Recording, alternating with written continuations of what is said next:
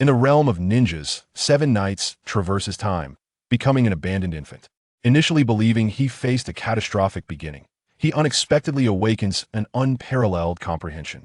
He embarks on the path of immortality, having comprehended the art of creation from the very start. Surprisingly, he catches the attention of Tsunade, who brings him home. From that moment forth, Konoha gains a true prodigy. Naruto, what on earth is flying immortality with a sword? Sasuke, why is my Sharingan unable to replicate his abilities? Sakura, power is inconsequential. I simply have an earnest affection for 7 Knights. Kakashi, are you jesting? With his level of power, you expect me to be his mentor? My guy, I beseech my master to impart the 9-turn body refinement technique. Jiraiya, so it turns out that true sages must undergo tribulations? Are we merely false sages? Hokage, what is this communicating with the ethereal? Is the Grim Reaper truly in fear of him? Tsunade, 7 Knights. Chapter 1. An unprecedented comprehension, discovered by Tsunade. In the 44th year of Konoha, following the conclusion of the Second Shinobi World War, by a gentle stream on the eastern side of the village, the water meanders past a nearby thicket.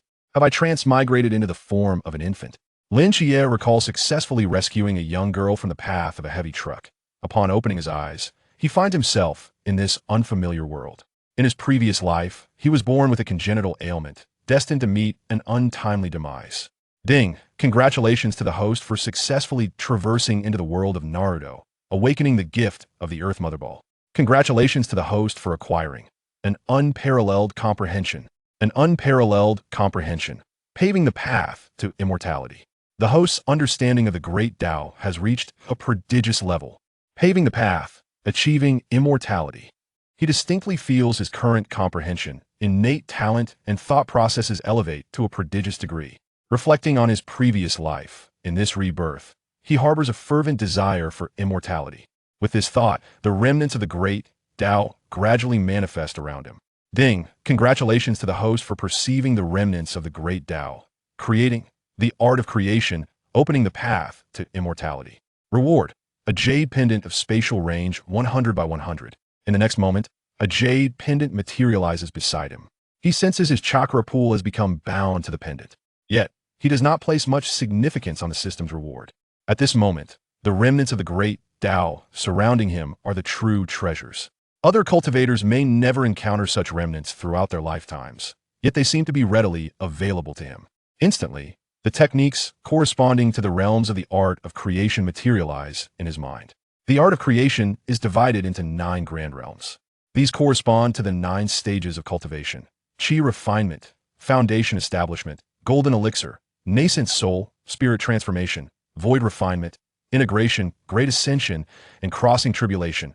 Upon reaching perfection, one can transcend to become an immortal. Since he has arrived, he shall settle in.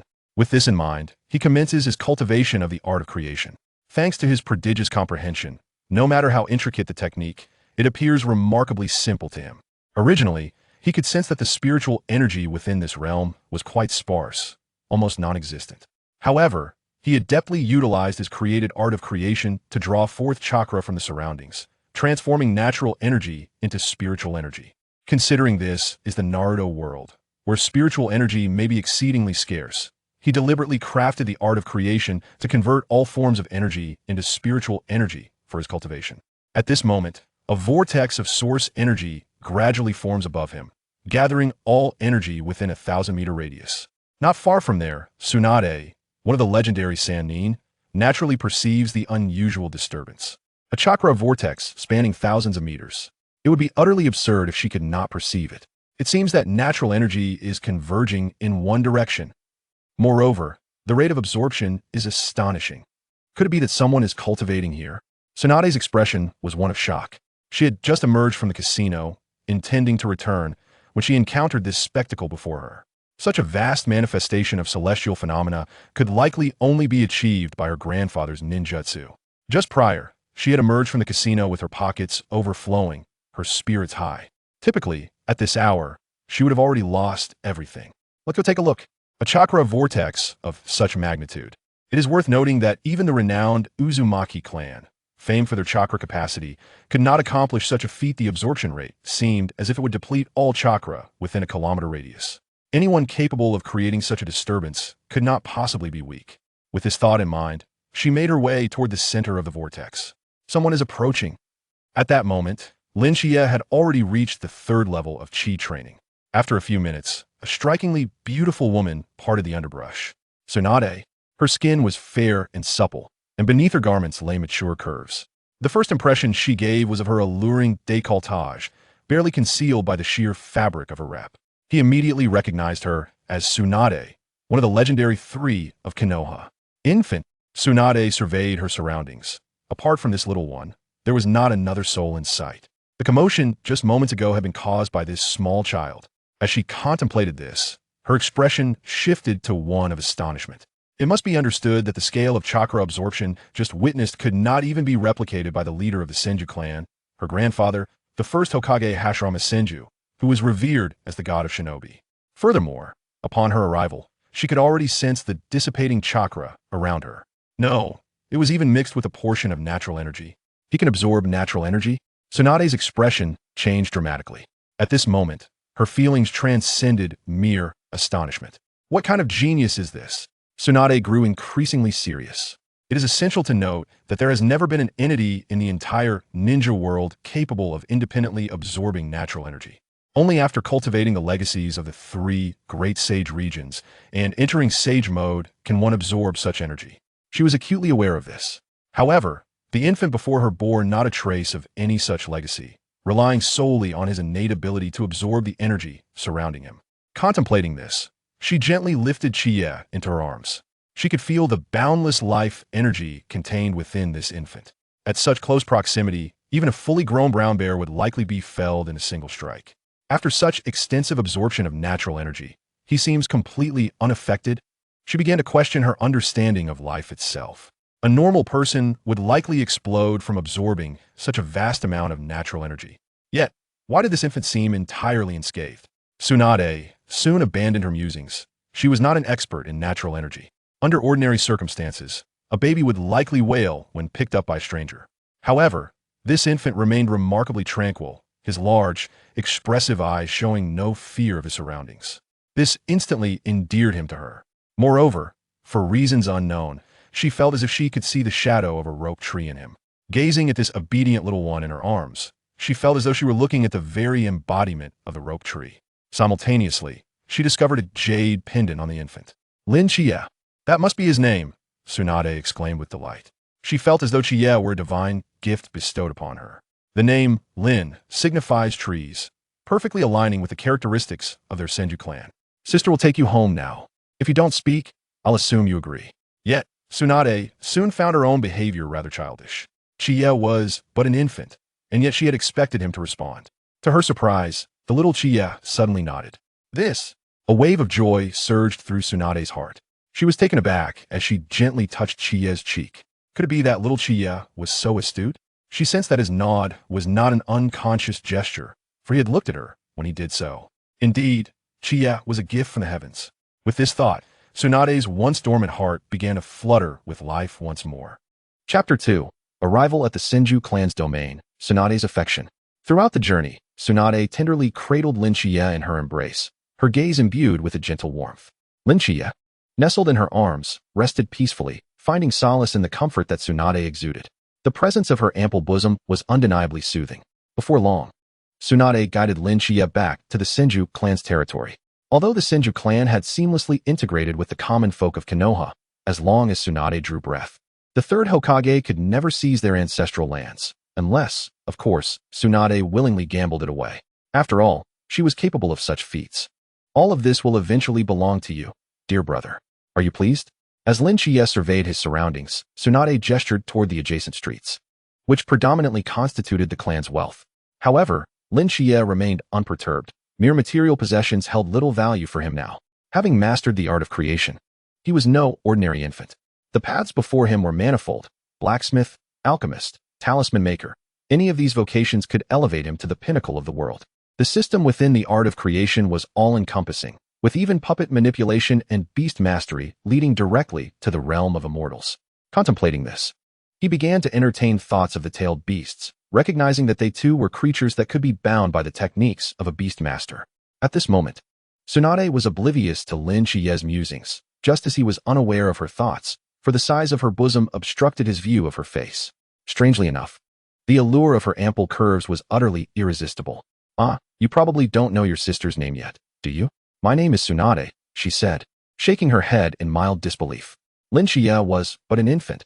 Would he truly be able to remember such a name? "Tsunade," a tender voice broke the silence, and Tsunade's eyes sparkled with astonishment. "Did you just call my name, Chiye?" she exclaimed, her disbelief evident.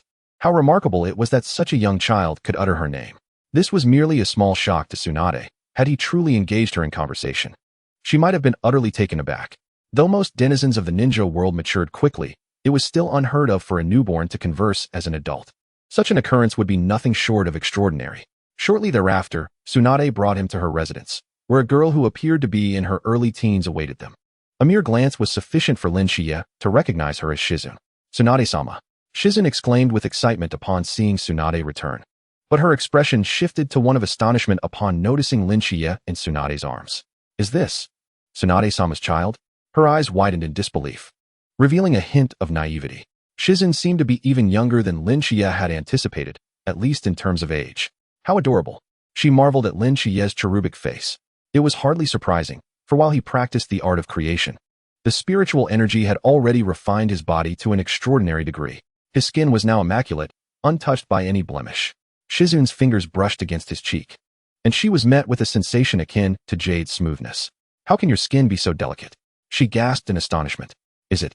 Tsunade, intrigued, reached out to touch as well. Indeed, his skin was smooth and pristine, devoid of any impurities. "This is unbelievable. I found him by the stream. How could he be so unblemished?" Tsunade pondered in disbelief. Nonetheless, she resolved to give Chiye a bath. "By the way, Tsunade-sama, where did you find this child?" Shizun inquired with curiosity, momentarily distracted by Lin Chiye's beauty. It was easy to forget such a crucial detail. "I discovered him by the stream near the village. His name is Lin Chiye. When I encountered him, he was absorbing chakra from the surroundings, gathering nearly all the chakra within 1,000 meters, Tsunade said, her expression turning grave. She had never witnessed anyone absorb chakra on such an exaggerated scale before. "Huh," Shizun exclaimed, her face a mask of disbelief. As a low-ranking ninja, she understood the intricacies of chakra absorption all too well. Even someone with considerable talent like her had taken 3 or 4 days to succeed in refining it. Yet, here was an infant capable of manipulating chakra over such a vast area. This revelation only deepened Shizun's feelings of inadequacy. "By the way, Shizun, how is the situation with your withdrawal from school progressing?" Tsunade recalled the matter she had entrusted to Shizun a few days prior. However, Lin Chiye's arrival had complicated her plans. Originally, she intended to take Shizun away from Konoha, but now, Lin Chiye's presence necessitated a reevaluation. After all, at his age, he could not accompany them on their travels. "I have already spoken with the third Hokage," she continued. Shizun, having no other relatives in Konoha, regarded Tsunade as her sole family. Yet, the thought of leaving Konoha made her somewhat reluctant, for she had forged bonds with her classmates over a long period. The sudden departure stirred feelings of melancholy within her. Moreover, her classmates had even organized a farewell party for her, which had deeply touched her. Rin, Yuhi Kurenai, Akamichi Choji, Nara Shikamaru, Asuma, and Guy had all attended, leaving Shizun feeling immensely grateful. However, she did not dwell too much on sorrow, as she believed they would meet again in the future. It was not a final farewell. Surely, they would still see each other again. Shizun, our plans may need to change." Tsunade's expression revealed a hint of guilt. "What do you mean?" Shizun was puzzled, her brow furrowing in confusion. "I mean, for the time being, we will not be leaving Konoha." Shizun's mind was flooded with questions. She had already said her goodbyes to her classmates, and the farewell party had concluded. Now, Tsunade was telling her they would not depart after all. This realization caused a glimmer of discontent to cross Shizun's face. Tsunade could only cough awkwardly, attempting to uphold her authority as a mentor. The awkwardness of the moment was palpable. "Do not worry, during this time, you can continue your studies at the Ninja Academy while also receiving my guidance." Tsunade was determined not to slacken her tutelage over Shizun. While they remained in Konoha, she would not concern herself with the affairs of the village. Chapter 3. Observing Sage Techniques, Comprehending the 9-Flower Immortal Dew Technique. At this moment, Tsunade's thoughts were consumed by the significance of Chiye's presence, which surpassed even that of Konoha itself. "Shizun, please prepare some warm water. I shall bathe Chiye shortly." "Understood, Tsunade-sama." Shizun did not hesitate and promptly set to work, genuinely fond of Lin Chiye. As she gazed upon his adorable visage, Tsunade couldn't help but tease him. Be good, Chiya. We will bathe together soon, so you must behave. As soon as Tsunade uttered those words, a sense of foreboding surged within Chiya. You're going to bathe me? Can I wash myself? He cast a glance at his current form. His suspicions were indeed accurate. Once Shizun had finished preparing the hot water, Tsunade actually cradled him and walked toward the bath. Shizun followed closely behind. Tsunade slowly removed her tea-green long robe edged in black, followed by a loose, sleeveless garment akin to a kimono. In the next moment, both Tsunade and Shizun stood before him, unabashed. To them, Nanao was merely an infant. What did it matter if they were exposed? With such a mindset, Tsunade personally began to cleanse Nanao's body. An hour passed. While the scene was visually indulgent, he was, after all, just a child. Thus, he could only feast his eyes, rendered powerless to do anything else. Furthermore, he was resolute in his aspiration to pursue the path of immortality, making it even less likely for him to be ensnared by beauty.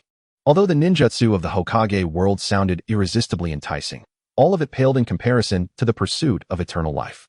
Moreover, the power levels of both parties were not even on the same plane.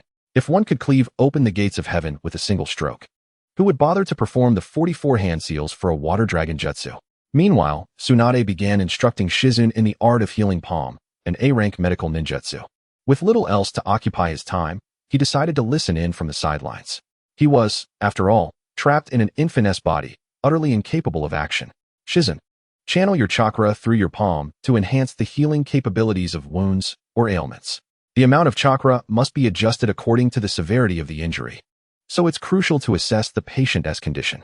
Excessive chakra output can disrupt the patient's internal circulatory system, leading to unconsciousness. Of course, healing palm was remarkably potent, effective not only for external injuries, but also for internal ailments. Tsunade merely stood beside Shizun, explaining the principles and general techniques. Typically, instructors demonstrate ninjutsu to their students, but Tsunade's hemophobia meant she could only impart theoretical knowledge, leaving the practical application to Shizun alone. I understand, Lady Tsunade, Shizun responded, her expression one of partial comprehension. Ding. Congratulations on observing healing palm, creating 9-flower celestial dew technique. Reward, 1,000 exquisite spirit stones. 9-flower celestial dew technique. By harnessing the spiritual energy of heaven and earth, it forms 9 drops of celestial dew, each capable of resurrecting the dead and mending bones with rapid efficacy. In the next moment, Nanao felt his spatial jade pendant brimming with exquisite spirit stones. Simultaneously, detailed information about the 9-flower celestial dew technique flooded his mind. Unlike healing palm, the capabilities of the 9-flower celestial dew were nothing short of terrifying. Even if one were half a step into the realm of the dead, a single drop of this dew could bring them back. Shizun, you should give it a try. I will change my clothes and return. Tsunade's bathrobe was becoming increasingly inadequate in concealing her figure, with her fragrant shoulders partially exposed and her long neck elegantly displayed. The robe clung tightly to her body, accentuating her curves. All right, Lady Tsunade. Shizun was eager to practice healing palm. With Tsunade present, however, she found it difficult to unleash her technique. The theoretical knowledge was already ingrained in her mind. What she lacked was practical experience. After Tsunade left, Shizun hesitated for a moment, holding a kunai, glancing between her left and right hands. What was she up to? Nanao lay on the bed, observing Shizun's uncertainty, bewildered by her intentions. His impression of Shizun was that of a gentle young girl, yet now, there was a stark contrast. Just as he prepared to watch the unfolding drama, Shizun suddenly looked in his direction. While he pondered her next move, Shizun turned her back to him, murmuring, Nanao is still an infant, I mustn't frighten him. Once turned away, Shizun pressed the kunai to her wrist, embodying the notion of self-sacrifice. However, it seemed she misjudged the pressure, resulting in a gushing flow of blood. What was happening? Shizun's face paled in terror. This was quite different from what Lady Tsunade had taught her. Her panicked demeanor caught Nanao's attention. Observing the copious blood loss, he immediately surmised. Shizun wouldn't be foolish enough to sever her artery, would she? It was evident Shizun hadn't considered the consequences. She merely intended to make a small incision to apply healing palm, only to inadvertently strike an artery. Lady Tsunade. She was about to call for help when she suddenly recalled Tsunade's phobia of blood. How foolish. Nanao shook his head inwardly. Vowing to recount the events of the day to Shizun when she grew up, he began to create some noise to draw Shizun's attention. Upon hearing the commotion, Shizun hurriedly pressed down on her wound and rushed to Nanao's side, attempting to comfort him while simultaneously employing healing palm. However, as it was her first time using the technique, not only did she fail, but her panic also exacerbated the bleeding. At that moment, Shizen was merely in her early teens, utterly terrified. Just then, a pair of tiny hands grasped her injured right hand. "No, you." Before she could finish her sentence, a drop of life-infused dew landed on her wound. A miraculous power began to heal her injury. This sensation was unlike healing palm. Its energy was gentle and remarkably effective. In the blink of an eye, the wound that had been gushing blood moments ago was completely healed, leaving no trace behind. "How is this possible?" Shizen exclaimed. "The wound has healed? Could it be that Nanao had just utilized healing palm?" Shizen suddenly speculated, gazing at Nanao as if he were a once-in-a-millennium prodigy. Reflecting on herself, she wondered why there was such a vast disparity. Despite having studied under Lady Tsunade for nearly a week, she had yet to fully master healing palm, while Nanao had seemingly surpassed her with just a glance. Nanao, aware of Shizen's misunderstanding, chose not to clarify. He merely found her character a bit naive. The events that had just transpired almost made him think of Obito. For only Uchiha Obito could reasonably accomplish such feats. Moreover, during this period, Obito had yet to succumb to darkness. Chapter 4, Bloodline Limit? No, this is the path of cultivation. Shizen carefully examined the location of her wound.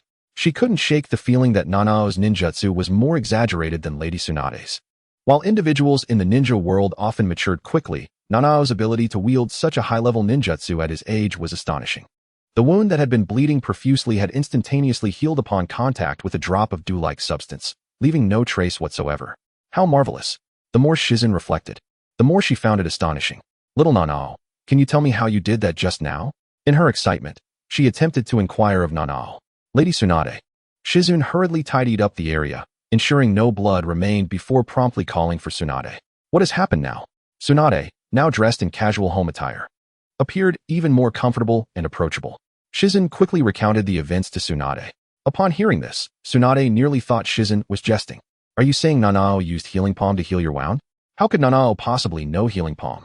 He has never been taught." Tsunade reminisced about her instruction of Shizen in the art of healing ninjutsu. It appeared that Shinya was also listening intently. But how old was Shinya after all? The complexity of mastering the healing techniques was classified as a rank, a feat Shizen had yet to fully grasp despite her prolonged training. Yet, the infant before her, little Shinya, seemed far too young to have acquired such skills. This left only one plausible explanation: the innate bloodline limit that Shinya possessed. A bloodline limit, indeed. Furthermore, it was a rare medical ninjutsu bloodline limit, virtually unprecedented in the entire ninja world. "Little Shinya, could you demonstrate that healing ninjutsu once more?" Tsunade gazed expectantly at Lin Shinya. "Ninjutsu? How pedestrian. This is clearly a cultivation technique." Lin Shinya thought with mild discontent. However, it was hardly surprising that they equated it with ninjutsu, given that the world of Naruto had not encountered cultivation techniques before. The swordsmanship they practiced was instinctively assumed to be healing ninjutsu. He felt no inclination to clarify. With that in mind, he once again summoned the surrounding spiritual energy. With his mastery at the third level of chi refinement, conjuring a drop of 9-flower immortal dew was a trivial task. In the next moment, the natural energy began to coalesce and transform around him, ultimately forming a drop of 9-flower immortal dew that floated gracefully in the air. "Lady Tsunade, this is how it was." At that moment, Shizen was nearly incoherent with excitement. Even Tsunade, the progenitor of medical ninjas, initially failed to recognize this as any form of ninjutsu. Was this the healing technique? Tsunade had never witnessed such a magnificent surge of life energy. Moreover, healing ninjutsu did not manifest in this manner. In an instant, the 9-flower immortal dew seamlessly merged into Tsunade's body. Once inside, it began to mend the hidden injuries she had sustained over the years. Although Tsunade was in good health, the scars from the second great ninja war lingered. Even she, as a medical ninja, could not entirely eradicate them. The essence of the 9-flower immortal dew coursed through her, not only healing her internal wounds, but also rendering her skin smoother and more radiant, effectively delaying the signs of aging. Tsunade instantly felt the transformation within her body. This was not merely healing ninjutsu. It was a technique far more advanced. In that moment, Tsunade was electrified with excitement. Her gaze was fixed intently on Lin Shinya, astonished by the immense surprise he had bestowed upon her. Having grown accustomed to Tsunade's dramatic reactions, Lin Shinya regarded this as merely the tip of the iceberg. It was hardly even a true cultivation technique. "Lady Tsunade, it seems little Shinya has fallen asleep," Shizen exclaimed as she noticed his closed eyes.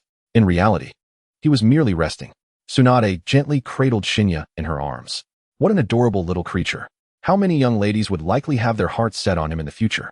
Tsunade had already resolved to consider Shinya her younger brother. It would be perfect to groom him as a medical ninja to carry on her legacy. Over the next month, Shinya spent nearly every moment alongside Tsunade and Shizune. Initially resistant to being bathed by Shizune, he struggled with the notion of gender propriety. However, his physical condition necessitated assistance. Most embarrassingly, Tsunade had truly intended to nurse him. Absolutely not. On this matter, Shinya resolutely maintained his boundaries. He would rather absorb the spiritual energy of the world than acquiesce. Once he reached the third level of chi refinement, he could temporarily practice fasting. Ultimately, Tsunade chose to relent in the face of his unwavering stance.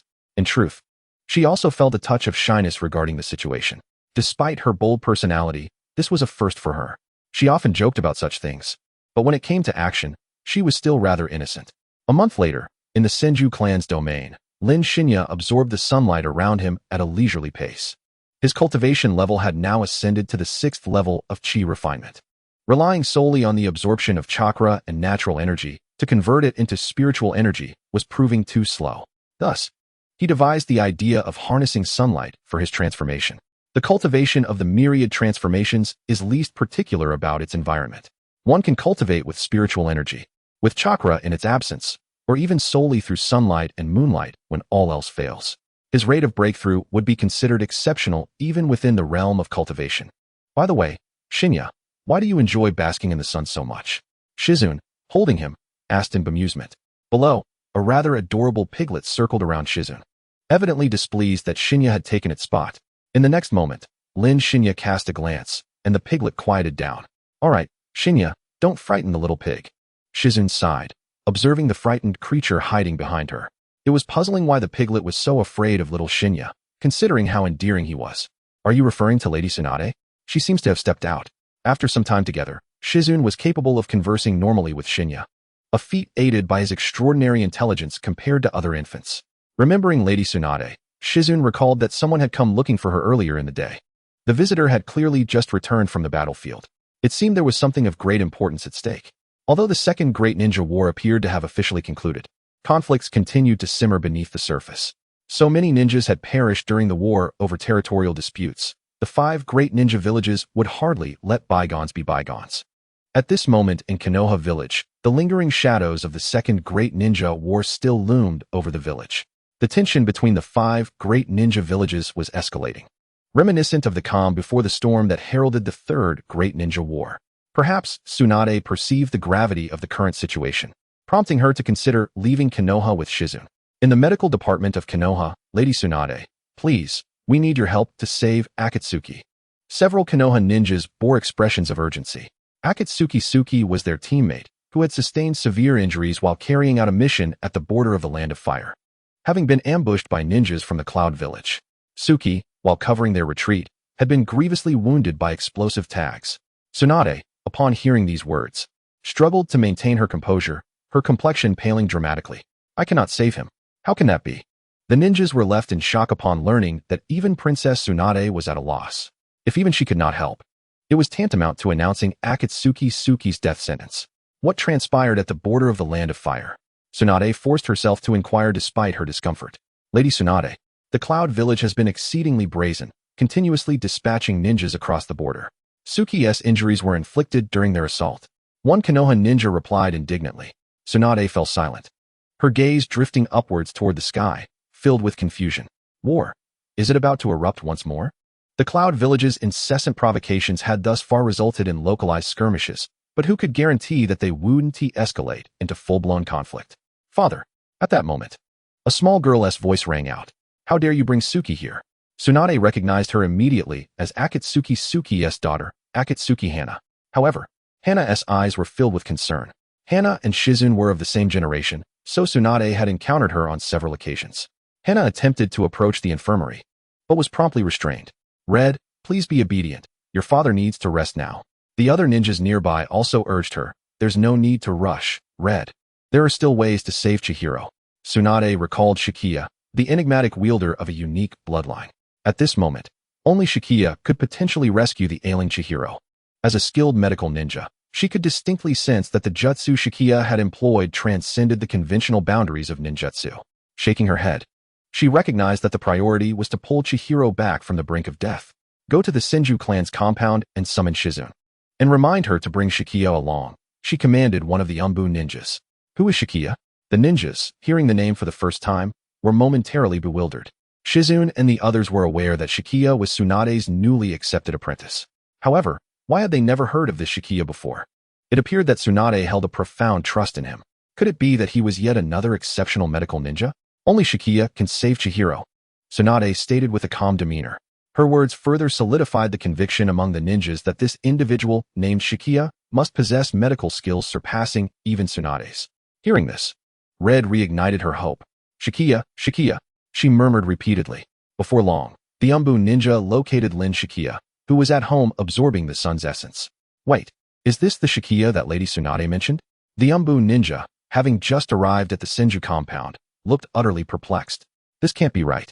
With that fox mask, he should be one of the third Hokage's Umbu. Lin Shichiya immediately recognized the identity of the ninja before him, yet he remained cautious. After all, the root members donned similar masks. Lady Tsunade has instructed you two to head to the medical facility, the Umbu ninja stated succinctly.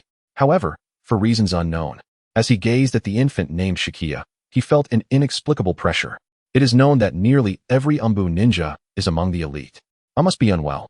The Umbu ninja shook his head, attributing his sensations to an illusion born of the mission. How could such an adorable infant exert such pressure? When Shichiya approached, he also brought along his specially assigned caretaker, Shizune. At least, that was what the Umbu ninja believed.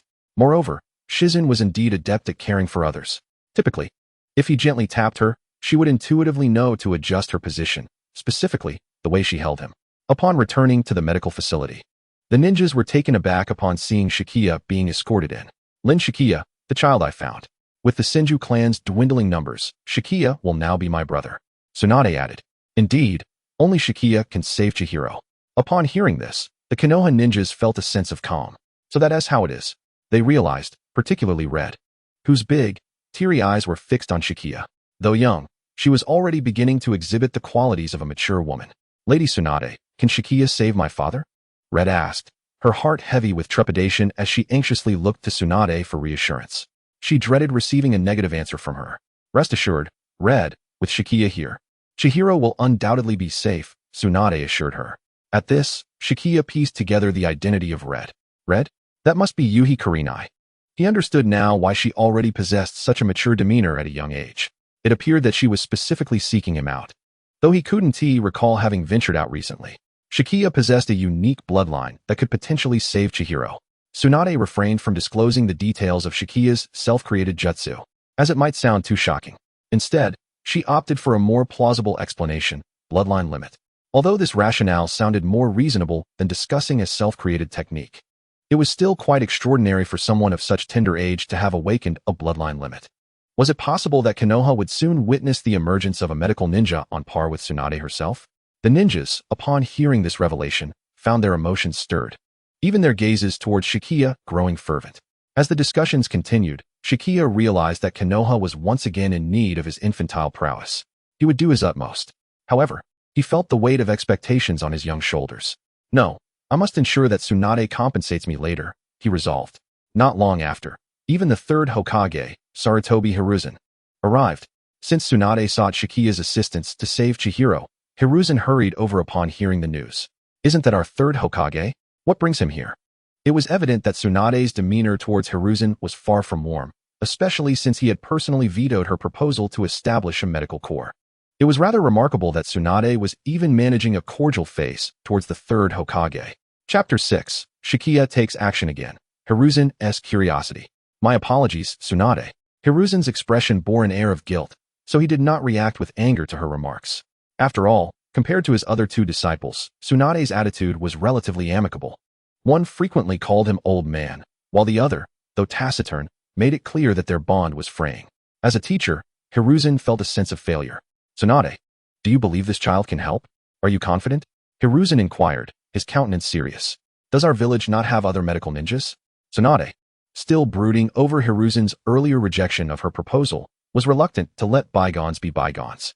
Never provoke a woman, for you cannot predict how long she will harbor a grudge. Hiruzen recalled that his earlier decision had been made out of necessity. I have never denied the significance of medical ninjas and hold great respect for their contributions during missions. However, the number of individuals with the potential to become medical ninjas within the village is regrettably scarce. He delivered his words with the usual political finesse. Low emotional intelligence. Medical ninjas aren't effective. High emotional intelligence. The village has too few individuals with the potential to become medical ninjas. Nevertheless, Hiruzen acknowledged the vital role played by medical ninjas, as they had now been integrated into Konoha's ninja system. Previously, there had been no distinction between medical ninjas and combat ninjas. After all, combat ninjas had merely learned basic medical techniques. Being a medical ninja did not exempt one from battle, nor did it mean that the three major principles for medical ninjas were established only after Tsunade became Hokage. Yet, Hiruzen found himself curious about how Shichiya would go about treating Chihiro. After all, given Shichiya's tender age, he should not be capable of performing sage techniques. Tsunade, however, felt a surge of pride at the thought of Shichiya's self-created jutsu. Shichiya was now her brother, and the more of a genius he became, the greater her joy. "Little Shichiya, it's your turn now," Tsunade said, leaning in to gently kiss Shichiya's forehead as a reward. This gesture left Shichiya feeling quite disgruntled. She was taking advantage of him. "Even if you are beautiful, you cannot simply kiss me without reason." Next, he shook Shizun's arm, and she quickly understood his intention. She cradled him as they entered the infirmary, accompanied by Red and Hiruzen. What was Hiruzen's purpose for entering? As the sun began to set, Hinata followed her father. Yet it could be said that lying on the bed was none other than her own father. However, Sarutobi Hiruzen appeared to be merely idle. Chi curled his lips in disdain. Hiruzen's unwavering gaze seemed to suggest a desire to observe how he would rescue the individual. "Father!"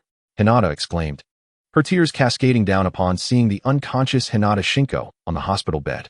It was evident that Shinko's injuries were grave, with wounds on his chest having penetrated his very organs. No wonder, aside from Tsunade, no one in Konoha dared to perform surgery. The explosive tags had inflicted damage to his internal organs, albeit not deeply. "Come on, little Chi-Yi, I believe in you," Kiko whispered encouragingly into Chi-Ye's ear. Even Hinata's face was etched with concern as she looked at him. "Concentrate." With his mastery at the 5th level of chi refinement, he was now able to condense 4 droplets of spiritual dew. What is this? Hiruzen, a renowned scholar in the ninja world, had never encountered such a technique before. It possessed no trace of chakra. No, it could neither be classified as ninjutsu nor as a bloodline limit.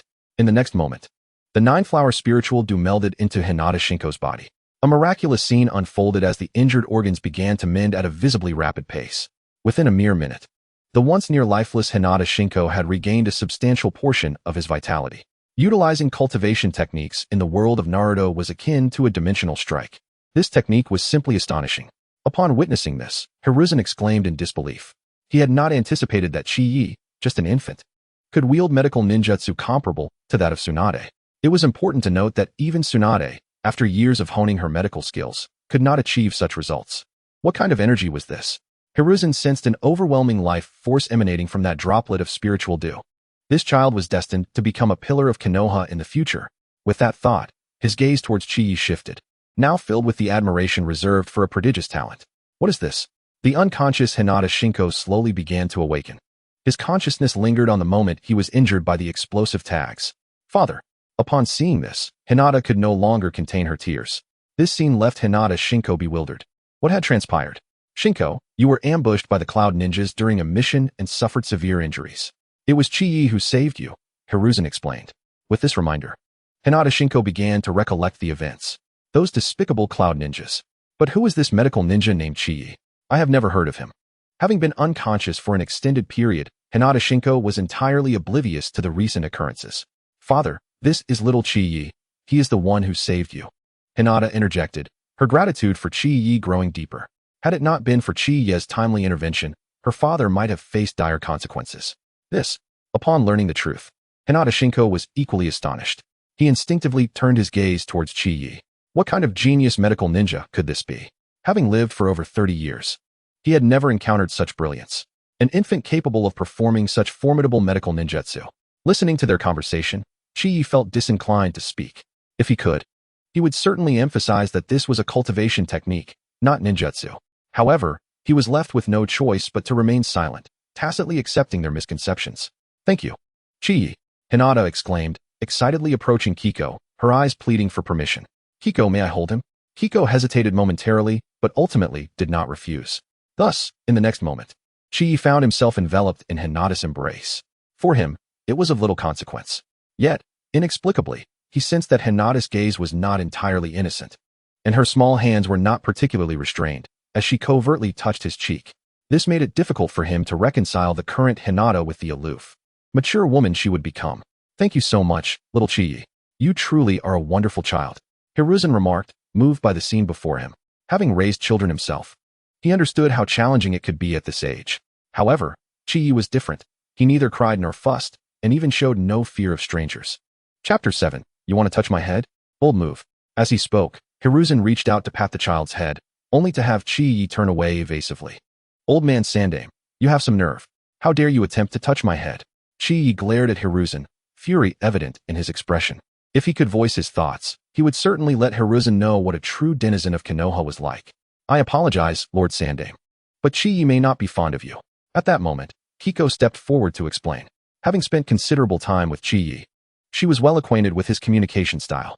Chi's earlier gesture clearly indicated his dislike for the Sandame. This, Hiruzen felt a bit awkward.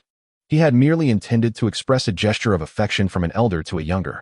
Never mind, he said, waving his hand dismissively as he slowly exited the hospital room. Once outside, Chi returned to Kiko's embrace. Upon leaving the room, a crowd of ninjas had gathered outside. "Lord Sandame, how is Shinko's condition?" Before Hiruzen could respond, Hinata Shinko stepped out himself. This sight left everyone astounded. What was happening? It was known that Hinata Shinko had been gravely injured when he was brought into the hospital. Yet, within mere minutes, he appeared to have fully recovered. It was truly miraculous. Even Tsunade was taken aback. She herself was uncertain about Chi's abilities, approaching the situation with a mindset of cautious experimentation. She had even prepared to remotely guide Kiko through the surgical operation.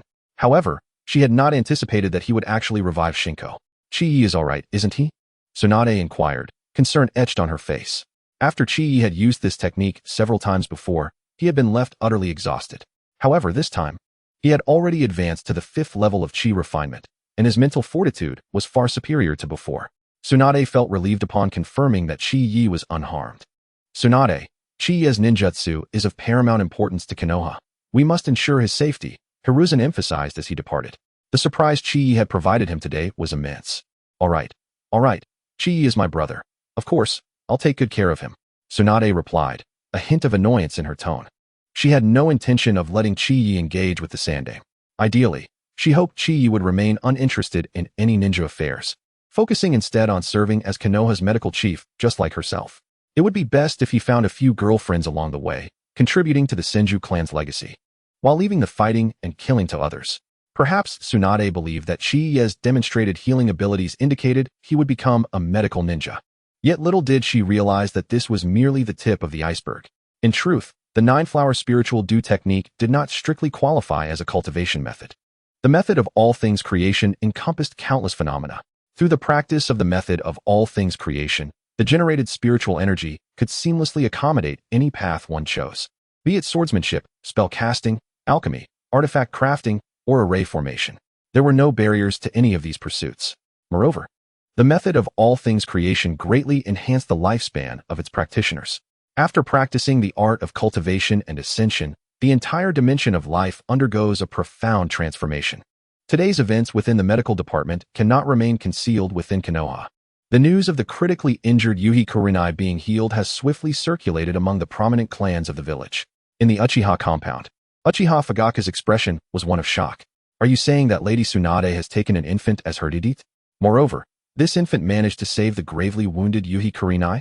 Although he understood each word, he found himself bewildered when they were strung together. Indeed, clan leader, Uchiha Hokage replied respectfully. Yuhi Kurenai had been sentenced to death by Lady Tsunade, yet her deity astonishingly brought him back to life. Hokage recalled the harrowing image of Kurenai being brought into the medical department. It was a sight of utter devastation, reminiscent of the time with Senju Rope Tree. Yet, from such a near-fatal condition, a child of less than a year managed to restore him. Senju Shichiya? Uchiha Fugaku pondered deeply. He had always believed that his son Itachi was exceptionally gifted, although he, as a father, found it difficult to vocalize praise. He internally acknowledged his son's extraordinary talent, perhaps even surpassing his own in his youth. However, he had not anticipated such a prodigious talent emerging from the Senju clan. A sense of crisis surged within him as the age-old enmity between the Uchiha and Senju clans resurfaced. Initially, Fugaku had relinquished his obsession due to the decline of the Senju clan, but the emergence of Shichiya shattered the current equilibrium. Suddenly, a thought struck him. I recall that Obito and Lady Tsunade's disciple, Shizune, are of the same generation, correct? Who? Hakadai inquired. The cheerful young man from our clan, Fugaku clarified. Oh, him. Hakadai exclaimed, suddenly recollecting the sole member who felt out of place within the Uchiha clan, Uchiha Obito. It would be beneficial for Obito to spend more time with Lady Tsunade's disciple. Fugaku's demeanor turned serious. The primary objective was to glean information about Shichiya from Shizune. I understand. Hakadai nodded. However, the Uchiha clan was not the only one concerned about Shichiya. As he saved Yuhi Kurenai, several prominent families in Konoha received the news almost simultaneously, all astonished by the abilities displayed by Shichiya at such a tender age. Naturally, this matter did not escape the attention of our 55th Hokage, Danzo. In the Hokage's office, Danzo proclaimed, Hizashi, this child Shichiya possesses immense potential. We must ensure he joins our route. It was evident he was already aware of Shichiya's exploits. That's impossible. Sarutobi Hiruzen furrowed his brow. The existence of Shichiya was no longer a matter solely concerning Tsunade. It affected all of Konoha. Considering Shichiya's enigmatic ninjutsu, which seemed entirely distinct from their current practices, combined with his current identity, Hiruzen could not possibly acquiesce to Danzo's request. At that moment, Danzo's frustration flared. He was intensely envious of the ninjutsu that Shichiya wielded. Hiruzen, only root can unlock Shichiya's full potential. Allowing Tsunade to care for him will only squander his gifts. Danzo retorted, his voice laced with urgency. Chapter 8. The Youth Ninjutsu Tournament, Young Obito. Danzo's words, however, ignited Hiruzen's ire. Danzo, your reach within root has extended too far. Hiruzen glared at him, his expression resolute. Once again, Danzo felt an unexplainable surge of rage at Hiruzen's words. Shichiya's immense potential, having awakened a rare bloodline limit at such a young age, was not something to be trifled with. Do not lay your hands on him. Hiruzen's stance became unwavering when it came to Shichiya. Unlike others, Shichiya's potential could reshape the future of the shinobi world. Such a talent must not fall into Danzo's hands. Hiruzen, entrust him to me, and I shall cultivate him into a top-tier ninja. Danzo stepped forward, eager to continue his argument. However, Hiruzen waved his hand dismissively. There's no need for that. Even without you, Shichiya will undoubtedly become a top-tier ninja. He brushed aside Danzo's assertions, confident in Shichiya's innate talent. Danzo scoffed, his expression filled with dissatisfaction. You will come to regret this, Hiruzen. Danzo, I am the Hokage. With a furious gesture, Danzo stormed out, slamming the door behind him. For a considerable time thereafter, Shichiya remained untroubled. Thanks to Tsunade's esteemed reputation in Konoha, coupled with Hiruzen's scrutiny, few dared to disturb him. Nevertheless, he did not abandon his training. By day, he practiced the art of creation to absorb sunlight energy, and by night, he harnessed the energy of the moonlight. In less than a few months, he reached the 7th tier of chi cultivation. In the southern streets of Konoha's main district, he strolled leisurely under Shizune's guidance, as she believed he might find his time spent in the Senju compound somewhat dull. Konoha, having emerged from a brief period of peace following the Second Shinobi World War, was thriving, especially on this Sunday, as the streets bustled with activity. Shizune was suddenly captivated by the youth ninjutsu tournament taking place nearby. Shichiya, look at all those people. Let's go have a look, she exclaimed, pointing toward the tournament. This event had been a long-standing tradition, organized by a ninja tool shop owner to attract customers. To encourage participation from the students of the Ninja Academy, the shop owner even offered several rare ninjutsu and instructional texts as prizes. It was worth noting that for the academy students who had yet to graduate, the only techniques they could master were the fundamental body substitution techniques. Although the shop owner provided only some C-rank ninjutsu, it remained a cherished opportunity for the average student. Shizune led Shichiya closer to catch a glimpse of the competition. What? This time, the rewards for the Youth Ninjutsu Tournament even include a detailed explanation of the Sage Art. Shizune's breath quickened. She had yet to master the Sage Art, as Lady Tsunade had been unable to personally instruct her due to various circumstances, leaving Shizune struggling to grasp it after 3 days of effort. Excuse me, shopkeeper. May I ask which ninja authored the explanation of the Sage Art? Shizune inquired eagerly. Upon hearing the question, the shop owner turned to face her. This explanation of the Sage Art is remarkable. I acquired it from a ninja master through a fortunate encounter, and I paid a considerable price for it, he boasted proudly, standing tall despite his age. I can assure you, This explanation is truly worth its weight in gold. The shopkeeper chose to keep some suspense, exuding confidence. Among his offerings, this was the most precious ninjutsu available. Regrettably, most participants in the youth ninjutsu tournament seemed more focused on the fire release, Phoenix fire technique, and wind release, great breakthrough, which disheartened him. Shichiya, come on, let us go check it out, Shizen said, her excitement palpable. Shichiya discerned at a glance that Shizen likely wished to attend herself, thus using him as an excuse. However, he was too indifferent to pursue the matter further, for he had already spotted a few familiar faces amidst the crowd. Obito, Rin. Shizen was taken aback to see such familiar figures here. It's Shizen. Both Noira Rin and Uchiha Obito greeted her with enthusiasm. Oi, don't forget about me, the young Asuma declared with discontent. He felt as though he had been relegated to the same status as Might Guy. With that thought, Asuma cast a glance at the spirited Might Guy beside him. By the way, Shizen, who is this in your arms? Noira Rin inquired curiously, eyeing Shichiya nestled within Shizen's embrace. The moment Shichiya appeared, he captured the attention of everyone present. So adorable, Rin exclaimed. Asuma, upon seeing the child in Shizen's arms, bore an expression of realization. Is this the prodigious boy whom Lady Tsunade holds in such high regard, having awakened an unparalleled bloodline limit at such a young age? The thought of the old man's unwavering esteem sparked a twinge of resentment within Asuma. A child. How powerful can he truly be? Moreover, he is merely a medical ninja. This is Lady Tsunade's younger brother, Shichiya, Shizen introduced warmly. Lady Tsunade's brother? The expressions of Obito and the others shifted to one of utter astonishment. They had not anticipated that the child in Shizen's arms would possess such a remarkable background. Incredible. Obito revealed an envious expression. Although he was a member of the strongest Uchiha clan in Konoha, the title of the strongest seemed utterly disconnected from him. Lacking the Sharingan, he found himself at the bottom of the rankings. Yet, this did not deter his spirit.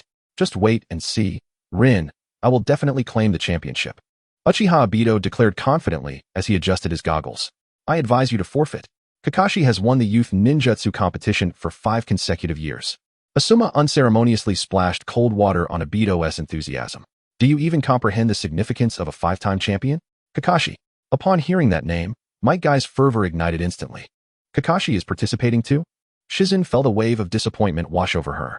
Although she yearned for an in-depth understanding of the sage arts, she lacked the confidence to defeat Kakashi.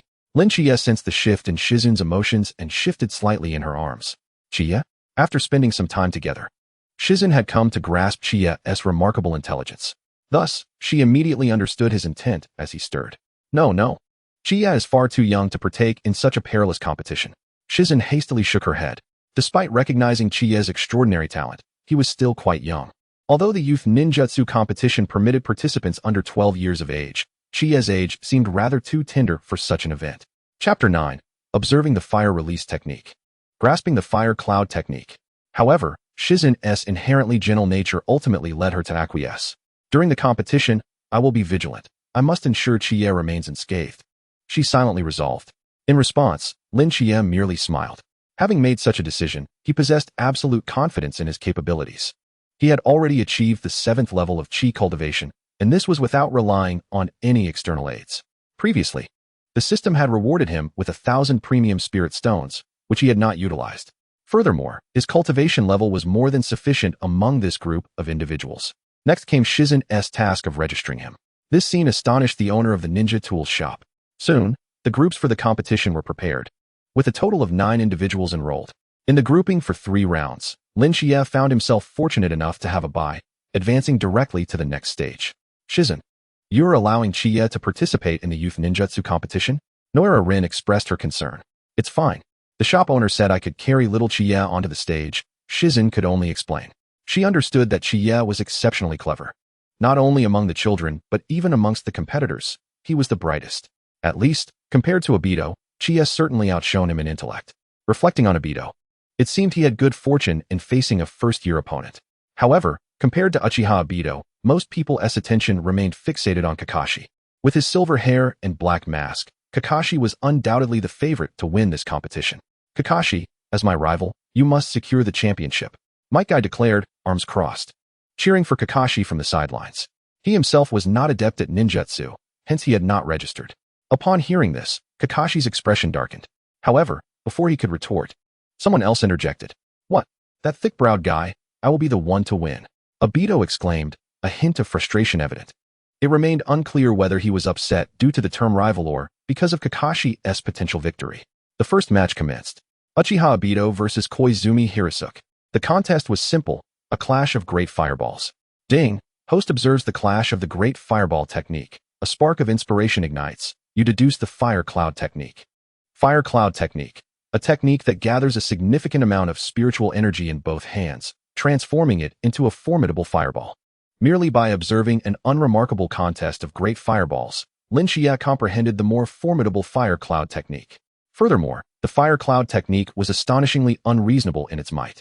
Even without practice, it would grow stronger with the passage of time. Only those of extraordinary talent could hope to master it. Unbelievable, it's too painful to watch. On the other side, Asuma could no longer bear to witness the scene. Uchiha Obito was engaged in a fierce exchange with a first-year student, while Kakashi effortlessly concluded his match with a single jutsu. Ultimately, Obito emerged victorious in this lackluster contest, a sentiment shared by the onlookers. After a brief intermission, the competition proceeded to the second round. Very well, let us advance to the second round of confrontations. Shichiya versus Uchiha Obito. When this news broke, Obito felt he had struck gold. Among the upcoming opponents, Kakashi was the most formidable. He had spent considerable time alongside Kakashi, who had graduated at 5 and become a Chunin at 6. His talent was prodigious among them. On the other side, Kakashi became intrigued. It was his first time witnessing someone so young participate in the ninjutsu competition. Soon, Shichiya, under Shizin's guidance, arrived at the competition stage. Shizin. Perhaps it would be best for little Shichiya to concede. I won't hold back. Uchiha Obito asserted confidently. Shichiya told me that to ensure fairness, he can use just one hand. Shizin relayed Chiya's intent. The surroundings fell into a hushed silence. Do not underestimate me. Fire release, great fireball technique. Uchiha Obito unleashed his signature great fireball technique, swiftly forming hand seals and expelling a fireball half his height. Fire cloud technique. Shichiya merely drew upon the spiritual energy within him with a calm demeanor. What is this? For some reason, Kakashi's expression grew grave.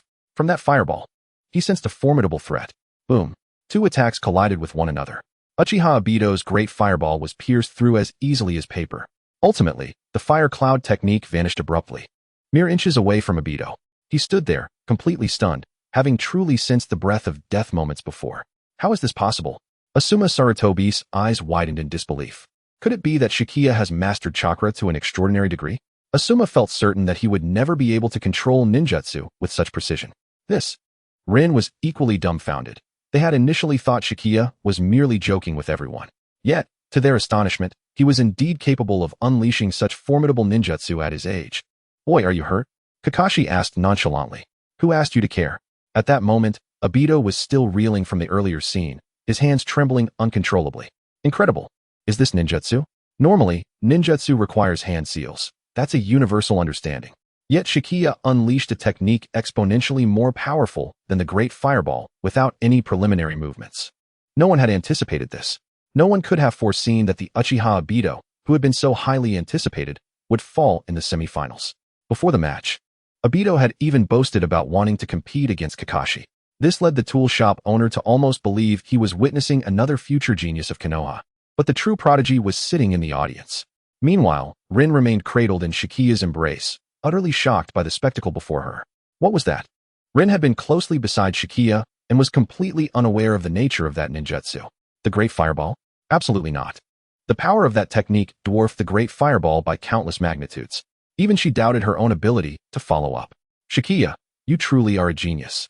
However, upon thinking of the upcoming prize, Rin's mood suddenly turned exuberant. Go for it, Shichiya.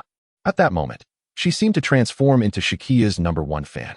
Chapter 10. The Thunderous 3000 Strikes, Kakashi's Defeat. On the other side, Kakashi took the match seriously. In previous rounds, he had only casually employed some C-rank techniques. Now, as he faced a member of the Uchiha clan, he was prepared. I want to be like that guy Obito. Uchiha Tetsuhika entered with a fierce air.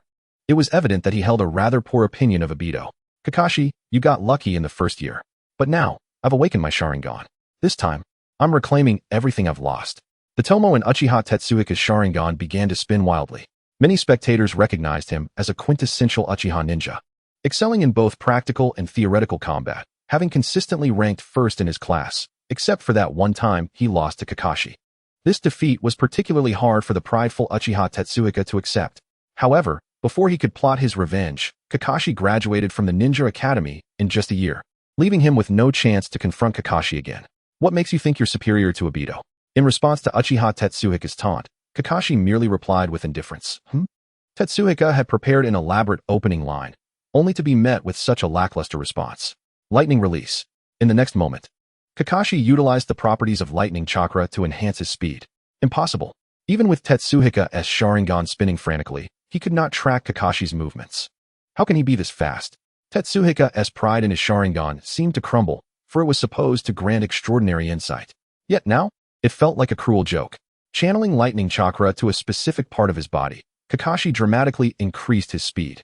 Shichiya instantly discerned the essence of this technique. It appeared to be an incomplete version of the Chidori, lacking an offensive capability. Under the stimulation of lightning chakra, his speed surpassed that of the average ninja. Ding! Congratulations. Host, on observing lightning release ninjutsu and comprehending the supreme body technique, 3,000 strikes of thunder. 3,000 strikes, an ultimate speed technique. Divided into 3 tiers, Thunder Flash, Thunder Moment, and 3,000 strikes. In the next instant, he mastered the 3,000 strikes to perfection. Concurrently, Uchiha Tetsuhiko quickly found himself defeated. I lost. Tetsuhiko was sent flying, a picture of utter humiliation. Uncertain if Kakashi had acted with ulterior motives, he left the arena, his face a mask of frustration. As he exited, he cast a furious glance towards Kakashi on the stage. Next, the competition reached its most crucial phase, the finals. The owner of the ninja tool shop made a few remarks that invigorated the atmosphere around them. Go, Shichiya. Defeat Kakashi. Uchiha Obito unhesitatingly chose Shichiya over Kakashi, for only by Shichiya's strength could Obito validate his own defeat. Thus, Kakashi, my apologies. Under Rin's guidance, Shichiya returned to the arena. Normally, both parties would form a stance of opposition, yet Shichiya's youth rendered that impossible. There was only one chance. In an instant, Shichiya assessed the situation on the field. Lightning release. The next moment, Kakashi's figure surged forward like a bolt of lightning towards Shichiya. For reasons unknown, the pressure from his opponent was overwhelming. That ninjutsu requiring no hand seals was certainly beyond Shichiya's capacity to withstand. Thus, to avoid being struck by Kakashi's fire ninjutsu, he exerted all his strength from the outset, leaving no room for concealment. Kakashi was truly going all out. Mike noticed immediately that Kakashi was holding nothing back. No way. Asuma was equally astonished at this turn of events. Had Kakashi truly been pushed to such extremes? Unbeknownst to the surrounding crowd, it wasn't just the students of the Ninja Academy who were captivated. Even many elite ninjas were drawn to the unfolding drama. Minato, look, that's the son of Lord Tsukumo, Hatake Kakashi, exclaimed a woman with fiery red hair. Although she spoke of Kakashi, her gaze remained fixed on Shichiya. Kushina. That one is Tsunade's younger brother, Shichiya. As a member of the elite class, Minato had heard tales of Shichiya's exploits, thus recognizing the child in Rin's arms. How adorable. Kushina was instantly captivated by Shichiya's charm, barely registering Minato's words. I must return to the Senju clan and introduce myself. And perhaps visit my sister Tsunade. At that moment, Kushina was resolute in her decision. Meanwhile, Minato silently observed the duel unfolding before him. Kakashi's speed was remarkable. At least for someone of his age, no one could perceive his trajectory. Yet, alas, the effects of 3,000 strikes were even more formidable. Fire Cloud Technique. Once again, that ninjutsu. A profound sense of crisis surged within Kakashi's heart. Impossible. How could he detect me at such speed? He first threw a shuriken, hoping to disrupt his opponent. However, an unsealed ninjutsu was not so easily interrupted. Shadow Clone Technique. Sensing the impending crisis, Kakashi instinctively unleashed the Shadow Clone Technique. In the blink of an eye, 3 identical Kakashis materialized, indistinguishable from one another. It was indeed the Shadow Clone. Asuma immediately recognized this jutsu. Wait, isn't this just the clone technique? Obito had always believed it to be the basic clone technique. This, Shichiya, without a moment's hesitation, unleashed the Fire Cloud Technique towards a kunai that had gone unnoticed by everyone else. Ever since he cultivated the Universal Creation Technique and opened his chakra sea, his perceptive abilities had reached an extraordinary level. Thus, he naturally sensed the anomaly on the kunai. Boom. With his final strike, he tempered the force of the Fire Cloud Technique. The kunai was instantly revealed, sending Kakashi's figure hurtling backward for several meters. And this was after he had intentionally held back. After his real body was injured, the 3 shadow clones dissipated completely. Kakashi had actually been defeated? Asuma felt overwhelmed. The Kakashi, who had always been regarded as a paragon by his family, had lost so decisively. What on earth was happening? Why was Kakashi on the kunai? Only Obito remained bewildered, unable to comprehend the unfolding events. In his memory, Kakashi's real body should have been among the 3 shadow clones, right? Chapter 11. We are champions. The police force is looking for trouble. Foolish Obito, can't you see what's happening? Those 3 shadow clones were merely for visual deception. The true body had always been concealed within the kunai. Asuma explained to the oblivious Uchiha Obito. However, to be fair, he was somewhat late to the realization. It was only when Shichiya forced Kakashi back to his true form that he recognized it. No wonder the old man valued him so highly. At this moment, he began to grasp the situation. He knew his father's temperament better than anyone. With this in mind, Asuma's gaze towards Shichiya grew more respectful. Such formidable ninjutsu. Meanwhile, the ever-observant Minato was astounded by this no-hand seal ninjutsu. A technique that could be unleashed without hand signs was precisely what Minato had always aspired to achieve. Furthermore, Shichiya's fire cloud technique had sparked some inspiration within him. Minato thought to himself, that child is truly remarkable. At such a young age, he can unleash jutsu that rivals A rank. In contrast to Minato's focus, Kushina was completely taken aback by Shichiya's displayed prowess. As far as she knew, Kakashi had already become a chunin several years ago. Yet, before Shichiya, he couldn't even muster a countermeasure. Truthfully, if it weren't for her unique perceptive abilities, she wouldn't have even realized that the kunai had been Kakashi's true body. This child named Shichiya is destined to become a pillar of Konoha in the future. Minato's thoughts were less complicated. He simply felt that this child named Shichiya had boundless potential ahead of him. No one could have anticipated that the 5-time reigning youth ninjutsu champion, Hatake Kakashi, would be defeated without even landing a single blow. When the ninja tool shop owner uttered these words, Kakashi's face darkened. Nevertheless, he cautiously glanced at Shichiya. This child is exceptionally strong, but I will not be defeated. Kakashi believed that neither he nor his opponent had reached their peak yet. There was still ample room for growth in his future, and his chakra had significant potential for improvement as well. After all, his opponent was merely a child who had never attended a ninja academy. Today I have lost. With that, Kakashi departed from the competition arena alone. Kakashi acknowledged the strength of his opponent, yet he was resolute in his refusal to give up. We won. We are champions. In that moment, Shizune was overwhelmed with excitement. Shichiya had actually defeated Hatake Kakashi in a single move and claimed the championship. It felt like a dream. Shichiya nudged Shizune, reminding her that his purpose for participating in the competition was to help her acquire the detailed ninjutsu explanation of the palm technique. Surely, she didn't think he had entered the competition solely for a few C-rank jutsu. Shichiya is the best. Unable to contain herself, Shizune planted a kiss on Shichiya's cheek. Even the usually reserved and demure girl could experience moments of shyness. Thank you, Shichiya. Reflecting on her struggles to fully master the palm technique, Shizune felt a twinge of disappointment. She didn't want to let Lady Tsunade down. Thus, when she learned about the detailed explanation of the palm technique during this competition, her interest was piqued. However, she was left wondering which teacher had annotated the ninjutsu explanation.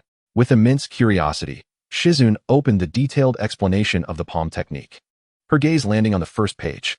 Author, Tsunade. Lady Tsunade. In the next moment, her expression went blank. The stark contrast between her earlier excitement and her current disappointment was staggering. Let me tell you, I paid a hefty sum to obtain this book from Lady Tsunade. The ninja tool shop owner wore a proud expression. This is Princess Tsunade, one of the legendary 3. How valuable is that? Shizune could only force a bitter smile. How foolish of me. I should have seen this coming. The most renowned medical ninja in the entire ninja world is Lady Tsunade. If even she couldn't teach me, how could anyone else? Shichiya, nestled in Shizune's embrace, also caught sight of the detailed explanation of the palm technique. He showed no reaction.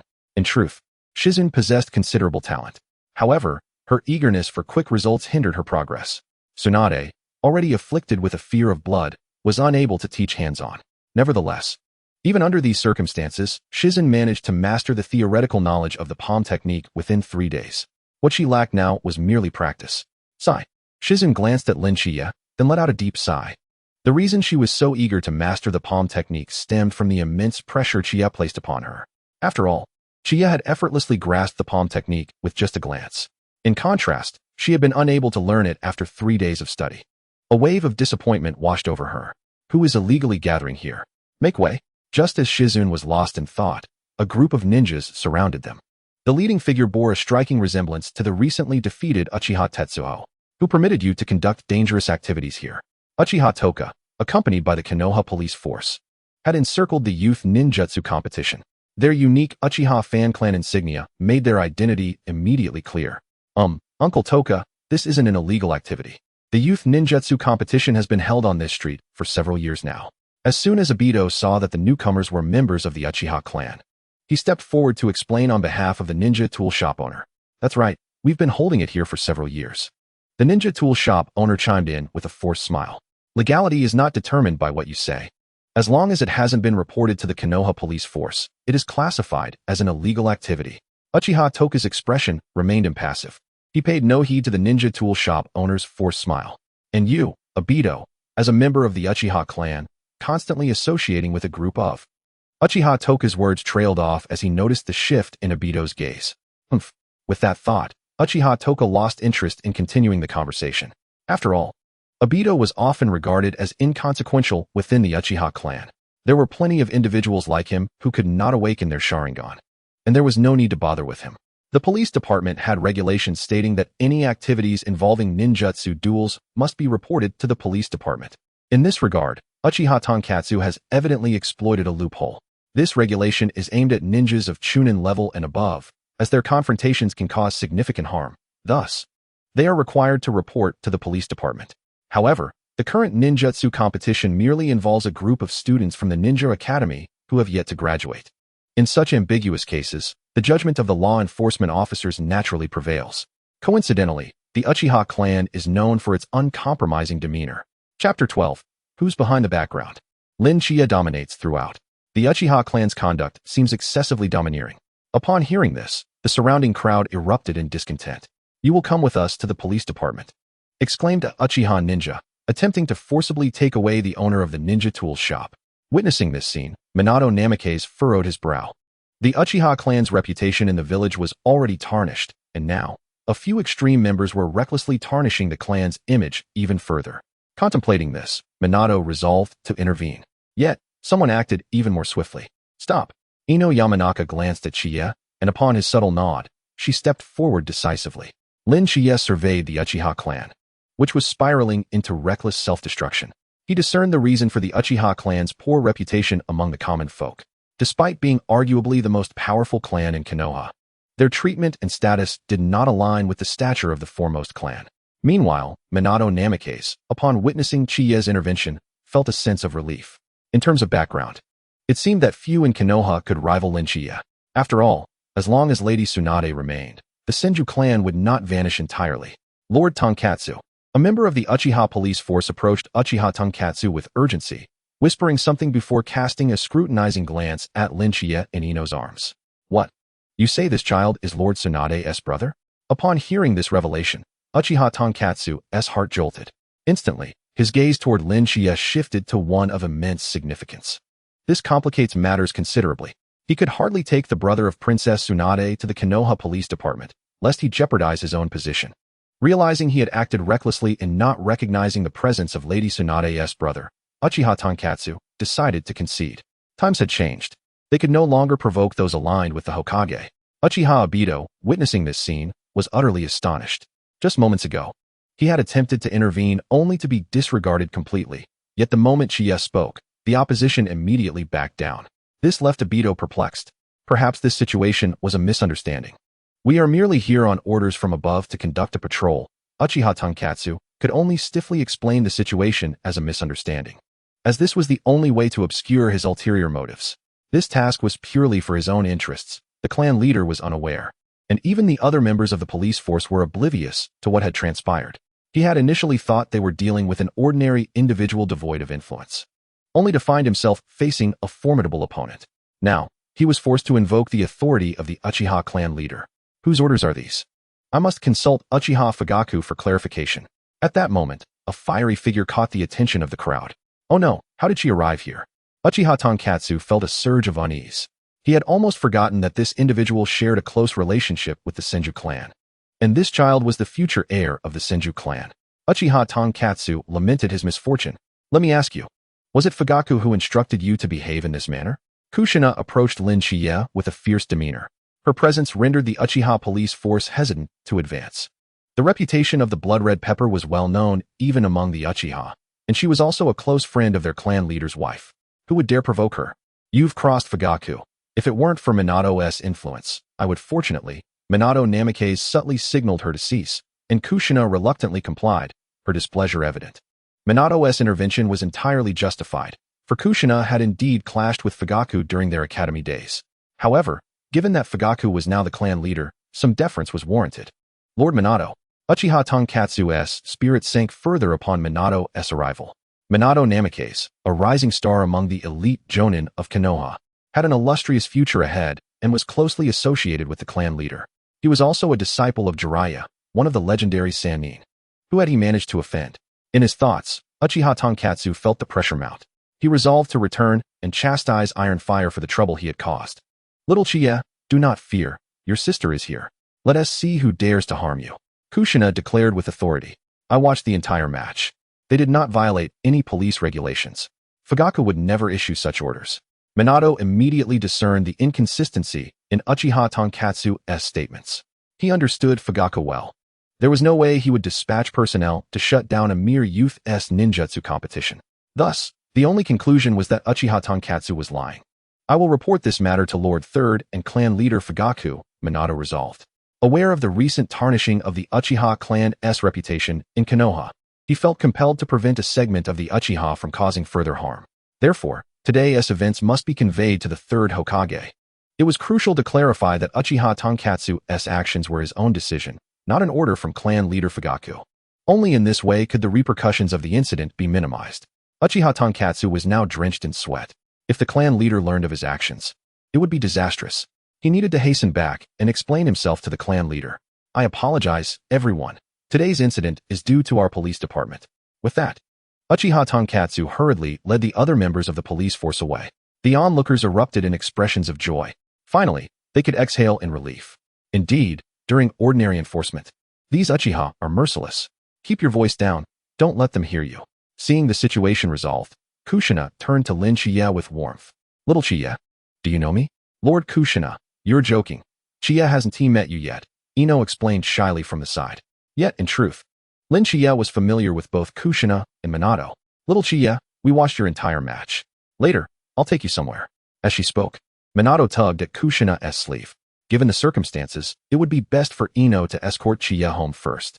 After some contemplation, Minato articulated his thoughts. That makes sense. Kushina concurred with a smile.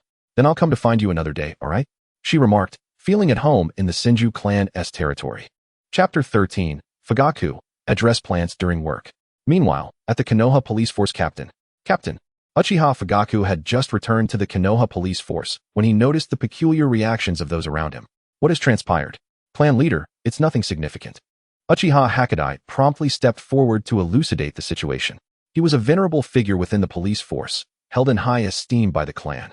Thus, Uchiha Fugaku often sought his counsel on various matters. That is fortunate. We, the Uchiha clan, must strive to avoid unnecessary conflicts during these turbulent times. Uchiha Fugaku remarked coolly as he returned from the Hokage's office. He had just learned from the third Hokage that many ninja villages were becoming increasingly restless, particularly Kumogakure and Kirigakure. Not long ago, Kumogakure had launched an attack near the borders of the Land of Fire, targeting Atsutsuki no Kori, resulting in 3 fatalities, including Atsutsuki no Kori and 2 others sustaining severe injuries. Fortunately, thanks to Lady Tsunade's newly acquired apprentice, the life of Atsutsuki no Kori was spared. Such medical ninjas command respect wherever they go, especially with the looming possibility of war in the shinobi world. It was imperative to maintain a good rapport with a medical ninja at this juncture. It seemed prudent to encourage Mikoto to spend more time with Kushina, Uchiha Fugaku contemplated. By the way, clan leader, what was the reason for the sudden summons from the Hokage for a meeting? Uchiha Hakadai inquired. Combat missions. Uchiha Fugaku's declaration caused a wave of shock to ripple through the surrounding members of the Uchiha clan. Combat missions? Uchiha Hakadai asked cautiously, as such missions had not been issued in years. Could it be that war was on the horizon once more? Uchiha Fugaku nodded slightly. In the disputes among the great ninja villages, Konoha has not merely adopted a stance of forbearance. The third Hokage, alongside Nara Shikaku, has devised a detailed infiltration strategy targeting the most aggressive of the ninja villages. The elite jonin tasked with executing this mission include Orochimaru, Hatake Tsukumo, Danzo, and myself, along with Kamizuki Chitose. Orochimaru will infiltrate Kumogakure to exploit the emotional instability of the Jinchuriki of the Eight Tails to carry out an assassination. Mission rank, SS. Hatake Sakomo and Danzo will infiltrate Sunagakure, with Danzo drawing fire from the side, while Sakomo detonates the supply depot of Sunagakure. Mission rank, SS. As for myself and Kamizuki Chitose, we are charged with infiltrating Kurogakure to eliminate the Jinchuriki of the Three Tails. Mission rank, SS. Uchiha Fugaku was not surprised by the assignment of such a mission. Ultimately, a confrontation among the 5 great ninja villages was inevitable. Rather than waiting passively for that moment, it was better to take the initiative. Clan leader. At this moment, Uchiha Koka returned with a group of police force members, his expression revealing an unmistakable unease. Have there been any external missions for the police force recently? Uchiha Fugaku inquired tentatively upon seeing Uchiha Koka return, a sense of foreboding lingering in his heart. Well, clan leader, Uchiha Koka faltered, feeling conflicted. He dared not conceal any information, for it was clear that the clan leader would likely trust the Jonin Minato more than him. Subsequently, Uchiha Koka reported the events without alteration. Upon hearing the details, Uchiha Fugaku fell into a profound silence. Clan leader, I truly followed protocol. Koka pleaded. Silence. How many times must I remind you to refer to plants during work? Understood. Captain. Uchiha Koka was drenched in sweat. Do you even comprehend who you have provoked? Uchiha Fugaku chastised sternly. Nanaya intervened to save Akatsuki no Kori not long ago. Even the third Hokage holds him in high regard. Not to mention, he is Lady Tsunade's brother. What were you thinking? Uchiha Fugaku lamented, feeling exasperated. The Uchiha clan's position was precarious, yet the clansmen remained oblivious, lost in the illusions of the past. Captain, I realize my mistakes. Uchiha Koka expressed with deep remorse. The atmosphere grew heavy with silence. As for Lady Tsunade, I will personally apologize. As for you, Uchiha Fugaku regarded Uchiha Koka, who was indeed a vital member of the Uchiha clan. You need not wear that police uniform any longer.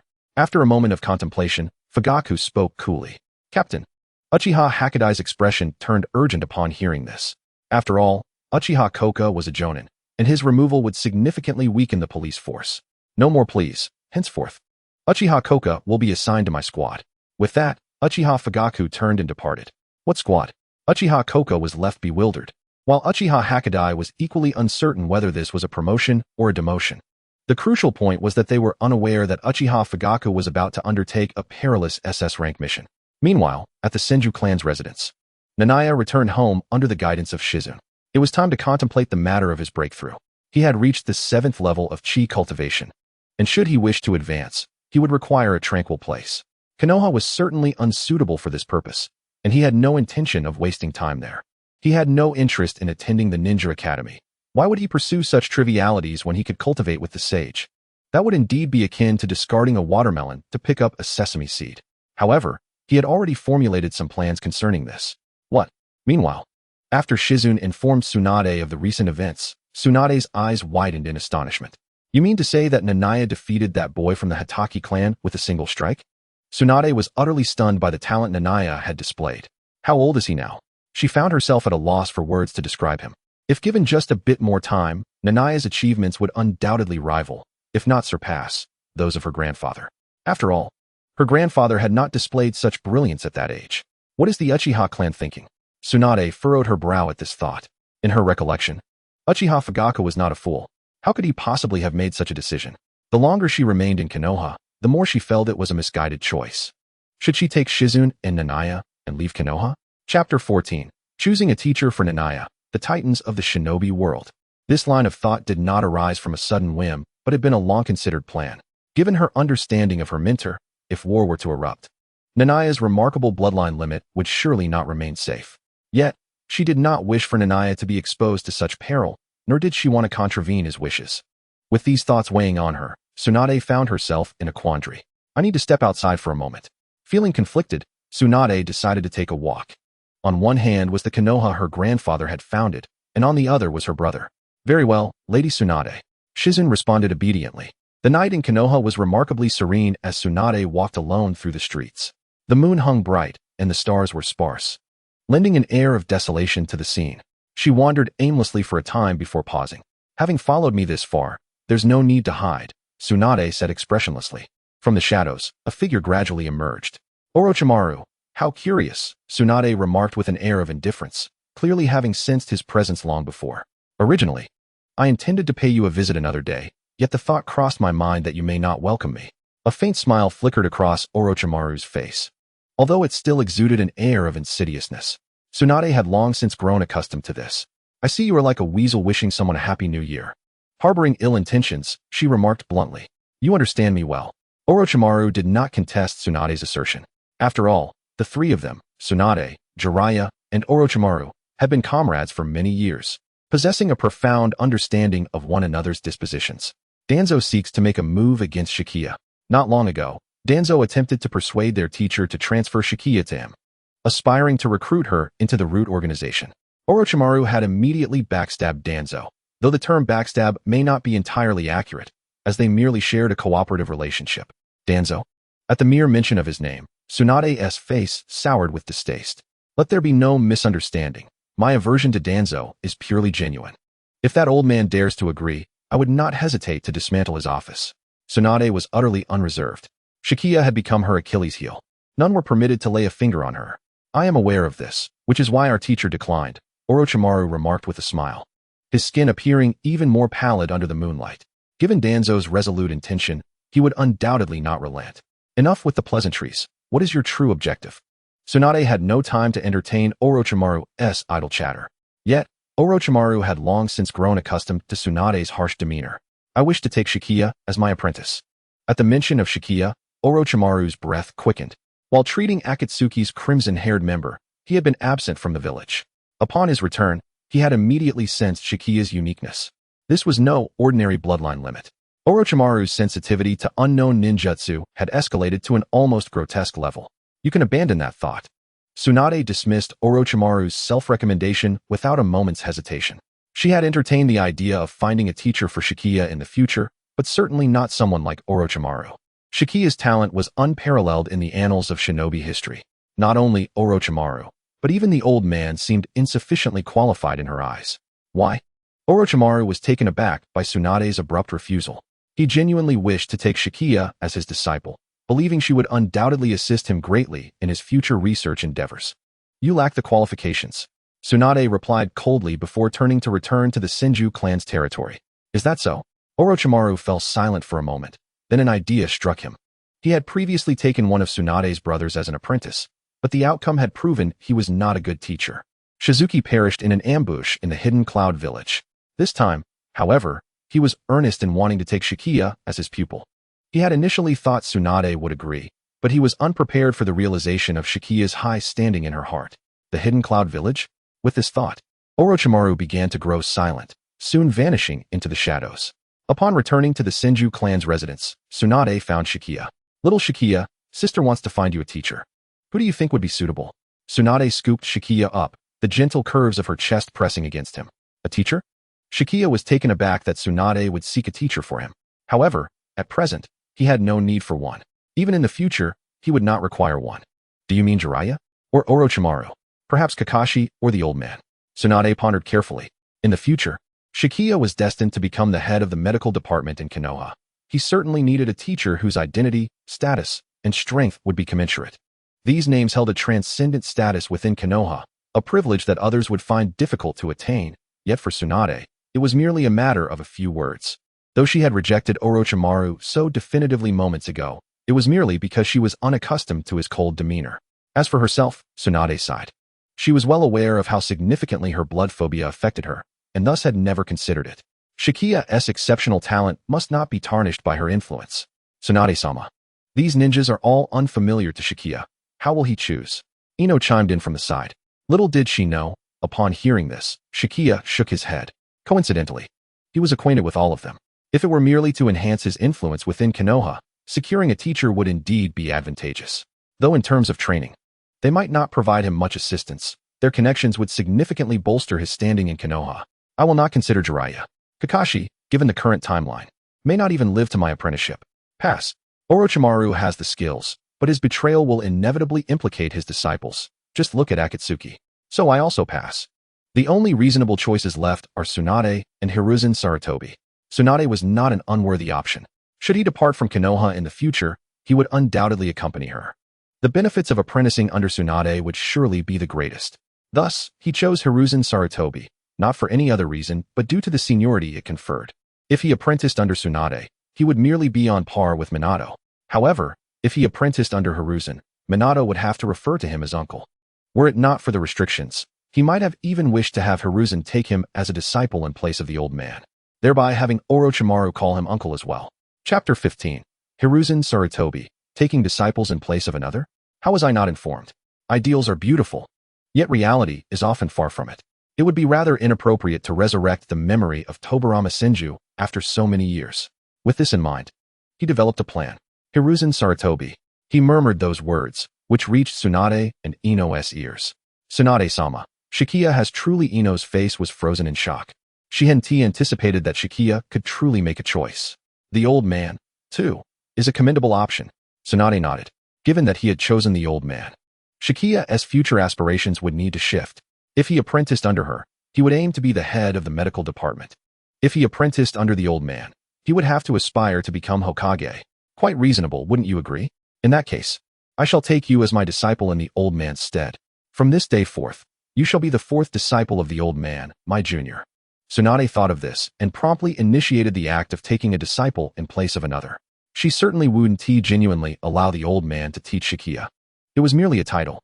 Should Shichiya aim to become Hokage in the future, the title of being the old man's disciple would serve him well.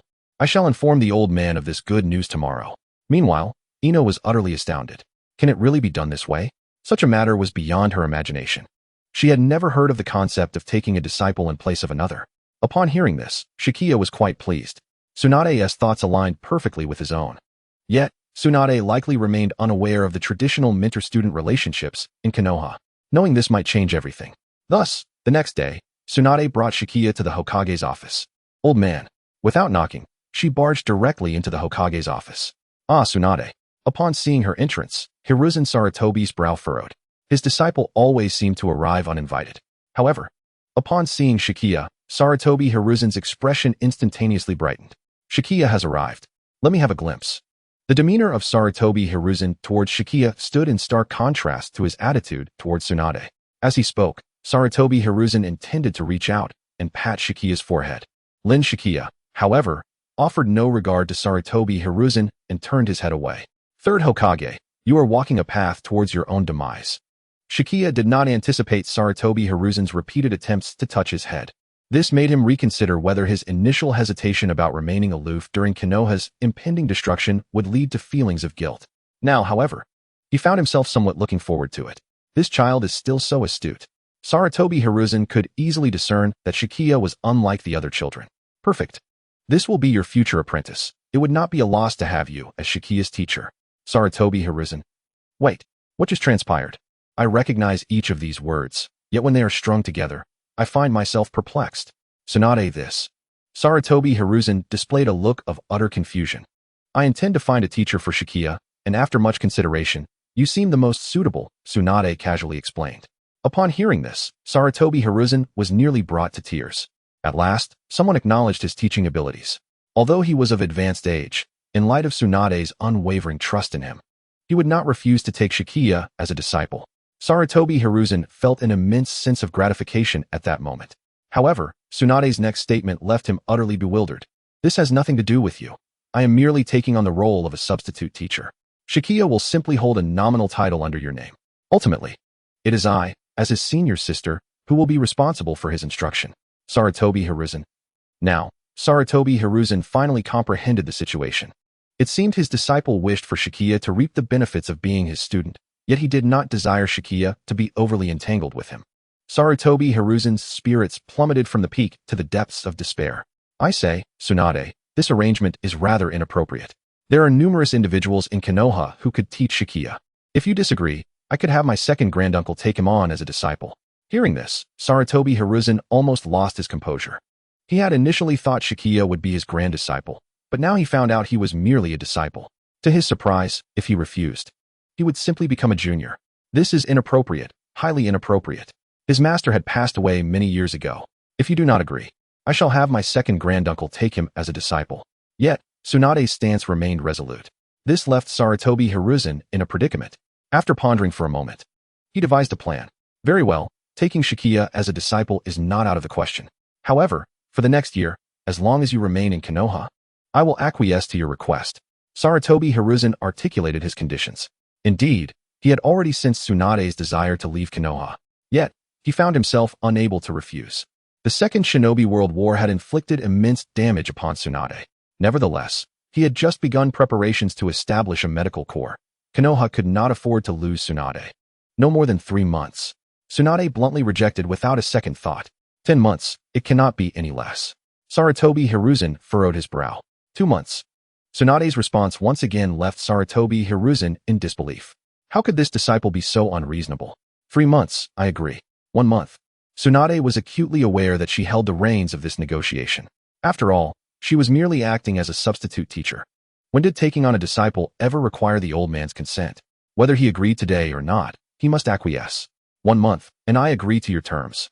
Sarutobi Hiruzen found himself utterly powerless in the face of his disciple. As for the establishment of the medical corps, I shall entrust that to you. Sarutobi Hiruzen sighed. Understood. Remember to announce it in Konoha. Tsunade waved her hand and departed from the Hokage's office. As for the medical corps, it would serve as her final contribution to Konoha before her departure.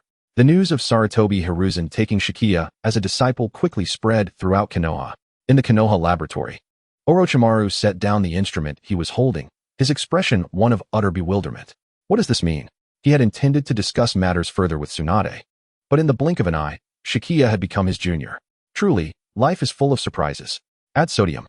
The reluctant Orochimaru could only return to his experiments. Add what? The young Mitarashi Anko, hearing the phrase add sodium, wore a perplexed expression. What is sodium?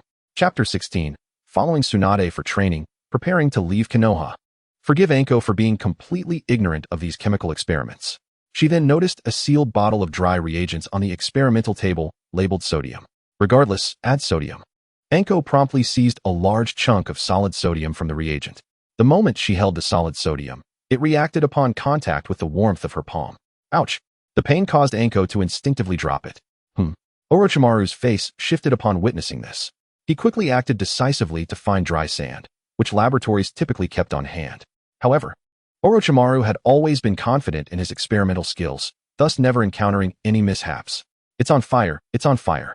Anko was acutely aware that this laboratory was a hard-won privilege granted to her teacher. Seeing the strange stone catch fire, Anko hurriedly began searching for something. Suddenly, she spotted a bottle containing a liquid resembling water in the chemistry lab. With a flash of inspiration, Anko swiftly grabbed the concentrated hydrochloric acid reagent and poured it directly onto the burning solid sodium. Boom. Earth release, earth wall. Fortunately, Orochimaru acted swiftly, shielding Anko behind him and quickly scooping up dry sand to extinguish the flames. After completing these actions, Orochimaru's expression was grim. He glanced at his surroundings. Why is this disciple so vastly different from Shichiya? Shichiya was the only student who had ever captured his heart. Master, did I cause trouble? Anko's face turned pale with fright. Orochimaru could only pull out 1,000 ryo from behind him. Go buy some dango. I don't need any assistance here for the time being.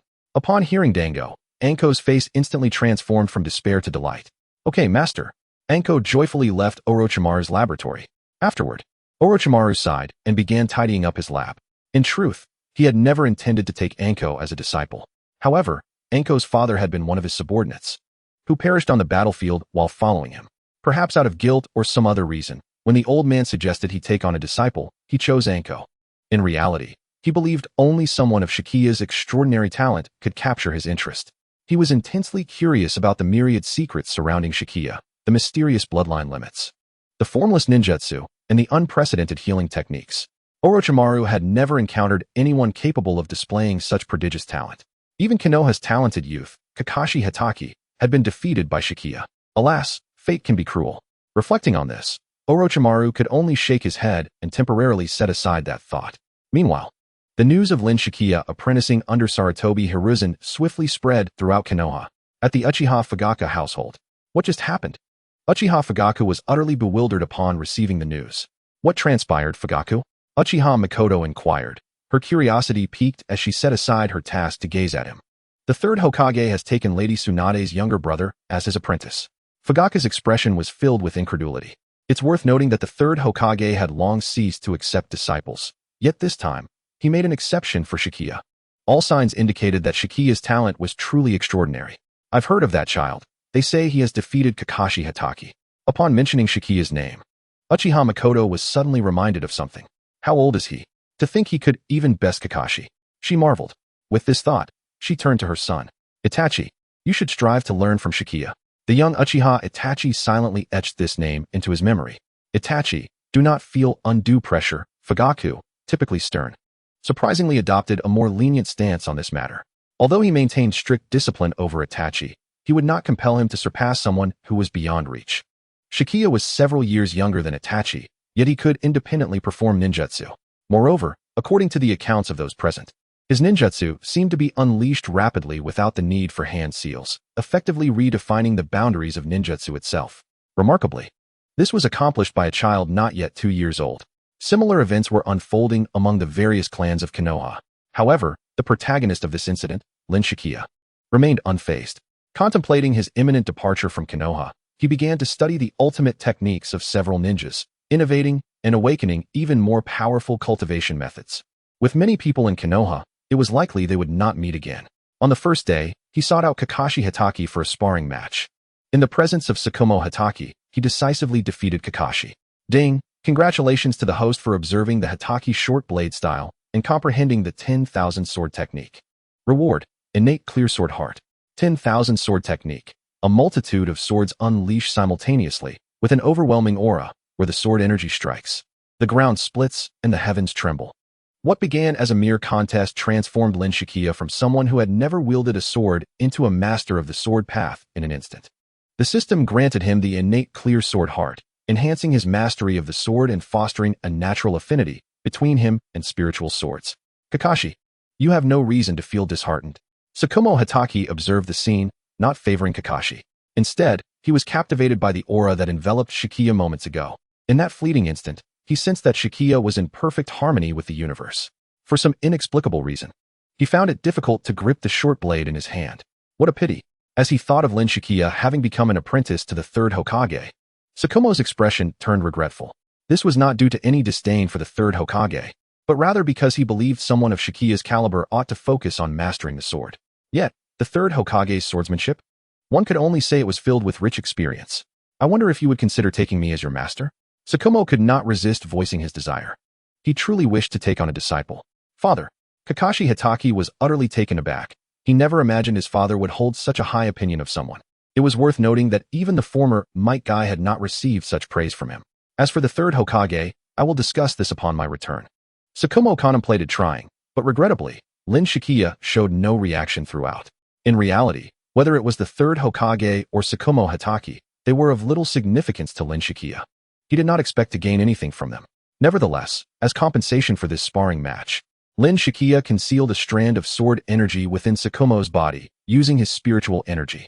With his current cultivation of the 8th level of chi refinement, this was entirely within his capabilities. Chapter 17. A decade later, back in Konoha, this strand of sword energy would not affect Tsukumo in any way and would remain undetected, only to erupt when sensing danger. After completing this task, Lin Shichiya departed, feeling satisfied with his gains, as Konoha could no longer offer him significant assistance. Furthermore, his cultivation had reached perfection in chi refinement. It was time to seek a suitable place for a breakthrough. A month later, under Tsunade's guidance, he left Konoha. Another month passed, and the Jinchuriki of the Eight Tails, Buru, from the Cloud Village was ambushed and went berserk, causing substantial damage to the village. In the same year, Tsukumo Hatake chose to abandon a mission to save a comrade. Years later, the Third Great Ninja War erupted in full force. Time flew by, and a decade later, in the 63rd year of Konoha, at the village gates, Lin Shichiya declared, "I have returned to Konoha." Years had enhanced his appearance, making him even more handsome. System. Check my personal attributes. Name, Lin Shichiya. Cultivation, perfected Taoist nascent soul. Abilities, 3000 thunder movements. Transmuting stone to gold, max level. Summoning Galio, transformation into freedom. Techniques, all-encompassing creation technique, Tao level. 9 transformations body refinement technique. 9 flower celestial dew technique. Fire cloud technique. 10,000 sword technique. Celestial wind body technique. Sword control technique. Navy 6 styles. Treasures, spatial jade pendant. Purple cloud barrier, high-quality spiritual artifact, a colorful veil akin to ice silk, that can obscure vision and emit multicolored light to repel foes. Divine Wind Boat, high-quality magical artifact, a flying artifact forged from the fins and tail of the ink flood dragon. His cultivation had advanced tremendously over the years. Had it not been for Tsunade's instructions, he might have already been preparing for the divine transformation. The thought of being compelled to participate in Konoha's Ninja Academy graduation examination left Lin Shichiya feeling quite exasperated. With his current Taoist nascent cultivation, he was expected to take an exam alongside shinobi who had yet to graduate from the academy. During these years, following Tsunade, he not only mastered her proud medical ninjutsu and physical techniques, but also innovated and grasped more profound cultivation methods. Tsunade taught him summoning techniques, and he promptly summoned the towering figure of Galio. Tsunade instructed him in physical techniques, and he swiftly comprehended the 9 transformations body refinement technique. By observing the Pain's heavenly foot technique, he immediately grasped the Navy's 6 styles. His strength had transcended the conventional ninja framework. Regardless, training outside would no longer benefit him. Over the years, traveling with Tsunade through the ninja world had granted him considerable insight into its dynamics. Now, he turned his attention to Konoha, intrigued by sealing techniques.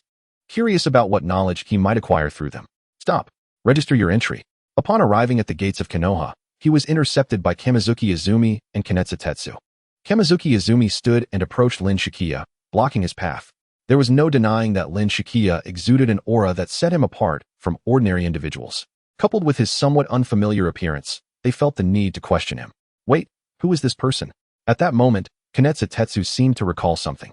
While appearances might fade from memory, one's aura would not. Izumi, doesn't this person resemble someone? Kanetsu Tetsu did not articulate his thoughts directly, but Kamizuki Izumi immediately connected the dots. With this realization, Kamizuki Izumi's expression grew serious.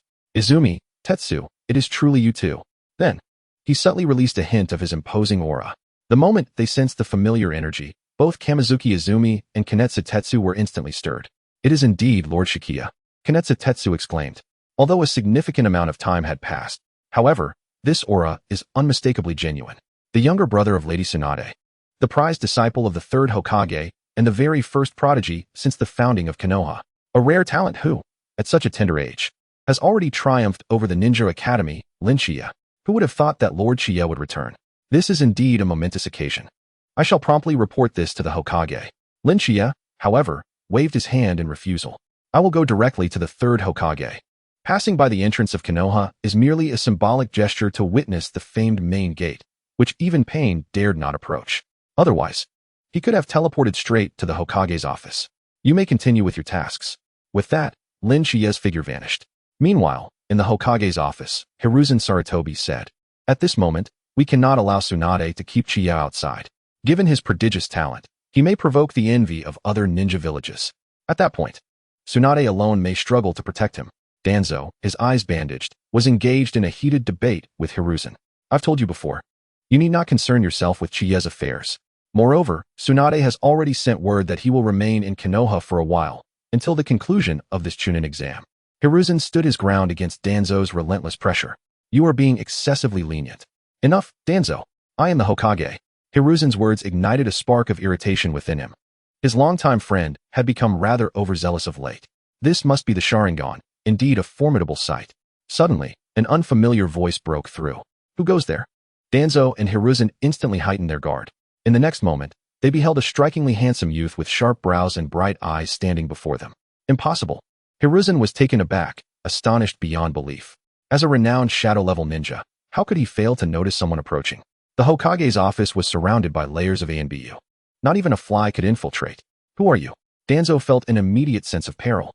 For reasons unknown, this young man exuded an overwhelming pressure. When did you arrive? Danzo eyed Lin Shichiya with suspicion. Wait, you are Lin Shichiya. Hiruzen, familiar with some photographs from Chiya's youth, recognized him immediately.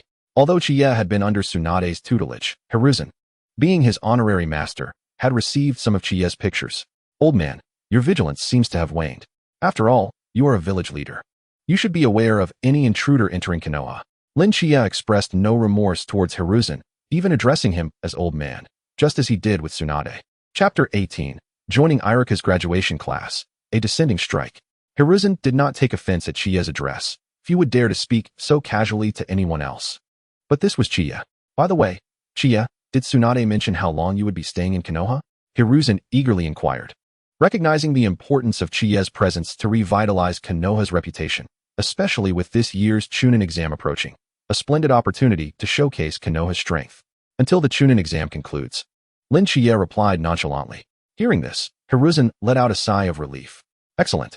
I shall immediately arrange for you to join this year's graduation class.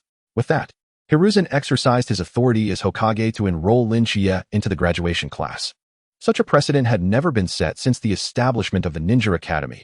Never had a student been placed into a graduation class without attending a single day of classes. I will have Irika escort you. You should take this opportunity to meet your new classmates. I imagine you have yet to encounter them. Hiruzen's old habit resurfaced. As he delighted in fostering bonds among the ninjas of the village, particularly for someone like Chiya who had been away for so long. However, Lin Chiya paid little heed to Hiruzen's sentiments. His gaze drifted to Danzo's bandaged arm, yearning for a confrontation with a ninja who had awakened a Sharingan. Eager to glean insights from the encounter. Yet, he dismissed the notion of battling Danzo, as he doubted Danzo's strength would excite him. For now, he set his sights on future confrontations with Uchiha Itachi, Uchiha Obito, and Uchiha Madara. Oh, and Kakashi as well. He wondered how much stronger Kakashi had become over time. At that moment, Irika entered the room. Third Hokage. He greeted respectfully, casting a curious glance at Lin Chiya. Could this young man be the Lin Chiya mentioned by the third Hokage? Irika momentarily stifled his curiosity. Irika, please place Chiya in Naruto's class, Hiruzen instructed. Understood, third Hokage. Irika nodded earnestly. He had heard the name Lin Chiya from other teachers, knowing that this young prodigy had once defeated the then-renowned Konoha genius, Kakashi Hatake. At this moment, Lin Chiya had become exceedingly significant in Irika's eyes, particularly as his class of students had been rather arrogant lately. They could certainly benefit from Chiya's presence. Chiya, follow me. I'll take you to the Ninja Academy to meet everyone. Irika was exuberant, aware that the third Hokage entrusted such a talent to him, a testament to his trust. At the entrance of the Ninja Academy classroom, Sakura, Naruto greeted with enthusiasm, but Sakura was clearly preoccupied. Why is Sakura ignoring me? Naruto scratched his head, looking dejected. Although their interactions were usually less than cordial, she would at least acknowledge him. This time, however, she seemed not to spare him a glance. Shikamaru and Choji approached, silently standing beside Naruto. Don't you know? Choji asked between bites of snacks. Know what? Naruto inquired, perplexed. Yesterday, Irika-sensei announced that we would be getting a new student in our class. Huh, when did that happen? How come I didn't know? Naruto's expression turned blank. He was baffled by this news. What a hassle. Shikamaru sighed, shaking his head in resignation. He had already learned some details about the new student from his elders at home, but it was information beyond his current reach. However, he glanced back at the aloof Sasuke Uchiha, deducing that this newcomer would undoubtedly impact Sasuke. I've also heard, they say he is Lady Tsunade's brother. A disciple of the third Hokage. His prowess is simply on a different level from ours. Choji muttered as he munched on potato chips. Sasuke, standing behind them, clearly caught wind of this remark. Sasuke feigned indifference. Is it truly possible? We are all human. How could anyone possess such strength? Naruto exclaimed, his face a portrait of disbelief. After all, he had spent several years in the Ninja Academy. His opponent had never even attended for a year. The advantage should lie with him. Naruto's excessive confidence earned him an eye roll from Shikamaru. Did he not grasp what he had learned over the years at the academy? Not only was Naruto perplexed, but nearby, Hinata, Neji, and Tenten stood by the railing, equally intrigued. Neji, is this person really that formidable? Lee inquired. Curiosity etched on his face. They were all already graduated genin, yet Neji had suddenly claimed that an exceptionally gifted prodigy would be visiting the academy today. Indeed, Neji responded solemnly with a nod. In his youth, his father had always used that person as a benchmark to inspire him, though he had never encountered this individual. He had grown up in their shadow. Today, the clan leader had shared information about them, compelling him to rush over with Lee and Tenten. Neji, what are you planning? Tenten asked, her curiosity piqued, unable to decipher Neji's intentions. I am uncertain, Neji replied after a brief silence. He himself did not know what he intended to do. The individual was Tsunade-sama's younger brother and a direct disciple of the third Hokage, while he was merely a branch member of the Hyuga clan. Despite having grown up hearing tales of their renown, it was improbable that they had ever heard of him. Perhaps we could inquire with Gai-sensei another day. He might possess some insights, Lee suggested after a moment of contemplation. This was the first time Neji had displayed such excitement. It was worth noting that even upon hearing the name of the current top Uchiha, Sasuke, he had shown little reaction. Yet today, he had come to the Ninja Academy in person, Regrettably, I should not have accompanied you too, Tintin remarked, dressed in a pink Chinese-style dress, her demeanor radiating warmth and enthusiasm. Chapter 19, Sakura, Ino, and the Contest of Affections, First Combat Ninjutsu Training. As Tintin spoke, a figure suddenly caught their attention. Wow, he is so handsome. Tintin's face flushed a deep crimson at the sight of Lin Shiya's arrival. The young lady's rosy cheeks spoke volumes. Soon, Lin Shiya's presence stirred a wave of excitement throughout the ninja academy. Is this the new student? He is so handsome, the girls exclaimed. Is this Lin Shiya that Irika-sensei mentioned? Not only does he have a unique name, but his appearance is also remarkably distinctive. The young girls of the Ninja Academy had never encountered such a quintessentially ethereal and captivating figure, which felt like a profound shock to them. Sakura, Sakura, Naruto called out, noticing that Sakura was ignoring him. Following her gaze, he turned to see Lin Shiya. He is even more handsome than Sasuke, Naruto blurted out, completely oblivious to the change in Sasuke's expression upon hearing this. Moreover, it was rumored that the new student's talent was extraordinarily exceptional, having trained under Tsunade-sama since childhood. Shikamaru added with a serious expression. It seemed that the days ahead would be anything but tranquil. However, Naruto was unconcerned with their thoughts. If I can defeat him, wouldn't I also be this popular? Naruto's imagination began to soar. The new student had already eclipsed Sasuke in popularity upon his arrival.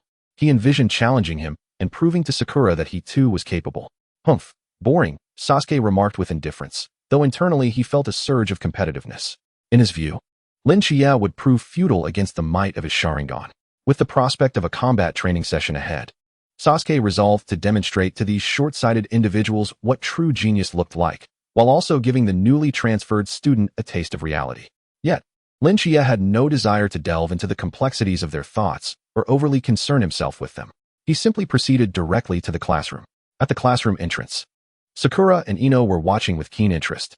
That's Lin Shiya, I'm Sakura, your future. What? Lin Shiya is mine. Sakura and Ino exchanged fierce glares, both realizing the other's intentions. How cunning of Sakura, pretending to be so gentle in front of Lin Shiya, Ino thought. And Ino, how shameless to be so brazen. Sakura internally critiqued. Oh, I'm just worried that Lin Shiya, being new, might struggle to keep up. Here's a compilation of all the key points I've prepared to assist him, Sakura declared proudly, producing a small notebook she had meticulously organized over the past week. Ino felt challenged. What? I didn't realize you had your sights set on Lin Shiya so early. Ino gasped, taken aback. Lin Shiya, it's nearly noon. I bet you haven't eaten yet. Here's a lovingly prepared lunch for you. I made extra just in case. Ino chimed in, presenting a beautifully arranged bento box. Its enticing aroma wafting through the air. It was evident that she had put considerable effort into it. How outrageous. I want Sakura's tutoring too. I want a heartwarming bento. Naruto was nearly bursting with envy, wishing for the same treatment Lin Shiya was receiving. What is going on? Shikamaru and Choji gaped at Ino's sudden devotion. When had she become so attentive? Having known each other since childhood, they had never witnessed her taking such a keen interest in anyone before. Their classmates cast envious glances, acknowledging the extraordinary treatment Lin Shiya was receiving. Even Sasuke, once the talk of the academy, had never caused such a stir. Thank you, but no thanks. Lin Shiya replied with a subtle smile, firmly declining both Sakura and Ino's offers. His rejection was resolute. However, to Sakura and Ino, it carried an entirely different connotation. He thanked me. Does he like me? Sakura's face flushed a deeper shade of red at the thought. Lin Shiya, observing this, simply shook his head and walked past them, taking a seat in the classroom. Naruto, upon noticing Lin Shiya sitting beside him, instinctively wanted to speak. Yet in the next moment, he felt a chill run down his back. Oi, you. Bang.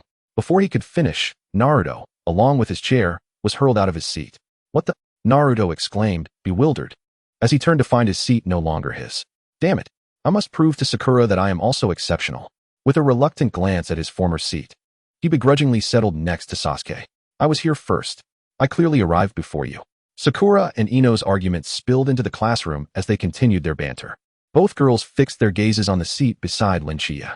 Lin Shiya, since you are new to the academy, I believe it would be beneficial for you to have me explain things to help you adapt more quickly, Sakura said, adjusting her bangs to showcase her academic prowess. In her eyes, classmate Shichiya had only just arrived. When the time came for lessons, she could patiently guide him through any uncertainties. Sakura remained quite self-assured. Did she not realize? Ino, as the esteemed daughter of the Yamanaka clan, undoubtedly possessed a broader understanding than Sakura. What did she know? Sakura paused, momentarily perplexed by Ino's words. After all, classmate Shichiya had been training under Lady Tsunade and was the sole disciple of the third Hokage. Upon hearing this, many in the class who were unaware of the situation were left astonished. At that moment, one could not help but acknowledge the formidable reputations of Tsunade and the third Hokage, the disciple of the third Hokage, training under Lady Tsunade. These names, typically reserved for the annals of Konoha's history, were now associated with classmate Shichiya. So what? Despite this, Sakura did not waver. Her character had always been resolute. Ino, too, recognized that her previous remark might have been somewhat inappropriate, especially considering how close they had been as friends. Chapter 20. The Celestial Wind Body Technique, Supreme Agility. Was it merely a seat? What was there to quarrel about? Shikamaru, sitting beside Shichiya, expressed his bewilderment at their dispute. Ino and Sakura exchanged glances. Shikamaru, you were also ousted? This was fortuitous. With Sakura on Shikiya's left and Ino on his right, the matter was finally settled. Everyone, please be quiet. At that moment, Iruka entered the room. His gaze fell upon Shichiya. I trust everyone has met our new classmate, Shichiya. If there are any uncertainties, do feel free to consult him. However, upon reflection, Iruka felt this might be inappropriate. If anyone has questions, you may approach Shichiya. Additionally, he had another announcement regarding today's practical training. I must inform you that the results of this training will be of utmost importance, potentially influencing your future class placements. At his words, several students immediately perked up, clearly eager to excel in the upcoming practical assessment. Yet, there were also those who chose to be lackadaisical. Practical training? It's likely just a one-sided beating. Shikamaru had seen through it all. With Lin Shichiya present, they could only strive for second place at best. Rather than exhausting themselves in a futile effort against Lin Shichiya, they preferred to enjoy life. However, not everyone shared this sentiment. Shichiya, I challenge you. Naruto, unable to contain his impatience, was the first to leap forward and confront Lin Shichiya after Iruka's announcement. To this, Lin Shichiya remained unperturbed. He possessed a golden core, a figure akin to an ancient ancestor in any respectable sect. He was hardly the type to be riled by Naruto's exuberance. When an ant challenges an elephant, the elephant diminishes its own stature irrespective of its actions. Naruto, that won't do. We will be drawing lots for our practical training. Iruka interrupted Naruto, who had taken on a serious demeanor. Next, I will select your opponents. With that, Iruka produced a box. The first match is Uzumaki Naruto versus Lin Shichiya? For a moment, Iruka felt a flicker of doubt. What luck was this? Fantastic. Upon hearing the results, Naruto was nearly propelled into the air with excitement. You fool. Only Shikamaru regarded Lin Shichiya with utmost seriousness. Hey Naruto. He glanced at Naruto, wanting to say something, but then recalled Naruto's stubborn nature. Even if he suggested surrender, Naruto likely wouldn't heed him. Forget it. He would just slack off. The subsequent matchups seemed less significant. All eyes were now fixed on the first contest. This was Lin Shichiya's debut. All right, groupings are complete. Now, let us proceed to the training ground.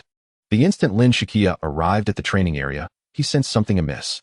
He turned his gaze towards the rooftop in the distance, several hundred meters away. This individual remained as formidable as ever. Kakashi Hitaki wore a serious expression. The moment they entered the training ground, the opponent had already detected their presence. Such perceptive abilities were nothing short of extraordinary. After such a lengthy absence, Shichiya had become increasingly enigmatic. Asuma lamented.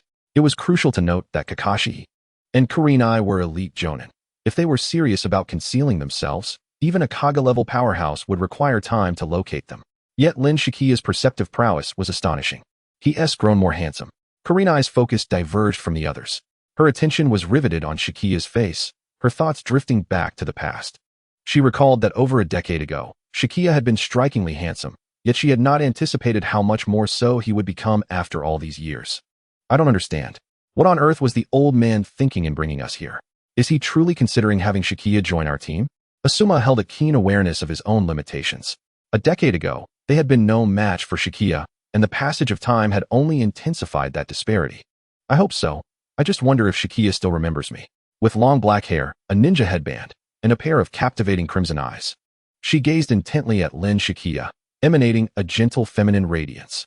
Particularly noteworthy was her figure. It was breathtaking from every angle. In that moment, Kurenai genuinely wished for Shichiya to be part of her ninja team. He had previously come to her father's aid, leaving a profound impression in her heart. The match commenced. Subsequently, several pairs of eyes turned towards the training ground. Meanwhile, although Lin Shichiya had long been aware of Kakashi and the others, he paid them little mind. After all, Irika had stated that the results of this practical training would influence future class placements. Thus, the presence of these leading jonin was not unexpected. Upon seeing the Sharingan beneath Kakashi's mask, he surmised that Obito's fate had likely remained unchanged. The two sides formed their ninja stances. Now, the battle begins. In the next moment, Naruto's combat intelligence surprisingly came into play. Though he appeared clumsy and rash, he was no fool. During battles, he often employed a plethora of unique strategies and clever tactics. At this moment, he was acutely aware of his strengths in ninjutsu. Whoosh, whoosh. Two shuriken hurtled towards Lin Shichiya from opposite directions. Crack. Lin Shichiya casually extended his hand, effortlessly splitting the two shuriken in half. Wait. Witnessing this scene, Naruto was utterly flabbergasted. How could anyone withstand shuriken like that? It was known that the world of Hokage was highly specialized, and ninjas typically had high attack but low defense. Many powerful ninjas had met their demise at the hands of shuriken, a notable example being Yahiko. Despite being an elite jonin, he had fallen victim to shuriken. Color drained from Naruto's face as he prepared to unleash his ultimate move, only to realize he was already airborne. How could this be? Naruto's eyes widened in disbelief. He had failed to catch sight of his opponent. So strong. A sense of crisis stirred within Sasuke as he observed this scene. He had completely failed to discern when Shichiya had approached Naruto. But it wasn't over yet. Lin Shichiya's figure seemed to teleport. In Sasuke's eyes, Lin Shichiya had been in one spot a moment ago, and in the next, he had vanished to another position. Celestial Wind Body Technique. At this moment, even in the eyes of Kakashi and his companions, it was merely a fleeting shadow, rendering them incapable of pinpointing Chiya's location. Chapter 21. The 9 Transformations of Body Refinement. The flesh becomes sacred. What kind of technique is this? A ninjutsu? The group, covertly observing, was left in a state of astonishment. Even their seasoned experience could not decipher the essence of this phenomenon. Wasn't Shichiya supposed to be a medical ninja? Asuma remarked with a hint of sarcasm.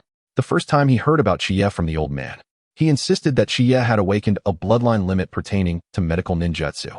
Yet, the speed displayed was such that even the elite jonin among them could not touch him. Shichiya had scarcely exerted his full strength. Kakashi recognized that Shichiya was merely toying with them, treating the encounter as a child's play. He was most acutely aware of Chiya's prowess, having been defeated by him a decade ago when he was still a chunin. Now, he could only hope that Naruto would not suffer too great a blow to his spirit. Even Naruto, known for his resilience, was bested in less than a minute. How could this be? A look of frustration clouded Naruto's face. The disparity was too vast. Throughout the confrontation, he had not touched Shichiya even once, and his opponent had not employed any ninjutsu. Your talent is commendable, surpassing that of a chunin I once faced. Given a bit more time, you might endure a while longer, Shichiya remarked to Naruto with a calm demeanor. Chunin?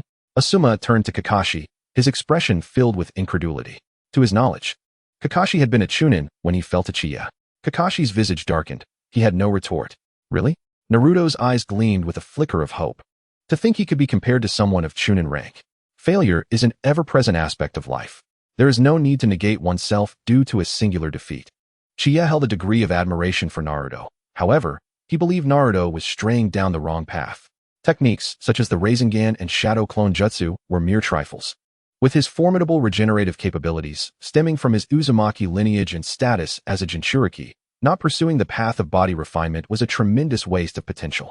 What use are ninjutsu when sheer strength can break through myriad techniques? Chiya's few words were immensely enlightening for Naruto, who sought the recognition of others above all. Thank you for your acknowledgement. At that moment, Naruto's attitude towards Shichiya shifted from envy to respect. Thus, in the first match, Shichiya emerged victorious. Indeed, Shikamaru nodded to himself. This outcome aligned closely with his expectations. Among them, the only one who could possibly rival Shichiya was Uchiha Sasuke. With this thought, Shikamaru turned his gaze towards Sasuke. In the subsequent matches, scarcely anyone could withstand a minute against Shichiya. This meant that, in the face of Shichiya, Naruto had performed the best among them. Presently, only 2 individuals remained on the stage, the top-ranked from the practical training, Uchiha Sasuke and Shichiya. Go for it, Shichiya. You are the best. One could not deny that Shichiya's popularity had reached unprecedented heights. His first participation in the school's exhibition training resulted in a sweeping victory. Such a performance garnered admiring glances from numerous girls. The final match, Uchiha Sasuke versus Shichiya. In the next moment, Sasuke stood up with a chilling arrogance. You are strong, but not strong enough. He uttered these words with conviction. I have closely observed your matches. In each bout, you relied on your speed to achieve victory. However, This only serves to prove that you are deliberately avoiding confrontations in taijutsu. Sasuke wore an expression of self-assuredness, as if he had seen through Shichiya entirely. Thus, taijutsu must be your weakness. As he spoke, the tomo of his Sharingan began to swirl with intensity. Perfect. My Sharingan enhances my observational acuity. Observing Sasuke's unshakable confidence, Shichiya found himself momentarily impressed by Sasuke's imaginative prowess. Asuma fell silent, sensing that the last scion of the Uchiha clan was perhaps a touch too confident. Kakashi, can your Sharingan detect Shichiya's movements? Kakashi, confronted with such an impudent inquiry, was left with a furrowed brow. I cannot. Sasuke was still too young and brash. Make your move.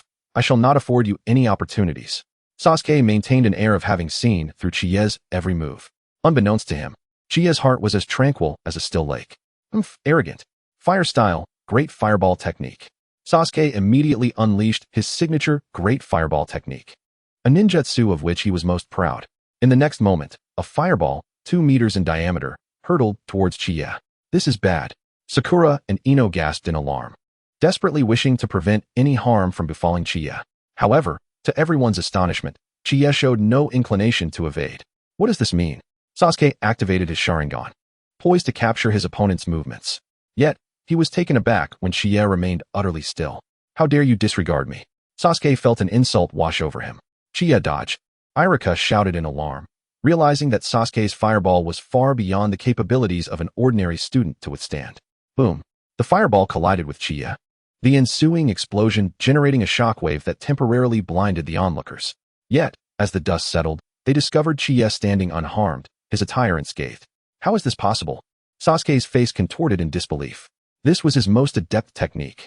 At that moment, a golden aura enveloped Chichiya. This manifestation was the result of mastering the 9 transformations of body refinement. The 9 transformations of body refinement is a technique he devised specifically for the cultivation of taijutsu, refining the body with the power of the 9 transformations to ultimately achieve an unparalleled physique. It consists of 9 stages. The first transformation, refinement of the skin. Upon successful cultivation, the skin becomes as resilient as gold and iron, impervious to blades and arrows. The second transformation, refinement of the flesh. Upon successful cultivation, the flesh becomes as solid as rock, capable of splitting mountains and shattering stones. The third transformation, refinement of the tendons. Upon successful cultivation, the tendons become robust, rendering ordinary ninjutsu ineffective. The fourth transformation, refinement of the bones. Upon completion, one's life essence undergoes a transformation, granting immunity to nearly all external injuries and unparalleled healing abilities. The fifth transformation, refinement of the organs. Upon completion, vitality surges, rendering one immune to all poisons. The initial stages focus on body refinement, while the latter stages transcend into the realm of the Tao. Each transformation signifies a qualitative leap. Chapter 22. Want to learn the 9 transformations of body refinement? I shall teach you. Upon witnessing his attack fail, Sasuke promptly retrieved a shuriken. His shuriken-throwing skills were leagues ahead of those of the hapless Naruto. In the next moment, several shuriken accurately locked onto Chichiya. Clang, clang, clang. The shuriken struck Chichiya's clothing as if they were crashing against a fortress wall. The elite jonin observing the battle had never witnessed such a combat style. Kakashi was momentarily at a loss for words, utterly bewildered by this unconventional method of fighting. The Uchiha boy had become exceedingly proficient with his shuriken. Even if I were to endure it, I would still be injured. Asuma mused after a moment's contemplation. A typical person would instinctively evade an oncoming shuriken attack. At the very least, they would employ ninjutsu to counter it. It is unheard of for anyone to choose to withstand such an assault. Could it be that this is a form of taijutsu? Kakashi found himself associating it with physical techniques. He decided to temporarily set this question aside and would inquire about it later with Might Guy. Impossible. Absolutely impossible. Sasuke's complexion paled slightly. What kind of practical training is this? It is evidently a one-sided farce. With so many shurikens launched, there should at least be some trace left on the trees, yet not a single thread of fabric on Lin Chichiya was harmed. Is this reasonable? No, this cannot continue. It seems that ninjutsu and taijutsu are likely ineffective against him. Thus, the only possible means of inflicting damage now would be jinjutsu. With this thought, Sasuke's expression regained its haughty demeanor.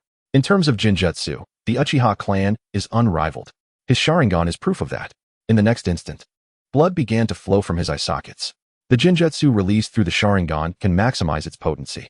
Illusionary Abyss. Face your innermost fears. Upon witnessing this, the array of Jonin were immediately astonished by Sasuke's innate talent. To be able to cast Genjutsu at such a young age. Sasuke's talent is quite comparable to yours, Kakashi. Yuhi Kurenai remarked. Both Kakashi and Sasuke are quintessential geniuses of Konoha. Indeed, Lin Shichiya perceived the moment Sasuke's Sharingan began to unleash a surge of chakra aimed at disrupting his senses. However, in the next moment, they were annihilated by the defensive system within Lin Shichiya's body. Futile. Lin Shichiya found the encounter increasingly tedious. Victory was achieved with such ease. Without any effort, all of the opponent's attacks failed to breach his shield. One would find that triumph becomes exceedingly effortless. All it requires is a single punch. Bang. Sasuke was sent flying like a kite with its string cut. How is this possible? The current Sasuke was filled with disbelief. He actually lost. Throughout the encounter, he had not even managed to force Lin Shichiya to reveal any of his techniques. The opponent had solely relied on taijutsu to defeat them all. At this moment, Sasuke would rather believe he had fallen victim to Genjutsu than accept the outcome. It is over. Lin Shichiya paid no heed to the brooding Uchiha Sasuke beside him. He did not dwell on it. If this were truly a life-and-death duel, the automatic defense of this artifact would have already obliterated Sasuke. Did he really think the primordial infant ancestor could be so easily dealt with? Initially, he had hoped to glean some techniques from this practical training, but alas, the strength of this graduating class was somewhat lacking. This was the weakest cohort he had ever encountered. It seems that to comprehend more advanced techniques, he would need to observe stronger ninjutsu, such as Itachi Uchiha's Mangekyo Sharingan or Orochimaru's reanimation jutsu. The third Hokage's corpse sealing technique would also suffice. Yet such jutsu, which can only be utilized once in a lifetime, are not easily witnessed. The first place in this practical training is Lin Shichiya. Everyone should learn from Lin Shichiya. Irika was quite pleased. Lin Shichiya's emergence had allowed many students to understand the concept of greater heights beyond their own. Irika-sensei, how can we learn from Shichiya? Many students wore disappointed expressions. They dared not withstand skills like Shichiya. Otherwise, a few shurikens could cost them their lives. Irika felt a bit awkward upon hearing this. Truth be told, the students made a valid point. However, Irika could not douse their enthusiasm with cold water at this moment. Everyone may consult with Shichiya. Really? Naruto exclaimed, suddenly invigorated. He wanted to seek guidance from Shichiya. Sasuke, although intrigued, could not allow his Uchiha pride to permit him to do so. Seeing the situation, he merely turned away, feigning indifference. Shichiya, could you tell me how you usually train? Naruto was the first to step forward, unable to contain his curiosity. I can treat you to Ichiraku ramen. Naruto bit his lip, knowing that he rarely indulged in Ichiraku ramen. Inviting Shichiya was a considerable gesture. Many others began to gather around. Clearly, they were captivated by Chiya's ability to withstand the great fireball and remain unharmed by shurikens. Want to learn? It's simple, I'll teach you. Seeing so many people approaching, Lin Shichiya simply smiled lightly. Really? Naruto had never anticipated that Shichiya would be so accommodating. In an instant, Chiya's status in Naruto's eyes began to soar. Many others displayed immense interest. Even Sasuke could not suppress his own curiosity. He was indeed fascinated by Chiya's astonishing taijutsu. After all, his mastery of the great fireball and shurikens was comparable to that of some chunin. Yet even so, they could not harm Lin Shichiya in the slightest. Thus, everyone crowded closer, eager not to miss anything. Even Kakashi and others, who were observing from the shadows, became intrigued. If they could truly learn this taijutsu, the implications for its application in future battles would be unimaginable. Kakashi stated with a serious expression, the bodies of ninjas are fundamentally fragile. Sometimes, a few shurikens could take their lives. Lin Shichiya's words piqued the interest of elite jonin like Kakashi and Asuma. In truth, the essence of this taijutsu can be distilled into just 2 words, resilience. Lin Shichiya did not hold back, but straightforwardly revealed the core of the 9 turns body refinement technique. The 9 turns body refinement technique emphasizes the sanctification of the physical form. Therefore, to cultivate this technique, one must push their physical prowess to the utmost limit. But how can one train to that extent? Precisely, one must continuously endure punishment. Chapter 23. Reassembling Team 7. The inclusion of Lin Shichiya. Endure punishment? The crowd exchanged bewildered glances. What kind of training method is this? A masochist? It wasn't that they were unwilling to believe Lin Shichiya, but this method of training was utterly unheard of. Are you serious, Shichiya? Naruto, however, appeared eager to try it out. He too wished to become as strong as Shichiya. Now that someone was willing to teach him, Naruto felt immensely grateful.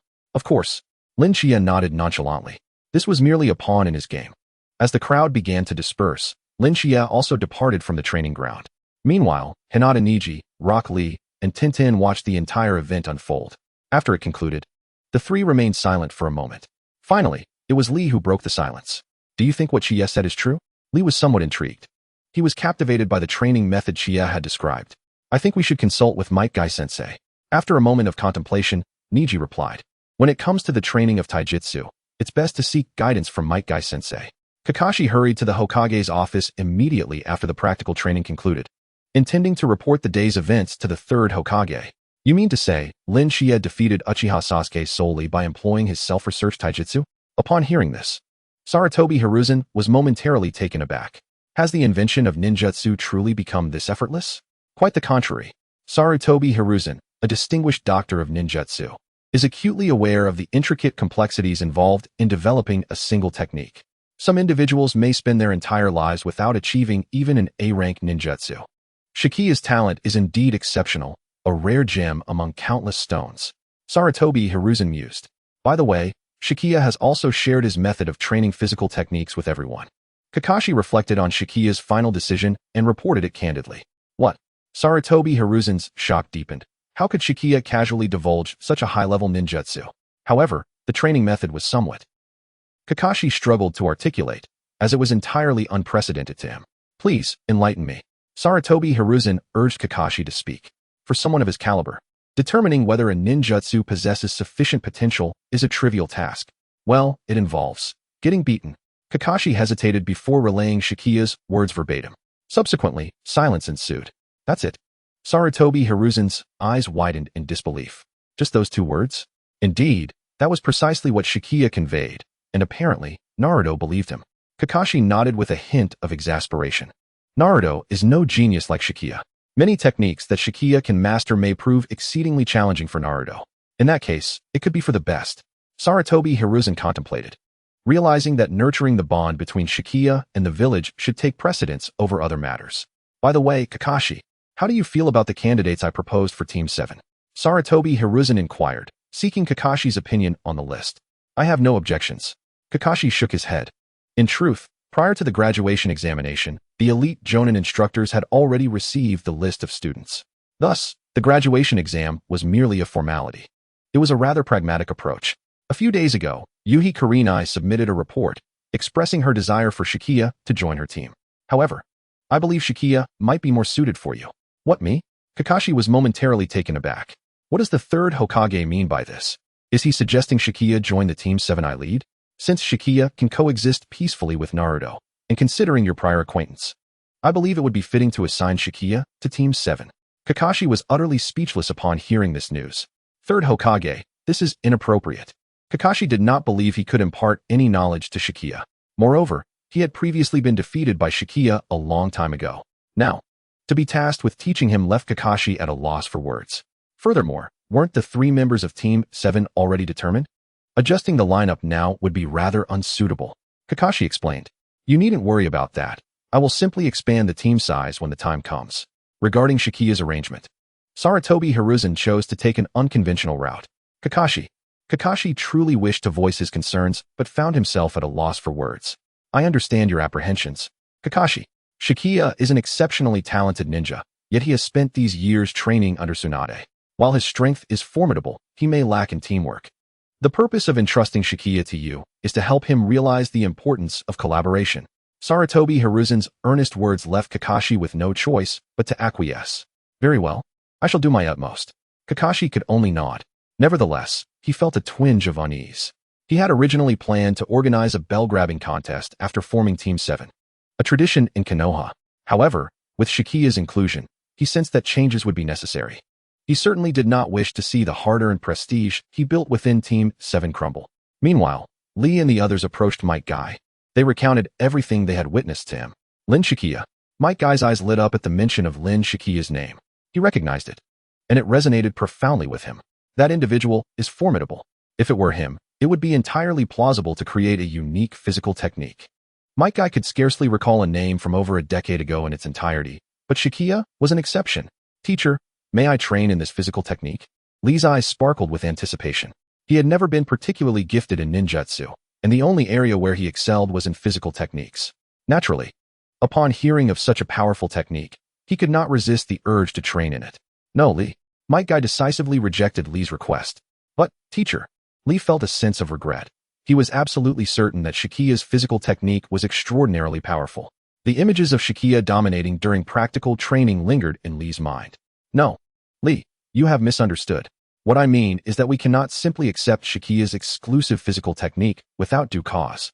Might Guy's words reignited a flicker of hope in Lee. Does the teacher mean? Then, Might Guy seemed to have an epiphany. We must exchange our physical techniques. You mean to say? Lee's breathing quickened. The Eight Gates. Chapter 24. Might Guy seeks apprenticeship, observing the Eight Gates. Precisely, Lee. Since Shichiya is willing to share his original physical technique, we cannot take advantage of him. Might Guy stated with unwavering conviction. In fact, Might Guy felt that it was Shichiya who was at a disadvantage. After all, the Eight Gates was not a technique of his invention. Konoha was not devoid of other Eight Gates practitioners. Yet, Lin Shichiya's physical technique was uniquely his own. Within all of Konoha, there was no one else who could master it. Very well, Teacher Guy? Lee felt a surge of admiration. Truly, Teacher Guy's perspective was far more comprehensive than his own. Niji was utterly flabbergasted at the scene before him. No way. Does Teacher Guy genuinely believe this? Niji, being a practitioner of physical techniques himself and having mastered the Hyuga clan's 8 trigrams 64 palms, could not fathom the existence of such a technique. Teacher Guy, I believe we should remain calm. Niji attempted to intervene, only to be interrupted by Might Guy. No, Niji, you do not comprehend. Shichiya's talent is unparalleled. Since he can create his own physical techniques, he must be extraordinarily powerful. Might Guy insisted. His utmost admiration was for Kakashi. Yet, even Kakashi had once fallen to Shichiya's self-created ninjutsu. Even Kakashi's father had spoken highly of Shichiya. Niji, we must always maintain the pursuit of strength. That is the essence of youth. Teacher Guy, I have already felt the vigor of youth.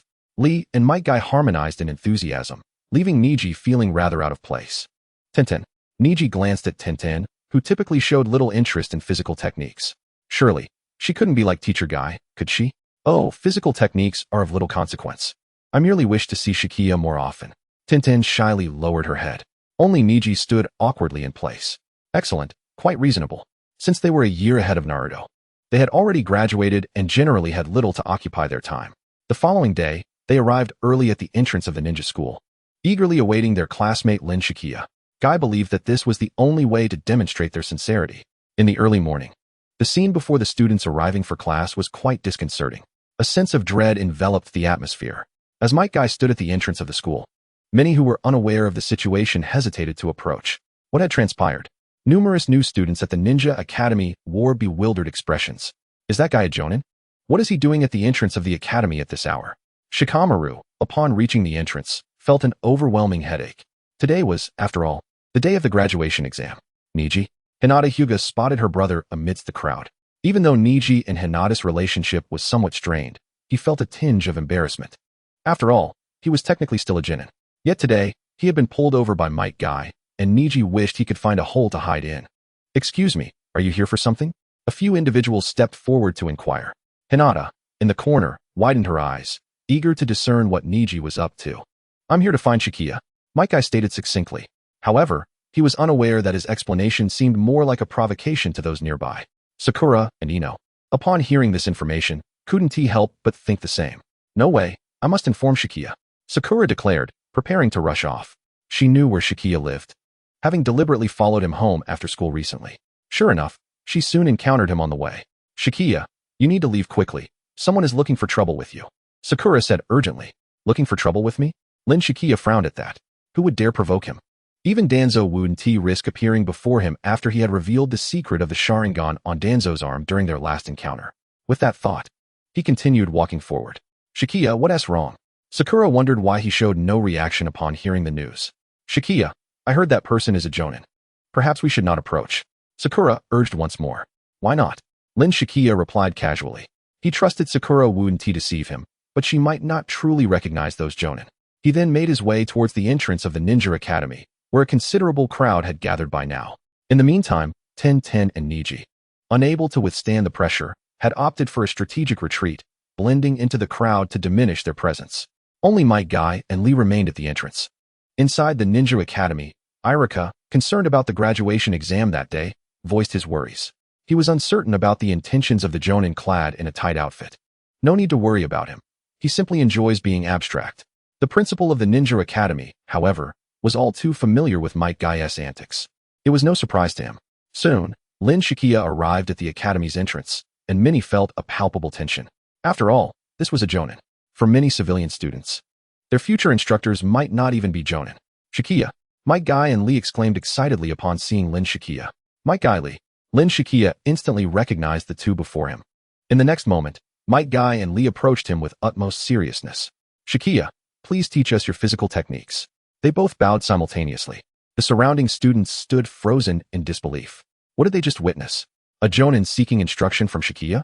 Many rubbed their eyes, questioning their perception. Shichiya, we wish to learn the ninjutsu you used during yesterday's combat training. Lee spoke with deep respect. What? This revelation set off a flurry of discussions among the students, who had all heard about Shichiya's exploits from the previous day. Yet, many dismissed it as mere fiction, having never heard of a technique that could enhance physical prowess through taking hits. However, the fact that a jonin had come personally to inquire was astonishing. You wish to learn the 9-turn body refinement technique? Lin Shichiya replied nonchalantly. In truth, he didn't mind imparting some techniques he no longer utilized. But there were conditions and prerequisites to consider. Chapter 25, Shadow Clone Technique? Observe my transcendent transformation. Really? You are willing to teach us your unique physical techniques?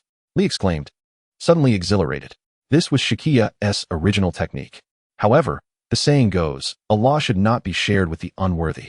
Might Guy immediately grasped the implications. I understand now. I can become your disciple. Me too. Their simultaneous declarations sounded almost contradictory. Certainly. Lin Shichiya nodded slightly. Upon hearing this, many students began to question their life choices. Is this for real? A jonin eagerly vying to be Shichiya's disciple? This was utterly preposterous. Had they not witnessed it themselves, they would hardly have believed it. Even Niji and Tintin were momentarily taken aback. Wasn't he Guy here to learn physical techniques? Why the sudden desire to become a disciple? If that were the case, wouldn't they have another master to contend with? Subsequently, Lin Shichiya prepared to lead Might Guy and the others to a more secluded spot for instruction. Shichiya. As Shichiya was about to leave, Sakura suddenly seemed to remember something and hurriedly called out. Shichiya, we have our graduation exam today. Sakura explained. This exam was crucial for determining whether he could graduate and become a genin, at least in her view. Indeed. Lin Shichiya nodded slightly. In that case, transcendent transformation. In the next moment, a poised young man clad in a blue robe appeared before the crowd. His essence. Lin Shichiya bowed to his essence. The two appeared almost indistinguishable from one another. This was Lin Shichiya's insight gained from observing the shadow clone technique, leading to the understanding of transcendent transformation. The essence of Lin Shichiya inherited all the abilities of the original, though his cultivation was only at the golden core stage. It was more than sufficient to handle a mere graduation exam. How is there two Shichiya? Sakura rubbed her eyes, unable to discern which was real and which was not. Is this Shichiya's clone technique? How impressive. Many began to praise his skill. They envied Shichiya for mastering the clone technique so adeptly. If the graduation exam involved the clone technique, Shichiya would undoubtedly score full marks. This is certainly not a mere clone technique. It must be the shadow clone technique. Shikamaru discerned immediately from the crowd. So vividly lifelike and possessing physical form, it could not possibly be a simple clone technique. Could it be that Shichiya had completely mastered the shadow clone technique? The graduation exam is entrusted to you. Lin Shichiya addressed his essence. We are one and the same. No further words are necessary. Subsequently, Lin Shichiya led Might Guy and the others towards the forest east of Konoha. Guy? Niji observed and, after much hesitation, decided to follow suit. Meanwhile, the essence of Lin Shichiya would participate in the graduation exam. On Guy's side, Lee was still in awe of Shichiya's mesmerizing clone technique. To his astonishment, Teacher Chiya had mastered the art of the shadow clone technique to perfection. Shaoli exclaimed with envy. Since Chiya had decided to impart their ninjutsu, it was only fitting that their titles be adjusted. You need not address me as teacher. You have yet to earn that privilege, Lin Chiya replied, shaking his head, rejecting their designation. Perhaps, when you have cultivated the 9 turns body refinement technique to its 5th turn, we may revisit this conversation. After all, he was a Yuan-ing grandmaster, and his direct disciples were not positions one could simply assume. Currently, Might Guy and Shaoli were merely outer disciples. Understood. Might Guy and Shaoli nodded earnestly. Behind them, Niji opened his mouth, wanting to speak, but the words remained unvoiced. Has Teacher Kai fallen under an illusion? Soon after, the group arrived at a secluded spot in the forest. Let us commence here. If you wish to learn the 9 turns body refinement technique, you must first grasp its essence. What exactly is the 9 turns body refinement technique? Might Guy fell into silence, aware only that it was likely a pinnacle of physical arts, yet ignorant of its cultivation methods or the transformations it promised. Shaoli was even more perplexed. I shall tell you 13 words. The flesh becomes sacred, undying and imperishable, sharing longevity with the heavens. Gasp. Upon hearing these words, both Might Guy and Shaoli felt their breaths quicken.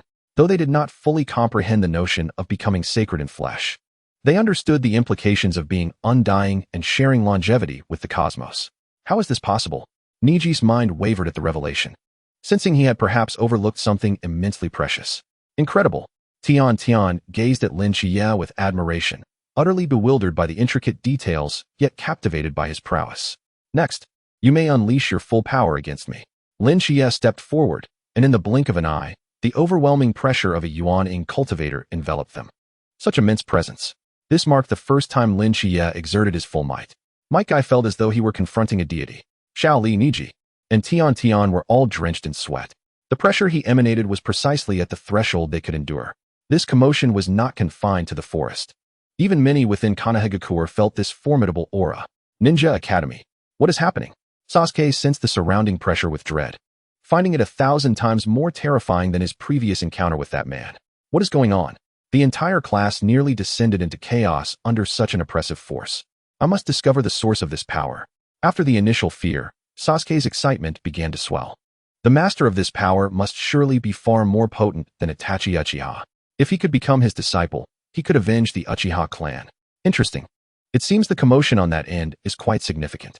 Lin Shichiya, the array master, remained unperturbed, recognizing this familiar aura as intimately as his own limbs. Not only the Ninja Academy, but even the Hokage's office felt this overwhelming pressure. Who on earth possesses such power? In the next moment, Sarutobi Hiruzen retrieved his crystal ball, eager to discern the unfolding events. Just as the crystal ball activated, a resounding crash echoed. My ball. Sarutobi stood frozen for a moment, staring at the shattered remnants scattered around him. What is this? I couldn't even get a glimpse. Chapter 26. Observing the 8 gates of Duinjia. Comprehending the 8 extremities heaven-piercing technique. Notify the Umbu. Konoha is under a level 1 lockdown. Sarutobi commanded, summoning Nightingale. This is... Might Guy encountered such an overwhelming pressure for the first time, his entire being trembling beneath its weight. Unleash your 8 gates of Duinjia with all your might. Lin Shichiya stated calmly. I understand, Lord Shichiya. Might Guy's expression shifted to one of solemnity. What? The 8 gates of Duinjia? Niji gasped at the revelation that Teacher Guy was about to employ the 8 gates, his heart racing. Such a technique bore a tremendous burden on its user. Moreover, given the pressure exerted by Lord Shichiya, even fully opening the 8 gates may not suffice to match him. He pondered the true intentions behind Lord Shichiya's actions. 8 gates of Duinjia. The 7th gate, the gate of shock, open. In an instant, azure steam erupted from Might Guy, enveloping him. Azure steam, the 7th gate? Lin Shichiya observed with a hint of indifference. How formidable. Is this truly the power of the 8 gates of Duinjia? Shaoli experienced all for the first time, his astonishment lingering. He had not anticipated the terrifying prowess of the technique bestowed by Teacher Guy. Is this all of Teacher Gai's strength? Niji's expression grew grave as he witnessed Teacher Gai's full force for the first time. Previously, many within the clan regarded him as merely a jonin with prowess limited to physical arts, doubting his qualifications. However, today, Niji wished to convey that it was unlikely anyone from the entire Hyuga clan could rival Teacher Guy. Curiosity piqued, Niji wondered how Lord Shichiya would counter this onslaught. Day Tiger. Might Guy compressed the air between his hands and released it in an explosive burst, the shape resembling a massive tiger. Merely gazing at it, one could sense its tremendous power. 9 turns body refinement technique, 6th turn. Lin Shichiya radiated a faint golden light, having undergone a transformative change upon reaching the 6th turn. At this juncture, he was no longer merely mortal in the realm of existence. Boom. The Day Tiger's air cannon collided with Lin Shichiya, exploding upon impact. The sheer force carved a deep chasm in the ground, while the residual shockwave was dissipated by Lin Shichiya, safeguarding Niji, Shaoli, and Tian from harm. Might Guy, having unleashed all his strength in the Day Tiger, was left gasping for breath. Once the smoke cleared, what? Might Guy's expression shifted to one of shock, unable to regain his composure. Lord Shichiya remains unscathed. How is that possible? My Day Tiger is immensely powerful. Might Guy was acutely aware of the technique's strength. Few could withstand its force. Yet, before him, Lord Shichiya not only endured it, but emerged completely unscathed. Not enough. Lin Shichiya shook his head. What? Might Guy was momentarily stunned. Truly, Lord Shichiya was remarkable. Is this the 9 turns body refinement technique? It's astounding. Shaoli was utterly captivated, his admiration soaring. To withstand the day tiger without a scratch is beyond even sage arts. Remarkably strong. Niji was filled with regret, lamenting his decision not to follow Teacher Guy in seeking a master. Lord Shichiya is simply too impressive. Tion's shy demeanor gave way to admiration. Captivated by Lin Shichiya's striking appearance, utterly defenseless against his allure. The day tiger is ineffective? Might Guy's envy for Lord Shichiya's physical prowess intensified. After executing that last strike, his body felt as though it might crumble, yet he had failed to breach Lord Shichiya's defenses. It seemed he must engage in close combat to shatter his opponent's guard. In the next moment, Might Guy abandoned the notion of long-range attacks with the day tiger. Night Phoenix. Might Guy's entire being ignited, transforming into a phoenix of flames. And with unparalleled speed, he charged towards Lin Shichiya. Bang! The formidable impact felt akin to colliding with an indestructible fortress. Crack! A sharp sound emanated from Might Guy's shoulder joint. Ding! Congratulations to the host for observing the 8 gates of Duinjia technique and comprehending the 8 extremities sky-reaching arts. Reward: the true body divine ability of the immutable king. 8 extremities sky-reaching arts. A mystical version derived from the 8 gates of Duinjia, perceiving the human body as the 9 celestial heavens. Breaking through each heavenly gate awakens the power of ancient divine beasts. And cultivating to the pinnacle allows the physical form to traverse the void. In the next moment, the system's voice resounded. Teacher Kai, Shaoli Niji, and Tintin hurriedly gathered around. At that moment, Might Guy's shoulder bones began to fracture. It's fine, Huff. Is this the power of youth? It is absolutely worth it. Not only did Might Guy harbor no regrets, but he also felt fortunate to witness the pinnacle of physical arts. Indeed, there are always greater beings beyond the realm of man. Even with all 8 gates opened, it is likely he would still be unable to breach Lord Shichiya's defenses. Your talent in physical cultivation is commendable. You may become my outer disciple, Lin Shichiya approached. In the following instant, a droplet of celestial dew coalesced before him, subsequently merging into Might Guy's body. Ah, such immense power. Might Guy was acutely aware of his own physique. He felt a potent force mending his body. It is known that those who practice the 8 gates of Duinjia often endure physical ailments. However, the ninjutsu employed by Lord Shichiya earlier has greatly benefited him. Thank you, Shichiya. Might Guy expressed with utmost seriousness. The assistance from Shichiya was akin to a rebirth. In the next moment, Lin Shichiya pointed. And the technique of the 9 transformations of body refinement flooded Might Guy's mind. Might Guy's breath quickened. Indeed, this was the first 6 transformations of the 9 transformations of body refinement. Lin Shichiya had only imparted the initial 6 transformations to him. The subsequent 3 transformations, however, were of little use to Might Guy, as they required rare items such as the blood of various magical beasts and spiritual herbs for medicinal baths. These resources were, for him at present, akin to grasping at the moon reflected in water. Moreover, the first 6 transformations alone would empower Might Guy's physical durability far beyond the 6 paths level. Shaoli, Niji, and Tintin gazed at their teacher with envy, fully aware of their own lack of qualifications. By the way, Lord Shichiya, this is my practice of the 8 gates of Duinjia, along with my years of experience. Might Guy said, extending his teachings. Lin Shichiya merely accepted it and glanced over casually. In the next moment, his mastery of the 8 gates of Duinjia reached its zenith. Such extraordinary comprehension is truly remarkable. Chapter 27, Manifesting Power, the Curiosity of the Crowd. By the way, Lord Shichiya, may I pass this technique on to Shaoli? Might Guy looked at Shichiya with hopeful anticipation. Shaoli was his disciple. If Uchiha Obito were to be compared to a wise man, then Shaoli could be seen as a first-year student. Comparing him to the young Uchiha Obito's intellect makes it clear what Shaoli's talent in ninjutsu entails. Uchiha Obito, achoo. It feels as if someone is mysteriously cursing me from behind. Certainly, Lin Shichiya replied nonchalantly. The 9 transformations of body refinement, without external assistance, entails a grueling training process. An ordinary person would find it nearly impossible to endure. It requires continuous punishment, during which the practitioner utilizes the 9 transformations of body refinement to fortify their physique. After completing this, his figure vanished from sight, leaving Might Guy and the others behind. Lee, did you hear that? This is Lord Shichiya's acknowledgement of you. Do not let him down. Mike Guy's words filled Xiao Li with gratitude towards Lin Shiya. I understand. Teacher Kai, Niji, and Tintin watched Xiao Li with envy. Xiao Li had indeed persevered and was now reaping the rewards. Meanwhile, at the Ninja Academy, Chiya, do you feel confident about today's graduation exam? In the classroom, Sakura shyly approached. This exam would randomly select one from the 3 techniques: Shadow Clone Technique, Substitution Technique, or Transformation Technique. If there's anything you don't understand, feel free to ask me, Sakura offered, drawing Ino's displeasure. Chiya, you can ask me too. I'm quite familiar with the 3-body technique. Upon hearing Sakura and Ino's conversation, Shikamaru couldn't help but shake his head. What are these two thinking, trying to teach Chiya? Don't they realize that the person before them is merely a shadow clone of Lin Shiya? Shikamaru had witnessed with his own eyes at the school gate how Lin Shiya sent his clone to take the exam. Sakura and the others were present at the time. Yet they were deceived by the remarkably lifelike shadow clone. Can this guy's shadow clone last so long? Sasuke Uchiha was also astounded. How long has it been? Does Chiya's shadow clone have no time limit? With this thought, Sasuke could no longer contain his curiosity and walked towards Lin Shiya. What does Sasuke intend to do? I don't know. It seems like he's going to find Chiya. Find Chiya? Does Uchiha Sasuke not accept the outcome of their last battle? As everyone speculated about Sasuke's intentions, he approached Lin Shiya with an unprecedented gentle demeanor. Are you a shadow clone? Sasuke inquired with utmost curiosity, unable to discern just how formidable this individual was. Even Uchiha Itachi could hardly accomplish such a feat. Yes and no, Lin Shiya replied casually. What does that mean? Sasuke was perplexed. If it wasn't a shadow clone, could it be another ninjutsu? This is not a shadow clone, but rather a divine ability.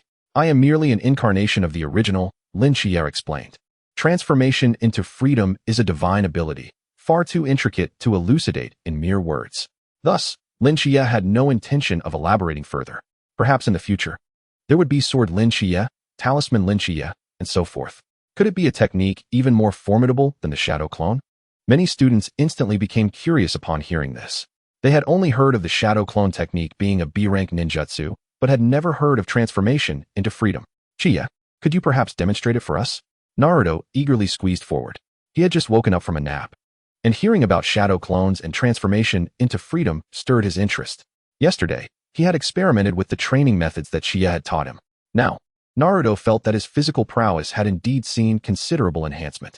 At this moment, Naruto regarded Chiya as a figure akin to an older brother. Furthermore, the crucial point was that no matter how exhausted or injured he was the previous night, he would almost fully recover by the next day. It was a pity that the graduation exam would not test physical arts, but rather the 3-body technique. Transformation into freedom? The proctor, Irika, entered with Mizuki, having overheard Lin Chiya's words. Could it be yet another ninjutsu of Chiya's own creation? Irika instinctively assumed it to be a technique developed by Chiya himself. Chiya is truly a rare talent in Konoha in a century, Mizuki remarked with a smile. However, in the presence of Lin Chiya, such pretense was futile. Despite possessing only golden core cultivation, Lin Chiya could still see through Mizuki's true intentions. If I could master the technique of transformation into the other, as described by Lin Chiya, would I not become stronger? The hidden intentions within Shuemu's heart were laid bare before Lin Chiya. I wonder if classmate Chiya would be willing to demonstrate it for us. With such thoughts in mind, Shuemu inquired with a mischievous glimmer in his eye. If he were to perform it in front of everyone, perhaps I could glean some knowledge from it. It seems Shuemu possesses quite the confidence in himself. Lin Chiya, in contrast, found amusement in Shuemu's bravado. How audacious to wish to steal a technique. Let us not trouble classmate Chiya. We should focus on the upcoming examination. Irika cast a disapproving glance at Shuemu. With the graduation examination imminent, it was hardly the time to distract classmate Chiya. What on earth is Shuemu thinking? No worries. Teacher Irika, Lin Chiya casually waved his hand. Since everyone is eager to see, there is no harm in showcasing it. Meanwhile, outside the room, a group of jonin were observing the unfolding events within. Lord Hokage, what do you make of Shuemu? A leading jonin queried. Shuemu's behavior was decidedly unusual. It was evident to anyone observing. Kakashi, Asuma, and Kurenai, 3 elite jonin, nodded in agreement. The significance of this graduation examination had escalated due to Lin Chiya's participation. Numerous leading jonin had begun to fixate on the exceptionally gifted classmate Chiya. However, the final decision rested with Lord Hokage. You need not worry about that, Nightingale. Just keep an eye on Shuemu when you have the chance, Sarutobi Hiruzen remarked nonchalantly. Understood. Nightingale, a figure with purple hair and an umbu mask, bowed her head in response. Honestly, I am quite curious about the technique Chiya mentioned, Kurenai stated softly. Surely, such a technique cannot exist, the other jonin expressed disbelief. From their perceptions, the individual seated in the classroom was undeniably a living person. How could it possibly be a mere clone? Chapter 28. Your technique is impressive. Now it is mine. As discussions about Lin Chiya's technique of transformation into the other continued in the classroom, the third Hokage entered with a smile. Upon entering, he immediately directed his gaze towards Lin Chiya. Chiya, I hope I am not interrupting your examination, Sarutobi Hiruzen said with a friendly demeanor.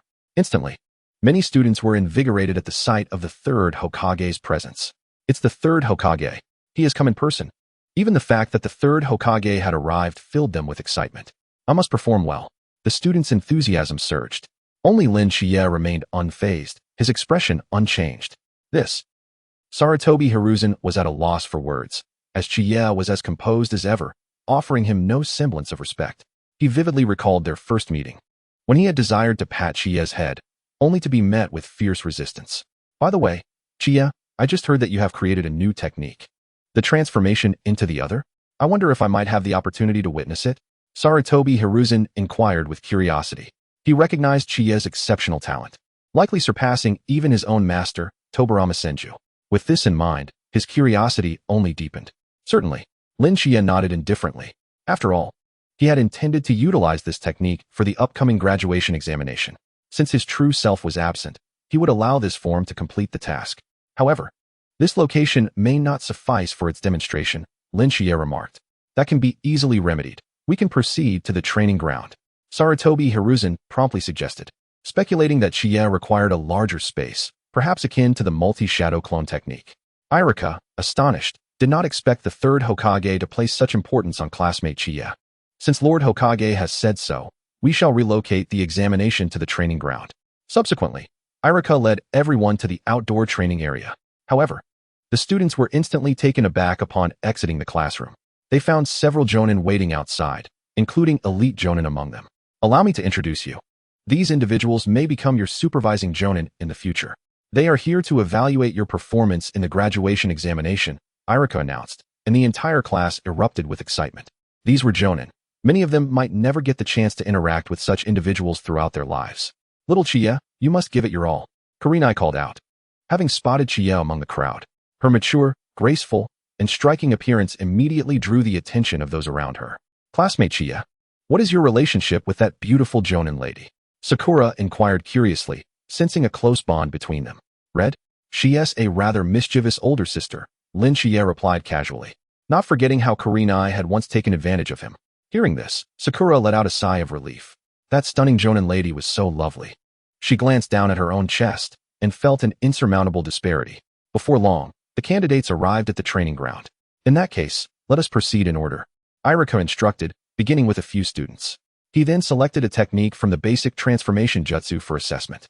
Although their performances were commendable, they paled in comparison to the expectations of the supervising jonin, who found them rather unremarkable. Even Uchiha Sasuke, who performed the best, only garnered a momentary spark of interest. Chapter 29. Your technique is impressive, now it is mine. The Ninja Academy truly does seem to decline with each passing generation. Asuma sighed. Among all the students, only Uchiha Sasuke's performance stood out. Then, it was Lin Chiya's turn. At that moment, Kakashi, Asuma, and Kurenai ceased their discussions and focused intently on Chiya. Many students below widened their eyes in anticipation. Transformation into the other. Lin Chiya executed the technique, and in the next moment, his form began to shift. Almost instantaneously, an Uchiha Sasuke appeared in his stead. It looks just like him. The students, having never witnessed such a flawless transformation technique, were astounded.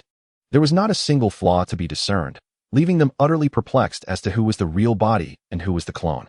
Yet, it did not end there. In the following moment, Lin Chiya showcased the astonishing aspect of his transformation. Sharingan. The next instant, a pair of Tomo Sharingan manifested in Lin Chiya's eyes. Uchiha Sasuke was momentarily taken aback. Wait, Sharingan. Why does he possess a Sharingan? Sasuke found himself momentarily stunned, as the events unfolded beyond his imagination. Sharingan. The supervising jonin began to doubt their own vision. You are Lin Chiya? They all gazed towards the other Uchiha Sasuke. Was it possible that Chiya had switched places with Sasuke during the transformation? I am Uchiha Sasuke.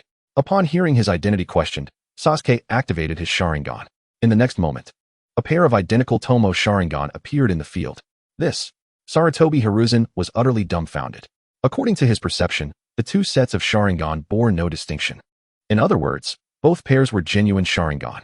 There was no possibility of one being a fake. What was happening? Could a transformation technique achieve such results? The students below began to murmur among themselves. I am quite confused. Could it be that Shichiya also possesses a Sharingan? What on earth is going on? With these thoughts, Shichiya merely smiled faintly. In the following moment, his appearance transformed once more, revealing silver hair and the visage of Kakashi. Is this me? Kakashi gazed at his flawless and innocent self, momentarily failing to discern any flaws. Lightning release, Chidori. In an instant, Shichiya's right hand crackled with high-intensity electrical currents, accompanied by the piercing sound of 1,000 birds chirping. Is this my Chidori? Kakashi found himself momentarily bewildered. This was indeed his Chidori. Why does Shichiya possess it as well? I never taught it to him. Earth release, earth flow wall. Without forming any seals, Shichiya caused the ground to erupt, forming a sturdy earthen wall. The signature canine head atop it rendered Kakashi speechless. This, a bold idea sparked in Sarutobi Hiruzen's mind. Summoning technique. Shichiya clasped his hands together, and in the next moment, Kakashi's Ninken was summoned forth. Kakashi, why did you summon me? Pakken looked at Shichiya with curiosity. Oh, there's another Kakashi here, your shadow clone? Kakashi was utterly astonished. Wait a moment, this isn't my summoning technique. How did it become Chiya's? There's still one final move. Kamui. In an instant, Shichiya's eyes morphed into a kaleidoscopic pattern. Subsequently, the earthen wall vanished without a trace. Thank heavens, this is not my ninjutsu. Kakashi? Sarutobi Hiruzen glanced curiously at Kakashi. Lord Third, the preceding ninjutsu was indeed identical to what I have mastered. However, I am unfamiliar with this last technique. At that moment, Kakashi had yet to fully master the Mangekyo Sharingan. Yet, the Kamui in Shichiya's hands was capable of unleashing its full power. Kakashi's words surprised Sarutobi Hiruzen. What exactly are these eyes of yours? Uchiha Sasuke stared intently at Shichiya's eyes. Why do his eyes seem so much more formidable? Uncertain of what it was, Sasuke instinctively regarded Kamui as a counterfeit Sharingan. In his mind, the Sharingan was categorized into 1 Tomo, 2 Tomo, and 3 Tomo. In the next moment, Shichiya's form reverted to his usual self. This ninjutsu is astonishing. Naruto watched in envy as it became increasingly evident. With such a technique, wouldn't one be invincible? Shikamaru also gasped in disbelief. How could such a prodigious ninjutsu exist? This completely transcends the realm of ninjutsu. Even Shikamaru, despite his intelligence, could not comprehend it. Is this the transformation into the unfettered? Mizuki observed the scene, his eyes brimming with insatiable greed. Incredible. If I could use the unfettered to transform into the third Hokage, wouldn't I become the strongest in the ninja world? Mizuki contemplated, feeling that his plans might necessitate some alterations.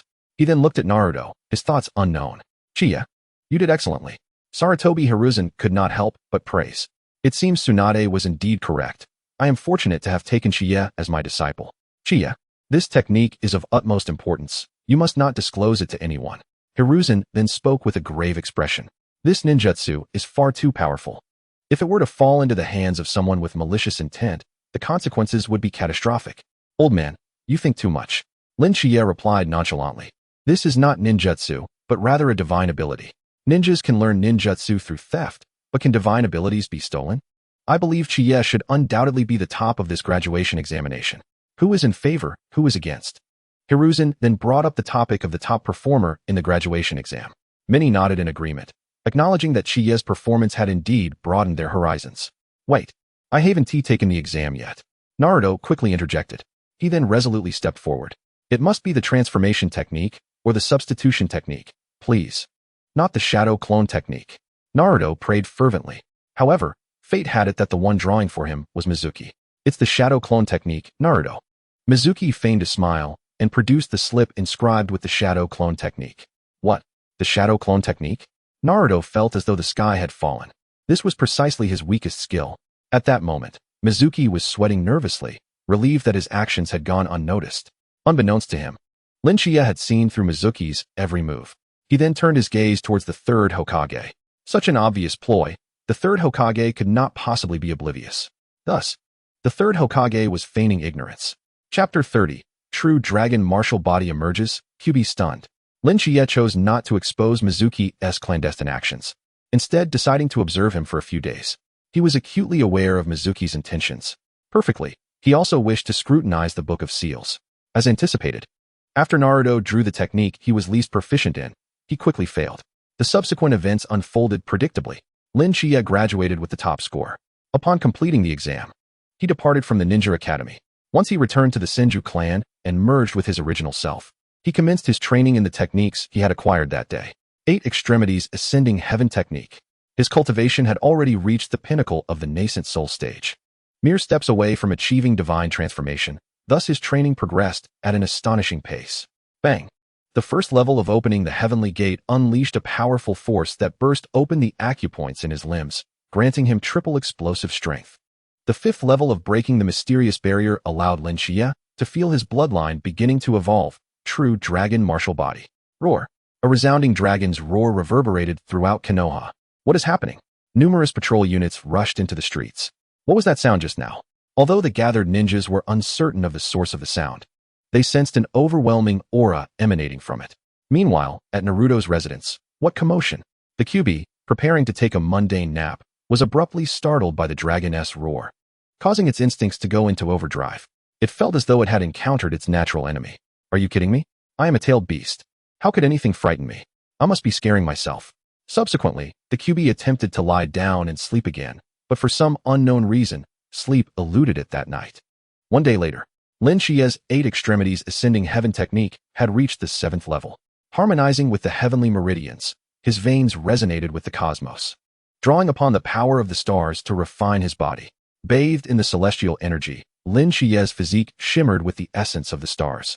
As the stellar power gradually integrated into his body, he concluded his training. Truly, the 8 Extremities Ascending Heaven Technique is remarkable. At that moment, he felt that his physical strength surpassed even that of those in the divine transformation stage. Moreover, he had also mastered several divine abilities inherent to the 8 Extremities Ascending Heaven Technique. System, please check my personal panel. Name, Shichiya. Cultivation, perfected nascent soul of the heavenly path. Divine abilities, 3,000 lightning movements, touchstone to gold, max level. Summoning Galio, unfettered, true body of the immutable king. True dragon martial body. 8 desolations suppressing prison fist. Techniques. All things creation technique. Tao level. 9 transformations body refinement technique. 8 extremities ascending heaven technique. 9 flower immortal dew technique. Fire cloud technique. 10,000 sword technique. Immortal wind cloud body technique. Sword manipulation technique. Navy 6 styles. Treasures. Spatial jade pendant. Purple cloud barrier. Upper grade spirit tool, a colorful curtain resembling ice silk, capable of concealing objects and emitting 5-colored light to repel enemies. Divine wind boat. Upper grade magical tool, a flying artifact crafted from the fins and tail of an ink dragon. True dragon martial body. 8 desolations suppressing prison fist. As he gazed upon the 2 divine abilities he had acquired, methods of their utilization instantaneously emerged within his mind.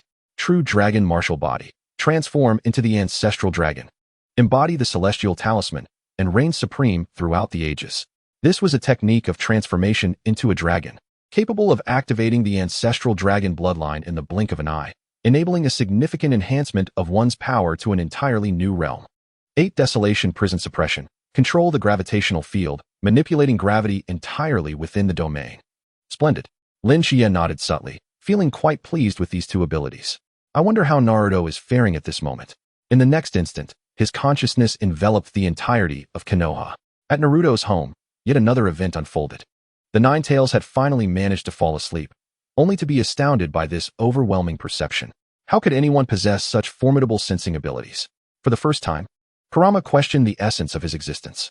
This vast perceptive power was such that, were it not for his own considerable sensing prowess, he might have remained utterly oblivious. In other words, it was likely that no one else in Konoha could sense it either. This level of perception would surely be beyond even the Sage of 6 Paths, wouldn't it? Kurama found himself puzzled by the changes occurring in the outside world. However, what did it matter to a dead fox? Time to sleep. Yet today, Naruto seemed unable to find rest. He recalled what his teacher, Mizuki, had told him. Without passing the graduation exam, one could not become a ninja. No way. Subsequently, Naruto rose to seek Mizuki once more for guidance. Meanwhile, Mizuki had already sensed Naruto's intentions and appeared before him. Naruto, are you eager to learn how to become a genin? Mizuki flashed a confident smile. As long as you can obtain the training methods of transformation from Shichiya, mastering it will ensure your effortless ascent to Genin status. Mizuki spoke with persuasive allure. No, that jutsu belongs to Shichiya. I cannot steal his techniques, Naruto promptly retorted. Shichiya was the first person who had acknowledged him, and he would not betray that trust. Mizuki was taken aback by Naruto's stubbornness. He couldn't help but silently curse the boy for his lack of discernment. With the transformation jutsu, becoming a Genin would be a mere formality. Even ascending to elite Jonin would be effortless. In that case, I have another plan. The Book of Seals, is it? Very well. In the next moment, Naruto decisively agreed. This swift response only fueled Mizuki's frustration. Initially, his goal had been the transformation technique.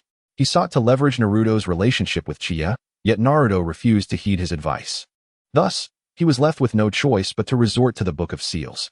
Naruto then took action, unaware that every move they made was laid bare beneath Shichiya's keen perception. It was time to warm up. Shichiya stood and vanished from his location in an instant. Moments later, his figure materialized atop Hokage Rock. If he intended to acquire the Book of Seals from Naruto, he must first occupy the third Hokage for a while. Of course, should he approach the old man directly for the book, it was highly likely he would not refuse. He could also infiltrate unnoticed. However, such methods would not grant the old man a lesson. After all, it was merely an A-rank technique of shadow clone jutsu. He could simply hand it over to Naruto. No need for such complications. Initially, Naruto might not have harbored any thoughts regarding the Book of Seals. However, the old man deliberately sent someone to entice Naruto, only to have him realize the truth. Did the old man not find this sort of manipulation exceedingly tedious? Come forth, your beast. In the next moment, he summoned the beast rewarded to him by the system from his spirit beast pouch. Chapter 31, The Year Beast Strikes. A minor disturbance for Konoha. Name, Year Beast. Cultivation, Late Foundation Establishment. Appearance, a white-furred giant beast, a fusion of lion and dog. Bloodline, Year Beast Bloodline. Divine ability, Blood Boil Rebirth. Consumes half of its vitality to revive, with a month of weakness following rebirth. Tough skin, the Year Beast's hide is extraordinarily resilient. Even a foundation establishment Year Beast possesses a body strength comparable to that of a golden core. Fear of sound, afraid of loud noises, which affects the Year Beast's perception. Fear of red, naturally carries a fear of the color red. Fear of flames, terrified of fire, unable to approach flames. This Year Beast was a reward he received while observing the spirit summoning technique. At that time, he had already mastered the path of spirit beasts. However, the Year Beast's divine ability was one that inflicted harm upon both itself and its foes, with its weaknesses being glaringly apparent. Thus, he had refrained from utilizing it until now. But today was different. He merely needed it to attract the attention of the third Hokage, to create a commotion without causing harm, and in return, he would reward it with a spirit stone. Upon hearing the words spirit stone, the Year Beast obediently behaved like a loyal dog. Naturally, given the Year Beast's capabilities, it was likely to be a freebie. Its three weaknesses were such that anyone would mock it upon witnessing them. Aside from its resilience, it boasted no other merits. Once Shichiya sensed that Naruto's actions were complete, he spoke calmly to the Year Beast beside him. Go. With a howl, the Year Beast obediently dashed toward the Hokage building, its body expanding as it ran. Hokage-sama, trouble is brewing. A multitude of ninjas congregated before the Hokage building. This incident could not simply be dismissed as a prank. One ninja, visibly enraged, voiced his concerns to the third Hokage. Indeed, Hokage-sama. The Book of Seals is a technique personally sealed by the first Hokage. Many others echoed their outrage over Naruto's alleged theft of the book. Whether they were feigning ignorance or genuinely unaware remained a mystery. Quickly find Naruto. Sarutobi Hiruzen was about to nod in agreement when, in the next moment, something came flying towards them. Wait, what is that? Hiruzen was soon left dumbfounded. It had a head with antennae, sharp teeth, and fierce, menacing eyes. What in the world is this? No, rather, what kind of creature was this? Why had they never encountered it before? Alert! Alert! In an instant, the hidden Umbu surrounding Sarutobi Hiruzen stepped forward to shield him. Hokage-sama, please step back. This creature appears to be quite dangerous, one of the Umbu, including Yuru, said with utmost seriousness. This scene left the previously agitated ninjas utterly bewildered. What on earth is happening here? How could so many of us allow the fox brat to steal the Book of Seals? Are we drunk? Surrounding them were over 20 elite Umbu ninjas, including several elite Jonin. Just moments ago, they had failed to notice anything amiss. Yet under such tight security, the Book of Seals had been stolen. All eyes turned towards the third Hokage. At that moment, The Hokage's earlier command seemed utterly ludicrous. That fox brat had managed to escape right before the eyes of over 20 elite Umbu. And yet, the third Hokage had ordered them to pursue. Ahem. Let us deal with this monster first. Sarutobi Hiruzen's face flushed red, and he quickly regained his composure. Yes, the gathered ninjas also responded in kind. Their attention was entirely captivated by this strangely formidable beast. What on earth is this? Many initially dismissed it, thinking it to be a rare animal that had emerged from the nearby forests. After all, there were still many woods surrounding Konoha. Furthermore, in the Hokage world, the strength of a beast was often judged by its size, just like the Nine Tails, whose massive form was a clear indication of its power. I shall deal with it. A member of the Umbu swiftly drew his long blade and charged towards the beast known as the Year Beast. Howl! The Year Beast barreled forward without hesitation. Bang! The once confident Umbu ninja was sent flying several dozen meters away, crashing through 3 walls before finally coming to a halt. His long blade shattered upon impact. It was at this moment that the other ninjas finally grasped the situation. Immediately notify the Jonin class. The rest of you, work together to stop it. Sarutobi Hiruzen commanded urgently. In the next instant, the Year Beast pivoted, charging towards the Hokage building. Stop it at once. Sarutobi Hiruzen exclaimed, realizing the gravity of the situation. That was the Hokage building. Earth release, earth flow wall. In unison, the Umbu ninjas unleashed the earth flow wall technique, conjuring a massive earthen barrier to obstruct the beast's path. However, the Year Beast disregarded it entirely. Bang! The earth flow wall crumbled like mere parchment beneath its might. Subsequently, the Year Beast rampaged through the Hokage building like a colossal dragon, wreaking havoc. Given that most of Konoha's structures were constructed from wood, the Year Beast effortlessly toppled the Hokage building without exerting much force. Meanwhile, Sarutobi Hiruzen's expression darkened. All Umbu ninjas form a barrier to contain it. In the next moment, the Umbu ninjas sprang into action, encircling the Year Beast in an octagonal formation. Looks like we're fighting side by side again. Come forth, King of the Monkey. To prevent further destruction by the monstrous beast, Sarutobi Hiruzen summoned the King of the Monkey without delay.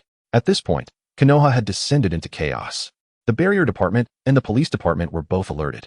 Kakashi Hitaki, Gaimedo, Asuma Sarutobi, Kurenai Yuhi, Hinata Hayashi, Nara Shikaku, Yamanaka Inoichi, and Akimichi Choza, all the Jonin, including Akimichi Torafu, converged towards the Hokage building. Meanwhile, at the roots, a member of the Umbu knelt before Danzo. Lord Danzo, an unprecedented beast has appeared in the village. The Hokage has ordered you to lead the roots in providing support.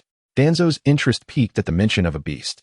His subordinates frequently conducted experiments, and such creatures intrigued him immensely. You must hurry, Lord Danzo. The Hokage is struggling. Upon hearing this, Danzo hesitated. Could this beast truly be that formidable? The Umbu and the Hokage's attacks were ineffective against it, and the Hokage believed it to be even stronger than the Nine Tails. No, I bear the hopes of Konoha. I cannot act recklessly at this time. Danzo resolutely declined Sarutobi Hiruzen's command to intervene. This was neither the first nor the last time he would refuse. Konoha still needed the roots to maintain order in many places. Go back and tell Hiruzen to hold on a little longer. Danzo was not a benevolent man. How could a person so selfish and ambitious risk exposing his secrets to aid others, even if that person was Hiruzen? Chapter 32, Observing the Sealing Techniques. Grasping the divine art of communicating with the netherworld. The Umbu ninja was momentarily stunned upon hearing Danzo's words. No, I must have misheard. But, Lord Danzo, enough. The roots have important matters to attend to. Danzo dismissed, not even bothering to find a suitable response. Meanwhile, Sarutobi Hiruzen remained oblivious to the peculiar actions of his old comrade. Fire release, Fire Dragon Flame Bullet. Water release, Water Dragon Bullet. Earth release, Earth Dragon Bullet. Wind release, Wind Cyclone. Lightning release, Thunderclap. Unlike the previous attack on Konoha, Sarutobi Hiruzen was genuinely giving it his all this time. 5 different elemental ninjutsu were unleashed in an instant. This is the third Hokage. Kakashi was left in awe. He had not anticipated that the aged Hokage could unleash such power. Boom. The series of ninjutsu struck the Year Beast, the resulting explosions leveling the entire Hokage building. The Year Beast, possessing minimal offensive capabilities, primarily relied on its sheer force to cause destruction. However, Sarutobi Hiruzen's assault had a far greater destructive range than the beast's headbutts. Is it over? As everyone held high hopes for Sarutobi Hiruzen's attack, the smoke cleared, revealing the Year Beast entirely unscathed. How is this possible? Sarutobi Hiruzen's eyes widened in disbelief.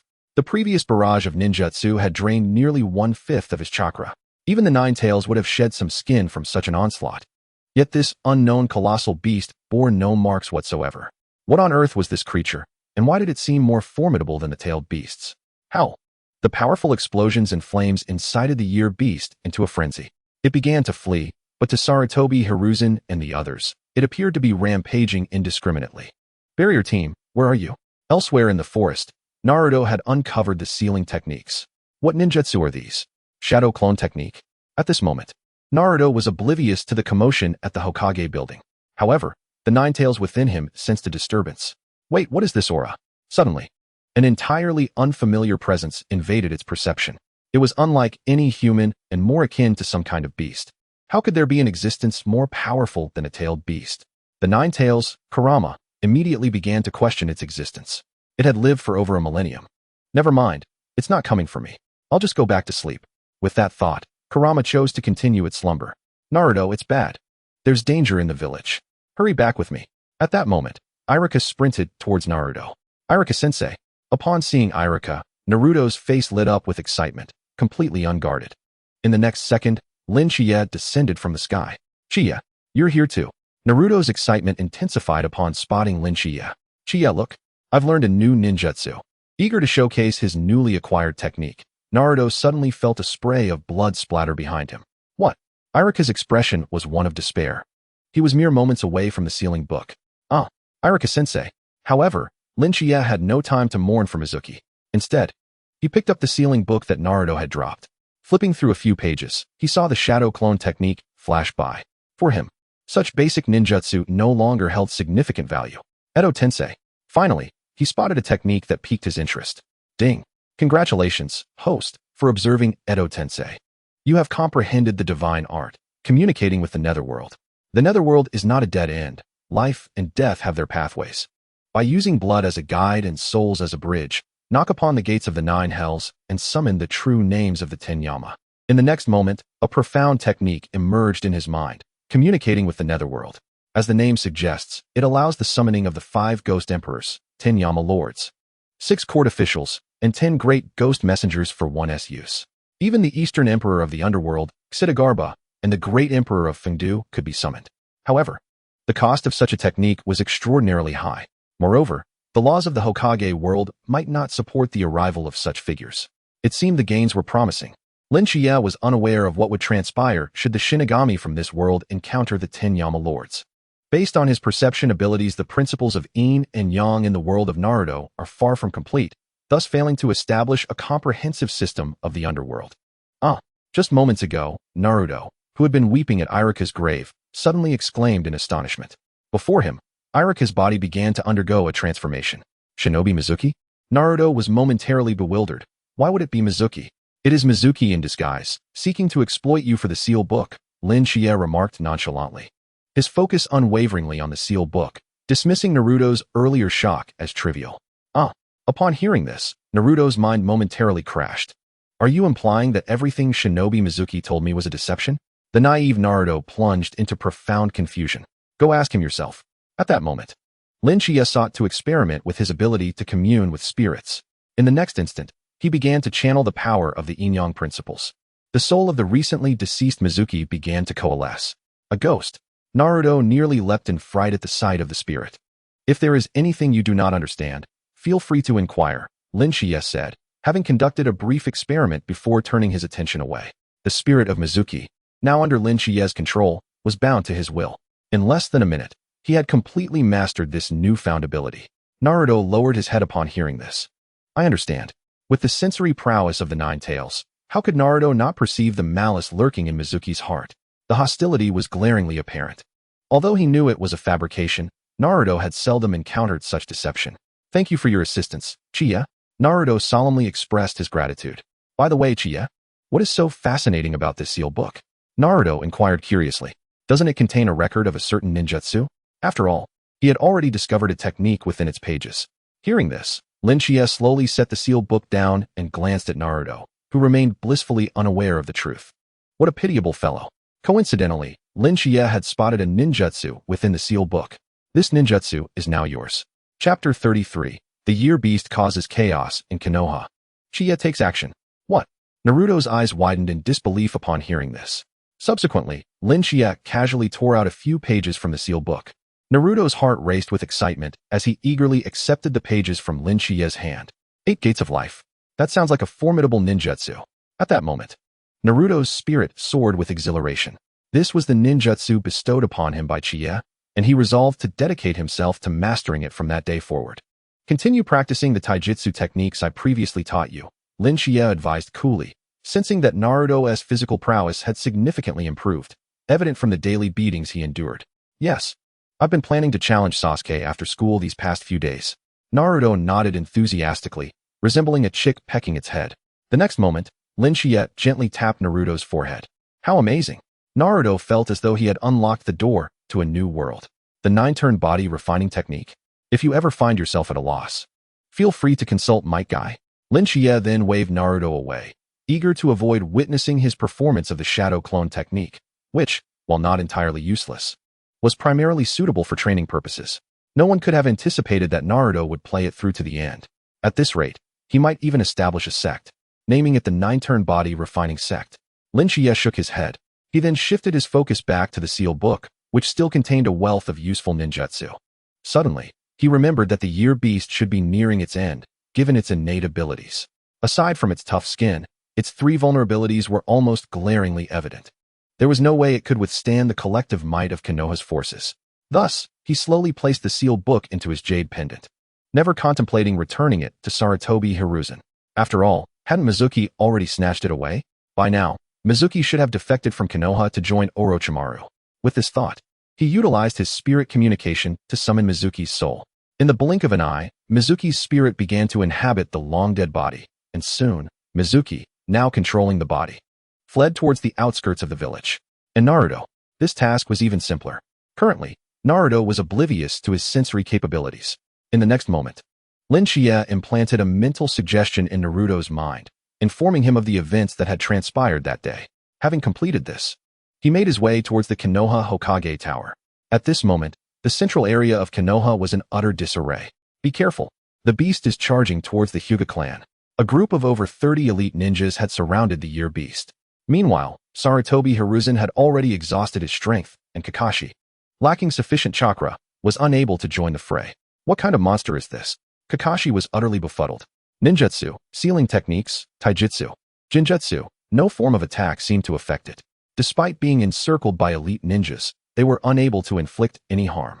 Hokage-sama, I believe I have discerned the creature's pattern.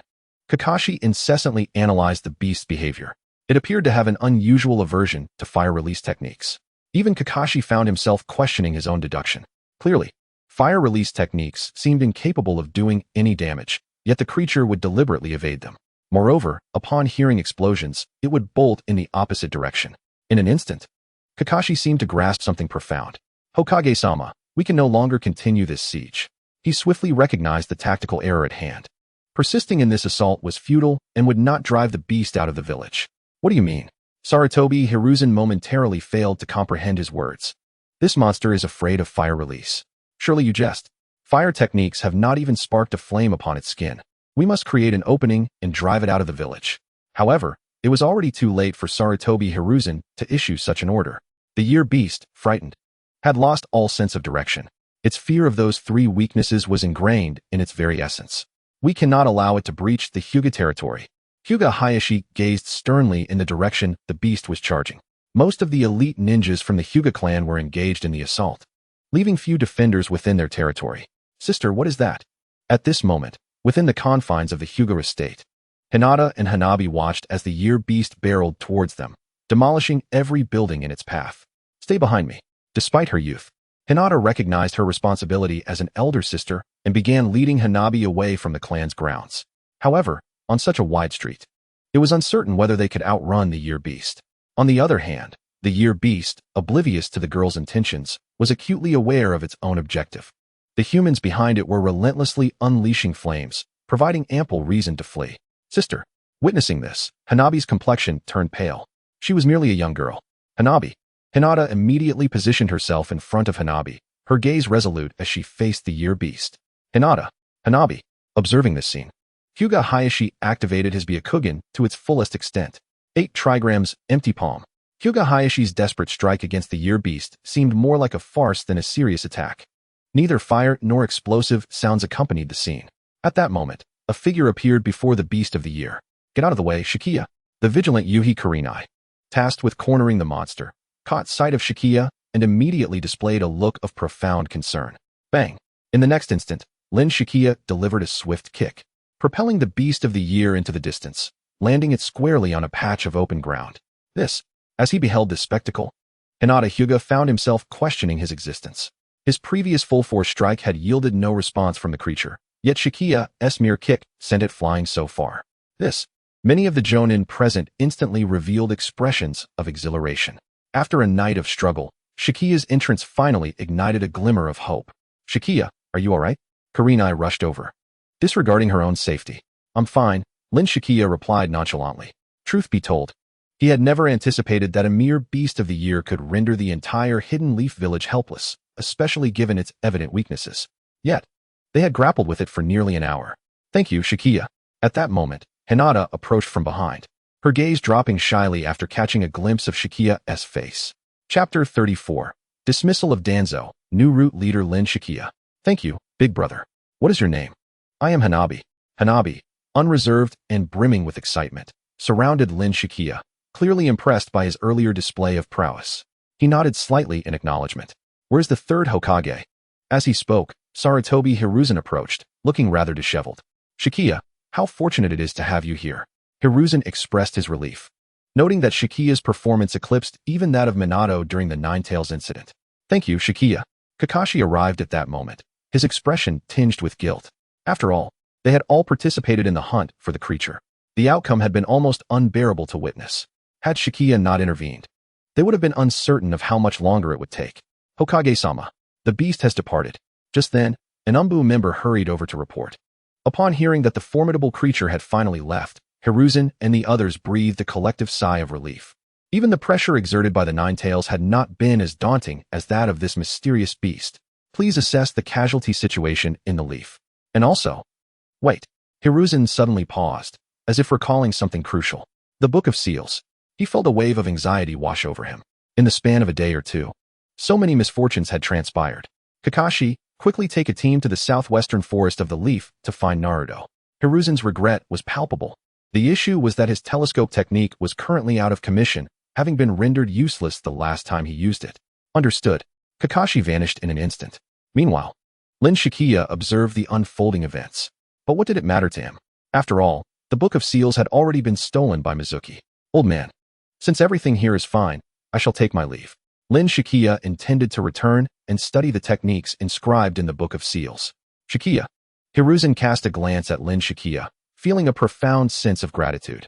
The young man had extended a helping hand during the most perilous time for the leaf. Hiruzen surveyed his surroundings, realizing that the person he had placed high hopes on, Danzo, had not participated in the encirclement. Indeed, Shichiya was the one possessing the qualities of a Hokage, Hiruzen mused. As for Shimura Danzo, who was he? Not familiar. That night was destined to be one of sleeplessness. The following morning, the casualty list compiled by the Umbu was released. Hokage-sama. Due to the Hokage building being reduced to rubble, Hiruzen was compelled to set up a temporary office beside it. It must be said, he bore at least half the responsibility for the building's current state. What is the casualty report? Hiruzen, exhausted from a night of turmoil, felt the weight of the leaf's second significant blow since the Ninetales incident. Hokage-sama. The battle yesterday resulted in 0 fatalities and 3 injuries. What? Hiruzen was taken aback by this statement. No, with such a commotion. Are you telling me only 3 were injured? No casualties at all. Hiruzen could not help but voice his disbelief. It was not that he was disappointed. Rather, he found it hard to fathom. In a battle of such intensity, it would not have been surprising to report hundreds of casualties, if not thousands. Yet, among the civilians and combatants, only 3 had sustained injuries. The Umbu ninja reporting this was equally incredulous. However, that was the reality. It shouldn't be. Have we truly managed to handle the sudden crisis so effectively? Hiruzen himself was astonished. The Hokage building was situated in the heart of the leaf. The fact that there were no fatalities amidst such chaos was remarkable. How serious are the injuries of the 3? At this moment, Hiruzen's expression turned concerned, for they had contributed significantly to the leaf's defense the previous night. Hokage-sama. Of the 3 injured ninjas, one was accidentally struck by a technique. Another fainted from chakra exhaustion, and the last sustained a head injury from debris during the pursuit. They are currently receiving treatment at the ninja hospital.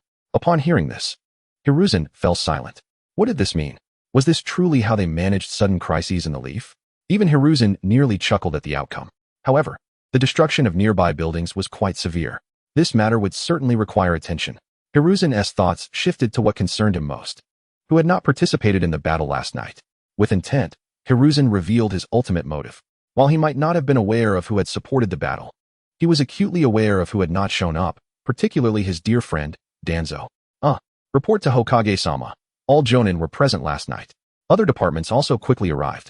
However, 2 of the Hokage's advisors were occupied with other matters and did not attend. Danzo and his root members also did not participate in the battle. Hearing this, Hiruzen's face darkened with anger. After all this, it turned out only a few of his closest friends had not lent their support. As he absorbed this realization, his expression grew increasingly grim. He could understand why Mito and Tsubaki had been absent, but Danzo was one of his closest allies. The fact that not a single member of his root had participated in the conflict was utterly unacceptable. Danzo had gone too far. Send word to temporarily relieve Danzo of his position as root leader. Hiruzen was genuinely furious now. Danzo had refrained from acting during the Nine Tails incident, and now he had again failed to intervene. What did Danzo truly intend? Would he continue to conserve his strength and remain passive in the face of future crises? It was imperative to teach Danzo a lesson.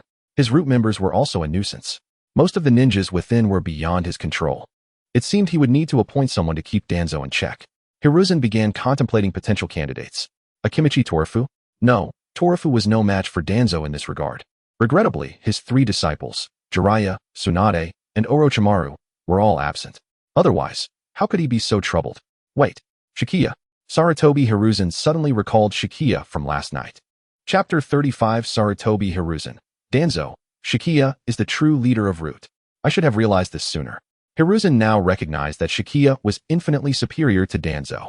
Danzo only brought trouble upon himself, unlike Shichiya, who could assist him in times of crisis. Kakashi, please inform Shichiya to come here. Just let him know I have important matters to discuss. Before Hiruzen could finish his sentence, Lin Shichiya appeared in the temporary Hokage office. Old man, your office is in disarray. What happened to the previous one? Lin Shichiya's remarks nearly caused Hiruzen to suffer a stroke. The former Hokage building had been destroyed while capturing that monstrous beast. For now, the Hokage had to conduct affairs from this makeshift location, Kakashi explained, using very formal language. As for the specifics of the destruction, one would have to inquire with the 3rd Hokage himself. Shichiya, the reason I've summoned you is to entrust you with a significant responsibility. Hiruzen cleared his throat, then turned to gaze at his young prodigy, whose strength had already left many seasoned Jonin in awe. Shichiya's rate of progress was astonishing. His performance last night transcended the capabilities of mere Jonin, which was precisely why Hiruzen chose to assign this matter to him. What matter? Lin Shichiya replied nonchalantly, though he already had a rough idea. From the moment Hiruzen addressed him by name, he sensed the gravity of the situation. The village of Konoha was relatively small. Once one reached a certain level of proficiency, one could easily discern when others spoke their name. The situation is such that Danzo is no longer fit to oversee Root. What?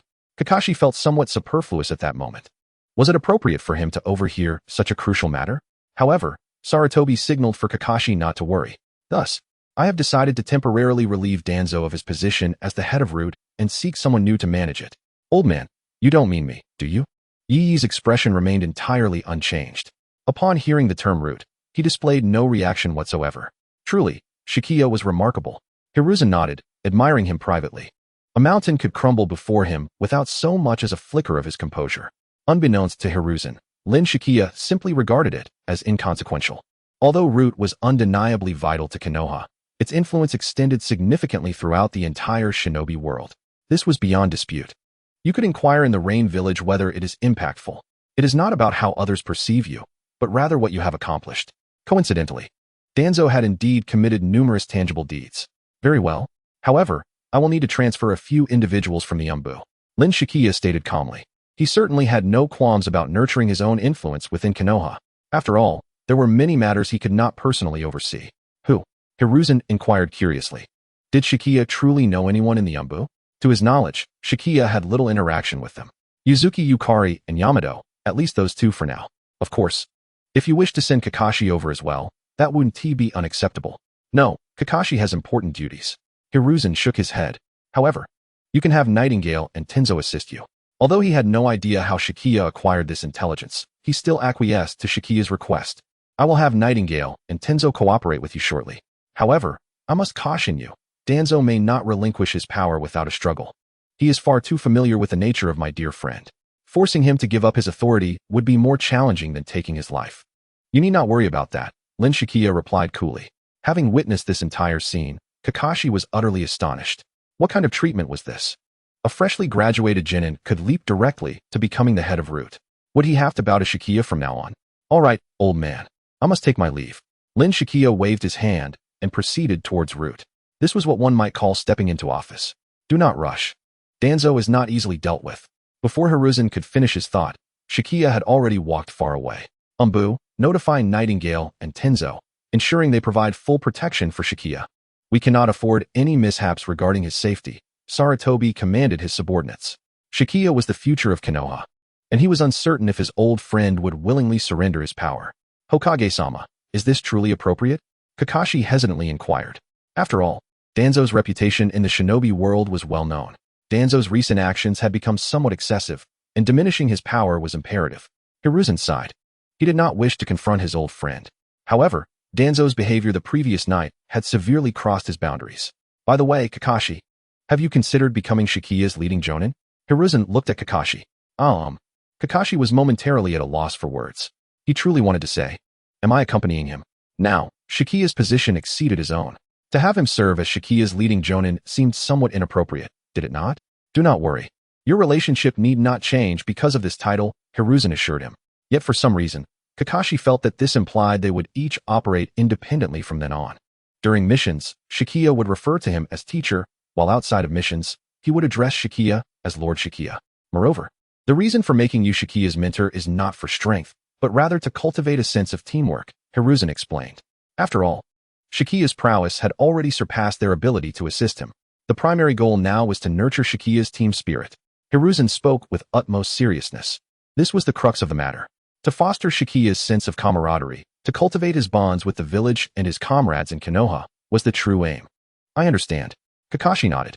Cultivating team spirit meant engaging in activities like the bell test. With this thought in mind, Kakashi began to form some ideas. Meanwhile, the Umbu swiftly notified Nightingale and Tenzo. Understood. The emotionless Yuzuki Yukari beneath her animal mask showed no hesitation regarding the Hokage's orders. In contrast, Tenzo appeared somewhat bewildered. Me? Is it really me? At that moment, Tenzo felt a flicker of excitement. Previously, he had been tasked with some less than reputable duties within the Umbu, but now, being assigned to serve under Lord Shichiya filled him with exhilaration. He aspired to be like his senior Kakashi. I will ensure the mission is completed. Yet he was still uncertain. Who was this Lord Shichiya? Chapter 36. The Tumult in Root, Danzo's Setback. The current head of Root, Lord Shichiya. Upon hearing this, Tenzo began to question his life choices. Wait, Root? Wasn't he just taken out of Root? Did this mean he was returning to his former role? With this thought, Yamato's expression became increasingly conflicted. I will ensure the mission is completed. Subsequently, Nightingale swiftly gathered at Shichiya's location. The Umbu ninjas had already informed them of their forthcoming duties, to protect Lord Shichiya with their lives. Soon after, Nightingale and Tenzo laid eyes on the Shichiya they were to protect. Nightingale, attend to Lord Shichiya. Nightingale bowed respectfully to Lin Shichiya. Where is Lord Shichiya? At these words, Tenzo felt a jolt of alarm. Where could Lord Shichiya be? He had gleaned some information from his fellow Umbu colleagues. Lord Shichiya had succeeded Danzo as the leader of Root. This was quite the influential figure, and one to whom he must cling tightly. Upon hearing Nightingale's statement, Tenzo immediately began to search anxiously. Where could he be? Why can't I see him? All he spotted was a handsome genin and Nightingale casting a look at a fool. Are there fools around? Indeed, you must be Tenzo, Lin Shichiya remarked, slightly nodding at the sight of Deo. He wondered why the old man had been so generous as to assign him a wood-release jonin. It turned out his intellect was lacking. At that moment, Tenzo suddenly realized that Nightingale had indeed been bowing to the man before him. He quickly comprehended the gravity of the situation. I apologize, my lord. I did not recognize you earlier. Tenzo, now drenched in sweat, bowed deeply, feeling a wave of anxiety. Oh no, everyone. It seems I've offended my superior on my very first day. Fear not. I have high hopes for you. Lin Shichiya said, gently patting his shoulder. Tenzu felt a wave of relief wash over him upon hearing those words. By the way, I have a small task for you. At your command, Tenzu replied respectfully, knowing he must make a good impression on his superior. Later, head to the root base and apprehend Danzo. Then, gather a count of all root members and report back to me, Lin Shichiya stated nonchalantly. Huh, me? Tenzo momentarily questioned his life choices. He was well aware of Danzo's reputation, and the thought of facing him sent chills down his spine. As you command. He gritted his teeth and accepted the task. In the next moment, his form vanished from sight. Lord Shichiya, do you require my presence as well? Nightingale inquired curiously. No need. Your strength is no match for Danzo. Lin Shichiya declined her offer. His refusal was not intended as punishment for Tenzu. Since the third Hokage had appointed him as the leader of Root, the purpose was clear. It aligned perfectly with his own intentions. However, Danzo would certainly not yield easily. Thus, it was essential to establish a legitimate reason for his actions. Otherwise, if Danzo did not resist, he would be reluctant to act. Moreover, compared to the calm, obedient, and highly efficient Yuzuki Yugao, it was preferable to send Tenzu. Understood, my lord. Nightingale nodded. Although she was uncertain of his intentions, she sensed that he was showing her some consideration. Boom. Shortly thereafter, an explosion erupted from the nearby Root base. It was evident that Tenzu had engaged in conflict with the Root organization. This was indeed a logical development. She slowly rose to her feet and began to stride towards the Root organization. My lord. Nightingale felt an inexplicable charm emanating from him and followed suit. Root headquarters. Unauthorized personnel prohibited. Boom. Lin Shichiya effortlessly knocked out the two jonin guarding the entrance with a couple of slaps. Witnessing this spectacle left Nightingale utterly astonished. While she had heard tales of this man's exploits, this was simply too outrageous. Those were two jonin. Moreover, to her knowledge, this man had only just graduated from the Ninja Academy. After a moment's hesitation, she chose to follow him. Meanwhile, chaos reigned deep within the Root organization. Tenzu, you traitorous scoundrel. Have you forgotten who trained you to be a ninja? Without Lord Danzo, where would you be today? Indeed, Tenzu, you ungrateful wretch. I am a Konoha ninja. Even though Tenzu had been knocked to the ground, he refused to submit. He gritted his teeth and rose once more. Lord Danzo, I am here to apprehend you on the orders of Lord Shichiya. As Tenzu stood again, Danzo rarely opened his eyes. An overwhelming pressure enveloped Tenzu in an instant. Tenzu, you are quite impressive. Among my experimental subjects, you truly stand out. Now, I can offer you a choice. Join me, or die. Danzo's eyes gleamed with malice. Surrounding Tenzu were dozens of Root ninjas closing in. Hiruzen has truly grown senile. Sending such a precious would-release ninja as you. Danzo sneered. It seemed that Hiruzen had truly lost his mind, attempting to revoke Danzo's position as Root leader. I am a Konoha ninja. After rising once more, Tenzu's vision began to blur. Yet, he did not forget the lessons imparted by Kakashi. Upon realizing the truth, the Root ninjas behind him began to draw their weapons. I am sorry, Lord Shichiya, my mission has failed. With that, he closed his eyes. Boom. Surprisingly, the blade did not descend. Danzo, you have some nerve to even lay a hand on my subordinates. It seems you intend to resist with force. Lin Shichiya. Danzo's demeanor shifted upon recognizing the newcomer. Hiruzen had truly dispatched him. At that moment, Danzo's expression was devoid of emotion. Currently, within the Root headquarters, he commanded nearly 100 of his ninjas. And yet, his opponents were only 2. No, 3. 100 versus 3. The advantage is mine. Kill him. With that thought, Danzo's expression darkened. 8 Desolation Prison Technique. In the next moment, the gravitational force around them began to shift. Boom. The over 100 Root ninjas, who had previously stood in formation, were now all kneeling on the ground. Even Danzo was brought to his knees by the overwhelming gravity. What is this? Danzo was bewildered. What kind of jutsu is this? Chapter 37. The changes in Konoha and the curiosity of the Atsutsuki. It is worth noting that Danzo had lived for several decades. Yet he had never encountered such a jutsu. It did not belong to any of the elemental natures. The pressure was immense. Boom. In an instant, Danzo felt as if his body had become 100 times heavier. Breathing became a struggle. What is happening? Tenzu, witnessing this scene, was equally perplexed. Why did all these people suddenly kneel? As he spoke, he too felt the pressure intensifying around him. In an instant, Tenzu, who had been standing, fell to his knees. Wind release, vacuum wave. Realizing he could no longer delay, Danzo unleashed his most proficient wind release technique. A sharp gust akin to a scythe burst forth from his mouth. However, before it could travel even 10 meters, it was utterly obliterated. Something is off. This time, Danzo finally sensed something amiss. The gravity around them seemed to be affected. How could this be? Danzo's face contorted in disbelief. How could Shichiya be this strong? How old is he? Shichiya, do you intend to incite internal strife within Konoha? Danzo spoke sharply, but anyone could hear the tremor of panic in his voice. It seems you have forgotten something. Now, I am the leader of Root. In the next moment, Shichiya unleashed his full aura. Danzo, who had just been able to speak, suddenly felt as if he were under the weight of a mountain. Take him away. Safely. The nightingale stood in a state of bewilderment. Danzo, a ninja of long-standing repute, was utterly incapable of enduring even a minute in the presence of Shichiya. What peculiar ninjutsu was at play here? Why was there no reaction from him? At this moment, the nightingale's mind was inundated with countless questions. Moreover, was it truly necessary to don a mask with such a visage? Contemplating this, Shichiya posed a query. The nightingale became acutely aware of her signature deep violet hair. Typically, she would fashion it into a high ponytail cascading down her back, with wispy bangs adorning her forehead, a practical choice for mission execution. My apologies, Lord Shichiya.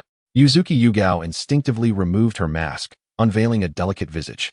Her features soft yet resolute. Today, she found herself inexplicably flustered. Stealing a glance at Shichiya's countenance, her heart began to race for reasons unbeknownst to her. She could only endeavor to remain composed while fulfilling her duties. Before long, Danzo was escorted away. Yuzuki Yugao discerned that this overwhelming gravity did not seem to be directed at her. I must inform you all of a significant development. As of today, I am the new leader of the Root organization, Shichiya stated with an air of nonchalance. The Root ninjas exchanged astonished glances, their expressions a mix of shock and disbelief. Do you comprehend? The ensuing sound resonated as he integrated the soul imprint. The ninjas present felt their minds erupt with newfound awareness. Let us proceed. He then released the restraints surrounding Danzo. As for the entirety of the Root, there was no need for haste. Upon exiting the Root organization, Danzo felt the fresh air invigorate his lungs. I regret disappointing you, Lord Shichiya. Danzo bowed his head and knelt on one knee. That is of little consequence. I never anticipated you would capture Danzo. Shichiya gestured towards the collapsed buildings nearby. What is this? Danzo, bewildered, questioned the implication. And do refrain from using the codename Danzo from now on. From this day forth, you shall be known as Yamato. Yamato? Danzo murmured, realizing it was the first time someone had conferred upon him a name rather than a mere codename.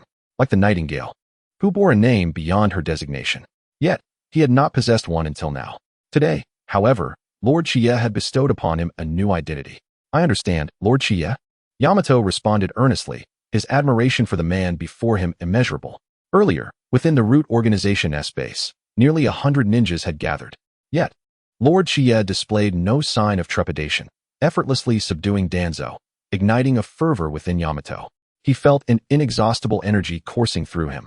In that case, I shall investigate the area you instructed me to. Upon receiving permission, Yamato proceeded toward the ruins, uncertain of what tasks awaited him. Simultaneously, the shift in leadership at the Leaf's Root organization could not remain concealed from the other ninja villages. This was no trivial matter. Shichiya's name quickly ignited fervent inquiries across the major ninja villages. Within a cave in the Rain village, the atmosphere buzzed with anticipation. It seems our leader has significant news to share. Within the cave, several figures reminiscent of memories gathered. From left to right were S-rank rogue ninjas, Hisame Hoshigaki, Itachi Uchiha. S-rank rogue, Deidara, Sasori, Haiden, Kakazu, and Zetsu, along with the Rain villages Konan and Pain.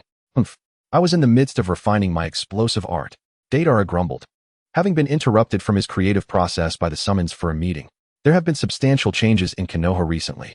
It appears there has been a shift in the leadership of the Root organization. Danzo? The mention of his name elicited recognition from the assembly. Hey, even if that guy is dead, it has nothing to do with our Atsutsuki, right? Deidara interjected. I actually concur this time, Kakuzu chimed in. Though Danzo has a hefty bounty, he is too cowardly to pose any real threat. Thus, Kakuzu expressed his disinterest. No. What I wish to highlight is the new leader of the Root organization, Shichiya. Itachi, who had remained silent until now, reacted with a slight tremor upon hearing the name. It seemed he possessed some knowledge. Zetsu turned to Itachi, and the others followed suit with their gazes. Perceiving their curiosity, Itachi did not withhold his thoughts. Shichiya is a genuine prodigy. To receive such high praise from you, Mr. Itachi, has piqued my interest in this individual, Kisame remarked. Surprised, he was aware of Itachi's stringent standards when evaluating others. Cut it out, No one can surpass the prowess of my explosive clay. Deidara dismissed with a scoff. If you were to engage him, you wouldn't last half a minute. Then, Itachi's words rendered the entire room silent. Chapter 38. Snatching the bell, you're talking nonsense. Deidara glared at Itachi, his anger palpable. The disdain of his most loathed Uchiha clan was unmistakable in his expression. Deidara vividly portrayed his irritation. Enough, Deidara. Let us listen to what Itachi has to say. Pain interjected, recognizing Itachi's reputation as an action-oriented figure. If he had made such a statement, it must hold some merit. Shichiya is the brother of Tsunade, one of the legendary Sannin. He was once a disciple of the third Hokage, Hiruzen Sarutobi. At a young age, he triumphed over Konoha's top prodigy, Kakashi Hitaki, and even earned the commendation of Minato Namikaze. Not to mention, even the defector Orochimaru held great admiration for Shichiya and sought to take him as an apprentice. Itachi stated calmly, I recall my father used to use Chiya's name as a benchmark for my own growth. At the mention of Minato's name, Sasori's expression darkened with malice. Though he harbored a strong aversion to that individual, he acknowledged Minato's formidable strength. Sasori's sentence trailed off, but the implication was clear. Is there also a connection with Orochimaru? Pain nodded, contemplating the implications of Shichiya's associations. Considering this, it seems Shichiya's network is quite extensive. I am curious how he compares to the original Hokage of Konoha. Kakuzu remarked with an eager expression. Let us cease discussions regarding Shichiya for now. We must prioritize the preparations for the tailed beast capture plan. Pain interrupted Kakuzu, who was about to elaborate further. We are all comrades here. Certain matters need not be reiterated. While the novelty may wear off after a couple of mentions, it inevitably leads to musings of alternative versions. Thus, he began to prepare for the tailed beast capture plan. Throughout the proceedings, Itachi's demeanor remained unchanged. Once the meeting concluded, he dispelled his reverie and gazed into the distance, his thoughts obscured. Hey, Itachi, you seem to have something on your mind. Kisame's figure materialized from behind. It appeared that Itachi was lost in thought about someone. No, I am merely concerned about the well-being of my vessel. In response to Kisame's inquiry, Itachi quickly diverted his gaze. Meanwhile, in Konoha, the news of Root leader Danzo's capture swiftly spread throughout the Hidden Leaf village. Hey, have you heard? The leader of Root was apprehended yesterday. Is that true? Lord Danzo has been a formidable figure for quite some time. How could he be caught? It is said that a few days prior, Danzo had remained passive while the village was besieged by monstrous invaders, driven by his own selfish desires. Furthermore, it was rumored that he had instructed a ninja named Mizuki to steal the Book of Seals. What? Danzo actually allowed someone to steal the Book of Seals? Sasuke Uchiha, on his way to the Ninja Academy, overheard numerous accounts of the previous day's events. It was said that the current leader of Root was an ungraduated genin from the academy, someone named Lin Nanaya. Just as he was nearing the academy, a particular piece of news jolted Sasuke's mind. Nanaya, how could this be possible? Upon hearing this, Sasuke was momentarily dumbfounded. Something felt amiss. They were all merely ungraduated genin, selecting their respective teachers, and yet one could suddenly ascend to a position of leadership within the village? It was akin to discussing which university to attend after high school, only for a classmate to announce they had become the vice president. At that moment, Sasuke was utterly bewildered. He hurried into the academy, eager to see Nanaya. Nanaya, you have no idea what transpired last night. Sakura, sitting next to Nanaya, was animatedly recounting the events. You wouldn't believe it. That monster wreaked havoc across 7 districts. Even the Hokage's building was reduced to ruins. Were you in any danger yesterday? Sakura's expression was one of immense relief, as the monstrous creature had nearly demolished her family's home. She certainly did not want the house they had struggled to pay for over the years to be obliterated in an instant. Indeed, I also heard my father speak of the events from last night. It is said that Lord Third dispatched dozens of jonin, yet could not subdue the beast. Ultimately, it took the intervention of a mysterious powerful ninja to resolve the situation. Ino's eyes sparkled with curiosity. She had been astounded when her father had shared this news with her. Could there truly be such a formidable and enigmatic ninja in the Hidden Leaf? At that moment, nearly everyone was engrossed in discussions about the previous night's occurrences. Only Hinata occasionally cast furtive glances at Nanaya, recalling how he had stepped forward in their time of need. Her cheeks flushing crimson, she yearned to reveal to everyone that the heroic figure was indeed her classmate. But as she observed Nanaya quietly seated nearby, she dismissed the thought. Was Hinata smiling? At that moment, Sakura noticed the change in Hinata's expression. Ah, no, nothing. Hinata lowered her gaze towards Nanaya, her face growing even redder. By the way, Hinata, do you have someone you wish to be with? To be together? Hinata nearly fainted at the mention of such a sensitive topic. All right, Sakura, let's not lead Hinata to misunderstandings. We were asking about someone on the same team. Ino quickly interjected. Someone on the same team? Hinata's mind involuntarily conjured the image of Nanaya. Aye. She desperately wanted to voice her thoughts, but her bashful nature made her feel as though she might burst into tears. Given that they were all scouting ninjas, it was highly likely she would be teamed with Kiba Inuzuka and Shino Aburang. At that moment, Lin Nanaya spoke up. Noticing Hinata's near-tearful expression, he inferred what she wished to express and decided to intervene. Thank you, Hinata murmured in a voice only she could hear, believing that Nanaya would not catch her words. Little did she realize, such a faint whisper could not escape Nanaya's keen hearing. No need for thanks, Lin Nanaya replied nonchalantly. Meanwhile, the rest of the class had assembled.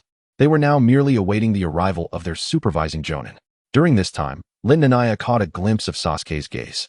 This morning, he too had heard the rumors circulating on the streets. One could not help but admire the third Hokage's masterful manipulation of public opinion. It was no wonder he had ascended to the position of Hokage. Chapter 39, Team 7's Assessment, Sword Technique? Just as Lin Nanaya had surmised, the third Hokage's grouping method was exceedingly formulaic. Eventually, Kakashi Hitaki made his appearance. Lin Nanaya, Sasuke, Sakura, and Naruto. Hello, I am your supervising jonin, Kakashi Hitaki. Kakashi glanced at Nanaya while speaking, his expression markedly complex. Tomorrow afternoon, I will conduct your assessment.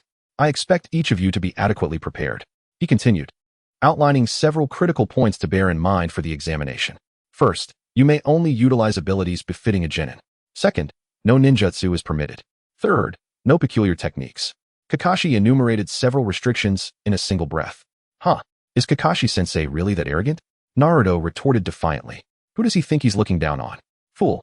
Sasuke shot a disdainful glance at Naruto. It was glaringly obvious that the restrictions were aimed at Nanaya.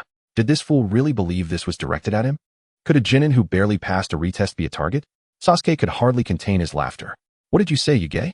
Naruto shot an indignant glare at Sasuke. After learning the technique Nanaya had taught him, he felt quite powerful. Idiot. Sasuke rolled his eyes at Naruto, then began contemplating the assessment scheduled for the following day. How intriguing. Lin Nanaya instantly discerned Kakashi's intentions. He merely intended to assess them using his own strengths. Simplifying matters, perhaps they would examine swordsmanship. As he recalled Kakashi's proficiency in that area, Lin Nanaya directed a gaze at Kakashi. Swordsmanship? Kakashi's thoughts momentarily stalled. That could indeed work. Though Nanaya was exceptionally talented, he could not possibly excel in every aspect. Mastery of swordsmanship required time to cultivate, a reality Kakashi was acutely aware of.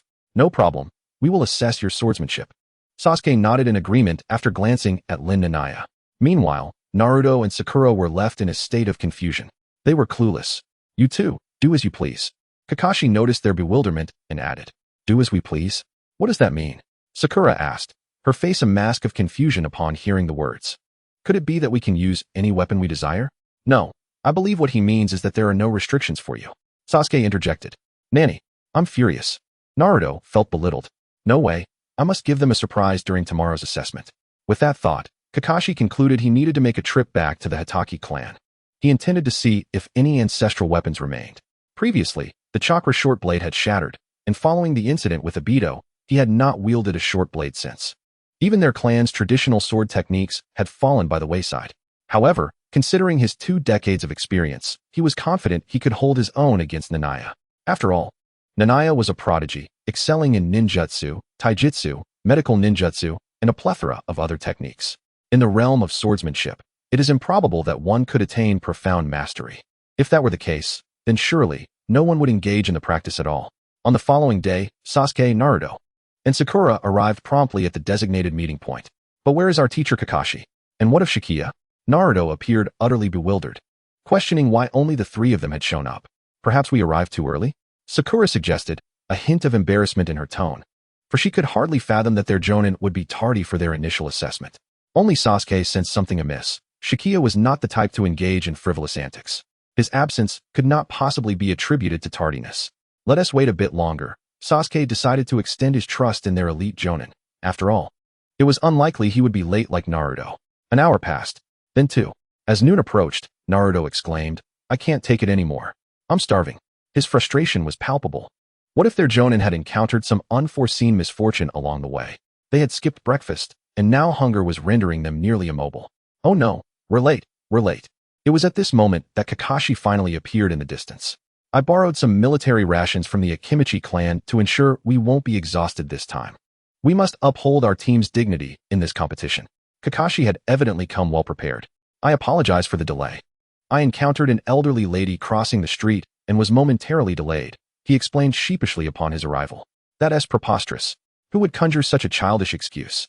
Naruto quickly saw through Kakashi's clumsy reasoning, noting that even a child would not be deceived by such a tale. Besides, who takes 5 hours to help an elderly woman cross the street? Hey, where's Shichiya? Kakashi suddenly realized Shichiya was absent and was momentarily taken aback. He had chosen this specific time, but surely Shichiya wouldn't have gone off to eat, would he? He hasn't arrived yet, but he should be here soon, Sakura explained. Perhaps Shichiya anticipated this Jonin's behavior, hence his tardiness, Sasuke mused, growing increasingly admiring of Shichiya. Indeed, they were still quite young. Just then, Naruto caught sight of a figure soaring through the sky. Is someone flying? He wondered in disbelief. As the figure drew closer, he was utterly astonished. What is this? Even Kakashi couldn't help but take this seriously. Shichiya. As the figure approached, they discerned that it was, in fact, Shichiya, who was not levitating by mere chance, but was standing upon a sword. Was this even plausible? Kakashi was left with a monumental question mark in his mind. He had never heard of chakra enabling flight. What on earth was this ninjutsu? For reasons unbeknownst to him, Sasuke felt a jolt of excitement. All thoughts of fire techniques and Sharingan were cast aside. Chapter 40. The Sword of the Nine Heavens, coming on the wind. I want to learn this. A fervent desire surged within Sasuke, rendering everything else irrelevant. Coincidentally, he had brought a sword from home. As he gazed at it, his heart raced with anticipation. It seemed he had arrived at just the right moment. Lin Shichiya descended from the Sword of the Nine Heavens. Weapon, Sword of the Nine Heavens. Material, length of 3 feet and 3 inches, resonating with the number of 33 celestial realms. The blade exhibits a jade hue, with a core made from the 5 colored stone fragments left behind by Nuwa. The blade is forged from lightning-struck Kunlun wood and meteorite iron, tempered for 49 days in true fire and shaped in the moonlight pool. Characteristics: Spirit Meridian's resonance. The sword conceals the 12 primary meridians of the human body, automatically forming a circulatory system when wielded by the user employing the Shushan Heart method. Thousand Illusions Sword Shadow. After absorbing the essence of the sun and moon, it can differentiate into a network of sword energies, creating up to 3,600 illusory swords. Divine Techniques. Divine Sword Summoning Thunder Technique. Pointing the sword to the heavens can summon the divine thunder of the 9 skies. Imbued with the righteous energy capable of vanquishing evil. Mystic Light Heart Insight Technique. The sword's body reveals the runes of the Huangting Classic, illuminating a 100-mile radius from demons and malevolent spirits. This weapon had previously been awarded to him while observing sword techniques alongside Tsunade in the Land of Iron. This sword is magnificent. Sakura was utterly captivated by the Sword of the Nine Heavens. Most renowned blades in the ninja world were short and slender, but the Sword of the Nine Heavens was uniquely shaped, instantly mesmerizing her. Even Naruto, who had little experience with swords, was momentarily entranced. Buzz, buzz, buzz. What is happening? Sasuke suddenly felt uncertain, struggling to maintain control over the sword in his hands. Clang!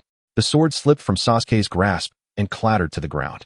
With the Sword of the Nine Heavens, all swords shall bow.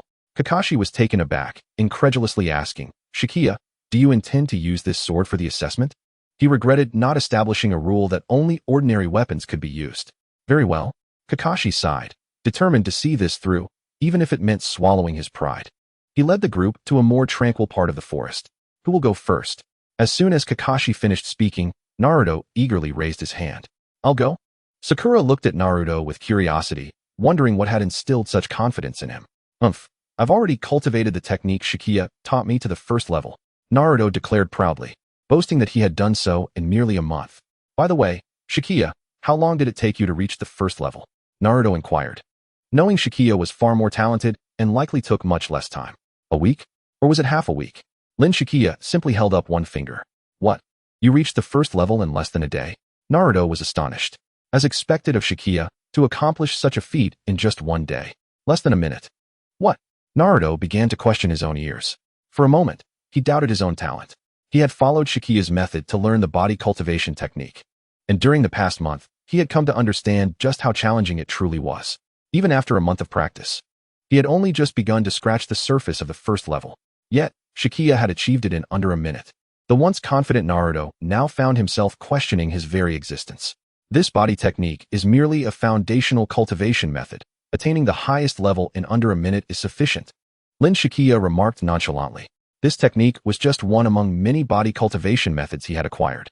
Due to its low threshold, requiring neither spiritual energy nor medicinal baths, just passive endurance of blows, it was no wonder he could reach the highest level in less than a minute. This very accessibility was why he considered this ninjutsu a cornerstone for transforming the world, essentially a foundational technique for establishing a school of thought. The 9 transformations of body refinement are more than sufficient. No resources are required. Simply enduring blows will suffice. So it is. Is this the latest ninjutsu developed by Shichiya? Kakashi nodded slightly. No, Shichiya had stated that this is a body refinement technique, not ninjutsu. At that moment, Naruto interrupted Kakashi. Body refinement technique? This was the first time Kakashi encountered this term. What exactly is a body refinement technique? In light of this, Naruto was the first to step forward. I won't use abilities beyond that of a low-ranking ninja. As both sides assumed their stances, Kakashi's figure blurred into an afterimage. How swift!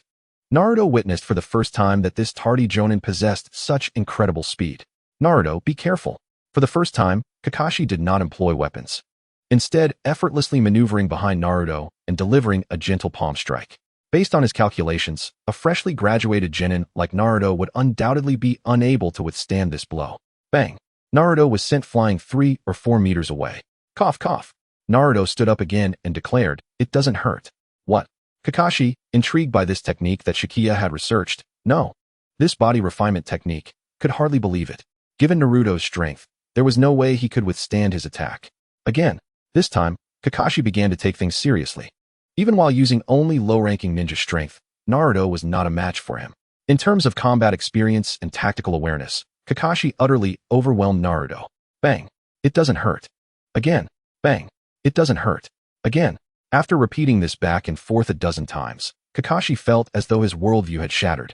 What kind of technique is this? How can it be so absurd? Although he was using merely the strength of a low-ranking ninja, after delivering a dozen strikes to Naruto, he remained unscathed. Naruto, attack. Don't just take hits. Sasuke, witnessing this, couldn't help but remind him. How can this fool Naruto remain so passively defensive? Attack? I can't.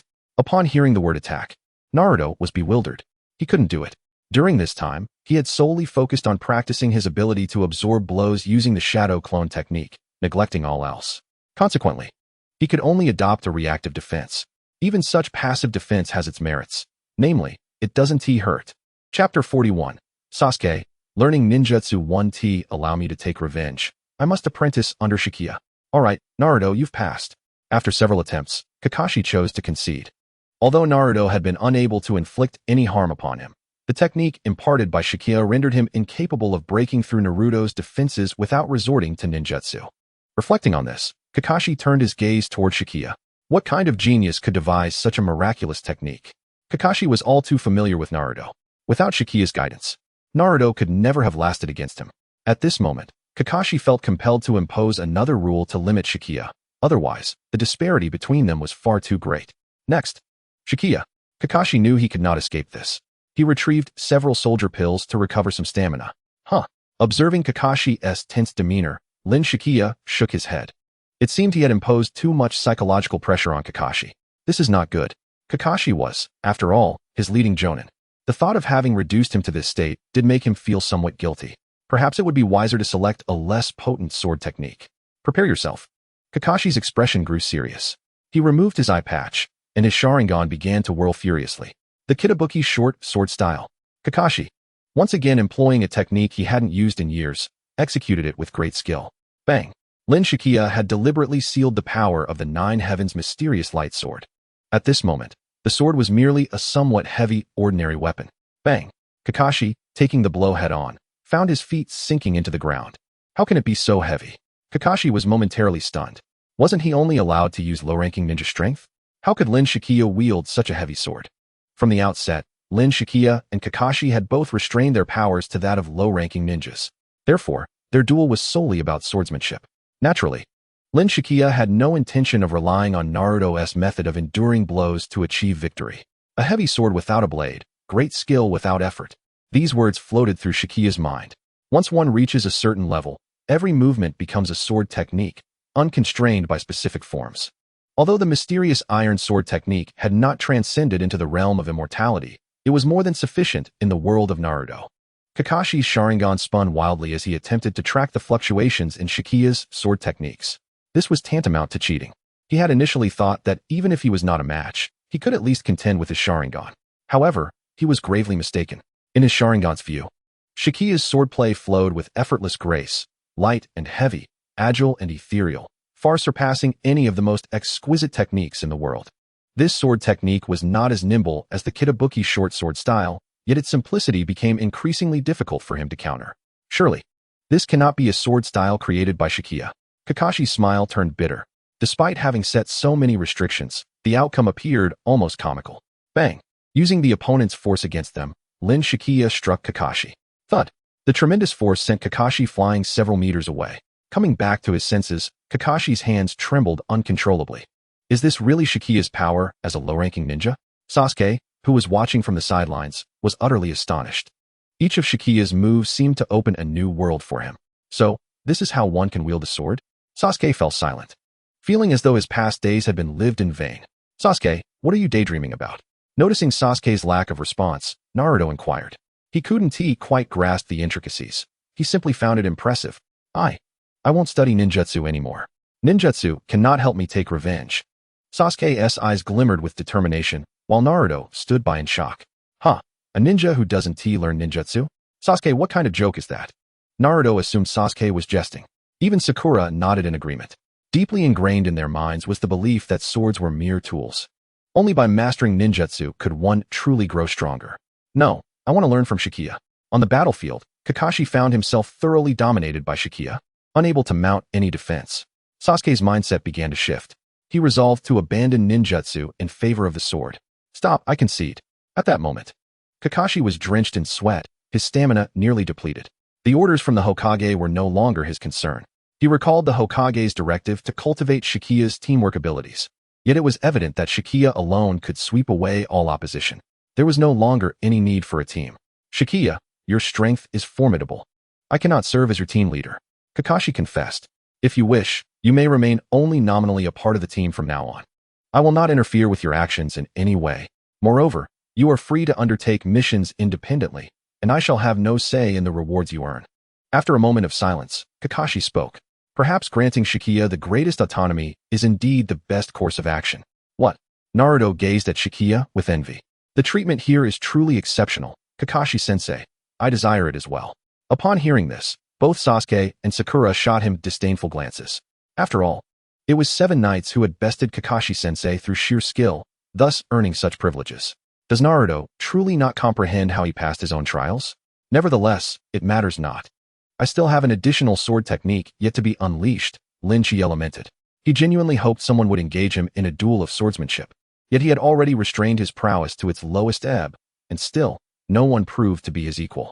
He began to grasp the meaning of the phrase high above. The chill is unbearable. Tomorrow, I shall lead you to the mission department to receive assignments. And as for Chiya, you may roam freely.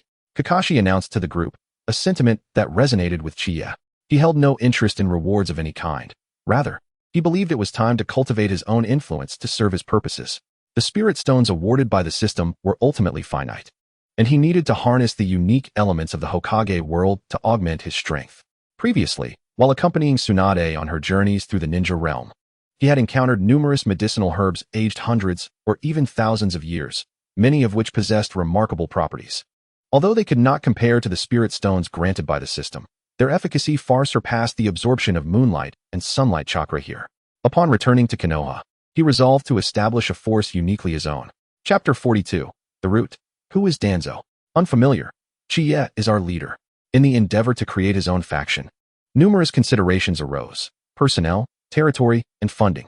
A location that could satisfy all 3 criteria indeed existed: the Land of Waves. That fellow Kato should be regarded as the first novice package within the entire Hokage narrative. With this thought in mind, he made his way to the Root organization. The mental suggestions he had previously instilled in its members should now bear fruit. Lord Chiya, upon arriving at the entrance of the Root base, Several root ninjas gazed at Lin Shichiya with utmost reverence. Such spiritual practices were quite common, serving to erase the malevolent roots Danzo had sown within them. A trivial task indeed. At this moment, in the eyes of the root members, Shichiya's status was akin to that of a deity. Under their watchful gaze, Lin Shichiya entered the root organization's base. Go, summon all elite Jonin-level ninjas. Remember, all of them. It was not long before every elite Jonin in the root without a mission had gathered. Yamanaka Inoichi, Shino, Yamenka Fu, and the one he had procured from Sarutobi Hiruzen. Yuzuki Yugao, leader. A multitude of root ninjas regarded Lin Shichiya with profound respect. What is happening? Yuzuki Yugao exclaimed, bewildered. Were these not Danzo's most loyal confidants? How could they have all turned traitor in less than a week? Send someone to compile a list of all C-rank missions recently issued by the Land of Waves to Konoha. Pay particular attention to the escort mission for the bridge builder. Filter it out and reassess the mission's difficulty. The rest of you, infiltrate the Land of Waves early and establish a base there. Upon hearing Lin Shichiya's arrangements, Yuzuki Yugao could not help but whisper a reminder. Lord Shichiya, these individuals are Danzo's staunchest allies. I believe we should reconsider. If you truly require personnel, I can request to bring a batch of ENBU ninjas along. As the captain of the ENBU division, she certainly had some connections. No need. Lin Shichiya waved his hand dismissively. He had no intention of utilizing Hiruzen's men. His actions clearly indicated he did not plan to relinquish Kato's assets. Furthermore, the loyalty of the root ninjas was beyond question. Understood. They all replied in unison. As root ninjas, they possessed a distinct advantage over ordinary ninjas. They were less prone to inquiry. Though Yuzuki Yugao was also curious, she decided to observe the unfolding events quietly. However, all that transpired within the root remained unbeknownst to Danzo. Meanwhile, within Konoha prison, the gates swung open. Sarutobi Hiruzen entered the facility with faltering steps. In the sparse room, only Danzo's solitary figure was present. Humph. Danzo scoffed upon seeing Hiruzen enter. Danzo, your actions this time have been rather excessive. Hiruzen furrowed his brow. Danzo had chosen to conserve strength even amidst the invasion of that monster. Had it not been for Chichiya's decisive intervention, Konoha might have suffered catastrophic losses. I acted for the good of Konoha. At that moment, Danzo certainly would not admit his errors. He acknowledged he was gambling, betting that this situation would unfold like the Ninetales incident, allowing him to re-emerge as a savior once the danger had passed. The thought of the Hokage position stirred something within Danzo. Do you think merely replacing me will grant you complete control over the root? Hiruzen, you are too naive. My subordinates are fiercely loyal to me. They heed no one else's orders. Danzo proclaimed, brimming with confidence. His choice to be imprisoned was, after all, part of a grander scheme. Eventually, Shichiya would be unable to command the root, and Hiruzen would have no choice but to release him.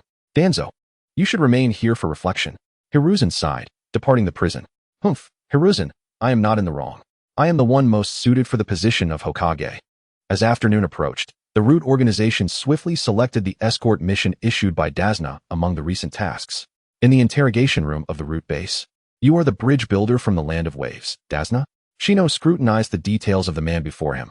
An ordinary bridge builder posting a C-rank mission in Konoha was, by all accounts, quite normal. At least, Shino detected no anomalies. What do you have to say? Yamanaka Fu inquired, opening the interrogation room. This was a matter entrusted by Lord Shichiya, and they were required to execute it flawlessly. Nothing to say. Shino shook his head. Should I attempt to extract information? Yamanaka Fu proposed. Typically, the root's operational style bypassed conventional interrogation procedures, opting instead to utilize mind techniques to manipulate the target's thoughts and extract desired intel. Perhaps not. The task assigned by Lord Shichiya is also a test for us. Shino countered. Since Lord Shichiya assigned them the task, it was undoubtedly intended to challenge them. If it were that simple, what value would they hold in Lord Shichiya's eyes? Shino contemplated. That makes sense. Yamanaka Fu conceded, persuaded by Shino's reasoning. Brother, I have a hypothesis. At that moment, Sai, who had remained silent, suddenly spoke. You, an ordinary bridge builder, would choose to hire ninjas for escort. This contradiction itself is the greatest point of suspicion. Dazna, realizing he had attracted their scrutiny, hastily began to explain, I was merely concerned about encountering danger on the way back. However, his flustered demeanor only served to heighten Shino and the other's suspicions. I reviewed your intel upon arriving in Konoha. You posted an escort C-rank mission immediately upon your arrival, and during that time, you mingled within Konoha's taverns. As a bridge builder, could your sole purpose for coming to Konoha have been to seek an escort back to the Land of Waves? Shino observed with meticulous scrutiny. Moreover, Dazuna's psychological resilience appeared woefully inadequate. Before the seasoned ninjas of the route, Dazuna appeared as nothing more than a novice. Apologies, Dazuna soon found his mental defenses shattered. Thus, he candidly divulged the grievances he had incurred in the Land of Waves and the ensuing pursuit by Momochi Zabuza, a rogue ninja hired by Kato. However, due to his financial constraints, only a C-rank mission was issued to protect him. How audacious! Sai cast a frigid glance in his direction. Chapter 43, A-rank mission. Journey to the Land of Waves. Momochi Zabuza, one of the 7 ninja swordsmen of the mist, is a master of water-style ninjutsu and assassination techniques. Renowned for his skill in silent killing within the ninja world. To think that such an S-rank rogue ninja has targeted him. Yet he dares to post a mere C-rank mission in Konoha. It is known that for such tasks, Konoha would typically dispatch only a chunin. Yet, against Zabuza, a chunin would only meet with demise. Dazuna's actions were tantamount to aiding and abetting. Do you comprehend that your current actions could lead to Konoha's loss?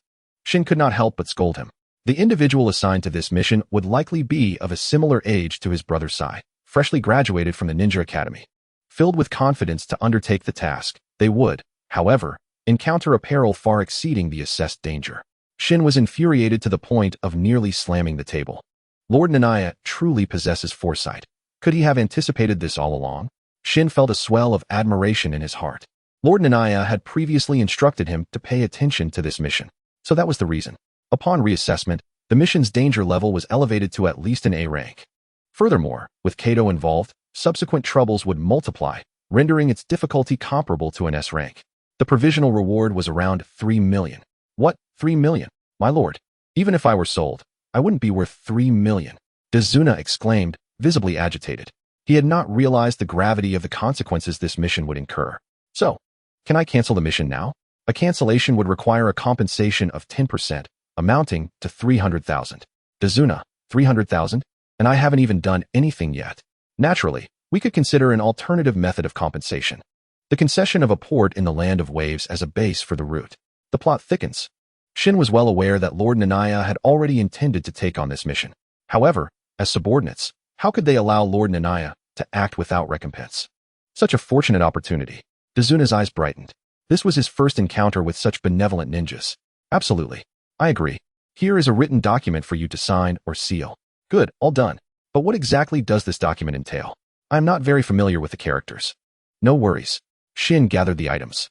Tomorrow, we will have someone take on your mission. Remember to show respect to that esteemed lord. After repeatedly admonishing him, Shin departed the interrogation room, subsequently releasing Dazuna. Sai, you performed admirably this time. Shin encouraged Sai with an approving gaze. Soon, they submitted the reassessed mission to Yuzuki Yugao. Now, Yuzuki Yugao's role is essentially that of Lord Nanaya's personal secretary. What is this? Upon reviewing the mission details, Yuzuki Yugao was utterly bewildered. This is not. Yuzuki Yugao looked towards Lin Nanaya. This was precisely the task Lin Nanaya had instructed the route to investigate. It appeared that the ninjas of the route had indeed devoted themselves to the inquiry. What is happening? When did the sun rise in the west? As an Umbu ninja, Yuzuki Yugao was acutely aware of the obstinacy of these route ninjas. Except for Danzo's orders, they would not budge. However, today, they had taken Lord Nanaya's assigned task so seriously. Wait, this task. Subsequently, Yuzuki Yugao was also astonished by the information on the mission. How could a task of this caliber be classified as C rank? How did the mission department of Konoha conduct their investigation? Could it be that Lord Nanaya had foreseen this all along? Yuzuki Yugao was greatly shocked. Go and assist me with this. Lin Nanaya stated calmly. The route is still somewhat slow in their operations, but it's manageable. Meanwhile, the next day at the mission center. What the heck? I don't want to catch cats anymore. Kakashi-sensei, it's time for us to take on some different missions. Naruto exclaimed, visibly dissatisfied. Since becoming a genin, he had lost count of how many fetch quests he had undertaken. Does Konoha have no other missions? I want to be like Nanaya? At that moment, Naruto gazed enviously. Nanaya not only possessed the autonomy to accept missions, but also did not endure Kakashi-sensei's exploitation. Sasuke and Sakura shared similar sentiments.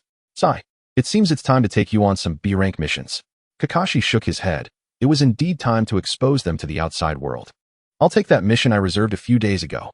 Indeed, Kakashi had been keeping an eye on the B-rank missions at the mission center. A few days prior, he had spotted an escort task outside the village and had preemptively reserved it to train Naruto and the others. That mission? I'm sorry, Kakashi-sama. That mission has been reclassified as A rank due to misinformation. A rank. Kakashi was momentarily taken aback. Moreover, that mission has already been accepted by Lord Nanaya. The mission center supervisor spoke hesitantly. Although Kakashi had made prior arrangements to reserve it, this task was personally reviewed by the root and treated as a special case. Nanaya has already begun accepting A-rank missions? Upon hearing this, Naruto was instantly flabbergasted. They were still stuck with these trivial fetch quests. Meanwhile, Nanaya had already started tackling A-rank missions. It's infuriating to see how others surpass them. In an instant, Naruto felt utterly inadequate, including Kakashi-sensei. Seeing this, Kakashi could only reluctantly choose to wait a while longer. Yes, Nanaya. Just then, Sakura spotted Nanaya's figure at the mission center. Nanaya. Naruto immediately rushed over. And even Sasuke couldn't help but glance in Nanaya's direction. Ever since witnessing Nanaya's swordsmanship last time, Sasuke carried a sword with him wherever he went. It's you all. After learning the circumstances, Nanaya couldn't help but reflect on the world's tendency to correct itself. He had already completed the mission review in advance. Yet Kakashi still managed to get tangled in it. Nanaya, about this mission, would it be possible to include Naruto and the others? Kakashi approached and inquired. You need to concern yourself with the mission's remuneration. Kakashi believed that since Nanaya personally chose to undertake this mission, it would undoubtedly be safe. It was a perfect opportunity to let Naruto and the others gain experience and witness the true battles among ninjas. Whatever, Nanaya did not object. After all, the more, the merrier. It was just right for Naruto to assist him in escorting Tsunade. Without Naruto and the others, he would have planned to fly straight to Tsunade. However, since they were available, he could leave the miscellaneous tasks along the way to them. Chapter 44. The Sword Technique Unleashed. This is true flight. Prepare yourselves. We shall set forth to the land of waves shortly. Nanaya stated nonchalantly. Soon after, Tsunade was brought over. Is that Lord Nanaya? Tsunade inquired cautiously, recalling the ominous warnings from the fearsome ninjas regarding him. Under normal circumstances, upon seeing these youngsters, Tsunade would undoubtedly have been inclined to scoff. However, this time, he did not dare to utter a single harsh word. Before long, they arrived at the entrance of the village. Shichiya halted in his tracks. Shichiya, what is the matter? Naruto inquired, just as Shichiya casually summoned the Nine Heavens Mystic Light Sword. Yes, that sword. Sasuke felt a tremor in his heart upon seeing the Nine Heavens Mystic Light Sword. What is this? Dasna appeared utterly bewildered, wondering what these individuals were doing instead of continuing their journey. Shichiya, what do you mean? Kakashi seemed to have guessed Shichiya's intentions and tentatively asked. Come aboard. I shall carry you all. Carry us? Naruto's heart raced at the thought, recalling the scene where Shichiya descended from the heavens last time. How can we accept such a thing? Sakura looked at Shichiya with eyes that gradually sparkled with wonder. But this sword is only so large. How can all of us fit on it? Sasuke inquired just as the Nine Heavens Mystic Light Sword began to expand, growing large enough to accommodate everyone. What kind of ninjutsu is this? Naruto was left speechless. Even Kakashi, who was usually well-informed, was taken aback. No, this transcends mere ninjutsu. Kakashi's mind was in turmoil. Even his gaze towards Shichiya's sword had shifted. This was the true essence of a sword. A thought suddenly crossed Kakashi's mind. Throughout history, the weapons of the 5 great ninja villages had predominantly been small chakra swords. Even the weapons wielded by samurai were notably thin and lightweight. Yet, upon witnessing this, Kakashi finally comprehended what constituted a true sword. Naruto and the others cautiously stepped aboard. Unity of man and sword. Let intention guide the blade. The next moment, the Nine Heavens Mystic Light Sword began to soar, carrying them thousands of meters above ground.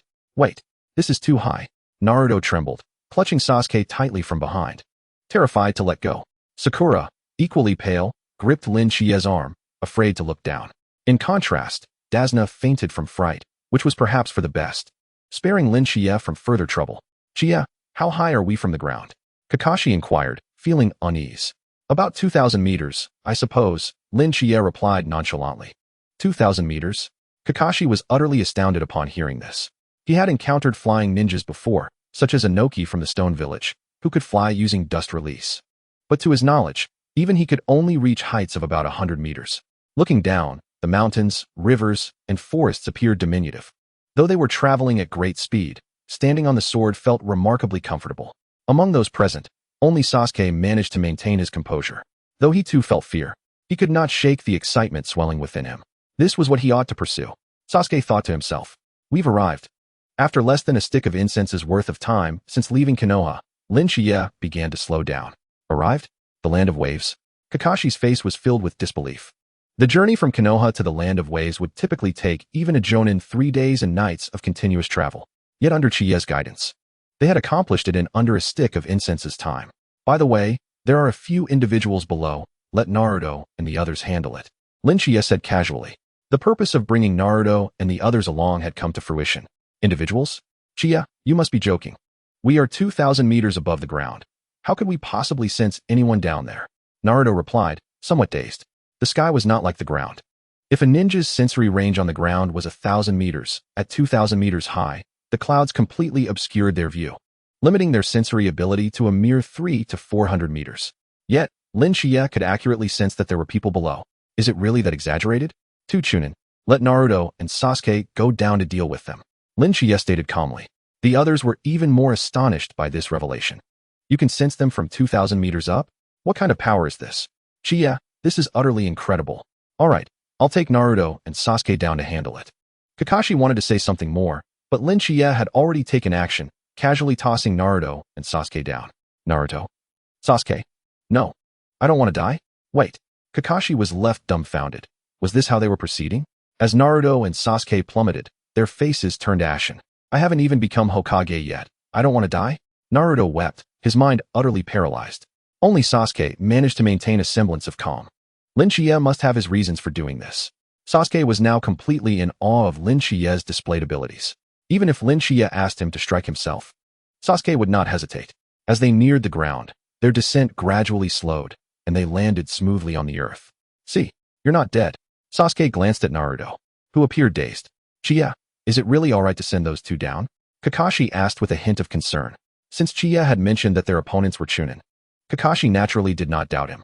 However, he was somewhat apprehensive about Naruto and Sasuke's abilities.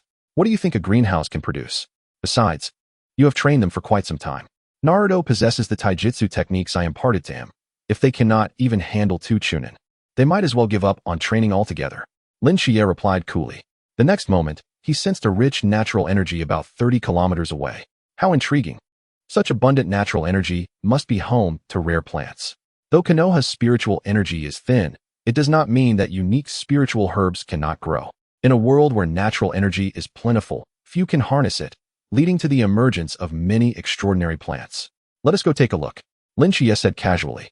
Chapter 45, Cultivating Spiritual Fruits, Preparing for Alchemy in Advance. Approximately half an hour passed when Shichiya suddenly opened his eyes. Let us go down to retrieve them.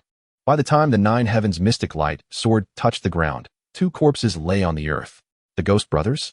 Kakashi immediately recognized the 2 bodies. At this moment, Sasuke and Naruto were merely fatigued. Chiya, the taijutsu you taught me is incredibly powerful. Their ninjutsu barely hurt me at all. Naruto beamed with pride as he looked at Shichiya. The 2 of them had executed a perfect combination, Naruto absorbing damage while Sasuke dealt it. What? Kakashi was once again astonished by the taijutsu that Shichiya had created. A Genin defeating 2 Chunin? How outrageous. Moreover, Naruto and Sasuke had only just graduated as Genin, while the Ghost Brothers were renowned Chunin. What should we do next? Naruto and Sasuke looked at Shichiya with curiosity. Clearly, although Kakashi was nominally their leading Jonin, the true authority rested with Shichiya. No need to rush. There happens to be a treasure here. Shichiya sensed the rich presence of natural energy emanating from a particular location, which he deduced to be a cliff. Before long, he led Naruto and a few others to the spot. What a deep precipice this is! Naruto exclaimed, bewildered. What treasures could possibly be found here? The cliff's edge loomed several hundred meters above the valley floor. Stay here and don't wander off. I shall return shortly, Shichiya instructed Naruto, turning his head. In the next moment, he leaped towards the cliff's edge. It was a perilous drop, with walls so steep they appeared to have been cleaved by a giant axe, the rocks displaying a hue of bluish-gray. Yet, Shichiya's focus was not on the cliff itself, but rather on a slight indentation in the cliff face where a spirit fruit, exuding an aura of lightning, was thriving. This area seemed to have been struck by lightning multiple times, and by a stroke of fortune, this spirit fruit had evolved, gaining the ability to absorb the surrounding natural energy. He effortlessly uprooted it, given his current cultivation level. The fruit was oval-shaped, its surface adorned with a layer of ethereal blue arcs of electricity. At the base, it was connected to a slender yet resilient stem, deep purple in color. with fine silver patterns resembling veins running along its length. Shichiya sensed that the natural energy contained within this spirit fruit, once transformed, could equate to a month of arduous cultivation. Although a month may not seem like a long time, it is crucial to remember that this is the world of Naruto, where spiritual energy is nearly negligible. To cultivate, one must either absorb sunlight or moonlight, or convert the natural energy of this world into spiritual power. Neither method is sustainable in the long run. Moreover, the existence of this spirit fruit indicates the likelihood of even more potent varieties. If refined into elixirs, it should yield a few Thunder Spirit pills. He temporarily named it the spirit stock and then vanished from sight in a flicker. "Shichiya, you're back," Naruto exclaimed, his face lighting up with excitement upon seeing Shichiya return. "What is that?" He suddenly noticed the peculiar object in Shichiya's hand. "This is..." Kakashi immediately recognized the extraordinary nature of the spirit fruit, which crackled with lightning and energy. "Be careful." Shichiya casually tossed the spirit orb to Naruto. "Take care of it for me." He intended to nurture it and explore its potential for sustainable growth. But I don't know how," Naruto replied, feeling a tingling sensation in his hands upon receiving it. He was utterly clueless about plant care. "Just use your blood," Shichiya replied nonchalantly. Naruto's blood was infused with the chakra of the Nine Tails, making it perfectly suited for nurturing such a specimen. Furthermore, with the taijutsu techniques Shichiya had imparted to him, Naruto would not suffer any adverse effects. "The gifts of fate come with their own price tags," he added. "All right." Naruto nodded eagerly upon realizing it was that simple, having initially expected something more complex. On their way, Shichiya did not encounter any other spirit fruits, which was not surprising as such treasures could hardly be found in abundance. "By the way, Shichiya, what exactly does this thing do? My hand feels all tingly," Naruto inquired, slicing open a small wound out of curiosity. Sasuke, Sakura, and Kakashi all turned their attention to him, equally intrigued. When consumed, it enhances the power of lightning chakra by approximately threefold and simultaneously purges impurities from the body using the power of lightning. Upon hearing this, Naruto and the others were momentarily rendered speechless. "Wait, what? Is it really that powerful?" Naruto's expression turned blank, a sense of disbelief washing over him. "Threefold." Kakashi, being well-versed in lightning techniques, understood the gravity of such an enhancement. "However, for you, the most likely outcome of consuming it would be a catastrophic explosion of your body," Shichiya explained calmly. "This spirit fruit contains an overwhelming amount of natural energy, far beyond what even Sage Mode practitioners could handle." "That's terrifying." Naruto's eyes widened, his trust in Shichiya unwavering. Nevertheless, Shichiya had no intention of consuming it raw. Such a method would be far too inefficient. He planned to wait until his alchemical skills reached a high level to refine it into pills. The requirements for crafting perfect elixirs were extensive, necessitating both a cauldron and proper fire. "Let us move. We're not far from the coastline of the Land of Waves." In the distance, the shoreline began to come into view. It seemed they had arrived too early and thus had not encountered Zabuza yet. However, he wasn't particularly concerned. With his spiritual sense enveloping the entire island of the Land of Waves, he could detect the chakra signatures of Zabuza and his companions converging in one location, saving him the trouble of searching individually. Shichiya was pleasantly surprised by this stroke of luck, realizing that Zabuza was indeed with Kato. "Have we arrived at the Land of Waves?" Tsunade stirred awake, feeling as if he had experienced a thrill greater than any drunken escapade. After having passed out upon boarding the Flying Sword, he awoke to find himself in the Land of Waves.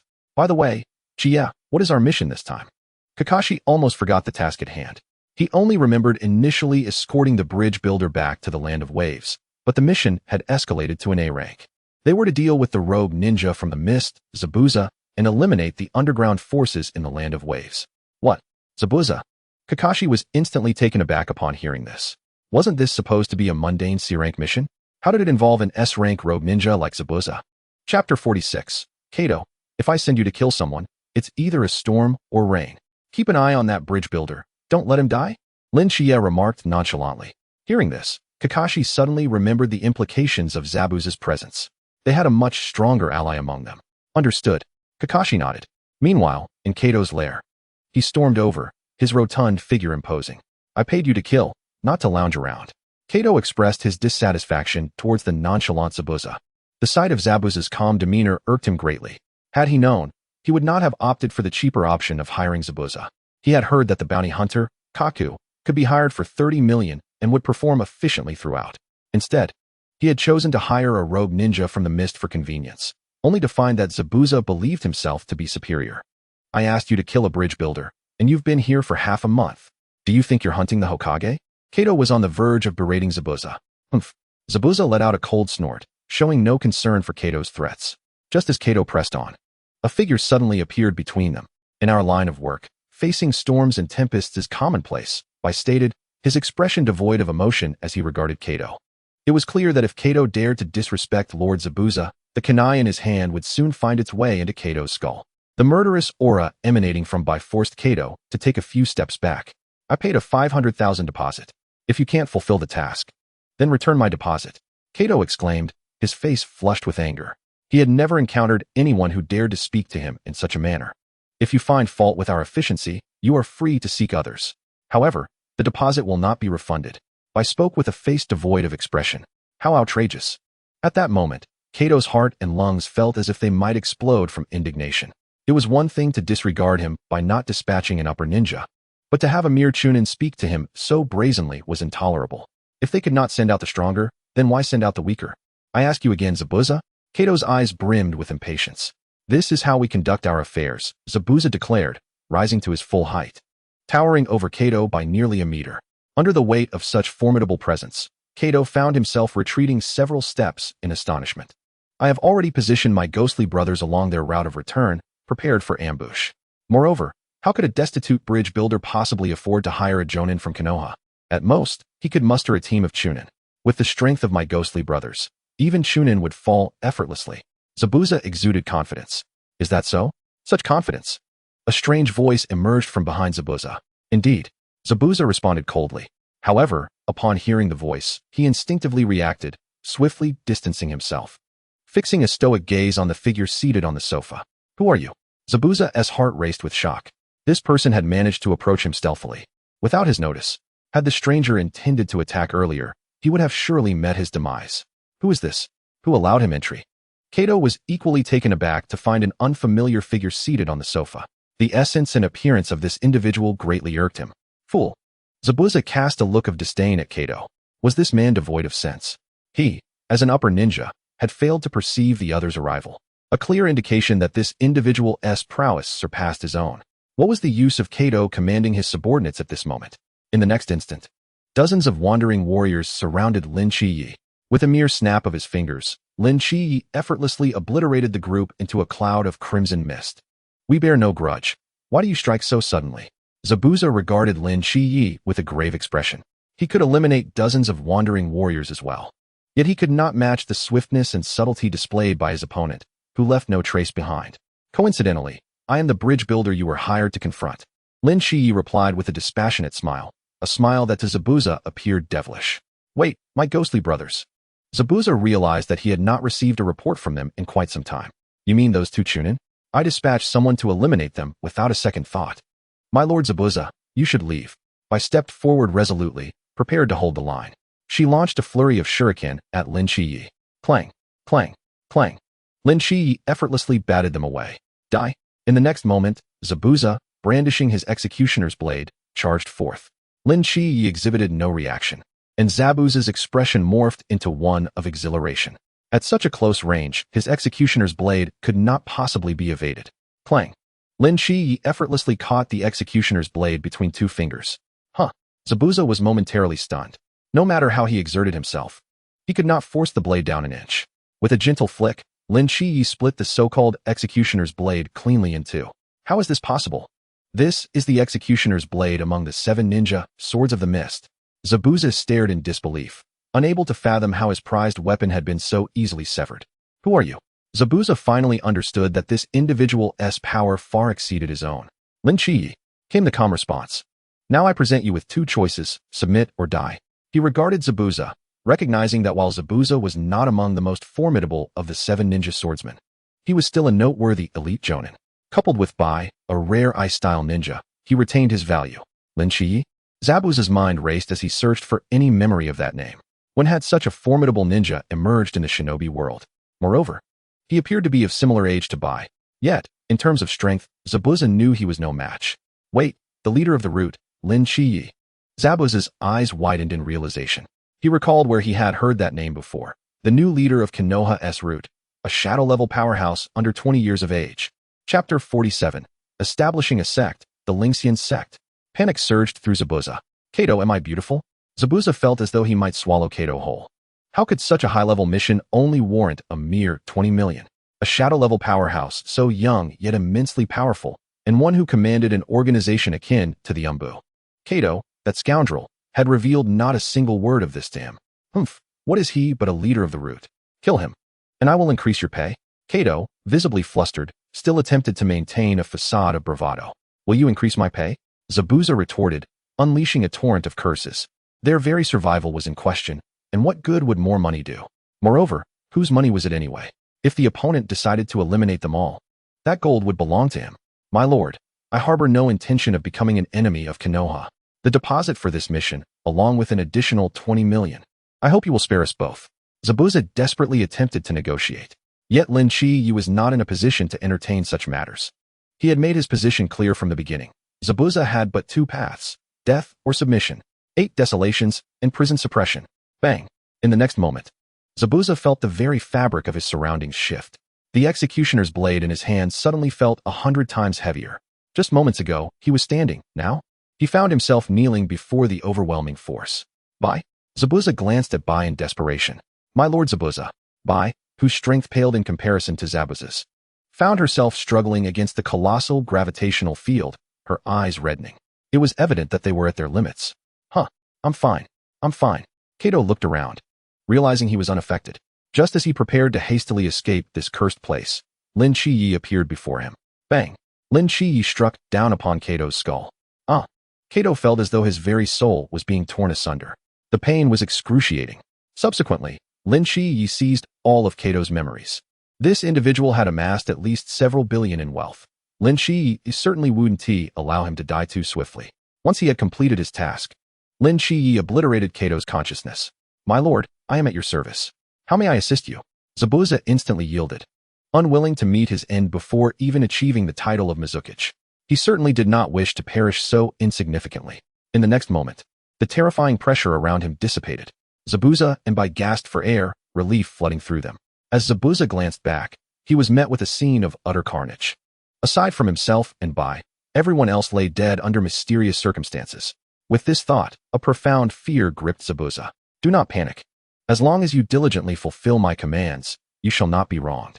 Even the title of Mizukichi could be yours. Lin Shiyi stated coolly. As the saying goes, strike with a big stick to offer a sweet date. Water shadow. Upon hearing this phrase, Zaibujan's breath quickened. How did he know? The ambition that had once lay dormant within Zaibujan surged back to life. I shall heed the master's command. Zaibujan replied respectfully. At that moment, several figures swiftly approached. Root Shin, Root Mountain Wind, Root Oil Woman, reporting to Lord Shichiya.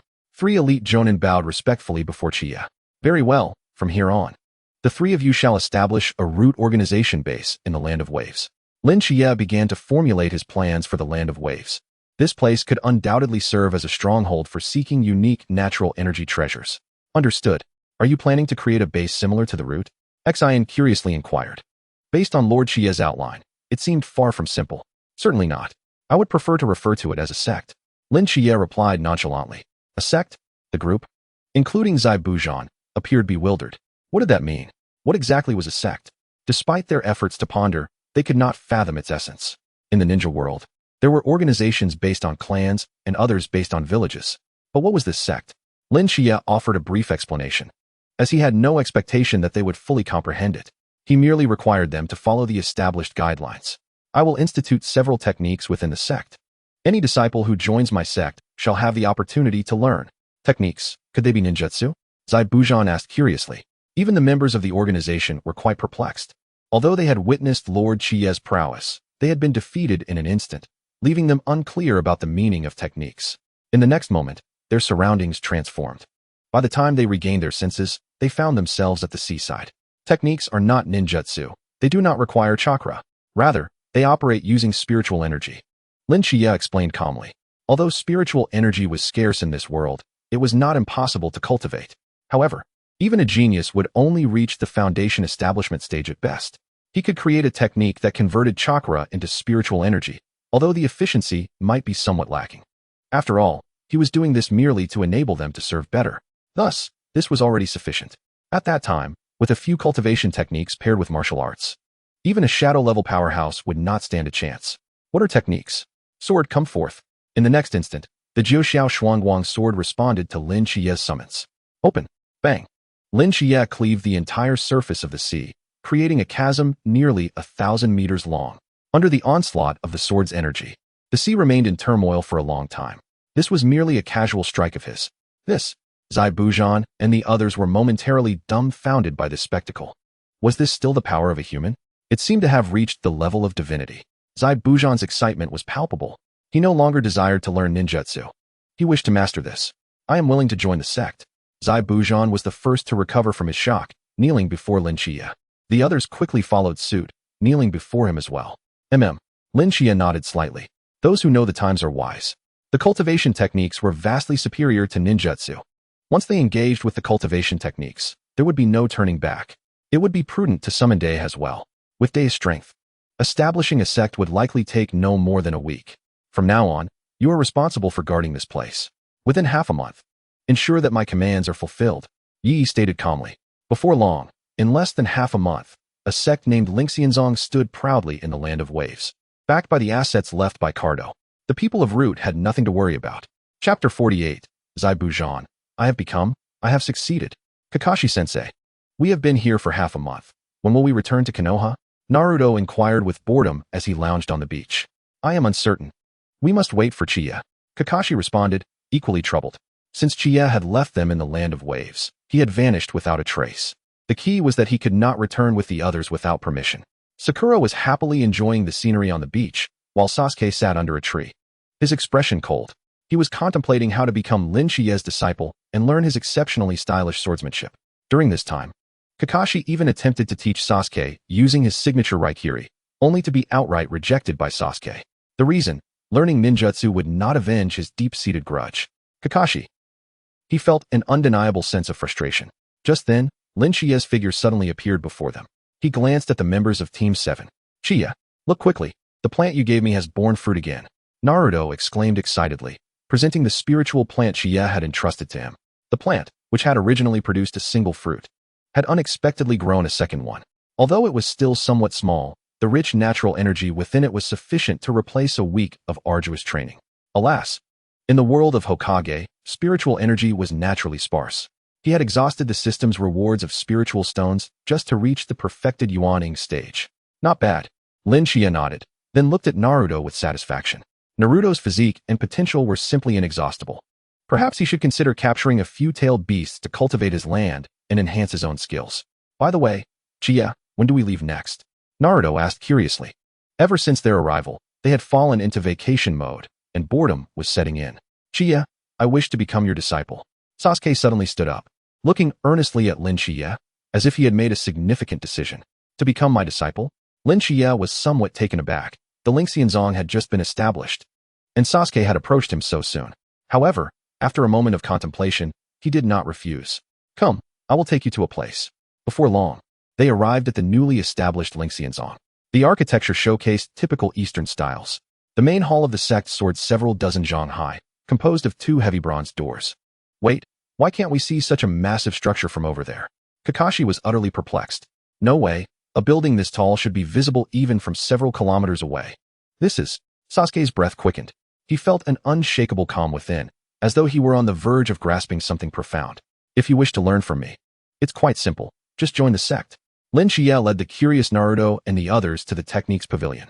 Though small as a sparrow, it contains all vital organs. The techniques here were categorized into 4 types: innate martial arts techniques, master-level martial arts techniques, chi cultivation techniques, and foundation establishment techniques. Of course, there was also a primary technique, chakra chi cultivation method. As the name suggests, it allowed for the conversion of chakra into spiritual energy for personal cultivation. It could even fully transform one's chakra into spiritual energy. I have succeeded. I have finally succeeded. Excited voices echoed from within the hall. Kakashi and the others turned to see a somewhat familiar figure among the Mist Village ninjas. Zai Bujan. Kakashi instantly recognized the identity of the person before him. How could he possibly be here? Yet, this was not the most astonishing revelation for Kakashi. What truly surprised him was Zabuza, who had been shouting in a rather unhinged manner about having succeeded. 7 nights, this person. Sakura inquired nervously. Master, I did it. At that moment, Zabuza rushed over, his face alight with excitement. I have transformed all of my chakra into spiritual energy. He eagerly showcased the spiritual energy within him to Shichiya. Second layer of chi training, Shichiya remarked, shaking his head slightly. The chakra of an elite jonin reduced to merely the second layer of chi training left him disinclined to comment further. Wait, you converted all your chakra? Kakashi heard such a niche term and hurried over. Indeed, Zabuza had completely depleted all his chakra. Kakashi looked at Shichiya with curiosity, eager to understand this phenomenon.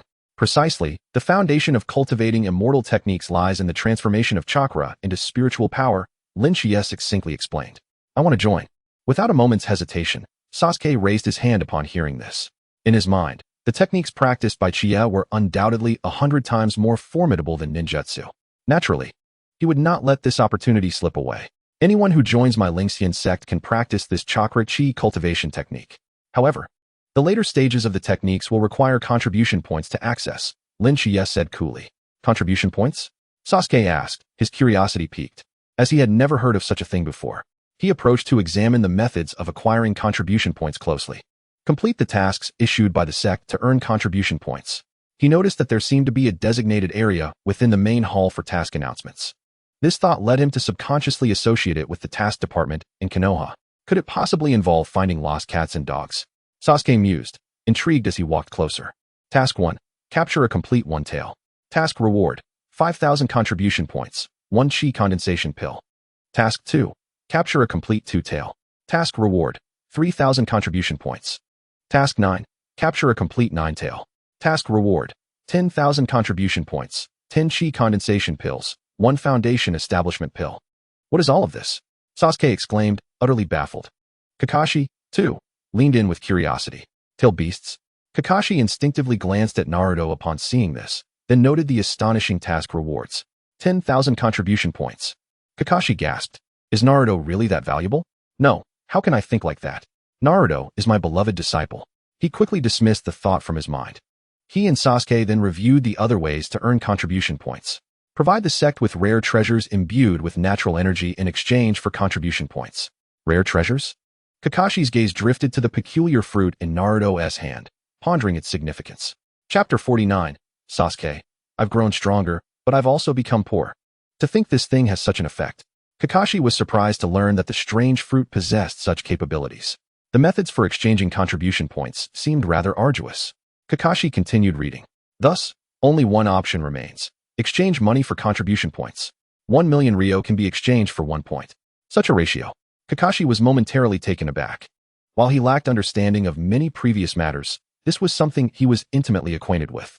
An A-rank mission typically yielded no more than 1 million Ryo. This is simply too. I want to exchange for contribution points. Sasuke declared resolutely, gazing at Shichiya. Exchange for contribution points? What do you have to offer? Sasuke? Naruto asked, his curiosity evident. The Uchiha clan possesses considerable wealth. Apart from some fixed assets, we likely have several tens of millions of Ryo left, Sasuke stated, leaving Naruto utterly flabbergasted. How much? Naruto could hardly believe his ears, having never seen such a sum in his life. Is that permissible? Sasuke looked unwaveringly at Shichiya. Certainly, Shichiya replied calmly. He had established these rules for exchanging contribution points to motivate them. Without experiencing the allure of the immortal techniques, how could they be compelled to exert themselves fully? There will be professionals to handle the calculations. Shichiya added nonchalantly. At that moment, a root ninja entered the room. It was Shin. Master Chiya, you summoned me. Shin addressed Shichiya with utmost respect, his eyes gleaming with reverence as though he were gazing at a deity. Only by truly engaging with these techniques could one appreciate Master Chiya's formidable power. Please assess the current assets of the Uchiha clan and provide a figure for Uchiha Sasuke. Shichiya instructed Shin. The Uchiha clan's assets need not be assessed. We are quite familiar with them. Shin replied, momentarily stunned. They were well acquainted with this information. The Uchiha clan currently possesses approximately 7 streets worth of real estate, along with a portion of liquid assets, totaling around 50 million Ryo. In sum, this amounts to nearly 170 million Ryo, Shin recited with ease. Sasuke, hearing this, felt an unsettling sense of dissonance, unable to pinpoint what was amiss. Why was Shin so intimately familiar with his family's wealth? 170 million Ryo translates to about 170 contribution points. I recommend you select a few techniques from the innate martial arts to complement the chakra chi cultivation technique. This will significantly enhance your combat prowess in a short time. Lin Shichiya advised. Absolutely, I desire sword techniques. Sasuke declared, his mind racing with memories of Lin Shichiya's previous swordplay. Very well, Lin Shichiya affirmed. I can certainly recommend some. In an instant, suitable martial arts for Sasuke emerged in Lin Shichiya's mind, as he recognized that Sasuke's template bore a striking resemblance to someone else, a one-armed swordsman with a hawk, steeped in deep enmity. You are not Sasuke. You are Yonggwa. Among martial arts techniques, none suited Sasuke better than Yonggwa's. With the chakra chi cultivation technique as the core, Lin Shichiya presented 6 techniques. This is the Jade Maiden Heart sword technique. This is the Shin Tai sword technique. And this is the soul-destroying palm. Sasuke eagerly inquired. If I master these, can I take my revenge? His hatred for that man had reached its zenith. If you perfect the soul-destroying palm, then indeed, you can. Lin Shichiya explained. The soul-destroying palm differed from other techniques. Its efficacy hinged solely on one's inner strength and emotional state.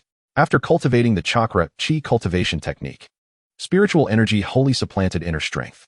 Thus, in terms of inner strength, Sasuke need not worry. Then came the matter of emotions. The stronger his hatred, the greater his power. Conversely, the weaker his hatred, the lesser his strength. Thus, this technique appeared tailor-made for individuals like him. For Lin Shichiya, creating such techniques within the Naruto universe was not a daunting task.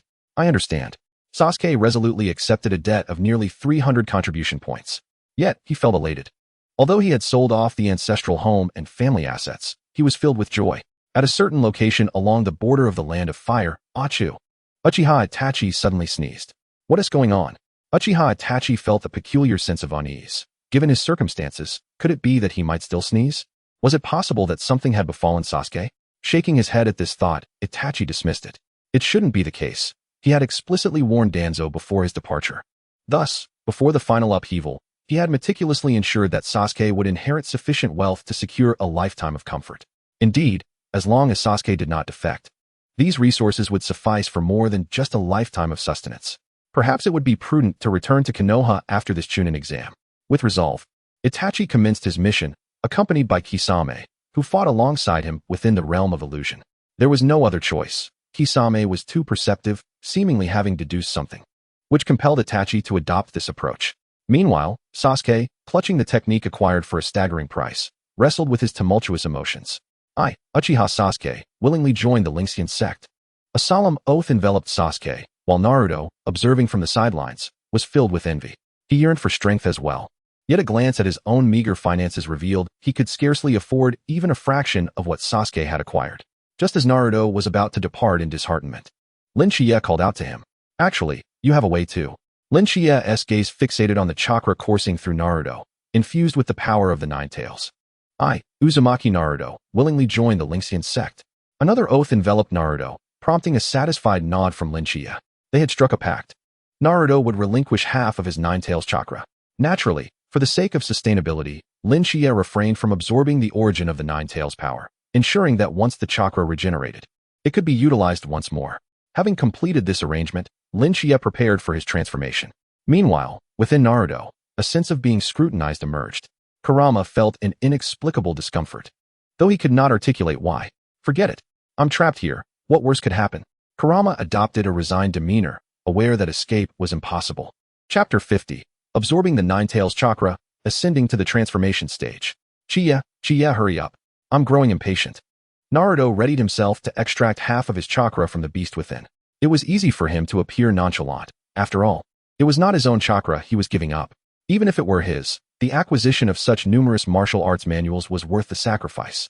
Observing Naruto's optimism, Lin Shichiya nodded, and in the next instant, his consciousness delved into Naruto's sealed space. Who? Kurama, upon sensing an intruder in Naruto's sealed domain, was immediately perplexed. How had he failed to detect this presence? Had the intruder snuck in while he was dormant? You are the Nine Tails, I presume? Lin Shichiya began to assess the enormous chakra reservoir contained within the beast. Who are you? Kurama regarded Lin Shichiya with palpable wariness. In his eyes, humanity had never been benevolent.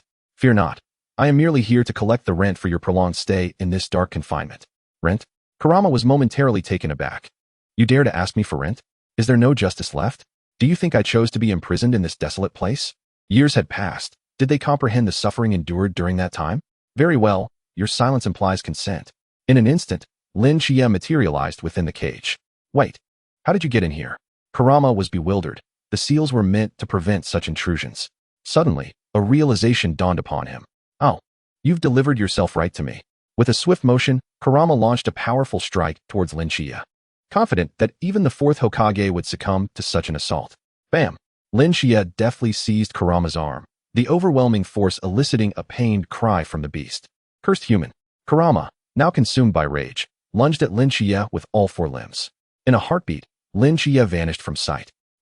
Kurama was left bewildered, unable to comprehend the sudden turn of events. This individual possessed an uncanny strength that rendered him undetectable, and in a contest of strength, Kurama found himself utterly outmatched. Kurama suddenly sensed a disconcerting lightness. His limbs began to detach from the ground. Kurama, humiliated, glared at Shichiya, incredulous that he was being lifted with a single hand, and without a trace of chakra being utilized. How could this be possible? Even the legendary Uchiha Madara had never achieved such a feat. Taking a deep breath, Kurama felt a headache coming on. The next moment, he noticed his chakra inexplicably draining at an alarming rate. Wait, what is happening? Panic set in as Kurama struggled to comprehend the situation. Shichiya, however, was indifferent to Kurama's distress. He focused solely on extracting half of the beast's chakra, leaving the task of mending their relationship to Naruto, for after all, the art of persuasion resided within him. In an instant, a torrent of chakra surged into Shichiya's being, the staggering absorption rate sending Kurama into a frenzy. Stop. Please.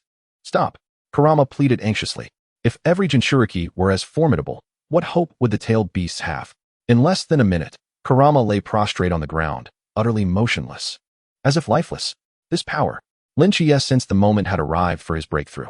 Yet, he still bore in mind the subdued Kurama. For even a college student donating blood would receive a few snacks in return. He was not a miserly blood donor. With a casual wave, the ceiling space began to transform, the cramped confines expanding until they multiplied in size by a factor of 10. This was a realm of consciousness, and such alterations required little exertion on his part. With another wave, the environment shifted dramatically. Within the span of a mere minute, the space that had contained Kurama morphed from a bare cell into a lush forest, significantly enhancing the quality of life for the beast. After all, one could not expect a horse to run without providing it with fodder. Here, you must focus on recovering your chakra. After imparting this instruction, he exited Naruto's consciousness. Only Kurama was left, shedding tears of humiliation, acutely aware of his lost chakra. At this rate, it would take him 6 months to recuperate fully. He then lifted his gaze to survey his surroundings. What happened to my doghouse? Where's my wooden cell? Kurama widened his eyes, bewildered by the sudden transformation of his humble abode into a lavish mansion. Moreover, upon closer inspection, he realized it was not an illusion. Here, he could bask freely in the sweet scent of the air. Delightful.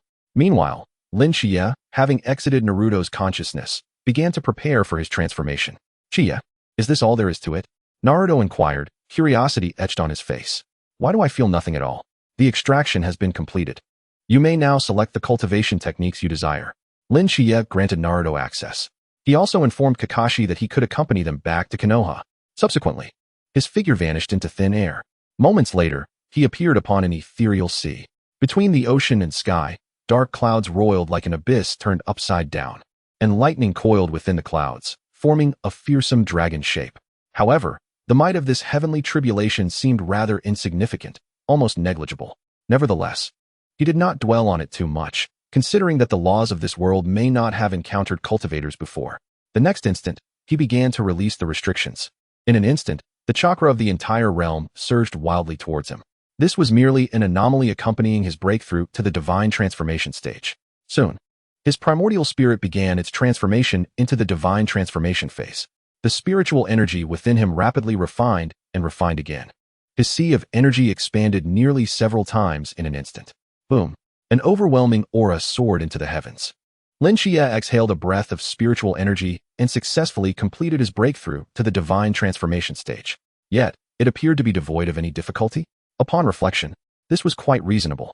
The world of Naruto lacked the existence of cultivation. Moreover, the rules of this realm were not prominent.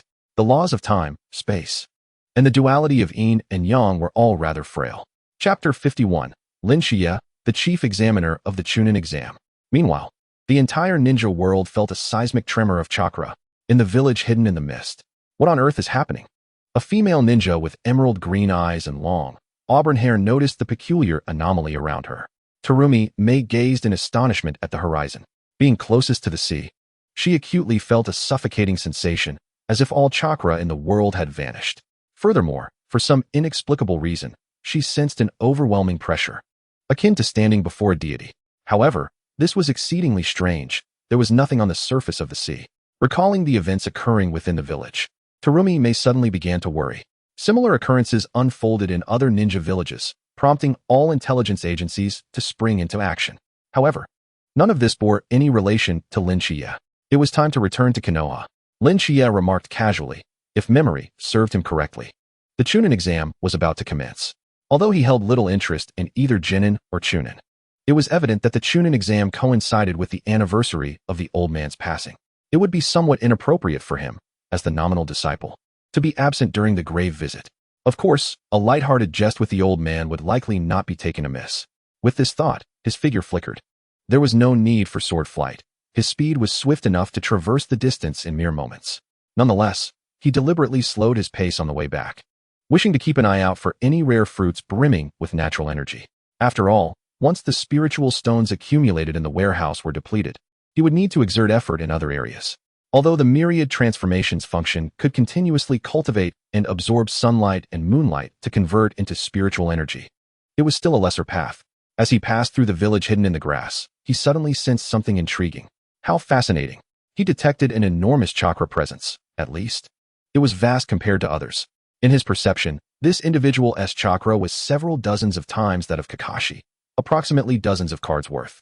He then extended his consciousness to envelop the entirety of the village hidden in the grass. Soon, he identified the source of the chakra. Yakumo? Shichiya instantly recognized the individual. Indeed, if anyone in the village hidden in the grass were to possess such an immense chakra, it could only be Yakumo.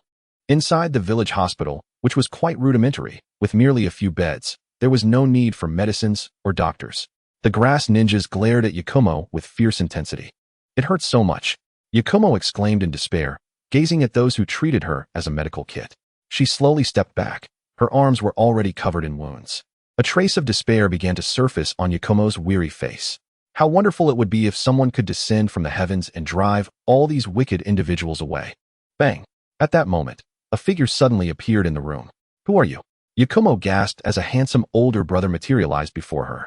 Strangely, the surrounding grass ninjas seemed to freeze in place. Are you an angel here to take me away? Yakumo asked, her face lighting up with joy. In her eyes, only at the brink of death would one see such an exquisite older brother. What? You say angels are always female? Have you seen one? At this moment, Yakumo had completely regarded Shichiya, who descended, as an angel. Yakumo. Shichiya called her name, contemplating what excuse he could use to take her away. Would you be willing to take me as your master? Yes, yes. Yakumo replied, her face brimming with happiness. She had not fully comprehended his words, yet she felt an overwhelming desire to consent. Come with me. Shichiya was surprised by how readily Yakumo agreed. He had anticipated she would harbor some wariness. Yakumo assumed the older brother was taking her to paradise, eagerly nodding. With this thought, Shichiya waved his hand. In the next moment, their figures vanished in an instant. Meanwhile, after their departure, the inhabitants of the grass village hospital fell to the ground in an absurdly exaggerated manner. Along the way, Shichiya took a moment to explain a few things to Yakumo. What Big Brother Shichiya said is correct. Yakumo gazed at Shichiya with admiration. Regardless of the reason, she was simply thrilled that Big Brother Shichiya had taken her away from that place.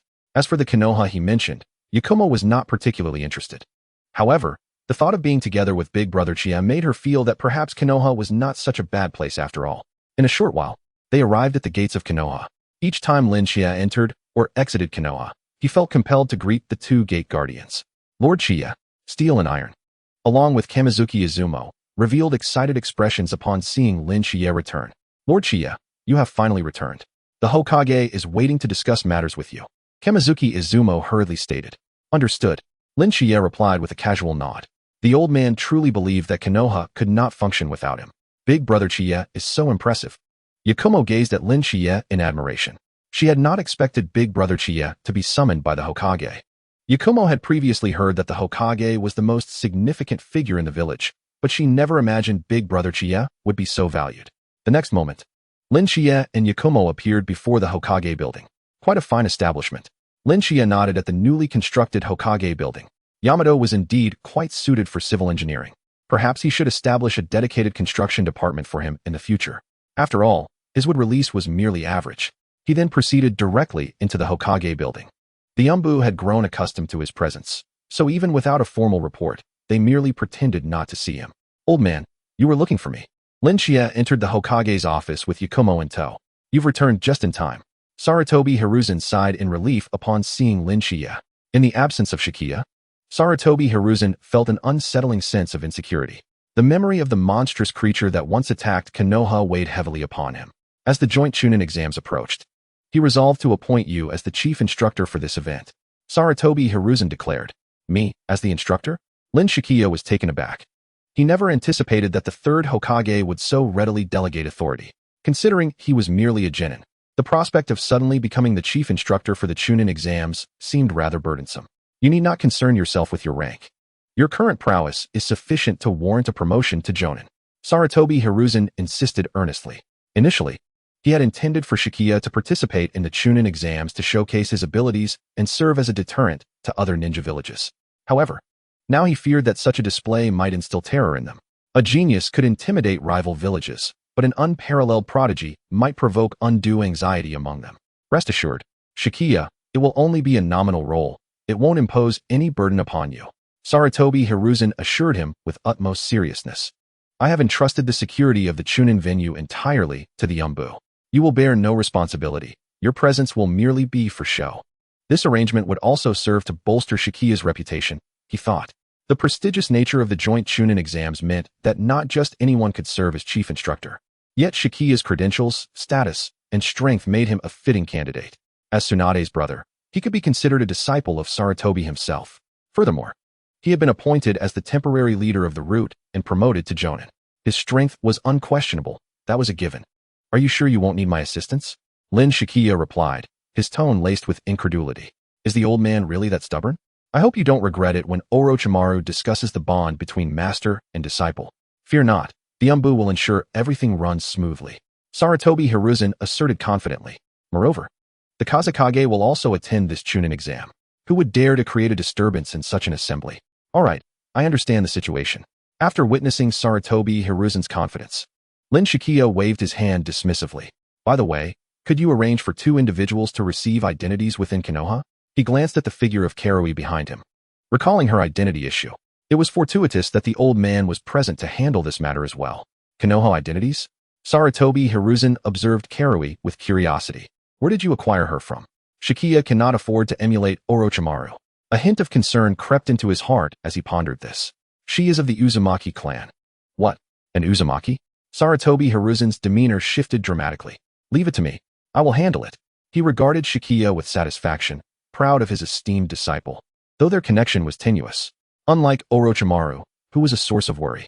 "Besides this young lady from the Uzumaki clan, who else do you have?" Sarutobi Hiruzen recalled the 2 individuals Shichiya mentioned. "One is a rogue ninja, Haku." Shichiya candidly replied. "Haku possesses considerable strength, and I intend to cultivate him within Konoha." "A rogue ninja?" Sarutobi Hiruzen instinctively recoiled at the mention, as Konoha had suffered greatly from its fair share of rogue ninjas. "From which village does he hail? Have you verified his background?" Sarutobi Hiruzen was taken aback by Shichiya's impressive haul from a single mission. A holder of the ice release bloodline limit from the Mist Village. "Old man, please don't put me in a difficult position." Ice release. Sarutobi Hiruzen's eyes sparkled with interest. This was a rare bloodline limit indeed. He gazed at Shichiya as if he were a precious treasure. First, a member of the Uzumaki clan, and now a holder of a rare bloodline limit. "Shichiya, could you possibly bring back a few more holders of the magnet release next time?" Sarutobi Hiruzen inquired with curiosity. He had recently heard of a particular jutsu that was quite lucrative, and Konoha was in dire financial straits. "Perhaps you could ask Orochimaru to procure some children for you." Shichiya shot down the idea, clearly unimpressed by the third Hokage's suggestion. "Do you really think of me as one of Orochimaru's child traffickers?" He then took Karui and exited the Hokage's office. "By the way, let us arrange for Rutsai, Karui, and Haku to form a team to participate in this Chunin exam." Shichiya's voice echoed as he made his way, planning to find suitable accommodations for Karui. This was a simple task, as the Senju clan's residences were currently unoccupied. As the de facto owner, arranging a room would be effortless. Fortunately, the room once occupied by Kushina still remained. From now on, this will be your home. Explore Konoha thoroughly tomorrow. If you run out of money, seek out that old man from last time. Don't be too courteous. Lin Shichiya advised Karui. The following day, during the Chunin exam instructor mobilization meeting, key figures such as Marino Ibiki, Midokado Hamura, and others, including Jonin leaders like Kakashi, Asuma, and Yuhi Kurenai, were present. By the way, who is the chief examiner for this Chunin exam? Ibiki? Hamura inquired with curiosity, dressed in a fishnet outfit. At that moment, the third Hokage, Sarutobi Hiruzen, approached to announce, I present to you the chief instructor for this joint Chunin exam, Lin Shichiya. Soon after, Lin Shichiya, clad in a Jonin's green jacket, made his entrance before the assembly. What a dashing young man. Midokado Hamura observed with intrigue, noting that the chief instructor appeared only a few years older than the participating genin. Shichiya. Yuhi Kurenai's eyes widened in surprise as she was captivated by his striking appearance. It's actually Shichiya. Even Kakashi looked astonished. When did he become the chief instructor for the Chunin exam? His progress is remarkably swift. After all, during our last mission, he was still a genin. The events of the joint Chunin exam were now entrusted to Shichiya. Sarutobi Hiruzen would attend alongside the Kazekage, leaving all matters in Shichiya's capable hands. After the third Hokage departed, the remaining Jonin began to greet one another. Ahem, so you are Lin Shichiya? The Moonlight Gale coughed several times, and then, with a serious expression, turned to Lin Shichiya. I've heard about you from my girlfriend. She says you are quite formidable. Moonlight Gale stated earnestly. Your girlfriend? Lin Shichiya glanced at Moonlight Gale and suddenly recalled that he was indeed the protagonist from the Gale Chronicles. Therefore, the girlfriend he referred to must be his half-secretary, Ugetsu Yuin. However, why did his words seem so easily misconstrued? Really? You look just like a little brother to me.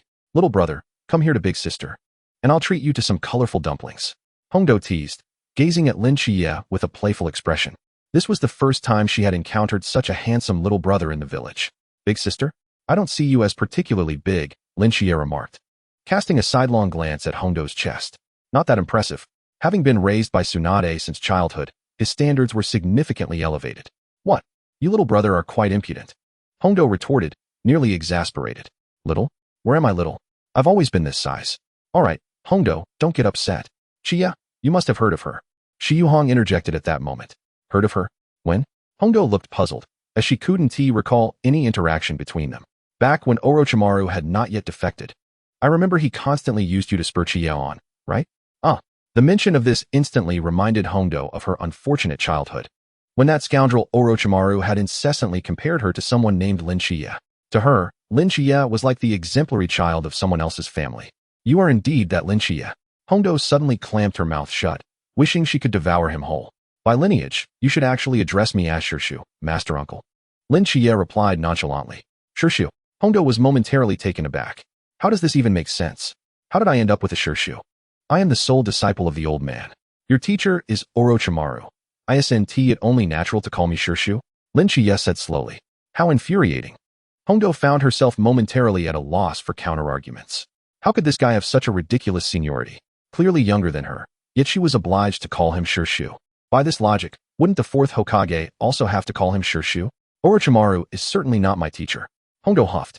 If she decisively distanced herself from Orochimaru, she wouldn't have to address him as Shirshu. What's the arrangement for this joint Chunin exam? At this moment, Mori no Ibiki finally inquired about the matter at hand. Just proceed according to your original plan. I won't delve into the details, he stated. The examination affairs can be left to you. If it truly becomes unmanageable, I can always resort to utilizing that useless beast of mine again. All these so-called Hokage's great escape, Konoha survival, ninja elite nonsense. But for now, let the professionals handle it. By the way, the team of Sai, Karen, and Haku has some connections to me. To avoid suspicion, I want to inquire further about them, Mori no Ibiki remarked. Red Bean, Kakashi, Asuma. Well, that's quite the not inquiring further remark. Lin Shichiya's few words instead piqued everyone's curiosity about those individuals. All right, everyone else, leave. Red Bean, stay? Lin Shichiya instructed, dismissing the others before keeping Red Bean behind. What is it? Red Bean approached Lin Shichiya, her curiosity piqued. Why had he retained her? Was it due to the allure of her youthful charm? Take off your clothes. Lin Shichiya stated flatly. Red Bean. What on earth is happening? This isn't appropriate. Although you are nominally my superior, you are still my Shirshu. Red Bean adopted a defiant stance. What are you thinking? Show me your curse seal.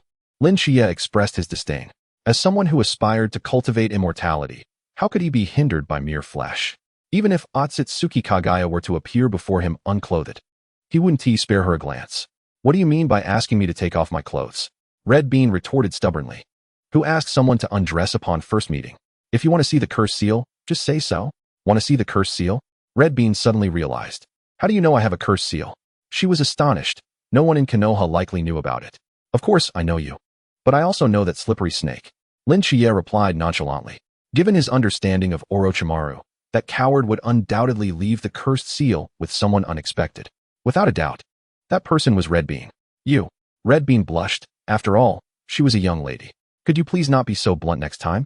Thus, Red Bean began to unfasten her Jonin vest and removed her shirt, revealing the 3-tomo cursed seal on her neck. It was indeed the heaven's cursed seal. Lin Shichiya observed with intrigue. He did not pay any attention to Red Bean's fair neck, but meticulously examined the cursed seal. Have you seen enough? Red Bean, now blushing, inquired. I took off my top for you to see, and you're critiquing it? If it weren't for the absence of others and the fact that she still wore a fishnet top underneath, she would never have consented to Lin Shichiya's rather ineffectual request. Don't rush. I am carefully examining the cursed seal, Lin Shichiya remarked. Beep. Congratulations to the host for observing the heaven's cursed seal, unlocking the Ancient Divine Beast Tattoo Technique. Ancient Divine Beast Tattoo Technique allows one to carve the tattoos of ancient divine beasts onto their body, gaining a portion of their power. All right, put your clothes back on, Lin Shichiya stated indifferently. At that moment, Red Bean hurriedly donned her attire again, having previously been clad only in a fishnet top, which had left her somewhat exposed. Chapter 54. Observing the Heaven's Cursed Seal, Comprehending the Ancient Divine Beast Tattoo Technique. So, did you glean anything? Red Bean grasped Lin Shichiya's hand eagerly, inquiring. I discerned the Heaven's Cursed Seal, Lin Shichiya replied coolly. Oh, I wasn't asking about that. I meant the method to Jichu this cursed seal. Red Bean looked at Lin Shichiya with hopeful eyes. I never said I would help you Jichu it. Lin Shichiya's words left Red Bean stunned. Huh, on such a cold day, I took off my clothes for you. And it was just to see if you could Jichu it? Red Bean was utterly flustered. How could Lin Shichiya be so heartless? Enough. Prepare for the Chunin exam. Lin Shichiya waved his hand, ready to leave. He had no intention of Jichu the Heaven's Cursed Seal, at least not for now. Red Bean was left alone in the biting cold wind, lost in thought. Meanwhile, in Team 7, Kakashi-sensei, Naruto, Sasuke, and Sakura exclaimed excitedly upon seeing Kakashi return. Since Kakashi-sensei had registered them for the Chunin exam, they were determined to give their best. By the way, Kakashi-sensei, why haven't we seen Shichiya? Sakura inquired curiously. Shouldn't Shichiya be a genin as well? Why didn't we see him during the registration for the Chunin exam? Yeah, Sasuke nodded in agreement. Does Boss Shichiya not wish to participate in the Chunin exams? Since returning from the Land of Waves, Sasuke had altered his address for Lin Shichiya. Calling him Zongju felt somewhat foreign. It was still more fitting to refer to him as Boss Shichiya. During this time, Sasuke had been fervently practicing the techniques imparted to him by Boss Shichiya. Remarkably, he had achieved the 3rd level of chi refinement in less than a week. He had already mastered the techniques he had learned and could wield them with proficiency.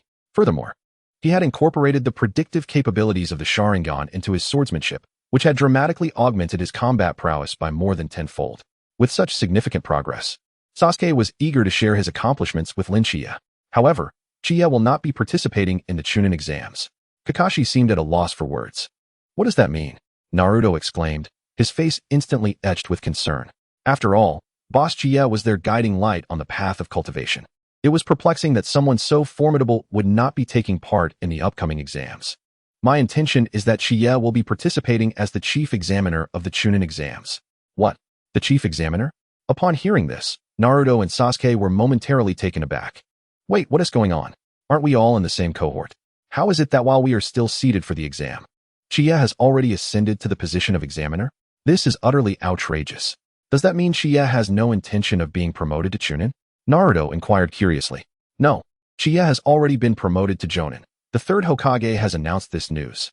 Kakashi could hear the sharp intakes of breath from Naruto, Sasuke, and Sakura as he spoke. What?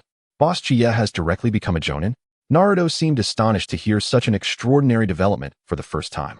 Even Sasuke wore a bewildered expression. Is that even possible? The Leaf Village has seen rapid promotions to Jonin before. However, Shichiya's ascent is indeed remarkably swift. You need not feel inferior, for Shichiya is no ordinary genius. Kakashi added. The remaining members of Team 7 remained stunned for a considerable time before coming to terms with the reality.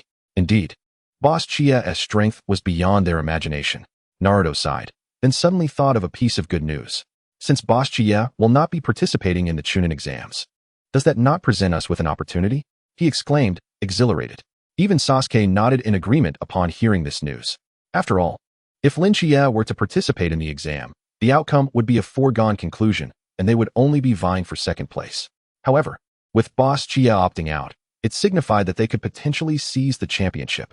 With this thought, Naruto's breath quickened. Ever since Boss Chiya had joined their team, all chances of victory had eluded him. Of course, even when Chiya was absent, they had still been distant from triumph. However, now Naruto felt a newfound surge of confidence. Encouraged by this realization, he began to bolster his own morale. Meanwhile, upon returning to the Senju clan, Lin Chiya commenced his study of the ancient beast tattoo technique. Fascinating. The more he delved into it, the deeper his understanding became. In simple terms, it allowed one to tattoo the essence of ancient divine beasts onto a person, thereby harnessing the power of these formidable creatures.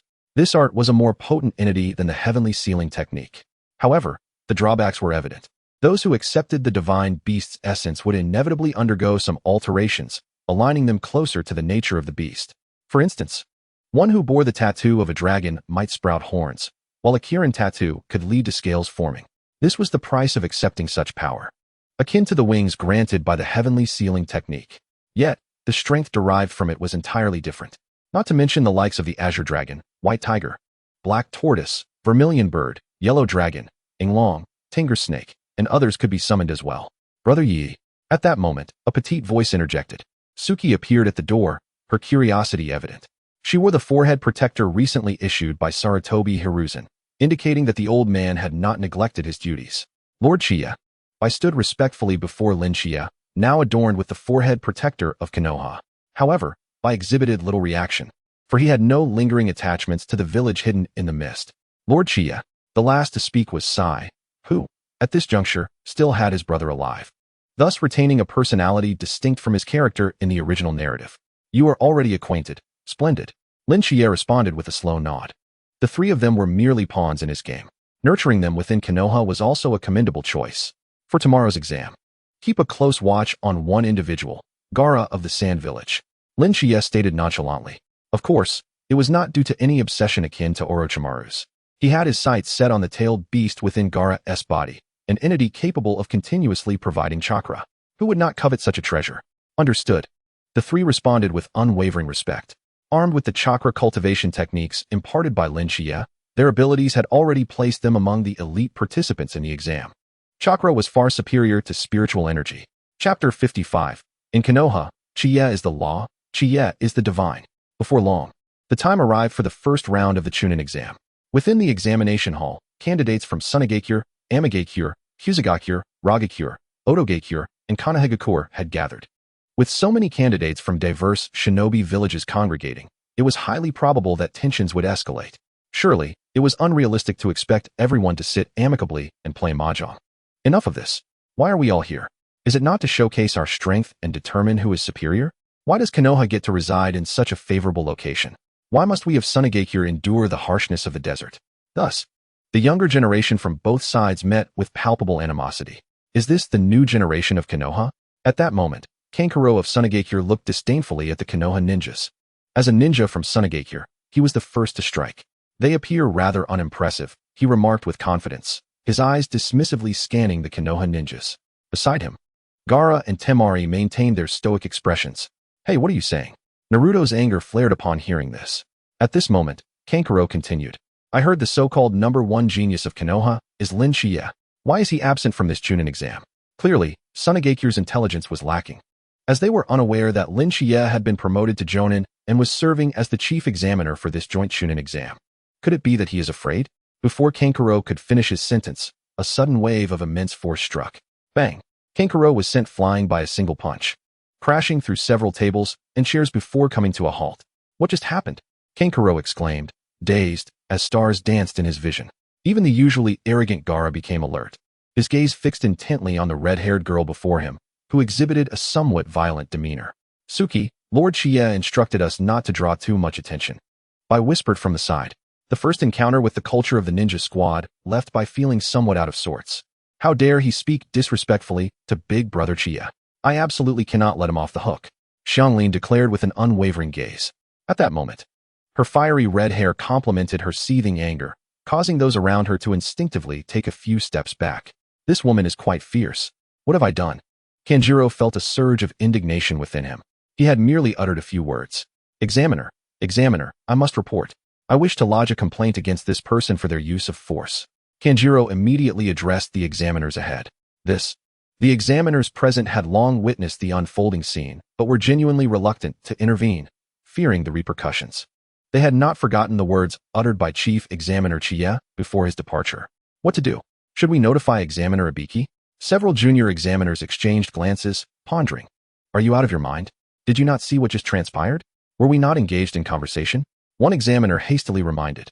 Another examiner quickly grasped the situation. Oh, right, I recall now. Weren't we discussing what to have for dinner tonight? I think Ippudo ramen sounds delightful. You two are simply outrageous. Kanjiro felt as if he were being treated like a fool. Hey, the camera is still recording. I request to review the footage, Kanjiro exclaimed, his face a mask of indignation. He could not accept being sent flying by that woman's punch. The powerful image he had forged just moments ago had crumbled into dust. No, without the consent of a higher authority, we cannot simply allow anyone into the monitoring room. The examiners quickly shook their heads in unison. I must escalate this to your superiors and report this woman. Kanjiro glared furiously at Xianglin, his chest still aching. Where did this red-haired girl find such strength? Who is your superior? I demand to speak with them. Upon hearing this, several examiners exchanged glances once more. The chief examiner is Lord Shichiya. You may express any grievances to him. Shichiya? That name sounds somewhat familiar. Kanjiro's mind raced with thoughts of this name. Why does it feel like I've heard it somewhere before? Kanjiro, come back. At that moment, Shumaru suddenly spoke up. She sensed something amiss. Shichiya, the #1 genius of Konoha, is also named Shichiya. She began to feel that something was awry. Wait a minute. That person is not from our Grass Ninja Village. Just then, the candidates from Grass Ninja Village began to murmur amongst themselves. For they noticed a striking resemblance between Xianglin and the girl who had gone missing from their village not long ago. Aside from the fact that she wore the headband of Konoha. With this realization, several Grass Ninja approached Xianglin. They feared the ninjas from Konoha, but were not intimidated by Xianglin. Xianglin sensed their gazes upon her and instinctively took a step back. However, recalling the techniques that big brother Shichiya had entrusted to her, she was no longer someone who could be easily bullied. Wait. At that moment, Sai stepped forward. As a member of the squad, he could not stand idly by while his companions made mistakes. Lord Shichiya instructed us to proceed with caution. Just when everyone thought Sai was about to mediate, he suddenly appeared before the Grass Ninja. Bang! With a flurry of swift strikes, 3 Grass Ninja collapsed to the ground, rendered incapable of further combat. What the hell? Kanjiro was left utterly dumbfounded. The Konoha ninjas are completely unreasonable. Those 3 Grass Ninja didn't even utter a word. They merely advanced a few steps before being met with such brutality.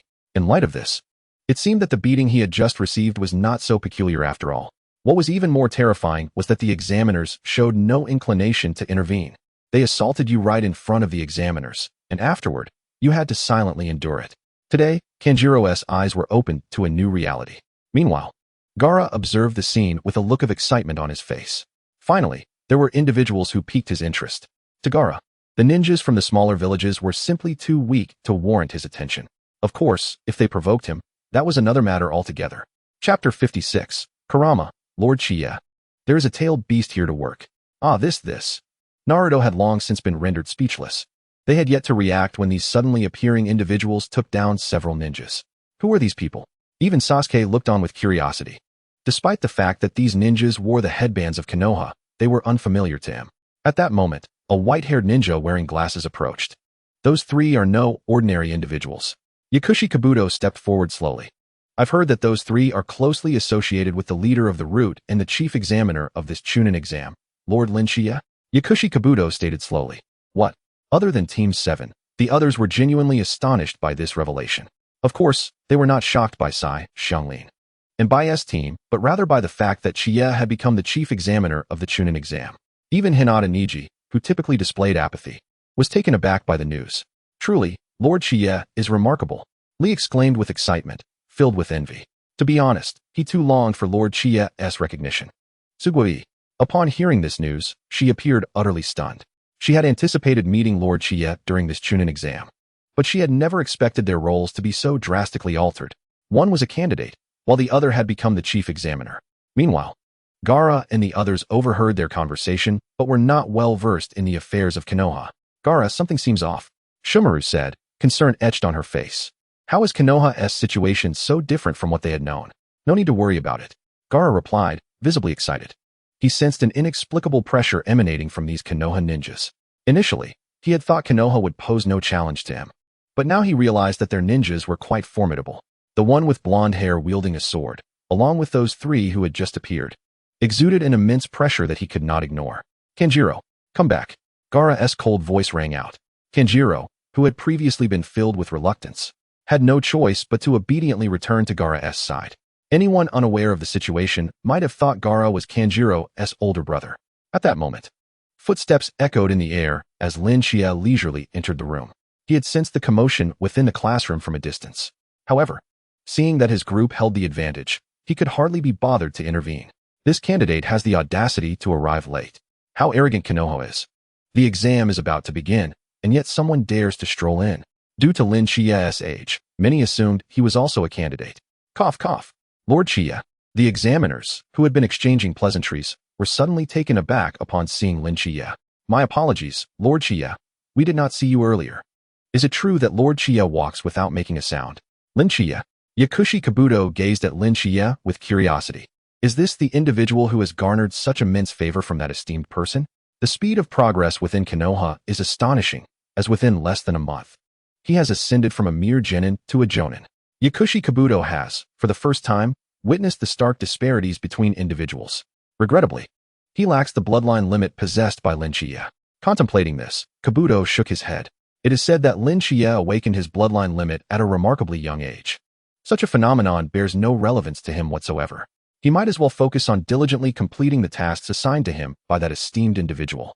Subsequently, his gaze drifted toward Sasuke, his mind preoccupied with thoughts on how to fulfill the directives of that figure.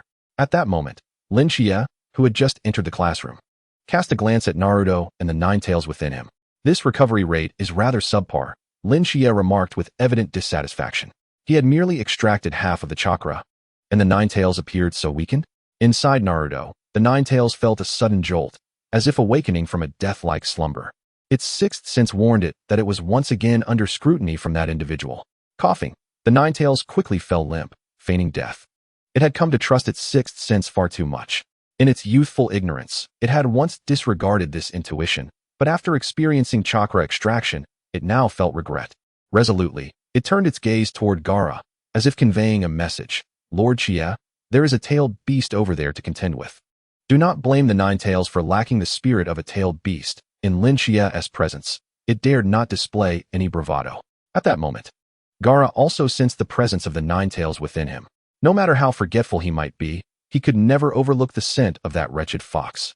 It was precisely due to the tail's determined strength theory propagated by the nine tails that Shikaku, as the one tail, had developed a profound animosity toward it. If this theory were to be acknowledged, he, as the one tail, would be relegated to the status of the weakest of the tailed beasts. Such a notion was utterly unacceptable. Hence, upon detecting the nine tails' presence, Shikaku began to unleash its chakra in a frenzy, aiming to assert its dominance over the nine tails. Clearly, the nine tails had shrunk back in the face of Shikaku's overwhelming aura, retreating within the confines of that small child, providing the best proof of its submission. This filled Shikaku with elation. Indeed, he was the mightiest of the tailed beasts. Lin Shichiya detected the anomaly within the one tail. He nodded silently toward Shikaku inside Gaara. As expected of the one tail, its chakra is remarkably vibrant, he mused.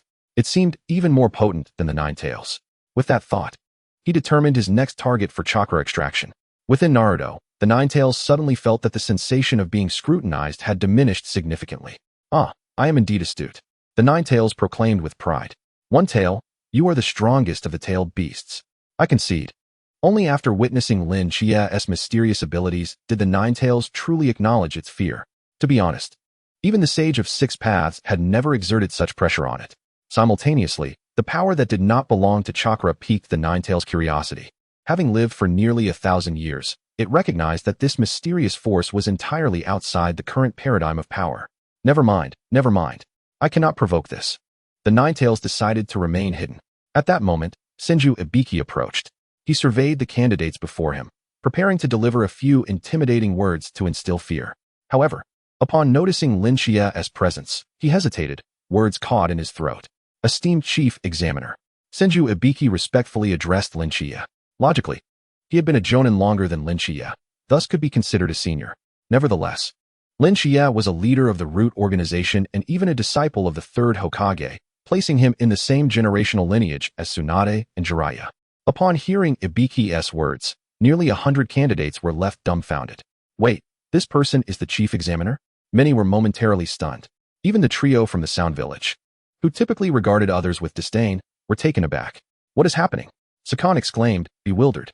They had initially looked down upon the other candidates, viewing them merely as fragile flowers untouched by bloodshed. Be cautious of this individual. I have a feeling he is not ordinary, Taiyuya warned. He was not foolish. As a ninja from the Sound Village, his survival depended on his keen perception. A ninja lacking insight would have long perished. Taiyuya, you are simply being overly cautious. Sakura retorted arrogantly. That person is of an age similar to ours. How strong could he possibly be? In the face of my void slash, all is futile. With pride, Sakura declared. As the most loyal servant of Orochimaru, he would not allow anyone to overshadow him. Sakura, Taiyuya thought to herself, wishing to rebuke him. It seemed he was oblivious to a crucial point. The three of them were merely pawns in Orochimaru's game from the very beginning.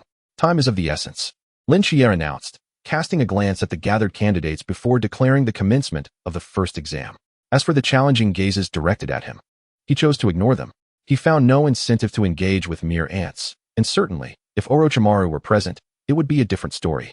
Earlier, he had scanned the candidates, noting that Orochimaru was not among them.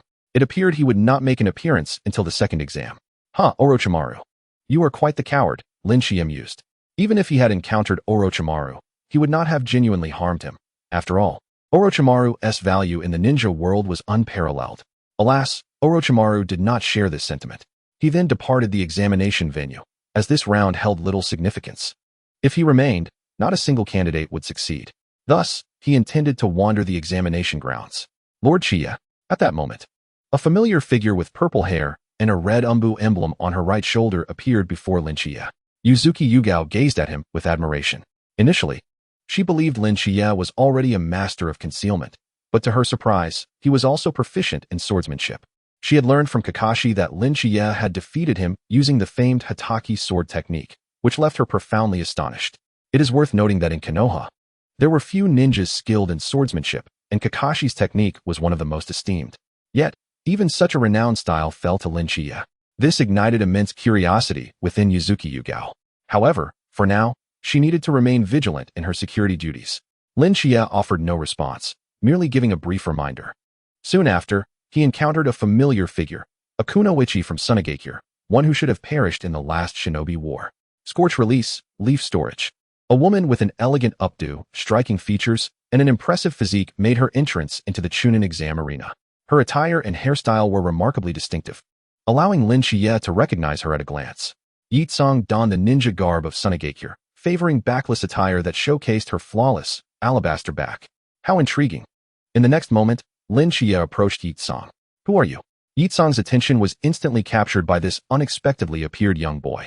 A ninja from Konoha? She inquired with a look of curiosity. At this hour, shouldn't the candidates have long been in the examination hall? Why is there still someone here? As Yitsong turned her head, Shichiya noticed a prominent scar on her chest, a deep gash that marred the purity of her exquisite form. However, Shichiya pondered. This detail was absent in the original narrative.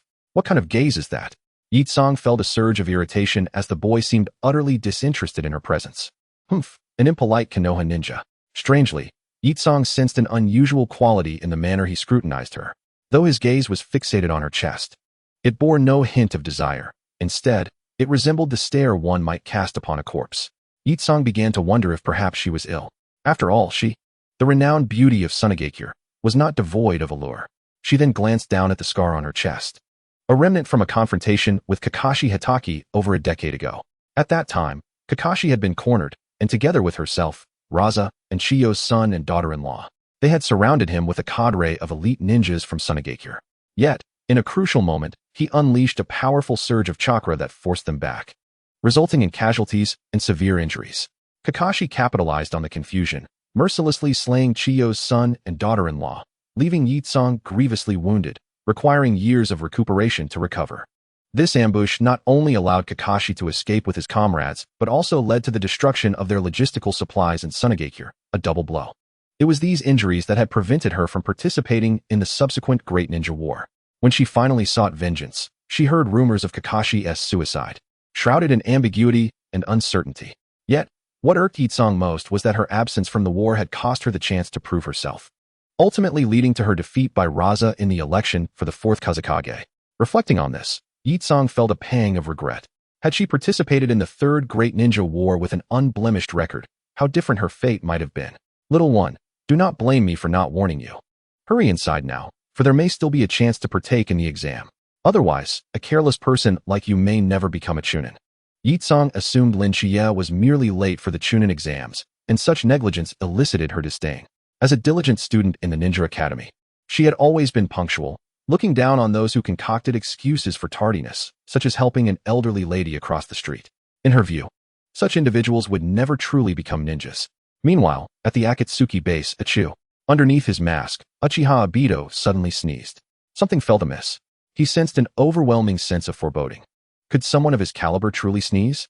Clearly, something was afoot. For days, Obito had felt a twitch in his left eyelid. This was the Sharingan. Such signs indicated that misfortune was imminent. Madara, Konan and Pain regarded Obito, who was disguised as Uchiha Madara, with impassive expressions. What is your perspective on the intelligence received from Zetsu regarding Tsunade's intentions? Pain spoke with an emotionless tone. It appears that Tsunade has ulterior motives in this joint Chunin exam. They have dispatched 2 elite ninjas, Maki and Yitsong, along with their Jinchuriki. Konan remarked. The simultaneous appearance of the One-Tail and Nine-Tails presents a rare opportunity. Are we to attack Konoha? Obito pondered, having reviewed Zetsu's intelligence. The entire Chunin exam seemed shrouded in mystery, even hinting at the involvement of Orochimaru. Logically, this should have been an opportunity to profit from the chaos. Yet, Obito felt anxious, primarily due to the presence of one individual, Shichiya. No, we seem to have overlooked Shichiya's existence. With him around, an assault on Konoha would be ill-advised. After a moment of contemplation, Obito firmly voiced his disagreement. He had no desire for the Atsutsuki, which he had painstakingly built, to be obliterated in their first battle. Shichiya? Pain recalled. Uchiha Itachi mentioned him in a similar vein. Based on Itachi's attitude towards Shichiya, this individual must possess formidable strength. However, what of it? Our Akatsuki is not to be underestimated. Moreover, after the internal strife in Konoha and Tsunade, we might not be without a chance. We could position Kakazu, Haiden, Deidara, and Sasori to infiltrate Konoha from 3 fronts while Pain leads the direct assault. Victory is not beyond our grasp. Konan added slowly. Furthermore, with myself and Uchiha Madara joining forces, how could Konoha withstand the onslaught? Besides, with the legendary Sannin absent, the only formidable young ninja left is likely Kakashi Hatake. No, Shichiya is unlike any other ninja.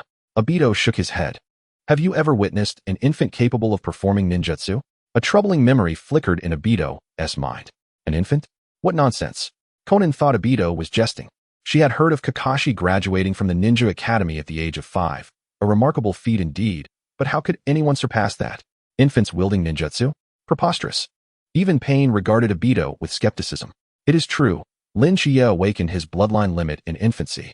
However, based on my analysis, it is likely not a bloodline limit, but rather a self-created technique. Obito's claims grew increasingly extravagant. Konan and Pain exchanged glances, then directed incredulous stares at Obito, as though questioning his sanity. Madara, while I do not know the source of your information, it is, before Konan could finish, Obito interjected, no, the intelligence is absolutely accurate. He emphasized this point. This was too real. It was an experience he had lived through, and how could it possibly be fabricated? Noticing the unusual expressions on Pain and Konan's faces, he reiterated, I assure you, I am not jesting. The gravity in Obito's demeanor compelled Pain and Konan to recognize his sincerity. Such power. Konan reconsidered her stance. Let Zetsu remain vigilant regarding Konoha's developments. She concluded slowly. They can only rely on Orochimaru to test the waters for them now. If Shichiya truly possesses formidable strength, it would be fortuitous to eliminate Orochimaru, the traitor of the Akatsuki. Conversely, if he does not, They can seize the opportunity to launch an assault on Konoha and plunder the tailed beasts. In essence, it is a mutually beneficial strategy. Upon hearing Xiaonan's suggestion, Pain nodded in agreement. Even Uchiha Obito found the proposal commendable. Notify the other members of the Atsutsuki to prepare for assembly at the borders of the Land of Fire, Pain stated with a calm demeanor. It is fortuitous that Uchiha Itachi and Kisame Hoshigaki have already arrived at the borders of the Land of Fire, Uchiha Obito remarked slowly. Xiaonan expressed surprise. Their decision to attack Konoha had not yet been finalized. Why was Uchiha Itachi acting with such alacrity? It seemed that he was overly concerned about matters involving Konoha. Xiaonan felt a sense of wariness towards Uchiha Itachi, a ninja devoid of moral restraint, cold-hearted, and ungrateful. After all, Itachi had annihilated his entire clan to join the Atsutsuki. Thus, the loyalty of Uchiha Itachi to the Atsutsuki was evident to all. Uchiha Obito spoke again. As for what lies in his heart, that remains a mystery to us all. Precisely for that reason, I find it hard to trust him. Xiaonan's face displayed disdain. It was precisely because of individuals like Uchiha Itachi, who lacked gratitude and committed fratricide, that she found it difficult to place her faith in him. One must possess a sense of gratitude. Uchiha Obito was momentarily taken aback by her words, his gaze towards Xiaonan shifting slightly. Had she forgotten the true nature of the Atsutsuki? They were rogue ninjas, all of whom bore the blood of countless victims on their hands. Chapter 59. The first exam concludes. Yakura's curiosity. Xiaonan's remark not only implicated Uchiha Itachi, but also inadvertently included Uchiha Obito. Furthermore, it was likely that she would also implicate Nagato and herself in the future, as the Atsutsuki was hardly a band of virtuous individuals. Well, it is as it is. Uchiha Itachi assured, everything is under my control. There is no need for excessive concern. Uchiha Obito replied nonchalantly, seemingly unfazed by Xiaonan's broadside. After all, her words were not entirely inaccurate. None of them were paragons of virtue. Oh, Xiaonan was taken aback, surprised that Obito had covertly been monitoring Uchiha Itachi. Meanwhile, in Konoha, the first stage of the Chunin exam had concluded. It hurts so much. Nobody knew the torment he had endured moments prior. Well, did you not pass the exam? Sasuke remarked as he approached. Although the process was somewhat convoluted, he had indeed passed the first stage. But I sat there in the exam hall, dazed, for 2.5 hours. Naruto exclaimed indignantly. 2.5 hours. He had spent the entirety staring at the test papers as if they were written in an alien script. While others showcased their talents with cunning, he had been the sole one to sit there for 2.5 hours in utter silence. Who could fathom how he had endured those 2 hours? Had he known that submitting a blank paper would suffice, he would have opted for a nap instead. He had truly suffered for 2.5 hours. All right, I suspect the proctor might have passed you out of consideration for Shichiya. Otherwise, how could one possibly pass with a blank paper? Sakura disagreed. The final comments made by Marino Ibiki seemed rather unreasonable, as if they were tailored to ensure Naruto's passage. This preferential treatment must surely stem from their team affiliation with Shichiya. After all, no one in Konoha had ever heard of someone passing an exam with a blank paper. By the way, where's Shichiya? Why have we not seen him at all during the exam? Naruto inquired curiously. Logically, Shichiya was also a proctor. So why had he not been seen after the initial moments of the exam? Naruto, have you forgotten? Shichiya is the chief proctor. He does not need to monitor the exam continuously. Sakura chastised, exasperated. How could Naruto think that Shichiya would be as bored as he was? Sitting idly for 2.5 hours? Throughout, Naruto's pen had remained untouched. Sakura even doubted whether he had written his name. Did it make any difference whether he wrote his name on a blank sheet? I envy Shichiya so much, Naruto said with a look of admiration. He wished he could become a jounin like Shichiya without having to endure the exam. As he pondered this, an inexplicable smile spread across his face. Hey, are you awake? Sakura said, trying to knock some sense into Naruto. However, the tactic that had previously worked every time now failed. She had forgotten that Naruto had been training in that mysterious physical enhancement technique. Ouch! Sakura exclaimed, staring at Naruto in disbelief. Even if Naruto were to act up now, it was likely that no one would want to confront him. He was as tough as iron. Meanwhile, in Sunade, Yakura awaited the return of Gaara and his companions from the exam. How did the morning exam go? Yakura inquired calmly. It went well. We should be able to pass. Temari explained. Indeed, Yakura nodded, harboring some questions for Gaara and his companions regarding a mysterious individual she had encountered at the exam's entrance. For some reason, she felt an air of enigma surrounding that person, one not typical of an ordinary genin. Let us go eat. I have a few points to discuss with you regarding the afternoon exam. Yakura led Gaara, Temari, and Kankuro away from the exam hall. The second stage of the exam was scheduled for the afternoon, providing Yakura an opportunity to offer them assistance. Although Yakura did not hold much faith in Raza, she was particularly protective of Temari, the sole descendant of Raza. Wait, I almost forgot someone. Yakura glanced at Gaara, the Jinchuriki, nearly forgetting that he too was Raza's son. One might mistakenly think he was the descendant of Raza's enemy, enduring such torment. Understood, Lady Yakura.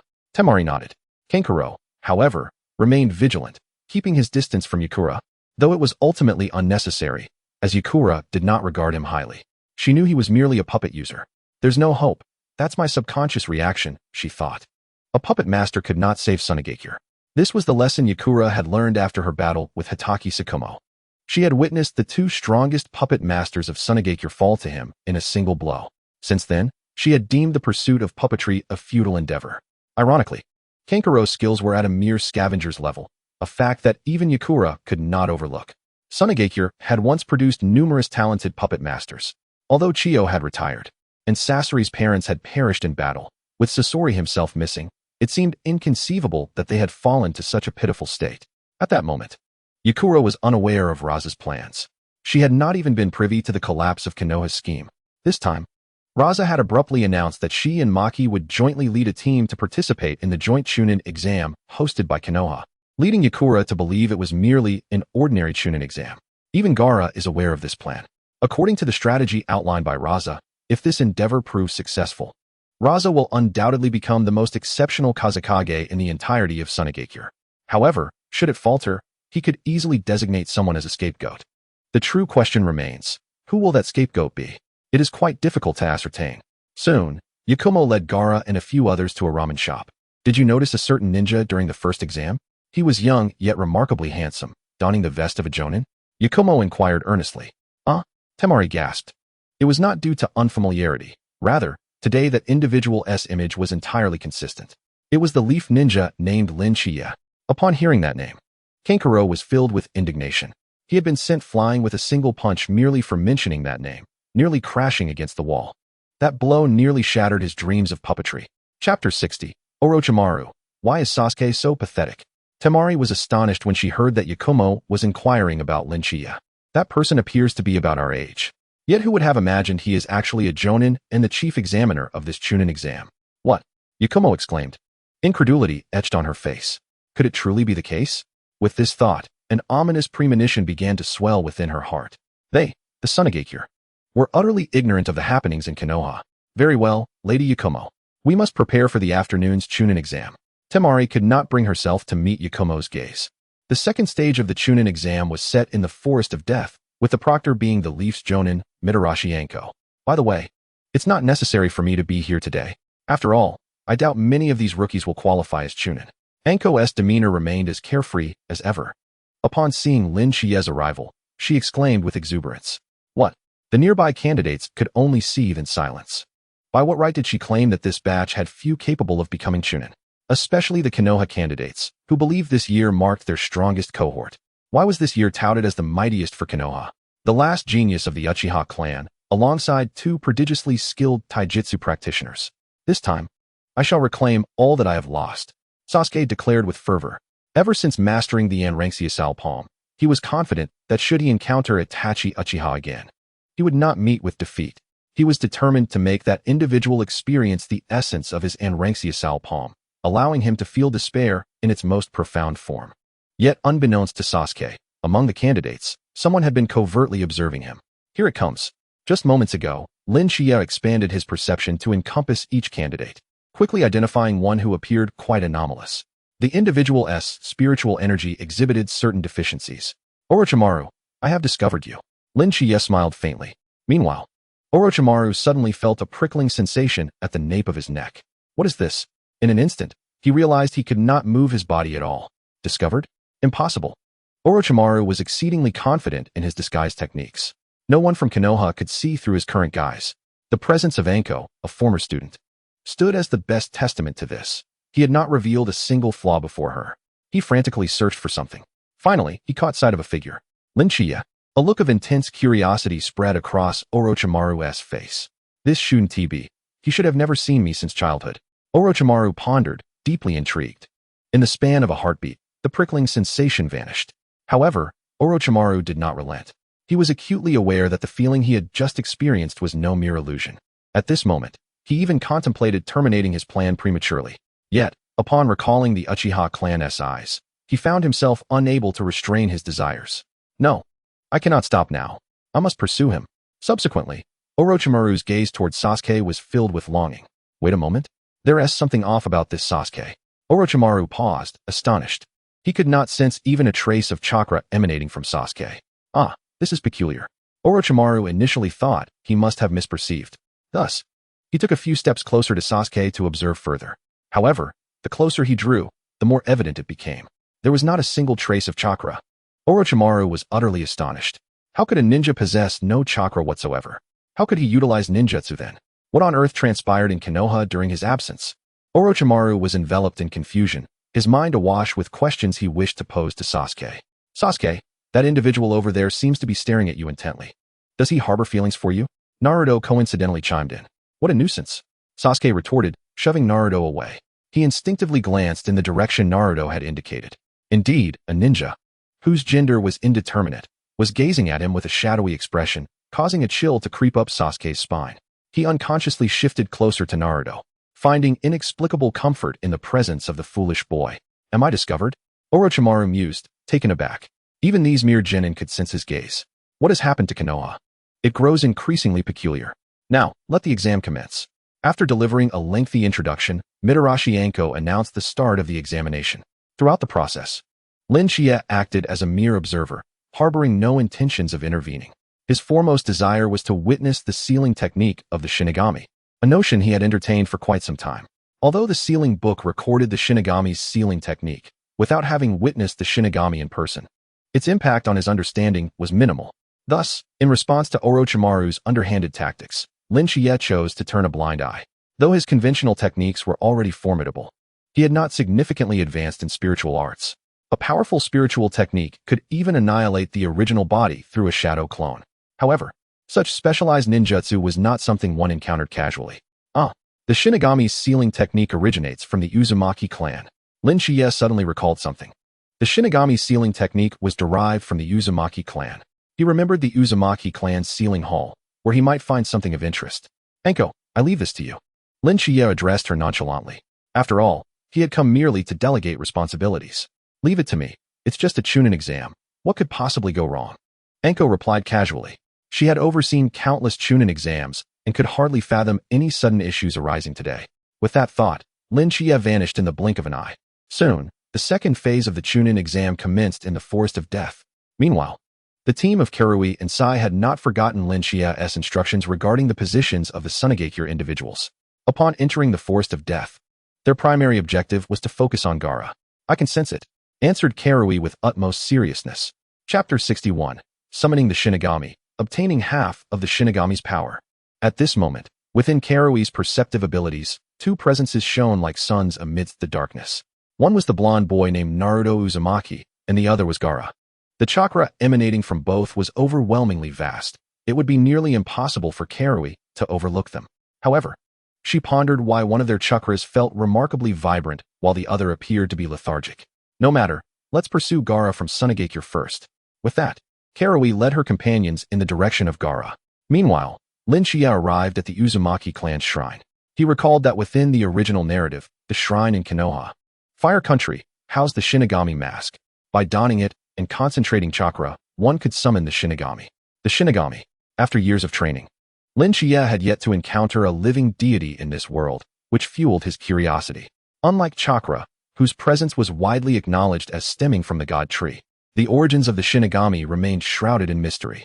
Previously, he had jokingly expressed a desire to witness the old man utilize the Reaper sealing technique, which was merely jest. Despite the old man's penchant for unorthodox behavior, he still retained a master-disciple relationship with Shichiya, who was not like Uchiha Obito, Nagato, or Orochimaru. Thus, he resolved to utilize the Shinagami mask of the Uzumaki clan to summon the Shinagami. He began searching within the shrine. The shrine was not particularly spacious, and he soon located the legendary Shinagami mask. Is this the Shinagami mask? Shichiya observed an unusual chakra residue upon it, but otherwise, it bore no distinction from an ordinary mask.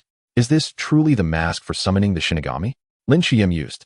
However, the thought of requiring chakra to activate it seemed rather absurd. Nevertheless, he diligently gathered a portion of chakra and proceeded to perform the seals for the Reaper sealing technique as outlined in the sealing book. Si, Hai, Wei, Mao, Su, Zi, Yu Wu Si. In the next moment, Shichiya clasped his hands together. Reaper sealing technique. At that instant, he sensed the dark chakra surrounding him intensifying. In the Pure Land, the Shinigami greedily inhaled the spiritual energy permeating the air. Only the power of souls could augment his strength. This time, he hoped for a formidable ninja. The Shinigami, filled with avarice, prepared to be summoned. Suddenly, he felt an overwhelming sense of alarm coursing through his entire being. What is happening? The Shinigami's thoughts were minimal, overwhelmed by an instinctual fear as if he were being watched by some entity. This was the Pure Land. How could any power from the living world reach here? A flicker of confusion crossed the Shinigami's visage. Even the old man residing in the Pure Land was powerless to intervene. Why was he suddenly gripped by such fear? His primal instincts urged him to reject this summoning. Yet the insatiable craving for souls compelled him to devour them. The last time he had consumed a soul felt like an eternity ago, and he had lost track of time in the Pure Land. Just a small taste, merely a taste. If it poses no danger, I can savor the delightful souls. Ultimately, the Shinigami succumbed to his desire for souls and began to breach the gateway connecting the Pure Land. Just a slight opening. He beheld a figure of profound mystery. The man radiated an exquisite allure. The Shinigami found himself unable to resist such temptation. As he prepared to widen the passage, an alien force surged into the Pure Land. What is this? The Shinigami's sixth sense blared alarms. A great terror. He was being targeted by a formidable entity, one whose strength eclipsed that of the old man in the Pure Land. Close it. The Shinigami's thoughts raced as he attempted to seal the connection between the Pure Land and the ninja world. Yet, a colossal hand had already plunged deep into the Pure Land. In the next moment, the Shinigami felt a part of his being firmly grasped. How could this be? The Shinigami frantically summoned the powers of the Pure Land, which began to swirl chaotically. What is happening? In a certain space within the Pure Land, Atsutsuki Kinshiki sensed the violent fluctuations of power surrounding him. What is that Shinigami up to? Kinshiki was not oblivious to the Shinigami's existence. However, he deemed it insignificant to the ninja world. Moreover, he himself was not necessarily capable of vanquishing the Shinigami, thus he had allowed its presence to persist. Yet today, the Shinigami appeared to be in a frenzy, even sensing a hint of fear emanating from the surrounding energies. Can the Shinigami feel fear? This was the first time Kinshiki found himself in contemplation. He sensed an alteration within the ninja world but lacked evidence to substantiate it. With that thought, his consciousness descended into the ninja world. Let me observe the current state of the ninja world. How are the tailed beasts faring? Fortunately, Sun Wukong remains unchanged, and Kagaya seems quite at ease. Kinshiki nodded in satisfaction. But wait, where is Kurama? Only then did Kinshiki recall Kurama, following the trail of his chakra. Kurama was not faring well. Why does Kurama's chakra appear to have diminished by half? Kinshiki was momentarily taken aback. This is not right. Just a while ago, everything was fine. Why has Kurama's chakra fluctuated so drastically? What has transpired? Subsequently, Kinshiki discerned that Shikaku was in proximity to Kurama. As expected of those two, Shikaku seems to be in a normal state. But why? Kinshiki fell into deep thought. Previously, the Shinigami had already consumed half of the Nine-Tails chakra. Now, Kurama's chakra had halved again, leaving only a quarter of its original amount. This posed a significant problem. I must investigate the reincarnations of Ashura and Indra. I hope their chakras remain unaffected. At that moment, Kinshiki directed his gaze towards the current incarnations of Ashura and Indra. Chapter 62. Obtaining half of the Shinigami's power. The sole entity of Minato Namikaze. In the next moment, Kinshiki was rendered utterly bewildered. This cannot be. Why do the reincarnations of Ashura and Indra possess no chakra whatsoever? Kinshiki's expression transcended mere disbelief. What is happening? Is this still the ninja world? He had merely neglected to observe the ninja world for a brief period. When had it transformed into this state? Fortunately, the chakras of Ashura and Indra remained intact. Kinshiki breathed a sigh of relief, though he remained perplexed as to why the current reincarnations of Ashura and Indra lacked any chakra. Subsequently, the Shinigami closed his eyes, sensing that the end was near. At this moment, on the other side of the Pure Land, how could there be someone so formidable? The Shinigami, no longer possessing his previous nonchalance, felt as if his very soul was slipping away. Resolutely, he transformed one of his hands into a blade, cleaving himself in two. In the next instant, He hurriedly sealed the passage between the Pure Land and the ninja world. Those terrifying giant hands vanished as well. Sigh. The Shinagami was now utterly bereft of tears. Initially, he had intended to devour another soul. However, he now lamented his own condition, feeling the years of accumulated power abruptly halved. His opponent had also seized the other half of his strength. How could one describe this but as tragic? The ninja world was truly terrifying. He vowed that henceforth, if that man were to summon him again, he would refuse even unto death. Meanwhile, in the Vortex Clan's Nami Temple, the resistance was quite fierce. Moments later, Shichiya withdrew his hand from the void. Was the Shinagami truly this weak? Shichiya furrowed his brow. How could he dare to call himself a god with such meager power? Had the laws of this world not been so unstable, his hand would have shattered time itself just now. Speaking thus, he meticulously searched the half-corpses of the Shinagami.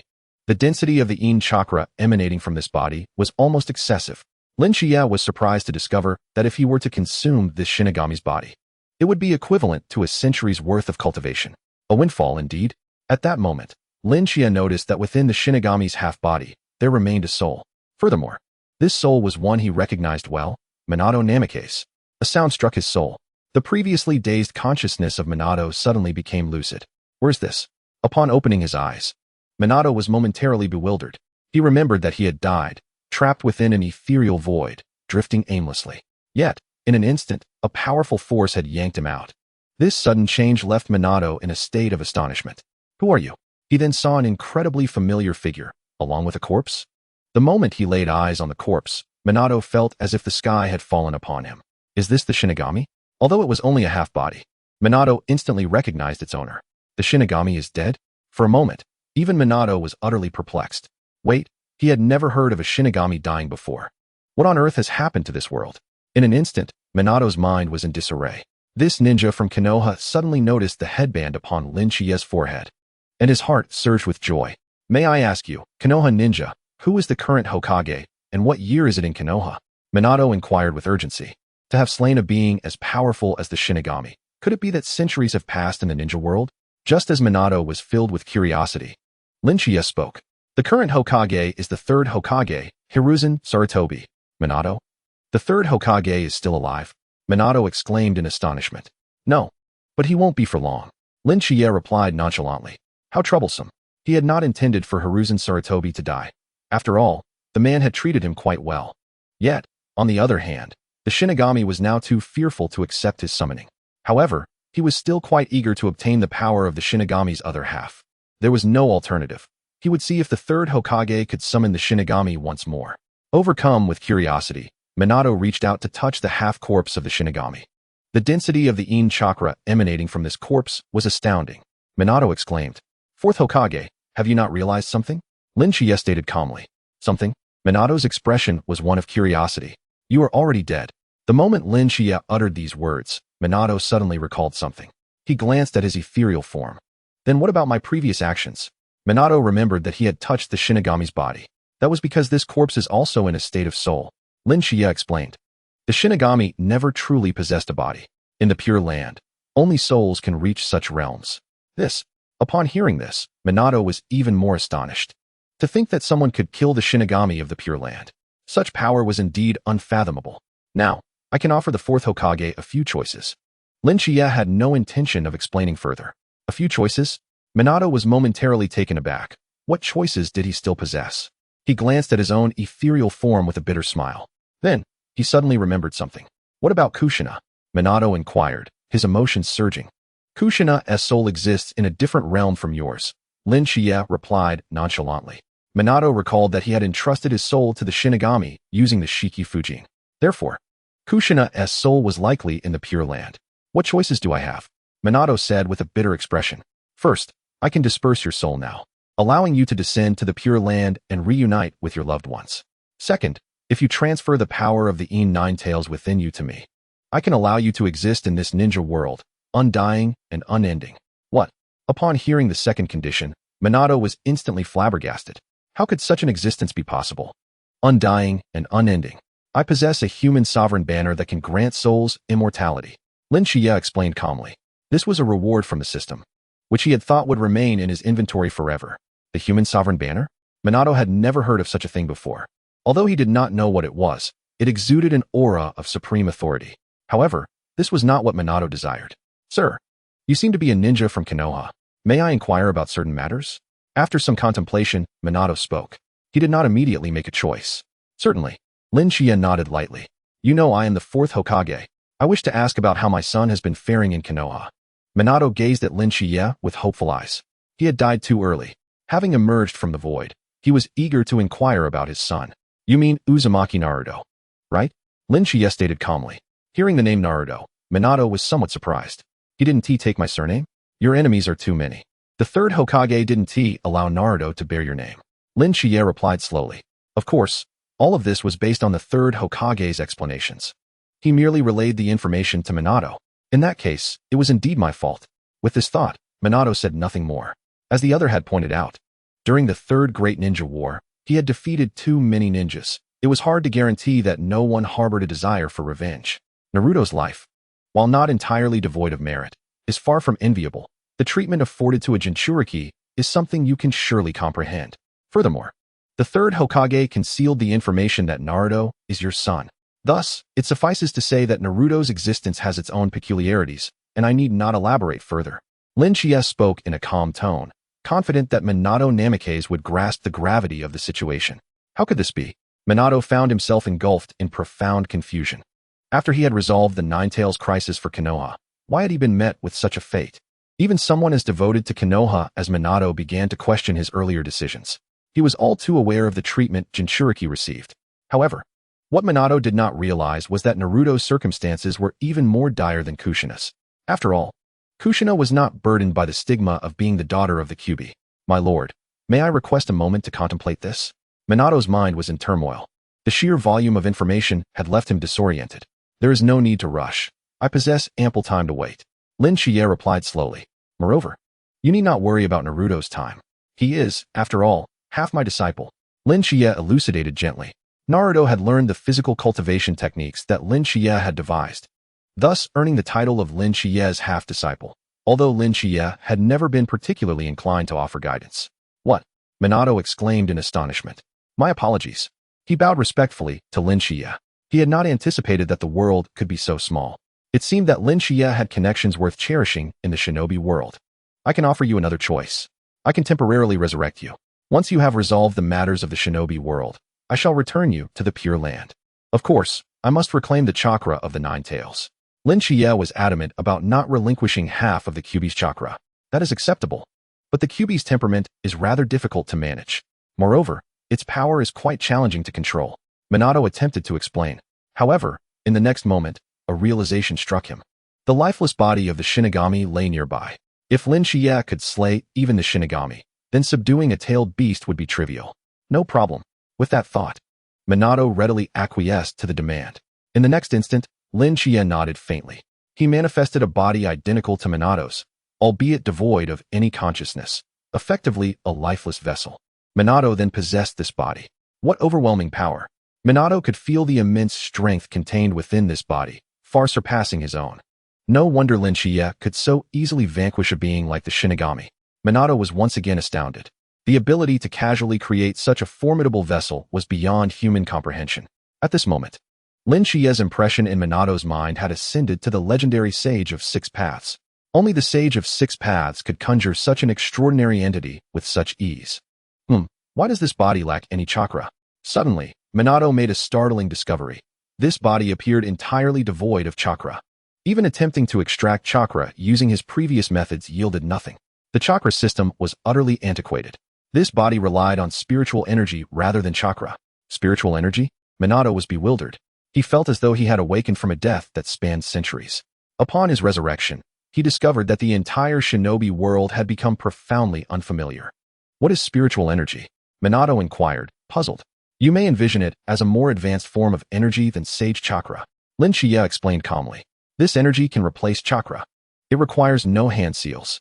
Moreover, it can inflict damage upon beings of the Sage of Six Paths caliber. Standard chakra is ineffective against individuals of that level. Using ninjutsu against them is akin to healing them. However, spiritual energy is a superior existence. Not even those beyond the Sage of Six Paths can evade its attacks. It can be unleashed without hand seals. Minato was taken aback. He had first heard of ninjas performing without hand seals from the first Hokage, yet he had not imagined that the individual before him could create a body capable of such feats. Subsequently, Minato began to experiment with the capabilities of this body. Instant flame flash, super heaven prison explosion zero style. Boom. A colossal fireball instantly reduced the noodle hall to ruins. What technique is this? Shichiya inquired with curiosity, wondering where Minato had conjured such an elaborate name for his jutsu. It's the Great Fireball Technique, but I felt its name was too trivial, so I renamed it. Minato declared earnestly. Annihilate. With but a word, Shichiya caused the flames to vanish in an instant. This is Noodle Hall, which can be considered the property of the Uzumaki clan. Do remember to compensate. Shichiya remarked nonchalantly. Minato was momentarily flabbergasted. He had merely intended to experiment with ninjutsu, not to cause destruction. Chapter 64. The Darkening of Minato Namikaze. What a jest. At this point, are there even any members of the Uzumaki clan left? Shichiya began to depart, carrying the body of the Shinagami. As for the power of the Nine Tails, it could remain with Minato for the time being. Wait, are you Shichiya? At that moment, Minato suddenly inquired. This elicited a newfound appreciation from Shichiya for Minato. In the next instant, Shichiya's figure vanished without a sound. Is that the Flying Thunder God technique? Minato was astonished. Yet, there was not a trace of spatial ninjutsu's fluctuations around him. Had Shichiya's strength truly ascended to such heights? Minato recalled the first time he had encountered Shichiya, marveling at his prowess. Unfortunately, Shichiya had left to train with Tsunade and had not been seen since. Naruto. Returning to Konoha, Minato was filled with excitement, eager to reunite with Naruto. Meanwhile, the second exam of the Chunin exams had concluded. However, without Shichiya's intervention, Orochimaru successfully marked Sasuke with the Curse Seal of Heaven. What on earth is this? Sasuke could sense that the spiritual energy within him was persistently suppressing the seal. However, his current level of skill was insufficient to completely contain it. Sasuke, come here. Kakashi recognized the curse mark on Sasuke's back instantly. It was a remnant left by Orochimaru. With Shichiya absent, he could do nothing to eradicate it and could only impose a seal upon Sasuke. Moreover, I have a ninjutsu to teach you. Kakashi had observed Sasuke's capabilities during the match, noting that his exceptional swordsmanship had indeed inflicted considerable damage upon his opponents. However, he still lacked in long-range attacks. Ninjutsu. Sasuke frowned. He had long ceased his studies of such techniques, relying solely on the techniques Shichiya had imparted. He found that the sound ninja candidates posed no challenge to him.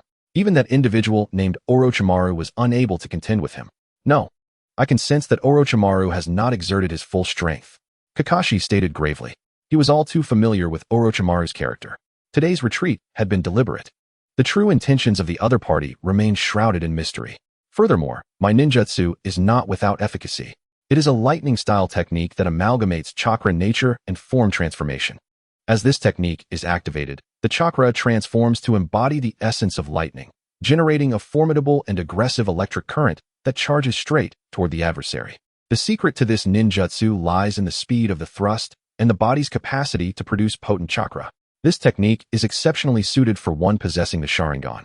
Kakashi elucidated. However, I no longer have any chakra within me. Sasuke confessed. He had long since converted all his chakra into spiritual energy. Where could he possibly find chakra now? Yet, I have seen Shichiya unleash ninjutsu before, haven't I? Kakashi inquired with a look of curiosity. He had witnessed Shichiya perform ordinary ninjutsu. Why was it that Sasuke could not? Sasuke lowered his head, feeling acutely aware that his talents could not compare to those of Shichiya. I could attempt to use spiritual energy in place of chakra to execute ninjutsu. Sasuke suddenly contemplated. His offensive capabilities had indeed become somewhat monotonous. While he could seek out Shichiya to exchange for techniques of different attack types, he faced a rather dire predicament. He was out of money. The inheritance left by the Uchiha clan had been nearly entirely spent on earning contribution points. At present, he did not possess even a mere 10,000 ryo. How could he exchange for techniques now? Reflecting on this, Sasuke felt a pang of desire for a technique he had glimpsed previously, the fire cloud technique. It is not to be used by anyone but an unparalleled genius. This thought stirred Sasuke's ambition. If he could master this technique and diligently practice for a few years, perhaps he could confront Uchiha Itachi for recompense. With this in mind, Sasuke found himself contemplating ways to earn money. Kakashi-sensei is biased. I also wish to learn a technique. Naruto protested defiantly. This ninjutsu of mine is lightning attribute. Can you learn it? Kakashi responded, somewhat uncertain. Of course I can. Naruto declared proudly. He had previously attempted it, and since practicing the chakra breathing technique, he was able to learn techniques of all attributes. Very well, Naruto may join as well, Kakashi said slowly. In the shadows, Minato felt an immense sense of relief upon witnessing this scene. It seemed Kakashi treated his son quite well. Truly, he was merely scaring himself. With Kakashi as a disciple in Konoha, Naruto could not possibly endure a life of utter hardship. Subsequently, Minato began to covertly follow Naruto, eager to observe his treatment in Konoha. However, the previously tranquil heart soon became tumultuous. Upon seeing the gazes of the townsfolk directed toward Naruto, Minato fell into profound silence. It turned out that his previous assumptions were indeed misguided. After all, at that time, Kakashi was merely a captain of the Umbu. What more could he have done? But what about Fugaku? What of his former subordinates? Had they not offered any covert assistance? Contemplating this, Minato resolved to visit the Uchiha clan's domain to inquire about Fugaku. Yet, upon his arrival, he discovered that the place had undergone a remarkable transformation. Where had the Uchiha clan vanished? Minato pondered, perplexed. Aside from catching a glimpse of Sasuke with Kakashi, he had not encountered a single member of the Uchiha clan. He even expanded his sensory abilities, utilizing the Nine-Tails powers to scan the entire village, yet he could not find Fugaku's presence. How strange. Where could Fugaku have gone? The changes within Konoha were far too profound. With a heavy heart, he returned to Naruto's side. What troubled him further was that upon tracking Naruto back to his residence, he beheld the dilapidated room, his expression darkening. He, Minato, Elite Jonin and 4th Hokage, had completed 122 D-rank missions, 147 C-rank missions, 216 B-rank missions, 323 A-rank missions, and 39 S-rank missions. Yet, despite the years of accumulated rewards, not a single Ryo had found its way into his son's hands. He had thought the 3rd Hokage would ensure Naruto was well cared for. Alas, he had been mistaken. He had taken too much for granted. As for the notion of having made too many enemies, Minato wished to question, which of his deeds had not been for the sake of Konoha? He had bled for Konoha, only to be met with such treatment. Chapter 65. Lin Shiya's Casual Suppression, Absolute Power. At that moment, Minato chose to reveal himself. Who? Naruto suddenly turned to Minato, his expression one of vigilance, already prepared to react at a moment's notice. This. Minato gazed at Naruto, a wave of sorrow washing over him. His son was not even a ninja? He felt no trace of chakra emanating from Naruto. Was this how the 3rd Hokage had supported Naruto's upbringing? Meanwhile, within Naruto's body, the Nine-Tails exclaimed, "This is incredible. How did I sense Minato's presence?" Previously, Kurama had feigned death, striving to keep a low profile. Thus, he had not detected Minato's surveillance. But now that Minato stood before him, he had to be vigilant. Moreover, my other half. Kurama was instantly elated upon recognizing the other half within Naruto. Could it be? You are the 4th Hokage? Naruto, upon beholding Minato's visage, was utterly stunned. Surely, this could not be a jest. He was truly seeing the 4th Hokage. At that moment, Naruto radiated immense excitement. Yet, Minato was at a loss as to how to express himself. Should he feel joy, sorrow, or regret? He was the fastest man in the ninja world. Yet he had missed every one of his son's birthdays. "Hello, Naruto." Minato spoke softly. "Wow, the 4th Hokage knows my name." Upon hearing Minato's words, Naruto became overwhelmingly ecstatic.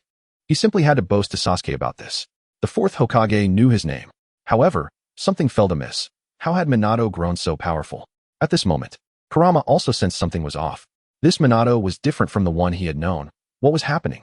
Should I perhaps hold back for now and observe the situation? Kurama had long since ceased to be the brash 1,000-year-old fox he once was.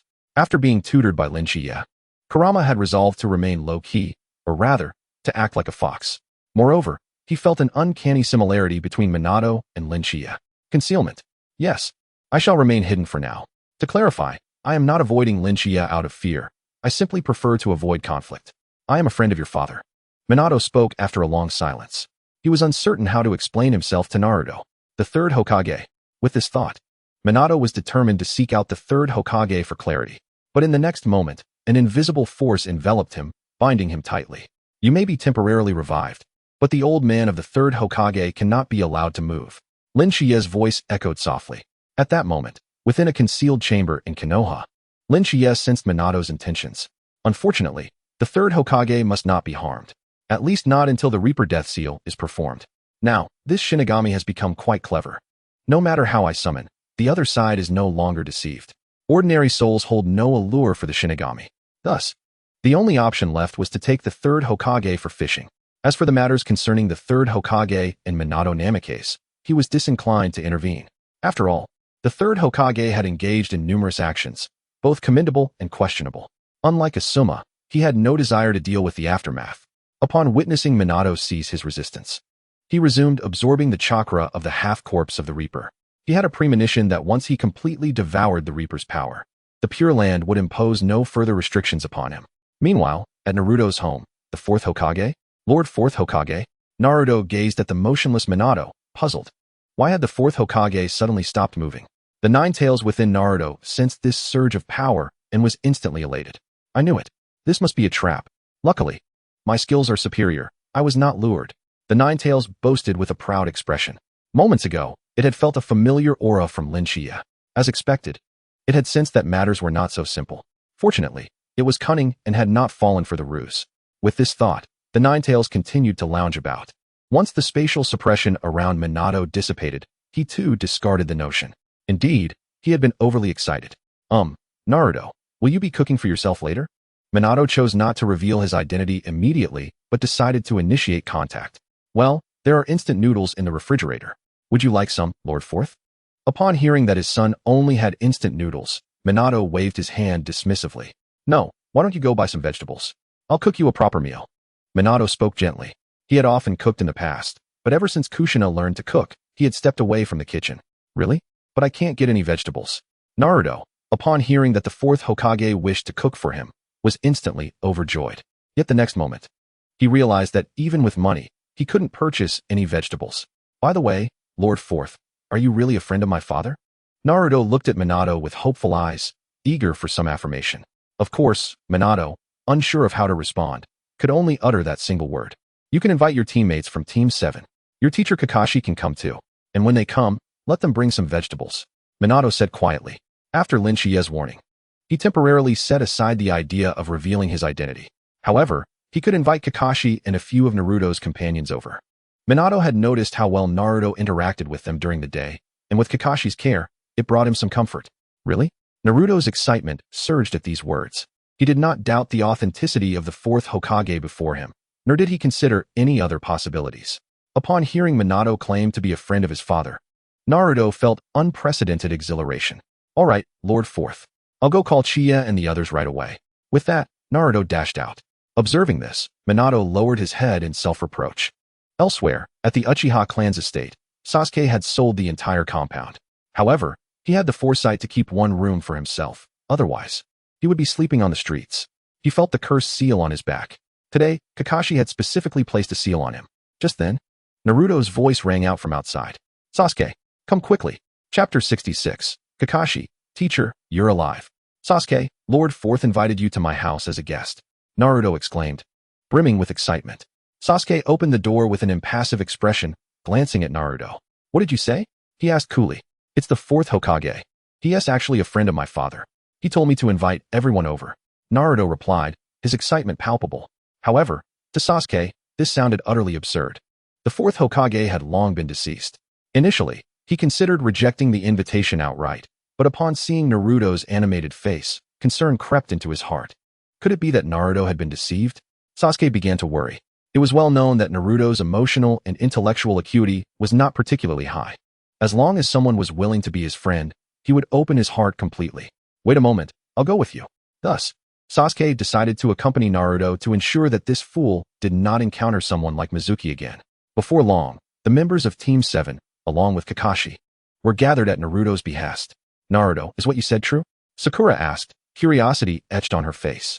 She had been stunned when she first heard it from Naruto. Of course it's true. Too bad I couldn't find Shichiya. Naruto lamented, his expression tinged with regret. Shichiya seemed to have become exceedingly elusive. Since their brief encounter at the Chunin exam's outset, he had not seen Shichiya again. Was the examiner truly that busy? This matter doesn't need to be communicated to Shichiya, Kakashi said, his demeanor serious. Upon hearing this from Naruto, Kakashi instantly grew vigilant. How could it be? He knew all too well who Naruto's father was. He was familiar with all of his father's friends. There was no way a new friend could suddenly appear. He worried that Naruto might be deceived, so he chose to follow him immediately. I'll go in first, and if anything comes up, you all should quickly find Shichiya, Kakashi said with a grave expression. There's no need to be so tense. The fourth Hokage himself said he's my father's friend. Also, shouldn't we buy some vegetables to bring along? Naruto, however, had unwavering faith in the man. For some reason, the moment he laid eyes on the fourth Hokage, he felt an inexplicable sense of warmth. Soon, Naruto led Kakashi to the entrance of his home. Kakashi instructed Sasuke to restrain Naruto while he opened the door and entered alone. The air was thick with the scent of gas. Naruto had never used gas before. Could it be a trap set by enemies? Kakashi cautiously stepped inside. As he neared the kitchen, he suddenly spotted a familiar figure. "Teacher, you're alive." Kakashi's mind was in a whirlwind. At that moment, Minato turned around. "Kakashi, I figured you all hadn't bought any vegetables." He then transformed himself and procured some. "Why are you just standing there? Let Naruto and the others in." Minato's familiar voice echoed in Kakashi's mind. Instantly, Kakashi realized that the teacher before him was undoubtedly real. What is going on in here? At that moment, Sasuke, having not stopped Naruto, stepped inside alongside them. "Lord Fourth, my friends have arrived. It's a pity we couldn't find Shichiya," Naruto exclaimed, his face alight with joy. "This is..." Sasuke's gaze fell upon a sunlit, handsome face. He had seen this face on the Hokage rock. It was undoubtedly the fourth Hokage. This. Even Sakura was taken aback. "You all go ahead and start cooking. I will explain everything if any issues arise," Minato said lightly, and then he began to prepare the meal in the kitchen. Beside him, Kakashi was fidgeting restlessly. He could hardly fathom the bewildering notion that his deceased mentor, Minato, had somehow returned to life. How could he possibly remain calm under such extraordinary circumstances? As Minato began to lay out an array of dishes on the dining table, Kakashi mused that his culinary skills might not rival those of Kushina. The mere mention of Kushina's name sent Kakashi's heart racing with unease. The last time they had all gathered for a meal, it had been with Minato, his beloved wife Kushina, Obito, Rin, and himself. Time had passed, and now Minato was back. Unable to restrain himself any longer, Kakashi finally spoke up. "Minato-sensei, the fourth Hokage is actually my teacher's teacher." Naruto's shock was palpable. Did that not mean he was learning from his teacher's teacher? Sasuke, too, was taken aback. This truly was the fourth Hokage. He had initially thought Naruto had been deceived. "You must be Sasuke, resembling your mother quite a bit. You bear little resemblance to Fugaku," Minato commented. Kakashi quickly interjected, recalling his visit to the Uchiha clan's compound, where he had found no trace of Fugaku. Indeed, it is unfortunate that only Sasuke remains of the Uchiha clan. A moment of silence ensued, leaving Minato awkwardly standing there, having assumed that Fugaku had merely relocated, never considering that he might have met a similar fate. "It matters not. I shall seek vengeance against that man," Sasuke declared with an expression of sheer determination. He had honed his skills to the highest level with the Chidori. "By the way, Minato-sensei, I must ask about your unexpected resurrection," Kakashi began. "Indeed, I have returned to life, and you should know that individual as well. It was Kagaya," Minato explained slowly to Kakashi. The revelation that Kagaya had the power to revive Minato stunned Kakashi. Could it be that Kagaya's abilities had reached a point where she could transcend life and death? This was truly remarkable. Naruto gasped in astonishment. Even Sasuke's emotions surged with excitement upon hearing the news. Is it true that Kagaya can bring people back to life? A flicker of hope ignited within Sasuke. "I am not entirely certain, but I suspect there are limitations," Minato replied, dismissing the inquiry. His existence in this realm was destined to be temporary, and he needed to prepare for what lay ahead. "Naruto, I noticed you seem to lack chakra. Are you unable to refine it?" Minato inquired gently. "Not at all. I've been practicing the techniques that Kagaya taught me, the chakra refining method. It's incredibly powerful," Naruto exclaimed proudly. "I see," Minato nodded, surprised that Kagaya had established a system independent of chakra. He could sense that his current form did not rely on chakra, but rather a mysterious substance. This body could absorb the natural energy surrounding it and convert it into that substance.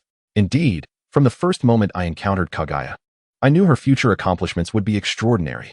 Minato reflected with a sense of wonder. However, I can utilize this extraordinary energy to perform jutsu. This indicates that ninjutsu can still be executed, albeit with significantly enhanced potency. Minato explained calmly, revealing his findings regarding this new body. He realized that all the ninjutsu etched in his memory could still be unleashed. Only now, using this spiritual energy instead of chakra amplified their power exponentially. Indeed, Kakashi nodded, acknowledging that this was precisely why he sought to teach Sasuke the Raikiri. "So, Naruto, would you like to accompany me in learning ninjutsu?" Minato asked, directing his gaze toward Naruto. Sakura, watching from the sidelines, felt a twinge of envy at such preferential treatment, while even Sasuke sensed something amiss. Was the fourth Hokage being excessively generous towards Naruto? Yet, recalling that Minato might have been friends with his father, Sasuke chose to remain silent. Although Kaguya has revived me, my time here is limited. I may depart after the Chunin exams. Minato pondered whether to reveal his true identity to Naruto. He longed to remain in this world, but he couldn't bear the thought of Kushina alone in the afterlife. For now, his focus would be on caring for Naruto to the best of his abilities. Sensei. At that moment, Kakashi glanced at Minato, perplexed. Why was he reluctant to disclose his identity? Very well, I shall stay at Naruto's home for the time being. Should you need anything, feel free to seek me out. Kakashi remained silent, aware that Minato likely harbored deeper reasons for his reticence. Moreover, it seemed improbable that Minato's resurrection was permanent. Meanwhile, in a distant cave, Shichiya had just fully absorbed the remnants of the Shinagami's body. He had begun to grasp aspects of the yin laws. If he could acquire the yin-yang laws of this world, life and death would become mere trifles to him. He then extended his consciousness to locate Minato, detecting his conversation with Kakashi and the others. It was evident that Minato was quite discerning. After receiving a reminder, he had dismissed any negative thoughts. However, it was unfortunate that the Shinagami was overly timid. He sought to consume the remaining half of the Shinagami's body. Yet the Shinagami had become skittish, vanishing at the slightest hint of danger. Shichiya decided to conceal himself for the time being, knowing that the Shinagami's perceptiveness was quite limited. If he deliberately masked his presence, the Shinagami would be unable to locate him. Thus, he prepared a spirit-gathering array, intending to enter seclusion for a while. He then retrieved the spiritual fruit that had been nurtured with Naruto's blood, using it as a substitute for spiritual stones. A makeshift but functional solution. As the spirit-gathering array activated, the natural energy of the entire Hidden Leaf village converged toward Shichiya. Such an unusual phenomenon did not go unnoticed by the inhabitants of the village. What is that commotion? Orochimaru, concealed within the Hidden Leaf, sensed the shift in the surrounding energies. Something was amiss. His sensitivity to natural energy was unparalleled, having spent years studying it. How could he not recognize such an occurrence? Fascinating. All the natural energy is converging in one location. The scale of this phenomenon is truly staggering. Orochimaru's curiosity deepened. Even the sage of the White Snake from the Dragon Cave could not produce such an effect. Could it be you again, Chiya? Orochimaru pondered, recalling Shichiya, whom he admired greatly. He believed that if they joined forces, nothing in the ninja world could stand against them. Alas, Shichiya had chosen to apprentice under the old man, elevating his status to that of their junior. What a pity. Orochimaru had encountered many prodigies since then. Kimimaro, Itachi Uchiha, Sasuke Uchiha, all remarkable talents. Yet, none had evoked the same feelings he experienced when facing Shichiya. Sometimes, Orochimaru found himself contemplating. Had I been able to take Shichiya as my disciple at that time, I would have never betrayed Konoha, regardless of the circumstances. Shichiya effortlessly wielded abilities from an entirely unfamiliar realm. Just yesterday, during the examination in the Forest of Death, Orochimaru encountered Uchiha Sasuke and Uzumaki Naruto. However, these two individuals began to exhibit extraordinary traits. Their bodies were devoid of any chakra, yet they could unleash techniques that surpassed the might of ninjutsu by tenfold. From what I gathered, this phenomenon seemed to be referred to as gongfa, particularly when Sasuke's hand struck me. It inexplicably transported my thoughts back to the fateful day of the rope tree battle. Orochimaru was resolute in his belief that this experience was not a mere illusion. He had encountered Jinjutsu before, even experiencing Itachi Uchiha's Tsukuyami. Nonetheless, the sensation Sasuke imparted was unequivocally beyond the realm of mere illusion. That strike evoked memories of every tragic moment in his life. Even with his heart now rendered cold, he nearly faltered due to this reminiscence. It was clear that Sasuke and Naruto alone could not have achieved such a feat. He discreetly instructed Kabuto to gather intelligence on them, discovering that each held deep respect for Shichiya. This revelation instantaneously elucidated the entire situation for Orochimaru. It was all rooted in Shichiya. Just then, Kabuto entered the room. How are preparations proceeding? Orochimaru inquired nonchalantly. We have already made arrangements with Tsunade here, but there was a slight complication. The Konoha Jonin, Moonlight Gale, has become aware of our activities. Kabuto did not elaborate further, yet Orochimaru could deduce the implications. The fact that Kabuto remained silent indicated that the issue had been resolved. It was the Jonin Maki from Tsunade, Kabuto added. He did not participate in the operation, as he sensed the situation was far from straightforward.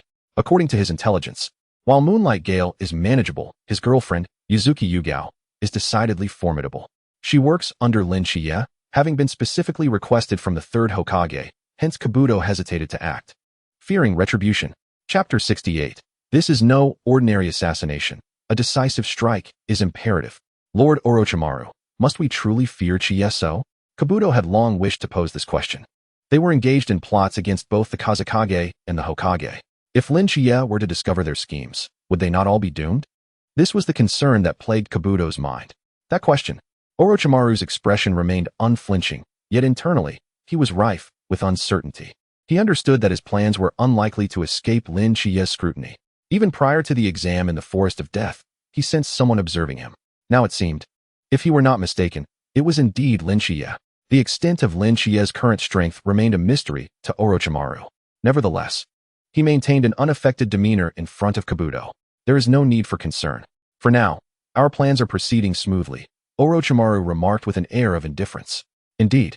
Kabuto nodded, though no one could discern his true thoughts. Very well, you may leave, Orochimaru gestured, and Kabuto exited the room. The following day, the lifeless body of Moonlight Gale was inevitably uncovered. This unfortunate jonin, afflicted with the protagonist's dilemma yet lacking the title, ultimately succumbed before the Chunin exams. What? Moonlight Gale has been killed. Sarutobi Hiruzen was utterly shocked upon receiving the news. Indeed, Yuzuki Yugao's expression was grim, her once flowing hair now tangled in knots. She was determined to exact vengeance. An incident had truly transpired. For reasons unknown, Sarutobi Hiruzen suddenly recalled Chiye's earlier warning. At the time, he had dismissed the notion that anyone would disrupt the Chunin exams, arrogantly refusing Chiye's offer for assistance. In hindsight, Hiruzen felt a pang of regret. Should he summon Chiye back? A thought crossed his mind. Lord Chiye mentioned needing to enter seclusion during the second exam yesterday. It is likely he cannot intervene now. Yugao explained, her expression unwavering. She sought Chiye's aid, yet his whereabouts remained elusive. We shall thoroughly investigate this matter in Konoha, Hiruzen declared. Thus, they were not neglecting the issue, but rather emphasizing the need for adequate preparation. Of course, their foremost objective was to await the conclusion of the joint Chunin exams, as the implications involving other shinobi villages were exceedingly grave. Yugao silently nodded in agreement before departing the Hokage's office. Simultaneously, Minato Namikaze learned from Kakashi of Moonlight Gale's sacrifice. What? Moonlight Gale has fallen? Minato was taken aback. Isn't this a joint Chunin exam? How could there be casualties among the examiners? Unclear. The third Hokage advised heightened vigilance. Kakashi replied earnestly. Upon hearing this, Minato furrowed his brow. The assassination of Moonlight Gale was no ordinary event. Decisive action was imperative. In fact, the Chunin exams should be suspended. Otherwise, further casualties were inevitable. Kakashi felt a profound sense of despondency. When Shichiya was present, Konoha thrived in tranquility, devoid of concerns. Yet now, with Chichiya in seclusion, chaos reigned. If only Chichiya were here, Kakashi mused.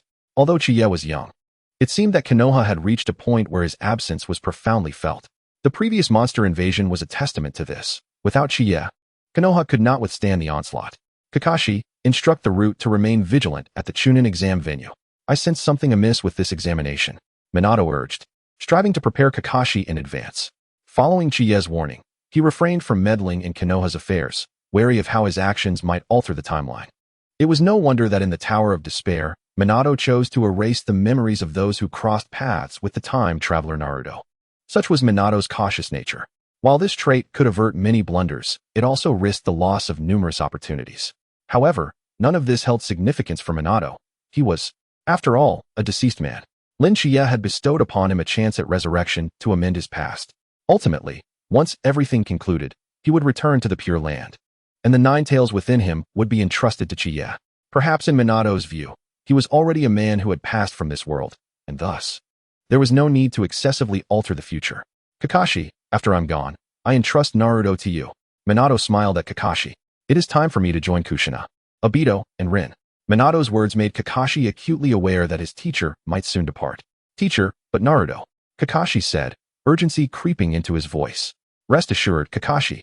With Shichiya's assistance, Naruto will undoubtedly become a remarkable ninja, stated Minato Namikaze, his unwavering faith evident. After all, Shichiya had managed to single-handedly defeat the god of death. Thus his words held no fallacy. Minato had never encountered a ninja capable of matching the god of death in combat. During the tumultuous Nine Tails incident, He had personally experienced the terror that the god of death invoked. Yet, such a formidable being had ultimately succumbed to Shichiya's might. Although merely a fragment of a soul, it was still an immensely terrifying feat. By the way, isn't Naruto scheduled to participate in the final round of the Chunin exams? Please inform him that I may not be able to attend in person. However, I have inscribed a seal within Naruto's body. Once he masters the power of the Nine Tails, we shall reunite. With that, Minato prepared to depart, intending to visit the Konoha Memorial Stone. Kushina, Obito, and Rin should all be there. Understood, Sensei. Kakashi's gaze betrayed a flicker of inner conflict. He was reluctant to deprive Naruto of this singular opportunity to meet his father, despite the third Hokage's stern prohibition against revealing Naruto's paternal lineage. Subsequently, he arrived at a pivotal decision. Meanwhile, at the Konoha Memorial Stone, Rin, it has been far too long. A masked man appeared before the memorial, standing in front of a particular stone. Chapter 69. The collapse of Konoha is about to unfold. Uchiha Obito had returned to this place that rendered him speechless. After returning from Nagato and Konan, he resolved to infiltrate Konoha using his Kimui ability, while also seeking to ascertain the recent happenings within the village. As was customary for Obito, each return to Konoha necessitated a visit to the memorial stone. Gazing at the smiling visage engraved upon the stone, Obito fell into silence. On the other side, Kakashi and Naruto, along with their companions, prepared to participate in the finals of the Chunin exams. Kakashi-sensei, where is the fourth Hokage? Isn't he coming to watch my match? Naruto exclaimed, brimming with excitement. This week had likely been the happiest of his life. Enjoying warm meals at home and receiving guidance for the Chunin exams, he had grown accustomed to living alongside the fourth Hokage. The fourth Hokage mentioned that he might not be able to attend your match in person, Kakashi replied, surmising where his teacher might have gone. After all these years, it was likely that he had gone to the memorial stone to visit his late wife. Why is that? Sakura, curious, inquired. Sasuke also turned his gaze toward them. They all held profound admiration for the fourth Hokage and were intrigued by his absence. By the way, Shichiya will not be attending either. Kakashi revealed another piece of news. Recently, he had learned from Yuzuki Yugao that Shichiya had chosen to enter seclusion. What? Shichiya-sen isn't coming either? Naruto's enthusiasm plummeted further at this revelation. Why, Kakashi-sensei? He questioned, confusion etched across his face. The fourth Hokage wishes to pay his respects to a friend at the memorial stone before departing Konoha. Kakashi hesitated before speaking. What? Naruto's reaction was one of disbelief, as if he had misheard. His earlier excitement about the Chunin exams evaporated in an instant. But why? He stammered, at a loss for words. Sasuke, observing the scene, began to piece together the implications. The fourth Hokage treated Naruto exceptionally well. Any rational person could discern that. Yet, it seemed that only Naruto remained oblivious. By the way, Naruto, just as they were about to enter the examination arena, Kakashi, after much deliberation, finally spoke. The fourth Hokage was a very good friend of your father. Kakashi concluded. Naruto instinctively froze at this revelation. He initially thought Kakashi was implying that the fourth Hokage was his father. Though he longed for that to be true, he believed it was an impossibility. The fourth Hokage was so remarkable, so intelligent, and so charismatic, while he perceived himself as merely the class underachiever. How could he possibly be the son of the fourth Hokage? Nevertheless, the notion that the fourth Hokage was his father's close friend filled Naruto with joy. Although he had repeatedly inquired with Kakashi about his father and the fourth Hokage, the responses had always been shrouded in silence. Gradually, Naruto had resigned himself to this reality. Give it your all. After uttering these words, Kakashi led Sakura toward the spectator stands. Rest assured, Kakashi-sensei, I will not let you down. With that, Naruto confidently stepped into the examination arena. Sasuke, why are you staring at me? Naruto queried, puzzled by Sasuke's unwavering gaze. What is on my face? Nothing, idiot. Sasuke replied curtly. He had deduced the truth the moment Kakashi made that statement. The fourth Hokage and Naruto shared the same striking blonde hair. Only a fool would fail to recognize the connection. Thus, Naruto's true identity was, in fact, that of the fourth Hokage's son. Consequently, the fourth Hokage had perished, only to be resurrected by Shichiya. The time had come for him to depart. In an instant, Sasuke comprehended the entirety of the situation. Contemplating this, he began to regard Shichiya's abilities as extraordinarily exaggerated. The capacity to resurrect a long-deceased fourth Hokage was nothing short of astounding. However, his thoughts were abruptly interrupted by the third Hokage's voice. Indeed, quite spirited. Those who have reached the finals are already the elite among the genin. Uzumaki Naruto, Hyuga Niji, Kankuro, Sai, Temari, Karui, Narashikamu, Yamanaka Ino, Gaara, and Uchiha Sasuke. Truly, the new generation of Konoha shines brightly. Orochimaru, disguised as the fourth Kazekage, praised. And the fourth Kazekage isn't too shabby himself. 3 of them are your sons, Hiruzen Sarutobi remarked, his eyes glimmering with pride. Konoha has indeed taught them well. What about Tsunade? Have they fared well? However, it seemed that the legendary Lin Shichiya was notably absent from Konoha. Orochimaru posed the question he yearned to ask. Oh, Shichiya simply does not favor such an atmosphere, hence his absence, Hiruzen replied with a smile. The old man was lying. Yet, Hiruzen seemed unaware of the identity of the individual he was addressing, Orochimaru, who had been nurtured by him since childhood. Orochimaru knew his teacher far too well, yet it appeared that his teacher did not possess the same insight regarding him. Surely, Lin Shichiya must have other pressing matters. A thrill surged within Orochimaru. Shichiya was the only unpredictable variable in Konoha's collapse plan. Now that he was absent, the remaining participants posed no threat. The advantage was mine. Let us commence. Orochimaru signaled to Hiruzen, who nodded in agreement. The match begins. At that moment, in the audience below, from Tsunade, Maki maintained a stoic expression, vigilance etched upon his features. In stark contrast, Yakumo appeared as though she were merely on a leisurely visit to Konoha. During her time there, she had purchased an array of skincare products. What woman could resist such indulgence? Coupled with Tsunade's harsh climate, why be on high alert for merely a Chunin exam? With a dismissive glance, Yakumo regarded Maki. During the Chunin exams, one might wonder why an elite jonin like you would feel any trepidation. In the land of fire, how could anything truly untoward transpire? It's merely a matter of professional habit, remarked Maki with a nonchalant air. As a steadfast confidant of the fourth Kazekage, he typically refrained from engaging in lengthy discussions with those fated to perish. Speaking of which, it is rather unfortunate that I did not encounter that young lad from last time. I must admit, I feel a tinge of regret for not seeing Lin Shichiya. He was quite an impressive young jonin for his age, and I developed a certain fondness for him. Chapter 70, Lin Shichiya.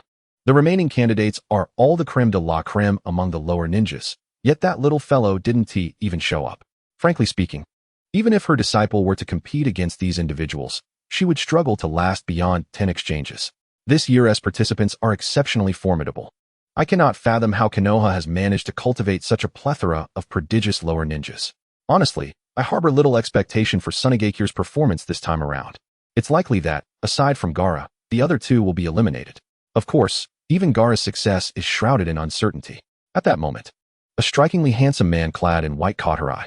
This unique appearance was unfamiliar to Yi Tsang. He wore the attire with an air of elegance that exuded an extraordinary charm. His dashing visage inevitably garnered Yi Tsang's admiration. Lin Shichiya was somewhat taken aback.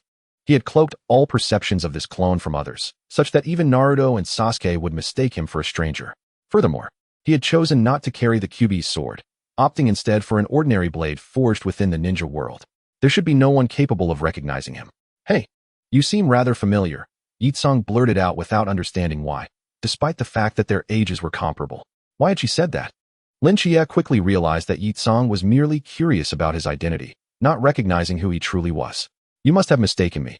I'm just passing through Konoha, he replied with a cool demeanor. This incarnation of his was meant to serve as the other half of the death god's body. His true self was currently transforming the world's spiritual energy within a gathering array. Lin Shichiya possessed absolute confidence in his current abilities. This incarnation alone wielded the power of a perfected nascent soul. His mastery over the realm of swords was exceedingly remarkable. Besides, he had previously tested the death god's strength, confirming that it was no match for this body. Who do you think will emerge victorious? With some time to spare, Yi Tsang initiated a discussion with Lin Shichiya. Yi Tsang's beauty could easily rival the most captivating of the Tsunade flowers. Dressed in a backless attire that showcased her bare skin, secured only by crisscrossed dark brown leather straps, she perfectly displayed the allure of her silhouette. She had anticipated that her striking appearance would prompt this enigmatic man to engage her in conversation. However, after a prolonged silence, it became evident that he had no intention of acknowledging her, which began to test her patience. While others might doubt her strength, they could not question her allure.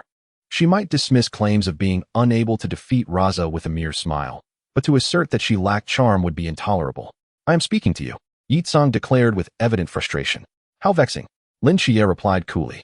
If he had his way, he would fast forward to the moment the third Hokage performed the Reaper Death Seal, rather than sitting idly in this manner. Yi Tsang, however, was determined to engage Lin Shichiya further. The root of her persistence lay in her feeling of familiarity with him, combined with his remarkable speed. Such strikingly handsome men were rarely seen in Sunade, though she was not infatuated, merely appreciative. I believe the Hyuga clan will emerge victorious. That blonde-haired boy doesn't seem to possess any bloodline limit. Yitsong expressed her skepticism regarding Naruto. Based on previous matches, that blonde lad often allowed his opponents to tire themselves out before he struck. However, this time, his adversary was different. She had heard that the Hyuga clan's gentle fist technique could seal an opponent's chakra points, rendering them unable to utilize chakra. Thus, the blonde boy would undoubtedly be at a disadvantage. The blonde boy will win. Shichiya interjected calmly. Huh, so confident? Yitsong was puzzled by his certainty, believing the young member of the Hyuga clan to be quite formidable. Just then, Yitsong's expression tightened, revealing a look of pain. Moments later, she regained her composure. Is it not rather ungentlemanly of you to merely watch a lady suffer in your presence? She chided Shichiya with an accusatory glance. Others would have rushed to offer comfort upon witnessing her distress, but this man remained entirely unmoved, displaying a distinct lack of gallantry. What does that have to do with me? Shichiya replied indifferently. Speechless, Yitsong vowed that she had never felt such a lack of words before. The last time she had felt this way was during a previous encounter. Upon reflection, it became clear that his indifference was to be expected, as they were essentially strangers. I see you wield a sword. Do you know Kakashi Hatake? She inquired. I do, Shichiya responded coolly. Back then, I was injured by the sudden flash of his sword. Yitsong recalled, the memory of that incident still vivid. She could feel a lingering presence akin to chi residing in her chest. It was this injury that had caused her to miss the Third Shinobi World War. Shichiya's interest piqued at her words. Why did it sound so familiar? He remembered infusing a stream of sword energy into Kakashi Hatake. Although it was merely a cultivation-level sword energy, such phenomena were unheard of in the Naruto world. Even medical ninjas would be unable to resolve it. Shichiya's gaze shifted to Yitsong's chest. Though her clothing obstructed his view, it mattered little to him. He could indeed sense the existence of sword energy beneath her bosom, albeit faintly. It was unmistakably the energy he had imparted to Kakashi. What a coincidence, Shichiya remarked. He had previously misspoken. Their connection was not entirely non-existent. You also wield a sword. Could it be you are a samurai? Yitsong inquired, noticing the sword at Shichiya's waist. Not quite, he answered dismissively. Chapter 71. The first sword immortal of Shushan, Yitsong's admiration.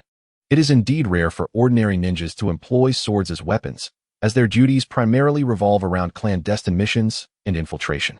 They typically prefer kunai for such tasks. Only the samurai of the Land of Iron carry swords as their arms, making Yitsong's inquiry entirely reasonable. Not a samurai. Yitsong's curiosity was palpable. Without a trace of chakra coursing through his body and wielding a sword, what could this be if not a samurai? The scene elicited a bemused smile from Shichiya. Must one wielding a sword necessarily be a samurai? I pose to you the question, is Hatake Tsukumo a samurai? Shichiya's words nearly unsettled Yitsong. For being pierced by Hatake Tsukumo's blade nearly a decade ago was hardly a glorious affair. Well, then what manner of attire is this? Why have I never encountered such a sight in the world of shinobi? Yitsong offered a bow in respect. The sword immortal of Mount Shu. Shichiya merely stated, his ensemble being a universally revered appearance in the realm of cultivation. Alas, in this world of Naruto, they could only perceive it as strikingly handsome, yet failed to grasp its essence. The sword immortal of Mount Shu? What mountain is Shu? Yitsong was indeed perplexed. The literal interpretation suggests a sword immortal from the mountain of Shu. Although Yitsong was unfamiliar with Shu Mountain, she was well aware of what a sword immortal represented. Historically, only those of remarkable prowess in the sword path dared to claim such a title. Yet, the enigmatic figure before her also proclaimed himself a sword immortal, piquing her curiosity. Could it be that Shu Mountain is so weak that he felt emboldened to call himself a sword immortal? Much like the strongest from the lesser ninja villages she had encountered previously, each claiming to be the mightiest ninja of their respective villages, only to be easily bested by a particularly skilled jonin. Thus, Yitsong instinctively regarded Shichiya as one of the same ilk. By the way, you wield a sword as well. I have some inquiries I wish to make of you. Yitsong then proceeded to describe the peculiar sword energy tormenting her for over a decade. Even medical ninjas had been unable to ascertain its nature. Out of hope, she turned to this mysterious sword immortal for answers. Upon hearing her plight, Shichiya could not possibly be unaware. He was intimately familiar with it. It was merely a sword energy he had inadvertently released at that time. You must have been injured by a trace of sword energy within you. This energy is rather weak. yet it is beyond the capabilities of those medical ninjas to resolve. Lin Xia's revelation left Yi Tsong in utter shock. He truly knew. Her wound had been examined by countless medical ninjas in Sunade. Even the knowledgeable Chiyo had failed to discern anything. To think this enigmatic individual could identify it with a mere glance, articulating it with such clarity. Is there a method to resolve this? Yi Tsong asked cautiously. This sword injury has remained unhealed for years. Though it has significantly weakened over time, it has yet to be completely eradicated. I am willing to offer compensation. Yi Tsong stated, a hint of nervousness in her voice. She had sought many medical ninjas over the years, and her task earnings had nearly been exhausted. Unlike Raza, she could not extract gold from the sand. However, she held confidence in herself. As an elite jonin, once her injury was healed, earning some money would be a trivial matter. Therefore, please, tell me. Yi Tsong regarded Lin Xiya with utmost seriousness. Very well, Lin Xiya casually replied. Just a trace of sword energy.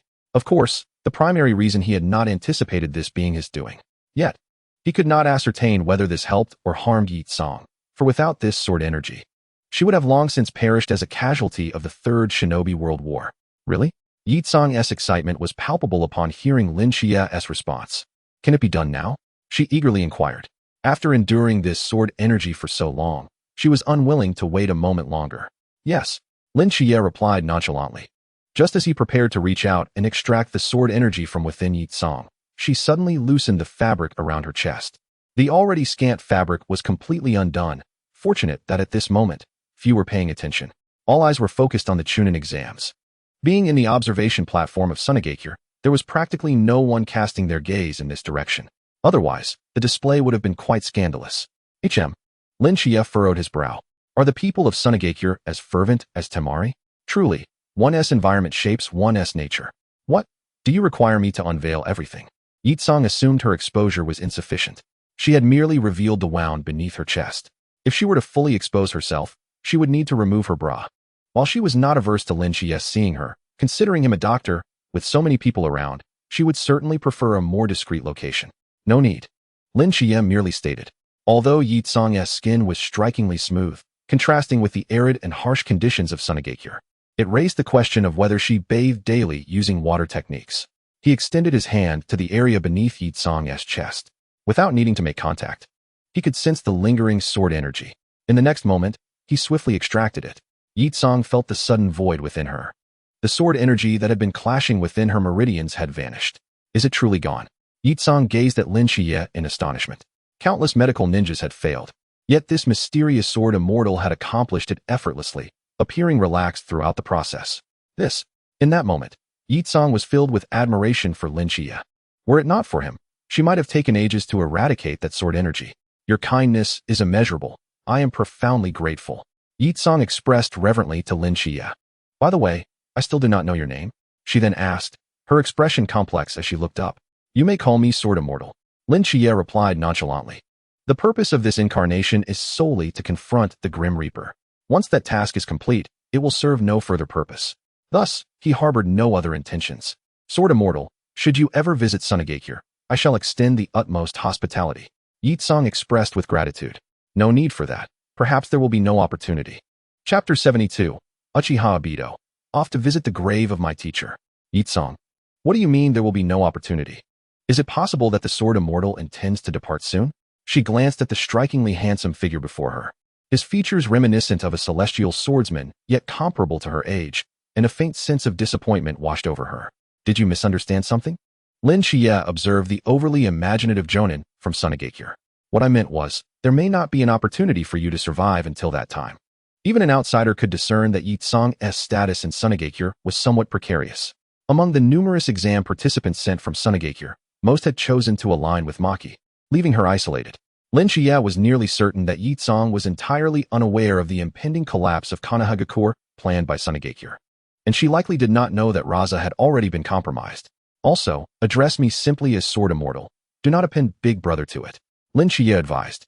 The combination of Sword Immortal and Big Brother feels rather incongruous. Though this incarnation is reminiscent of the Sword Immortal from Mount Shu in his 30s. However, it is merely a fabrication. In reality, Yi Tsong is considerably older than him. The competition is nearing its conclusion. At this moment, Lin Xia's gaze fell upon the arena. Although it is somewhat unreasonable not to have cast a glance at Naruto's match, The outcome was, unfortunately, already evident after he had taught Naruto the physical cultivation techniques. Niji's various gentle fist attacks had failed to inflict any damage on Naruto. In colloquial terms, he had not breached Naruto's defenses. The match continued until Niji was utterly exhausted, ultimately leading to his reluctant concession. He had envisioned numerous scenarios in which he would be defeated, yet he never anticipated that he would succumb due to sheer fatigue. I forfeit. Niji then turned his face away, refusing to look at Naruto any longer. Deep down, he was filled with regret. Had he known, he should have followed Lin Shiye's teachings on physical cultivation like his peers, Might Guy and Lee. Otherwise, he would not find himself in such a predicament. With this thought, Niji's heart brimmed with dissatisfaction. Could it be a jest? That little fox demon is truly so formidable? Even the genius of the Hyuga clan cannot compete with him? Many were left astounded, as no one had expected the highly anticipated Hyuga Niji to fall short in the top 10. Hyuga Niji, this prodigious Chunin hopeful, was about to bid farewell to his Chunin exam prematurely. I won. I won. Naruto's expression radiated excitement. Though the method of victory was rather unconventional, the fact remained that he had triumphed. On the other side of the spectators' platform, it was indeed that yellow-haired little fellow who had emerged victorious. How did you predict that so accurately? Yetsong inquired with curiosity, directing her gaze toward Lin Shiye. Clearly, the Hyuga candidate had performed admirably. If one were to place bets, Niji would surely be the favorite for the championship. Yet, astonishingly, the developments unfolded exactly as the Sword Immortal had foreseen. Such perceptive judgment is truly remarkable. Who do you think will win the second match? Yetsong pressed eagerly. The second match featured Kankuro from their sand village. Although Yetsong believed his puppet techniques were subpar, it did not diminish his status as one of the elite among the genin. That painter will win, Lin Shiye replied nonchalantly. Zabuza had also trained his chakra manipulation techniques. And under equal circumstances, Zabuza would undoubtedly triumph over Kankuro. No way, Yetsong exclaimed, astonished. She felt absolutely no chakra emanating from that painter candidate. The performances in earlier rounds had been rather mediocre. How could someone like that possibly defeat Kankuro? After all, while Kankuro may have lacked skill, he commanded several puppets. As expected, as the battle commenced, Zabuza hardly had the chance to showcase his abilities, as Kankuro retreated step by step, ultimately conceding before even deploying his puppets. Something is amiss. Yetsong suddenly sensed an anomaly. She vaguely perceived that something was off. Soon, Shikamaru and Karui took the stage. Yetsong was all too familiar with Shikamaru's prowess. The red-haired girl he faced was undeniably strong. She possessed a substantial amount of chakra within her, just as she anticipated a fiercely contested match. Shikamaru surprisingly chose to concede after a few exchanges. What on earth is going on with Kankuro? Yetsong was momentarily bewildered. Why did it seem as though all the candidates from the Sand Village were concealing their true abilities? She could not comprehend what Kankuro was hiding. Perhaps a ticket back to the Sand Village? Now, with 2 of the 3 seed candidates from the Sand Village having forfeited, only Gaara remained. Gaara was set to face the legendary Uchiha clan's genius ninja. Heaven forbid that by the end, not a single one from the Sand Village advances to Chunin. At this moment, Yetsong still regarded this as a standard Chunin exam, completely unaware that war was about to erupt. Kankuro and Shikamaru's concessions were merely strategic moves to conserve strength for the forthcoming plan. Poor Yetsong remained blissfully ignorant. Of course, this was quintessentially Yetsong. Had she possessed the political acumen of the 3rd Hokage, she would not have found herself in such a situation. Even possessing half the political insight of Danzo would have spared her from this predicament. While Danzo could sense impending danger, he consistently chose the wrong course of action. Meanwhile, at the Konoha Memorial Stone, in any case, Lin, I must take my leave. After placing a flower upon Lin's gravestone, he resolved to pay a visit to his teacher and mother. This was not due to any newfound sense of responsibility, but merely a desire to pay respects. Even if given the chance to relive it all, he would still choose to do so. Subsequently, he located the gravestones of his mother, Kushina, and his teacher, Minato, among the numerous memorials. However, peculiarly, there stood a figure clad in umbu attire before Kushina's grave. Who was this person? Uchiha Obito heightened his vigilance. He could hardly recall anyone other than Kakashi who would come here. Then, he suddenly recalled a rumor he had recently heard from Black Zetsu. It was said that Orochimaru had been raiding tombs, and several renowned ninja had fallen victim to his treachery. With this thought, Uchiha Obito's expression darkened. Although he had personally ended the lives of his teacher and mother, it did not diminish his disdain for Orochimaru. This time, my actions are solely motivated by my loathing for Orochimaru. Obito's gaze sharpened. Rasengan. In the next moment, a figure appeared behind him. Chapter 73. Rasengan. Who exactly are you? Bang! The powerful force of the Rasengan propelled Uchiha Obito several dozen meters away, leaving him no time to invoke Kimui. At this moment, even half of Obito's mask had shattered. What is happening? Uchiha Obito was utterly bewildered. His attention had been fixated on the Umbu before Kushina's gravestone. In the blink of an eye, a Rasengan had struck him. His mind was still clouded. Rasengan, who are you? Uchiha Obito regarded the Umbu before him with wariness. The Rasengan was not a technique just anyone could master. Although this Umbu had disguised themselves entirely, Obito sensed an unmistakable familiarity about them. Yet, in the next moment, he was met with another Rasengan. Boom. At this point, the assailant was clearly enraged. The Rasengan, devoid of chakra, was hurled at Uchiha Obito. Such speed. When did they get behind me? Utilizing his familiar phasing technique to evade the Rasengan, Uchiha Obito found himself intrigued by the identity of the person before him. Who exactly are you? As far as I know, there is no one like you in Konoha. Uchiha Obito was profoundly familiar with the ninjas of Konoha. He was certain that no one like this individual existed. Otherwise, Black Zetsu would not be so oblivious to their existence. Regardless of what Obito said, the Umbu remained silent, persistently unleashing Rasengan. How infuriating! At this moment, Obito felt immense frustration. He could not recall having provoked this Umbu. Why were they relentlessly pursuing him with such fervor? Moreover, their speed was astonishing, allowing them to consistently appear right behind him. The velocity exhibited here is unparalleled within the entirety of Konohagakure, save for the resplendent yellow flash. Not to speak of it, shall I strike until you concede? Would release, cutting technique. Obito subsequently grasped a branch and thrust it towards the Umbu before him. This was the wood release ability he had acquired. Any entity touched would sprout branches from within.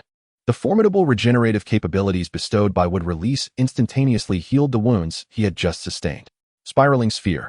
Both parties charged forth almost simultaneously. In the moment of impending contact, the branch in Obito's hand began to swell dramatically. I have triumphed, Obito declared with unshakable confidence. Just as the wood release branches were about to make contact with his opponent, a silhouette suddenly vanished. Flying Thunder God, second stage. Bang. The same technique was employed once more. Uchiha Obito once again endured a direct hit from a spiraling sphere. Flying Thunder God. Who on earth are you? At that moment, Uchiha Obito's eyes were bloodshot with fury. Spiraling sphere, Flying Thunder God. These two jutsu manifested simultaneously from a single individual. At that juncture, Uchiha Obito's eyes gleamed a vivid crimson. Only that individual could wield such power. However, that person had long perished during the Nine-Tails assault. Moreover, the person before him bore not a trace of Minato Namikaze's chakra. He was certainly not Minato Namikaze, unequivocally not. Perish. Another instance of Flying Thunder God occurred in an instant. Witnessing this scene, Obito once again activated his intangibility. After all these years, he was confident he was no longer the boy who once faced the Flying Thunder God. Fire release, blazing wind dance. First, he utilized Kimui to distort the surrounding space, inciting a tempest, then expelled a spiraling inferno from his mouth. The swirling storm combined with the rotating flames to create a colossal vortex of fire. The Umbu-clad ninja in front instantly sensed a looming threat. Boom. Although he attempted to evade using Flying Thunder God, this attack, infused with spatial power, struck him squarely. Simultaneously, his true visage was revealed beneath the Umbu mask. How could this be? Upon recognizing the identity of this person, Uchiha Obito's eyes widened in disbelief, as if confronted with an unimaginable sight. Meanwhile, at the Chunin exam venue, time is nearly up. Lin Shichiya observed the final group of contestants taking the stage, contemplating that it should be approaching soon. What do you mean time is nearly up? Yitsong looked perplexed, unable to grasp the situation. The war between Sunagakure and Konohagakure is about to commence, Lin Shichiya remarked nonchalantly. Concurrently, his figure began to shimmer with intangibility. This served as a layer of insurance for himself, rendering him undetectable to all. Not even the Sage of Six Paths could perceive him. Where did he go? What does this mean? Yitsong was the most bewildered of all. Just a moment ago, he was right here. Why did he suddenly vanish? Furthermore, what was this talk of war? Why was she completely in the dark? As the competition continued, the self-proclaimed sword immortal of Shushan disappeared. Yitsong's unease escalated. She observed the ninja from Sunagakure discreetly forming a battle formation. This was a formation typically employed in combat. Yet, this was merely a Chunin exam. Just as the matches were heating up, bang! A plume of thick smoke rose from the viewing platform of the Hokage and Kazekage. Prepare for action, prepare for action. With a single command, the situation on the field shifted dramatically. Hokage-sama, Kakashi, and Might Guy, who had been at the venue, were instantly taken aback. They immediately prepared to intervene. At that moment, a group of Umbu ninjas moved even quicker. "Leave Hokage-sama to us." The Umbu ninjas left Kakashi with a confident silhouette. Just as the Umbu arrived at the Hokage's viewing platform, several oddly garbed ninjas quickly formed a square to prepare for a formation. Ninja Art, 4 Purple Yang Formation. In the next instant, a ceiling array enveloped the entire rooftop. Soon after, a series of strange sounds echoed. The civilians present were instantly ensnared in a jinjutsu. What is happening? Yitsong was momentarily stunned upon witnessing this scene. Was this also part of Tsunade's plan? But no one had informed her. She saw numerous Tsunade ninjas emerging from the shadows, subsequently engaging in combat with the ninjas of Konoha. Gaara, Temari, and Kankuro all hastened into the depths of the forest, intending to carry the injured Gaara away. Kill. In no time, the ninjas from Tsunade clashed fiercely with those from Konoha. There's another Tsunade ninja. Some noticed Yitsong, who was standing in a daze. Although she was utterly bewildered, her attire was too conspicuous.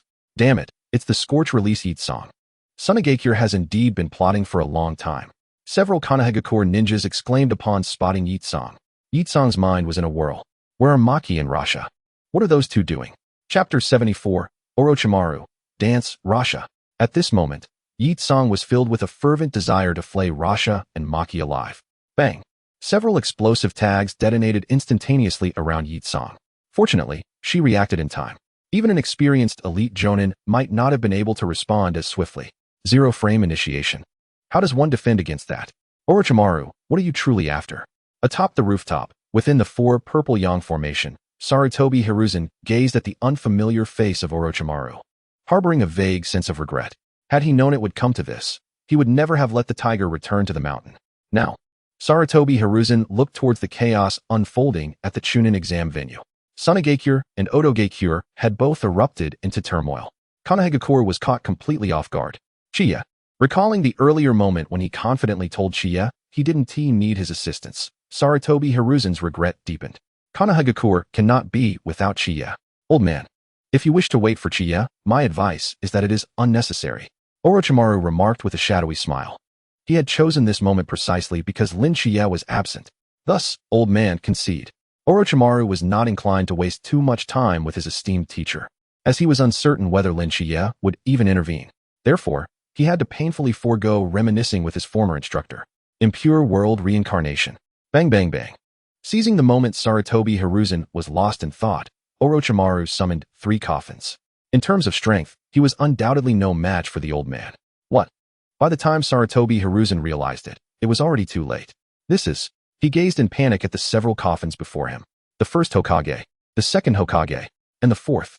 Sarutobi Hiruzen eyed the 3 coffins warily, with the coffins of the first and second Hokage positioned behind, and the coffin of the fourth in front. He never expected Orochimaru would place such importance on the fourth. Is it Minato? Sarutobi Hiruzen instinctively believed the fourth's coffin contained Minato. Regrettably, he realized too late that he should have sealed those coffins earlier. Otherwise, if they emerged, he would surely perish. Bang bang bang. As the coffins opened, the surrounding Umbu ninjas were instantly taken aback. Could it be that those are? Who are they? The majority of the Umbu ninjas were utterly bewildered. Although it seemed ludicrous, they truly did not recognize them. The first Hokage, the second Hokage, and the fourth Kazekage? The Umbu captain suddenly noticed something strange mixed in among them. Orochimaru, you scoundrel, you have violated our agreement. At this moment, the fourth Kazekage, Rasha, was summoned and wore an expression of fury. Orochimaru, do you find me charming? You insufferable wretch. At that moment, the formidable aura surrounding Raza surged forth, unmistakably emanating from the fourth Kazekage. Phew, at least it's not Minato. Sarutobi Hiruzen wiped the sweat from his brow. Although the summoned fourth Hokage was not Minato, the presence of the first and second Hokage made it evident that defeating him would be a mere trifle. Even if Raza were to merely tread water throughout the encounter, he possessed no chance of victory. What does the third Hokage mean? Raza's brows furrowed deeply. Why did Hiruzen seem to breathe a sigh of relief upon seeing him? Orochimaru, I advise you to release me at once, or else. Raza, you are already dead. Orochimaru's words rendered Raza utterly speechless. I'm dead. It suddenly dawned on Raza that he had perished at the hands of Orochimaru's ambush in the Land of Wind. How infuriating. In an instant, Raza recalled something. If he were indeed dead, then the people of Tsunade would surely be exploited by that scoundrel Orochimaru. At that moment, Raza was filled with a sense of resentment. How ridiculous. I never imagined that in death, I would still have to fight on Orochimaru's behalf. A trace of self-mockery tugged at the corners of Raza's mouth. However, Orochimaru could no longer contain himself. Would you care to see who stands behind you? Raza had been lost in his thoughts, oblivious to his surroundings. How could he possibly defeat Sarutobi Hiruzen alone? If Raza could not even overcome himself, then challenging the third Hokage would be sheer folly. Sasori, where are you, monkey? Have you aged as well? Two ninjas clad in the armor of the warring states emerged from their coffins. Sarutobi Hiruzen, already drenched in sweat, had yet to engage in battle. As for Raza, who cared? Who dares? Raza exclaimed, his expression filled with indignation at the audacity of those who disregarded him. Did they truly believe that being a Kazekage was a jest? The Umbu seated at the commentary booth were utterly astonished. The first Hokage, the second Hokage. To summon these two is simply unforgivable. The Umbu ninja seethed with fury, but their anger was merely a facade. As commentators, they had more pressing matters to attend to. The first Hokage's wood release, the second Hokage's water release. This is dire. The third Hokage may not stand a chance. The Umbu captain spoke urgently. What? Raza was equally taken aback. The two figures behind him were none other than the first and second Hokage. For a moment, he was utterly bewildered. It's the one known as the god of shinobi, the first Hokage, and the one regarded as the strongest water release user, the second Hokage. By the way, who is this child? Senju Hashirama, having grasped the situation, cast an impassive glance at Raza. This individual is so weak, he mused. Observing his attire, he wondered if the standards for a Kage had diminished so drastically. Although Raza's strength paled in comparison to the two Hokage, his ninjutsu could still provide substantial assistance. Orochimaru stated matter-of-factly, "Is that so?" Senju Tobarama frowned, still skeptical that such a feeble ninja could prove useful. "Brother, I've told you, do not assume everyone is like you. Though this person is indeed weak, being a jonin is more than sufficient," Senju Tobarama remarked with a hint of disdain, instructing his elder brother. "Orochimaru, to toy with the souls of the deceased will bring you retribution." Sarutobi Hiruzen glared at Orochimaru with fury in his eyes. In response, Orochimaru merely smiled faintly. Not only could he smile lightly, but he could also emerge victorious in the end. However, his most respected teacher, Sarutobi, might not live to see that day. It's about time to commence. Delaying until Shichiya emerges would be unfortunate. I lack confidence in controlling the first and second Hokage to defeat Shichiya. He then produced two kunai inscribed with cursed seals and plunged them into the bodies of the two Hokage. Chapter 75, The Frustrated Death God. Why is it always me? Shichiya? The bodies of Senju Hashirama and Senju Tobarama gradually regained their form, their power escalating to 10% of their peak. Raza felt an uncomfortable twinge. Why did the first and second Hokage possess their enhancements while he did not? Because this was the embodiment of the fourth Kazekage's full strength. There was no need for him to have such enhancements. As the controller, Orochimaru could hear the inner thoughts of the reanimated. Upon hearing this, Raza felt even more despondent. Yet, perhaps it was for the best, he mused. At least Orochimaru had not inserted that bizarre curse into his body, allowing him to retain his self-awareness. Unlike the first and second Hokage, who had wholly become Orochimaru's puppets. But why did he feel even more enraged? The same scene was unfolding repeatedly in Konoha. At the outskirts of Konoha, what a pity, we still have to stand guard during the Chunin exams. Several Konoha ninjas were patrolling the perimeter. Though it was the Chunin exams, someone had to maintain vigilance. The likelihood of an invasion at their borders was nearly non-existent. Summoning technique. Boom. At that moment, a colossal serpent over 100 meters long materialized at the perimeter. What is this? Mori no Ibiki's eyes widened in alarm. Enemy attack, enemy attack. The cry of enemy attack instantly captured the attention of all Konoha ninjas. Orochimaru requires 100 living sacrifices this time, the giant snake boasted with arrogance.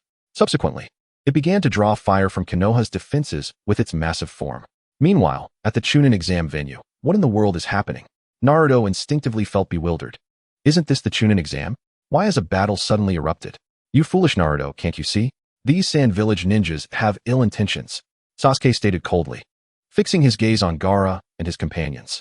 And you, why did you come down here without permission? Sasuke glared discontentedly at Naruto, who had rushed down as soon as the fight broke out. This area was exceedingly perilous. Sasuke instinctively glanced at the sand ninjas across from them. 3 of them were participants in the Chunin exams, Temari, Gaara, and Kankuro. Standing before them was presumably their commanding jonin, a formidable ninja in his own right. You are not their match. Quickly retreat, find Kakashi or Lord Shichiya, Nara Shikamaru advised calmly. Seeking Kakashi was to ensure their immediate safety, while only Lin Shichiya could conclude this conflict. However, it seems Lin Shichiya is in seclusion, Naruto exclaimed anxiously. If Lin Shichiya were present, such a situation would not have arisen. But now, Lin Shichiya was absent. This is troublesome, truly troublesome. Nara Shikamaru lamented. You three, capture that individual. Nara Shikamaru directed his gaze toward Gaara. Something is off about this one. We must seize the opportunity while he is vulnerable. All right, no problem. Naruto and Sasuke exchanged glances before swiftly darting toward Gaara. Temari, quickly take Gaara away. Maki blocked their path, but encountered the equally formidable Nara Shikamaru. Konoha was now in utter chaos, with battles erupting everywhere. The third Hokage was occupied with Orochimaru, while the Umbu were stationed at the commentary booth. Kakashi and Guy were held up by Kabuto.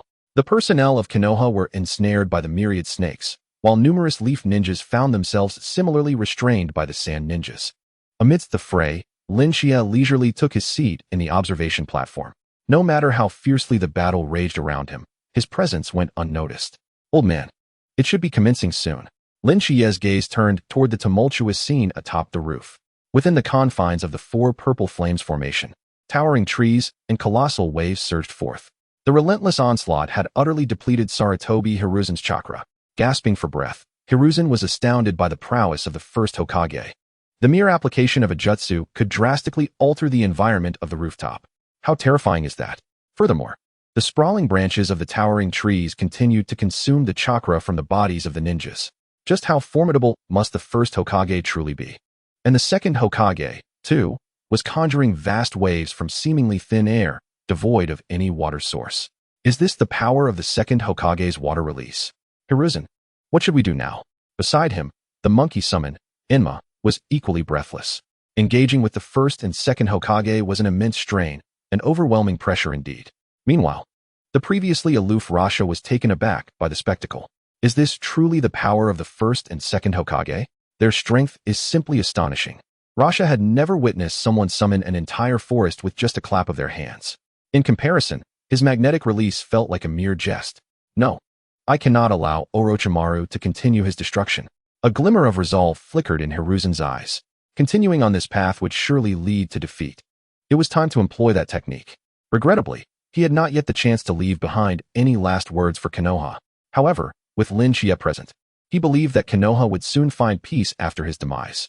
Shiki Fujin, Hiruzen began to form hand seals.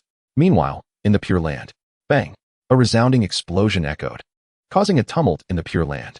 Old man, what are you plotting? The Shinagami, now reduced to half a body, glared at the figure before him, filled with resentment. I am the Shinagami. You dare to kill me?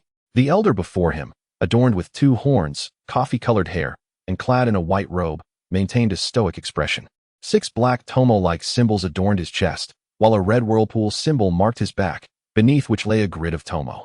Atsutsuki Hagoromo, known as the Sage of 6 Paths, paid no heed to the Shinagami's words. Shinagami? Merely a relatively powerful ninja. You may deceive others with your words, but they are futile in my presence. Absorbing the chakra within you should augment my soul's strength. The Sage of 6 Paths fixated his gaze on the Shinagami's half-formed soul. Although he was uncertain why the Shinagami had become so weakened, he recognized that opportunity must not be squandered. You have posed a threat to the ninja world for far too long. Today, I shall rid the ninja world of you, the sage declared nonchalantly. Damn it. The Shinagami felt an overwhelming sense of frustration. He was acutely aware of the sage's intentions. Hasn't that evil god also been a menace to the ninja world?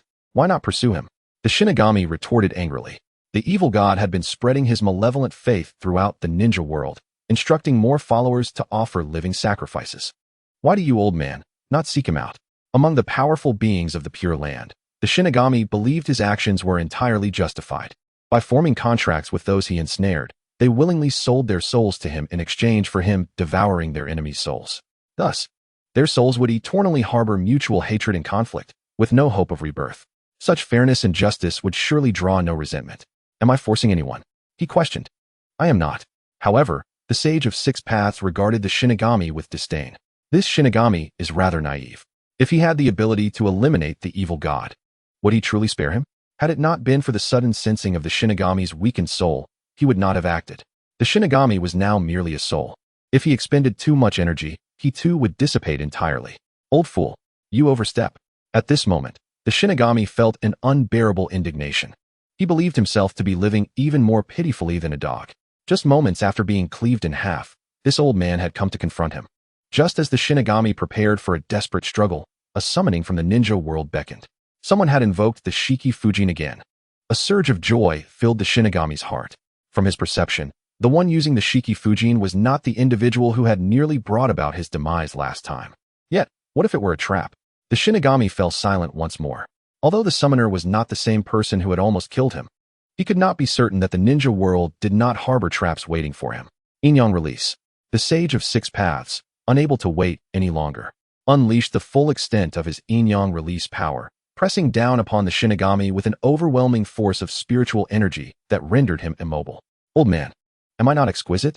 The Shinigami felt a sensation akin to a tiger being bullied by dogs.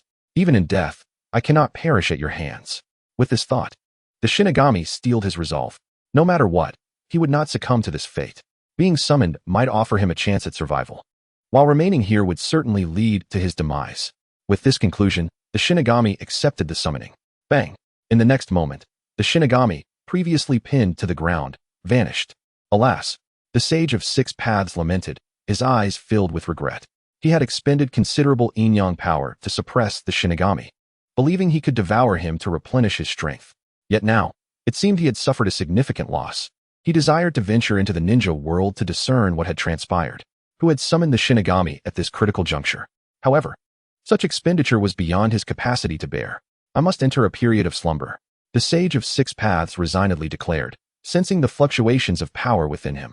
After all, the Shinigami could not remain absent forever.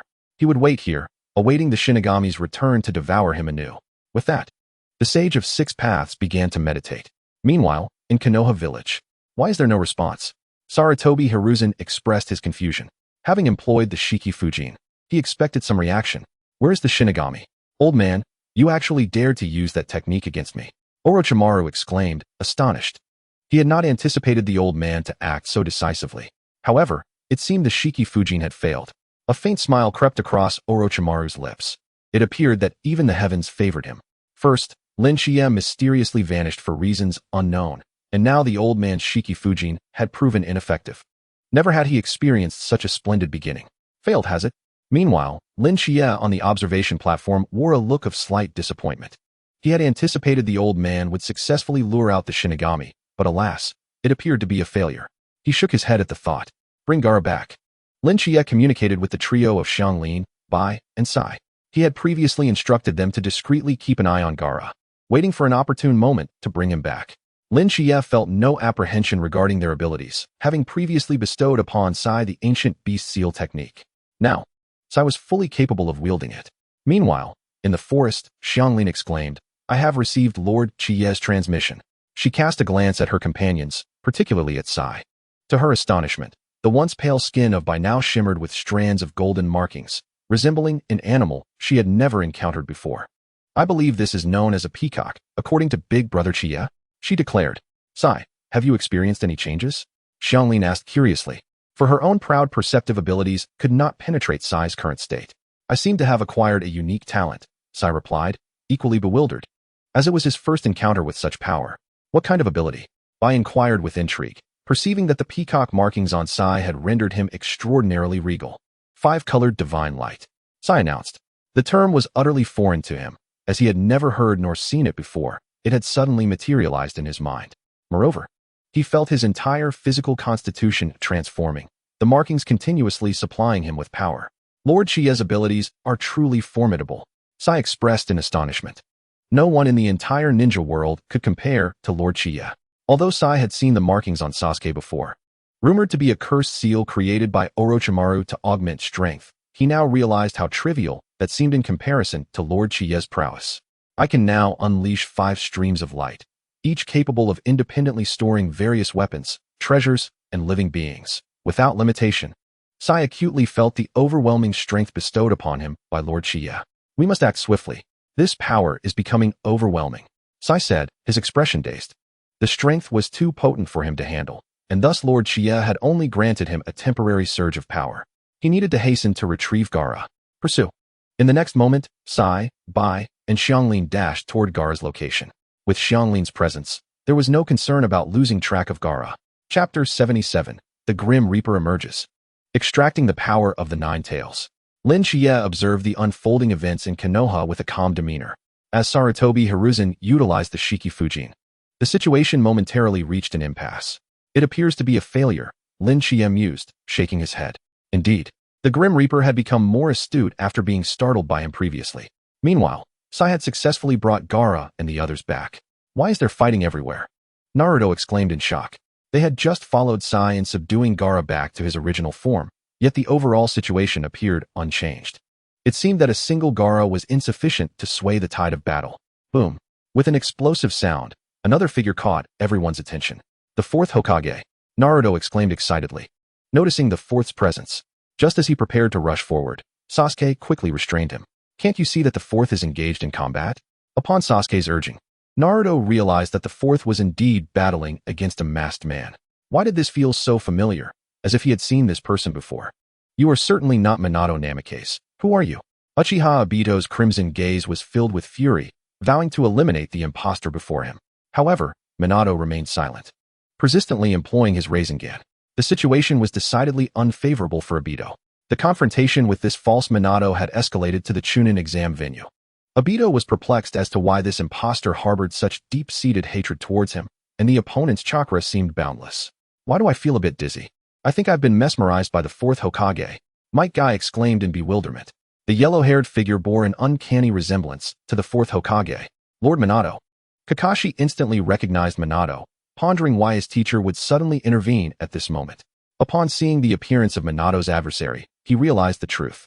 This was the very perpetrator of the Nine Tails incident. Could it be that Orochimaru's scheme involved this individual as well? Nearby, Lin Shichiya witnessed the clash between Minato and Obito. He raised his hand, preparing to suppress the heavens and the earth. At that moment, a powerful surge of dark natural energy erupted beside Sarutobi Hiruzen. I've got you, Lin Shichiya exclaimed, somewhat unexpectedly. In an instant, the power within Minato was siphoned away. He could not allow Minato to hinder his plans to capture the Grim Reaper. Power. Minato sensed the sudden depletion of his strength and instantly understood it was the work of that individual. Realizing he might have interfered with the other's plans, Minato ultimately relinquished thoughts of vengeance. You've stopped? Obito remarked, taken aback, as he had nearly reached his limit. The false Minato's single Rasengan seemed capable of overwhelming even the real Minato. Furthermore, the physical prowess of this impostor was astonishingly formidable. Obito had once believed that his wood-clone body was quite powerful, endowed with impressive regeneration capabilities that provided him with ample maneuverability. Yet, the Minato before him appeared as impenetrable as a fortress, impervious to his attacks. Just as Obito prepared to utilize Kimui to escape, the ominous presence of the Grim Reaper enveloped him. The Grim Reaper? Obito mused, surprised. Through the teachings of Uchiha Madara, his perception had transcended that of his former self.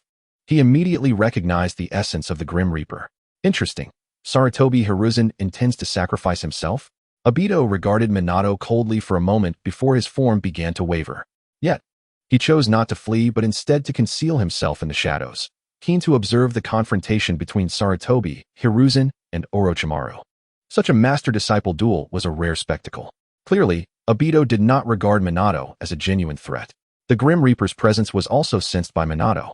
He prepared to take action but recalled that his power had been extracted. Thus, he had no choice but to withdraw. It seemed he had interfered with the dynamics of Konoha and needed to depart. Sasuke, did you see that? Lord Fourth is incredible. Naruto was utterly astonished by Minato's earlier display. To his surprise, the fourth Hokage had not even utilized chakra but instead employed the same techniques as they did. Foolish Naruto. Sasuke cast a knowing glance at Naruto. He had already deduced that Naruto was the son of the fourth Hokage. It was unfortunate that Naruto had yet to grasp this truth. Go and bid farewell to Lord Fourth. I believe he may be leaving soon, Sasuke said quietly. Hearing these words, Naruto felt a pang of reluctance. By the way, Naruto, have you ever pondered a certain question? After much hesitation, Sasuke resolved to remind Naruto. Oh, what question? Naruto cast a glance at the utterly exhausted Sasuke. Just a moment ago, in the battle against Gaara, Sasuke had single-handedly held Gaara at bay. In truth, the fourth Hokage is your father. Sasuke's words struck like a thunderbolt. How is that even possible? The fourth Hokage is so formidable. Naruto stumbled over his words, momentarily at a loss. Though he yearned for the fourth Hokage to be his father, he recognized that it was merely a fanciful notion. Have you not noticed that the fourth Hokage has always treated you with utmost kindness? Sasuke sighed, casting a look of exasperation at Naruto. Naruto fell into a sudden silence. He dashed frantically towards the now powerless Minato Namikaze, eager to extract the truth from him. Minato had already observed Naruto's emotional turmoil and realized that his true identity could no longer remain concealed. Shichiya refrained from intervening too much. Minato's strength had been entirely drained. Even the other half of the Nine Tails had been separated from him. He then shifted his gaze towards the barrier, anticipating the arrival of the Shinagami, which was his primary concern. Inside the barrier, how is this possible? Orochimaru gazed at Sarutobi Hiruzen with a face full of terror. Just moments ago, he had reveled in the ineffectiveness of the dead demon consuming seal, but the situation had abruptly reversed. Release. At that moment, Sarutobi Hiruzen firmly grasped Orochimaru's hands, determined not to allow him to be drawn into the dead demon consuming seal. Chapter 78. Shichiya takes action. The first Hokage stunned. A soul, a powerful soul. The Shinagami, just emerged from the Pure Land, wore an expression of exhilaration. What did he see? Several fresh and delectable souls. He gazed greedily at the individuals present, eager to devour them all, knowing that once he did, that old man would be powerless against him. Driven by an insatiable desire for souls, he could hardly wait to consume everyone. No one to interfere. The Shinagami felt fortunate, relieved that this time it was not like the last, where he had failed to capture souls and nearly perished at the hands of his adversary. From the shadows, Obito Uchiha observed Orochimaru's capture, a smirk playing on his lips. Orochimaru, you have your comeuppance. Although Obito harbored no fondness for Konoha, he had even less regard for Orochimaru. Witnessing Orochimaru potentially meet his demise alongside Sarutobi Hiruzen brought a sense of satisfaction to Obito. The Shinagami's power was indeed extraordinary.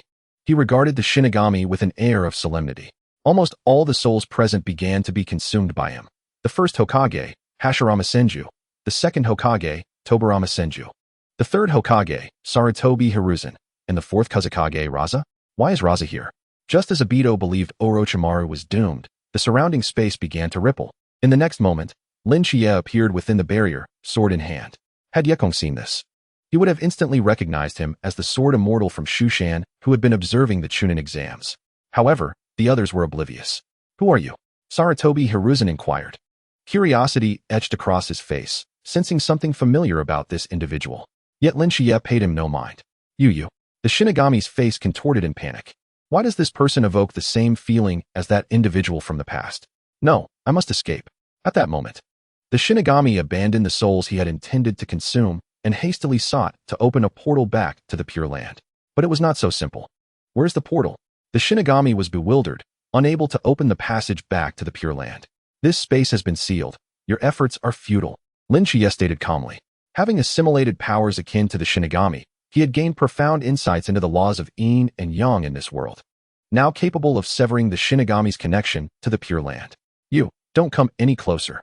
The Shinagami recoiled at the advancing Shichiya, as if confronted by a demon. The mighty Shinagami reduced to such a state of fear left Orochimaru utterly dumbfounded. Is this truly the Shinagami? Orochimaru mused, astonished that the Shinagami could be so intimidated by the person before him.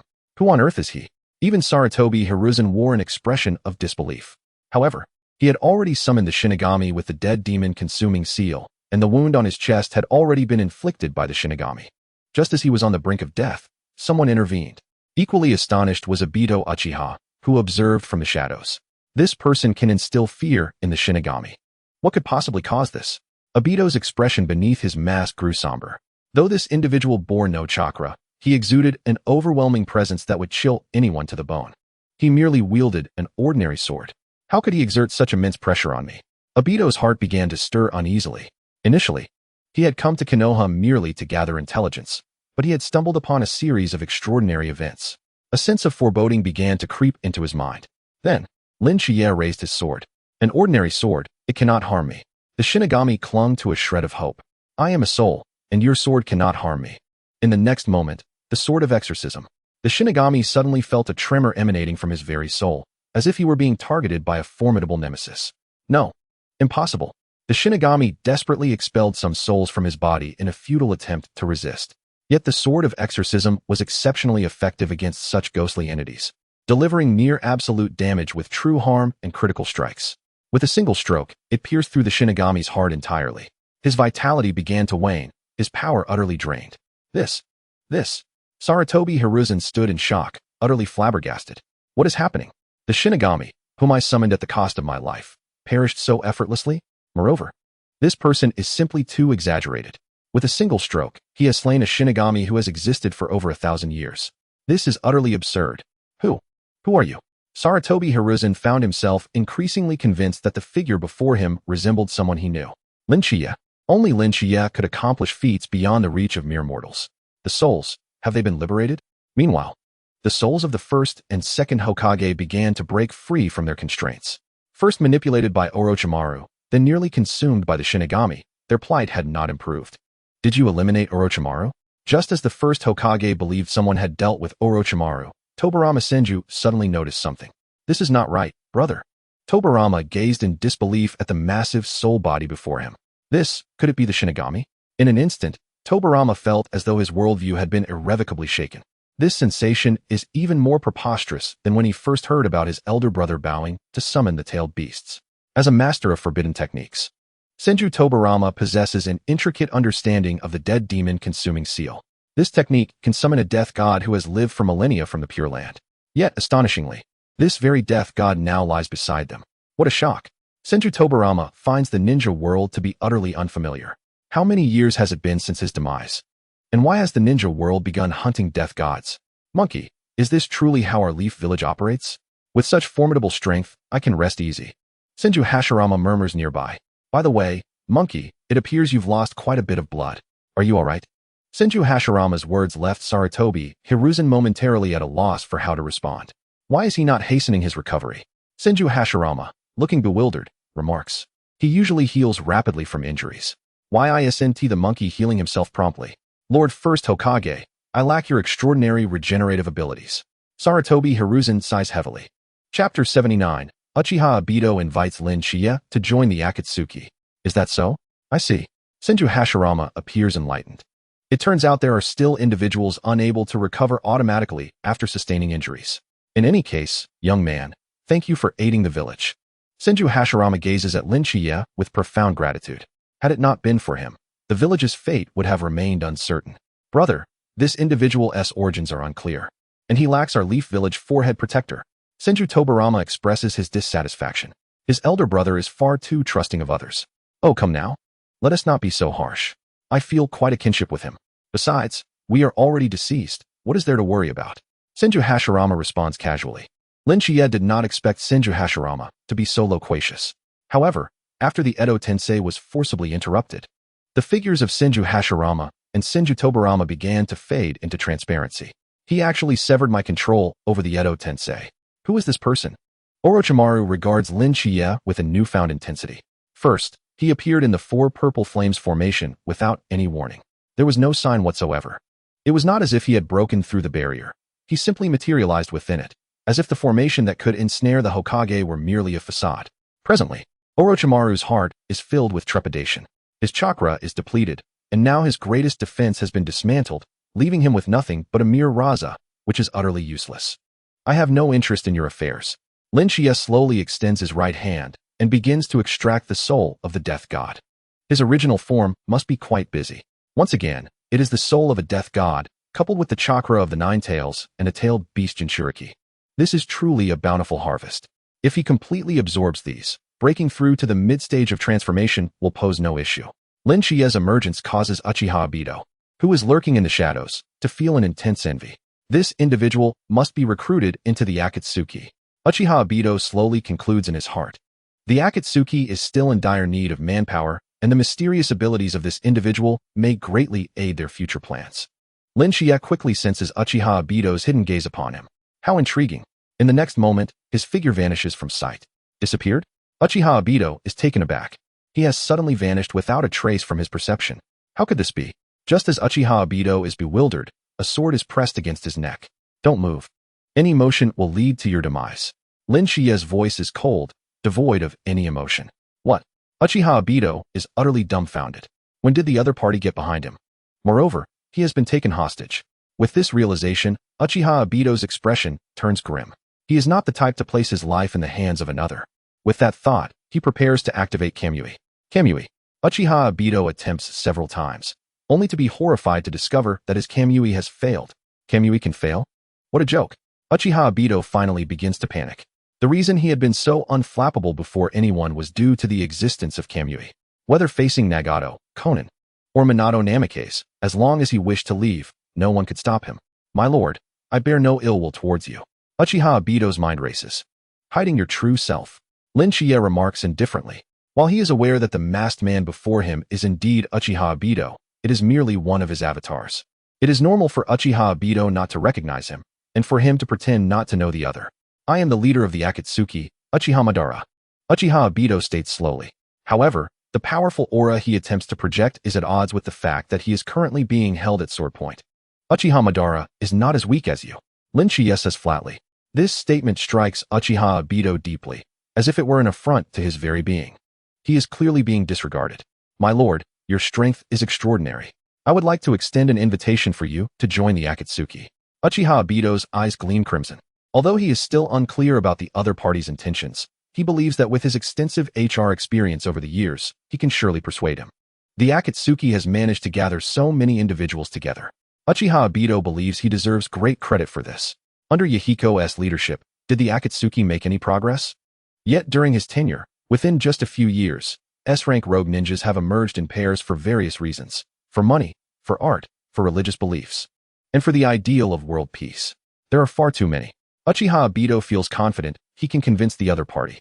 The Akatsuki can provide you with everything you desire. Uchiha Obito continues to entice. If someone of such formidable strength is left unchecked, they will undoubtedly have a significant impact on the Akatsuki's upcoming plans. It would be wise to recruit him into the organization while they have the chance. The Akatsuki can offer me everything I desire? Shichiya smiles faintly, an idea forming in his mind. Of course, at this moment, Uchiha Obito remains unaware of the other's thoughts, mistakenly believing that his persuasive skills are effective. No problem. What do you wish for? Uchiha Obito slowly replies. Rare fruits filled with natural energy. Shichiya states nonchalantly. He recalls that the Akatsuki possesses an abundance of zetsu. As the greatest information brokers in the ninja world, if he could leverage their power to seek out fruits brimming with natural energy, it would be incredibly advantageous. No problem. Uchiha Obito readily agrees upon hearing that it is merely a matter of finding some fruits. He has the zetsu spread throughout the ninja world, making it exceedingly easy to locate any desired fruits. However, before that, I hope you can assist me with a task. With this thought, Uchiha Obito begins to speak slowly. That fellow, Orochimaru, possesses a ring from our Akatsuki. I hope you can retrieve it. After all, the rings of the Akatsuki are limited in number. If they cannot reclaim Orochimaru's ring, there will be no spare rings available for new members. No problem. Shichiya responds calmly. It's just Orochimaru. Meanwhile, within the Four Purple Flames formation, a command is given, retreat. Orochimaru cast a reluctant glance around him. His plans had already unraveled, and there was no reason to linger any longer. In an instant, he sensed a shift in the surrounding space. Who goes there? Orochimaru inquired cautiously. Hand over the Akatsuki ring. Came the voice of Shichiya. Orochimaru's eyes widened in shock. That individual had not departed yet? Chapter 80. The Fall of the Third Hokage. Jiraiya's astonishment. No problem. Orochimaru acquiesced without a second thought to the demand. It was merely an Akatsuki ring, after all. He had initially taken it in defiance of the Akatsuki, merely to irritate that group. Upon hearing the request, he promptly relinquished it. Feeling the atmosphere around him begin to stabilize. Had the individual left? Orochimaru's heart remained tumultuous, fearing that the person might strike him from behind. After a prolonged silence, he directed his sound ninja to escort him away. He could no longer remain in Konoha, for reasons unknown. Orochimaru felt that the person wielding the sword bore a striking resemblance to Shichiya. Although uncertain, the aura of mystery was undeniably similar. Orochimaru, who prided himself on his vast experience in the ninja world, had never encountered such enigmatic power before, except for Shichiya. From the outset, he had been unable to discern Shichiya's true nature. This remained unchanged now. The thought sent a chill down Orochimaru's spine, prompting him to flee Konoha without further ado. Not long after, Shichiya returned before Uchiha Obito. You truly brought it back. Obito exclaimed, astonished. They had pursued Orochimaru for so long without success. But it was surprising that this individual could retrieve it so effortlessly. Before I inquire, may I know your name? Obito asked with curiosity, aware that someone of this caliber could not possibly be unknown in the ninja world. I am the Sword Immortal of Mount Shu, Lin Shichiya replied nonchalantly. The Sword Immortal of Mount Shu? Obito was taken aback, having never heard that name before. What mountain was Mount Shu? He had never heard of it. Nevertheless, the individual's strength certainly warranted the title of Sword Immortal. He felt as though the very space surrounding him had been locked down when that sword had been poised at his throat. The title was indeed well-deserved. Very well. I can take you to meet the other members of the Atsutsuki organization. Obito invited, his tone instinctively cordial. No problem, Lin Shichiya replied coolly. After all, this was merely a clone of his main body. The aftermath in Konoha would be resolved after this avatar departed, as his true self would inevitably take action. Excellent, Obito remarked with admiration. He prided himself on being an exceptional leader of the Atsutsuki. Uchiha Itachi, Kisame Hoshigaki. And now this Sword Immortal of Mount Shu were all individuals he had successfully recruited. His influence within the Atsutsuki would only grow stronger. Soon, Lin Shichiya's avatar vanished from Konoha alongside Uchiha Obito. Lord Third. As the barrier dissipated, Kakashi and Might Guy rushed over to assess the severely injured third Hokage. Kakashi sought Lin Shichiya, urging him to assume the position of Hokage. Sarutobi Hiruzen's body had aged significantly, and after enduring such a blow, there was little hope for recovery. However, before his passing, he resolved to entrust the Hokage's mantle to Lin Shichiya. This decision was not made on a whim. The third Hokage had long considered candidates for the fifth Hokage. Tsunade would never agree to become Hokage, and Jiraiya's temperament was ill-suited for the role. Danzo harbored ambitions. And apart from Lin Shichiya, no one in the village could suppress him. Only Lin Shichiya was the most fitting choice. If Lin Shichiya were to become Hokage, Tsunade would undoubtedly lend her full support. In fact, to help stabilize Lin Shichiya's position, she might even choose to return to Konoha. Moreover, Lin Shichiya had already gathered a faction of ninjas in Konoha as a foundation. Appointing Lin Shichiya as the fifth Hokage was undoubtedly the best choice. With these thoughts, Sarutobi Hiruzen's consciousness began to fade. He could barely make out Kakashi and the others before him. Finally, as his awareness slipped away, a voice resonated in his mind. Lord Shichiya, you have arrived. Hearing this, Sarutobi Hiruzen exhaled deeply, knowing that Lin Shichiya's presence would resolve the turmoil in Konoha. He then departed in peace. Lin Shichiya's true self strolled forward slowly. He had refrained from appearing earlier to avoid complicating the outcome. This conclusion was fitting for the old third Hokage. When one dies, their affairs are laid to rest. No one would pursue the past deeds of the third Hokage any longer. Lin Shichiya's gaze turned to the distant figure of Minato Namikaze.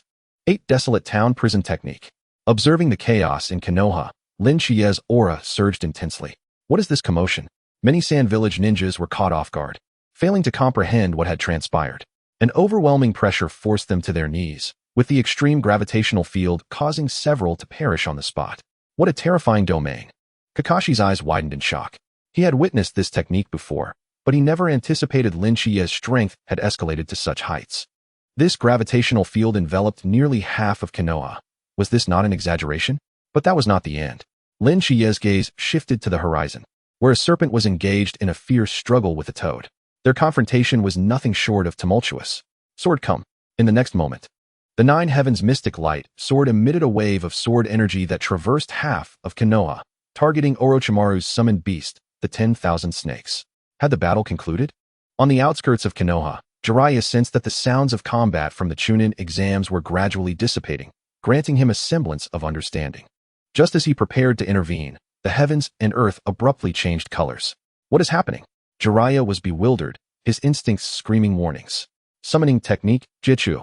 Without hesitation, he instinctively released the summoning. Ha, are you afraid now? You foul toad, how could you possibly be my match? 10,000 snakes boasted triumphantly upon seeing its opponent flee. Indeed, it was the strongest summoning beast. What was that toad compared to it? Just as it prepared to demand 100 living sacrifices from Orochimaru, a terrifying pressure locked onto it. What is going on? I can't move. 10,000 snakes was left bewildered. In the next instant, a flash of sword light swept through, and the colossal form of 10,000 snakes collapsed with a resounding crash. Am I dead? 10,000 snakes gasped in disbelief. As a revered summoning beast of the third Hokage, how could it perish so abruptly? In the following moment, the life force of 10,000 snakes extinguished completely. What a powerful strike. Jiraiya was utterly stunned by the scene before him. He had struggled for ages without killing his opponent.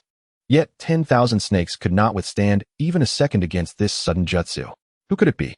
Jiraiya's heart brimmed with curiosity about the person who had unleashed such an attack. He had been away from Konoha for too long, leaving him unfamiliar with many changes in the village. Chapter 81. Shichiya, the fifth Hokage. Disaster struck.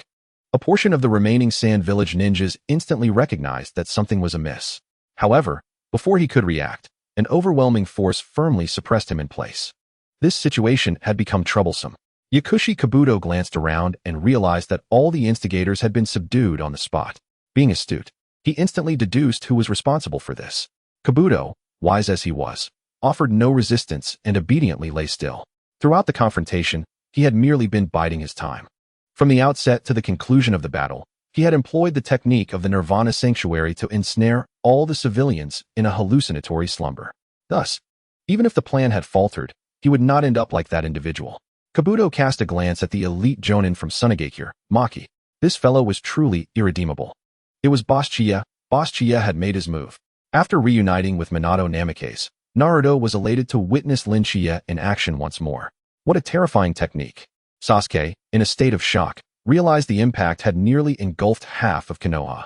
Just how formidable was Boss Shichiya's current prowess? In contrast to the exhilaration radiating from Naruto and Sasuke, Temari and Kankuro wore expressions of grave concern. They were acutely aware of the repercussions of being captured by Konoha. Meanwhile, on the rooftop, Lord Shichiya, the Umbu ninjas collectively turned their gazes toward Shichiya. The third Hokage had made it clear before his passing. Shichiya was destined to be the fifth Hokage of Konoha. Hence, it was only natural that their allegiance lay solely with him. Lord Shichiya, what should we do now?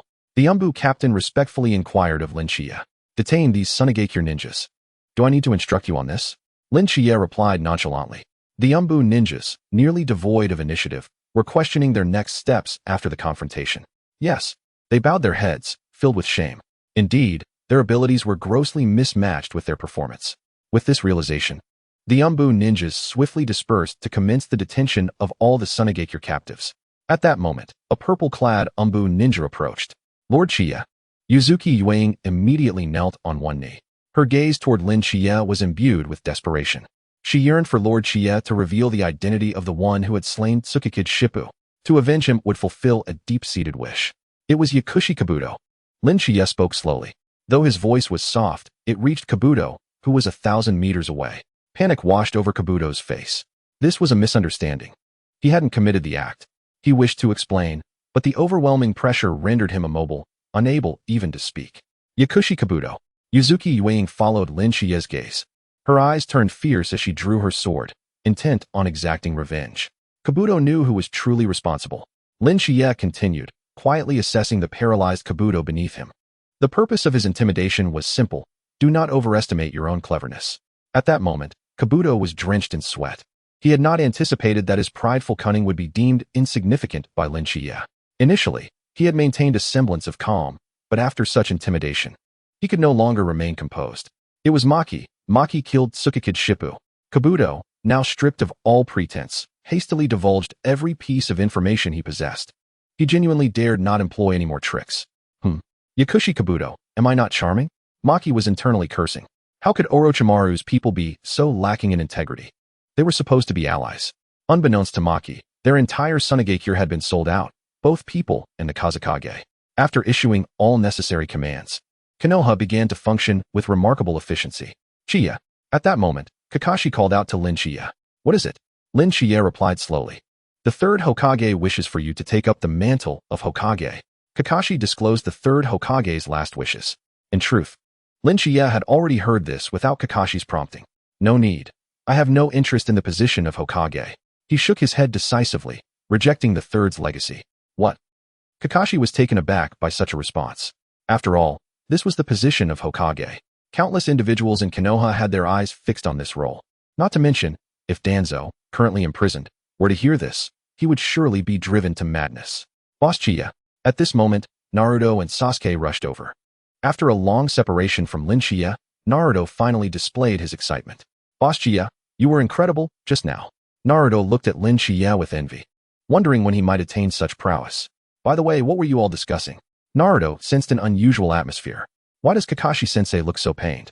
The third Hokage has fallen in battle. Kakashi spoke softly. What? Naruto was instantly struck with disbelief. Yet, the shock deepened further. Before his passing, the third Hokage stated that Shichiya should become the fifth Hokage. The look in Naruto's eyes toward Shichiya had transformed from envy to something indescribable. His lifelong aspiration was now being fulfilled by Boss Shichiya. This was beyond extraordinary. So Boss Shichiya is going to become Hokage? Naruto asked, somewhat bewildered.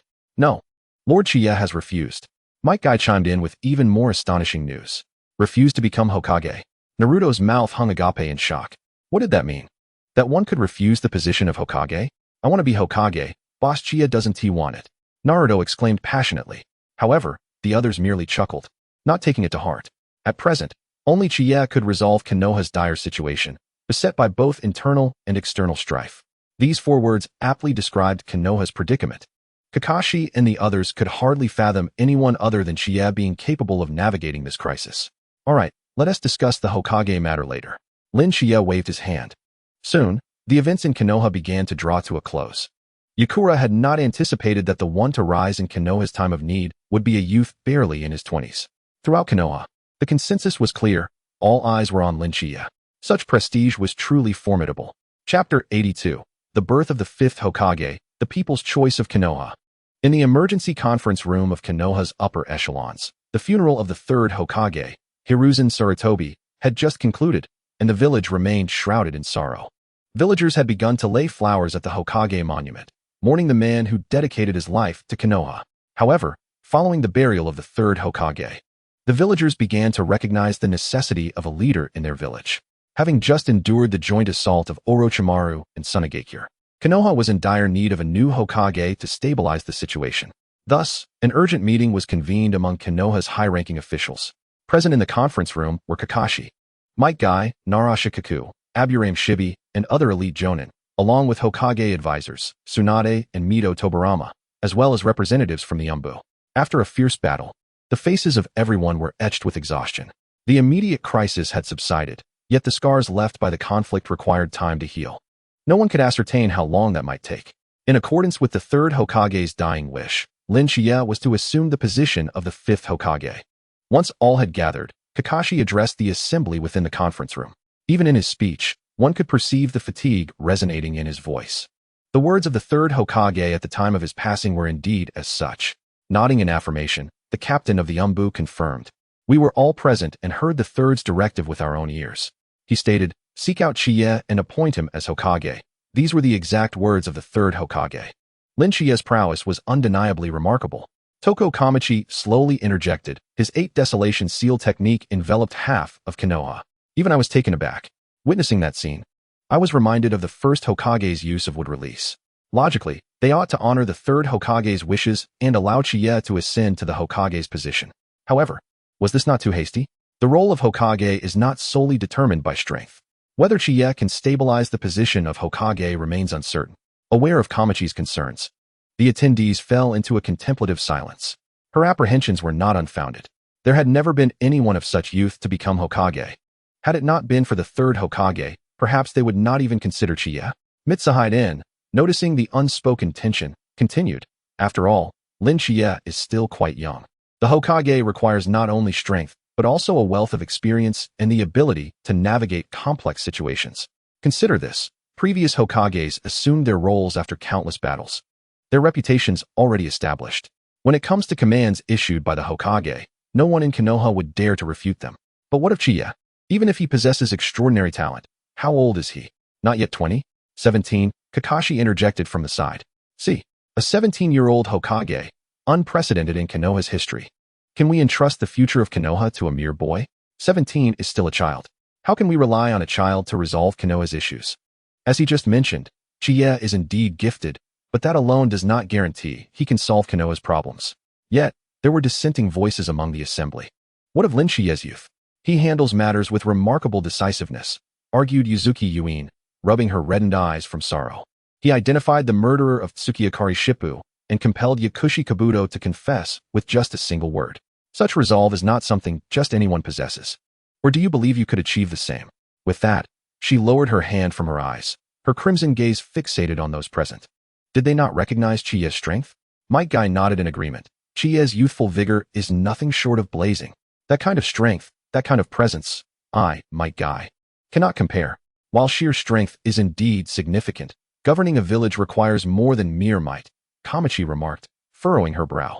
We have deliberated, and our consensus is to have Jiraiya return to the village temporarily as Hokage, and after a few years, transition the position to Shichiya. Yes, Jiraiya is one of the legendary three, with ample renown in the ninja world, Mitsuhide, and added. Moreover, he is a disciple of the third Hokage. It would be most fitting for him to inherit the Hokage's mantle. Upon grasping the sentiments of the assembly, Kakashi fell silent. Having worked alongside Shichiya for many years, he understood that Chiya's capabilities far surpassed those of ordinary individuals. Were he to make a recommendation, Chiya would undoubtedly be the sole candidate worthy of the Hokage position.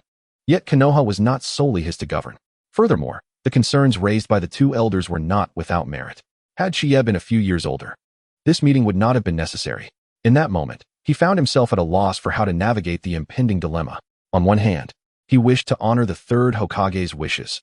On the other, he feared that the upper echelons of Konoha might fracture over this issue. Kakashi, what is your perspective? Hiruzen asked, turning to Kakashi. Upon hearing the inquiry, Kakashi lifted his gaze, suppressing his thoughts. I believe we should honor the third's wishes. Shichiya's strength is evident, and his standing in Konoha is not insignificant. However what? Might Guy's excitement surged at Kakashi's apparent support for Chiya, but upon hearing the impending twist, he pressed for clarification. However, Shichiya himself seems reluctant to assume the role of Hokage. I inquired earlier, and he outright declined. The atmosphere in the conference room grew even more tense. They were deliberating whether Chiya should become Hokage, yet the very individual in question had declined. Was the position now tainted? For a moment, they were unsure whether to continue the discussion. If the individual in question had refused, what was the purpose of their gathering? This was surely not a matter for them to dictate. As the assembly pondered how to proceed with the meeting, a voice from outside the window shattered the stalemate within the conference room. The attendees turned toward the source of the voice, finding Jiraiya perched casually at the window's edge, holding a copy of Makeout Paradise. Observing the group's attention, he waved cheerfully before closing the book and leaping into the conference room. I heard you all wanted me to take the position of Hokage, so I hurried over to put a stop to that. Chapter 83. I apologize, but I have no interest in the Hokage position. What a joke. Are they still hesitating over Chiya's strength? Have they been cooped up in Konoha for so long that they are oblivious to the world outside? Anyone who obstructs Chiya from becoming Hokage will be deemed a traitor to Konoha, even a villain of the highest order. Even worse, recommending oneself for the position is akin to pushing him into a pit of flames. Jiraiya, Konoha is currently in a state of crisis and requires a strong leader, Kamachi remarked, sensing Jiraiya's intent. Jiraiya waved his hand dismissively. I just witnessed that kid Chiya in action. With a single strike, he annihilated Orochimaru's summoning beast, Manda. Speaking of which, I cannot help but express my admiration. That was Manda, the very beast I could not overcome even with my own summoning, Gamabunta. Can you imagine that? A single strike to slay it. And you still do not wish for him to become Hokage? What are you thinking? Upon hearing Jiraiya's words, the atmosphere in the conference room grew heavy with gravity. The attendees exchanged glances, their eyes revealing their astonishment. They were well aware of Jiraiya's prowess. If he were to decline the Hokage position, there would be no one else in Konoha deemed worthy of the title. Yet Jiraiya openly expressed his astonishment at Chiya's strength, even suggesting that he fell short in comparison. Did this not affirm that Chiya's capabilities were indeed at the pinnacle? A mere 17-year-old child had attained such heights? Was this truly the case? Ignoring the terrified crowd, Jiraiya continued. Moreover, I have heard that Shichiya has slain the Shinagami and rescued our teacher.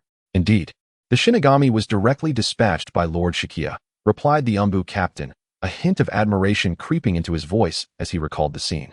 Both the first and second Hokage were present at that moment and were equally astonished. The first and second? Jiraiya furrowed his brow, a glimmer of vigilance in his eyes. Hadn't they already?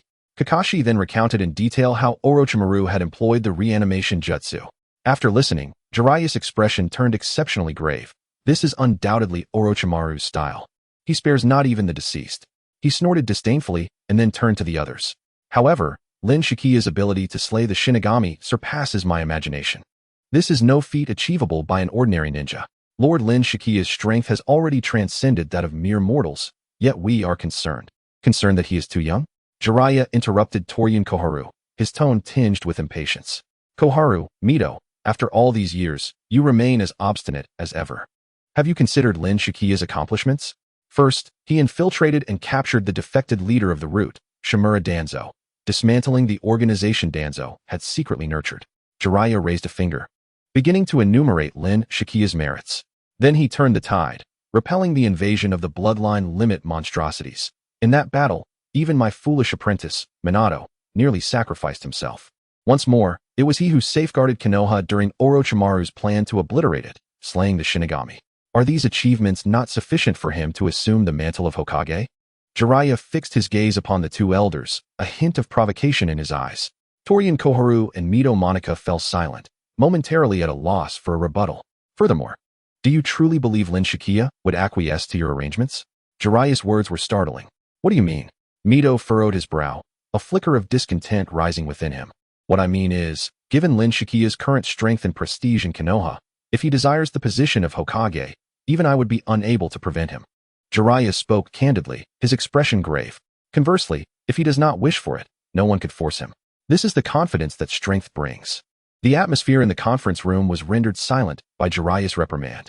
To be honest, I just asked Shichiya, and he has already declined, Kakashi sighed. A hint of helplessness on his face. Declined? Jiraiya paused, then erupted into hearty laughter. This lad possesses a certain charm. No wonder he is the brother of that girl Tsunade. His temperament mirrors hers perfectly. Jiraiya's laughter shattered the tense atmosphere in the conference room, allowing everyone to relax somewhat. We are worried about this, Torian Koharu spoke, her voice laced with anxiety. Worried about what? That no one is capable of assuming the role of Hokage? Jiraiya retorted, his expression turning serious. I can assure you, I will never take on the position of Hokage. I am ill-suited for such a role. And I am quite intrigued by Lin Shichiya, thus I prefer to continue my work in intelligence and research. The affairs of the village are far too cumbersome for someone of my disposition. He continued, moreover, if the successor designated by our teacher before his demise were to be easily overturned, how could the morale of Konoha remain stable? Jiraiya's tone grew solemn as he addressed the third Hokage, especially in light of the recent assault by Orochimaru. Konoha needed someone capable of swiftly stabilizing the situation. And Lin Shichiya is undoubtedly the most suitable candidate. Is Shichiya truly the most suitable? The room fell silent once more as they contemplated Jiraiya's words. Suddenly, a series of knocks interrupted the stillness.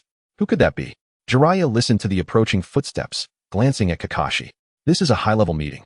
Could it be that some members have yet to arrive? That seems unlikely. Kakashi appeared equally perplexed, just as he was about to send someone to inquire about the situation when the door to the conference room swung open.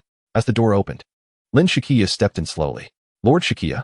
Upon seeing him, the assembled jonin bowed in respect. Lin Shichiya surveyed the room before settling his gaze on Jiraiya. Jiraiya-senpai, it is an honor to finally meet you. I did not expect you to be present in the conference room. Upon reflection, it became clear. These old relics likely believed him too young to assume the role of Hokage, and Jiraiya had come to advocate on his behalf. Haha, lad, no need for formality. Jiraiya said with a smile. I've heard you decline the position of Hokage? I have changed my mind, Lin Shichiya replied nonchalantly. I am willing to assume the role of Hokage. Chapter 84. Lin Shichiya changes plans. They wish for it desperately. The room fell into stunned silence. Clearly unprepared for Lin Shichiya's sudden change of heart, Kakashi's eyes widened in surprise. What prompted this sudden shift? Previously, Shichiya had outright refused their request. Now, he was readily agreeing, leaving many puzzled regarding his thoughts. With Shichiya's capabilities, it would have been easy for him to decline their overtures. Even if the people of Konoha desperately wished for him to become Hokage, there was no way to compel him. Yet here he was acquiescing? There are some issues with Danzo. Lin Shichiya shook his head. Becoming Hokage will undoubtedly increase my responsibilities. However, not taking the position would complicate certain matters excessively. Therefore, it is better to accept the role outright. If any issues arise that I do not wish to resolve, I can delegate them to the upper echelons. I just observed that he intends to utilize the curse of tongue sealing to summon his old subordinates for rebellion. If I do not assume the position of Hokage, Konoha may very well descend into internal strife. What? Those who were previously debating whether or not to appoint Shichiya as Hokage now stood up, their expressions grave as they focused intently on him. That old Danzo still harbors ambitions. Torian Koharu was the first to react, her face wrinkled with fury. Our teacher has only just departed, and he cannot contain himself? Jiraiya snorted. However, you need not worry. Observing the reactions of the crowd, Lin Shichiya's lips curled into a slight smile as he addressed them. Unbeknownst to him, all members of Root had already pledged their allegiance to him. What do you mean? Mito inquired, confusion etched on his face. The curse of tongue sealing is utterly ineffective against me. I have lifted the seals from all Root members. Of course, this is merely the simplest way to resolve the crisis. There are still many matters unresolved. However, to expedite the resolution of these issues, obtaining the title of Hokage is essential. At the very least, it will hasten the process. As the upper echelons of Konoha absorbed Lin Shichiya's statements, they momentarily forgot the purpose of their meeting, staring at him in astonishment. You have lifted the curse of tongue sealing from all Root members? But that is Danzo's most prized sealing technique. Kakashi gazed at Shichiya in disbelief, recalling how Lin Shichiya had continually astonished them. Whenever they believed that Lin Shichiya lacked the capacity to resolve the pressing issues before him, he would directly shatter their preconceived notions, elegantly resolving matters with finesse. Yet, this was the esteemed sealing technique that they held in high regard. Did Lin Shichiya truly imply that he had effortlessly dealt with it? Did this not suggest that Lin Shichiya possessed the prowess to confront Danzo as well?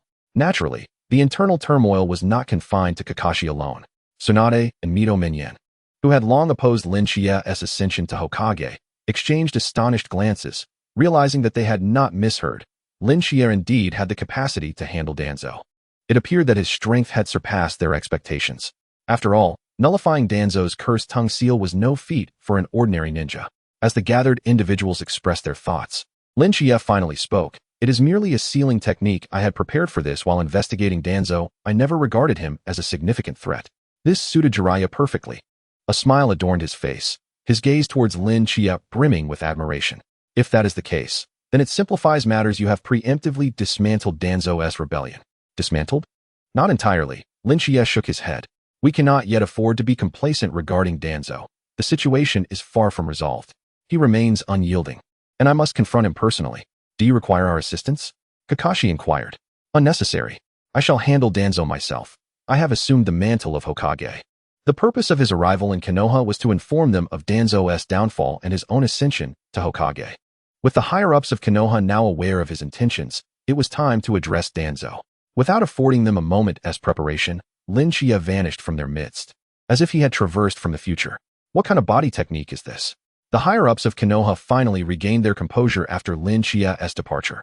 Tsunade's eyes widened in disbelief as she turned to Kakashi. We didn't even catch a glimpse of his shadow. Only Kakashi and Jiraiya were somewhat familiar with Lin Shichiya's capabilities, perhaps understanding why he was so formidable. It is not merely a body technique. It is spatial displacement, Jiraiya elucidated as his gaze remained fixed on the spot where Lin Shichiya had just stood, filled with admiration. I never anticipated that Lin Shichiya's spatial movement would surpass even my summoning technique. By the looks of it, it might even be more advanced than the fourth Hokage's Flying Thunder God technique, as it requires no seals and allows him to go wherever he pleases. Does Lord Jiraiya also possess the Flying Thunder God technique? Upon hearing the mention of the technique, Might Guy turned to Jiraiya. The individuals present were all immensely powerful, each possessing capabilities beyond their predictions. No, he refers to the Flying Thunder God technique of the fourth Hokage, Kakashi clarified before turning back to Jiraiya. Lord Jiraiya, do you believe that Shichiya can handle Danzo? Are you jesting? Jiraiya countered with a laugh. A person capable of slaying the god of death would fear a mere Danzo? Kakashi nodded, choosing not to elaborate further. This was indeed the case. He was well aware of Lin Shichiya's strength. Yet, for reasons unknown, a flicker of concern lingered in his heart. After all, Danzo was merely imprisoned at present. He was a seasoned powerhouse of Konoha, with exceedingly cunning tactics. Perhaps defeating him would not be a simple endeavor for Shichiya. However, having previously subdued his subordinates might present an opportunity. In the prison, Danzo wore a grim expression, his eyes filled with resentment and unwillingness. Are we prepared? He asked the Root members standing before him, urgency lacing his voice. Everything is ready. Lord Danzo, one of the Root members replied. Excellent. We shall act tonight, Danzo declared, a cruel glint flashing in his eyes. That impudent boy Lin Shichiya dares to aspire to become Hokage. What a foolish dream. The position of Hokage is one that only I, Shimura Danzo, am fit to hold. His fingers caressed the bandages on his right arm. Chapter 85. Ask them who they listen to. What does it matter if it is the previous Hokage's request? This is Konoha. They cannot seize control at their whim. The position of Hokage must be claimed by oneself. Do you believe our operation will succeed, Lord Danzo? Another Root member inquired cautiously, observing Danzo's expression. Of course it will succeed. Lin Shichiya may be powerful, but he is oblivious to the dark underbelly of Konoha. I have been orchestrating Konoha's shadows for decades. His so-called abilities are mere childish play in my presence. Yes, Lord Danzo. The three root members responded respectfully. Danzo remained oblivious to the unease reflected in their eyes. Ever since he learned of the Hokage's demise, he had been consumed by ambition, unable to extricate himself. Let us proceed. Tonight marks our moment to reclaim control over Konoha. After aligning all the details, Danzo rose, casting a sinister smile into the distance. At that time, I shall ensure that those who doubted me pay the price. Are you searching for me? The initially departing Danzo froze at the sound echoing from the void. Before he could comprehend the situation, a figure suddenly materialized before him, manifesting from thin air. Lin Shichiya, Danzo gasped, his complexion paling upon seeing Lin Shichiya's sudden appearance. How could he be here at this moment? Wasn't he supposed to be preoccupied? Danzo, it has been a while, Lin Shichiya remarked nonchalantly, seemingly unfazed by Danzo's reaction. How did you arrive here? Realizing that it was indeed Lin Shichiya standing before him, Danzo instinctively took a step back, cold sweat beginning to bead on his forehead. He was uncertain of Lin Shichiya's strength and felt compelled to tread carefully. Do you assume these three are your subordinates? Lin Shichiya inquired, his gaze shifting to the root members rather than focusing on Danzo. What do you mean? Danzo was taken aback, yet still followed Lin Shichiya's line of questioning, glancing towards the three root members beside him. These three were not his subordinates? How could that be possible? They had always been by his side. However, as Danzo turned his gaze, he found that the three had retreated to the side, respectfully bowing to Lin Shichiya. Lord Shichiya, we have extracted all of Danzo's plans as per your instructions. Excellent.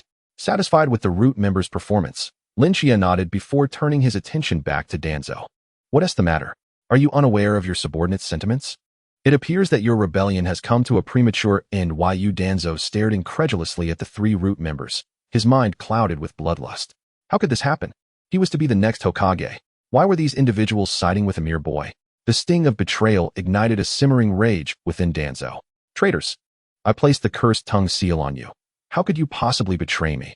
Oh, that upon hearing this, Lin Shichiya let out a light chuckle, his gaze laced with disdain. Do you realize that your so-called proud sealing techniques are utterly insignificant in my eyes? It's already been undone. Impossible. Danzo bellowed, veins bulging on his forehead. That is my most formidable sealing technique. Even the third Hokage could not dispel it. It seems you still fail to comprehend the chasm that lies between us. Do you recall a certain phrase you once uttered? Lin Shichiya, losing patience with Danzo's ramblings, prepared to address the matter directly. What phrase? Danzo's eyes narrowed in suspicion as he stealthily reached for the bandages on his right arm. He was determined to find an opportunity to eliminate Lin Shichiya, for only by doing so could he hope to turn the tide. In the world of ninjas, might ultimately dictates the outcome. Noticing Danzo's hand moving, Lin Shichiya paid it no mind and recited, word for word, Danzo's prior statement. I refuse to accept this. Hearing those words once more, Danzo's expression darkened, and he erupted with a surge of potent chakra, his gaze frenzied and wild, the Sharingan activated. In that instant, Danzo tore away the bandages from his right arm, revealing a row of Sharingan eyes, each pulsating with a crimson glow. Indeed, it was you. Lin Shichiya's expression grew colder, his voice dripping with anger. These are the eyes of the Uchiha clan. How many lives have you extinguished to amass such a collection? Exactly. Danzo cackled maniacally, sensing Lin Shichiya's shift in demeanor. This is my power, sufficient to subjugate a mere brat like you. Izanagi. With Danzo's cry, one of the Sharingan closed, and his body began to transform, a tremendous energy emanating from him, gradually enveloping the entire room. Observing Danzo's expression, Lin Shichiya smirked coldly. You're panicking rather quickly. Your patience is truly lacking. 8 Desolations Prison Break. With a low exclamation, Lin Shichiya unleashed a powerful aura, an overwhelming force surging from within him, instantly suppressing the energy waves released by Danzo. Danzo found himself pinned to the ground, unable to move, even struggling to breathe. What is this power? His face turned ashen with fear as he gazed at Lin Shichiya, breathless. Why can't my Izanagi resist? You are unworthy of knowing, Lin Shichiya replied, his eyes filled with disdain. Konoha does not require a stain like you. Wait, I still have something to say? Danzo cried in terror, realizing Lin Shichiya intended to end him. Everything I did was for Konoha. For Konoha? Lin Shichiya scoffed. Your actions were solely driven by your own ambition. For power, you would resort to any means, even sacrificing your comrades. Such a person dares to claim they act for Konoha? It is no longer necessary. Without granting Danzo another word, Shichiya focused his sword, condensing a blade of energy. For the future of Konoha, you must vanish. No, wait. Danzo sensed the growing murderous intent emanating from Shichiya and thrashed desperately, but under the weight of the 8 Desolations prison break, he could not even twitch. Spirit Sword Exorcism.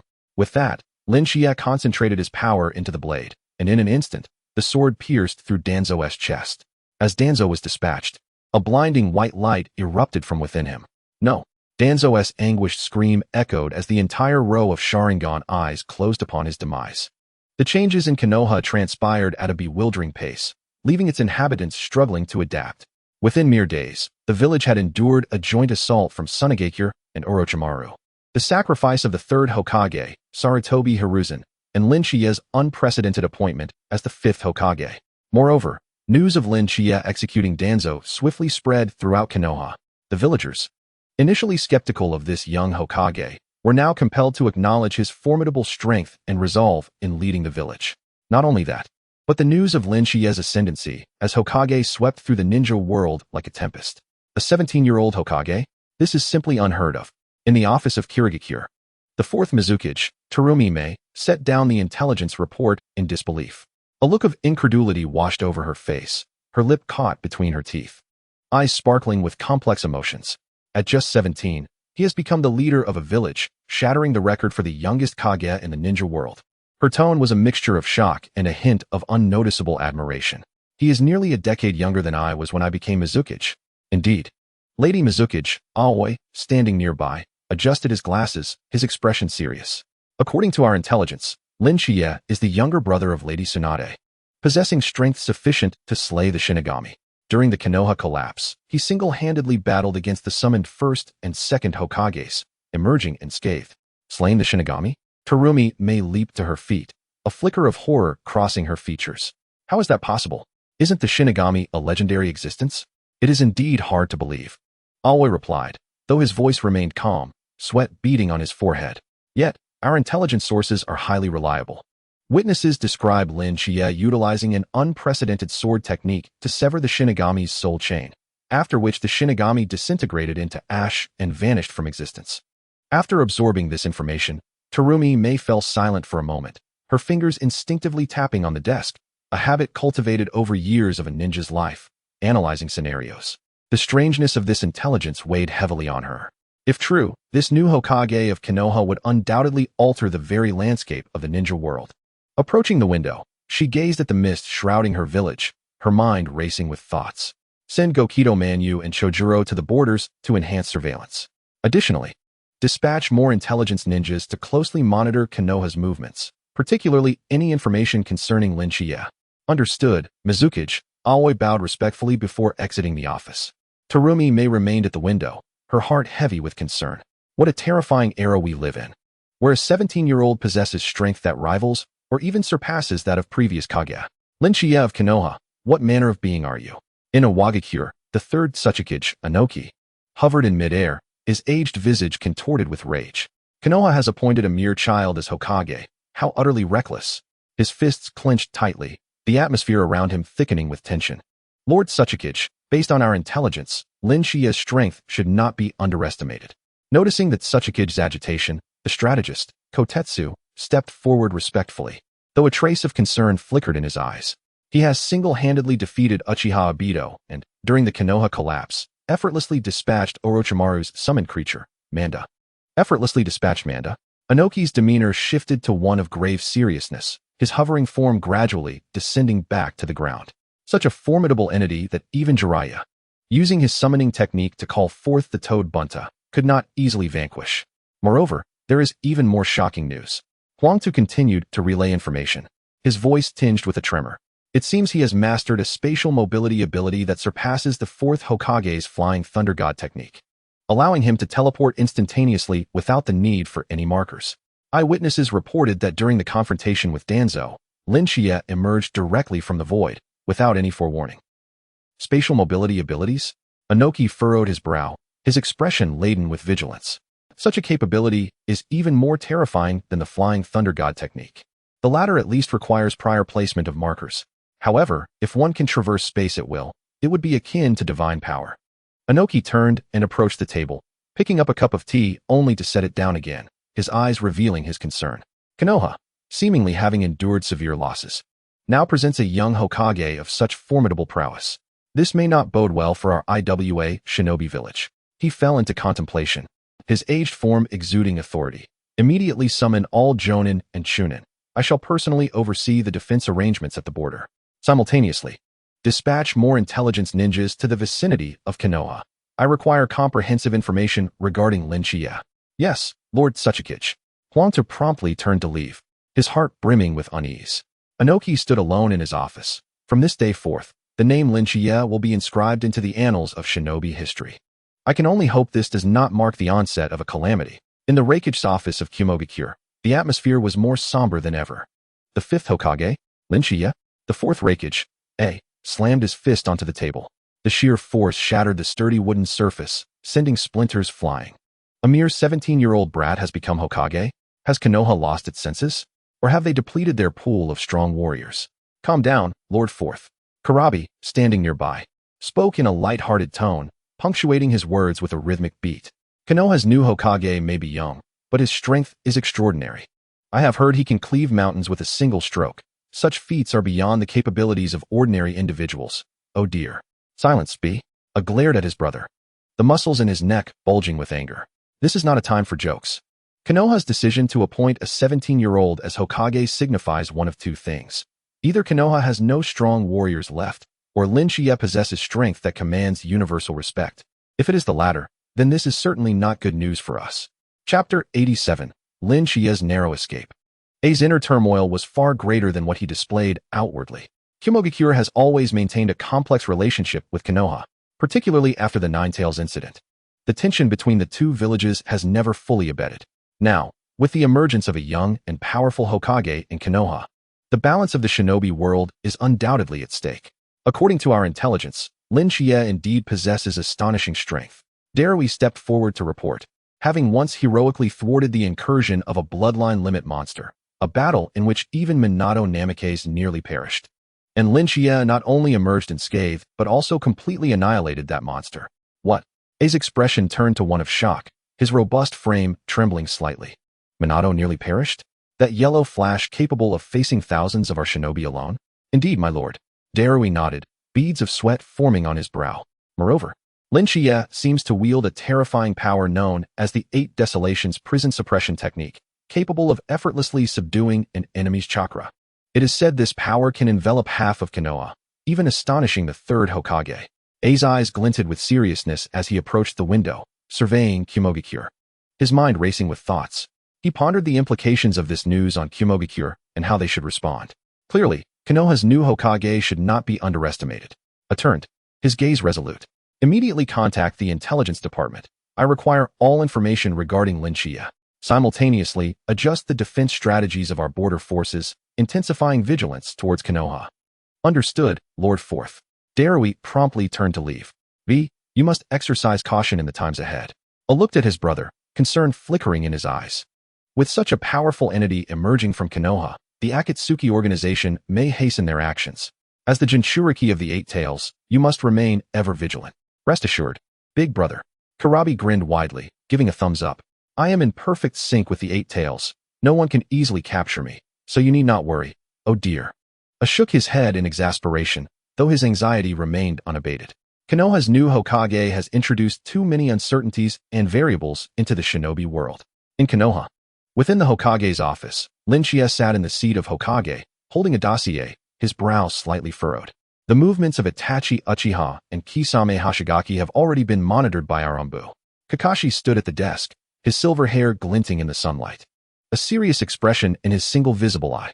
According to the intelligence, they are advancing towards Konoha, expected to reach the border by tomorrow. Itachi Uchiha, you say? Shichiya put down the dossier, a flicker of contemplation crossing his gaze. Sasuke's elder brother, the prodigy of the Uchiha clan, who defected from Konoha to join the Akatsuki. Shichiya's heart was more vigilant than it appeared. Behind Itachi Uchiha lies the entire Akatsuki organization. The aim of the Akatsuki is to collect tailed beasts. The Ninetales and its Jinchuriki, Naruto, are in Konoha. Should the Akatsuki choose to launch an assault, the consequences would be dire. Yes, Hokage-sama. Kakashi nodded, a hint of concern flashing in his eyes. Given their strength, I suggest I lead a team to intercept them. Itachi Uchiha's Sharingan is exceptionally potent, and Kisame Hoshigaki's chakra reserves are astonishing. Ordinary ninjas would find it challenging to cope. Kakashi was also considering strategies, having engaged with Itachi before and knowing well the latter's exceptional prowess.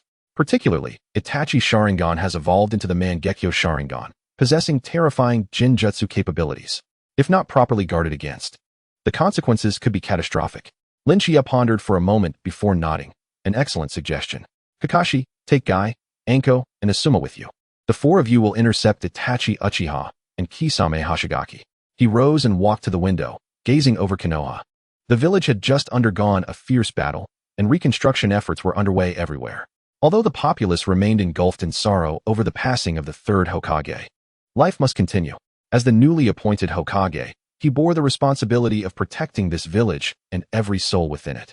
But caution must be exercised. Do not act recklessly. Shichiya turned back. If the situation turns unfavorable, retreat immediately. The strength of Itachi Uchiha and Kisame Hoshigaki cannot be underestimated, and your safety is the paramount concern. Understood, Hokage-sama. Kakashi bowed respectfully before turning to leave, feeling warmth at Shichiya's concern. Despite his youth, Shichiya's manner of handling affairs was more thoughtful and considerate than many seasoned ninjas. Wait, Shichiya suddenly called out to Kakashi, his tone turning grave. If you encounter difficulties, do not hesitate. I will personally intervene. Kakashi turned back to face Shichiya. Thank you for your concern, Hokage-sama. Nevertheless, we shall exert every effort to accomplish the task at hand. Go on. Shichiya gently waved his hand, a faint smile gracing his lips. Remember, safeguarding your own safety and that of your comrades is our paramount duty. Konoha requires each and every one of you. Kakashi nodded, then departed from the Hokage's office. Shichiya once again approached the window. Uchiha Itachi, a ninja who sacrificed everything for the village. I eagerly anticipate our encounter. Perhaps, through you, I may gain a deeper understanding of the past and future of the Uchiha clan. His mind was already contemplating how to confront the impending crisis. Itachi's arrival not only concerns the safety of Konoha, but also the fate of Uchiha Sasuke. In the woods surrounding Konoha, four elite jonin were moving at high speed. Kakashi, do you sense it? Might Guy followed closely behind Kakashi, his thick eyebrows knitted tightly, his expression unusually grave. There are two powerful chakra signatures ahead, one particularly cold, reminiscent of a creature from the depths of the sea. Yes, there are two chakra signatures ahead. Kakashi nodded. One belongs to Uchiha Itachi. The other should be Kisame Hoshigaki. Their chakra intensity far surpasses that of ordinary ninjas. We must proceed with caution. Kakashi felt a deeper anxiety within himself than he let on. Itachi had once been his comrade in the Umbu, and he was all too aware of the latter's formidable strength, especially now that Itachi's Sharingan had evolved into the Mangekyo Sharingan, granting him terrifying Jinjutsu capabilities. In this confrontation, they must exercise exceptional prudence. What should our course of action be? Yuhi Kurenai inquired, a hint of tension reflected in her crimson eyes. Directly confronting them does not seem to be a wise course of action. Kurenai's heart brimmed with unease, fully aware of the dreadfulness of the Uchiha clan's Jinjutsu, particularly from a prodigy like Itachi. Chapter 88. His Jinjutsu has reached an unfathomable level. Following the Hokage's instructions, we need to intercept them but must not act recklessly. Asuma lit a cigarette, stating, if the situation deteriorates, we retreat immediately. Lord Shichiya has indicated that he will personally intervene should we encounter difficulties. This indeed presents a viable solution to swiftly resolve the issue, and his strength is already notable among the Hokage. However, facing S-rank rogue ninjas like Itachi and Kisame, the odds are not in their favor. Yet, there exists an opportunity to enhance their chances of success. Shichiya. Prior to encountering him, they would not have dared to undertake such a mission. However, with Shichiya, the situation became more manageable. Ahead lay their quarry. After a brief moment, Kakashi came to a halt. Observing his movement, the other three immediately followed suit. Kakashi's voice was subdued yet ensured clarity for all ears. I can sense their chakra. It lies in the clearing ahead. As Kakashi explained, the four had perfectly concealed themselves within the foliage, beginning to observe the scene ahead. It did not take long before they spotted two figures clad in black cloaks adorned with red clouds, standing silently in the clearing. One was tall and robust, a massive blade slung across his back. The other was slender, his demeanor somewhat cold. Are you ready? Kakashi softly inquired, placing his hand upon his ninja gear pouch. Remember, Do not make direct eye contact with Uchiha Itachi, otherwise, it would be all too easy to fall under his Jinjutsu. Should they succumb to the opponent's Jinjutsu, their current abilities would not suffice for escape. Thus, it would be best to defeat them without granting any opportunity for retaliation, otherwise, they would be in grave danger.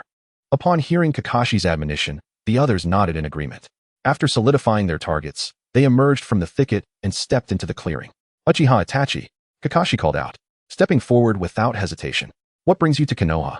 Given the present circumstances, it was clear they had someone backing them. If they remained concealed in the shadows, it would directly affect the balance of the ongoing conflict. Thus, it was better to confront them and discern their true intentions.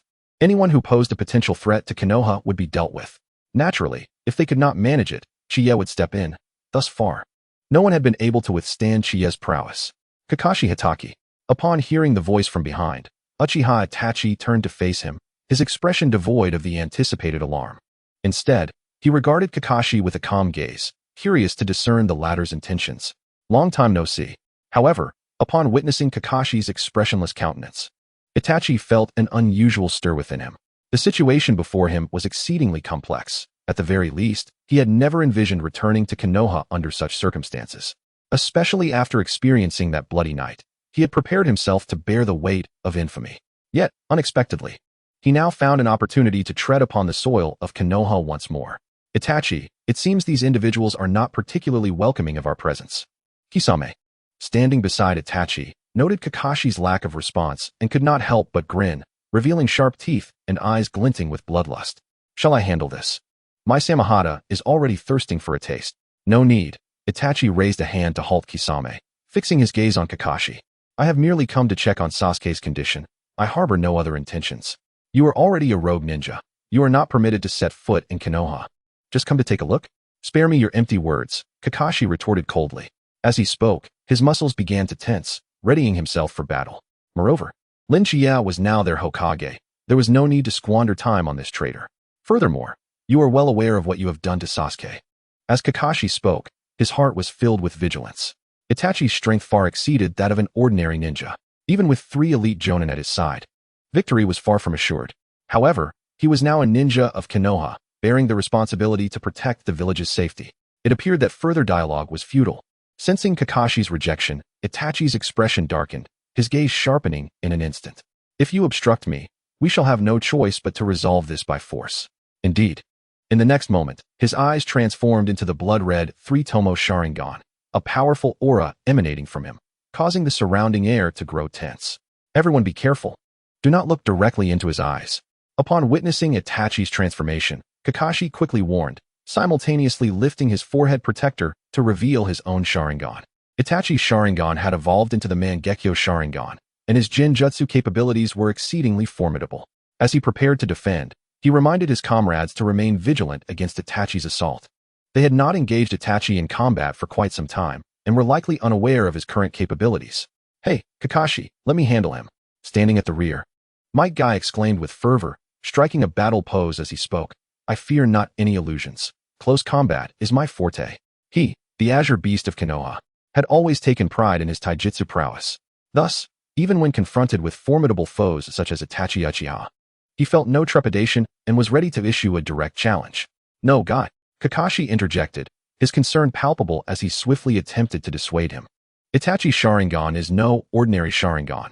It has evolved into the Mangekyo Sharingan, possessing terrifying Jinjutsu capabilities. Even for you, it would be exceedingly difficult to engage him without gazing into his eyes. Mangekyo Sharingan. Upon hearing this, both Hinata and Asuma displayed expressions of shock, their bodies instinctively tensing. Kakashi's apprehensions were indeed justified. They would undoubtedly suffer losses in this encounter. However, what was Kakashi contemplating? The group turned their gazes towards him, eager to discern his thoughts. Acknowledging their scrutiny, Kakashi proceeded to elucidate while ensuring his hand remained poised over a kunai. Therefore, everyone must remain vigilant and avoid acting alone. We 4 must work together if we are to hold them at bay. Suddenly, without warning, Itachi's figure vanished from sight, moving with such swiftness that even Kakashi's Sharingan struggled to track him. Above, Asuma was the first to detect Itachi's position, but it was already too late. Realizing the opponent's strength, his heart began to race, and his muscles tensed to their utmost. Yet, Itachi offered them little time to prepare. appearing like a specter amidst the four. With a swift turn, four plumes of black flames erupted, distinctly different from ordinary fire in their ominous depth, resembling infernal flames from the depths of hell. Amaterasu. Noticing that the others below were utterly stunned, Itachi spoke calmly, his voice serene. Yet the Mangekyo Sharingan in his eyes spun wildly, unleashing an even more dreadful power. Fall back. Kakashi shouted urgently at the sight of Itachi's assault, responding to Kakashi's warning. The remaining three leaped in various directions. Yet, once they had distanced themselves, Kakashi's heart began to pound uncontrollably. What the hell is this? It's nothing like we imagined. Moreover, the flames of Amaterasu cannot be countered with ordinary ninjutsu. If we cannot evade them, we will surely perish here. However, the black flames seem to possess a life of their own, relentlessly pursuing them. No matter how they tried to evade, the flames remained undeterred. It felt as though they were being hunted by the Grim Reaper, unable to escape no matter where they fled. What kind of fire is this? After a brief moment to catch her breath, Hinata exclaimed in terror. Simultaneously, she continued to evade the black flames, realizing that regular water techniques had no effect on them. Amaterasu, one of the abilities of the Mangekyo Sharingan.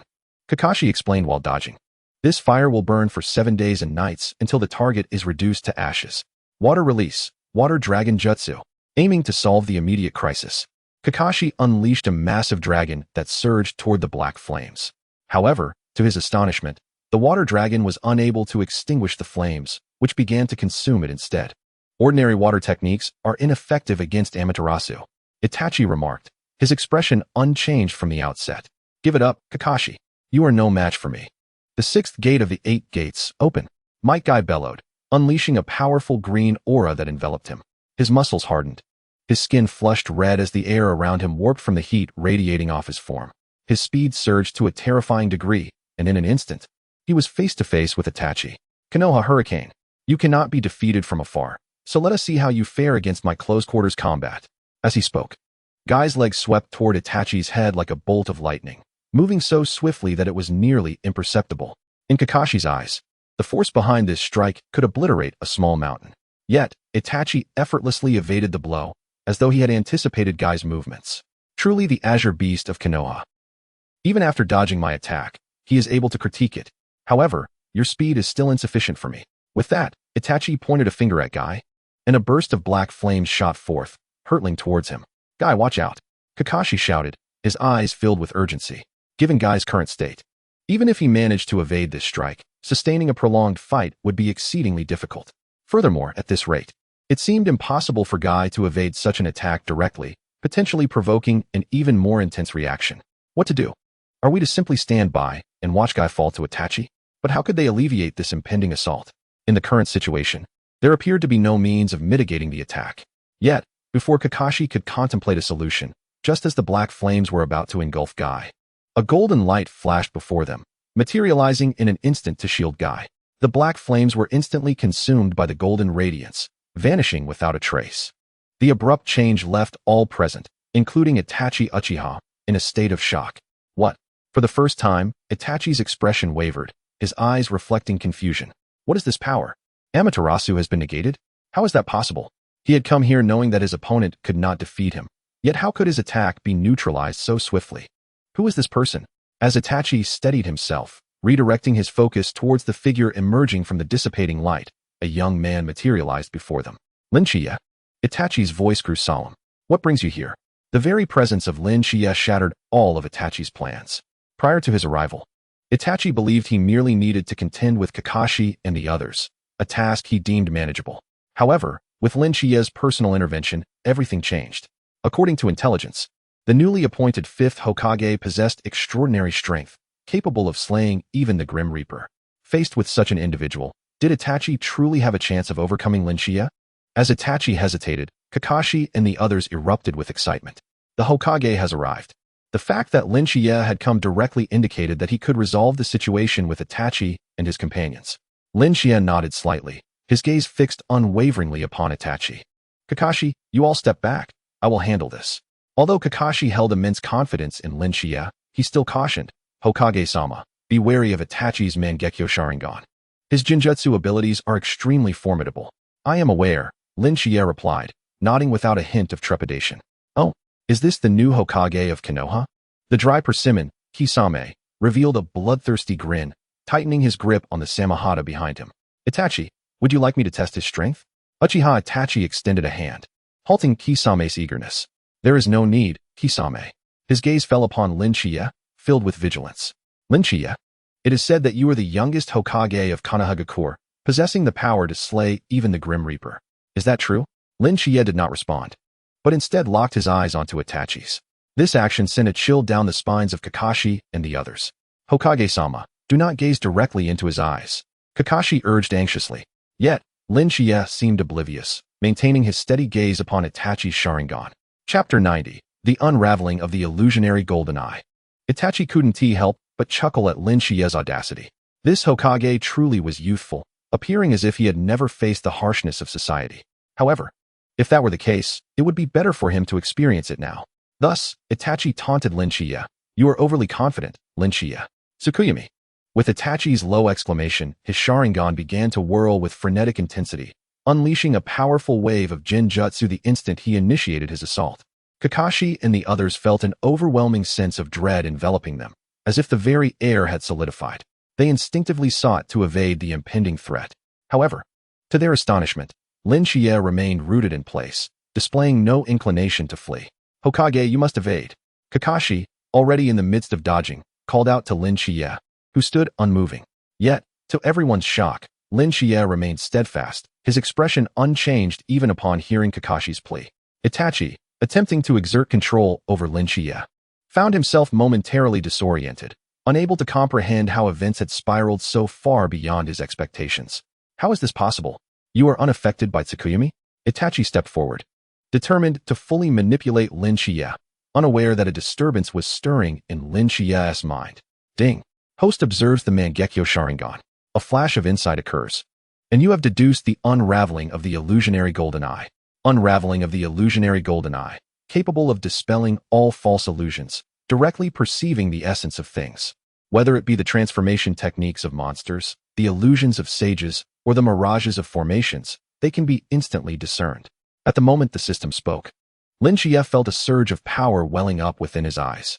The world before him gradually sharpened into focus, as Itachi's Tsukuyami attack appeared to him like a transparent veil, easily penetrable with a single glance.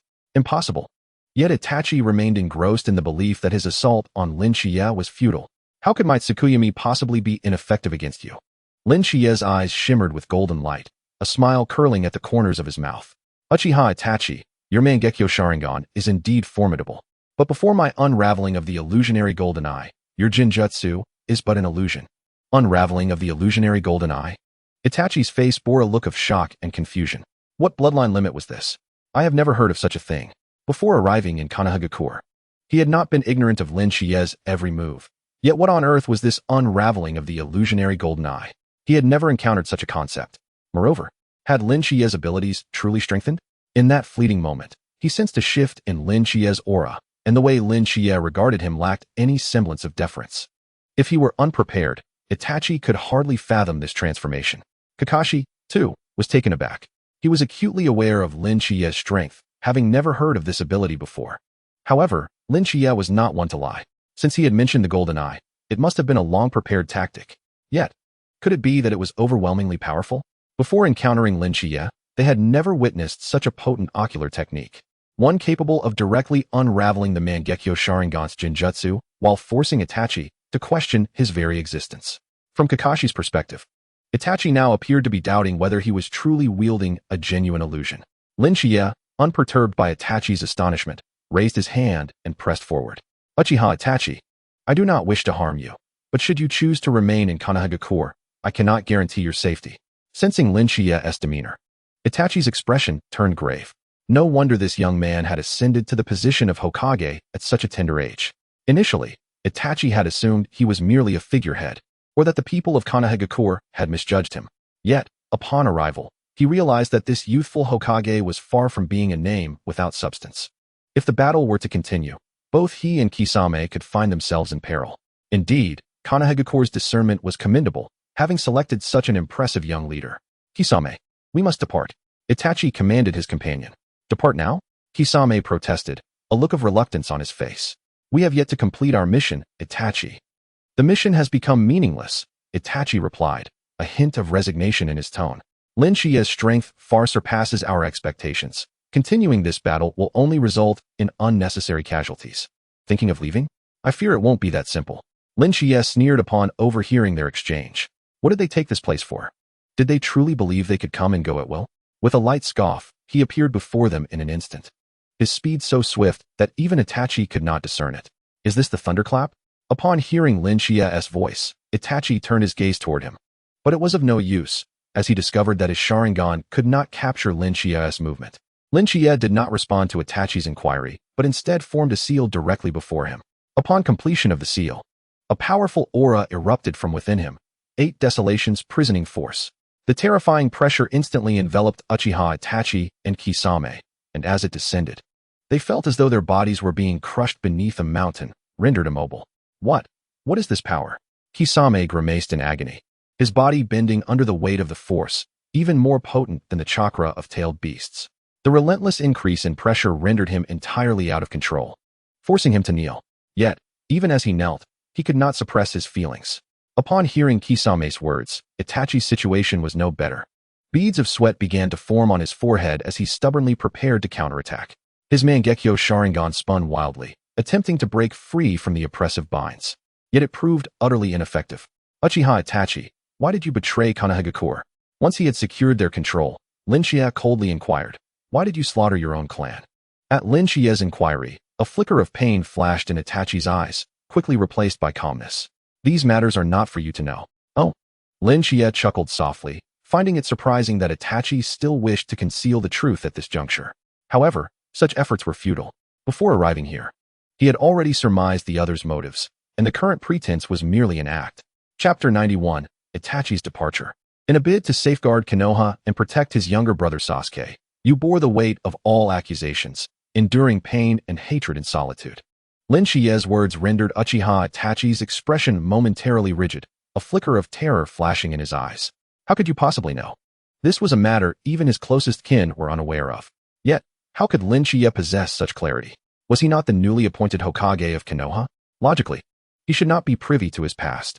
The glances exchanged with Kakashi revealed that none of them understood his motives. However, this young Hokage had openly articulated his intentions. What was his true aim? Because I can see through all illusions, Shichiya continued, seemingly oblivious to Itachi's shift in demeanor, including the truth behind your actions.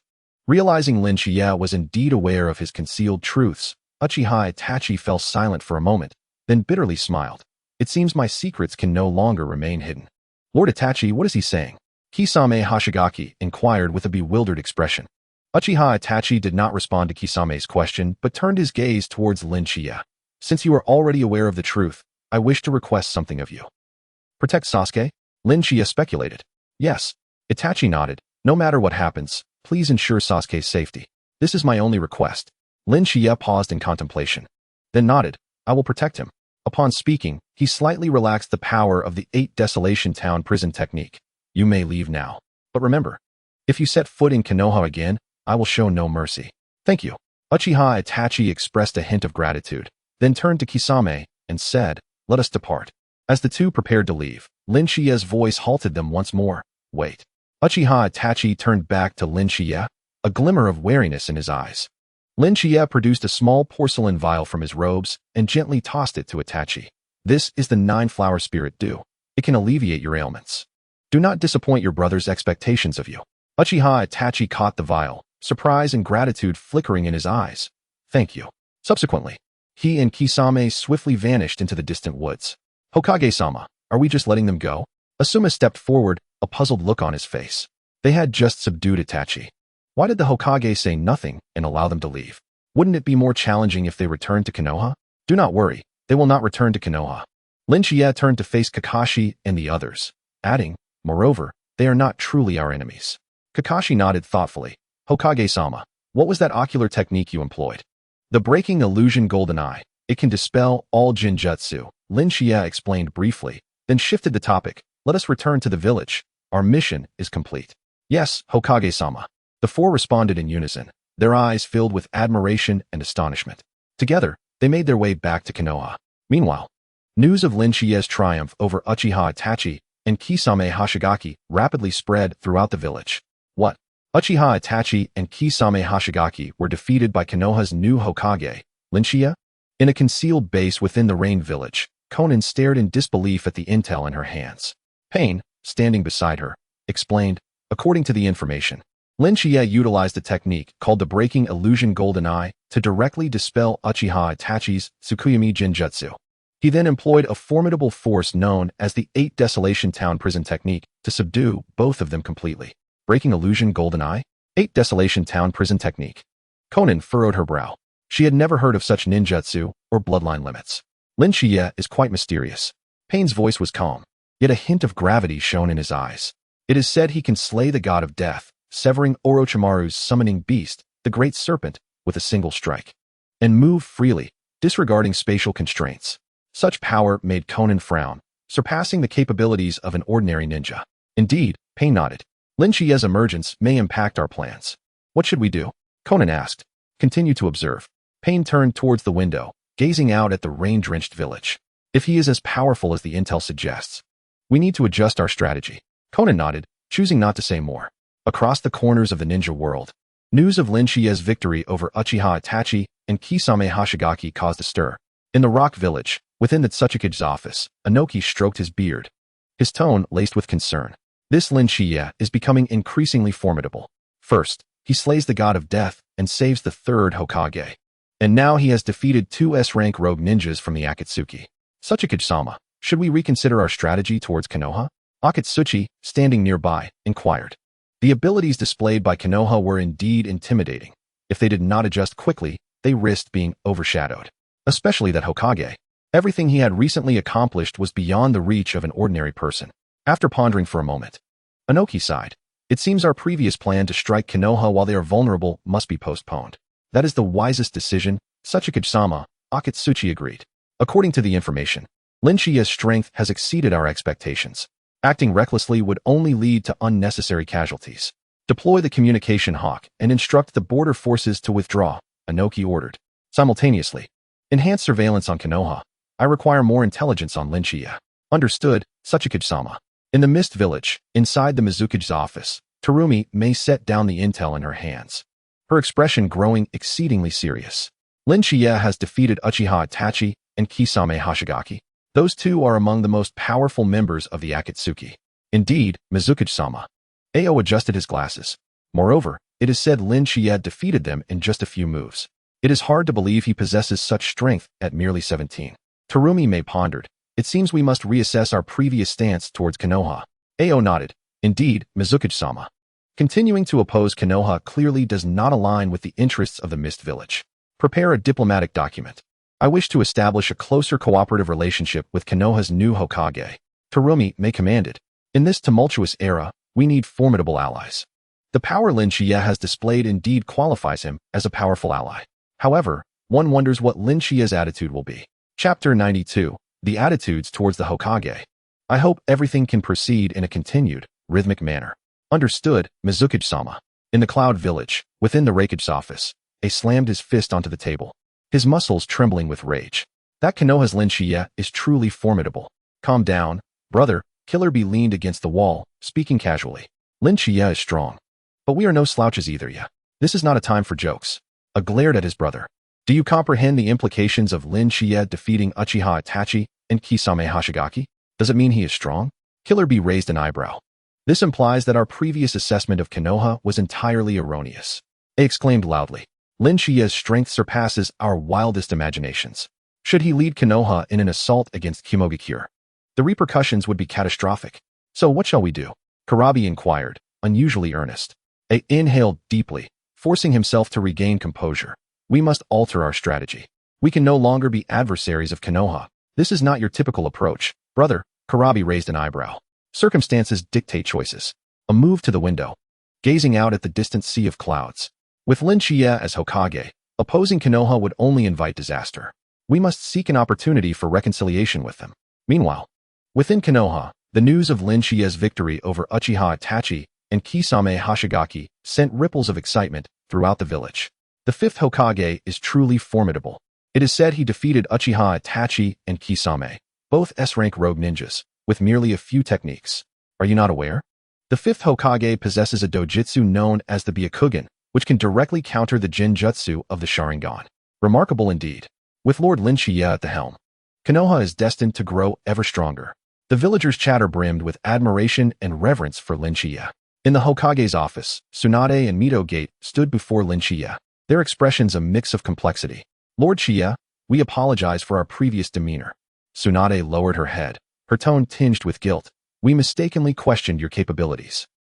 Indeed, Hokage-sama, Mito Gate nodded in agreement.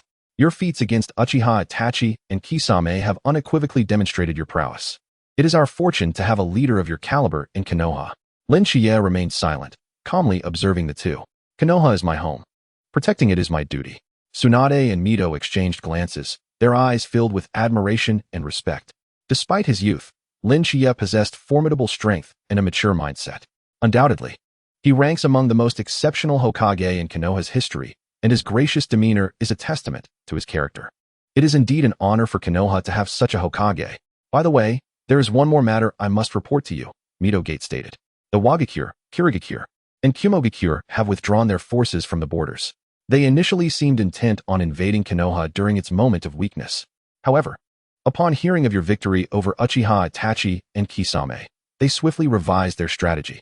Tsunade added, it appears that Lord Shichiya's reputation has instilled fear throughout the entire shinobi world. Shichiya nodded slightly, yet felt no sense of pride. The true challenges lie ahead. The threat posed by the Atsutsuki organization remains, and there are more unknown adversaries lurking, coveting Konoha's strength. Strengthen border patrols and remain vigilant. Shichiya commanded. Additionally, prepare responses to diplomatic correspondences from various nations. We require a stable external environment to restore Konoha's strength. Understood, Hokage-sama. The two elders replied in unison before exiting the office. In a concealed cavern, Uchiha Obito, adorned with an orange spiral mask, stood quietly atop a massive rock.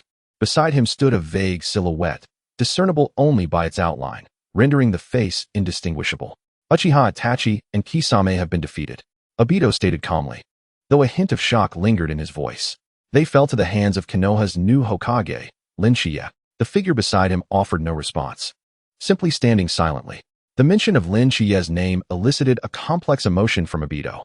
At merely 17, he had ascended to the position of fifth Hokage, boasting strength so formidable that even Uchiha Itachi's Mangekyo Sharingan was rendered ineffective against him.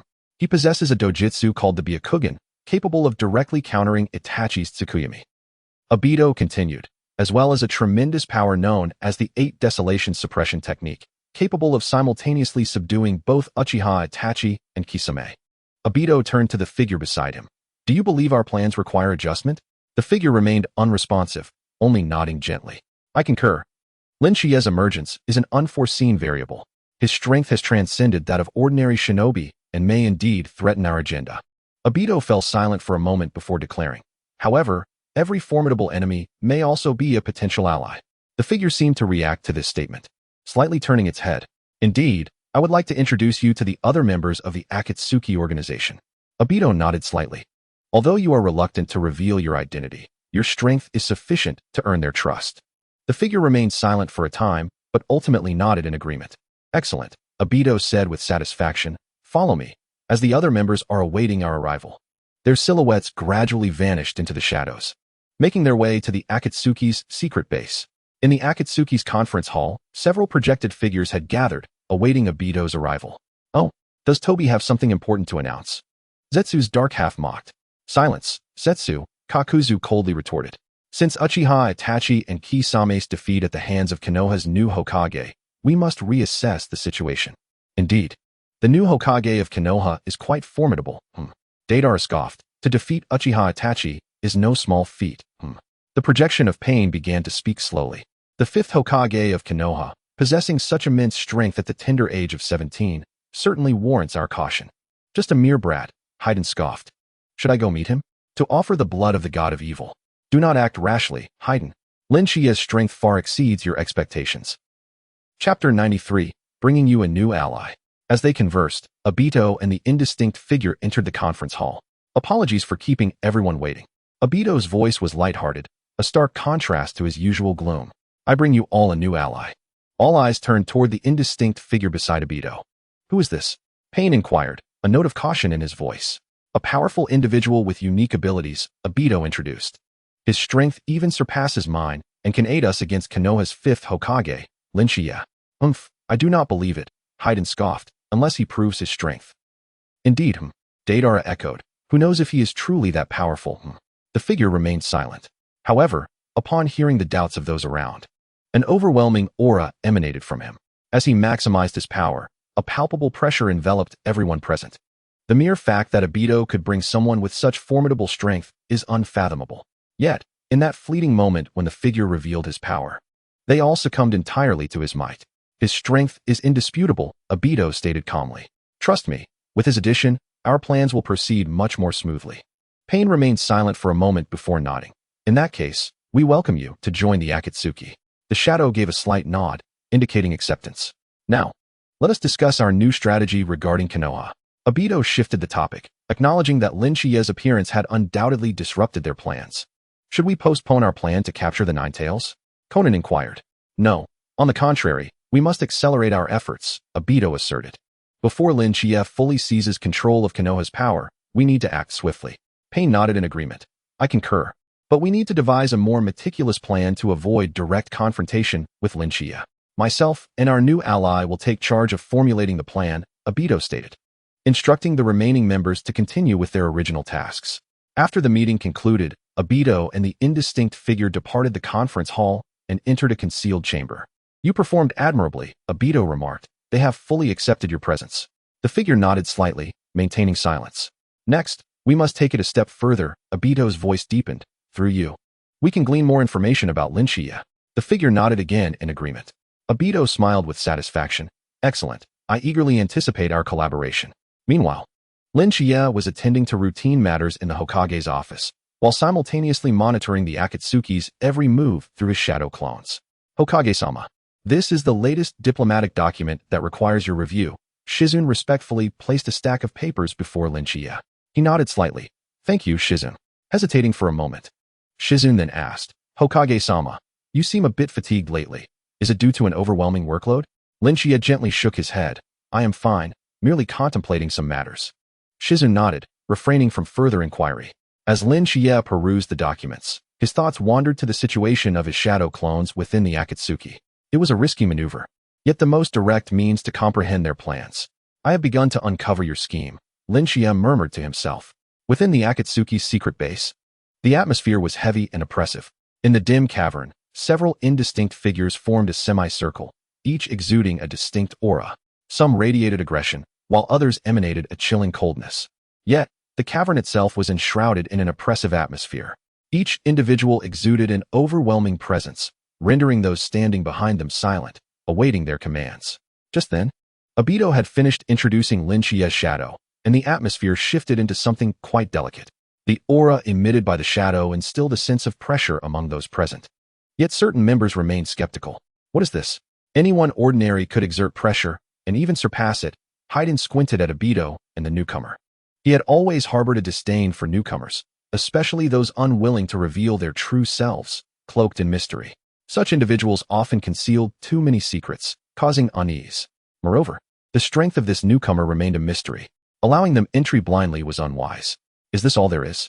Haiden scoffed, his lips curling in disdain as he caressed the cult symbol hanging around his neck. Do you believe that merely releasing a bit of aura will compel us to submit? The Lord of the Evil God will not be deceived by such trifles. Regardless, this young man who exuded an unsettling vibe should be expelled from the Akatsuki at the earliest opportunity. They could not afford to let him in, otherwise, any ensuing incidents would spiral completely out of control. Upon hearing Haiden's words, Deidara concurred. Indeed, I cannot believe that one can assess a person's strength based solely on a mere aura. If you wish for my acknowledgement, at the very least, you must showcase your art. True art is an explosion, a moment of resplendent beauty. As he spoke, Deidara began to chew on his explosive clay, preparing for battle at any moment. Though the mysterious figure possessed a formidable presence, it was uncertain whether they could withstand his explosive artistry. Besides, who knew if this individual posed any danger? If there were indeed a threat, the conflict would swiftly neutralize them, keeping his hands clean, a perfect strategy. As he spoke, the speed at which he chewed the explosive clay quickened, aiming to expose the newcomer during an offensive. The individuals behind Obito remained silent, even in the face of skepticism from the others. Obito observed the situation, sensing an imbalance. He was about to intervene, yet the shadow beside him gently raised a hand to halt him. This action surprised Obito. Had the figure not previously wished to avoid excessive interaction with these individuals? Why had they suddenly stopped him? Could it be they intended to personally teach them a lesson? Considering this possibility, he adjusted his expression and chose to continue observing, eager to see how the figure would resolve this crisis. Would you like to test your mettle? This was the first time the shadow had spoken. The atmosphere shifted dramatically as the figure dared to respond to their provocations. No one had anticipated that the newcomer would speak at such a moment. This was far beyond their expectations. Now, how would they navigate this situation? Kakuzu scrutinized the new member with renewed interest, his thoughts swirling. Interesting. This person's aura is indeed extraordinary. Haiden is likely to come to regret his actions. Within the Atsutsuki, he had a remarkable sense for danger. Those who recklessly provoke the newcomer would likely face consequences.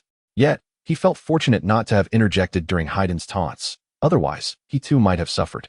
After all, the moment the newcomer spoke, every cell in his body had warned him that this mysterious figure was far more complex than they appeared. However, those who had provoked the newcomer seemed entirely oblivious, even as they heard the first words spoken. The entire atmosphere became electrified with excitement. Haiden, upon hearing this, erupted into laughter. Ha! Finally willing to speak, are we? Come, let me witness your prowess. The Lord of the Abyss will surely revel in your blood. Few can provoke him to unleash his full might, but if this newcomer can inflict pain upon him, all the better. This is a form of ecstasy, a communion with the Lord of the Abyss. If not, then let this person perish here. I am certain that both the Lord of the Abyss and the Atsutsuki would delight in such a spectacle. With that, he swung his scythe, the Triple Moon Reaper, towards Lin Shichiya's avatar, the weapon tracing a sinister arc through the air, aimed directly at the avatar's throat. His movements were extraordinarily swift, honed through countless battles. Few could escape unscathed from his initial strike. Yet, as he observed his opponent's unyielding expression, a flicker of trepidation crossed Haiden's gaze, as if he sensed that this individual possessed the ability to subdue him entirely. The ensuing actions confirmed his suspicions. Just as the scythe was about to make contact, a resonant clang echoed, the crisp sound of metal colliding reverberating through the air. Haiden's scythe was suspended mid-flight, unable to advance further. However, the true shock lay within Haiden himself.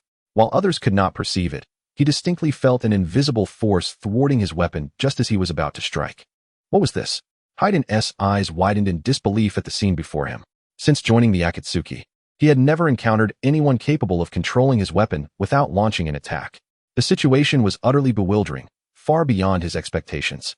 Noticing Haiden's confusion, Lin Shichiya's avatar refrained from drawing his sword, merely raising a hand. An intangible sword aura intercepted Haiden's assault. Haiden, astonished, widened his eyes. He had never experienced anything like this before. In encounters prior, his scythe could cleave through any material, yet now it was halted by an unseen sword aura. The Shushan sword technique, the sword aura of the rainbow, the avatar murmured, his tone serene as though recounting an everyday occurrence.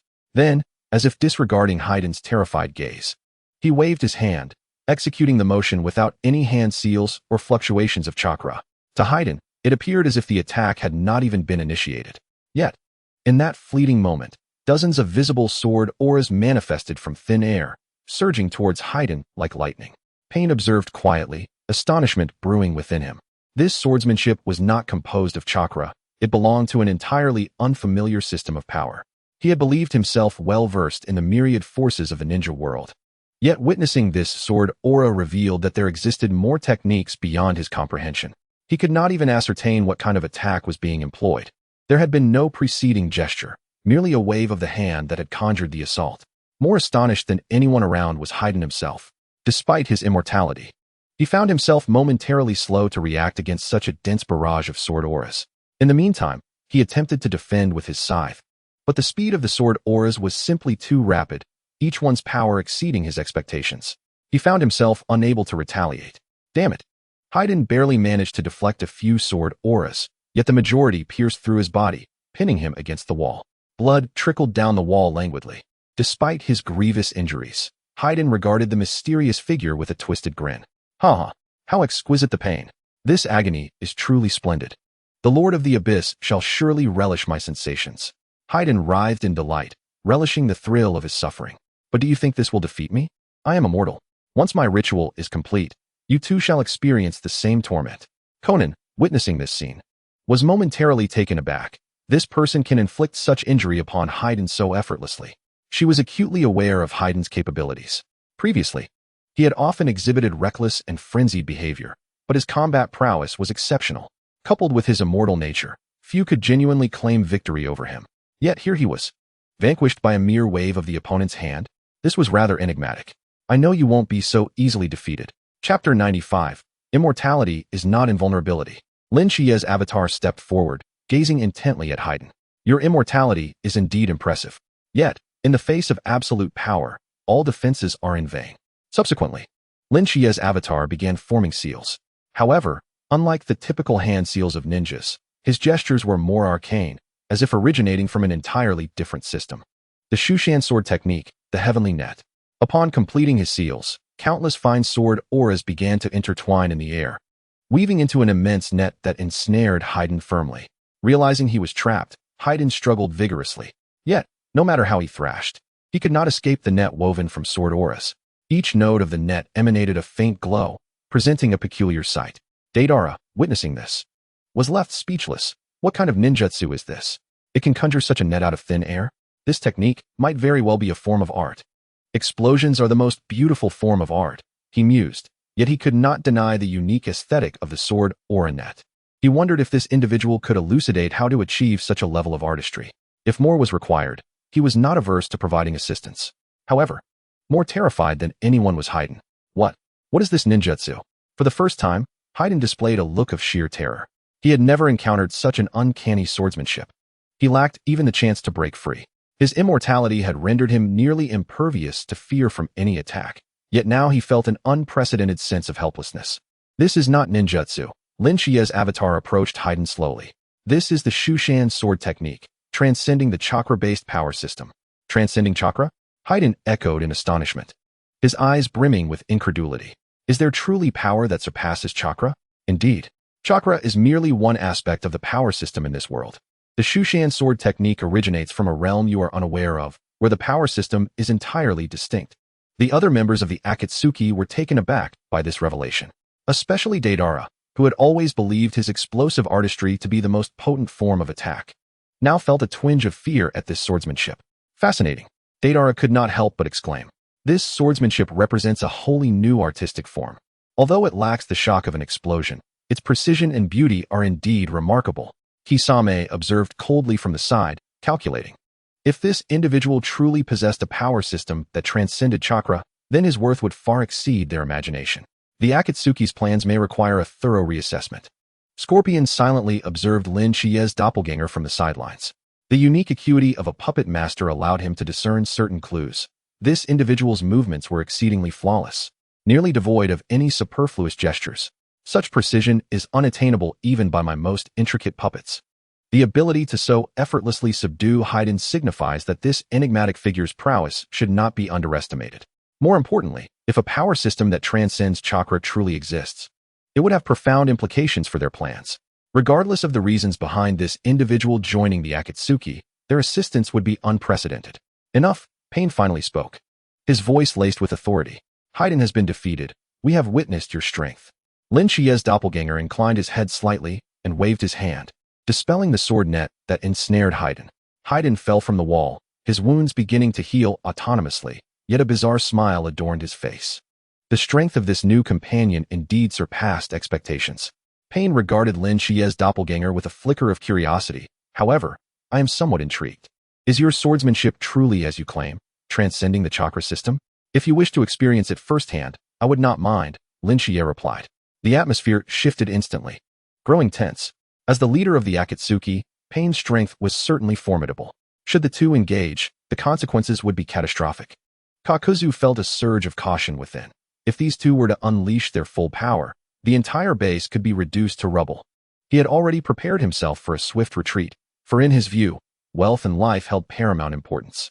Interesting, Pain chuckled lightly. Then let me witness your true strength. No sooner had he spoken than his body moved with astonishing speed, appearing before Lin Shichiya's doppelganger in an instant. He struck towards the doppelganger's chest. Shinra Tensei.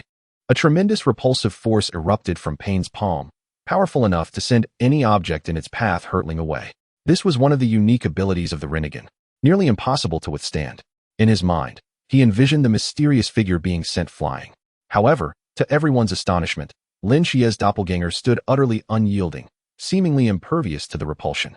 The power of Shinra Tensei appeared to be entirely absorbed by an unseen force field. How is this possible? Pain's pupils constricted in disbelief as he stared at the scene before him. Shinra Tensei is ineffective against you? Conan's expression mirrored his shock. This cannot be. Shinra Tensei is a power of the Rinnegan, and nearly no ninjutsu can counter it.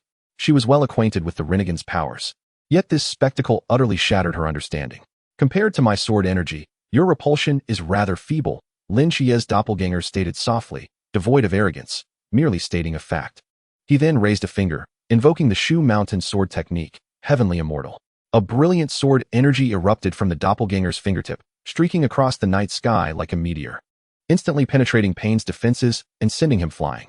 This sword energy was not only astonishingly swift, but also harbored a terrifying force.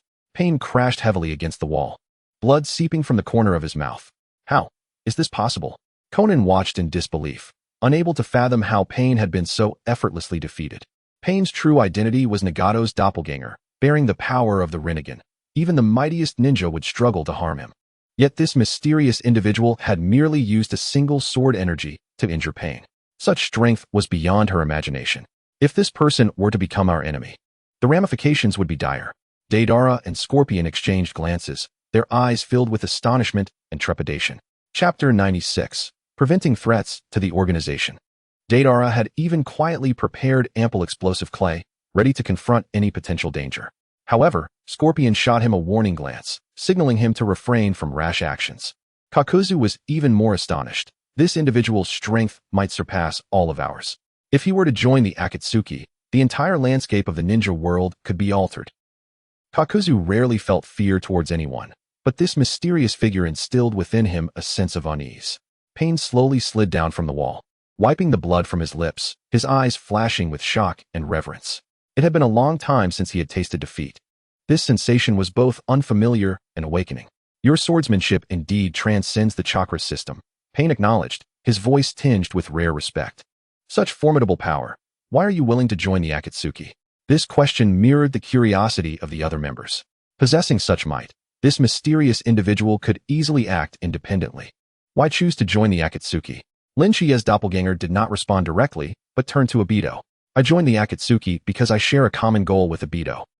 Obito nodded, adding, his joining will significantly enhance our strength, aiding us in achieving our plans more swiftly. However, Obito harbored unspoken concerns. The strength of this mysterious individual far exceeded his expectations. Their presence might alter his original plans. Nonetheless, it was imperative to first ensure his loyalty before contemplating how to harness his power.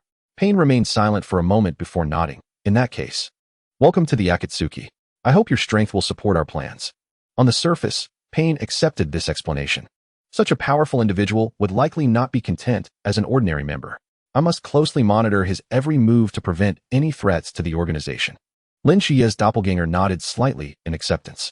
The other members present no longer questioned the strength of this new companion, particularly Haiden and Deidara, whose previous arrogance had entirely dissipated, replaced by a sense of awe.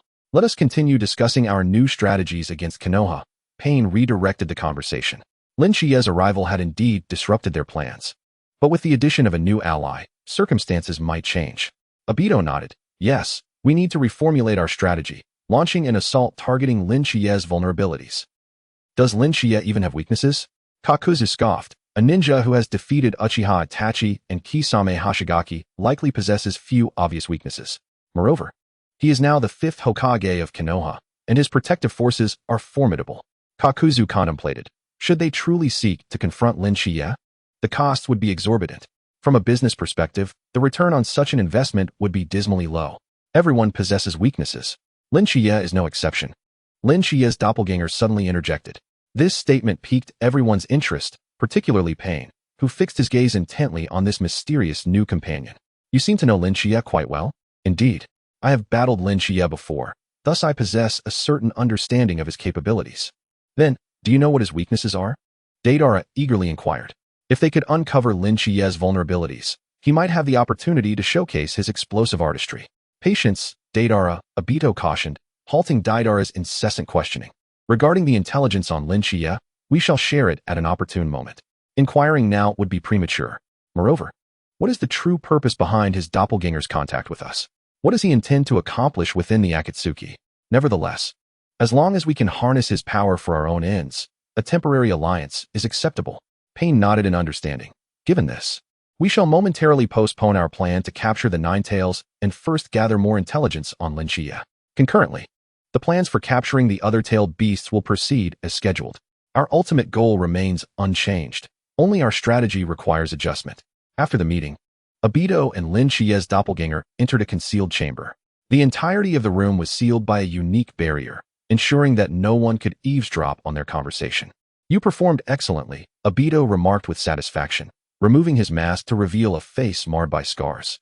They have completely accepted your presence, and even regard you with a sense of reverence. Lin Chiye's doppelganger nodded slightly, remaining silent as he observed Obito, seemingly deep in thought. However, I am curious. Obito suddenly shifted the conversation. Does your Shushan sword technique truly transcend the chakra system? Would you like to try it? Lin Chiye's doppelganger inquired. Obito chuckled lightly, shaking his head. No need. I have faith in your abilities. I am merely curious about the source of such power. Yet, Obito harbored his own plans. The existence of this power, surpassing chakra, could significantly aid me in realizing the moons I plan.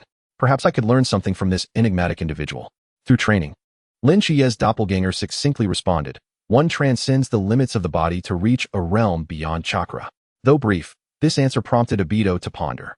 Traditionally, a ninja's path to mastery involves training to enhance chakra control and augment its quantity. Yet, no one had ever transcended the chakra system through mere training. Fascinating, Obito nodded, realizing that the power structures in this world were far more intricate than he had imagined. Perhaps we could learn from one another. Next, we must devise a more detailed plan, Obito continued. Do you have any suggestions on how to deal with Lin Chiye? The doppelganger of Lin Chiye contemplated for a moment before responding. Confronting Lin Chiye directly would not be prudent. We should first approach those around him to uncover his true weaknesses, such as? Obito pressed, a glimmer of excitement in his eyes. Discovering Lin Chiye's vulnerabilities could facilitate the execution of their plans. For instance, his friends, his mentors, or those he protects. Everyone has something they cherish, and Lin Chiye is no exception. Especially as Hokage, he bears the responsibility of safeguarding the entire Hidden Leaf village. This is both his source of strength and his greatest vulnerability. Obito nodded in satisfaction. As expected of you, this plan aligns perfectly with my intentions. Chapter 97. A direct incursion is also a viable strategy. Leveraging Lin Chiye's sense of duty towards the Hidden Leaf is indeed a clever approach. Therefore, you shall be responsible for gathering intelligence on those surrounding Lin Chiye. I have faith that, with your capabilities, this task will be effortlessly accomplished. Lin Chiye's doppelganger subtly inclined his head, accepting the assignment. Meanwhile, Obito inwardly chuckled at the irony that Lin Chiye's doppelganger was tasked with gathering intelligence on Lin Chiye himself. Nonetheless, this might serve as an excellent opportunity to uncover more of Lin Chiye's secrets. In the Hidden Leaf Village, the original Lin Chiye continuously acquired information about the Atsutsuki through his doppelganger while also managing the village's daily affairs. This technique was not an ordinary shadow clone, but rather a unique creation derived from Lin Chiye's distinctive training method, capable of independent action while maintaining a mental connection with the original. In the Hokage's office, Lin Chiye was reviewing the latest reports. Hokage-sama, a prisoner from Sunade wishes to see you, Shizune reported respectfully, her face showing a hint of confusion. Following the failed invasion of the Hidden Leaf by Sunade, most of their ninjas had been detained, awaiting the upper echelons of the Hidden Leaf's disposition. It was unexpected that these prisoners would actively request an audience with the Hokage. Lin Chiye looked up at Shizune and nodded slightly. Is it Yakura? Shizune, somewhat surprised, replied, Yes, Hokage-sama. Yakura claims she has important matters to discuss with you. Bring her in, Lin Chiye said calmly. Shortly thereafter, Yakura was ushered into the office. As an elite jonin of Sunade, Yakura possessed the rare and formidable Shikutten bloodline limit, making her a force to be reckoned with. Yet, at this moment, she appeared unusually respectful, even somewhat apprehensive. Hokage-sama, Yakura bowed her head in reverence. Thank you for agreeing to meet with me. Yakura felt a tumult of anxiety. She had never imagined a day would come when she would bow to the Hokage of the Hidden Leaf. However, After witnessing Lin Shichiya's formidable strength firsthand, she had to concede that this young Hokage indeed possessed awe-inspiring power. More importantly, rather than languishing in a prison cell in Sunade, seeking a new path seemed far more appealing. Lin Shichiya gestured for her to sit. "What is it you wish to discuss, Yakura?" Hearing Lin Shichiya's words intensified Yakura's trepidation. However, upon noticing that Lin Shichiya remained unresponsive after his initial query, she struggled to compose her thoughts and finally addressed him. "Hokage-sama, I come to pledge my allegiance on behalf of the captured ninjas of Sunade." Her tone was imbued with respect, devoid of any trace of the pride typically associated with an elite jonin. Her gaze was filled with reverence, and Lin Shichiya could discern admiration within her eyes. She regarded the 17-year-old Hokage before her, grappling with a whirlwind of emotions. Who could have foreseen that the war between Sunade and the Hidden Leaf would culminate in such a devastating defeat? The individual who had turned the tide so unexpectedly was this seemingly juvenile Hokage. It was hard to fathom that anyone could possess such terrifying strength. Nevertheless, the situation was now clear. With no further actions required on their part, they simply needed to adhere to Lin Shichiya's commands. Otherwise, the entire situation would become increasingly convoluted. Lin Shichiya, upon hearing her words, merely cast a mild glance in her direction. "Pledge your allegiance? Why?" The sudden inquiry sent a chill through Yakura. As an elite jonin of Sunade, she was accustomed to instilling fear in others, yet now, the roles had reversed entirely.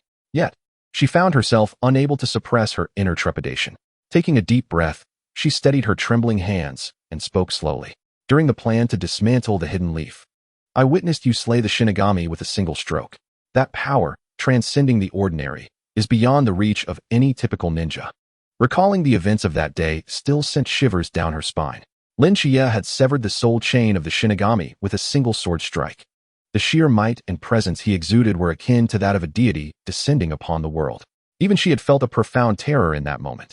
If she did not surrender now and persisted in opposing him, it would be tantamount to courting death. The ninjas of Sunade were not merely her own. What she must do now is assist Sunade in finding a truly dependable ally, one who can ensure their stable existence. According to their understanding, no one is more suitable than Lin Shichiya. Thus, she made her way directly to Konoha to pledge her allegiance. Continuing, Lin Shichiya gestured for her to proceed. Everything that Yetsong articulated was within his expectations. What he yearned to discern was what further declarations Yetsong would make to substantiate the current situation. Rather than languish in the confines of Sunade's prison, seeking a new path seemed more prudent. Yetsong met Lin Shichiya's gaze unwaveringly. "I am willing to swear fealty to you and serve Konoha. I believe that under your leadership, Konoha will grow even stronger, surpassing all other shinobi villages, and become the sovereign power of the ninja world." Yetsong's words were not mere flattery. They emanated from her innermost sentiments. During her captivity, she meticulously observed Lin Shichiya's every action and had heard numerous rumors about him. At merely 17 years of age, he had ascended to the position of Hokage, single-handedly vanquishing Uchiha Itachi and Kisame Hoshigaki, and even slaying figures of such caliber as the Death God, thereby altering the very fabric of the shinobi world. After absorbing Yetsong's statements, Lin Shichiya regarded her with a discerning gaze. He had surmised much of what she conveyed and recognized that Yetsong possessed the rare Kekkai Genkai of Shikuten, showcasing considerable prowess. If he could enlist her abilities for Konoha, it would serve as a significant boon. However, more crucially, through Yetsong, he could potentially recruit more shinobi from Sunade, further augmenting Konoha's strength. Yet, to simply pledge allegiance and expect to join Konoha, that seemed rather too simplistic. Having contemplated the matter of Yetsong's situation, Lin Shichiya redirected his focus toward her. "Is that all you wish to convey upon your arrival at Konoha? What words are these from the Hokage?" He seemed to suggest he had already accepted her allegiance. So what was the purpose of these inquiries? Was he perhaps seeking to ascertain her worth? Or was there more concealed within this exchange? Regardless, Lin Shichiya's inquiry indicated that there was room for further explanation. "Indeed, Lord Lin Shichiya, you are direct in addressing the crux of the matter. Your perceptiveness is, as always, commendable." This was the mark of a true powerhouse. Eschewing unnecessary preamble and pleasantries, he cut straight to the heart of the matter. In contrast, the so-called strong individual she had encountered before seemed diminutive and laughable. After a brief pause, her tone shifted to one of gravity. "Orochimaru will not simply depart." This statement piqued Lin Shichiya's interest. While he maintained an outward calm, his gaze sharpened. Yetsong felt an invisible pressure, as if the very atmosphere had grown weighty under Lin Shichiya's scrutiny. Realizing it was his formidable presence, she remained composed and spoke directly. Although Orochimaru failed in his plan to dismantle Konohagakure, he is not one to relinquish his ambitions lightly. According to the intelligence we possess, he is severely injured and will likely seek Lady Tsunade for treatment. Lowering her head, Yetsong expressed concern that her disclosure might adversely affect Lin Chiye's perception of them. Relaying the information with meticulous caution, fearful of inciting the ire of this young, yet formidable Hokage. When mentioning Tsunade, a glimmer of admiration flickered in Yetsong's eyes. The princess of the legendary three, Tsunade's medical ninjutsu was unparalleled in the shinobi world. If Orochimaru were to locate her, he might indeed recover, posing an immense threat to Konohagakure. However, Tsunade would not treat Orochimaru. She would merely face certain dangers in the process. Before departing from Sunagakure, I overheard Lord Gaara mention that Orochimaru possesses an exceedingly detailed intelligence network. He seems to have insight into Lady Tsunade's whereabouts and may have already dispatched operatives to locate her. Upon hearing this, Lin Chiye's lips curled into a slight smile. I am aware. To Orochimaru, Tsunade is the only one capable of healing him. If he fails to find her, his fate is sealed. Since he wishes to survive, Tsunade is his sole chance. You know? Yetsong was taken aback. This was the opportunity she had painstakingly unearthed. Yet the Hokage claimed familiarity with this information. Was it true? Could he still consent to her joining Konohagakure? However, when considering others, their strength warranted careful consideration. Yet Lin Chiye was a prodigy. Predicting Orochimaru's maneuvers was likely trivial for him. I am well acquainted with Orochimaru's nature. This time, severely wounded, he will indeed seek Tsunade for treatment. Noticing Yetsong's bewilderment, Lin Chiye elucidated. However, regarding Tsunade's location, I have long since prepared a strategy. He will not be afforded any opportunity for retaliation. Hearing this, Yetsong was even more astonished. Lin Chiye had not only anticipated Orochimaru's intentions, but had also implemented specific countermeasures. Such strategic foresight was truly remarkable. Prior to arriving here, she had believed that the intelligence she brought would astonish Lin Chiye, only to find it superfluous. I have heard that Lady Tsunade has been absent from Konohagakure for many years, and even the third Hokage could not locate her. How do you know her whereabouts? Yetsong could not help but inquire. As the words escaped her lips, she realized her impertinence and quickly fell silent, bowing her head in apology. Yet Lin Chiye did not chastise her audacity. Instead, he explained, though Tsunade has departed from Konohagakure, she remains an integral part of it. I have my methods to locate her. Upon hearing Lin Chiye's explanation, Yetsong dared not press further, merely nodding in silent agreement. Subsequently, she felt reassured. Lin Chiye's assertions demonstrated his unparalleled strength and wisdom. Lord Lin Chiye, I must confess, it is our honor to be bested by you, Yetsong remarked with a wry smile, her gaze reflecting genuine respect. In the shinobi world, it seems there is no one who can rival you. If possible, I am willing to serve Konohagakure and offer my Shikuten Kekkei Genkai for its use. She had encountered countless strong individuals, but had never witnessed someone as young as Lin Chiye wielding such formidable power. Her complete submission bore little impact on Lin Chiye. However, it presented an opportunity to bolster their strength. Lin Chiye remained silent for a moment before nodding. You may return and inform the other captives from Sunagakure that those willing to pledge allegiance to Konohagakure shall receive commensurate freedom. Of course, this is contingent upon their sincerity. Any attempts to betray Konohagakure will incur dire consequences. Is Lin Chiye truly in agreement with their allegiance? Yetsong could not conceal her exhilaration, eagerly nodding. I understand, Lord Chiye. All individuals will undergo rigorous scrutiny to ensure there are no ulterior motives. Excellent, you may leave now. Lin Chiye waved his hand, signaling for Yetsong to depart. With a respectful bow, she exited the office. Once outside, she exhaled deeply. Although Lin Chiye had maintained an air of composure throughout, the invisible pressure he emanated had left her feeling suffocated. Cold sweat had already soaked through her garments during their conversation. However, Lin Chiye's demeanor exceeded her expectations. He not only acknowledged her pledge of allegiance, but also offered all Sunagakure captives a lifeline. This grace and magnanimity fortified her resolve to remain loyal. Yetsong, how did it go?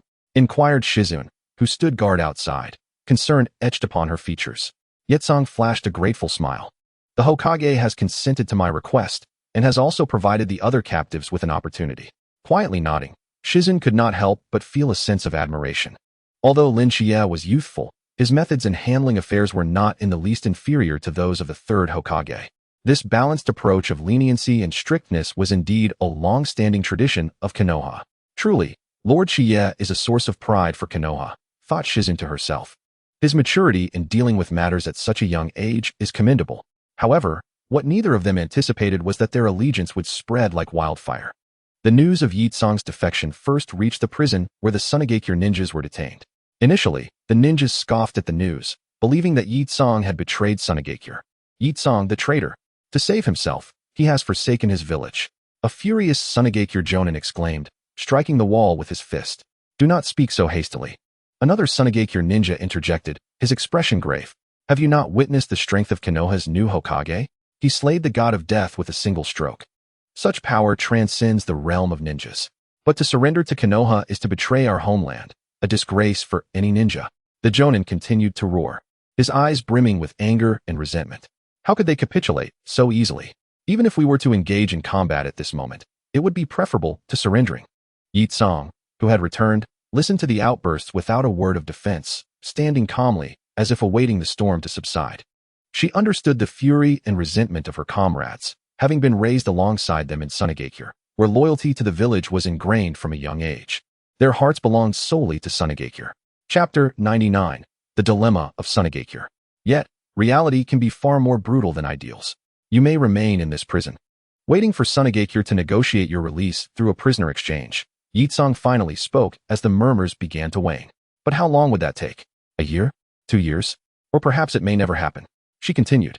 Sunagakure is gravely weakened, and we, the captured ninjas, have become dead men in the eyes of the village. The ninja world is unforgiving. The defeated hold no value and are discarded like refuse. Many fell into silence at Yi Tsang's words. Indeed, within the harsh reality of the ninja world, captured ninjas often received no timely rescue, and many were abandoned by their own villages. This was a truth every ninja knew yet was reluctant to acknowledge. Noticing a shift in the thoughts of the ninjas, Yi Tsang pressed on. What is more, Lord Shichiya has proven his might. At such a tender age, he has ascended to the position of 5th Hokage, vanquishing Uchiha Itachi and Kisame Hoshigaki, even managing to slay the god of death. Such a powerful figure is worth our allegiance. Have you witnessed him in action? A young Sunagakure ninja, curiosity gleaming in his eyes, asked softly after absorbing Yi Tsang's words. Yi Tsang nodded, a hint of reverence gracing her features. During the collapse of Konoha, I witnessed him slay the god of death with a single strike. His power and presence were akin to that of a deity descending upon the earth. Is that true? The young ninja exclaimed, his eyes wide with disbelief. Absolutely, Yi Tsang affirmed confidently. Moreover, it is said he has defeated both Uchiha Itachi and Kisame Hoshigaki, members of the Atsutsuki organization. As Yi Tsang recounted her tale, the atmosphere in the prison began to shift.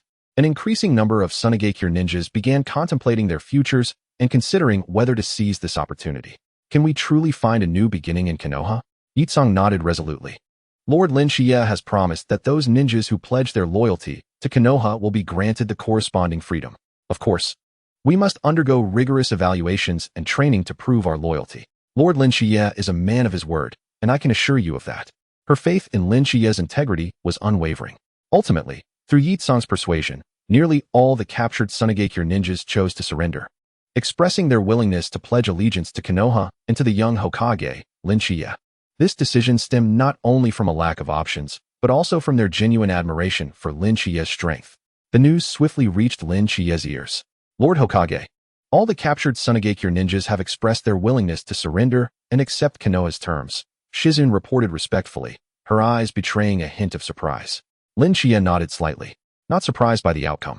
Yi Tsang wielded considerable influence among the Sunagakure ninjas, making her the perfect candidate to persuade them. Assign Yi Tsang to oversee their evaluations and training, Shichiya commanded, his tone calm, yet resolute. Additionally, dispatch members of the Yamanaka clan to assist, ensuring they remain steadfast in their allegiance. Understood, Lord Hokage, Shizun replied, then hesitated momentarily. There is one more matter regarding Shikaku. Shichiya's gaze deepened. I am aware. I will handle this personally. Shizun nodded, refraining from further inquiries. Some matters were best left to the Hokage's discretion. Yet, she could not shake the feeling that Shichiya might have a special plan for Shikaku. With Shichiya's already formidable strength, the addition of Shikaku's power was a prospect too magnificent to fathom.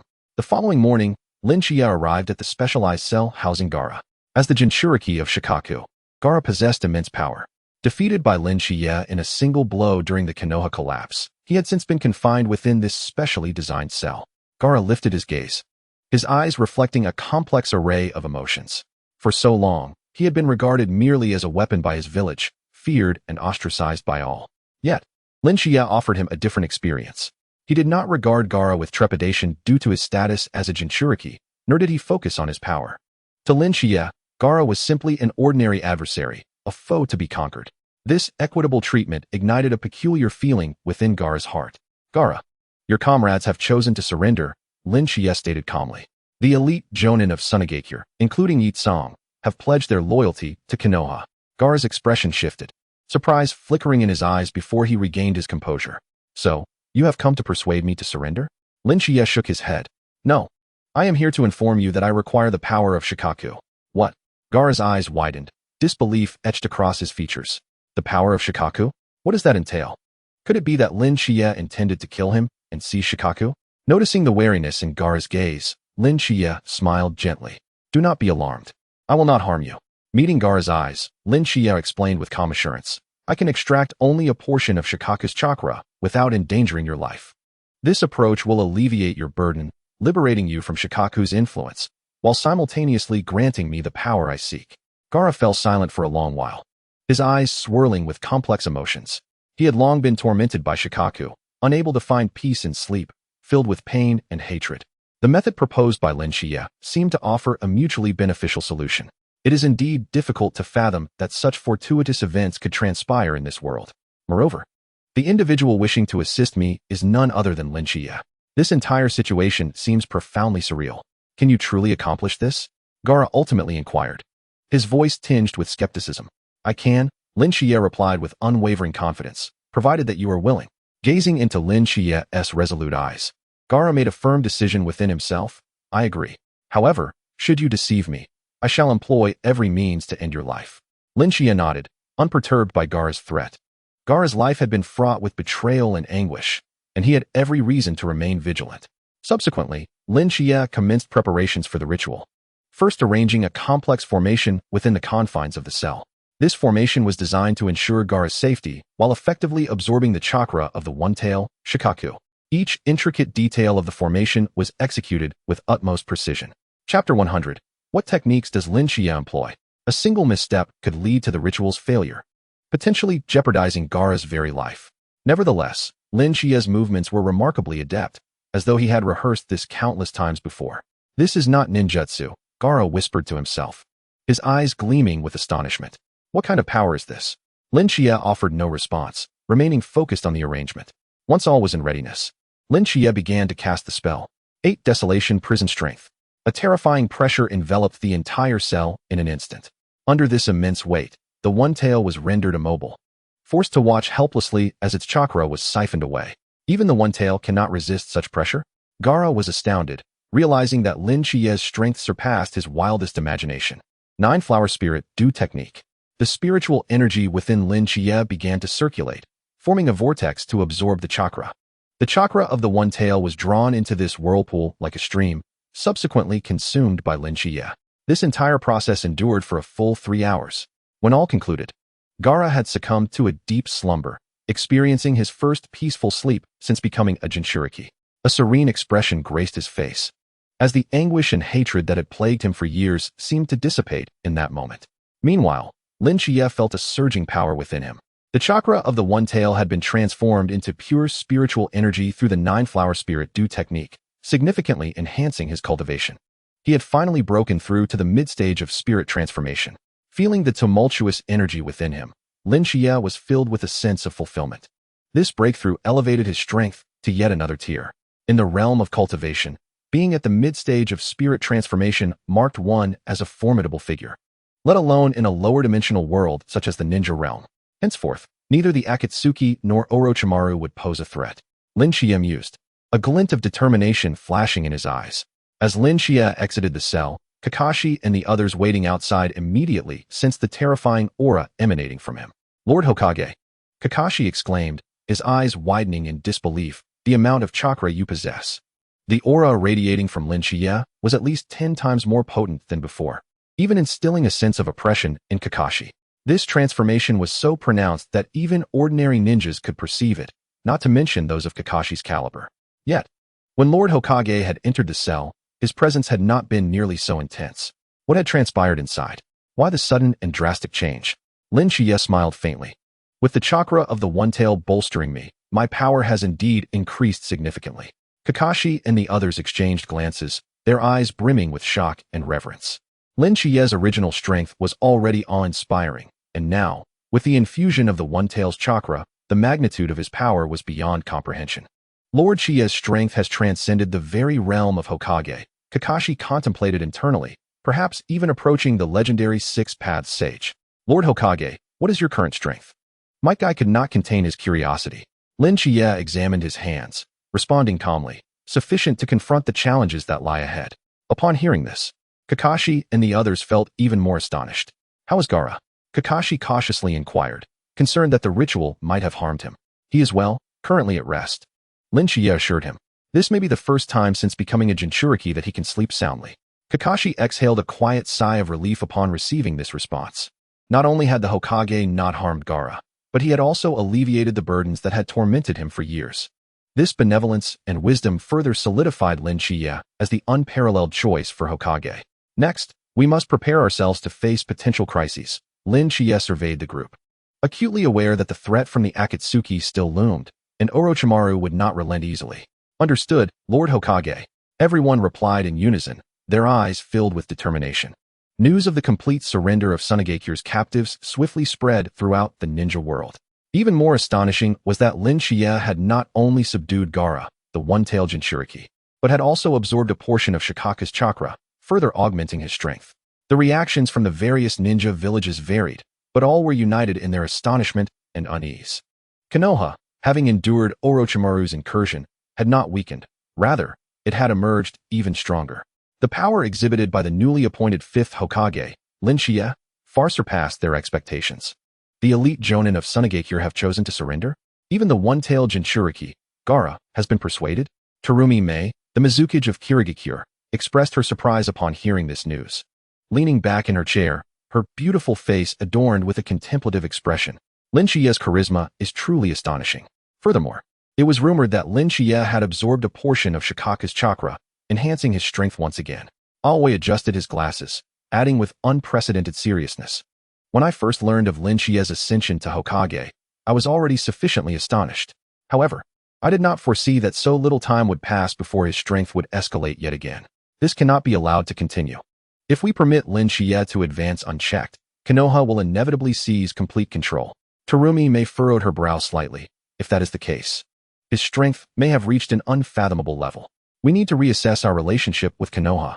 Indeed, we should expedite the establishment of amicable relations with Konoha, Aoi suggested.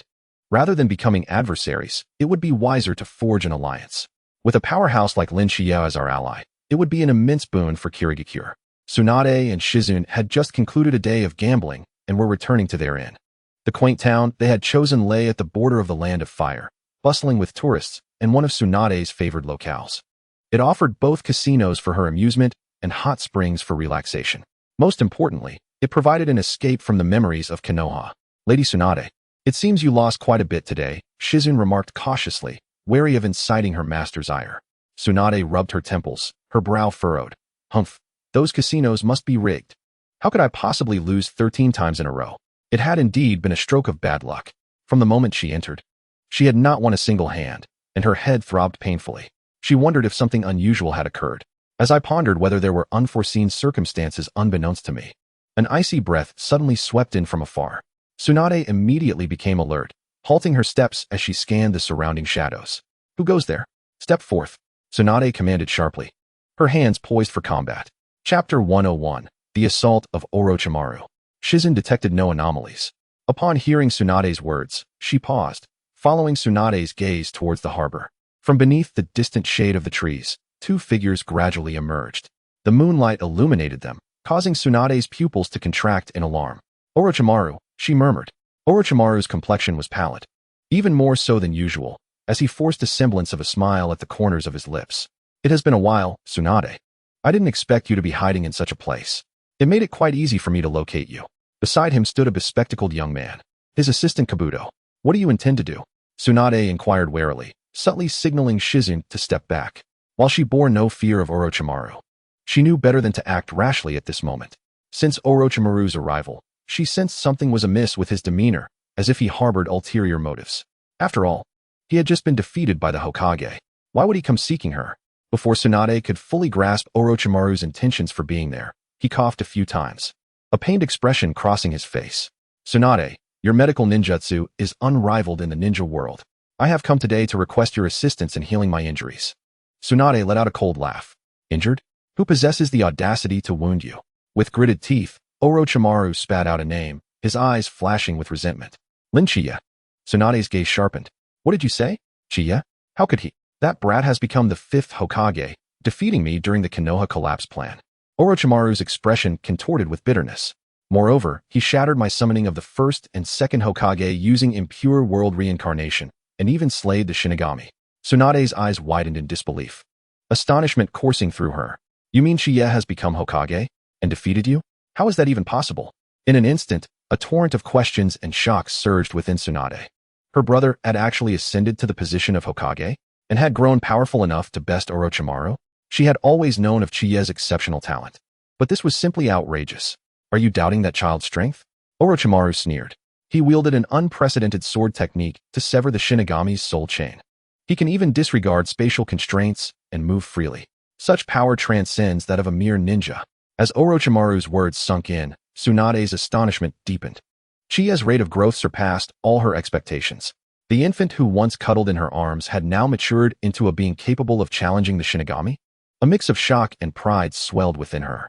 If you remain skeptical, you may inquire with your fellow comrade, who also escaped Konoha. Jiraiya witnessed it all firsthand. Orochimaru's voice turned frigid. So, you were injured by my little brother, and now seek my aid for healing? Tsunade's cold laughter echoed with mockery. How ironic, Orochimaru. You betrayed Konoha and sought to use impure world reincarnation to resurrect the 1st and 2nd Hokage. Why should I assist you? Orochimaru's eyes darkened with menace. I anticipated you would respond this way. Therefore, he nodded slightly, and 4 figures surged from all directions towards Tsunade and Shizune. 4-cornered purple flames formation. Instantly, Tsunade and Shizune found themselves ensnared within a violet barrier, unable to escape. The sound 4? Tsunade recognized them, her expression growing grave. Indeed, they will ensure your compliance, Tsunade. Orochimaru grinned, revealing his sharp canine teeth. Do not force my hand. You know my methods. Tsunade clenched her fists, her veins bulging. Do you really believe you can threaten me like this? You are sorely mistaken. With a powerful punch, she struck the ground, causing the earth to erupt violently. The shockwave reverberated through the barrier. Yet, when she anticipated breaking through, she found the barrier remained unyielding, even absorbing her attack. Futile, Tsunade. Orochimaru chuckled. This barrier is specially crafted. Even your monstrous strength cannot breach it. Upon hearing his words, Tsunade gritted her teeth. Alone, she would have recklessly engaged Orochimaru in a life-or-death struggle. However, with Shizune present, she could not afford to take such risks. Even if she were to engage, she had to ensure Shizune's safety first. Lady Tsunade, Shizune said anxiously, her gaze fixed on her mentor. Do you think the Hokage is aware of your predicament? Will he come to assist us? Tsunade took a deep breath, striving to maintain her composure. Shizune, do not fear. Since Chichiya has become Hokage, he will surely sense the anomaly and send someone to rescue us. Orochimaru scoffed at this notion. Do you genuinely believe that brat knows your whereabouts? Even if he did, by the time he arrives, it will all be over. Tsunade displayed a mysterious smile. You underestimate Chichiya far too much, Orochimaru. If his strength is capable of defeating you, then surely his intelligence network is equally formidable. Orochimaru narrowed his eyes, a flicker of unease crossing his mind. But he quickly suppressed it, turning to Kabuto. Take them to the base. I need Tsunade to heal my arms as soon as possible. Kabuto adjusted his glasses, nodding respectfully. Yes, sir. Just as they prepared to escort Tsunade and Shizune away, a golden light suddenly flashed across the night sky from a distance. Orochimaru's pupils contracted sharply as he turned to face the source of the light. A figure descended from the heavens, emanating a terrifying pressure, as if a deity had arrived. Chichiya, Tsunade exclaimed in disbelief. What is happening? His strength seems to have increased once more. As Chichiya landed, Tsunade felt a wave of relief wash over her, while simultaneously marveling at his transformation. The instant he touched down, the golden light radiated outward in ripples, elevating the ambient temperature. His presence was immense and overwhelming, akin to the depths of the ocean, instilling an intangible pressure upon all. Orochimaru did not engage Tsunade but instead fixed his gaze upon him. I knew you would come seeking Tsunade. Orochimaru's countenance darkened, his eyes betraying a glimmer of shock. How are you here? Do not forget. I have absorbed a portion of Shikaku's power, Lin Shichiya replied coolly, a hint of derision in his gaze. With my current strength, it is not difficult to sense your presence. Chapter 102. The Resolution of Orochimaru. The sound surveyed the young Hokage before them, their hearts filled with trepidation. According to Orochimaru's descriptions, this boy named Lin Shichiya possessed the terrifying power to slay the Shinagami. Yet, only upon witnessing it firsthand did they truly grasp the depths of his might. Lin Shichiya's aura was palpable, pressing down upon them with such intensity that they struggled to breathe. Even in the second stage of the cursed seal, they felt an unprecedented sense of oppression. What manner of presence was this for a mere 17-year-old? It resembled a live volcano, poised to erupt at any moment and reduce everything to ashes. Lord Orochimaru. This individual is truly perilous. Doyu murmured, his golden eyes fixated on Lin Shichiya, his body already primed for battle.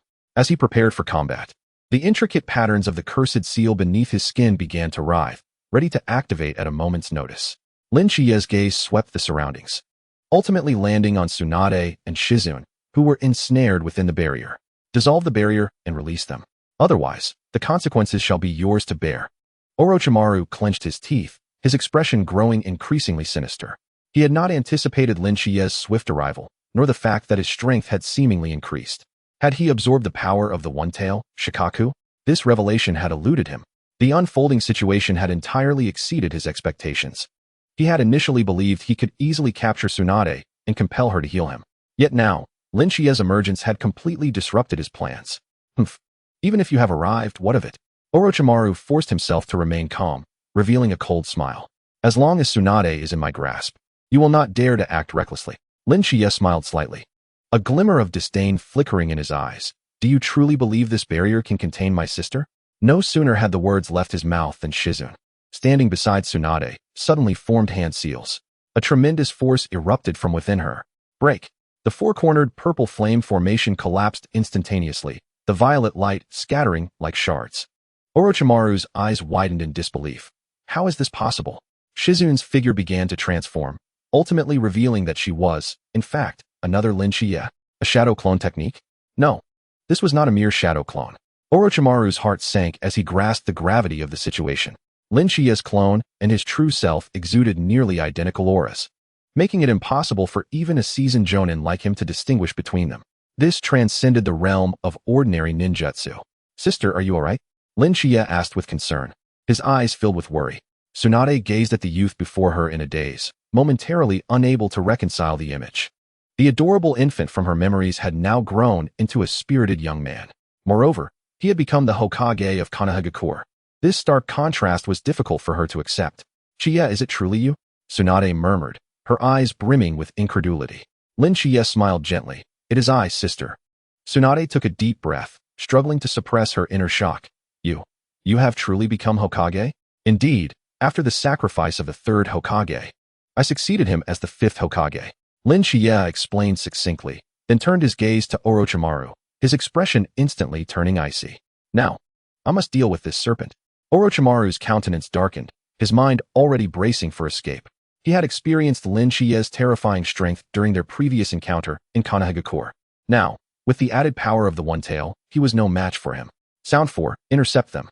Orochimaru commanded sharply, simultaneously signaling Kabuto with a glance, preparing to escape amidst the chaos. Doyu, Jirabu, Kinru, and Sakan immediately took their positions, unleashing their respective cursed seals, their auras surging violently. Cursed Seal Stage 2. The bodies of the four began to undergo transformations, their skin changing color. Various peculiar organs and appendages sprouted from their bodies, their presence becoming even more formidable and twisted. Witnessing this, Tsunade furrowed her brow slightly. What ninjutsu is this? Their chakra has become so bizarre. It's Orochimaru's cursed seal, Lin Shichiya explained, his eyes betraying no hint of fear. However, against absolute power, these are merely futile efforts. Doyu was the first to launch an attack, his body morphing into a massive spider, spewing forth countless sticky threads, spider thread binding technique. Jirabu followed suit, his hands transforming into sharp blades, slashing towards Lin Shichiya, Chimera Slash. Lin Shichiya remained stationary, seemingly oblivious to the incoming attacks. "Shichiya, be careful," Tsunade cried out, instinctively wanting to rush to his aid. However, just as the attacks were about to strike, Shichiya gently raised his hand, a golden radiance blossoming from his palm. Breaking delusion, golden eye insight. Shichiya's eyes instantaneously transformed into resplendent gold, emanating a mysterious glow. Under the gaze of these golden eyes, Doyu and Jirubu's movements appeared to slow. Every action, every intention was laid bare before him. Shichiya effortlessly evaded Doyu's spider threads while simultaneously pointing a finger. A sword aura instantly pierced through Jirubu's assault, sending him hurtling several dozen meters away. Shushan sword technique, sword aura like a rainbow. Countless sword auras erupted from Shichiya's fingertips, spreading like a meteor shower. Enveloping the sound for. Where the sword aura passed, everything was cleaved asunder. Doyu's threads, Kadumaru's bone spear, and Sakon's six-armed shield were all obliterated in an instant.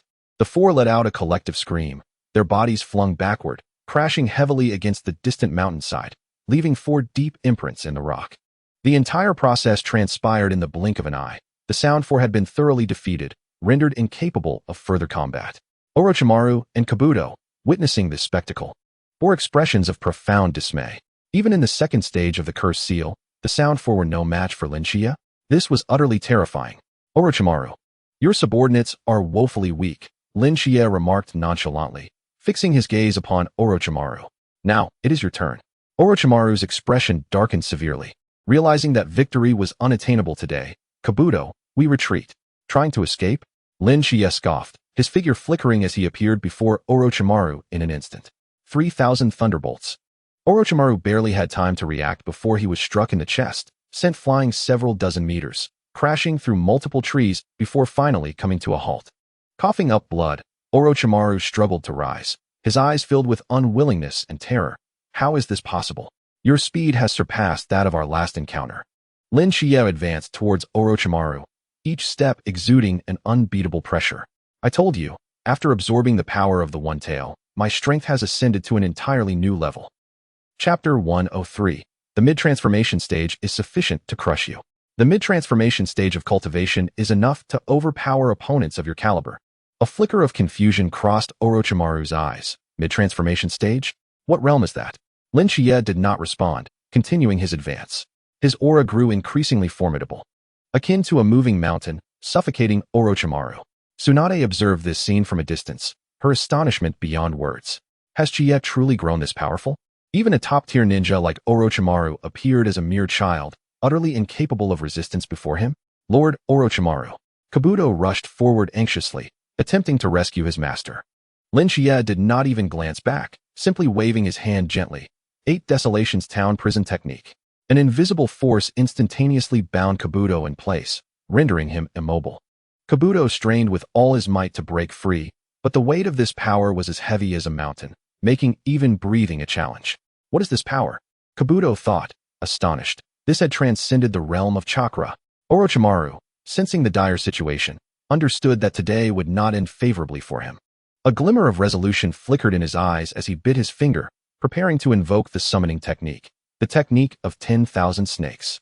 However, at the very moment the incantation was about to be completed, Shichiya had already appeared before him, pointing a finger at his forehead. "Halt."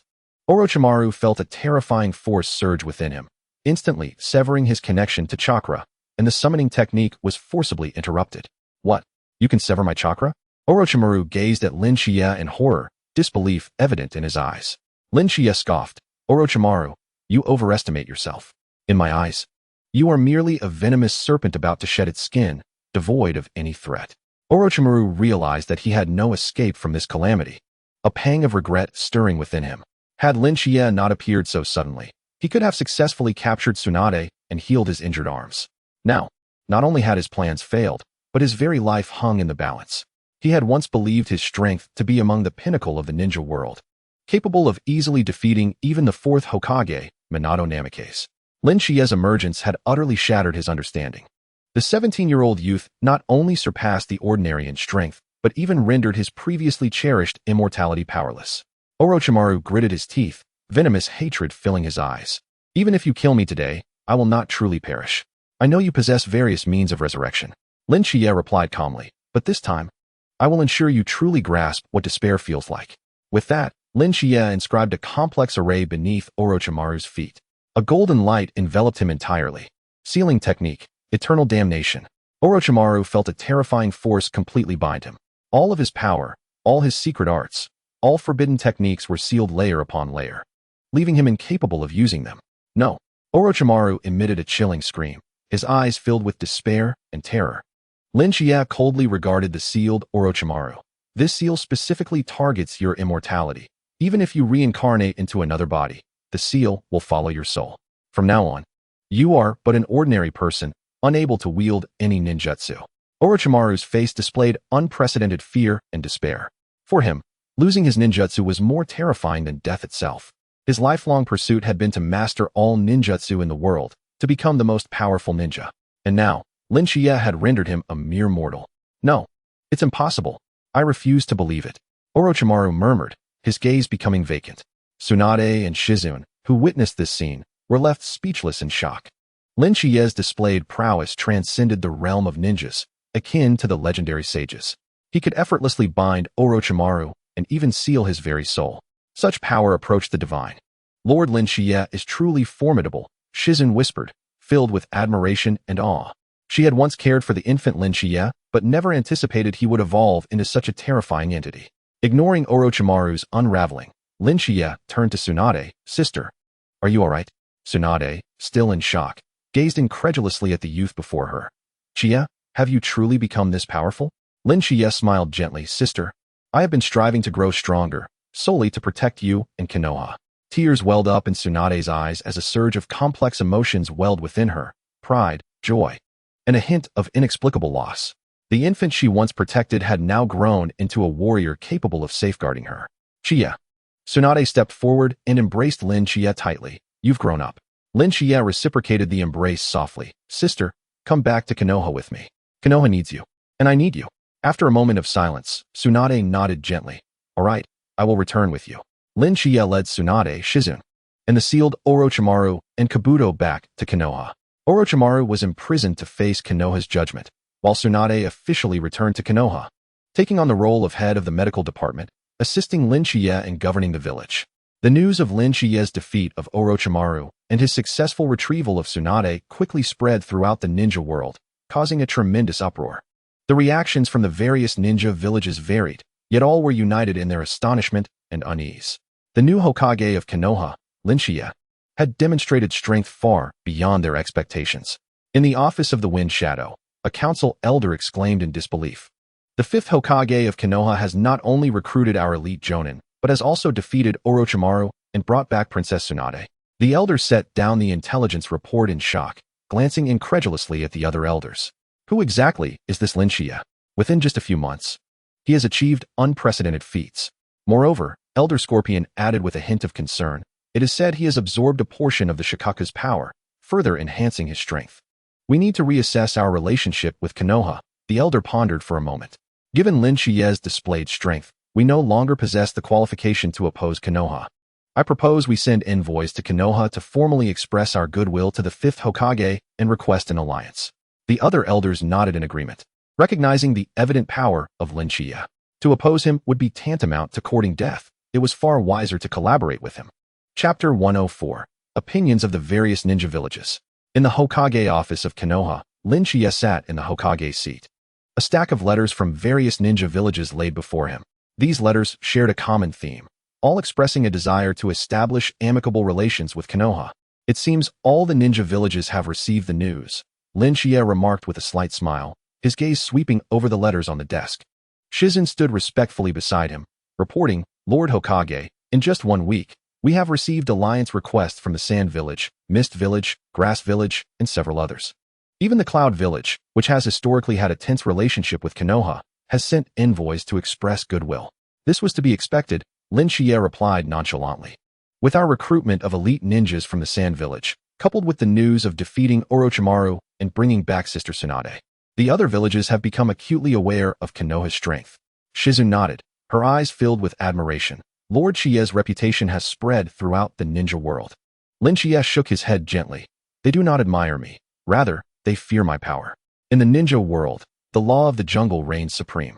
The reason these villages are seeking our favor is simply that they have recognized they are not our match.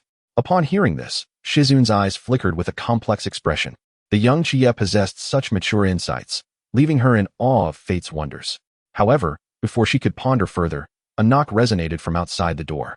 "Come in," Lin Shichiya called, raising his gaze. A member of the Umbu entered, kneeling on one knee. "Lord Hokage, it seems the Atsutsuki organization has begun to mobilize. According to intelligence, they appear to be pursuing the Jinchuriki of the various ninja villages." A glimmer of intensity sparked in Lin Shichiya's eyes. Has it finally begun? Relay the order to remain vigilant and closely monitor the actions of any suspicious individuals. Additionally, secretly enhance the protection of the Jinchuriki. As you command, Lord Hokage. The Umbu ninja swiftly vanished upon receiving the order. Shizune turned to Lin Shichiya, her expression tinged with concern. "Lord Hokage, what is the true objective of the Atsutsuki organization?" Lin Shichiya cast his gaze towards the distant sky outside the window. This organization seeks to collect all the tailed beasts, and their ultimate goal is likely to resurrect the Ten Tails. The Ten Tails? Shizune's eyes widened in astonishment. Was it not a creature that existed solely in legends? Legends often have their roots in reality, Lin Shichiya replied calmly. The reason I have chosen to absorb a portion of Shikaka's power is also to prepare for this looming threat. Shizune was taken aback. It was evident that Lord Shichiya had anticipated the actions of the Atsutsuki and had even prepared countermeasures in advance. Such strategic foresight far exceeded that of ordinary individuals.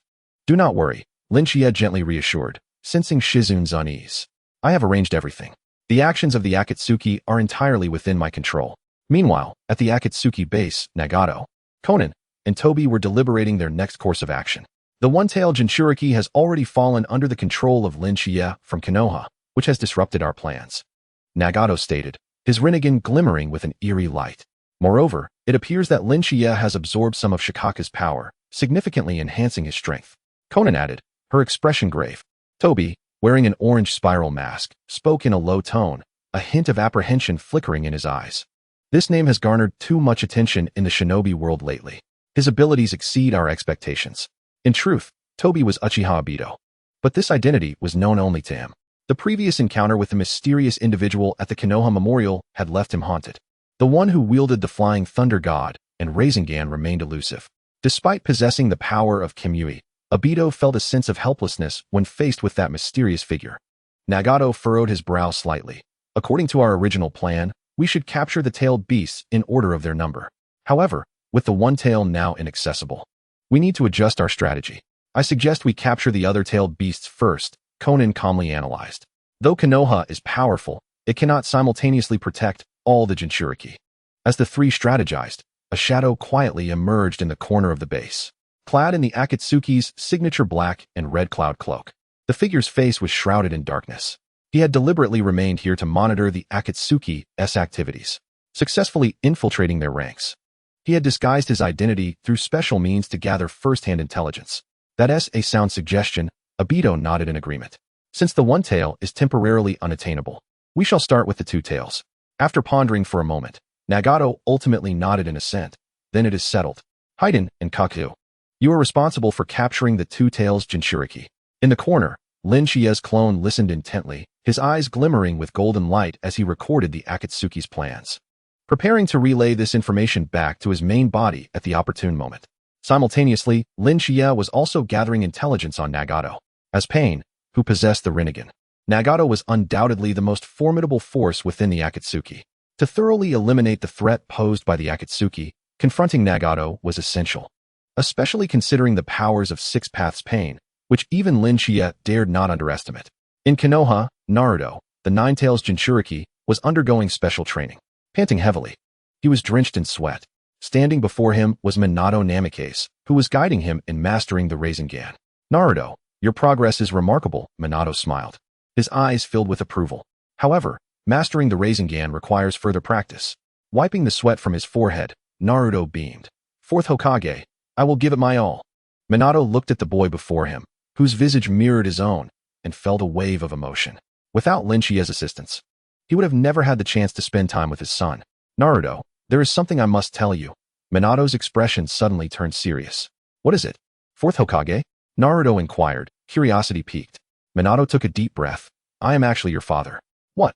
Naruto's eyes widened in disbelief as he gazed at the man before him. You are my father? Minato nodded gently. Yes, Naruto. I am your father. During the Ninetales attack, to protect Konoha and you, I had to sacrifice myself and seal the Ninetales within you. Your mother, Kushina, also perished in that incident. Chapter 105. Naruto choked back tears, standing frozen in place as his expression transformed from shock to disbelief, then to joy, and finally to sobs. Tears streamed down his face. Father, I have a father, he murmured, unable to stem the flow of tears. Minato stepped forward and embraced Naruto tightly. I am sorry, Naruto, for making you bear so much alone. The father and son held each other closely, releasing years of longing and emotion in that moment. But you are all ready. Naruto looked up, confusion etched on his face. Minato smiled softly. It was Shichiya who helped me. He used a special technique to allow me to return to this world for a short time. However, my time is limited. What do you mean? Naruto asked urgently. I can only remain in this world for a while, and then I must return to the Pure Land, Minato explained gently.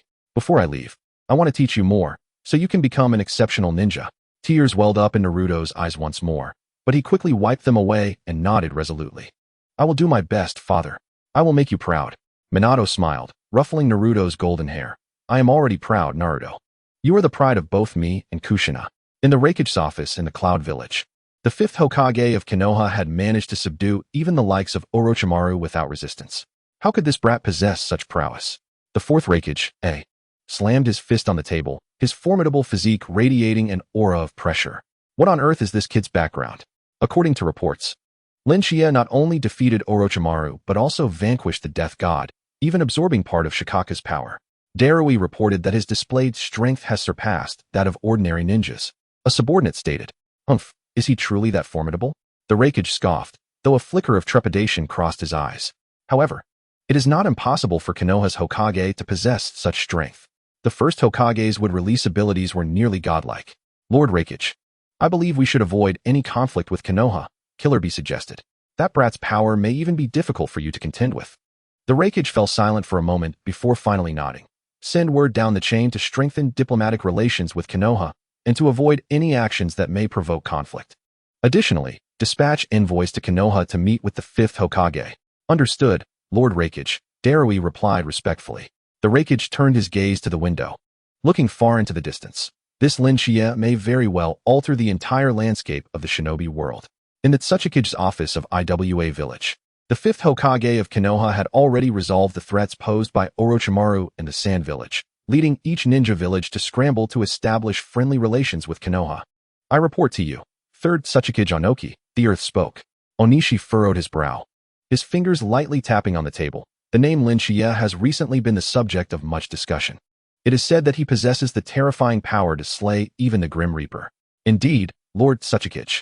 According to our intelligence, Shichiya's strength has far surpassed that of an ordinary ninja, and he may even be approaching the legendary status of the Sage of Six Paths. Such exaggeration? Onishi scoffed, yet the vigilance in his eyes did not wane. However, Konoha has always been a cradle of talent, especially when it comes to the position of Hokage, which is never conferred upon the incompetent. Lord Tsuchikage, should we send envoys to Konoha to express our goodwill?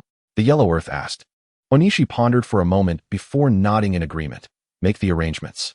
Given the current circumstances, fostering a good relationship with Konoha is the wisest choice. At the same time, we must closely monitor Shichiya's every move and gather more intelligence about him. Understood, Lord Tsuchikage. Onishi turned his gaze to the window, his expression becoming profound. The dynamics of the ninja world are undergoing a significant transformation. It is truly astonishing that it all stems from a young man. In Konoha, at the root base, Danzo sat in a dimly lit room, his expression fluctuating between shadow and light.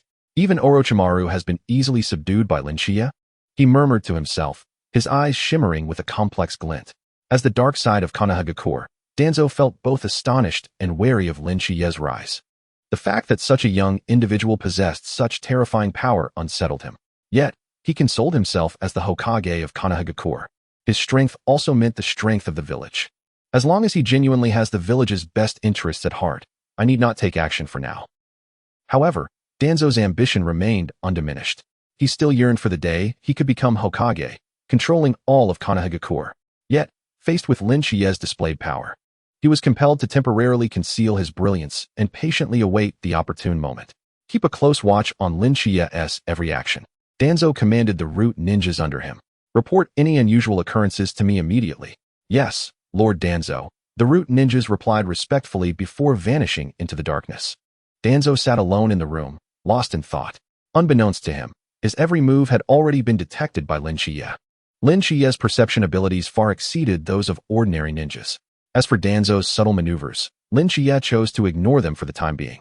At the Atsutsuki's temporary base, Pain inquired about the intelligence gathering regarding the Two-Tails Jinchuriki from Kakuzu and Haiden.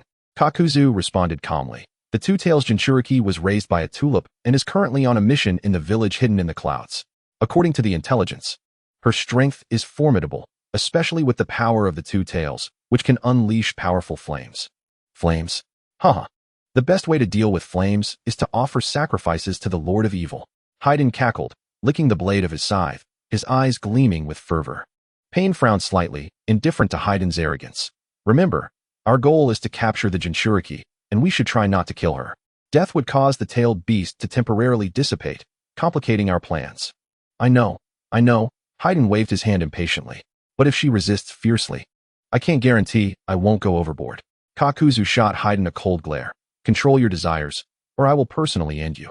Hey, Kakuzu. You really have no sense of humor. Haiden complained. In the corner, Lin Shichiya's clone quietly listened to their conversation. The Atsutsuki had already begun to act, targeting the Two-Tails Jinchuriki. This intelligence must be relayed back to Konoha without delay. The clone stealthily left the base, seeking a concealed location to transmit the information. He formed hand seals, sending an invisible wave into the distance, conveying the Atsutsuki's plans to his main body. Chapter 106. The Strength of Lin Shichiya's Clone. In the Hokage's office, Lin Shichiya was handling official duties when his gaze sharpened upon receiving the message from his clone. The Atsutsuki has commenced their operations. Targeting the Two-Tails Jinchuriki, he mused. It seems they are proceeding in order of the tailed beasts, albeit skipping the one tail. Lin Shichiya immediately summoned elite jonin such as Kakashi and Might Guy. I need you to travel to the village hidden in the clouds at once. Secretly contact the Two-Tails Jinchuriki and warn her to be cautious of the Atsutsuki's attack.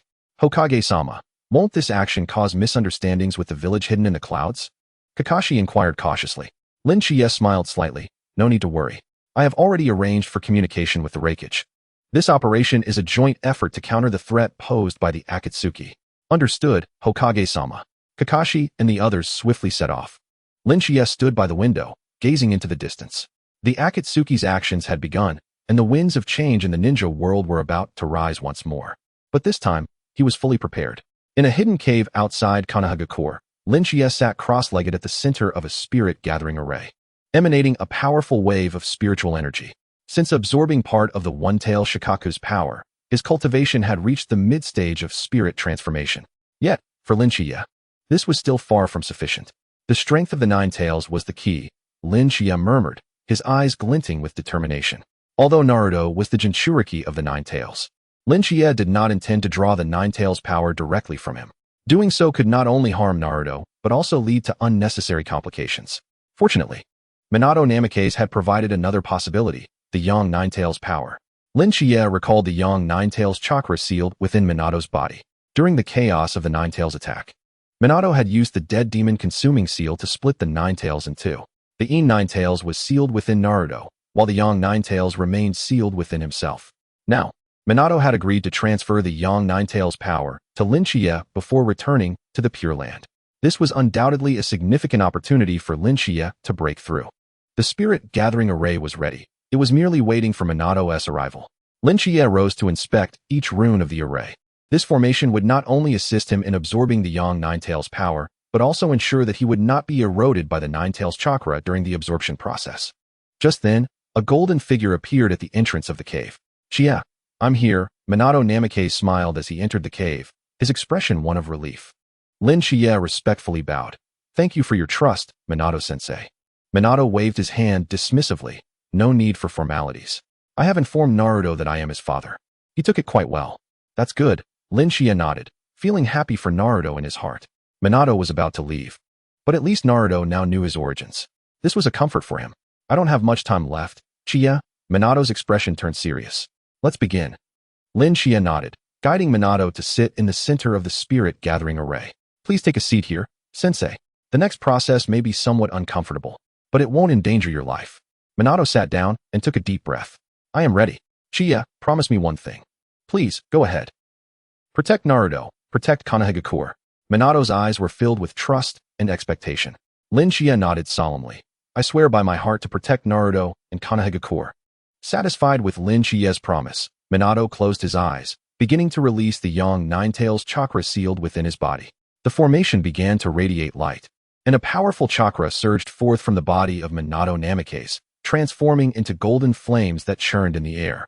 This force was immensely vast, infused with ferocity and destructiveness, yet under the influence of the spirit-gathering formation, it became relatively docile. Shichiya clasped his hands together, initiating the guidance of this power through the nine-flower spirit dew technique. The golden flames gradually converged towards Shichiya, enveloped by his spiritual energy, and were absorbed into his body bit by bit. The entire process lasted a full 3 hours. Shichiya's body underwent continuous transformations, his aura growing increasingly formidable. Finally, when the last wisp of the yang nine-tails chakra was completely absorbed, Minato's form began to grow translucent. It seems my time has come, he said with a smile, his body gradually dissolving into specks of golden light. Shichiya opened his eyes, which shimmered with an unprecedented brilliance. Thank you, Minato-sensei. Is there any message you would like me to convey to Naruto? Minato pondered for a moment before ultimately shaking his head. No need. We have already said our goodbyes. Just please tell him that both his mother and I have always been proud of him. I will, Shichiya solemnly promised. Minato's form transformed into countless golden specks, dissipating into the air and returning to the Pure Land. Meanwhile, Shichiya settled into a cross-legged position, commencing the refinement of the yang nine-tails chakra within him. This power was significantly more potent and complex than the chakra of Shikaku, the one-tail. As the foremost of the tailed beasts, the nine-tail strength was indeed formidable. Especially the yang nine-tails, which represented masculine energy, was brimming with vitality and vigor. Shichiya's spiritual energy intertwined with this chakra, forming a perfect cycle within him. The nine-flower spirit dew technique operated at its utmost, gradually transmuting this chakra into pure spiritual energy. Boom! An invisible shockwave erupted from Shichiya's body, causing the entire cavern to tremble. In that moment, his cultivation broke through the bottleneck, reaching the late stage of spirit transformation. With his eyes now open, Shichiya felt the surging power within him. The next step would be the void refinement stage. In the realm of cultivation, reaching the void refinement stage was already a remarkably high level. Once a cultivator stepped into this realm, they would possess the ability to shift between reality and illusion, wielding astonishing supernatural powers. In the context of the Naruto world, a Shichiya at the late stage of spirit transformation was already an invincible entity. Even if the Sage of Six Paths were to reappear, it would be difficult to shake his standing. It was time to deal with the Atsutsuki organization. Shichiya rose, his eyes gleaming with resolute determination. Near the hidden cloud village, the two-tails Jinchuriki, Yujin, had just completed a mission and was returning to the village. With her stunning appearance and agile prowess, she was an elite jonin of the hidden cloud. What a boring mission, Yujin complained, stretching her body. Not even a chance to show my skills. Suddenly, she sensed a wave of impending danger. Her eyes sharpened with vigilance, her body instinctively adopting a defensive stance. Come out. I know you're there, Yujin said coldly, scanning the surrounding woods. Chapter 107. Is hiding going to die? The branches swayed as two figures clad in black cloaks adorned with red clouds leapt down from the trees, landing 10 meters before Yujin. Oh dear, we've been discovered. One of the silver-haired men grinned, wielding a three-bladed scythe. What keen senses you have, two-tails Jinchuriki. Recognizing their attire, Yujin's expression grew serious. What do you want? Of course, we're here to capture you. Dear two-tails, Hiding grinned, licking the blade of his scythe. I hope your blood pleases Lord Jashin. Kakuzu shot Hiden a cold glance. Remember, our mission is to capture her alive, not to kill. I know, Hiden replied impatiently, waving his hand. But before we catch her, let me enjoy a bit of the fight. Without hesitation, Yujin unleashed the power of the two tails. Blue flames surged from within her, forming a massive feline silhouette. You think you can catch me? Not so easy. Yujin roared, the power of the two tails significantly enhancing her speed and strength. In an instant, her body was enveloped in blue flames, radiating an overwhelming presence. Her eyes transformed into feline slits, and her nails sharpened like blades. Simultaneously, a fierce, beastly expression emerged on her face. Meow, meow, meow, sister, let's warm up a bit. Hiden, seeing her reaction, cackled as he twirled his three-bladed scythe, entirely unconcerned by the two-tails' power. Kakuzu observed coldly, his 5 hearts beating within him. The situation had spiraled slightly out of control. He needed to be prepared to subdue the Jinchuriki at any moment. However, judging by their current state, it seemed they would need to brace for a prolonged battle. Cat Fireball Technique. Yujin seemed to ignore Haiden's words, opening her mouth to unleash a barrage of blue fireballs aimed directly at him. Haha. Such an attack is useless against me, Haiden declared, dismissing her attempt as a mere joke.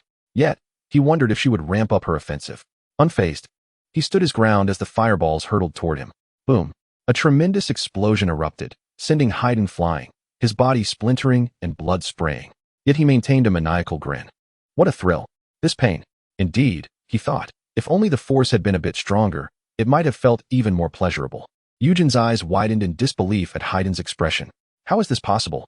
This is my proudest attack. How can it have no effect at all? The enemy appeared to be reveling in the experience. This was inconceivable. Kakuzu sighed. Haiden, stop playing around. Focus on capturing her. Our time is limited. I know. Upon hearing Kakuzu's words, Haiden's body strangely reassembled, as if he had suffered no harm at all. But without a ritual, I just can't get into it. Observing the enemy's condition, Yujin's expression turned grave. The adversaries were exceedingly formidable. In that case, there's no need to hold back any longer. She immediately released the full power of the two tails, preparing for a desperate battle. Two tails complete form, cat flame dance.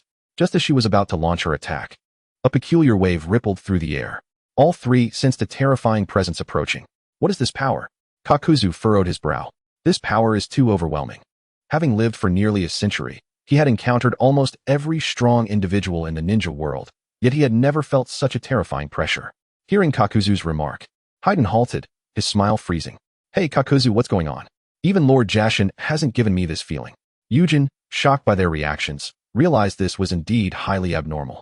However, there was one silver lining. This power did not seem to be directed at her. They had little time to ponder further. In the next moment, space distorted slightly, and a white figure appeared before them. Shichiya. The instant the figure in white materialized, Kakuzu recognized the newcomer, and the expression beneath his mask grew extremely grim. The 5th Hokage of Konoha? What is he doing here? Haiden tightened his grip on the scythe. What could his immortality achieve against such a young man? He was not someone Haiden could contend with. Moreover, how had this person arrived in their midst? As if aware of their whereabouts, Shichiya's gaze calmly swept over the 2 members of the Atsutsuki. He remarked coolly, indeed, it is you who are pursuing the two tails Jinchuriki. Upon hearing Shichiya speak, Yujinkai stared at the emerging youth clad in white, momentarily at a loss for how to react. This young man, seemingly only 17 or 18, was actually the recently famed 5th Hokage of Konoha. Shichiya, have you come to steal our prey? Haiden asked with a playful grin, though his demeanor appeared relaxed. His body was tensed, ready to respond to any potential attack. No, Shichiya gently shook his head. I have come to eliminate you. As soon as his words fell, his figure vanished from sight. Be careful. Hearing Shichiya's words, Kakuzu shouted, but it was too late. Shichiya had already appeared behind Haiden, pointing a finger to unleash a sword chi that split apart. Countless invisible sword energies instantaneously penetrated Haiden's entire body, slicing him into innumerable fragments as fine as dust. What technique is this? Haiden's head flew through the air, his eyes filled with disbelief. I am immortal. How could he have failed to notice Shichiya's attack, especially since it wasn't a sudden strike? Sensing the confusion in his expression, Shichiya cast a cold glance at him. Your immortality relies upon the malevolent blessing of the evil god, linking your soul to every part of your body. However, my technique Sword Chi Divergence not only severed your flesh, but also disconnected you from the evil god. Upon comprehending Shichiya's actions, fear finally emerged in Haiden's eyes. No, it cannot be. The Lord of Evil will not abandon me. He attempted to reassemble his body, yet no sign of reconstruction appeared, and his body began to visibly rot at an alarming rate. How is this possible? My body cannot decay. A sense of dread overtook Haiden as he observed his condition. Glancing at Shichiya with a plea for help, Haiden, Kakuzu snapped back to reality, fury igniting within him. Chapter 108, A Frenzied Assault. Witnessing Haiden's plight, he erupted with anger. 5 black tendrils erupted from his back, each representing a heart of his, and his gaze bore murderous intent as he glared at Shichiya. You shall die? Earth style, Earth Flow River. Fire style, Great Fireball. Wind style, Pressure Damage. Lightning style, False Dark. Water Style, Water Surge Wave. Simultaneously, 5 elemental ninjutsu surged towards Lin Shichiya, their power sufficient to obliterate a small mountain. Ujinkai, witnessing this scene, quickly retreated to a safe distance. This madman. Does he not care for his own comrade? Yet Lin Shichiya stood firm, facing the combined assault of 5 techniques, a slight smile gracing his lips. Too weak. 8 desolate town prison strength. An invisible force erupted from Lin Shichiya's being, spreading outward. The 5 ninjutsu, upon contact with this power, disintegrated as if encountering their nemesis. Kakuzu's pupils constricted. This is impossible. Lin Shichiya advanced, each step causing the earth beneath him to tremble slightly. Kakuzu. Indeed, the 5 hearts grant you a near-immortal capability. However, in the face of absolute power, such tricks are meaningless. 9 Flower Spirit Dew Technique. Spirit Power Shockwave. Lin Shichiya thrust his palm outward, unleashing an imperceptible wave of spiritual energy towards Kakuzu. Upon impact, Kakuzu's body was struck, yet no external injuries appeared. He merely stood frozen in place. What have you done? Kakuzu asked, looking down at his body in confusion. Lin Shichiya calmly explained, my previous technique, Spirit Power Shockwave, has shattered all 5 of your hearts. The reason you can still speak is merely because your brain will take a few seconds to register death. Impossible. Kakuzu's voice weakened. Fear finally etched upon his features. I have lived for so many years. Before he could finish, his body collapsed with a resounding thud, devoid of life. The entire process unfolded in mere seconds, and the 2 members of the Atsutsuki were effortlessly vanquished by Lin Shichiya. Ujinkai stood in stunned silence. The power of the 2 tails having been retracted within her. She had never witnessed such a terrifying battle, or rather, it could not even be termed a battle, but rather a one-sided massacre. Are you truly the 5th Hokage of Konoha?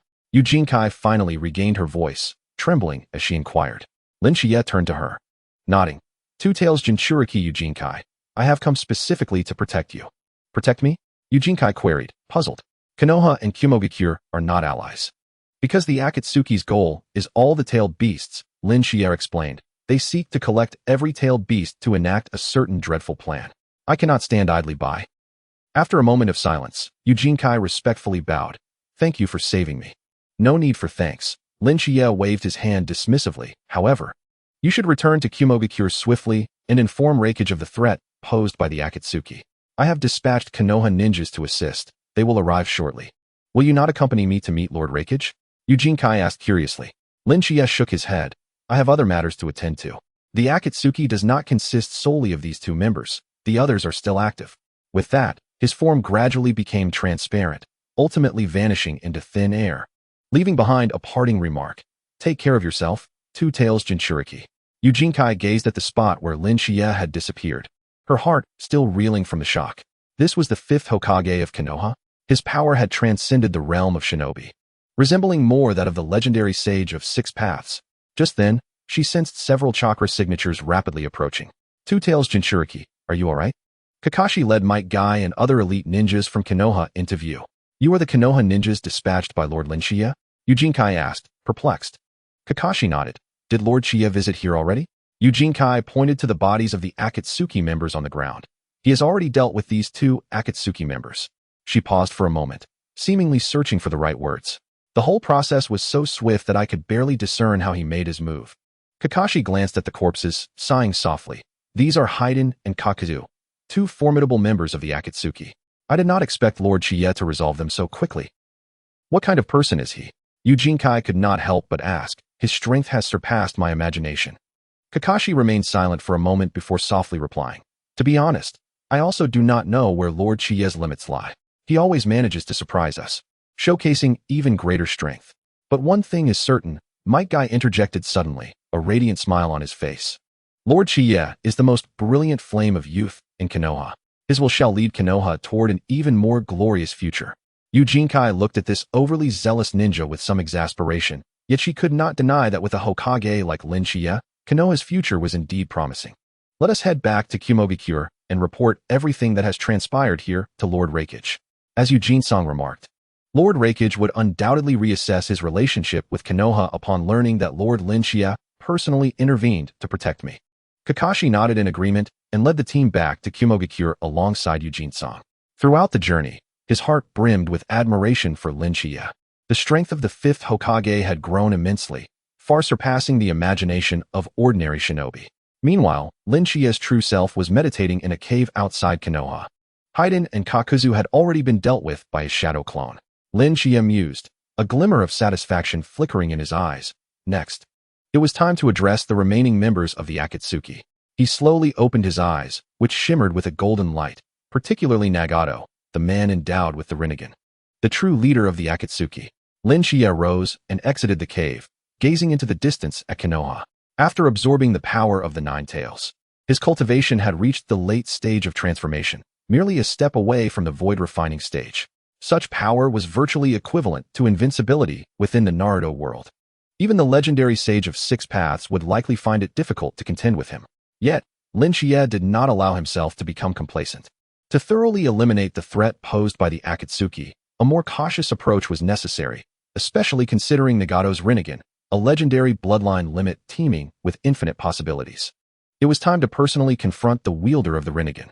A slight smile graced Lin Chia's lips, his eyes glinting with wisdom. Chapter 109, Perception Technique. Hidden Rain Village. A ninja village perpetually shrouded in rain. This was the true stronghold of the Atsutsuki and the residence of Nagato, the Rinnegan holder. Atop a high tower, Nagato observed the rain-drenched village, the mysterious purple light of the Rinnegan flickering. Through the rain, he could sense every change within the village. No stranger could evade his perception. Nagato, there is a situation. Conan approached from behind, concern etched on her face. We haven't received news from Haiden and Kakuzu for 3 days. Nagato furrowed his brow slightly. Their mission was merely to capture the two-tails Jinchuriki. It should not take this long. I fear they may have encountered trouble. Standing beside Nagato, Conan's gaze also drifted toward the distance. Recently, all major ninja villages had heightened their vigilance, particularly Konoha's new Hokage, Lin Chia, whose strength was said to be astonishing. After a moment of silence, Nagato instructed, send Deidara and Sasori to investigate. If Haiden and Kakuzu have indeed run into trouble, we must ascertain the whereabouts of the two-tails Jinchuriki promptly. I have already arranged it, Conan nodded, though she added, I can't shake the feeling that things are not so simple. Just then, the rain that had enveloped Hidden Rain Village suddenly ceased, suspended mid-air, creating a bizarre spectacle. What is happening? Conan exclaimed, gazing out the window. Your rain country perception technique. Nagato's expression turned grave. Someone has interfered with my technique. Boom. A tremendous sound reverberated as a massive spatial rift suddenly appeared in the plaza before the tower. Radiant golden light emanated from the rift, illuminating the gloomy sky of Hidden Rain Village. Nagato's Rinnegan fixated intently on the rift, his demeanor unusually serious. From within the rift, a figure clad in white stepped forth, moving with measured grace. His visage was youthful and handsome, yet his gaze was deep as the ocean, seemingly harboring boundless wisdom.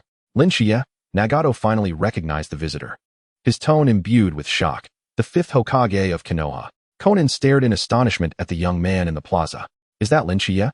The one who defeated Orochimaru and slayed the Death God? How did he find this place? And how could he unravel your rain country perception technique? Moreover, Nagato's voice was unusually grave. What he just used must be some form of space ninjutsu, directly tearing through space. Even my Rinnegan failed to perceive it in advance. In the plaza, Lin Chia looked up at the tower, a slight smile gracing his lips. Nagato, I know you are up there. Why not come down for a chat? His voice was not loud, yet it resonated clearly in the ears of Nagato and Conan, as if he were speaking directly beside them. He can even hear our conversation? Conan marveled, glancing at Nagato. This transcends the realm of ninjutsu. After a moment of silence, Nagato slowly rose. The fifth Hokage of Konoha has come personally. I must extend a proper welcome. Nagato, you cannot go. Conan urgently intervened. His abilities are too enigmatic. We know almost nothing about him. Precisely for that reason, I must meet him, Nagato replied calmly. If he intended to kill me, with the abilities he just displayed, he could have acted long ago. Soon, Nagato descended to the plaza, controlling a pain puppet, standing face to face with Lin Chia. Nagato, or should I address you as Pain? Lin Chia remarked, a hint of mockery in his tone as he regarded the puppet before him. I am well aware of where your true self is hidden. I merely afforded you a semblance of dignity. The Pain Deva looked expressionless at Lin Chia. The fifth Hokage has come personally. What brings you here? I believe you are already aware, Lin Chia replied calmly.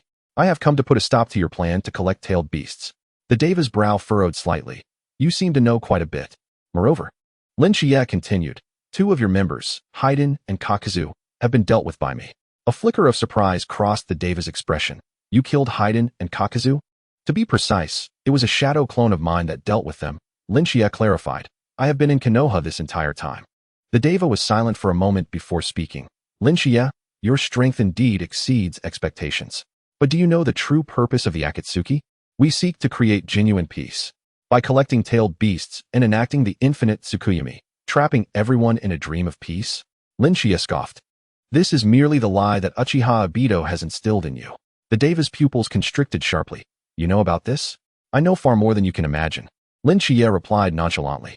Nagato, you were once a good person who pursued peace. It is unfortunate that you have been manipulated by Uchiha Obito. You believe you are achieving peace, but in reality, you are merely assisting Obito in realizing his plans. And behind Obito lies an entity known as Kaguya, whose true aim is to resurrect the rabbit goddess. The Deva was rendered speechless, his Rinnegan fixed intently on Shichiya, seemingly attempting to ascertain whether this young man genuinely possessed such extraordinary insight. Who exactly are you? The Deva finally posed the question. Ordinary individuals cannot possibly know these things. Shichiya smiled slightly. I am merely a Hokage who wishes to safeguard peace. Hypocritical. The Deva suddenly bellowed. The ninja world has never known true peace. Only endless war and hatred. You so-called 5 great nations merely treat the smaller ninja villages as pawns, manipulating them at will. True peace can only be achieved through suffering. Only when everyone experiences pain can they truly appreciate the value of peace. Shichiya shook his head. Nagato, your thoughts are far too extreme. Pursuing peace through the creation of suffering is inherently contradictory. Moreover, your so-called inflicting pain upon all is merely an imposition of your own suffering onto others. This is not peace, but tyranny. Silence. Pain's Deva Path bellowed. You do not comprehend the essence of true suffering. Shinra Tensei. A formidable repulsive force erupted from Pain's Deva Path, radiating outward. The ground of the entire plaza fractured instantaneously, and surrounding edifices collapsed in disarray. Yet, as the dust settled, Shichiya remained steadfast, his garments billowing, entirely unaffected. This is impossible, Pain's Deva Path exclaimed, his eyes wide with disbelief. Shinra Tensei is his most powerful repulsive jutsu, capable of annihilating an entire village. Yet, the youth before him appeared to have completely disregarded this attack. Chapter 110, The Power of the Rinnegan. Your Rinnegan is indeed formidable, Shichiya remarked. However, it is a pity that you are not the true reincarnation of the Sage of 6 Paths and cannot fully harness the Rinnegan's capabilities. Moreover, you are presently facing a cultivator at the peak of the transformation stage. Even if the genuine Sage of 6 Paths were to appear, he would likely find it arduous to contend with me. Transformation stage? Cultivator? Pain's Deva Path was bewildered. These terms were foreign to him. Enough with the pleasantries. Allow me to witness the true power of your Rinnegan. Shichiya extended a hand, gesturing invitingly. Unleash your full strength. Pain's Deva Path roared. And the 6 paths of pain simultaneously manifested. The Deva Path, the Azura Path, the Human Path, the Hungry Ghost Path, the Animal Path, and the Hell Path. The 6 pain puppets simultaneously formed hand seals, unleashing their most potent jutsu. Universal Pull. Azura's Hell. Human Path, Soul Absorption. Hungry Ghost Path, Soul Absorption. Animal Path, Outer Path. King of Hell. Hell Path. Gate to the Underworld. 6 terrifying techniques surged toward Shichiya, their combined might sufficient to obliterate a city. Yet, Shichiya merely raised a hand. Sword Chi Great Wall. An innumerable array of golden sword chi coalesced around Shichiya, forming a circular barrier. All 6 of Pain's attacks were thwarted. This is not ninjutsu, Pain's Deva Path muttered, astonishment etched across his features. Of course it is not ninjutsu. This is a cultivation technique, Shichiya calmly elucidated. Now, it is my turn to strike.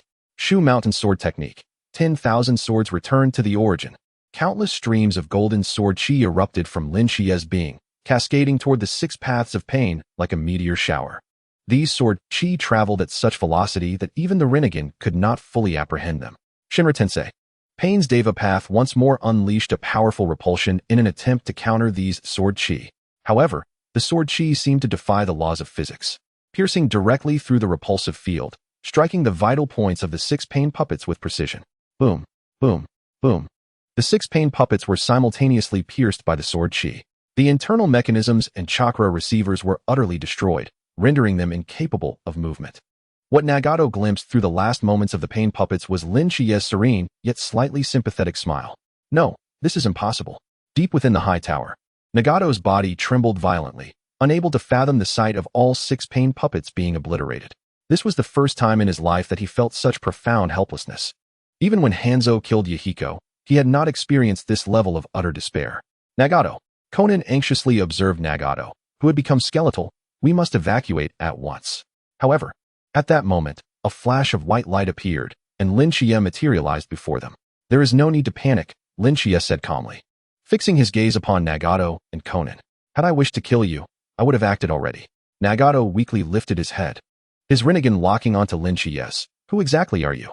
I have already stated, I am merely a Hokage who desires to safeguard peace, Shichiya replied, sincerity gleaming in his eyes. Nagato, I am aware of your past, of the anguish you endured from losing Yahiko, and of the deception wrought by Obito. Yet, vengeance and destruction are not the solutions to your plight. True peace necessitates understanding, tolerance, and dialogue. Nagato remained silent for a long while before finally speaking. Even the sage of 6 paths could not achieve true peace. What grounds do you have to believe you can? His question cast a heavy silence over the space. In that stillness, Shichiya's gaze grew ever more resolute. It is not merely faith and strength, Nagato. Shichiya stepped forward, unflinching before the violet Rinnegan. It is because I have envisioned broader possibilities. The suffering and hatred within the ninja world are confined to a limited perspective of this dimension. Beyond this world, there exist myriad pathways to choose. Nagato's frail body trembled slightly, a flicker of confusion flashing in his Rinnegan. Beyond this world? Conan stood protectively in front of Nagato, ready to fight to the death. Although deep within, she had already begun to grasp the truth. Yet, the power of this youthful Hokage before them exceeded their capacity to contend. Indeed, the limitations of this world must be transcended. Shichiya extended his hand, a radiant golden light manifesting in his palm. The essence of the ninja world is chakra. But beyond chakra lies a more exalted energy known as spiritual power. When you can access spiritual energy, the very rules of the world will transform. Spiritual energy? Nagato murmured. Even with the legendary Rinnegan, he felt as bewildered as a novice. Shichiya smiled gently. Allow me to demonstrate the possibility of true strength coexisting with peace. With that, Shichiya raised his hand lightly, golden light enveloping Nagato's form. Nagato felt a sudden influx of warm and potent energy coursing through him. For the first time in years, his body, worn and weakened from using the Rinnegan, began to regain vitality. What is this power? Nagato gazed in astonishment at his palm. His once withered skin gradually regained fullness, and his veins surged with a long-lost sense of vigor. It is but a mere fragment of the 9-flower spirit dew technique. Shichiya replied nonchalantly. This cultivation method can purify the impurities within your body and mend damaged meridians. Your frailty stems from the Rinnegan draining too much of your life force. Conan looked incredulously at Nagato's transformation. Are you healing him? It is merely a temporary restoration, Shichiya explained. To resolve the issue entirely, prolonged conditioning is required, along with the adoption of proper training methods. Nagato rose to his feet, feeling an unprecedented surge of strength within him, his eyes brimming with complex emotions. Why are you helping me? I am your enemy. Shichiya shook his head. I have never regarded you as an enemy, Nagato. You are merely a pitiable soul who has been manipulated. Obito has exploited your pain and ideals, turning you into a tool for his own ambitions. That Uchiha Obito, the one who claims to be Uchiha Madara, Nagato's gaze sharpened. Obito has his reasons, but the path he chose is erroneous. Shichiya continued. The infinite Tsukuyomi appears to promise peace, yet it merely ensnares all within a dream. This is not true peace, but evasion. Conan glanced between Nagato and Shichiya before finally summoning the courage to inquire. Then, what do you believe is true peace? Shichiya took a deep breath, his gaze turning profound. True peace is a relationship built on mutual respect and understanding among all ninja villages. Chapter 111. This is merely coercion through force. It is not through brute force nor through deceitful illusions, but rather through sincere communication and collaboration. How could this ever be realized? Nagato remarked with a bitter smile. The nations of the ninja world have waged war for centuries in their relentless pursuit of resources and territory. Hatred has long since taken root. Precisely because it is so difficult to achieve, it is essential for those of us with sufficient power to guide the way. Shichiya stated emphatically, Nagato, you possess the Rinnegan of the Sage of 6 Paths. You ought to be a beacon for the ninja world, not an executor of its destruction. Nagato fell into contemplation, memories flooding back like a tidal wave. He recalled the dreams of his youth shared with Yahiko and Konan, those pure and beautiful aspirations to create a world devoid of war. Even if I wished to guide, how would the other ninja villages heed my call? Nagato finally spoke, his voice imbued with confusion. They will, Shichiya asserted confidently. In fact, the current Konoha has already established amicable relations with several ninja villages, including Tsunade and Kirigakure. Even Kumogakure, which has historically had a strained relationship with Konoha, has sent envoys to negotiate. This is all due to your formidable strength. They have no choice but to concede. Konan calmly analyzed. Once your power wanes, peace will collapse in an instant. Shichiya nodded. You are correct, Konan. Strength is indeed the guarantee of peace. But it is not everything. True and lasting peace requires a profound intertwining of interests among the nations, making the cost of war far exceed the benefits of peace. Ultimately, it is still power that dictates all. Nagato sighed. Power determines discourse, but it does not dictate justice. Shichiya corrected him. The reason I can persuade the nations to accept peace is not solely because I can annihilate them, but because I offer a path that is advantageous for all. Nagato and Konan exchanged a glance, a flicker of uncertainty passing through their eyes. The beliefs they had upheld for years seemed to waver at that moment. How do you intend to deal with us? Nagato finally inquired, his tone devoid of the prior hostility. Shichiya extended his hand. Join me, Nagato. With your abilities and experience, you can make a tremendous contribution to genuine peace. The power of the Rinnegan was meant to safeguard the world, not to destroy it. Join Konoha? Nagato found it difficult to believe. Shichiya shook his head, not to join Konoha, but to join the Alliance for Peace. This is an organization I am establishing that transcends national boundaries. Its purpose is to coordinate relations among the ninja villages and collectively face external threats. External threats? Konan keenly picked up on the term, such as the Atsutsuki clan. Shichiya's expression grew grave. They are the true menace to the ninja world.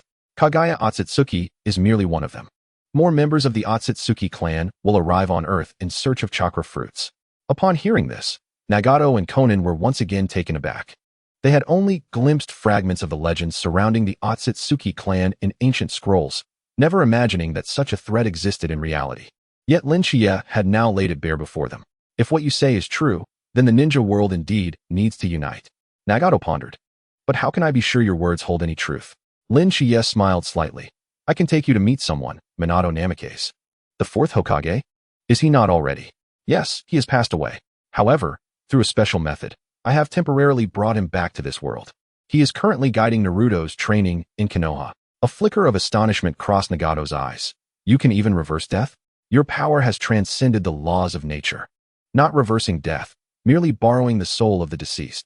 Shichiya humbly explained. This is a fundamental technique in the realm of cultivation. The realm of cultivation?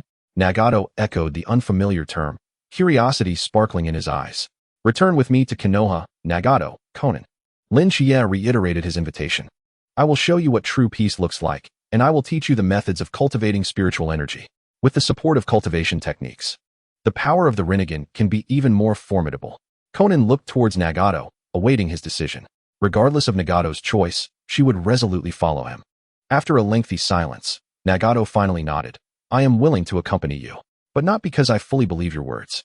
Rather, I wish to witness for myself whether the peace you describe truly exists. That is more than sufficient. Shichiya responded with a smile of relief. The power of decision will always reside within you. I shall never coerce anyone into accepting my ideals. Thus, the leader of the Akatsuki, Nagato, and his most loyal companion, Konan, resolved to follow Shichiya to Konoha. Meanwhile, in the tower of Amigakure, the enigmatic figure operating under the guise of Tobi, Uchiha Obito, observed all of this through a monitor. Even Nagato has been persuaded. A dangerous glint flickered in Obito's Sharingan. Shichiya, who exactly are you? In Konoha. Within the Hokage's office. Hokage-sama, Nagato and Konan have been settled in the specially prepared accommodations. Shizune reported respectfully. Lord Kakashi is overseeing their guardianship. Shichiya nodded. Remember, they are not prisoners, but esteemed guests. No one is to treat them with disrespect. Understood, Hokage-sama. Shizune replied, hesitating slightly. However, there have been quite a few rumors circulating in the village. Regarding my bringing back the leader of the Akatsuki, Shichiya smiled slightly. This is quite normal. People need time to adjust and accept change. Especially when a former enemy like Nagato suddenly becomes a friend, it is inevitable that doubts will arise. Shizune nodded. Lord Danzo seems particularly displeased about this. He has repeatedly hinted that root members should take action against Nagato. Danzo, you say? Lin Chia's gaze turned profound. He remains trapped in a mindset that perceives all as either friend or foe. Hokage-sama, how do you intend to handle this? For the time being, do not concern yourself with him.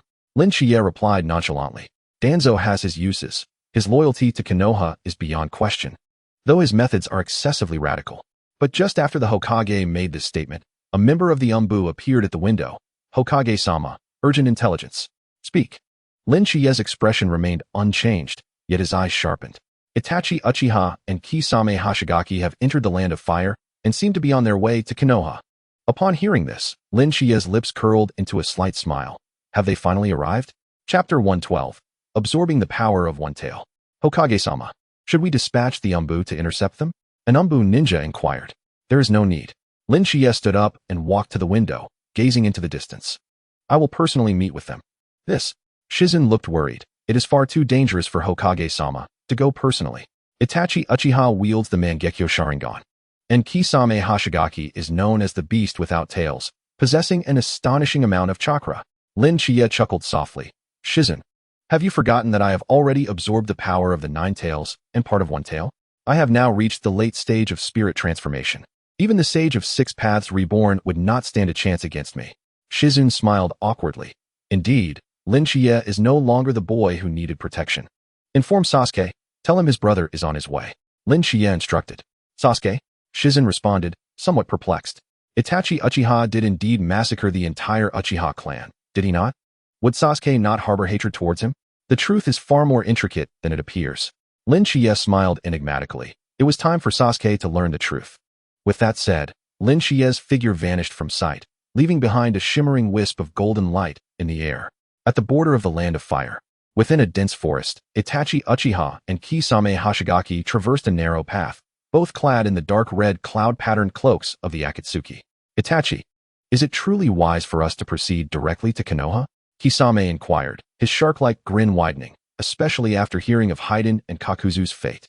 It matters not. Itachi replied calmly, his raven hair fluttering in the breeze. Our purpose is not to capture the 9 tails Jinchuriki, but to meet with Konoha. Lin Chia, you mean? Kisame's eyes sparkled with excitement.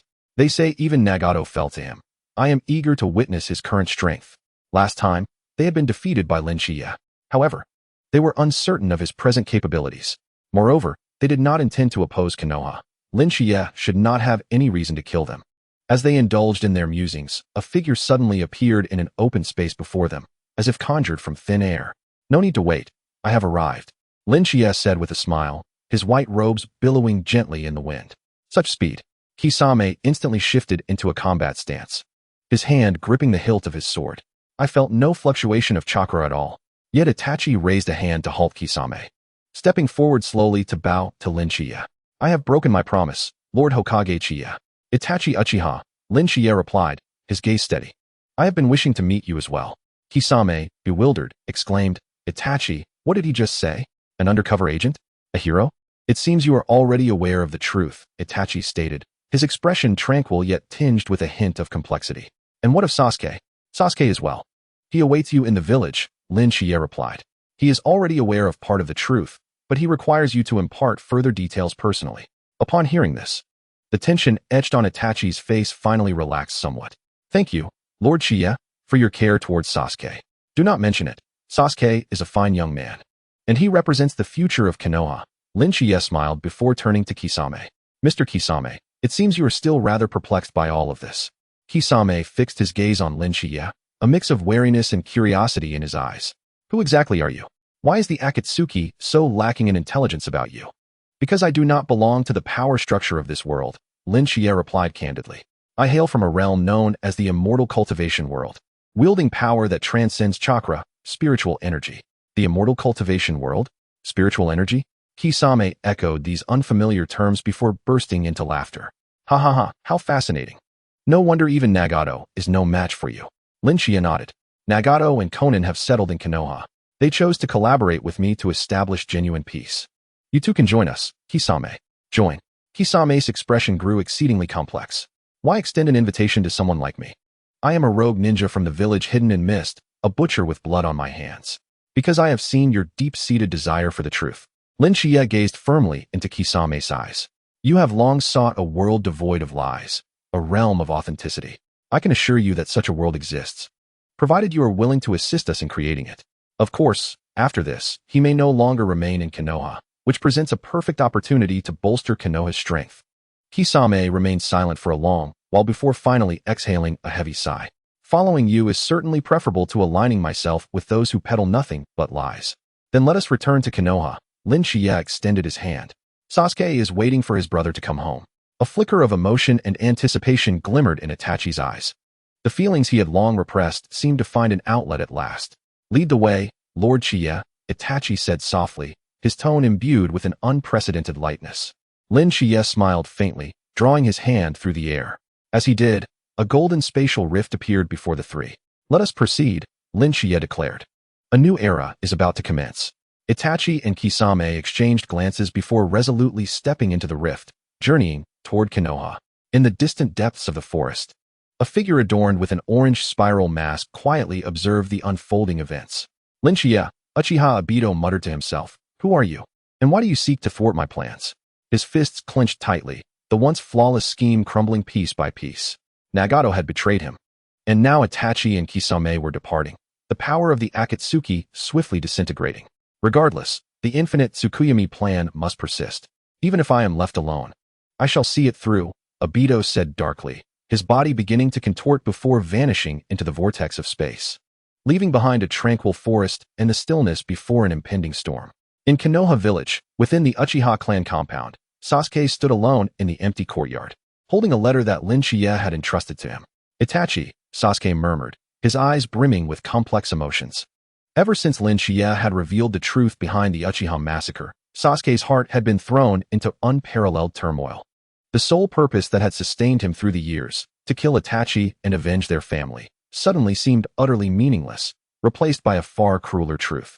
The higher-ups of Konoha had commanded Itachi to slay their entire clan to prevent insurrection, and Itachi had chosen to shoulder the burden of guilt alone to protect Sasuke.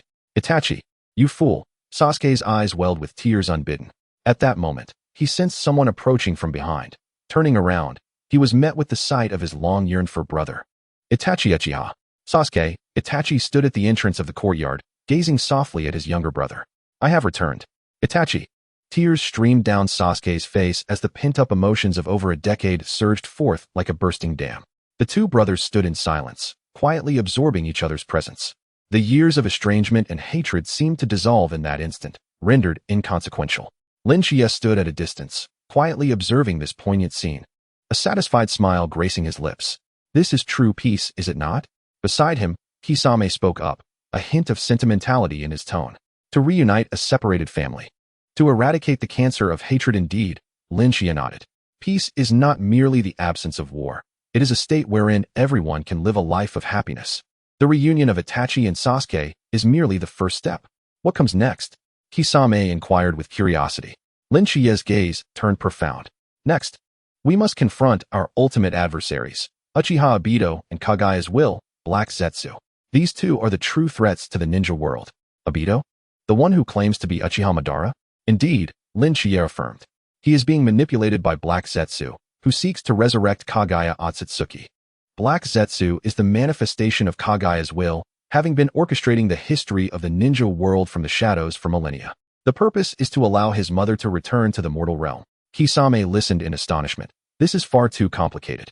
We members of the Akatsuki organization have been completely in the dark. Indeed, you are merely pawns in Black Zetsu's game. Lin Shichiya sighed, however. The current situation has begun to shift.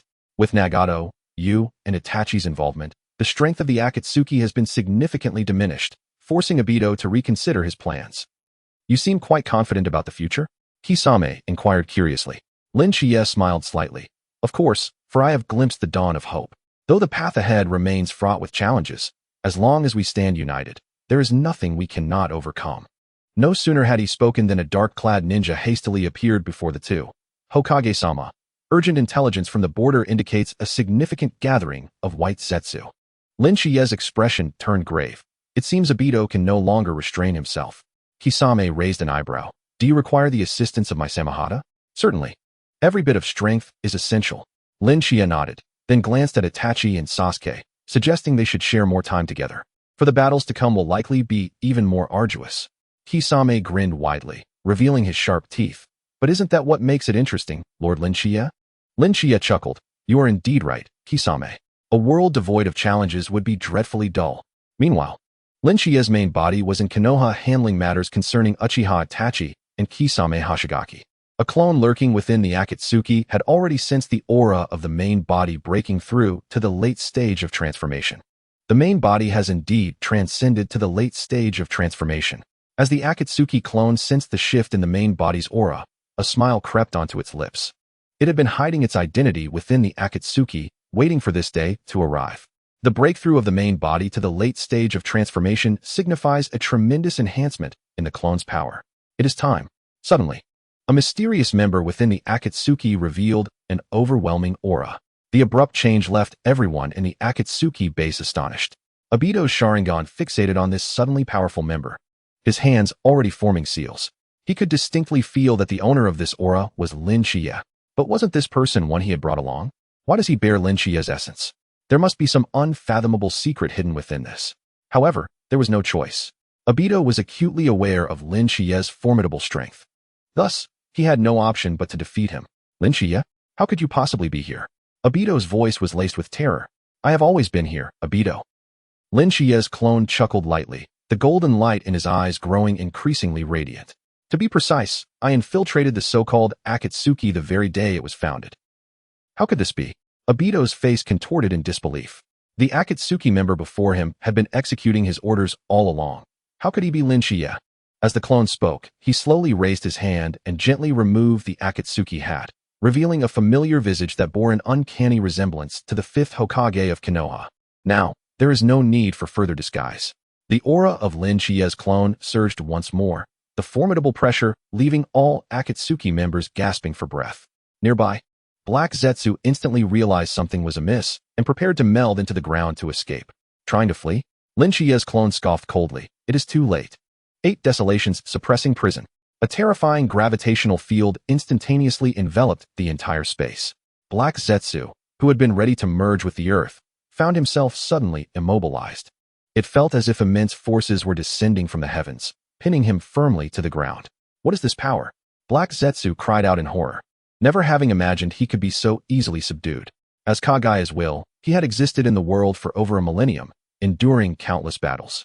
Yet, he had never encountered such a scenario. Can a mere clone possess such strength? Obito gazed at Shichiya's clone in shock, his back drenched in cold sweat. He finally understood why the main body of Shichiya could easily defeat Nagato. If a mere clone was this terrifying, the main body's strength was unimaginable. Obito, Black Zetsu has been deceiving you all along. Shichiya's clone spoke calmly. The objective of the infinite Tsukuyomi plan is not to create peace, but to resurrect Kagaya Atsutsuki. You are merely a pawn in Black Zetsu's hands. Obito's Sharingan shot toward Black Zetsu, filled with skepticism. Is that true? Black Zetsu, immobilized by the gravitational field, still managed to display a sinister grin. Obito, do not listen to his nonsense. Our goal has always been singular, achieving the infinite Tsukuyomi, to allow everyone to live in a dream of a peaceful world. Chapter 113, Provocations Ineffective. Obito remained silent for a moment before letting out a cold laugh. Shichiya, your attempts at sowing discord are futile. Even if Black Zetsu has ulterior motives, it matters not. As long as I can keep Rin alive in the world I create, everything else is irrelevant. Hearing Obito's words, Shichiya's clone shook his head slightly. This obstinately misguided individual still cannot let go of the shadows of the past. I intended to offer you a chance, but it seems you are beyond saving. Shichiya's clone sighed, his gaze growing increasingly frigid. Kamui. Seeing this, Obito immediately activated the power of his Sharingan, attempting to escape into the Kamui dimension. But to his astonishment, as soon as the space portal formed, it was abruptly severed by an invisible force. Kamui has failed. Obito's eyes widened in terror. This was his prideful ability. The space here has been sealed by me. No space-time ninjutsu can be utilized. Shichiya's clone explained indifferently, the golden light in his eyes intensifying. Now, it is time to bring this farce to an end. With that, Shichiya's clone formed hand seals, golden radiance coalescing in his palms. Soul Purgatory. With a low utterance from Shichiya, a formless wave instantly penetrated the bodies of Obito and Black Zetsu. Both of them emitted anguished cries, as if something within them was being extracted. My soul. Black Zetsu felt his consciousness being gradually stripped away, a sensation more terrifying than death. As Kagaya's will, your soul should never have existed in this world. Lin Chia's clone stated coldly, return to the void, Black Zetsu. Black Zetsu's form began to grow increasingly transparent, ultimately dissipating into the air without leaving a trace. Only a reluctant roar echoed throughout the base. Meanwhile, Obito succumbed to Lin Chia's soul purgatory, his eyes closing as he fell unconscious. Lin Chia chose not to kill him outright, but rather to seal him. After all, Obito still possessed half of the white Zetsu body, which would make for excellent research material. After dealing with Obito and Black Zetsu, Lin Chia's clone cast his gaze across the remaining members in the base. Is there anyone else who wishes to resist?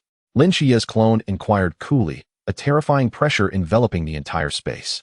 The remaining Atsutsuki members were all stricken with fear, none daring to voice any defiance. Some have even begun to kneel and plead for mercy, for Lin Chia's strength has far surpassed their wildest imaginations. Their cries for mercy sound to Lin Chia like the pitiful squeaks of ants, utterly feeble.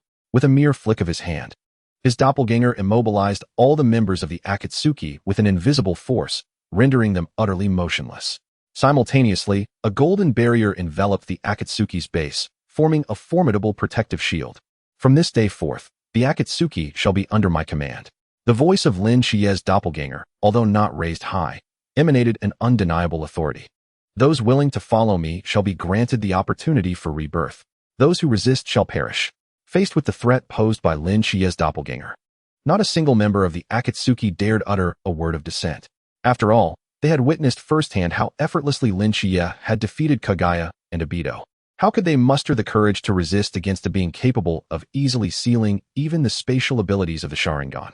Moreover, the oppressive aura radiating from Lin Chia's doppelganger instilled in them an overwhelming impulse to prostrate themselves in reverence. Excellent. It appears you have all made a wise choice.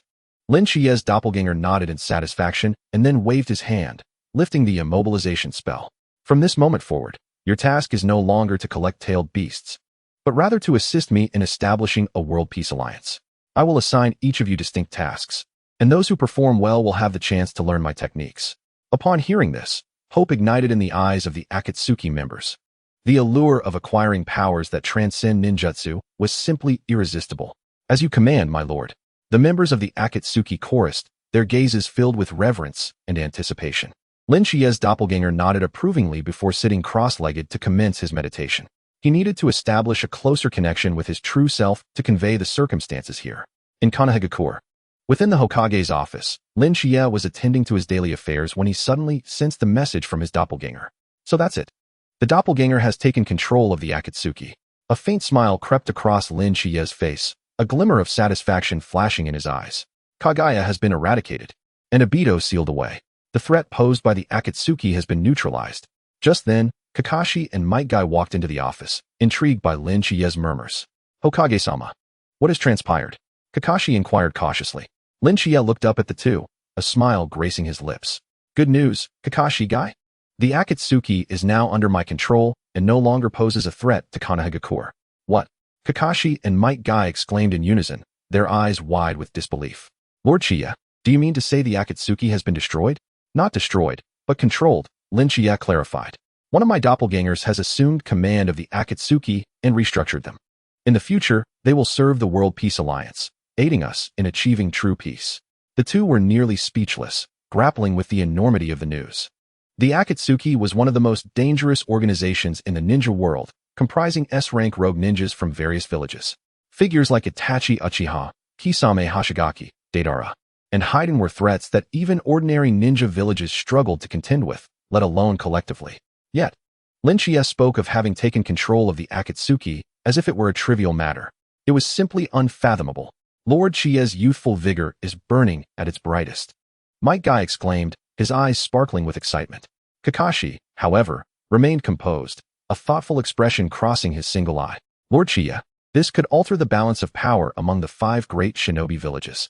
Once the other villages realize that Konoha not only possesses a powerhouse like you, but also controls the Akatsuki, they may perceive a threat. Lin Chia nodded, acknowledging Kakashi's astute observations. Therefore, I plan to convene a summit of the 5 Kage to formally propose the establishment of a Ninja World Peace Alliance. A summit of the 5 Kage? Kakashi looked astonished. Are you certain the other Kage will agree? Shichiya smiled confidently. They will. Especially once they learn that the Atsutsuki is under my control. No one will dare to oppose Konoha. Moreover, the establishment of a peace alliance benefits all ninja villages. As long as they can see that, cooperation will not be an issue. Kakashi pondered for a moment before ultimately nodding in agreement. Lord Shichiya's decisions have never faltered. This time should be no exception. What preparations do I need to make? Prepare to send out formal invitations to the other 4 Kage for the summit, Shichiya instructed. Additionally, arrange for Naruto, Sasuke, and Sakura to be ready to receive them. They will be the backbone of Konoha in the future and should be familiar with such important occasions. Understood, Hokage-sama. Kakashi and Might Guy replied in unison before taking their leave. Shichiya stood alone by the window, gazing at the distant Hokage rock, where his likeness had already been carved alongside that of the 4th Hokage, Minato Namikaze. The summit of the 5 Kage, Shichiya murmured to himself. This will be the most significant meeting in the history of the ninja world. The future of peace begins here. The invitations were swiftly dispatched to the 4 great ninja villages, and news of the 5 Kage summit quickly spread throughout the ninja world, igniting discussions and speculation regarding the true purpose of the meeting. In Awakens, within the office of the Atsutsuki, the mood was tense.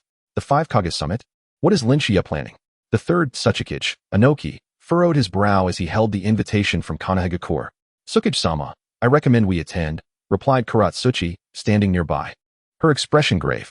According to the latest intelligence, Shichiya has absorbed the power of the One Tail and part of the Nine Tails, and now he controls the Atsutsuki.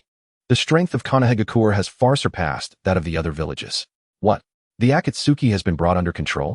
Inoki exclaimed, his eyes widening in shock. How is that possible? Moreover, Atsutsuki continued, our intel also indicates that Konoha has formed some alliance with Kirigakure and Tsunade. Even Kumogakure, which has historically had a strained relationship with Konoha, has recently sent envoys to visit frequently. Inoki fell silent for a long moment before finally letting out a heavy sigh. It seems the situation has escalated beyond our control. Shichiya's strength may have reached the legendary level of the Sage of 6 Paths rather than risk confrontation. It would be wiser to observe what he intends to do. Prepare your luggage, Atsutsuki. We will attend the 5 Kage summit in Konoha.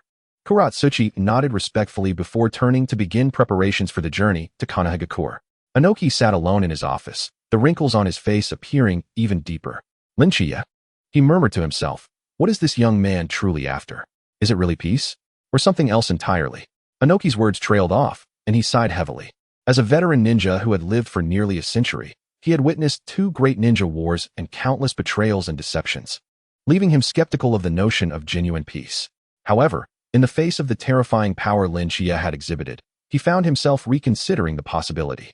If anyone could realize true peace in the ninja world, it might just be Shichiya. In Kumogakure, within the Raikage's office, the air was thick with anticipation. The 5 Kage summit? Humph, that little brat Shichiya is exceedingly arrogant. The 4th Raikage, slammed his fist down on the desk, his robust physique radiating an air of discontent. Lord Raikage, I believe we should accept the invitation, remarked Killer Bee, standing nearby with an unusually grave expression. That little rascal from Konoha possesses formidable strength. Even the Two-Tails Jinchuriki has openly acknowledged his utter helplessness in his presence. Moreover, he has now even taken control of the Atsutsuki organization. We cannot afford the risk of opposing Konoha. I fell into a long silence before eventually nodding. This kid is indeed difficult to deal with. I have perused the report from the Two-Tails. The kind of power that transcends chakra is simply unfathomable. However, I am not one to be easily manipulated. Nevertheless, for the safety of the Hidden Cloud Village, I shall attend this conference. Haha, Big Brother has made a wise decision.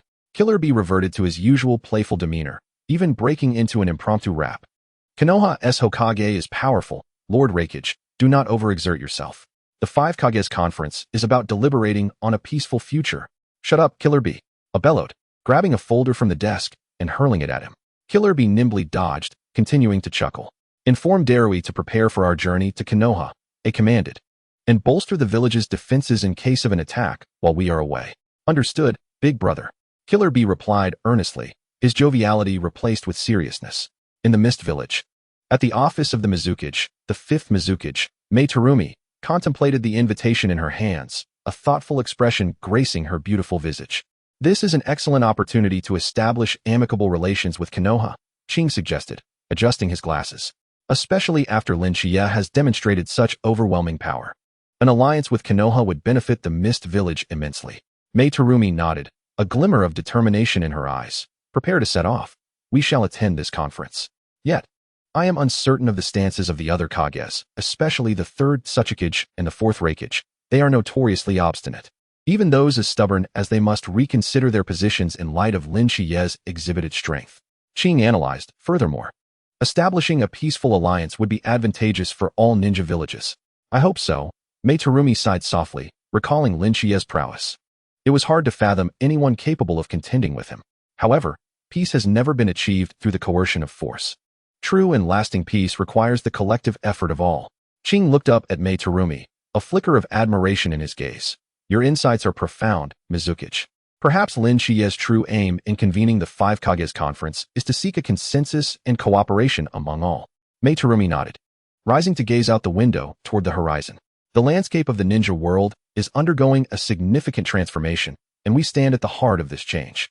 Regardless of what the future holds, the Mist Village shall make its own choices. In the Sand Village, within the office of the Kazekage, another message from Konoha awaited.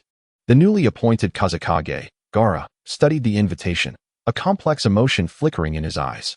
Following the assassination of Raza, the situation in the Sand Village had been tumultuous. Ultimately, after a unanimous decision by the village elders, Gaara ascended to the position of the fourth Kazekage. Despite his youth, Gaara's strength as a Jinchuriki was beyond question.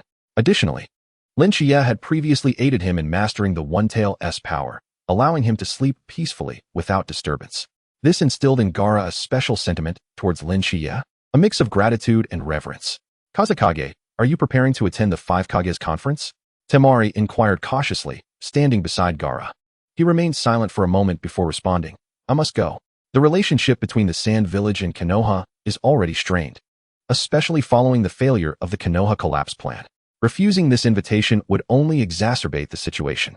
Gaara paused. Moreover, I harbor gratitude towards Shichiya. He helped me control the One-Tail's power, enabling me to live a normal life. Temari nodded. Shichiya is indeed exceptional.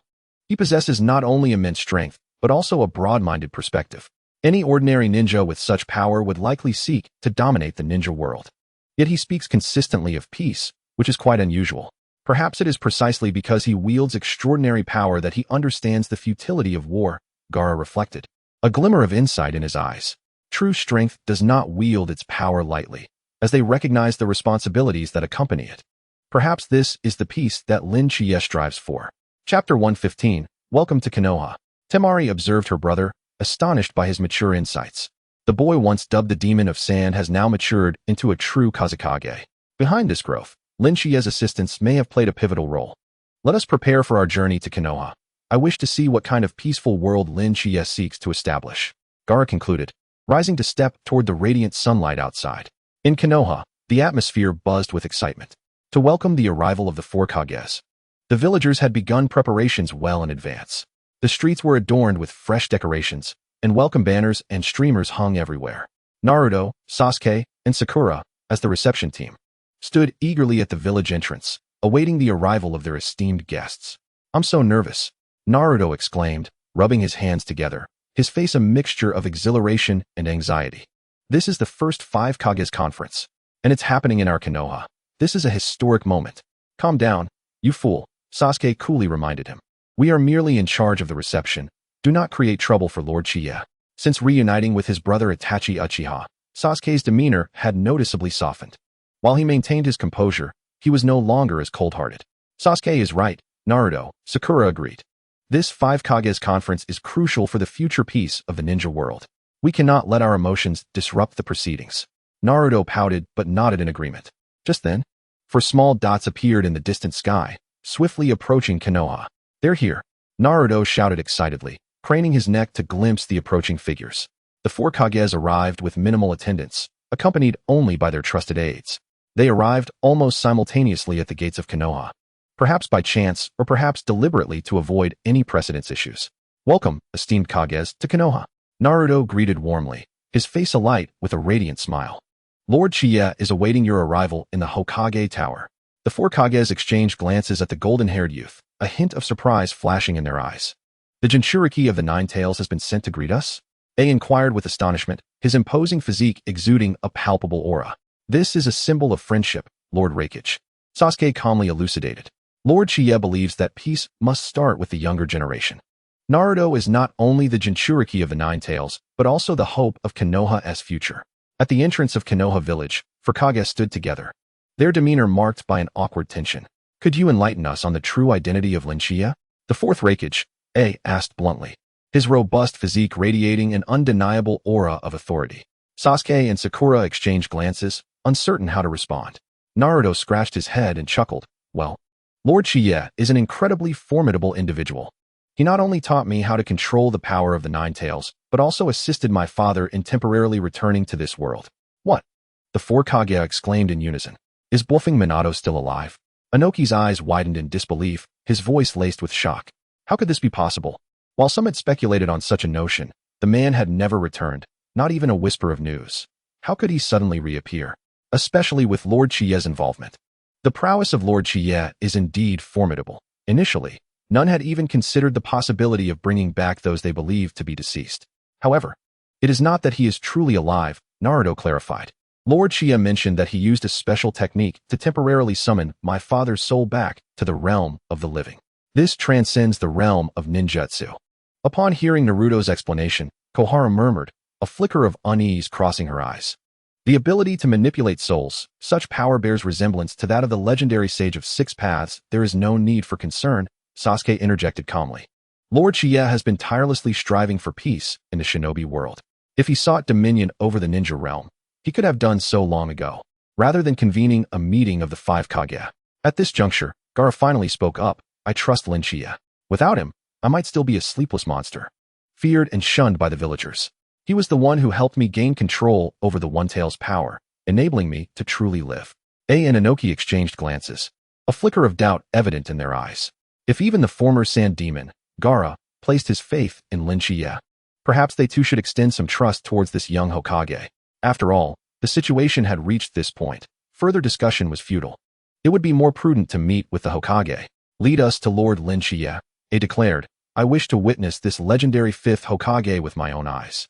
With a grin, Naruto replied, all right, please follow me.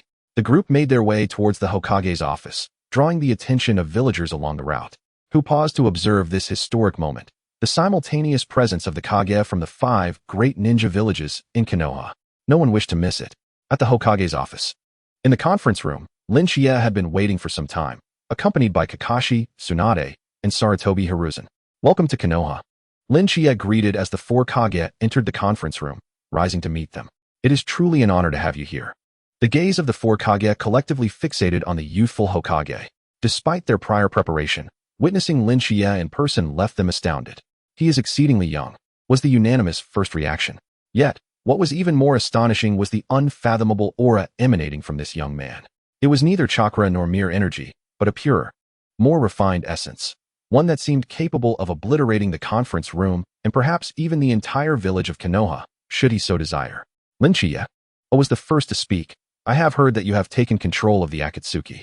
Is this true? Is that why you summoned us? Though it seemed an opportunity, signifying that the strategy was effective. Lin Shichiya smiled slightly. Indeed, the Atsutsuki has been subdued by one of my doppelgangers. Doppelganger? Inoki asked, astonished. What kind of doppelganger possesses such formidable power? It is not a shadow clone in the traditional sense, Lin Shichiya clarified, but rather a doppelganger created through a cultivation technique possessing 70% of my original strength, sufficient to contend with the members of the Atsutsuki. Cultivation technique. The 4 Kage simultaneously exhibited expressions of confusion. Indeed, Lin Shichiya affirmed with a nod. I practice a power system that transcends ninjutsu, known as the art of creation. This technique grants me the ability to manipulate spiritual energy, which is far more potent and refined than chakra. As the 4 Kage stared in bewilderment, Lin Shichiya extended his right hand, revealing a sphere of golden light within his palm. This is spiritual energy, the very essence that constitutes the origins of the universe. It is said that when the Sage of Six Paths created the ninja system, he based it on the principles of spiritual energy. However, due to the constraints of this world, he could only manifest chakra, a lesser form of energy. The 4 Kage stood dumbfounded, their understanding of the ninjutsu system utterly shattered. What had they previously understood about ninjutsu? This completely dismantled their notions. Moreover, Lin Shichiya had comprehended ninjutsu to such an extent. Did this not imply he surpassed them in power? It sounded like a tale spun from fantasy. Awakening from their reverie, Inoki furrowed his brow. Yet, having witnessed your displayed strength, I cannot help but believe you. Lin Shichiya, he continued, you have summoned us for a reason. What is your objective? Lin Shichiya's expression grew serious. I wish to establish a peace alliance among the ninja world, urging the 5 great villages to set aside their past grievances and collectively uphold the peace and stability of the shinobi realm. Furthermore, we must prepare to confront the potentially greater threat posed by the Atsutsuki clan. The Atsutsuki clan? Koharu inquired, astonished. Are they not the beings of ancient legend? Lin Shichiya shook his head. They are not mere legends. They are indeed a powerful race that exists. Kagayaheim was merely one among them, and in the future, more Atsutsuki will descend upon Earth in search of chakra fruits. Once they arrive, no single ninja village will possess the strength to confront them. Only through our unity can we hope to emerge victorious in this battle for survival. Silence enveloped the conference room as the 4 Kage absorbed the astonishing information Lin Shichiya had provided. Meanwhile, in the Pure Land, an elderly figure in a white robe sat cross-legged in the void, his brow furrowed. This elder, adorned with horns and surrounded by 9 black orbs of power, was none other than the legendary sage of 6 paths, Atsutsuki Hagoromo. Strange, it seems the balance of the ninja world has been disrupted, the sage muttered, his frown deepening. As the progenitor of the ninjutsu system, he could sense significant changes occurring within the ninja realm. Recently, he had felt an unprecedented surge of powerful energy, neither chakra nor mere force, but something far more primal and pure. This power appeared to surpass even his 6 paths power. Unease filled the sage's heart. His intention in creating the ninjutsu system was to foster peaceful coexistence among humanity, not to incite conflict. Yet history had unfolded contrary to his hopes, with the shinobi world perpetually engulfed in strife. Now, with the emergence of this mysterious power, he feared events might spiral further out of control. I must see for myself, the sage resolved, preparing to temporarily leave the Pure Land and venture into the mortal realm. As a being that straddles the divine and human realms, although his soul resided in the Pure Land, he retained the ability to intervene in earthly affairs. Especially upon sensing such a monumental shift, he felt compelled to fulfill his responsibilities as the progenitor of ninjutsu. Even in my absence, I cannot allow anyone to disrupt the balance of the ninja world. The spiritual essence of the sage of the 6 paths began to coalesce into a tangible form, preparing to traverse the boundary between the Pure Land and the mortal realm. Such an occurrence is typically deemed impossible. However, for one who commands the power of the 6 paths, it merely requires the expenditure of some energy. Soon, a golden portal materialized before him, serving as the gateway to the human world. The sage of the 6 paths stepped forward and passed through the portal, descending into the realm of mortals. In Konoha, the 5 Kage summit was progressing smoothly. Lin Shichiya's proposal garnered preliminary approval from the 4 Kage, despite some lingering doubts and concerns. I agree to the establishment of a peace alliance, Gaara declared first, affirming that Tsunade would willingly cooperate. Terumi May also nodded in agreement, stating that Kirigakure was prepared to join the peace alliance to jointly uphold the tranquility and stability of the ninja world. A and Inoki exchanged glances, still somewhat hesitant. Lin Shichiya, A said solemnly, how can you assure us that once the peace alliance is established, Konoha will not seize this opportunity to monopolize power? After all, your strength already surpasses that of all other ninja villages combined. Lin Shichiya offered a faint smile. I understand your concerns. Hence, I propose that the headquarters of the Peace Alliance be located in a neutral zone at the intersection of the 5 great nations, rather than in any single ninja village. Additionally, decisions within the alliance will be made collaboratively by the 5 Kage. Any significant resolution will require the consent of at least 3 Kage to be enacted. This arrangement ensures both efficiency and the prevention of any unilateral actions by a single party. Upon hearing this, Inoki's eyes flickered with approval. This proposal is quite fair. However, I still harbor a question. A voiced his inquiry directly. If someone opposes your decision, will you resort to force to compel compliance? The atmosphere in the conference room grew tense in an instant. Lin Shichiya took a deep breath. I assure you all, I will never employ force to coerce anyone into accepting my principles. If someone disagrees, I will respect their choice and seek consensus through peaceful dialogue. This is the very reason I convened the 5 Kage Summit today. I believe that through equal communication, we can discover solutions beneficial to all. A and Inoki simultaneously exhaled, their wariness gradually dissipating. Very well, A finally nodded in agreement.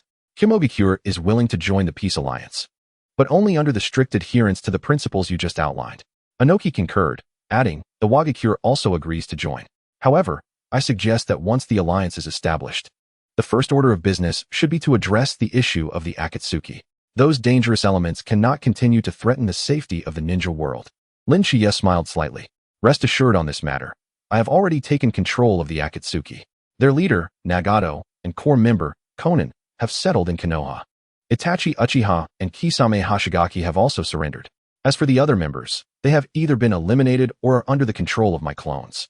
The Atsutsuki is no longer a threat. It has become an asset to the Peace Alliance.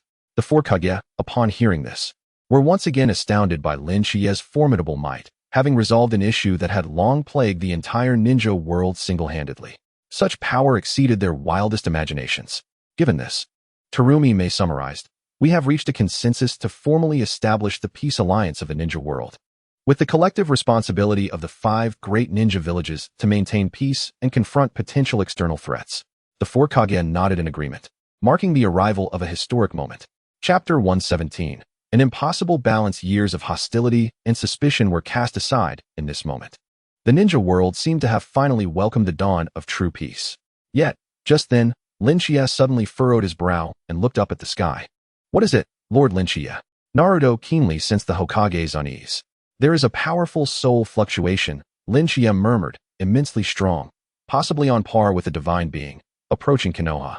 No sooner had Shichiya uttered these words than a golden portal suddenly appeared in the ceiling above the meeting room. An elderly man clad in white robes stepped forth, adorned with horns and accompanied by 9 black Shinju orbs floating behind him. The Sage of the Six Paths, gasped all present, astonished to encounter the legendary progenitor of ninjutsu at such a moment. The Sage of the Six Paths surveyed the assembly with a gaze that ultimately settled upon Shichiya, a flicker of shock crossing his features. You are the one who disturbs the balance of the ninja world? His voice resonated like thunder, imbued with authority. The power you wield does not belong to this world. Shichiya rose to his feet, meeting the sage's gaze with calm resolve. Atsutsuki Hagoromo. I did not expect even you to sense the changes. It seems my influence on this world is greater than I had imagined. You know my name? The Sage of the Six Paths expressed surprise, then quickly recovered. Of course, one with such power as yours would be capable of perceiving many truths. However, that is of little significance. What matters is that you are disrupting the balance I established for the ninja world. Balance? Shichiya scoffed. Is your so-called balance merely a perpetuation of war and hatred within the ninja world? I seek to forge genuine peace, freeing people from ceaseless slaughter and suffering. You are naively mistaken. The Sage of the Six Paths shook his head. The balance of the ninja world is founded upon the struggle for power. Should one side attain absolute strength, it will shatter this balance, resulting in even greater calamities. Much like when Kagaya Atsutsuki obtained the power of the god tree a millennium ago. Therefore, I must prevent you from further interfering in the development of the ninja world. With that, the 9 orbs behind the sage began to spin, emanating a formidable aura that thickened the air within the meeting room. Shichiya shook his head. Disappointment etched upon his features. Sage of the Six Paths, I had hoped you would comprehend my intentions. Yet, it appears that, like the others in this ninja world, you are ensnared by your own prejudices. The ninja world requires transformation, true peace, not your so-called balance.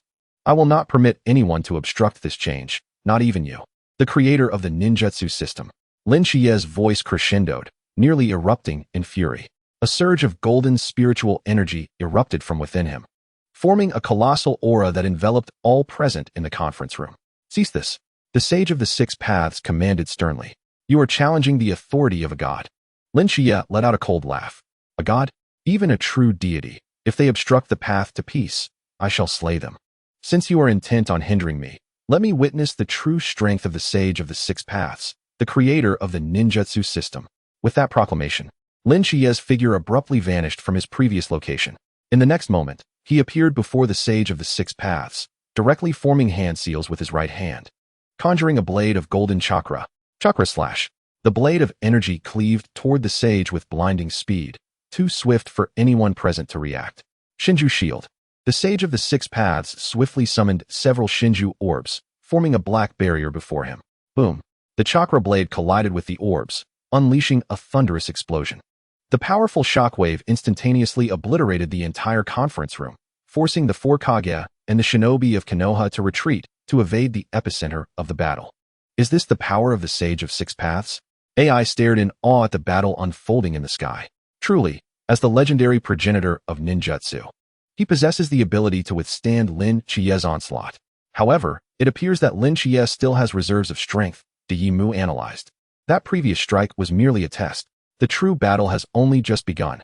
In the heavens, the Sage of Six Paths and Lin Chia stood in opposition, their auras fully unleashed. The truth-seeking balls behind the sage spun incessantly, emanating a formidable chakra of the Six Paths. Meanwhile, Lin Chia was enveloped in a radiant golden energy, matching his opponent's might with equal fervor. Indeed, as the creator of the ninjutsu system, the Sage of Six Paths is truly formidable, Lin Chia remarked, yet regrettably. You have encountered a cultivator. A cultivator? The Sage of Six Paths furrowed his brow. Where do you hail from? That is of little consequence. Lin Chia shook his head. What matters is that I shall not permit anyone to thwart the arrival of peace in the ninja world, including you, Sage of Six Paths. With those words, Lin Chia formed hand seals, his spiritual energy surging exponentially. The Shu Mountain Sword Technique. All swords returned to the origin. Countless streams of golden sword energy erupted from Lin Chia's being, raining down upon the sage like a meteor shower. Six Paths, Heavenly Star. The Sage of Six Paths likewise exerted his full power, forming a massive black sphere in the air with his hand seals. This sphere radiated immense gravitational force, attempting to absorb Lin Chia's sword energy. However, to the sage's astonishment, the sword energy disregarded the gravitational pull and continued its direct assault. This is impossible, the Sage of Six Paths exclaimed. No material can defy the gravitational force of Heavenly Star. I told you, Lin Chia calmly replied. The cultivation techniques do not adhere to the rules of the ninja world. Spiritual energy is far closer to the source, enabling it to bypass many physical laws. The Sage of Six Paths was compelled to abandon Heavenly Star and instead summoned all the truth-seeking balls to form a protective barrier. Truth-seeking balls, all-around defense. 9 truth-seeking balls unfolded, creating a flawless spherical shield that encased the sage securely within. Lin Chia's all swords returned to the origin collided with the truth-seeking ball defense, producing a deafening explosion. The truth-seeking ball defense trembled violently, but did not immediately shatter. As expected of the truth-seeking balls, Lin Chia remarked, possessing the capability to obliterate all forms, they are indeed powerful. However, this level of defense is still woefully insufficient against me. With a push of his right hand, a more concentrated torrent of sword energy surged forth. Shu Mountain Sword Technique. Sword energy as dragons. The sword energy coalesced into a colossal golden dragon, fiercely lunging toward the sage's defenses. Boom. The tremendous impact resonated throughout the entire Konoha village, and the truth-seeking ball defense finally revealed cracks. The Sage of Six Paths' expression grew grave, astonished that Lin Chia's assault was so overwhelmingly potent. This has transcended the realm of ninjutsu. Chapter 118. The so-called ninjutsu system is merely child's play. The Sage of Six Paths murmured. It is even stronger than the power I shared with Kagaya. Do you understand now? Lin Chia's voice resonated. The ninjutsu system you created is but a child's plaything in the presence of a true cultivator. Yet, I do not seek to annihilate the ninja world. Rather, I aim to guide it towards genuine peace. Why do you wish to impede me? The Sage of Six Paths remained silent for a moment. Because you disrupt the balance. Excessive power invites catastrophe, such is the rule of the ninja world. Just as my mother Kagaya succumbed to madness after acquiring the power of the God Tree. Lin Chia scoffed. So, your plan is to keep the ninja world perpetually at war, bound by mutual restraint and slaughter? Is this your notion of balance? True peace should be rooted in mutual respect and understanding among nations, confronting external threats together, not your insidious balance. The Sage of Six Paths found himself at a loss for words, as Lin Chia spoke the undeniable truth. The balance he had designed indeed rested upon mutual restraint among nations. While it prevented a single power from dominating, it also led to unending warfare and hatred. Perhaps you are correct, the Sage of Six Paths finally sighed, yet I remain concerned that your strength may bring calamity. Then let me demonstrate. Lin Chia's voice was resolute, that I can wield this power to foster true peace, not destruction. The 5 great ninja villages have reached a consensus to establish a peace alliance. In the future, we shall collectively face the threat of the Atsutsuki clan, safeguarding the security of this world. The Atsutsuki clan? The Sage of Six Paths inquired in astonishment. You are aware of them? Certainly, Lin Chia nodded. They are the true menace to the ninja world. Your mother Kagaya was merely one of their agents sent to harvest chakra fruits. More members of the Atsutsuki clan will descend upon Earth in the future. When that time comes, we must unite to confront them. This is the genuine purpose behind my establishment of the Peace Alliance. Upon hearing this, the Sage of Six Paths fell into contemplation. If Lin Chiye's words bore truth, then indeed, the ninja world must unite to face the threat of the Atsutsuki clan. Yet he still could not fully trust this young man who had suddenly acquired immense power. If you truly seek peace, the Sage of Six Paths ultimately said, then lay down your weapons and allow me to see for myself.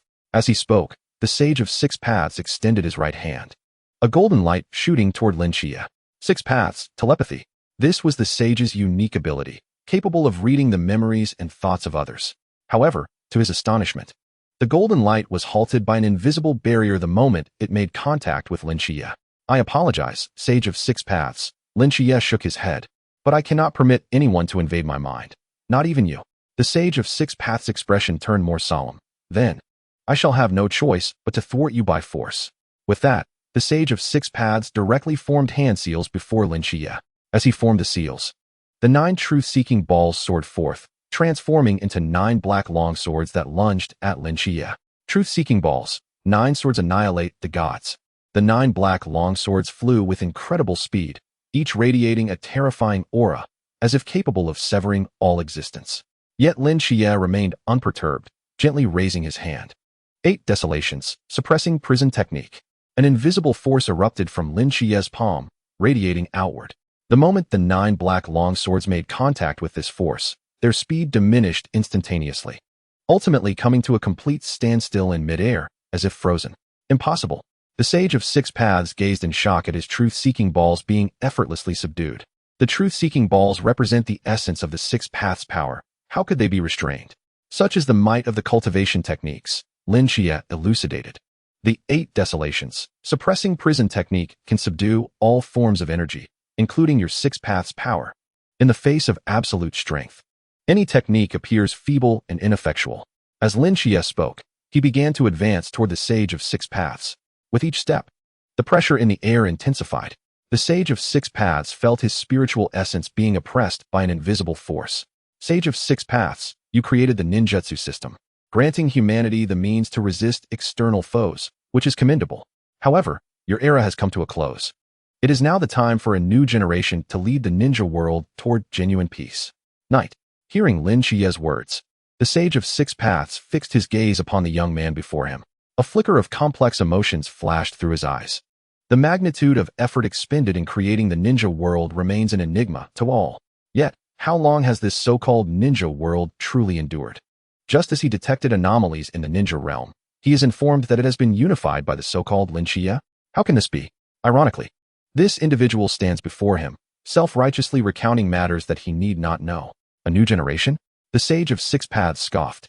Do you presume that possessing immense power can steer the ninja world towards peace? History has demonstrated that excessive strength only begets destruction. It was precisely due to my mother, Kagaya, acquiring the power of the god tree that the first calamity befell the ninja realm. The mention of his mother intensified the sage's agitation, his chakra radiating increasingly brighter. I shall not permit history to repeat itself. For the safety of the ninja world, I must thwart you today. With that, the Sage of Six Paths prepared to confront Lin Chiye. As he moved, a terrifying wave of energy erupted from within him. Noticing the fear emanating from those behind Lin Chiye, a glimmer of satisfaction crossed the sage's gaze. So that is it. Are these individuals truly so weak? He has merely begun to exhibit his enhanced powers. Genesis of the Six Paths. This is one of his most formidable techniques, capable of reshaping the fundamental rules of the world and restoring everything to its original state. It was with this very move that he successfully sealed away his mother, Kagaya Atsutsuki. As his power reached its zenith, his body began to glow, 9 truth-seeking balls swirling around him at high speed, gradually forming a colossal energy field. The very space of Konoha began to warp, as if this force sought to remold it. Alas! Sensing the sage's actions, Lin Chiye sighed, a hint of disappointment flickering in his eyes. I had thought that as the creator of the ninja world, you would possess a broader vision. I never anticipated you would be just as stubborn and old-fashioned as the rest, clinging to outdated rules. Chapter 119. Has the Sage of Six Paths fallen? As he spoke, his tone grew increasingly frigid, an overwhelming pressure emanating from him. He cast a cold glare towards the Sage of Six Paths. Since you insist on opposing me, Do not blame me for being impolite." With that, Lin Shichiya formed hand seals, his spiritual energy surging dramatically. Wrath of the divine transformation. A golden radiance erupted forth from Lin Shichiya, soaring into the heavens. Wherever the light touched, the Sage of Six Paths' Genesis power was forcibly dispelled. Impossible. Witnessing his technique so easily countered, the sage gazed at Lin Shichiya in disbelief. How could this be? One of my strongest techniques, so effortlessly dismantled by Lin Shichiya? What attack did he just unleash? Why have I never seen such a thing before? The sage's terror-stricken gaze was now fixated on Lin Shichiya. The initial nonchalance had completely vanished, leaving only shock and incredulity. Nothing is impossible. Without granting the sage time to react, Lin Shichiya's figure abruptly vanished, reappearing before the sage in an instant.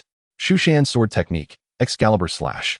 A dazzling golden sword aura shot forth from Lin Shichiya's palm, piercing through the sage's defenses and embedding itself in his chest. A pained groan escaped the sage as the tremendous force propelled him hundreds of meters away. The 9 truth-seeking balls scattered behind him, losing their luster. After a brief moment, he managed to stabilize himself, golden energy streaming from the gaping wound in his chest. It was not blood, but rather the essence of his very soul. You actually managed to wound my soul." The sage stared incredulously at his injury, his voice laced with shock. As a being of demigod status, his soul should have been indomitable. Yet, the attack of this young man managed to directly harm his very essence. I have already stated, the cultivation methods do not adhere to the rules of the ninja realm. Lin Shichiya replied calmly. The Shushan Sword Technique is specifically designed to combat the soul, capable of slaying even true deities, let alone a demigod blessed with the power of the Six Paths. The sage's complexion paled further. He sensed his power swiftly waning. If this battle continued, he might be utterly obliterated, with no chance of returning to the Pure Land. "It seems I have underestimated you," the sage panted, "but remember, overwhelming power will inevitably invite calamity. When you can no longer control this strength, the entire ninja realm will descend into crisis. Controlling power has never been an issue." Lin Shichiya scoffed. "The real question is how to wield it. You chose to maintain a facade of balance, allowing the ninja world to remain in perpetual conflict, whereas I choose to shatter this illusory equilibrium and establish genuine peace. This is the crux of our divergence." The Sage of Six Paths fell silent. His time was running out. The damage to his soul was spreading rapidly, and if he did not return to the Pure Land soon, he might face total annihilation. "I must return," the sage struggled to articulate, his form beginning to fade. "But I will return to settle this matter." Lin Shichiya disdainfully snorted, raising his hand once more. Shushan Sword Technique, Soul-Pursuing Sword. Another sword aura shot forth, piercing through the sage's dissipating form. The sage let out a pained wail as his body ultimately transformed into golden light and vanished. Yet, before his departure, his voice lingered in the air. "Lin Shichiya, I shall return. The Pure Land is not a place you can tread." With the departure of the Sage of Six Paths, the anomalies above Konoha also dissipated. The sky cleared once more, sunlight bathing the earth, as if everything that had transpired was but a fleeting illusion. Yet, all present understood that they had just witnessed a cataclysmic battle. Lin Shichiya, the 5th Hokage of Konoha, had defeated the legendary Sage of Six Paths. This was undoubtedly one of the most astonishing events in the history of the ninja realm. Lord Shichiya actually bested the Sage of Six Paths? Naruto stared blankly at the sky, his mouth agape in disbelief. Sasuke, equally astonished, had once believed the sage to be invincible. Little did he know that even the Sage of Six Paths was no match for Lin Shichiya. The 4 Kage were left speechless, never having imagined they would witness the arrival of the Sage of Six Paths, let alone see his retreat. Is this truly the extent of Lin Shichiya's power? The 4th Hokage, murmured, also fusing his voice. The 3rd Hokage, Inoki, remained silent, his inner astonishment beyond words. If earlier they had harbored reservations about Lin Shichiya, those apprehensions had now transformed into profound reverence. A person capable of defeating the Sage of Six Paths had transcended all their previous understandings of power. Lin Shichiya descended slowly, returning to the ruins of the conference room. "I apologize, everyone." Lin Shichiya smiled gently, as if the fierce battle had merely been a minor interlude, allowing you a glimpse of an unpleasant scene. However, now that all is concluded, we may resume our previous discussions. Upon hearing this, the gathered individuals instinctively took a step back. Now I finally comprehend why Lin Shichiya could so confidently propose the plan for a peace alliance. With his formidable strength, he requires neither the consent nor support of anyone else. He could easily dominate the entire shinobi world single-handedly. Yet, he refrained from doing so, opting instead for peaceful dialogue, honoring the opinions and interests of each ninja village. Such magnanimity and grace are far more admirable than the terrifying power he exhibits. My lord Shichiya. Gaara spoke first, breaking the silence. The Hidden Sand Village will fully support the establishment of the Peace Alliance. I firmly believe that under your leadership, the shinobi world will usher in a true era of peace. The Hidden Mist Village will also lend its full support. Mei Terumi promptly echoed. I have unwavering faith in both your ideals and your strength, my lord Shichiya. A glance exchanged between A and Inoki culminated in a nod of agreement. The Hidden Cloud Village joins the Peace Alliance, and so does the Hidden Stone Village. Thus, following the unexpected interlude with the Sage of Six Paths, the 5 Kage Summit concluded successfully. The 5 great ninja villages officially resolved to establish a peace alliance, collectively safeguarding the stability and harmony of the shinobi world. In the tranquil realm of the Pure Land, the Sage of Six Paths tumbled to the ground in disarray, a wound in his chest continuously leaking golden energy. Damn that Shichiya! He cursed in anguish, never anticipating such a thorough defeat. Chapter 120, Returning to the Pure Land. The power of that young man has far exceeded my expectations, surpassing even that of Kaguya Atsutsuki at her peak. What are spiritual energy and cultivation techniques?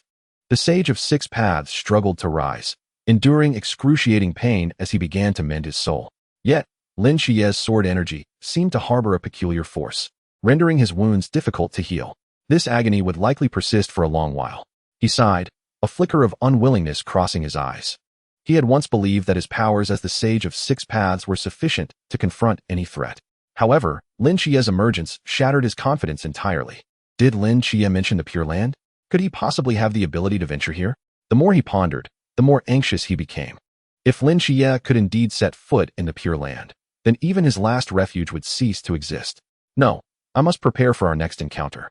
I cannot afford to be in such a wretched state again. A glint of resolve appeared in the sage's eyes as he began devising a plan to counter Shichiya.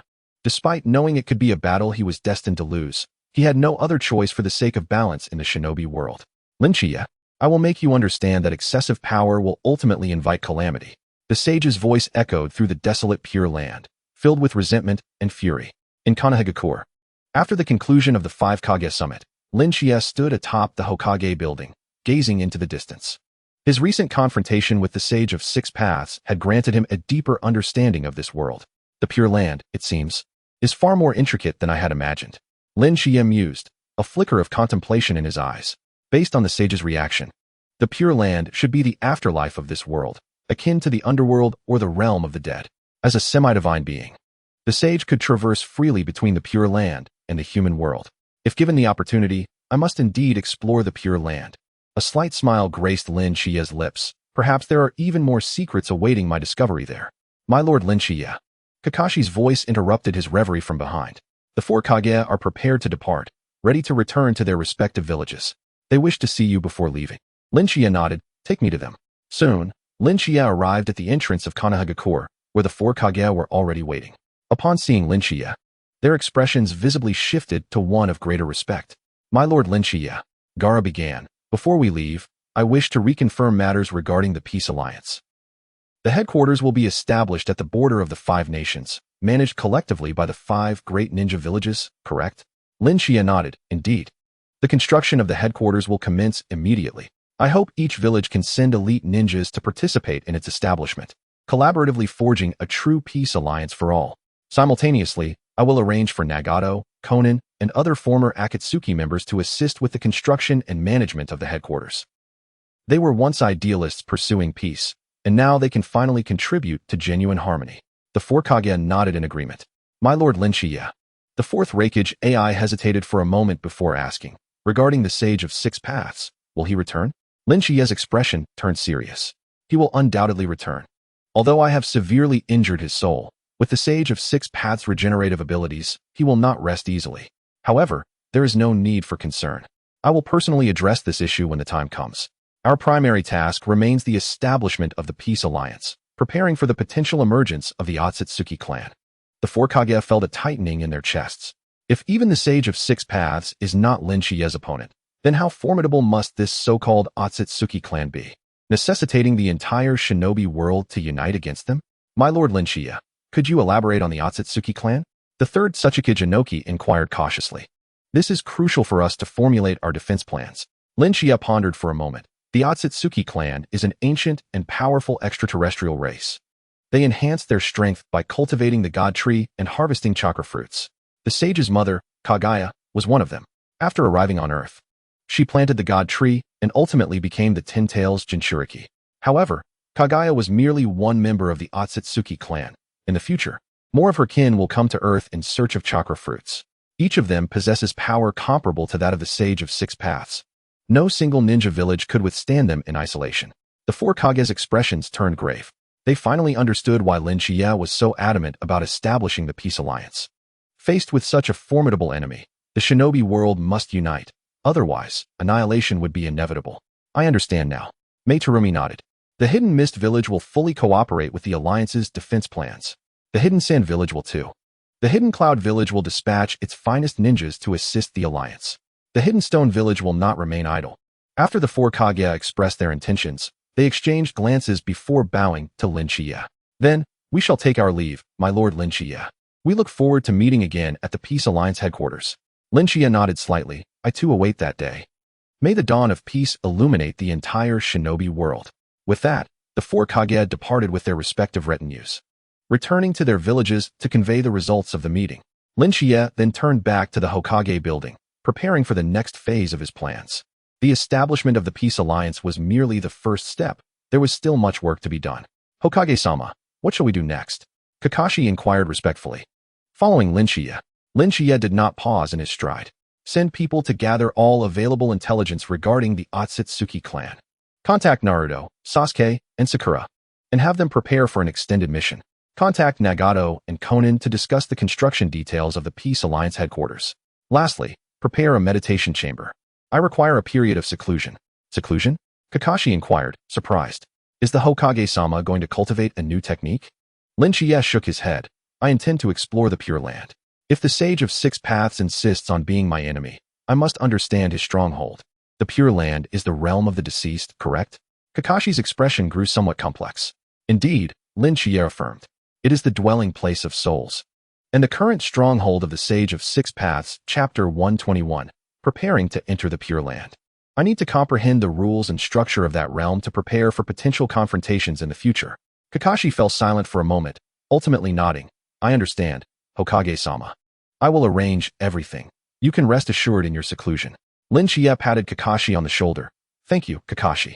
I leave Konoha in your capable hands. With that, Shichiya turned to depart, leaving Kakashi standing still, gazing at his retreating figure, filled with admiration and concern. The Pure Land, the residence of the Sage of Six Paths. The Sage of Six Paths murmured in pain, his chest wound still throbbing. That sword energy not only harmed his spiritual body, but also left an unhealable scar upon his soul. Every time he recalled Shichiya's name, the wound would flare with agony, as if reminding him of that crushing defeat. With his strength, it was merely a matter of time before he could reach the Pure Land. The Sage of Six Paths struggled to rise, a flash of determination crossing his eyes. I must prepare. I cannot allow him to easily infiltrate the Pure Land. With that, the Sage of Six Paths made his way deeper into the Pure Land, where his final secret lay buried. Perhaps that was his only hope against Shichiya. Just then, a familiar yet foreign energy fluctuation suddenly appeared at the boundary of the Pure Land. The Sage of Six Paths abruptly looked up, a flicker of fear in his eyes. Is that his presence? Impossible. How could he find the entrance to the Pure Land so swiftly? The Sage of Six Paths' voice was filled with disbelief. But he quickly regained his composure and began to prepare for combat. Regardless, the Pure Land is my territory. I will not let him succeed easily. The Sage of Six Paths formed hand seals, and the 9 truth-seeking balls behind him began to spin rapidly. Despite his injuries, he still held a certain advantage within his own domain. At the boundary of the Pure Land, a golden light gradually expanded. That was Shichiya's spiritual perception. Although not yet physically present, his awareness had already reached the threshold of the Pure Land. Interesting, the structure of this world is more intricate than I imagined. In a tranquil chamber within Konoha, Shichiya slightly opened his eyes, a hint of a smile gracing his lips. However, since I can sense it, then my journey there is merely a matter of time. Sage of Six Paths, we shall meet again soon. Shichiya's voice was soft. Yet the Sage of Six Paths in the Pure Land seemed to hear it, shivering involuntarily. A battle transcending the boundaries of life and death was about to commence. In a secluded chamber within Konoha village, Shichiya sat cross-legged at its center, surrounded by a golden aura of spiritual energy. He had been in seclusion for 3 days, and the flow of spiritual energy within him quickened, forming a stable cycle. The path of reincarnation, the separation of life and death. Shichiya softly chanted, his hands forming a complex seal. The soul leaves the body, traversing the 3 realms. As the incantation concluded, Shichiya's body began to emit a brilliant golden light. An ethereal figure slowly emerged from within him. It was the essence of his soul. Go forth. Seek the entrance to the Pure Land. Following Shichiya's command, the essence of his soul shot upwards, piercing through the ceiling of the chamber and soaring into the sky. To an ordinary observer, Shichiya appeared to remain seated in the chamber, showing no signs of abnormality. Yet, in reality, his soul had departed, venturing into another dimension. What is the Pure Land truly like? Shichiya's soul floated high above, sensing the surrounding energy fluctuations. Based on the Sage of 6 Paths reactions, the Pure Land should be a parallel world to the present realm. It is inhabited by the souls of the deceased and is a part of the cycle of reincarnation. If I am not mistaken, the entrance to the Pure Land should be. Shichiya's soul suddenly turned towards the east, where a faint yet unique energy fluctuation emanated. I found it. Shichiya's soul sped towards that direction, as swift as lightning. Soon, he arrived at a desolate mountain range. At the peak of the highest mountain, there existed a nearly imperceptible spatial rift. The rift emitted a faint golden glow, starkly contrasting with the surrounding environment. Is this the entrance to the Pure Land? Shichiya's soul approached the rift, tentatively extending an ethereal hand. Bam! A powerful repulsive force immediately rebuffed his soul's hand. Interesting. It seems this entrance only permits true souls of the deceased to pass. Shichiya was not surprised. This aligned with his understanding of the Pure Land. As a living being, attempting to force entry into the realm of the dead would naturally encounter obstacles. However, such barriers were trivial to me. The essence of Shichiya's soul began to gather spiritual energy, forming a golden shield. Break! With a low shout, Shichiya's soul surged towards the spatial rift. The defensive forces surrounding the rift fluctuated violently, attempting to prevent the living soul from entering. Yet, before Shichiya's formidable spiritual power, these defenses crumbled like paper, swiftly obliterated. Boom! With a soft sound, Shichiya's soul successfully traversed the spatial rift, entering a brand new world. The Pure Land, a vast plain. Countless translucent souls wandered here. Some laughed, some cried, and others appeared bewildered. This is the Pure Land of the ninja world, the final resting place of souls. Suddenly, a brilliant golden light appeared in the sky above the plain. A corporeal soul descended from the heavens, landing steadily on the ground. Is this the Pure Land? Shichiya's soul surveyed the surroundings, observing this unfamiliar realm. Contrary to his expectations, the Pure Land was neither a realm of darkness nor one of blinding light. Instead, it resembled the present world, with mountains and rivers, sky and earth. The only distinction was that everything here possessed an ethereal quality, as though it could dissipate at any moment. Shichiya, an angry voice suddenly echoed from a distance. The figure of the Sage of 6 Paths materialized before Shichiya. The 9 truth-seeking balls behind him spinning rapidly, exuding a menacing aura. You actually came. The Sage of 6 Paths' voice brimmed with disbelief. As a living person, how could you enter the Pure Land? Shichiya's soul smiled faintly, just as I mentioned before. The cultivation techniques do not adhere to the rules of the ninja world. The separation of the soul from the body is a fundamental technique of cultivation, allowing those who have reached the divine transformation realm to traverse the boundaries of life and death. The Sage of 6 Paths likely remained here due to his injuries not being fully healed. However, this is advantageous, as it will not impede my forthcoming actions. If the Sage of 6 Paths knows when to retreat, he might just spare his own life. Chapter 122, Sage of 6 Paths, do you wish to oppose me? Shichiya, you should not have come here. The Sage of the 6 Paths glared at the young man before him, who had disrupted the delicate balance of the Pure Land. As he spoke, the Seeker's gem behind him emitted a series of ominous glows. Despite the persistent ache in his chest, he felt a semblance of confidence, for he was in his own realm. I did not come here to be your adversary, he declared. Upon hearing these words, Shichiya sighed, his soul emanating a golden radiance. Surrounded by pure spiritual energy, he appeared particularly striking in the Pure Land. Calmly gazing at the once revered god of the ninja world, his tone bore no trace of hostility. Instead, he sought to convey that the ninja realm yearned for genuine peace. Not the so-called balance you advocate. The sage of the six paths scoffed, arrogance. Do you believe that possessing a modicum of power allows you to dictate the fate of the ninja world? History has proven that excessive power only begets disaster. At these words, Lin Shichiya shook his head, a flicker of disappointment crossing his eyes. Sage of the six paths, what was your original intention in creating the ninjutsu system? Was it not to foster peaceful coexistence among people? Yet, look at the current ninja world, war rages on, and hatred persists. Is this the outcome you envision? The sage fell silent, Lin Shichiya's words striking deep into the wounds of his soul like a sharpened blade. Indeed, his initial aspiration in creating ninjutsu was to enable humanity to coexist harmoniously, not to wield chakra as a means of mutual destruction. Yet, the reality remained that those endowed with chakra could not escape the cycle of war and animosity. You can never change human nature, the sage finally spoke, his voice heavy with fatigue. Even the mightiest of powers could not eradicate the distractions of the human heart. I harbor no delusions of altering human nature, Lin Shichiya replied, sensing a shift in the sage's demeanor. I merely wish to establish a framework that compels people to choose coexistence, even in the face of greed and hatred. The Five Kage Summit has successfully convened, and a peace alliance is on the verge of establishment. In the future, the ninja world will unite to confront the threats posed by the Atsutsuki clan. This is the true path to peace.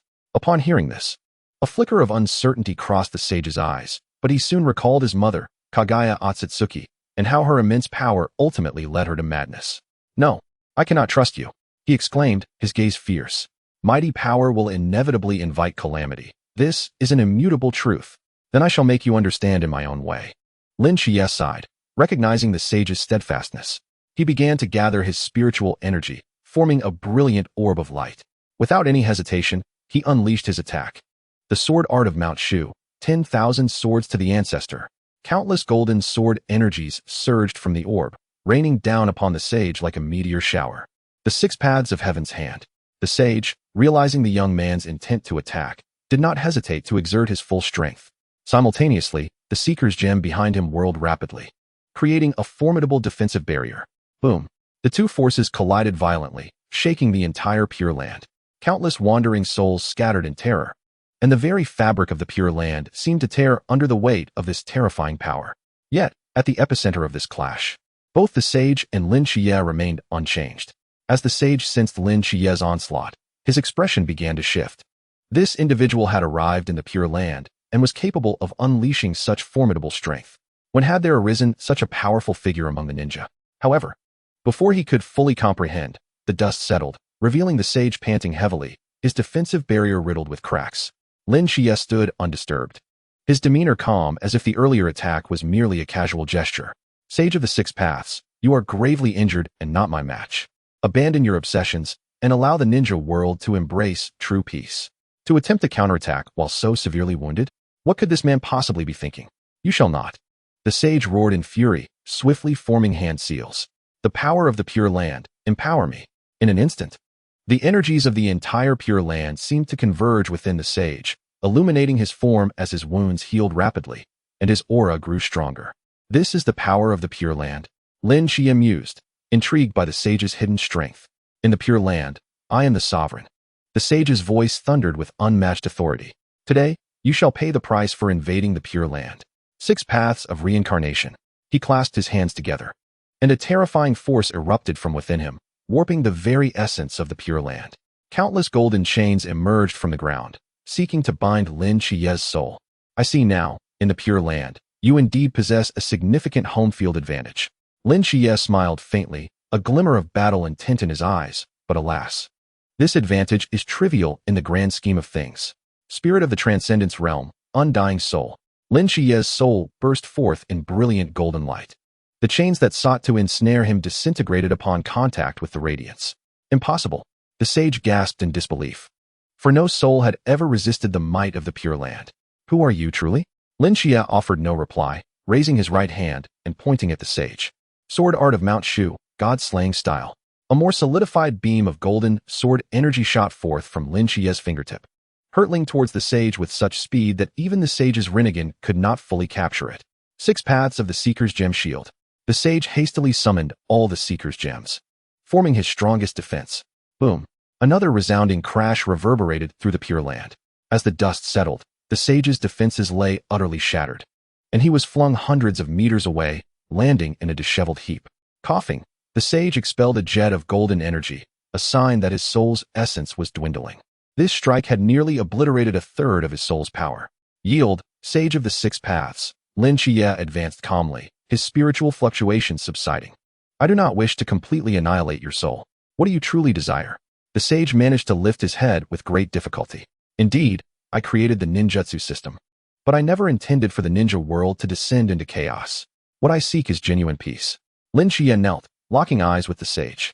It was not mere surface tranquility, nor a cold war of mutual restraint, but rather true peace. A flourishing collaboration among nations, supporting one another.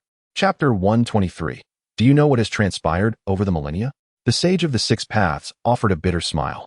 For 1,000 years, I have witnessed too much bloodshed and hatred. However, it is possible the 5 great ninja villages have agreed to establish a peace alliance. The ninja world is undergoing unprecedented transformations, and you, as the creator of ninjutsu, should witness it all, rather than attempt to thwart it.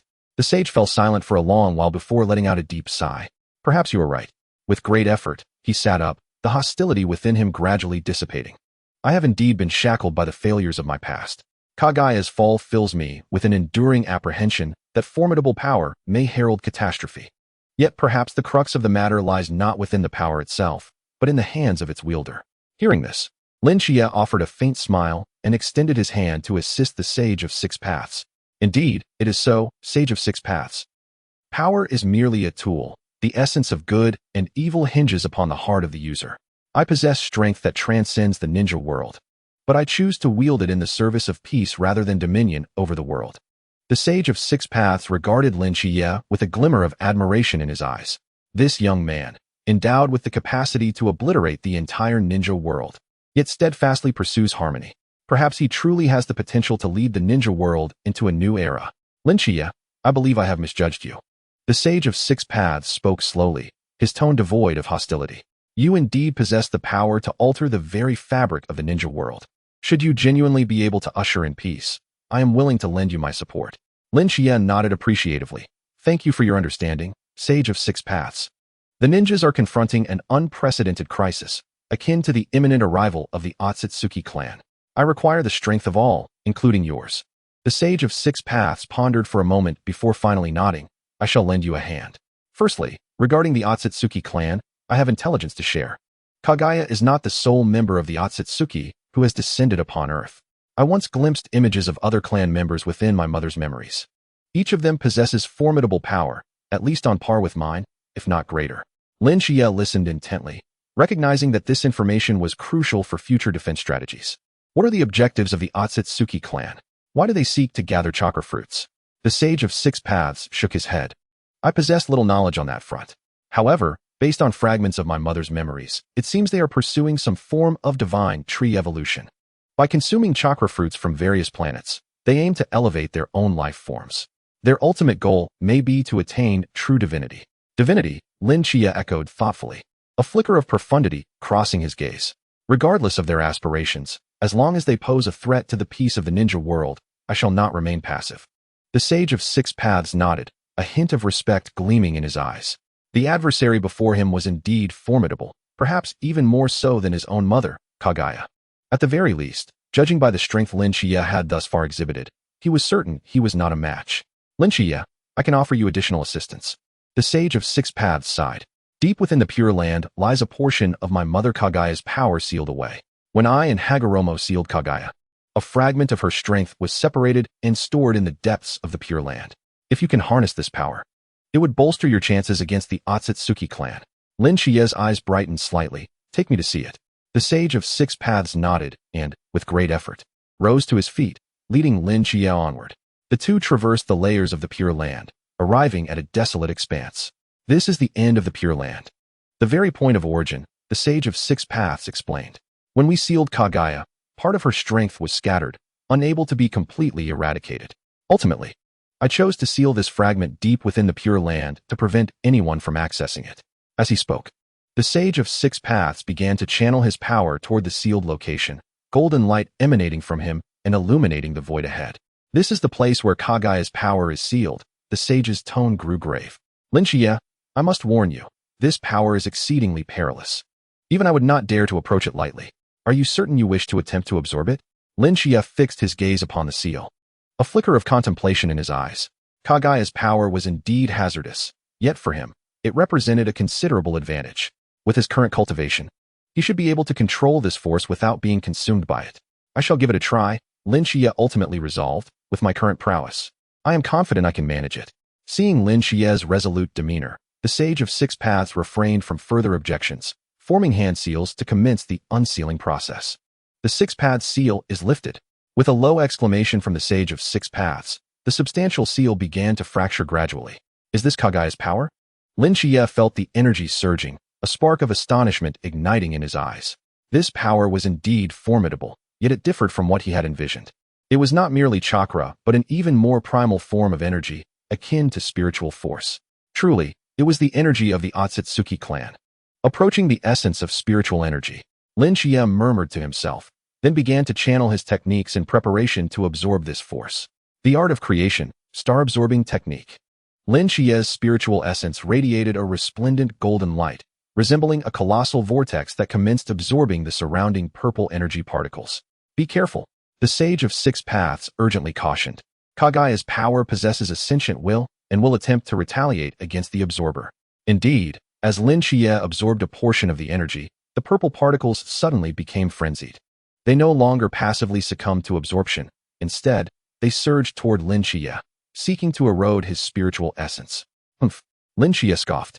The golden light of his spiritual essence intensifying abruptly, forming a protective barrier. Attempting to retaliate against me?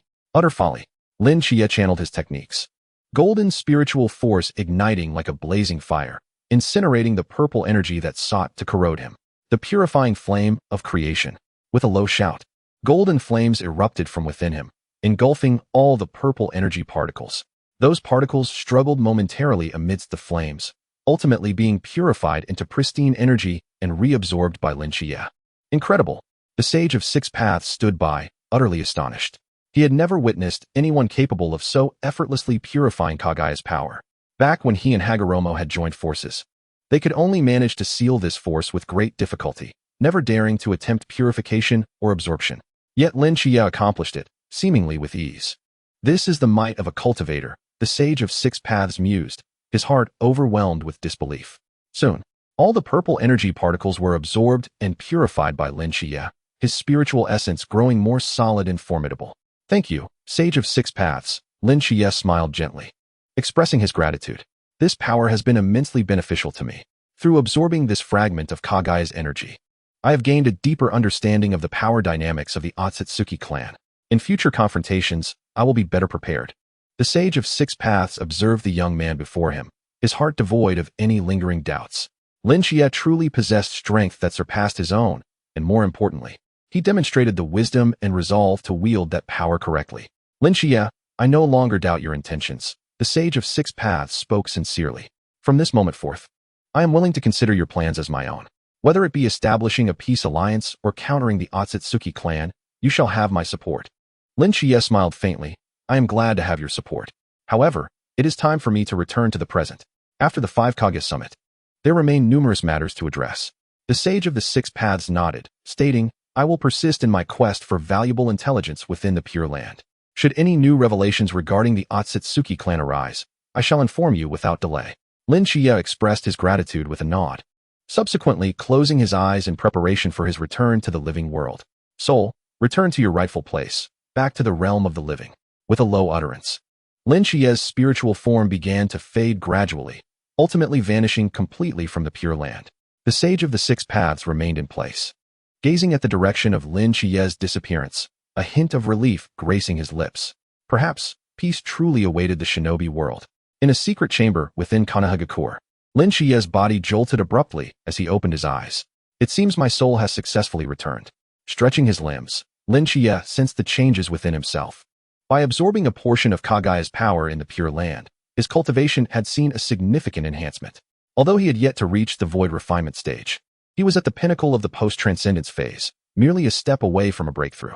The power of the Atsutsuki clan is indeed formidable, Shichiya mused. Having absorbed Kagaya's strength, my understanding of them has deepened. In future confrontations, I shall be more assured. Just then, a gentle knock echoed at the chamber door. Hokage-sama. Have you returned? It was Kakashi's voice. Come in, Kakashi. Shichiya rose and adjusted his attire.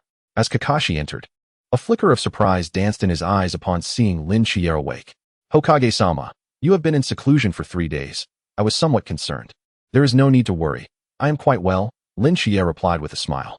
The exploration of the Pure Land was remarkably successful. I not only grasped the structure of the Pure Land, but also reached an understanding with the Sage of the Six Paths. He has agreed to support our peace alliance plan. What? Kakashi exclaimed, eyes widening in astonishment. The Sage of the Six Paths has agreed to support us? This is utterly unbelievable. Shichiya nodded. Indeed, and he has also provided crucial intelligence regarding the Atsutsuki clan, which will be immensely beneficial for our future defense strategies. Kakashi seemed momentarily lost in disbelief. Shichiya's achievements surpassing his expectations once more.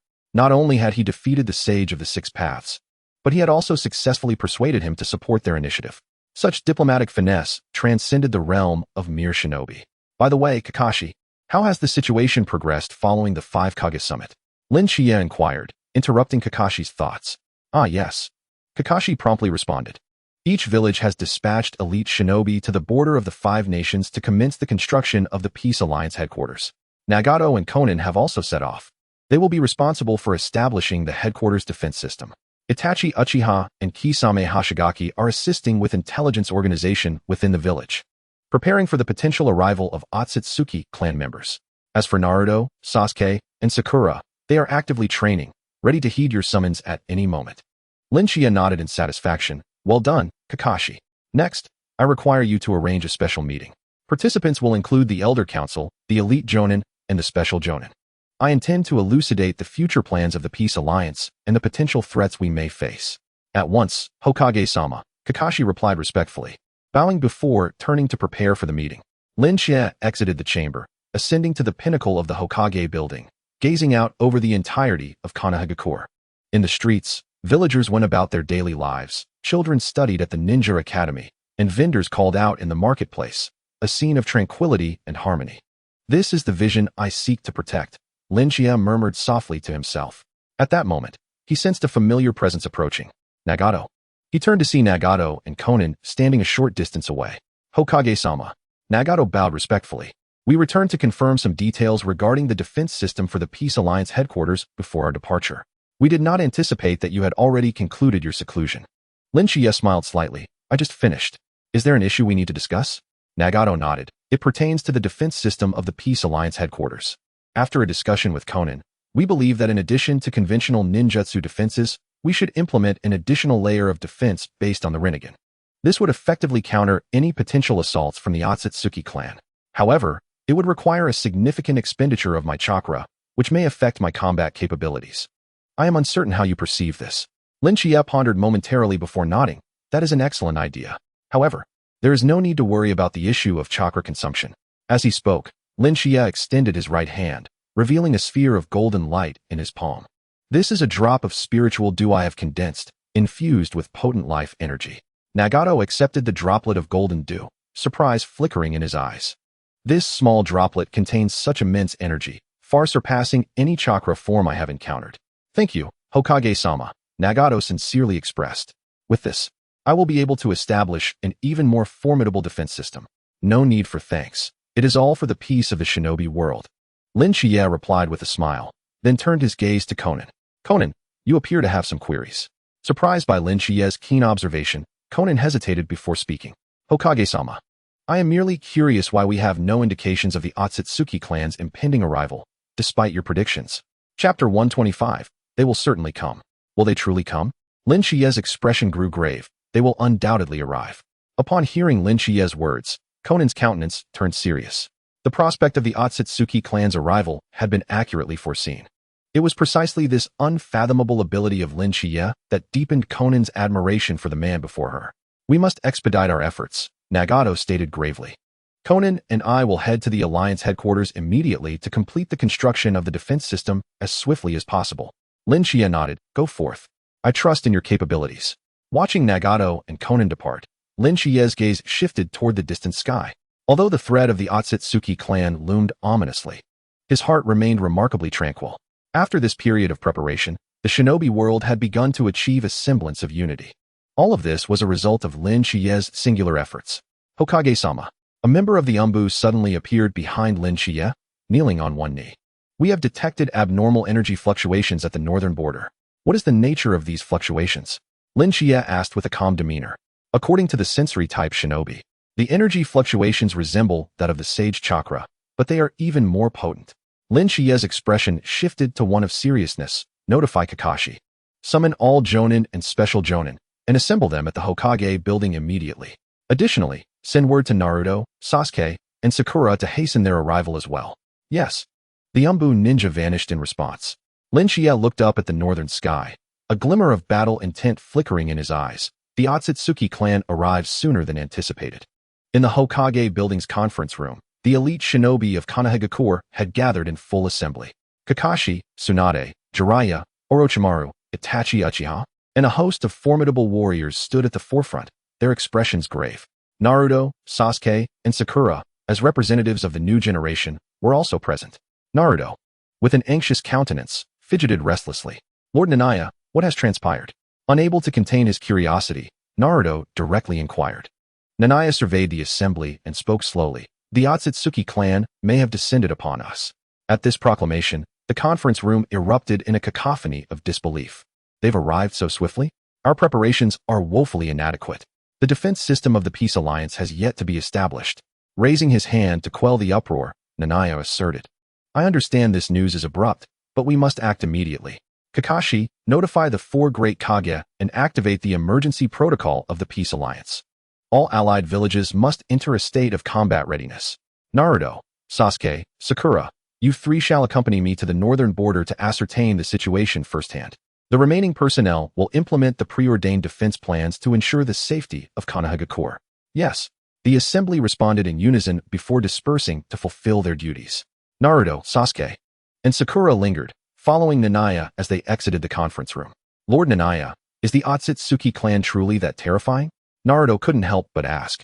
Without pausing, Nanaya replied. They are even more formidable than you imagine. They are descendants of the Sage of 6 Paths, each possessing power rivaling his own. What?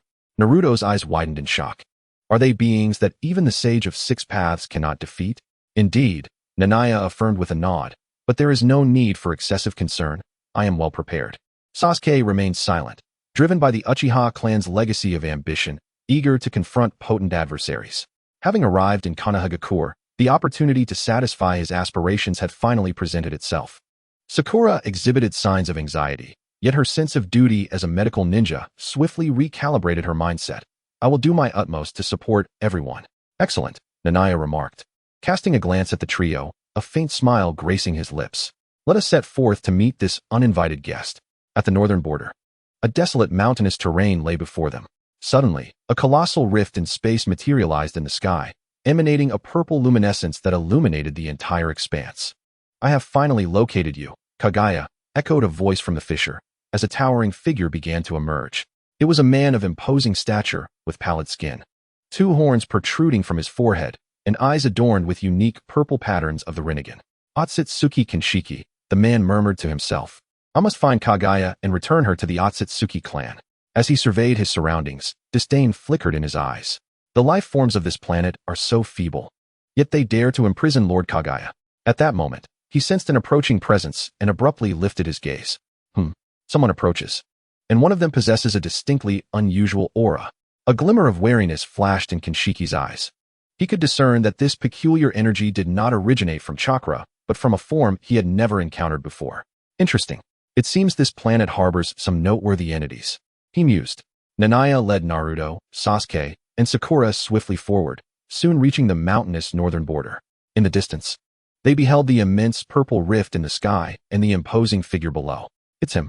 Nanaya's expression grew serious. A member of the Atsutsuki clan had indeed arrived. Naruto gulped nervously. That guy looks incredibly strong. Sasuke discreetly activated his Sharingan, scrutinizing the distant Kinshiki. His eyes are the Rinnegan. Be cautious, Nanaya whispered. Do not act recklessly. Observe the situation first. The 4 advanced cautiously, soon entering Kinshiki's range of perception. Oh, have you finally arrived? Kinshiki turned, his icy gaze sweeping over Nanaya and the others. You are the ones who have imprisoned Lord Kagaya? Nanaya stepped forward, calmly meeting his gaze. Atsutsuki Kinshiki, I presume? You are here in search of Kagaya. You know my name? Kinshiki frowned slightly. How intriguing that a being from a lowly planet is aware of my existence. Tell me, where is Kagaya? Nanaya smiled gently. Kagaya has been sealed away and will no longer serve the Atsutsuki clan. Moreover, I advise you to depart this planet swiftly, otherwise, you shall bear the consequences. Initially taken aback, Kinshiki erupted into a fit of laughter. Ha! A lowly being dares to threaten me? How amusing, truly amusing. His laughter abruptly ceased, replaced by a cruel expression. However, since you possess such knowledge, eliminating you may yield clues regarding Kagaya's whereabouts. As he spoke, Kinshiki raised his hand, conjuring a sphere of purple energy in his palm. Perish, lowly creature. Be careful. Chapter 126. Leave these adversaries to me. Nanaya shouted, swiftly forming hand seals. 8 direction suppression. An invisible force field expanded instantaneously, effectively neutralizing the energy sphere Kinshiki had unleashed. Kinshiki observed in astonishment as his attack was effortlessly dispelled, a flicker of surprise crossing his features. You are no ordinary individual.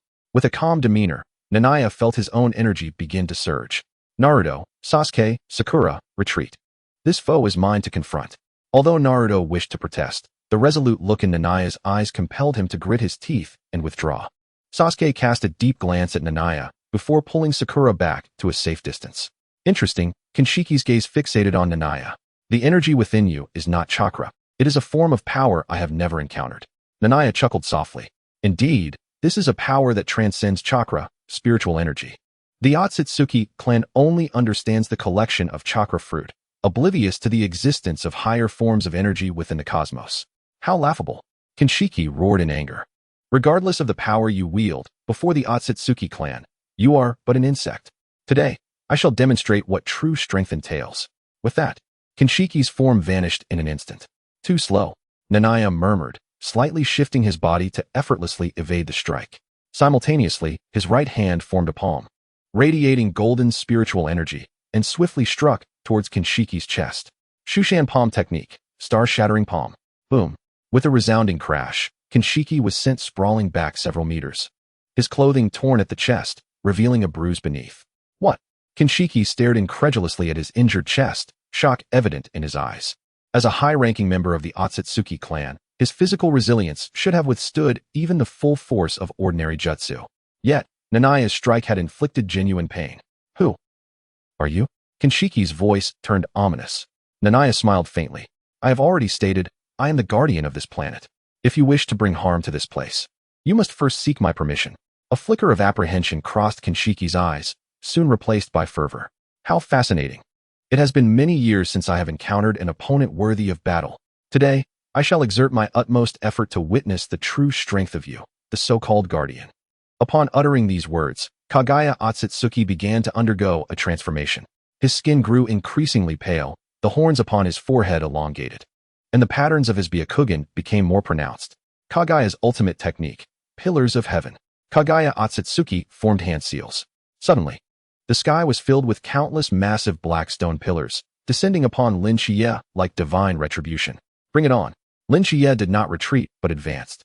His internal spiritual energy surged wildly as he formed hand seals, Shushan sword technique, the return of 10,000 swords.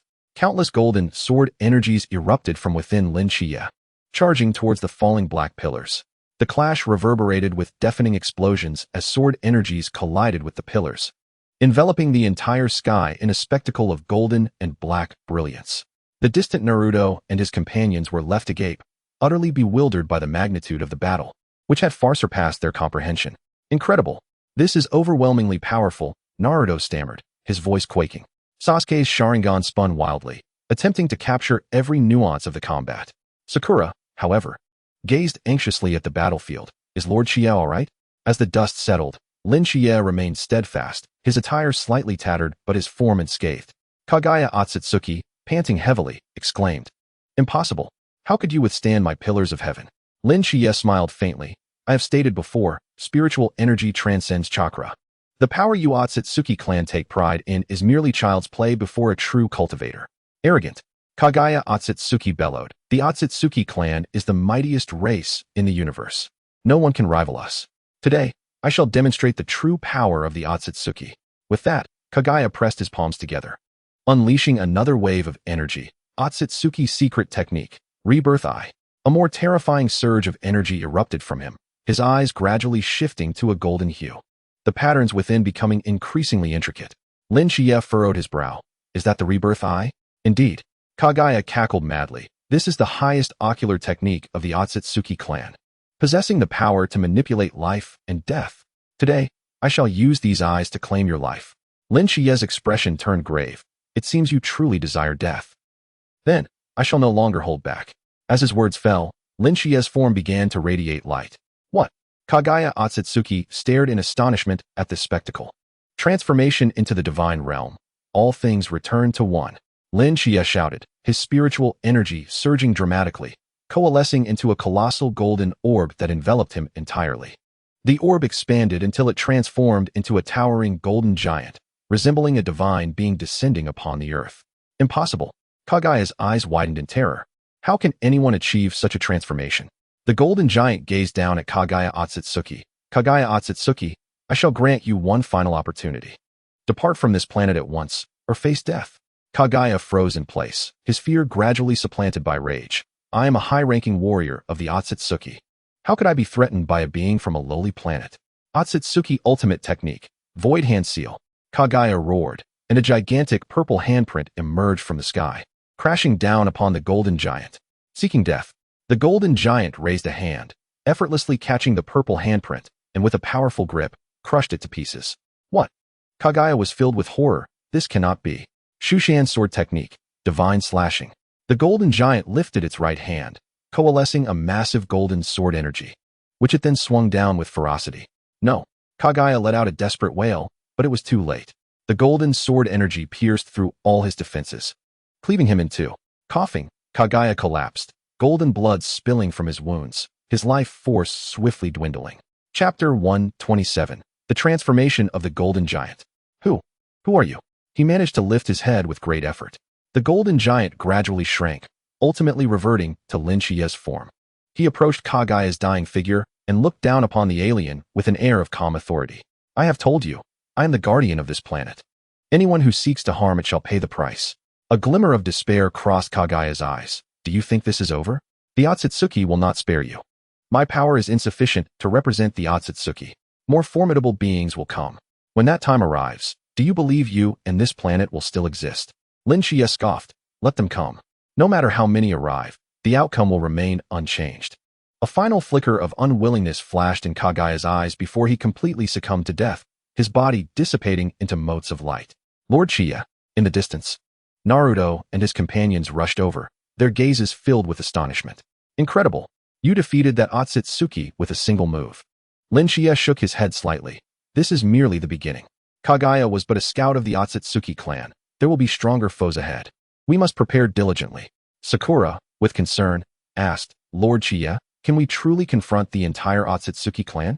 Shichiya met her gaze, determination flickering in his eyes. We can. And we must. This planet is our home, and regardless of the cost, we shall protect it. Sasuke, who had been silent, finally spoke. Lord Shichiya, that golden giant. It is a realm of cultivation, known as the divine transformation, Shichiya explained. Upon reaching this state, one can manifest spiritual energy into various forms. A yearning spark ignited in Sasuke's eyes. Can I learn this technique? Shichiya regarded him thoughtfully. Yes, but it is arduous. The path of cultivation is far more challenging than that of a ninja. It demands 100-fold effort. Moreover, not everyone possesses the requisite talent. Sasuke nodded resolutely. I am willing to try. I want to learn too. Naruto chimed in eagerly. Shichiya observed the two, a slight smile gracing his lips. Very well. After this crisis has passed, I shall consider teaching you. However, for now, we must promptly report to the Hokage. The invasion of the Atsutsuki clan has begun, and we must act swiftly. The four swiftly returned to Konoha. Upon relaying the news of Kagaya's demise, the entire ninja world was set ablaze with shock. On one hand, they trembled at the might of the Atsutsuki clan. On the other, they were astounded by Shichiya's strength. To be able to single-handedly confront a member of the Atsutsuki clan, such prowess transcended the limits of their understanding. Soon, the defensive systems of the 5 great shinobi villages were fully activated, and the construction of the peace alliance accelerated. The ninja world was making final preparations to face the impending war. Meanwhile, Shichiya returned to the Hokage Tower to commence his secluded cultivation. In the depths of the cosmos, a colossal spacecraft glides forward with measured grace. Within its confines, a towering figure sits upon a throne, fixated on the celestial map before him. My lord, it has been a month since we last received a report from Kinshiki, a subordinate respectfully announces. His last signal originated from that blue planet. The figure on the throne slowly raises his head, revealing a pallid visage adorned with horns. His eyes flickering with an eerie glow. Kinshiki is dead, he states with an icy detachment. What? The subordinate gasps, incredulity etching his features. How can that be? Lord Kinshiki possessed the Rinnegan. It is inconceivable. There exists a peculiar power on that planet. The figure interjects, not chakra, but a far more potent energy. Only such a force could vanquish one endowed with the Rinnegan. The subordinate's expression grows grave. My lord, shall we dispatch more warriors for reconnaissance? That will not be necessary. The figure rises slowly, his imposing stature overwhelming. I shall go myself. My lord, the subordinate exclaims in astonishment. You would take action personally? There is something intriguing about that planet. A glimmer of excitement flashes in the figure's eyes. Not only does it carry Kagaya's essence, but it also harbors a power I have never encountered. This energy may surpass even that of the chakra fruit. If I can obtain it, my strength will ascend to unprecedented heights, bringing me closer to divinity. With that, he turns to his subordinate. Prepare yourself. We shall embark for that blue planet in 3 days. Yes, Lord Atsutsuki. The subordinate bows respectfully before exiting the chamber. Alone, Mu stands before the star chart, eyes glinting with a dangerous light. An intriguing planet, an intriguing power. Let me see just how formidable you truly are. His gaze locks onto the blue planet, a cold smile curling at the corners of his mouth. In Konoha, within the Hokage's office, Knight Lin stands by the window, gazing into the distant sky. A week has elapsed since he defeated Atsutsuki Kinshiki, yet he remains on high alert. The warning from Kinshiki echoes incessantly in his mind. The Atsutsuki clan will not spare you. They will send forth even more powerful warriors to this realm. When that time comes, both you and this planet shall be obliterated. Lin furrows his brow in unease. He possesses confidence in confronting the Atsutsuki clan's threats. But when faced with an unknown adversary, a measure of caution is prudent. Lord Knight. Kakashi's voice interrupts his reverie. The 5 Kage have arrived at the Peace Alliance headquarters and await your presence. Lin turns, nodding. Prepare to depart. By the way, where are Naruto, Sasuke, and Sakura? They are already waiting at the village entrance, Kakashi replies.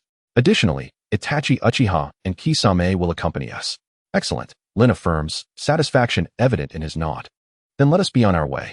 The Peace Alliance headquarters lies in a neutral zone at the confluence of the 5 great countries. This newly constructed edifice boasts a magnificent architectural style that harmonizes elements from the 5 ninja villages. At its heart is an expansive circular conference hall, where the 5 Kage have gathered, awaiting Lin's arrival. The towering structure of the Peace Alliance headquarters stands as a beacon of hope for the ninja world. Situated at the junction of the 5 great ninja villages. Inside the conference hall, the atmosphere is thick with tension and gravity as the 5 Kage assemble. Is Lord Knight not yet arrived? The 4th Raikage, inquires impatiently, his robust form appearing somewhat constrained in his seat. To my knowledge, he is en route. Gaara responds calmly, as the Kazekage holds a unique trust in Lin. Just as discussions commence, the doors to the conference hall creak open, allowing Lin, accompanied by Naruto, Sasuke, and Sakura, to enter, with Itachi and Kisame trailing closely behind. News of Lin's triumph over Kinshiki has spread throughout the ninja world, and to those present, he has become a legend. I apologize for the delay, Lin offers with a slight smile as he approaches the conference table. No need for apologies, Hokage. Mei Terumi replies gracefully, a hint of admiration gracing her beautiful countenance. To have vanquished a member of the Atsutsuki clan is indeed an honor for the ninja world. Let us not rush to celebrate. Lin's expression turns serious. Kinshiki was merely the beginning. Even more formidable foes will soon arrive. Tension grips the hall instantly. Lord Knight, please elucidate the situation, the 3rd Tsuchikage, Anoki, urges, concern flickering in his aged eyes. Lin nods, commencing his account of the battle against Kinshiki and the intelligence gleaned from their confrontation. According to Kinshiki's dying words, the Atsutsuki clan is likely to dispatch even stronger warriors to Earth, seeking Kagaya while also expressing interest in the spiritual energy I exhibited. Spiritual energy? The 4th Raikage furrows his brow. What is that? It is a form of energy that transcends chakra, Lin explains. The technique I cultivate is known as the art of all things creation. Through this practice, I can harness spiritual energy instead of chakra. Ah, I see, Gaara nods thoughtfully. No wonder you were able to effortlessly defeat both the Sage of Six Paths and Kinshiki. Lin continues, now? The pressing issue we face is how to counter the impending arrival of more Atsutsuki clan members. Based on my assessments, the next to arrive is likely Atsutsuki Mu, Kinshiki's superior, whose strength far exceeds his. What course of action shall we take? May queries, a flicker of concern illuminating her beautiful eyes. Lin surveys the assembly. I have devised a plan. First, we must bolster the defense systems of the Peace Alliance headquarters. Nagato and Konan are currently undertaking this task. They are designing a defense system based on the Rinnegan that can effectively withstand the Atsutsuki clan's assaults. Secondly, we need to gather all tailed beasts and Jinchuriki. While the power of the tailed beasts may not stand against the Atsutsuki clan in direct confrontation, they can serve as auxiliary forces, complementing my spiritual energy attacks. Lastly, and most importantly, I must expedite my cultivation to at least the void refinement stage to ensure I can contend with an adversary of Mu's caliber. Upon hearing this, the five Kage exchange glances, their eyes reflecting a mixture of shock and respect. To them, Lin has reached an almost unfathomable level of strength, yet he continues to pursue even greater heights. Lord Knight, how can we assist with your plan? Gaara inquires first. Lin smiles faintly. Each village must dispatch its most elite ninjas to guard the Alliance headquarters while establishing defensive systems within their respective villages to thwart any potential division of the Atsutsuki clan's forces. Additionally, medical ninjas from each village should form a joint medical team, under the command of Lady Tsunade, to provide aid to any potential casualties. The five Kage nod in agreement, subsequently engaging in discussions regarding the specifics of their deployment strategies. The meeting endures for a full 3 hours, culminating in the formulation of a detailed plan to confront the Atsutsuki clan. Just as preparations to conclude the meeting commence, a sensory ninja bursts into the hall. Terror etched across his face. Urgent intelligence. A colossal surge of energy rippled through the cosmos, exponentially more potent than the previous arrival of Kagaya's progeny, Kinshiki. The conference hall fell into an immediate hush, all eyes converging upon Lin Shichiya. His expression grew grave, realizing that events were unfolding more swiftly than anticipated. It seemed that Atsutsuki Mu had already set forth. Standing at the summit of the Peace Alliance headquarters, Lin Shichiya gazed into the star-studded sky. Although no visible anomalies could be discerned, his spiritual awareness had already detected the menacing aura rapidly approaching from afar. Lord Shichiya, what is the situation? Kakashi inquired. Stepping beside him, a hint of tension threading through his tone. Atsutsuki Mu will arrive shortly. I estimate his descent upon Earth to occur in 3 days. Lin Shichiya replied calmly, as if merely discussing the weather. 3 days? Kakashi inhaled deeply. Our preparations are only half complete. Lin Shichiya offered a faint smile. There is no need for concern. 3 days should suffice for us to establish the most fundamental defensive measures. More importantly, I must enter seclusion to cultivate, striving to break through to the void refinement stage before Mu's arrival. Kakashi looked astonished. You can achieve a breakthrough in such a short time? Lin Shichiya nodded. Having absorbed a portion of Kagaya's power coupled with Kinshiki's energy, I have reached the pinnacle of the God transformation stage.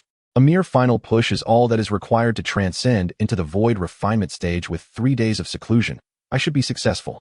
I will arrange everything immediately. Ensuring no one disturbs your retreat, Kakashi said respectfully. Lin Shichiya patted Kakashi's shoulder. Thank you, and please inform the 5 Kage, Nagato, and Naruto to expedite their preparations. As Kakashi departed, Lin Shichiya's gaze returned to the night sky, a flicker of battle intent glimmering in his eyes. Atsutsuki Mu, this foe exponentially more formidable than Kinshiki, might just provide the perfect opportunity for his breakthrough into the void refinement stage. In a secluded chamber within the Peace Alliance headquarters, Lin Shichiya sat cross-legged upon a specially designed cultivation platform, his form enveloped in a golden radiance of spiritual energy. With eyes closed and breathing steady, his internal energy coursed along a specific path, forming a flawless cycle.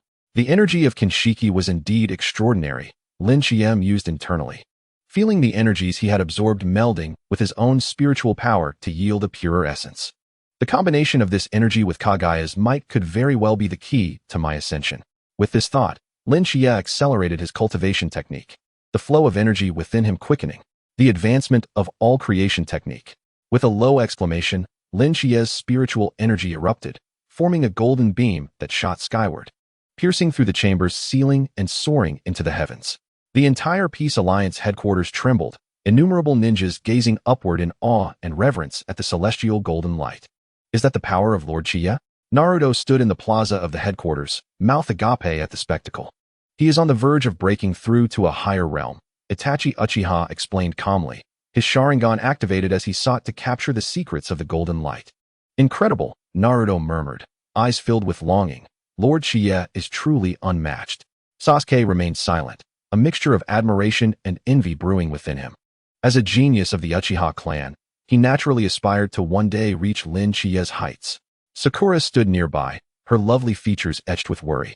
Is Lord Shichiya going to be alright? Could such a forced breakthrough be dangerous? Rest assured, Lord Shichiya will be fine. Itachi smiled slightly. His strength surpasses our imagination.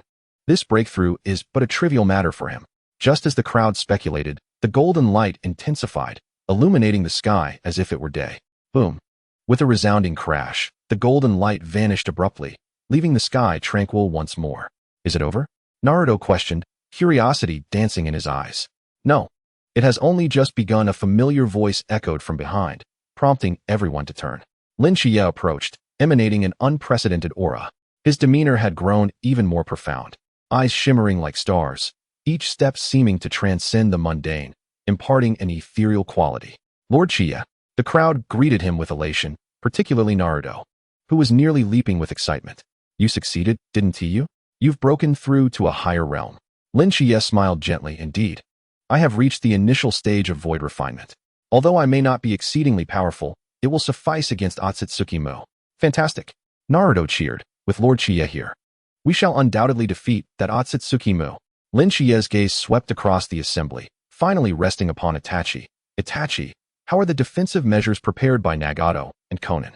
The fundamental components are complete, Itachi replied. The comprehensive defense system will require another day for completion. Excellent. Hasten the progress, Lin Shichiya nodded. Mu will arrive shortly. 3 days later, at the Peace Alliance headquarters. Lin Shichiya stood at the apex, flanked by the 5 Kage, while Naruto, Sasuke, Sakura, and the younger generation of ninjas stood behind. All awaited the imminent arrival of their formidable adversary. Suddenly, the sky dimmed ominously. He is here. Lin Shichiya's gaze sharpened. A rift widened, and a colossal figure emerged. Standing nearly 3 meters tall, the being's skin was pallid, adorned with twisted horns upon its brow, and its eyes bore intricate patterns of the Rinnegan, even deeper than Kinshiki's, seemingly harboring greater power. Atsutsuki, Lin Shichiya murmured, a glint of battle intent flashing in his eyes. Suspended in midair, Atsutsuki gazed down upon the assembly, his gaze ultimately fixating upon Lin Shichiya. You are the one who killed Kinshiki? Mu's voice resonated, deep and authoritative, imbued with an innate majesty. Lin Shichiya replied with calm assurance, indeed. That was I. An intriguing power. Mu's eyes glimmered with avarice. This is not chakra. It is more primal, more pure.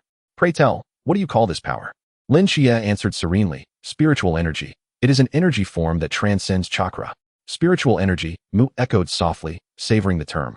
I came to this planet originally in search of Kagaya and the chakra fruit. Little did I expect to discover a resource even more precious than chakra.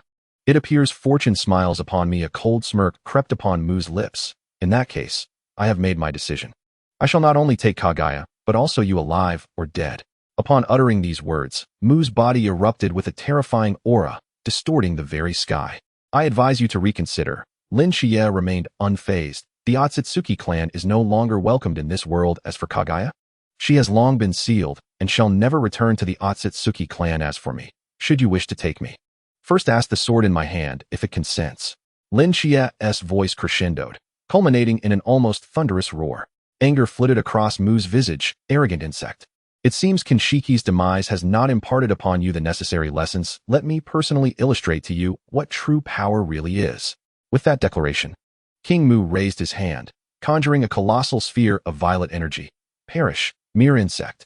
The violet energy orb hurtled toward Lin Shichiya with astonishing speed, akin to a shooting star. Defense, Lin Shichiya bellowed.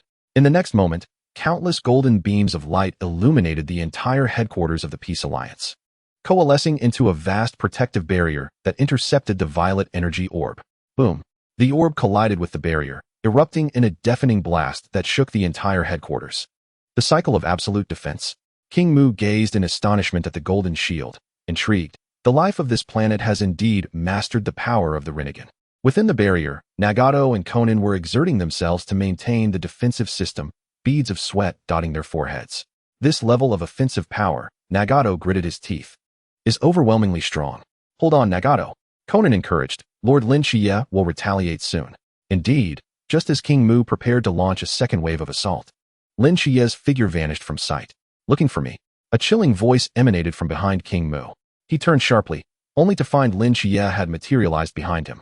His right hand clenched into a fist, golden spiritual energy coalescing upon it. Shushan fist, star-shattering punch. Shichiya unleashed a punch. The golden spiritual energy manifesting as a colossal beam of light, striking directly at King Mu's chest. Humph! King Mu scoffed, crossing his arms before him to form a black barrier. Boom! The force of the punch collided with the barrier, unleashing a staggering wave of energy that enveloped the sky in a clash of gold and black brilliance. As the radiance dissipated, King Mu remained standing, though his black barrier bore cracks, and he was thrust back several meters. Interesting, a glimmer of surprise flickered in King Mu's eyes. Your power is indeed extraordinary. However, it is still far from sufficient. King Mu's form suddenly transformed. His skin grew paler, the horns on his forehead elongated, and the patterns of the Rinnegan in his eyes became increasingly intricate. Atsutsuki Doctrine, Heaven-Shattering. Chapter 130, The Distortion of Time and Space. King Mu thrust his hands forward, seemingly tearing the very fabric of space as countless black energy blades hurtled toward Shichiya. Shichiya's expression turned grave as he formed hand seals, shield of transformation. Golden spiritual energy enveloped him, forming a protective layer that thwarted the onslaught of the black energy blades. Yet even so, he was still forced back several steps by the sheer force of that terrifying power. Truly, the upper echelon of the Atsutsuki clan, Shichiya gasped lightly. Indeed, you are far more formidable than Kinshiki. However, at this level, it is insufficient to compel me to unleash my full might. Suddenly, Shichiya's aura surged dramatically, the spiritual energy within him swirling furiously to form a massive golden sphere. The realm of refinement, spiritual energy materialization. As the sphere dissipated, Shichiya's form underwent a monumental transformation. His skin became translucent, radiating a golden glow, while his eyes shimmered as if stars were swirling within them. He appeared more like a divine being than a mere mortal. Is this your true form? King Mu gazed, astonished, at the resplendent figure before him. No, this is merely the materialization of spiritual energy at the refinement stage. Shichiya replied with a serene smile, his voice resonating with ethereal quality. I am still far from reaching the true pinnacle, but it is more than sufficient to deal with you. No sooner had Shichiya's words left his lips than the sky brightened dramatically, as if countless stars were twinkling around him. Behold, Atsutsuki King Mu. This is the essence of true power. Shichiya formed hand seals, the golden spiritual energy gathering in his palms to forge a colossal golden sword, approximately 3 meters in length. Shushan sword technique. 1,000 swords returned to one. With a soft exclamation, the golden sword suddenly fragmented into innumerable streams of sword energy, descending upon King Mu like a meteor shower. Atsutsuki Doctrine, Absolute Domain. King Mu roared, unleashing a surge of energy that manifested a purple domain several dozen meters in diameter around him. The space within the domain warped and distorted. Shichiya's sword energy was diverted upon contact, most of it redirected elsewhere, with only a fraction striking King Mu. King Mu was struck by several strands of sword energy, golden blood seeping from his wounds, though these injuries appeared to be mere superficial scratches to him. You are strong, far stronger than any inferior life form I have encountered. King Mu wiped the blood from the corner of his mouth, a glimmer of admiration flashing in his eyes. Yet this is still far from enough. Atsutsuki Doctrine, Distortion of Time and Space. King Mu's eyes abruptly changed hue, one side revealing the purple patterns of the Rinnegan, while the other transformed into golden reincarnation patterns. As his eyes shifted, the entire space began to warp. The scenery around Shichiya became indistinct, as if ensnared in a dream. Is this the distortion of time and space? Shichiya furrowed his brow, sensing an unusual pressure. In this state, even my spiritual perception is hindered, making it difficult to accurately gauge King Mu's position. Within my distortion of time and space, your sensory abilities will be significantly diminished. King Mu's voice reverberated from all directions. Simultaneously, your speed and reflexes will also be slowed. This is my special move prepared for dealing with powerful adversaries. No sooner had he spoken than a colossal purple hand materialized from behind Shichiya, crashing down toward his back. Boom. Shichiya was struck by the forceful blow, sent flying, and crashing violently into a distant mountain peak, which crumbled instantaneously. Lord Shichiya. The onlookers gasped in shock, especially Naruto, who could no longer contain his urge to rush in and assist. Do not move. Itachi Uchiha restrained Naruto. Your intervention now would only complicate matters for Lord Shichiya. But Lord Shichiya, Naruto's eyes were filled with concern as he gazed at the battlefield. Just then, a dazzling golden light erupted from the collapsed mountain, and Lin Shichiya's silhouette re-emerged, seemingly unscathed aside from some torn clothing. Truly, a formidable member of the Atsutsuki clan. Lin Shichiya wiped the blood from the corner of his mouth, a spark of combativeness igniting in his eyes. This distortion of time and space is indeed impressive. However, now that I comprehend its principle, it will be easier to counter. Lin Shichiya formed hand seals once more, his spiritual energy surging forth, the art of creation, stabilizing time and space. Golden spiritual energy radiated from him, creating an independent space wherein time and space became exceptionally stable, no longer subjected to King Mu's distortions. King Mu stared in astonishment at this spectacle. You can actually negate my distortion of time and space? You are certainly not an ordinary inferior life form. Lin Shichiya responded with a calm smile. Allow me to share a secret. I am not even of this world. I hail from a realm known as the Celestial Realm, where the power systems far surpass those of this world. The Celestial Realm? A flicker of confusion crossed King Mu's eyes, quickly morphing into fervor. How intriguing, exceedingly intriguing. Should I be able to harness your power, I might draw closer to the true divine realm. Atsutsuki doctrine, void absorption. King Mu thrust his hands forward, a massive black vortex materializing before him, emanating a terrifying suction. Attempting to draw Lin Shichiya into its depths. Are you attempting to absorb my power? Lin Shichiya's brow furrowed slightly, sensing the overwhelming pull. So naive. Lin Shichiya's body suddenly erupted with a dazzling golden light, resembling a miniature sun, radiating boundless vitality. The power of the void refinement realm surged forth. Golden energy surged from Lin Shichiya's being like a tidal wave, rushing toward the black vortex. Boom. The collision of golden energy and the black vortex unleashed a deafening explosion, enveloping the entire sky in a shockwave. As the dust settled, Mu Wang's black vortex had vanished without a trace, while Lin Shichiya remained steadfast, his breath steady. An intriguing glimmer of excitement flickered in Mu Wang's eyes. It had been ages since he had experienced such a confrontation. Allow me to witness your full strength, O formidable being from the realm of cultivation. Upon uttering these words, Mu Wang underwent a remarkable transformation. His skin turned entirely pale, the horns on his forehead elongated, and a pair of bony wings sprouted from his back. More significantly, his eyes transformed into a complete golden hue, the patterns of his reincarnation eye becoming increasingly intricate. Is this the ultimate form of the reincarnation eye? Lin Shichiya felt an unprecedented pressure. Indeed, this is my strongest manifestation, Mu Wang's voice deepened. In this state, my power has increased tenfold. In the entirety of the universe, there are no more than 5 opponents who could compel me to utilize this form. Chapter 131. This is your honor. Today, you have become the 6th. Consider it your privilege. Lin Shichiya inhaled deeply, his expression turning grave. In that case, I shall no longer hold back. In the void refinement realm, all things share a common origin. Lin Shichiya's body erupted in a blinding golden light, transforming him into a statue forged of gold, exuding an overwhelming pressure. His eyes became pure gold, devoid of pupils, shining like 2 miniature suns. Even more astounding, the space around him seemed to be influenced by this golden radiance, warping and distorting, forming an independent domain. This is my current limit.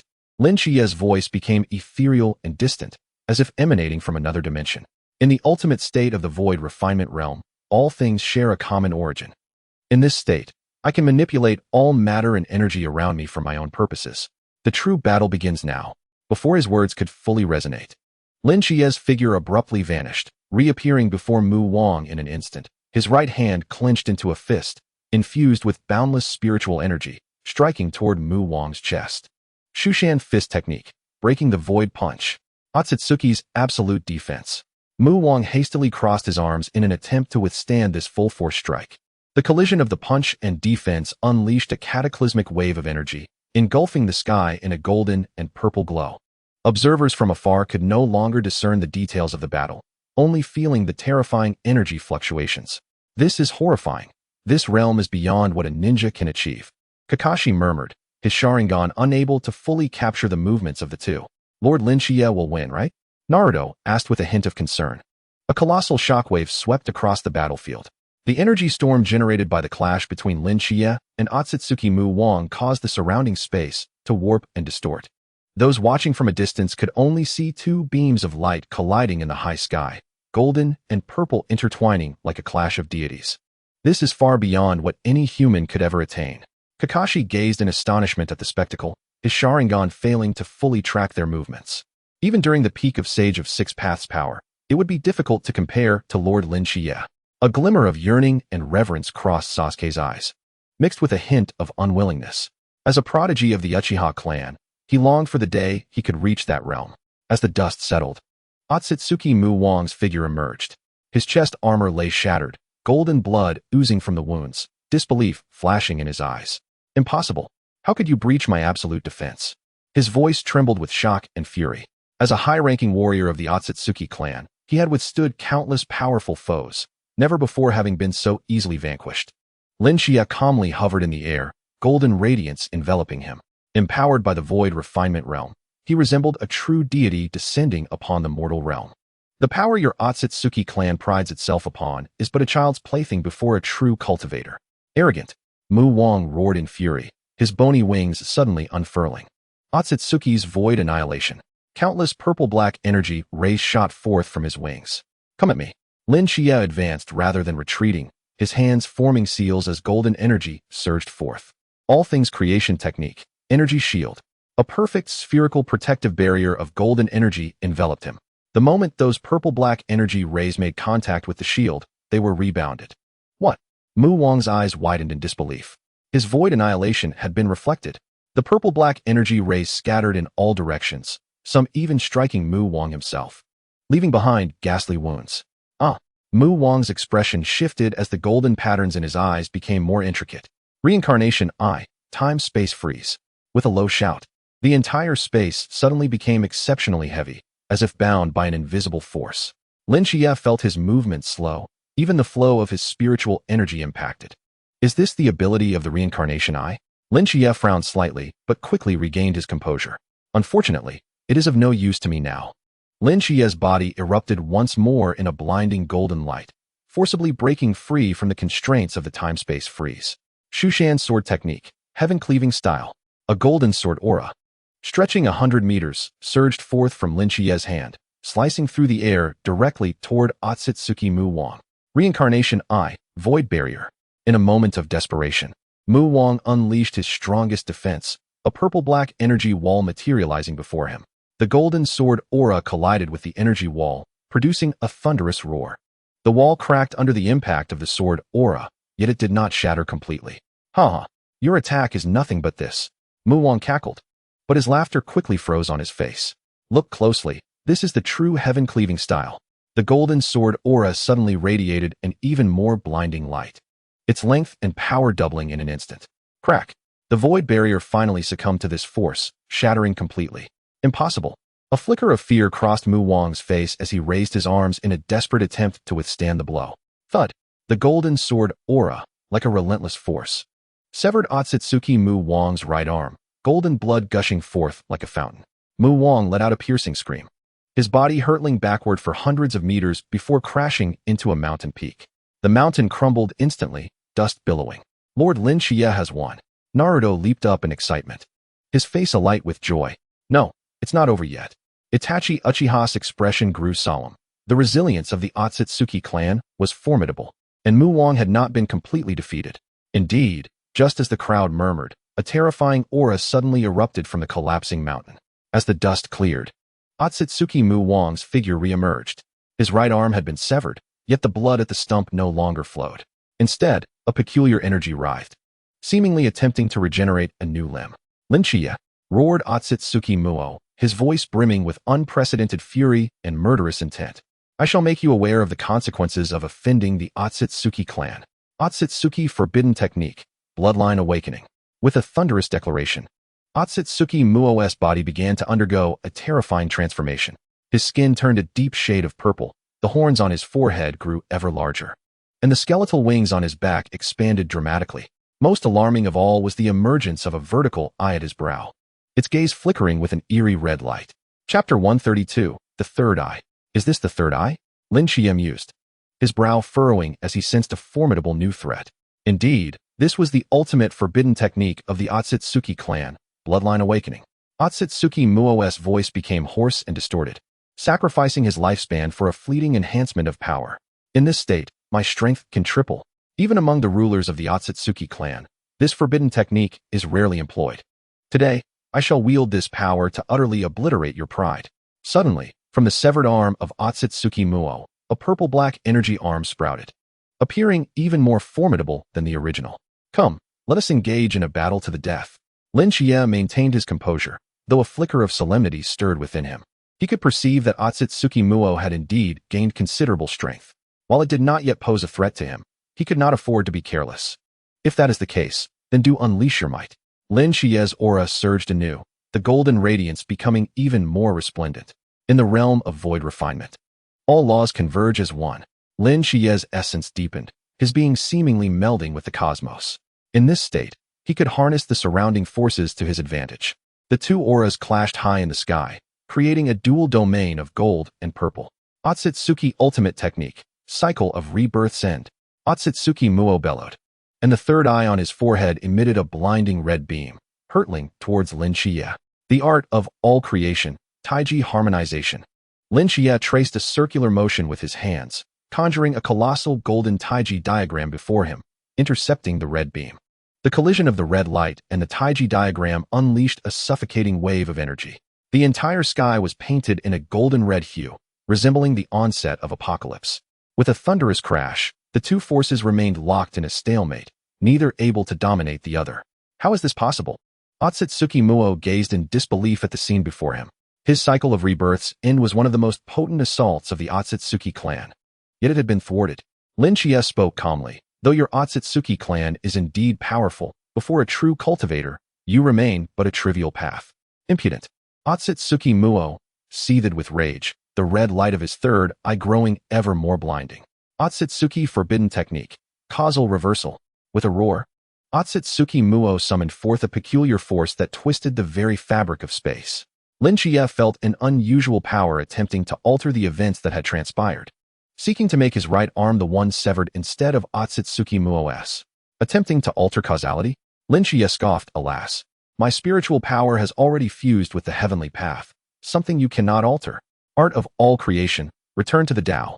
Lin Shichiya's form erupted in radiant golden light, dispelling the twisting power entirely. Moreover, the rebounding force inflicted harm upon Atsutsuki Muo, causing cracks to appear on his left arm. No, it cannot be. Atsutsuki Muo gazed in terror at his own arm, unable to fathom how his causal reversal had backfired. Muo, you have done your utmost. Lin Shichiya's voice carried a hint of pity. Now, it is time to conclude. Shushan Sword Technique. All swords return to one. Lin Shichiya formed seals with his hands, and the surrounding space flickered with countless golden light points. Each point coalesced into a sharp spiritual sword, numbering in the tens of thousands, illuminating the sky as if it were midday. Go. With a low command from Lin Shichiya, the multitude of spiritual swords surged forth, hurtling towards Atsutsuki Muo. Atsutsuki Ultimate Technique, Cycle Barrier. Atsutsuki Muo exerted all his strength, forming a purple-black energy sphere around himself in a desperate bid to withstand this lethal strike. Thud, thud, thud. The spiritual swords rained down like a tempest, each imbued with terrifying destructive power. The cycle barrier trembled under this force, ultimately shattering with a resounding crash. Countless spiritual swords surged in like famished beasts, piercing through Atsutsuki Muo's body, which resembled a porcupine. Golden blood flowed from myriad wounds, pooling onto the earth below, creating a golden stain. No, it cannot be. How could I possibly lose? Atsutsuki Muo struggled to lift his head, his eyes filled with resentment and confusion. As a high-ranking warrior of the Atsutsuki clan, how could he be defeated by a life form from a lower planet? Who are you, truly? Lin Shichiya floated slowly before Atsutsuki Muo, looking down upon the dying alien. I have stated before, I am the guardian of this planet. Anyone who seeks to harm it shall pay the price. A flicker of despair crossed Atsutsuki Muo's eyes. Do you think this is the end? The Atsutsuki clan will not spare you. They will send more, even stronger warriors to this place. When that time comes, both you and this planet shall meet destruction. Lin Shichiya chuckled coldly. Then let them come.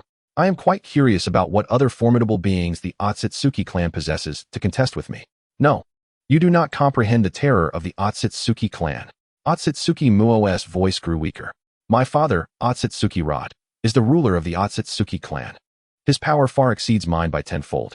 Upon learning of my demise, he will surely come personally. When that time comes, you will face a true powerhouse. Lin Shichiya's eyes sparkled with anticipation at the mention of the father. Your father? He sounds like an intriguing opponent. Tell me, how long until he arrives on this planet? A final flicker of malice crossed Atsutsuki Muo's eyes. 1 month, at most 1 month. He will avenge me, and you will come to know what true despair is. As his words trailed off, Atsutsuki Muo's body began to disintegrate, transforming into countless light points that dissipated into the ether. Lin Shichiya observed this scene. A glimmer of contemplation in his eyes. Atsutsuki Rot sounded like a genuine powerhouse. Just in time, I too require a month to consolidate my cultivation at the void refinement stage and prepare for the next breakthrough. This shall be an intriguing contest. Lin Shichiya turned, casting his gaze towards the awaiting crowd in the distance. Lord Shichiya, Naruto, and Sakura rushed over, their eyes brimming with admiration and reverence. That was incredible. You truly defeated that terrifying Atsutsuki. Lin Shichiya smiled faintly. This is merely the beginning. More formidable foes will soon arrive. We must hasten our preparations. Lord Shichiya, Kakashi stepped forward respectfully, inquiring, what shall we do next? Lin Shichiya's gaze sharpened as he surveyed the group.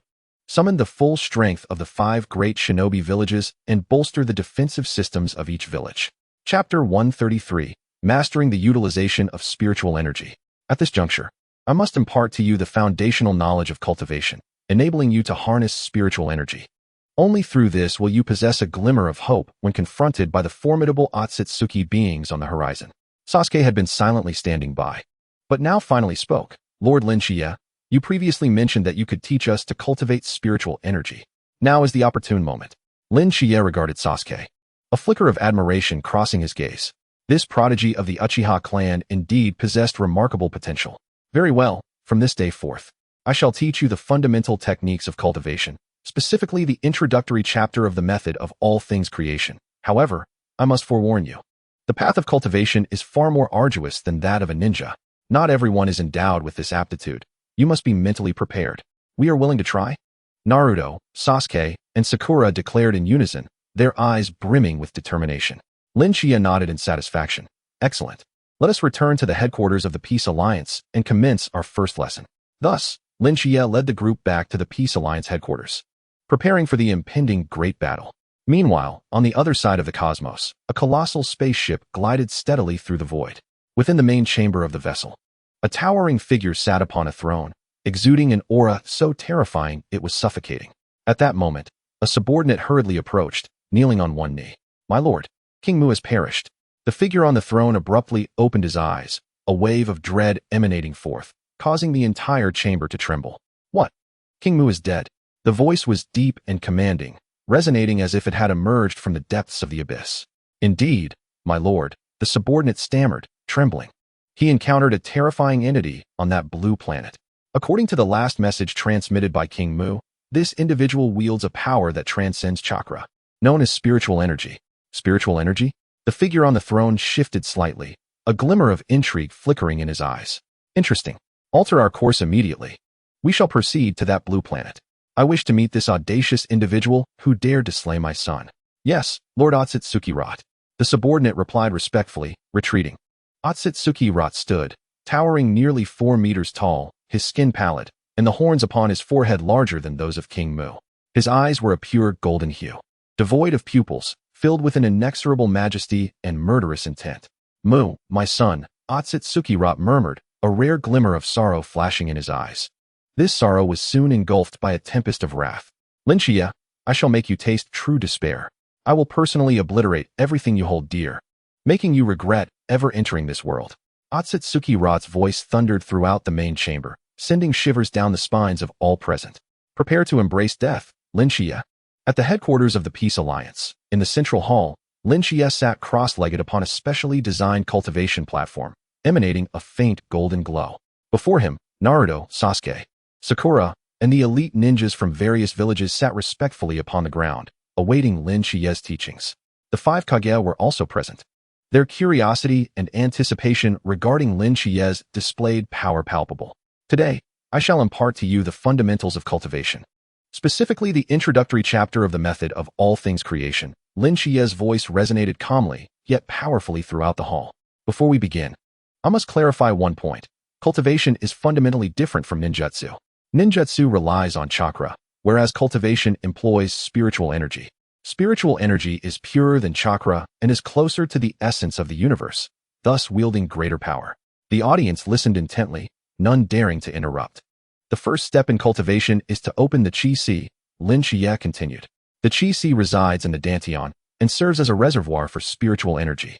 Only by opening the chi-si can one absorb the spiritual essence of heaven and earth and embark on genuine cultivation. He then elaborated on the method to open the chi-si through specific breathing techniques and meditation, encouraging them to feel the flow of energy within their bodies. Lin Shichiya raised his hand, sending forth a stream of golden spiritual energy that formed a diagram of the human meridian system in the air. This is the meridian system of the human body, comprising 12 primary channels and 8 extraordinary vessels.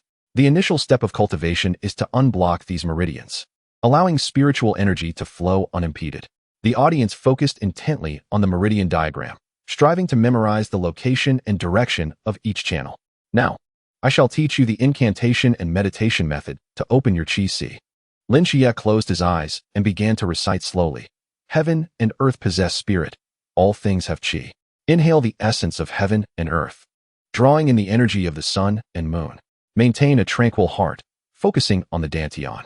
Let the chi flow with intention, and let the spirit follow the chi's path. Circulate through the universe, the chi surging forth. With a single thought, the heavens are opened, and all methods converge into one. As Lin Shichiya recited, an invisible force seemed to circulate throughout the hall, causing every individual present to feel a profound resonance within their hearts. What is this sensation? Naruto could not resist opening his eyes, astonished as he surveyed his surroundings. He noticed that his body felt lighter, and the chakra within him was more vibrant. Do not lose focus, Lin Shichiya gently reminded. Now, close your eyes and follow my guidance to feel. Naruto promptly closed his eyes, diving back into meditation, sinking his consciousness into the dantian to sense the energy flow there. He envisioned a flame igniting in the dantian, gradually growing brighter and hotter. It began to expand, forming a small vortex, which grew larger until it became a vast ocean. This is your chi-si, the source of your spiritual energy. Under Lin Shichiya's guidance, the group gradually entered a peculiar state.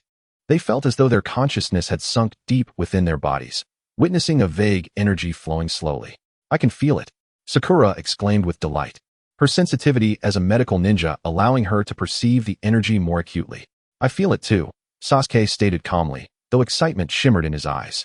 Oh, I see it, Naruto exclaimed, bouncing with enthusiasm. An orange energy. Orange. The others turned to look at Naruto in surprise. Lin Shichiya smiled slightly. The Ninetails chakra within Naruto has perfectly fused with his own chakra, hence the orange hue. This is actually a positive sign for cultivating spiritual energy, indicating that his energy is exceptionally vibrant. Hearing this, Naruto became even more exhilarated. Now, attempt to guide that energy with your mind, allowing it to flow through the meridians. Lin Shichiya continued. Starting from the dantian, ascend along the Ren meridian, passing through the Zhongfu point, and reaching the Baihui point. Chapter 134, the small circulation of Qi. Then, descend from the Baihui point along the Du meridian, returning to the dantian, completing a small circulation of Qi. The audience followed Lin Shichiya's guidance, attempting to direct the flow of energy within their bodies. This process proved quite challenging for most, yet relatively easier for those ninjas who had already mastered chakra control.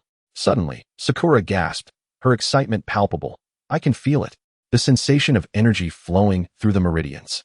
Sasuke opened his eyes too, disbelief flashing across his face. I succeeded as well. Meanwhile, Naruto was still striving diligently, beads of sweat forming on his forehead. Do not rush, Naruto. Lin Shichiya gently reassured. Cultivating spiritual energy requires time. It is not an endeavor that can be accomplished in a single stroke. Each individual's innate talent varies, and thus, their progress will naturally differ. Naruto clenched his teeth, shut his eyes once more, and continued to strive. No, I will surely succeed. At that moment, the Ninetails chakra within Naruto suddenly surged to life. Young one, do you require my assistance? The Ninetails inquired within Naruto's consciousness. Ninetails? You too have sensed that extraordinary power, Naruto exclaimed in surprise. Indeed, the Ninetails replied, a hint of excitement in its tone. That power is more closely aligned with nature than chakra, reminiscent of the era of the Sage of Six Paths. I can assist you in guiding the energy within you, allowing it to flow through your meridians. That's wonderful. Thank you, Ninetails. Naruto expressed his gratitude. With the Ninetails' assistance, the energy within Naruto began to circulate through his meridians, forming a perfect small cycle. Naruto opened his eyes in exhilaration, his face radiating with the joy of triumph. I too can feel the energy flowing through my meridians. Shichiya nodded slightly, a glimmer of approval in his eyes. Excellent. All three of you have succeeded. This is merely the first step. The next task is to repeatedly practice this process to further open your meridians. Once the small cycle flows smoothly enough, you may attempt to establish your Chi-Si. Upon successfully opening the Chi-Si, you will be able to absorb the spiritual energy of the world and embark on the true path of cultivation. Shichiya surveyed the group and continued, next, I will teach you the introductory techniques of the creation of all things. This technique will aid you in better guiding the energy within you, accelerating the opening of your meridians and Chi-Si. Thus, Shichiya commenced imparting the introductory teachings of the creation of all things. This process lasted a full 3 days. Each individual devoted themselves wholeheartedly to their practice, unwilling to squander this rare opportunity. After 3 days, Naruto, Sasuke, and Sakura successfully opened their Chi-Sis, becoming the first ninjas to possess spiritual energy. Although others progressed at a slower pace, they had all grasped the fundamental methods of meridian operation and were just one step away from opening their Chi-Sis. Your progress has exceeded my expectations. Shichiya observed the group with satisfaction, particularly Naruto. Especially you, Naruto. Your talent is beyond what I anticipated. Naruto shyly scratched his head. It's all thanks to the Ninetails. It has aided me greatly. Shichiya smiled gently. The Ninetails is a part of you. Its assistance is a manifestation of your own capabilities. Do not underestimate yourself. You truly possess extraordinary talent. Both Sasuke and Sakura also displayed commendable performances. Sasuke's Sharingan enabled him to perceive the flow of energy within the meridians, granting him a unique advantage in his training. Meanwhile, Sakura, as a medical ninja, had always exhibited precise control over energy, making her cultivation of spiritual energy particularly effortless. Next, I will teach you how to utilize spiritual energy for offense and defense, Shichiya stated. Spiritual energy is more potent than chakra, yet also more challenging to control. You must gradually acclimate to it. Do not rush for results. Yes, Lord Shichiya. The three responded respectfully. In the days that followed, Shichiya guided the group in their cultivation of spiritual energy, while simultaneously consolidating his own cultivation at the refinement of void stage. The impending threat of Atsutsuki Lotu left him no room for complacency. He understood that this foe, 10 times more formidable than King Mu, would present his greatest challenge. He must elevate his strength swiftly, at least to the mid-stage of refinement of void. Shichiya sat cross-legged in the secret chamber, the spiritual energy within him surging like a tide. Only in this manner could he hope to confront Atsutsuki Lotu. Time passed swiftly, and soon half a month had elapsed. During this period, Naruto, Sasuke, and Sakura made remarkable progress, reaching the level of chi refinement. Although this was merely the most fundamental realm in the world of cultivation, it represented a significant achievement for those who had only recently begun to engage with spiritual energy. Lord Shichiya, when can we learn those powerful techniques of yours? Naruto eagerly inquired, his eyes gleaming with anticipation. Shichiya chuckled lightly. Are you anxious? Your current cultivation is still far from adequate. However, since you have reached the chi refinement stage, you may begin to learn some basic methods of utilizing spiritual energy. Really? That is fantastic, Naruto exclaimed, leaping up in excitement. While Sasuke and Sakura exhibited expressions of eager expectation, Shichiya nodded. Today, I will teach you a simple spiritual energy technique, externalization of spiritual energy. This technique serves as the foundation for all spiritual energy skills. Mastering it will enable you to further learn offensive and defensive techniques. First, immerse your consciousness in the Chi-Si and attune yourselves to the spiritual energy therein. The three quickly sat cross-legged, closed their eyes, and entered a meditative state following Shichiya's guidance. They then aimed to draw spiritual energy from the Chi-Si and release it through their palms. This process demanded immense concentration. Initially, it might prove challenging, but with practice, it would become increasingly manageable. Following Shichiya's instructions, the trio endeavored to externalize their spiritual energy. At first, they could only sense the gentle ripples of energy within the Chi-Si, but struggled to channel it to their palms. Do not rush, take your time. Shichiya patiently guided, envisioning the spiritual energy in the chi sea as a small stream flowing through the meridians to their palms, then surging forth from their palms. Under Lin Shiya's guidance, the three continued to attempt the technique, eventually making progress. "Look, my palm!" Sakura exclaimed in delight, as a faint pink glow appeared in her palm. Though it was quite weak, it was indeed a sign of spiritual energy externalization. "I've succeeded too." Sasuke's palm emitted a faint blue light, more stable than Sakura's. Only Naruto remained in distress, beads of sweat forming on his forehead. "Damn it, why can't I do it?" Naruto lamented. "Calm down, Naruto," Lin Shiya softly consoled. "Everyone's talent varies, and progress will naturally differ." Chapter 135. Young one, you are too impetuous. Do not be disheartened by temporary setbacks. Continue to try and believe in your abilities. Taking a deep breath, Naruto closed his eyes again, concentrating as he resumed his attempts. At that moment, the Ninetail spoke again within him. "Young one, you are too hasty. Spiritual energy is gentler than chakra. You cannot control it with force. Imagine you are communicating with a friend rather than commanding a subordinate." Communicating with a friend, Naruto murmured, suddenly gaining insight. He relaxed his body, no longer trying to forcefully command the spiritual energy in the chi sea, but instead inviting it to flow. A miracle occurred. The spiritual energy within the chi sea began to flow autonomously, smoothly traversing the meridians to his palm. Naruto opened his eyes in excitement, witnessing a brilliant orange glow emanating from his palm, stronger than that of both Sasuke and Sakura. Just as expected of Naruto, Lin Shiya nodded in approval. Once one comprehends the essence, the progress can be astonishing. This method of externalizing spiritual energy is foundational for all spiritual energy skills. Once mastered, you will be able to further learn how to condense spiritual energy into various forms for offense and defense. Next, I will teach each of you the spiritual energy techniques best suited to your individual abilities.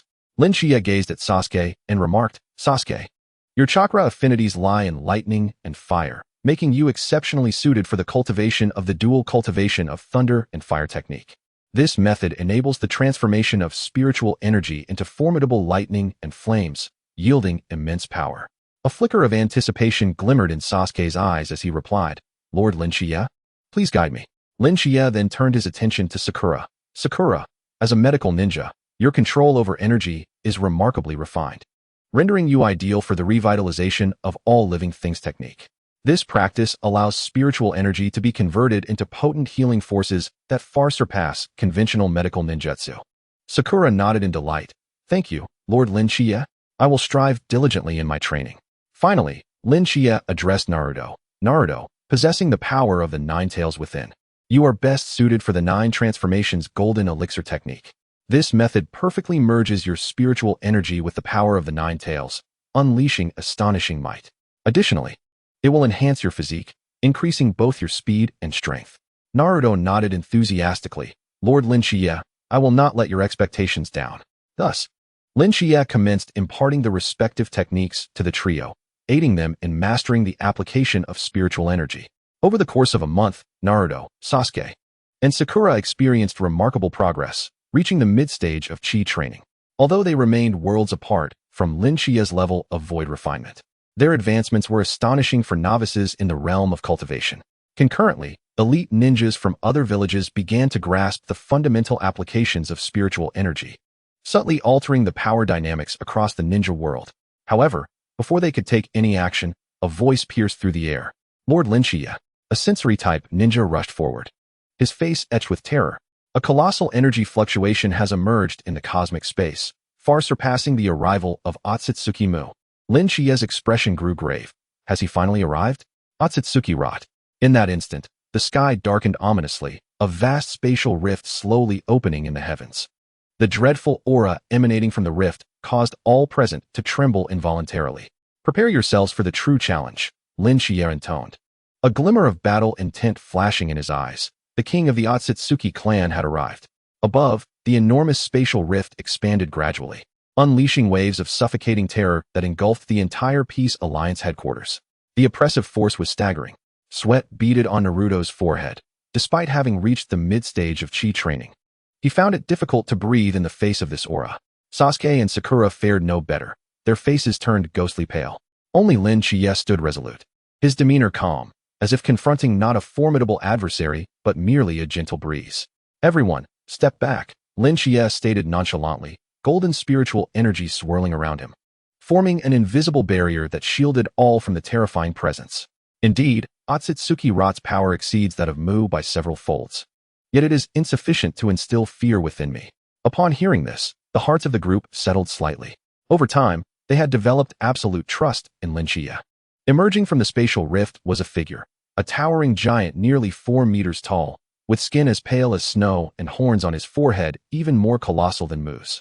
Most astonishingly, a singular vertical eye pulsated with a blood-red glow at the center of his forehead, seemingly capable of piercing through all.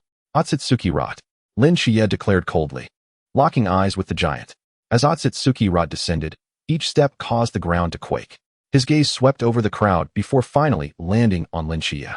Are you the one who killed my son, Mu? His voice was deep and laden with authority, echoing as if from the depths of the underworld. Shichiya responded with unwavering composure. Indeed, it was I. A flicker of anger flashed in Atsutsuki Rot's eyes. A being from a lowly planet dares to strike against the Atsutsuki clan. Truly a foolhardy endeavor. Shichiya chuckled coldly. When Mu invaded, I had no choice but to retaliate. If you seek vengeance today, I shall accompany you to the very end. Atsutsuki Rot's expression hardened. Your courage is commendable, yet utterly foolish. Mu was merely a common warrior of the Atsutsuki clan, while I am the king. For slaying my son, I shall make you experience excruciating suffering before I personally obliterate this planet. Before he could finish speaking, Atsutsuki Rot's body erupted with a terrifying aura, warping the sky above. Atsutsuki's secret art, chaotic storm. A massive purple-black tornado descended from the heavens, barreling toward Shichiya. The sheer force of the whirlwind left a trail of tangible fissures in its wake. Excellent, Shichiya declared, advancing rather than retreating. His spiritual energy surging within. The great creation technique, Taiji Primordial Chi. A colossal golden Taiji diagram materialized before Shichiya, meeting the incoming tornado head-on. Boom. The energies clashed, releasing a thunderous roar that reverberated through the entire Peace Alliance headquarters, causing it to tremble violently, as though on the verge of collapse. Chapter 136. The reversal of causality has been unraveled. As the dust settled, the tornado had vanished without a trace, while Shichiya remained steadfast, his robes billowing, utterly unscathed. Is that all you have? Shichiya's voice was calm and brimming with confidence. Atsutsuki Rot's expression became grave. Interesting. You are indeed unique. No wonder you were able to slay Mu. Your strength is commendable, but it is still far from sufficient. Atsutsuki Rot's third eye suddenly widened, emitting a blinding red light. Rebirth eye, reversal of causality. Shichiya felt the surrounding space warp abruptly, the world turning upside down. As the scenery around him blurred into obscurity, a powerful force attempted to alter the positions of him and Atsutsuki Rot, casting him as the target of the assault. Reversal of causality? A son learning from his father. Shichiya scoffed. Alas, it is ineffective against me. The great creation technique, returning to the Tao. Shichiya's body erupted with radiant golden light. The distorting force was dispelled instantaneously, restoring the space to normalcy. What?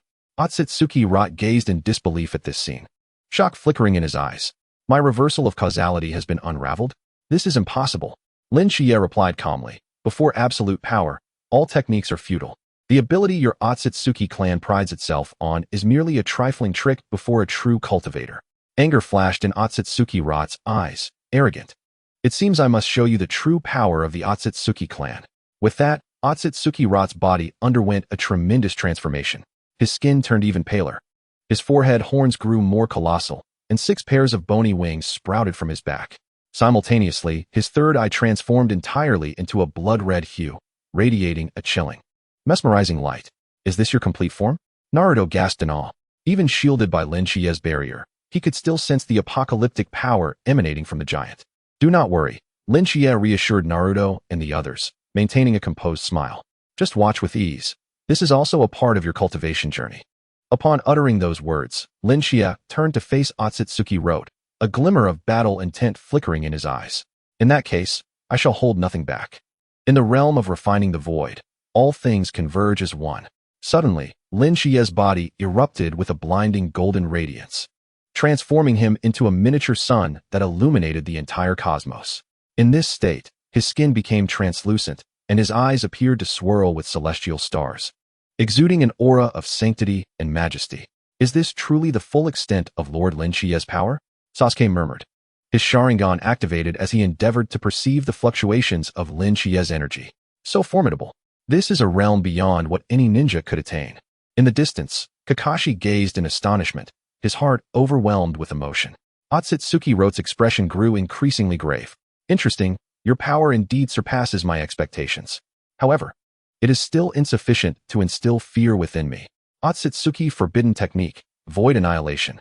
With a sudden flourish, Atsutsuki Rote unfurled his 6 pairs of bony wings, unleashing a barrage of countless violet-black energy beams that hurtled towards Lin Chia. Wherever these energy beams traversed, the very fabric of space was obliterated, creating innumerable spatial fractures akin to black holes. Come. Lin Chia advanced rather than retreating, forming hand seals. Shushan Sword Technique. 10,000 swords returned to one. A multitude of golden sword energies erupted from Lin Chia's being, surging forth to meet the violet-black energy beams. Boom, boom, boom. The collision of sword energies and energy beams produced a cacophony of explosions, saturating the sky with a dazzling interplay of golden and purple luminescence, reminiscent of a divine conflict. Atsutsuki Rote, witnessing the futility of his assault, exhibited a flicker of disbelief. This is impossible. My void annihilation can severely injure even the kings of the Atsutsuki clan. How could you emerge unscathed? Lin Chia responded with an indifferent smile. I have stated before, in the face of absolute power, all techniques are futile. Today, I shall demonstrate to you what true power entails. Lin Chia's aura surged dramatically, the oppressive force he emitted causing Atsutsuki Rote to involuntarily take a step back. In the realm of refining the void, the sword intent of heaven and earth. With a sweep of his hand, the spiritual energy within the cosmos instantly coalesced into countless golden long swords, each radiating a chilling sharpness. Go. With a low command from Lin Chia, the multitude of golden long swords surged towards Atsutsuki Rote with astonishing speed. Atsutsuki Ultimate Technique, Absolute Domain. Atsutsuki Rote hastily conjured a violet-black protective shield around himself, desperate to withstand this lethal strike. Boom. The golden long swords rained down upon the shield, each impact causing it to tremble violently. Crack. Under the relentless assault of the countless golden long swords, the protective shield finally manifested cracks before shattering completely. Impossible. Atsutsuki Rote's complexion paled drastically as he hastily raised his arms in a futile attempt to endure the impending onslaught. Stab, stab, stab. Countless golden long swords mercilessly pierced through Atsutsuki Rote's body, transforming him into a bloodied figure. Golden blood gushed forth from the multitude of wounds, and Atsutsuki Rote's aura began to wane. This is impossible. Atsutsuki Rote struggled to lift his head, disbelief etched across his features. But I am the king of the Atsutsuki clan. How could this be? Lin Chia approached slowly, his expression as calm as still water. Now, do you understand? In the face of true power, your Atsutsuki clan is but a frog at the bottom of a well. A glimmer of despair flitted through Atsutsuki Rote's eyes, soon replaced by fervor. Do you think this is the end? The Atsutsuki clan will not spare you. Our deity Kagaya will personally descend. By then, both you and this planet will face annihilation. Upon hearing this, Lin Chia's eyes sparkled with intrigue. Kagaya? She sounds like an intriguing adversary. I eagerly anticipate our encounter. A final flicker of resentment crossed Atsutsuki Rote's gaze. Arrogant one. Lord Kagaya is the most powerful being in the universe. He will make you regret your actions today. No sooner had he spoken than Atsutsuki Rote's body began to disintegrate, transforming into countless motes of light that scattered across the heavens and earth.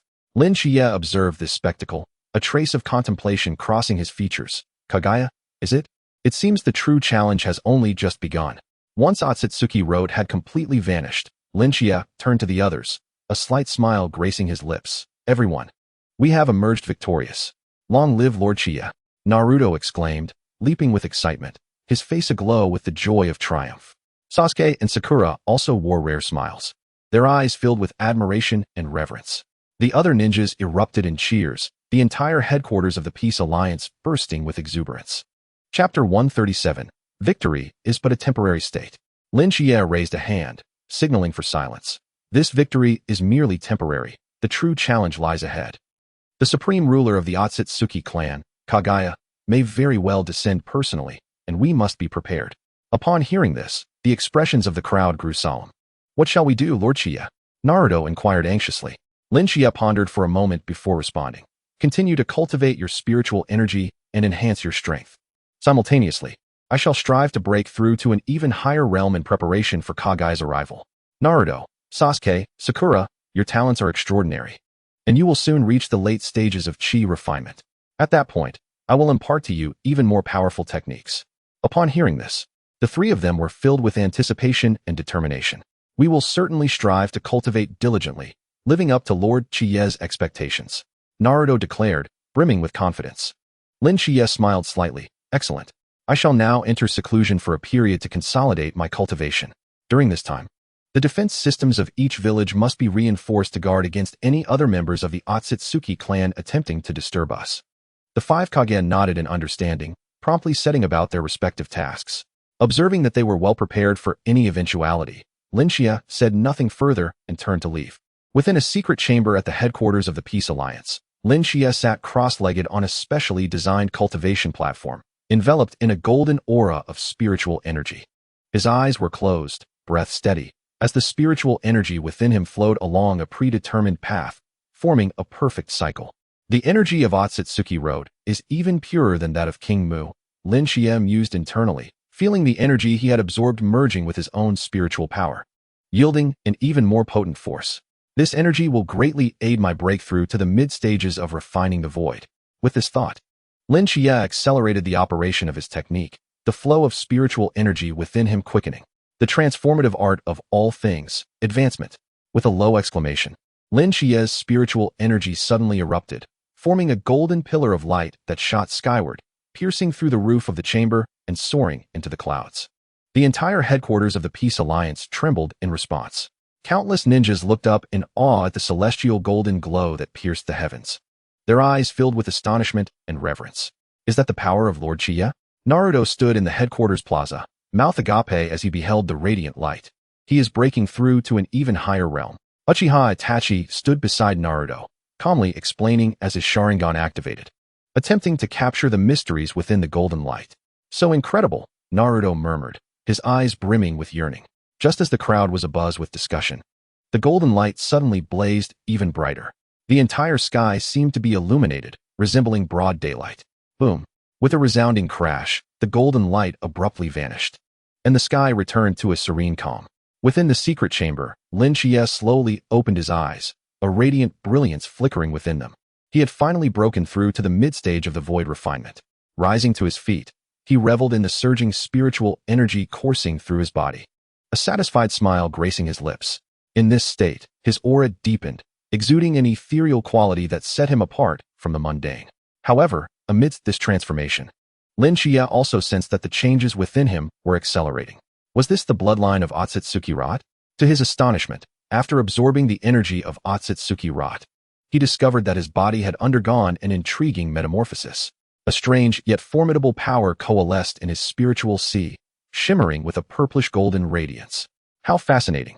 I never anticipated that absorbing Atsutsuki Rot's energy would enable me to wield some abilities of the Atsutsuki clan. Lin Chiye endeavored to harness this newfound power, realizing it could seamlessly merge with his spiritual energy, unleashing even greater might. This was an unexpected boon for me. A slight smile graced his lips as new plans began to form in his mind. With this power, my chances of confronting Kage have increased significantly. Just as Lin Chiye reveled in his cultivation, an urgent knocking echoed from outside. Lord Lin Chiye, there is an emergency.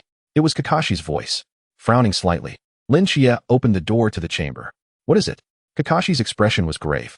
We have discovered an altar belonging to the Atsutsuki clan, suspected to be used for summoning Kage. Moreover, according to Nagato and Konan's reconnaissance, several members of the Atsutsuki clan have gathered there. A glimmer of cold light flickered in Lin Chiye's eyes. Where is it?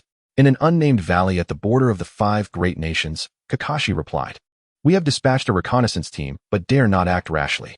Take me there, Lin Chiye instructed succinctly. Kakashi nodded and led him out of the chamber toward the site of the incident. Soon, Lin Chiye and Kakashi arrived at the unnamed valley. In the valley's center stood a colossal black altar, emanating a light never before witnessed by mortal eyes. Surrounding the altar were a dozen tall figures clad in peculiar garments, unmistakably members of the Atsutsuki clan. Indeed, they are of the Atsutsuki lineage. Lin Chiye narrowed his eyes, carefully observing their movements. They appeared to be preparing for some ritual, likely aimed at summoning Kage. Should we stop them? Kakashi asked, his expression serious. Lin Chiye pondered for a moment before responding. No, Let them continue. What? Kakashi looked at Lin Shichiya in surprise, unable to comprehend his reasoning. Rather than waiting for Kagaya to choose the time of her arrival, it is better to summon her forth now. A resolute glint shone in Lin Shichiya's eyes. Now that I have just broken through to the mid-stage of void refinement, I am in prime condition to confront this so-called strongest being of the universe. After a brief silence, Kakashi nodded. I understand, Lord Lin Shichiya. I will notify the others to prepare. Yes, do so, Lin Shichiya affirmed. Also, have Naruto, Sasuke, and Sakura join us. This will greatly benefit their training. After Kakashi departed, Lin Shichiya continued to observe the situation in the valley. The Atsutsuki clan members were arranging various peculiar items around the altar, seemingly offerings for the supreme deity of the Atsutsuki, Kagaya. Lin Shichiya murmured to himself, a flicker of anticipation crossing his gaze. I hope you will not disappoint me. Suddenly, the runes on the altar began to flicker, the purple light intensifying. Subsequently, a pillar of light shot skyward, within which a vague silhouette slowly materialized, exuding an overwhelming aura of majesty and pressure. Is Kagaya finally coming? Lin Shichiya clenched his fists, his spiritual energy stirring restlessly. Chapter 138, The Arrival of the Supreme Deity. Lin Shichiya's calm response. The light column surged upward, piercing the heavens. The Atsutsuki clan members surrounding the altar all knelt, chanting ancient and mysterious incantations. Their voices melded into a strange resonance that sent a shiver through all present. It seems they are indeed intent on summoning Kagaya. Standing calmly on a distant cliff, Lin Shichiya observed the unfolding events. At that moment, Naruto, Sasuke, Sakura, and Itachi Uchiha arrived by Lin Shichiya's side. Lord Shichiya, we have arrived, Naruto exclaimed excitedly, his eyes brimming with anticipation. For him, witnessing Lin Shichiya battle the supreme deity of the Atsutsuki clan was undoubtedly a rare opportunity for learning. Yes, Lin Shichiya nodded slightly, his gaze still fixed on the purple column of light. Are you all prepared? Everything is ready as you instructed, Kakashi responded. The protective barrier has been erected to shield the Peace Alliance headquarters from the aftermath of the battle. Lin Shichiya nodded in satisfaction, but his expression grew serious. It is coming. Within the light column, a towering figure gradually became discernible. Standing over 5 meters tall, its skin was pale as snow, and 2 horns protruded from its forehead, between which rested a singular vertical eye. Unlike Atsutsuki rod, this being's third eye bore a purple pattern reminiscent of the Rinnegan, radiating an oppressive aura. Even more astonishingly, 12 pairs of bony wings adorned its back, each embedded with countless twinkling stars, as if it bore the weight of the entire universe. So powerful, Naruto instinctively took a step back, feeling an unprecedented sense of pressure despite the distance. Is this the supreme deity of the Atsutsuki? Sakura's voice trembled. It is far stronger than Mu and Rot. Sasuke activated his Sharingan, attempting to grasp the essence of this being's power, only to find himself suppressed by an enigmatic force. Sasuke, do not gaze directly at it with your Sharingan, Itachi warned in a timely manner. Our eyes are not yet capable of bearing such a being. Upon hearing this, Sasuke promptly retracted his Sharingan, though a flicker of unwillingness remained in his eyes. Everyone, please step back, Lin Shichiya stated calmly. The upcoming battle may have a broad impact, and I do not wish for any of you to be harmed. Lord Shichiya, can you handle that being alone? Naruto asked anxiously.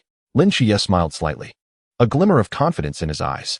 Rest assured, I have recently broken through to the mid-stage of void refinement, and my strength has significantly increased. Besides, I am quite curious about just how powerful this so-called supreme deity of the Atsutsuki really is. As he spoke, Lin Shichiya's body began to levitate gracefully.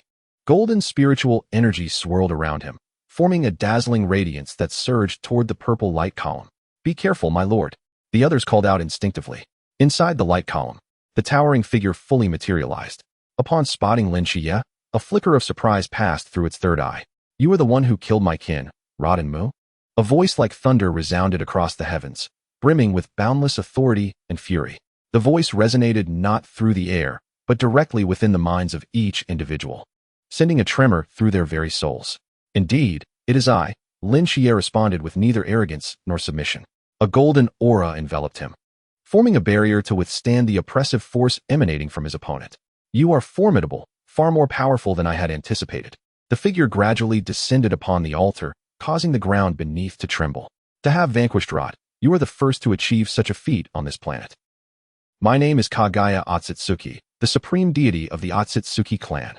Lin Shichiya succinctly introduced himself, his gaze as tranquil as water. showing no fear in the face of his adversary's imposing presence. Kagaya's third eye fixated intently on Shichiya, seemingly probing for something. Intriguing. You possess the power of rot within you. Kagaya scoffed. It appears you not only defeated him, but also absorbed his energy. What manner of being are you? Shichiya offered a slight smile. Merely a cultivator. A cultivator? A flicker of confusion crossed Kagaya's eyes, swiftly transforming into profound interest. I have roamed the cosmos for hundreds of thousands of years, and this is the first time I have encountered such a term. From which planet do you hail? That is of little consequence. Shichiya replied calmly. What truly matters is why you have come to this planet. Kagaya chuckled lightly. Initially, it was merely to seek Kagaya, the traitor who betrayed the Atsutsuki clan. But now, I find myself far more intrigued by you. The power within you is unlike any pure energy I have ever witnessed. If I could acquire such strength, perhaps I could ascend to the true realm of divinity. A glimmer of coldness flickered in Shichiya's eyes. So, your intent remains the destruction of this planet and the harvesting of chakra fruits? Naturally, Kagaya proclaimed with pride, this is the unchanging mission of the Atsutsuki clan. However, before that, I have decided to collect the energy within you. It seems our conversation has reached its conclusion. Shichiya's expression grew grave, and his spiritual energy began to surge wildly. Since you insist on being my enemy, do not blame me for my lack of courtesy. Kagaya sneered. Just you? Although you have defeated rot before me, you remain as insignificant as an ant. Is that so? A slight smirk curved Shichiya's lips. Then let us put that to the test. The realm of refining the void. All things share a common origin. Oh, is this your full power? As Shichiya made his move, a flicker of interest sparkled in Kagaya's eyes. Indeed, this is somewhat intriguing. However, in the face of absolute power, all tricks are futile. Atsutsuki divine technique, void annihilation. With a wave of her hand, 12 pairs of skeletal wings erupted with a dazzling brilliance. Countless beams of purple-black energy shot forth, racing toward Shichiya. Wherever these beams passed, the very fabric of space shattered, creating void-like regions akin to black holes. A bold approach. Shichiya pressed forward instead of retreating, his hands forming seals. The art of creation, Tai Chi essence. A massive golden Tai Chi diagram materialized before Shichiya, advancing toward the oncoming purple-black beams. The Tai Chi diagram spun, deflecting the majority of the beams in various directions. Yet a few still struck the diagram. Boom. A deafening explosion erupted, several cracks appearing on the golden Tai Chi diagram, only to mend themselves almost instantly. Fascinating. This power is indeed unique. Chapter 139. The beginning of causality reversal. A glimmer of appreciation flashed in Kagaya's eyes. It seems you truly warrant my serious attention. Atsutsuki divine technique. Causality reversal.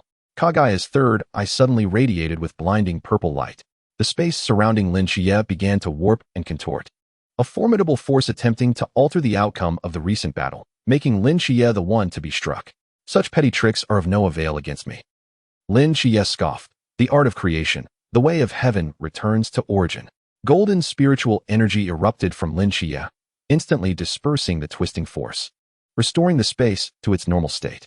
What? For the first time, a change flickered across Kagaya's expression, disbelief flashing in her eyes. You actually managed to unravel my causality reversal? This is impossible. Such a divine technique is insurmountable even for the Atsutsuki royal family. Shichiya smiled nonchalantly. In the presence of absolute power, all techniques are in vain. I return that statement to you, unaltered. Arrogant. A flicker of anger crossed Kagaya's eyes as the 12 pairs of skeletal wings fully unfurled, exuding a cataclysmic aura. Very well. I shall show you what true divine power is. Atsutsuki forbidden technique. Celestial starfall. With a thunderous roar, countless points of light suddenly appeared in the sky. These points rapidly expanded, revealing themselves to be flaming meteors, carrying terrifying heat and kinetic energy as they rained down upon Shichiya. Each meteor was the size of a small mountain, numbering in the thousands, covering a vast area of dozens of kilometers, leaving no avenue for escape. How powerful! From a distance, Naruto and the others involuntarily gasped in awe. Such an extensive range of attack is utterly unavoidable. Kakashi's Sharingan fixated on the battlefield, his face etched with concern. Lord Shichiya. Sakura clenched her fists tightly, her eyes filled with worry. Facing the deluge of meteoric attacks, Shichiya's expression remained calm, as if he were merely encountering a gentle breeze. Shushan sword technique, sky-breaking style. With a wave of his hand, countless streams of golden sword energy shot forth from his palm, each striking a meteor with pinpoint accuracy.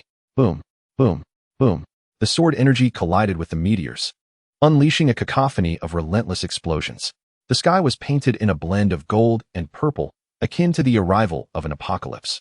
As the dust settled, all the meteors had been obliterated. Your power is indeed formidable, Lin Shichiya assessed calmly. However, it is still insufficient to compel me to unleash my full strength. Arrogant ant. Kagaya's fury could no longer be concealed, the intricate patterns of the purple reincarnation seal within her third eye growing even more complex. Atsutsuki divine technique. Reincarnation heavenly punishment. A thick beam of purple light shot forth from Kagaya's third eye, hurtling toward Lin Shichiya. Wherever this beam traversed, not only was space torn asunder, but time itself froze, rendering a bizarre state of stillness. Lin Shichiya felt an unprecedented sense of crisis. This attack was evidently far more potent than any before. It seems I can no longer hold back. Lin Shichiya's expression grew grave, his spiritual energy surging violently. The realm of refining the void, the sword intent of heaven and earth. Lin Shichiya's body suddenly turned transparent, as if melding with the surrounding universe. In the next instant, countless golden long swords materialized out of thin air, forming a golden wall of swords before Lin Shichiya. Boom! The purple beam collided with the golden wall of swords, erupting in a thunderous roar. The golden wall quaked violently, numerous cracks appearing upon it, yet it persevered, unbroken. A trickle of blood escaped from Lin Shichiya's mouth, clearly indicating that this strike had inflicted some damage upon him. Cough! Truly formidable. Lin Shichiya wiped the blood from his lips, a hint of gravity glimmering in his eyes. It seems I must resort to that power. Kagaya sneered. Come to terms with reality, mortal. No matter how powerful you may be, you remain but a life form on this planet, and the chasm between you and true divinity is insurmountable. Is that so? A slight smile graced Lin Shichiya's lips. Then allow me to share a secret with you. Not only have I absorbed the power of Atsutsuki, but I have also acquired a fragment of his bloodline. What? Kagaya's expression turned grave. This is impossible. How could the bloodline of the Atsutsuki be absorbed by an outsider? There is nothing impossible. Lin Shichiya replied calmly, as a peculiar transformation began within his spiritual energy. The once pure golden energy became intermingled with a hint of purple, merging like two liquids and emanating a resplendent purple-golden glow. Atsutsuki bloodline, awaken. With a low utterance from Lin Shichiya, an eye appeared on his forehead. It shimmered with a purple-golden radiance, reminiscent yet distinct from Kagaya's third eye. This is impossible. Kagaya gasped in astonishment, witnessing the fusion of the Atsutsuki bloodline. Two pairs of bony wings materialized behind Lin Shichiya. Though they paled in comparison to Kagaya's 12 pairs, each wing was adorned with golden stars, radiating a dazzling brilliance. Now, let us resume our battle. Lin Shichiya's voice grew ethereal and distant, as though it originated from another dimension. Atsutsuki's ultimate technique, reversal of causality. Lin Shichiya's third eye emitted a purple-golden beam. The space around Kagaya began to twist and contort. A formidable force sought to alter the outcome of their prior confrontation, imposing upon Kagaya the retribution of her own reincarnation. What? Kagaya exclaimed in shock, hastily activating her defense. Atsutsuki's divine technique, absolute domain. A massive purple shield manifested around her, blocking the reversing power of causality. Boom. The two forces collided, unleashing a deafening roar. The shield barely managed to withstand the assault. I understand now. Lin Shichiya observed the scene, a glimmer of comprehension in his eyes. Your absolute domain can indeed sever causality. A troublesome ability, indeed. However, Lin Shichiya suddenly flashed before Kagaya, his speed astonishing. Shushan fist, star-shattering fist. Lin Shichiya's right fist struck out, purple-golden energy coalescing around it to form a colossal pillar of light. Kagaya had no time to evade and could only raise her arm to endure the blow. Boom. The force of the punch collided with Kagaya's arm, erupting in a suffocating wave of energy. Kagaya was sent flying several hundred meters, carving a long trench in the ground. The armor on her right arm shattered completely, revealing her pale skin beneath, marred by several cracks. This is impossible. Kagaya stared incredulously at her injured arm. I actually sustained a wound. I am the supreme deity of the Atsutsuki clan. The onlookers in the distance erupted in cheers upon witnessing this spectacle. Chapter 140. Lin Shichiya achieved the divine realm. Lord Shichiya is truly formidable, Naruto exclaimed, jumping with excitement, his eyes brimming with admiration. He actually injured that so-called deity. A flicker of shock and respect crossed Sasuke's eyes, intensifying his feelings of resentment. Sakura sighed in relief. her earlier worries transforming into joy. I knew Lord Shichiya would not be defeated. Kakashi and Itachi exchanged glances, both filled with profound astonishment. They realized that the power Lin Shichiya had just displayed transcended the realm of ninjas, reaching the true divine realm. Do you think this will be enough to defeat me? Kaguya roared, her body undergoing a tremendous transformation. Her skin grew even paler, and the horns on her forehead became more pronounced.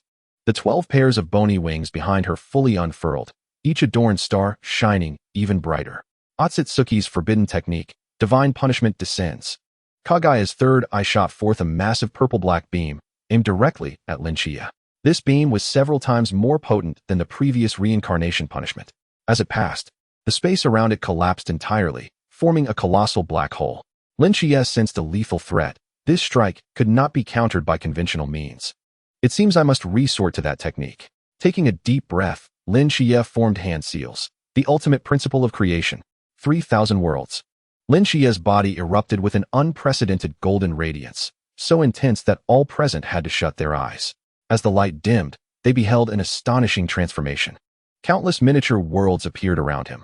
Each world, no larger than a glass orb, floated in his vicinity, teeming with mountains, rivers, and oceans, vividly resembling a true realm. This is the 3,000 worlds? A flicker of astonishment crossed Kaguya's eyes. You can actually create worlds? Not create, but reflect, Lin Shichiya explained calmly.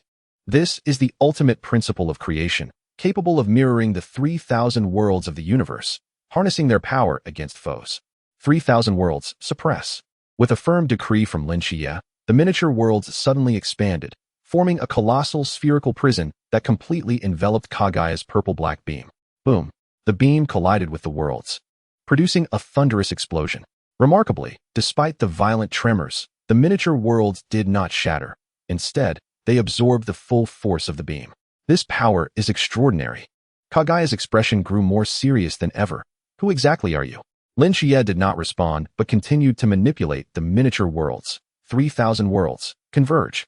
All the miniature worlds suddenly coalesced into a massive energy sphere, hurtling towards Kaguya. Atsutsuki's divine technique, Void Barrier.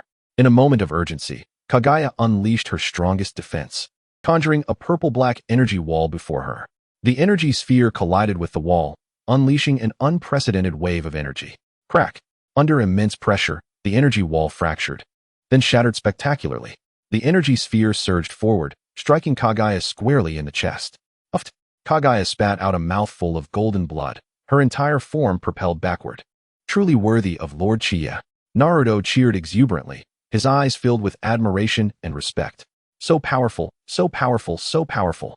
Sakura joined the chorus of cheers, her beautiful face radiating excitement. Sasuke remained silent, but the astonishment in his gaze was unmistakable. The strength of Lord Lin Shichiya has surpassed our imagination. Itachi spoke in a low tone. This is no longer a realm attainable by ninjas.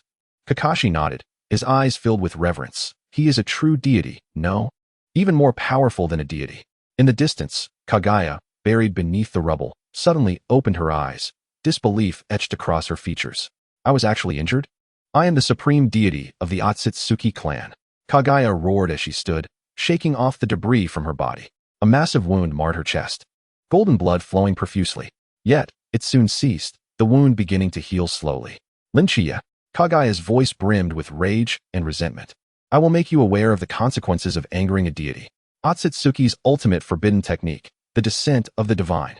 With a thunderous shout, Kaguya's body erupted with blinding purple light, undergoing a terrifying transformation. His height surged to 10 meters, his skin transformed into a deep shade of purple, and the horns on his forehead continued to grow, while the bone wings on his back expanded to an even more formidable size. Most terrifying of all, his third eye had turned blood red, with the intricate patterns of reincarnation within it becoming exceedingly complex. Is this the final form? Lin Shichiya furrowed his brow, sensing an even greater threat. Indeed, this is my ultimate form. Kaguya's voice became low and distorted, declaring that in this state, my power can increase tenfold. This is the first time I have employed this form since becoming the supreme deity. Today, I shall make you understand whom you are contending against. Kaguya's aura grew terrifying, warping the very sky. The surrounding mountains began to collapse, and the earth trembled incessantly, as if unable to withstand this force. Have you finally become serious? A slight smile crept across Lin Chia's lips, a flicker of battle intent gleaming in his eyes. This suits me perfectly. Then I shall no longer hold back. The spiritual energy within Lin Chia began to transform. The original purple-gold hue deepened, as if imbued with boundless mysteries. The ultimate state of the void refinement. All methods converge into one. Suddenly, Lin Chia's body became transparent, appearing to merge with heaven and earth. A powerful force erupted from within him, continuously surging until it reached the same level as Kagaya. The onlookers in the distance were rendered speechless, their eyes wide with shock and awe, their hearts filled with reverence. This level is beyond our comprehension, Kakashi muttered, realizing that their battle had transcended the realm of ninjas. But Lord Chiya will surely prevail, right? Naruto asked, his voice trembling. Itachi Uchiha fell silent for a moment before resolutely nodding. He will win. He is Lin Chiya. In the sky, two terrifying auras confronted each other, one deep purple and the other purple-gold, akin to two colossal stars colliding. Atsutsuki Divine Punishment, all things annihilated. Chapter 141. No one can resist the annihilation of all things. Kagaya roared, thrusting both hands forward. The entire space shattered, creating countless black fissures. These cracks, sharp as blades, sliced toward Lin Chiya, erasing everything in their wake. The Tao of all creation converges into one. Lin Chiya's body fully integrated with the cosmos, transforming into a golden stream of light. He navigated effortlessly through the black fissures, suffering not a scratch. What? Kagaya could hardly believe his eyes. You can remain unscathed amidst my annihilation of all things? This is impossible. Lin Chiya reformed, his gaze as calm as water. In the face of the Tao of all creation, nothing is impossible. Arrogance, Kagaya bellowed, unleashing the Atsutsuki technique, time freeze. Kagaya's third eye emitted a scarlet beam. The entire space grew extraordinarily heavy, as if time itself had been frozen. Lin Chiya felt his movements slow dramatically. Even the flow of his spiritual energy was affected. This ability caused Lin Chiya's brow to furrow, sensing a hint of crisis. Ha! Kagaya laughed maniacally. This is one of my most powerful abilities, capable of freezing time and space, trapping enemies in despair. In this state, even deities find it difficult to act. You are finished, Lin Chiya. Kagaya's voice was filled with victorious delight as he slowly approached Lin Chiya, coalescing a purple-black energy spear in his hand, poised to deliver a fatal blow. Atsutsuki Divine Technique, Spear of Destruction. Kagaya thrust the spear fiercely toward Lin Chiya's heart, its speed astonishing. Just as the spear was about to pierce Lin Chiya, a peculiar light suddenly flickered in his eyes. The Tao of all creation, time reversal. A mysterious power erupted from within Lin Chiya. The frozen time and space around him began to flow once more. Kagaya's time freeze was forcefully broken. What? Kagaya could hardly believe his eyes. This is impossible. My time freeze cannot be escaped by even deities. How could you possibly break free? Lin Chiya smiled indifferently. Your time freeze is indeed formidable, but alas, I have already grasped the secrets of time. In the face of the river of time, all freezing is futile. Now liberated, Lin Chiya effortlessly dodged the spear of destruction and retaliated with a strike. Shushan Sword Technique, Heartless Sword. A bolt of golden sword energy shot forth from Lin Chiya's palm, swift as lightning, aimed directly at Kagaya's throat. Kagaya hastily raised a hand to block, yet still, the sword energy lacerated his arm, golden blood flowing from the wound. Who are you? Kagaya's voice was filled with shock and confusion. Why can you counter every one of my abilities? Lin Chiya replied calmly. I have stated before, I am a cultivator. Cultivators master the fundamental laws of the universe, unlike your Atsutsuki clan, which merely relies on absorbing planetary energy to enhance oneself. This is the distinction between us. A flicker of realization passed through Kagaya's eyes, so that is why you could so effortlessly merge with the bloodline of Rot. Your path of cultivation seems capable of absorbing and transforming various powers for your use. Lin Chiya nodded slightly. You've grasped it rather quickly. But what of it? You remain unable to defeat me. Kagaya, enraged, laughed derisively. Arrogant fool. Even if you can counter some of my abilities, all techniques are futile in the face of absolute power. Atsutsuki Ultimate Divine Technique, Creation Fist. Kagaya's right fist suddenly swelled, becoming larger than his entire body, wreathed in world-destroying purple-black energy. With this punch, the sky itself twisted, as if the entire space was riddled with countless cracks. Come at me. Lin Chiya advanced rather than retreated, his right fist also gathering powerful purple-gold spiritual energy. Shushan Fist Technique, World-Destroying Punch. The two fists collided in midair, unleashing an unprecedented wave of energy. The blinding light forced all present to shut their eyes. Boom. A thunderous roar shook the valley, the surrounding mountains leveled to the ground, leaving only a massive crater. The onlookers were sent flying kilometers away by the shockwave. Had it not been for the protective barrier Shichiya had set up in advance, they would have been utterly annihilated by this force. How terrifying! Naruto exclaimed, his eyes wide, unable to believe what he was witnessing. This is beyond the power of ninjutsu. Sakura murmured, her face etched with shock. Sasuke's Sharingan was activated to its limit, trying to capture the details of the battle. Yet, even his eyes struggled to keep up in the face of such a high-level confrontation. Is this the battle of deities? Kakashi lamented. The gap between us and them is likely wider than that between ordinary people and ninjas. Itachi Uchiha silently nodded, his eyes filled with awe. As the dust settled, two figures emerged simultaneously from the rubble, hovering in midair. Kagaya's right arm had been completely shattered, golden blood spilling forth, but it soon ceased. As the severed limb began to regenerate, Shichiya was not faring much better. His right arm had also sustained severe damage, his sleeve completely torn, revealing a battered arm beneath. However, unlike Kagaya, Shichiya's arm did not bleed. Instead, it radiated a faint golden light, and the wound healed at a visibly rapid pace. A self-healing ability? A flicker of surprise crossed Kagaya's eyes. Could this also be a power of cultivators? Shichiya nodded. The art of all things transformation not only allows one to vanquish foes, but also to mend oneself. It is an exalted technique, capable of mastering life and death. A glimmer of greed flashed in Kagaya's gaze. How intriguing. If I could acquire such a technique, perhaps I could truly transcend the boundaries of the Atsutsuki clan and become a genuine creator deity. What a delusion. Shichiya scoffed. The art of all things transformation is not something in existence like you could cultivate. Oh? Why? Kagaya displayed a curious expression. Because Shichiya's gaze sharpened. The art of all things transformation requires a pure soul, and your Atsutsuki clan has long been tainted by power and desire. Your souls are no longer pure even if you obtain the technique. You would be unable to cultivate it. Kagaya, filled with rage, laughed mockingly. Arrogance. I am the supreme deity of the Atsutsuki clan, the most powerful existence in the universe. There is nothing I cannot achieve. Chapter 141. No one can resist the annihilation of all things. Kagaya roared, thrusting her hands forward, causing the entire space to shatter, forming countless black fissures. These cracks, sharp as blades, sliced toward Shichiya, annihilating everything in their path. The art of all things transformation, the great path, returns to one. Shichiya's body completely merged with the cosmos, transforming into a stream of golden light. He navigated effortlessly through those black fissures, untouched by harm. What? Kagaya could hardly believe her eyes. You can remain undying amidst my annihilation of all things? This is impossible.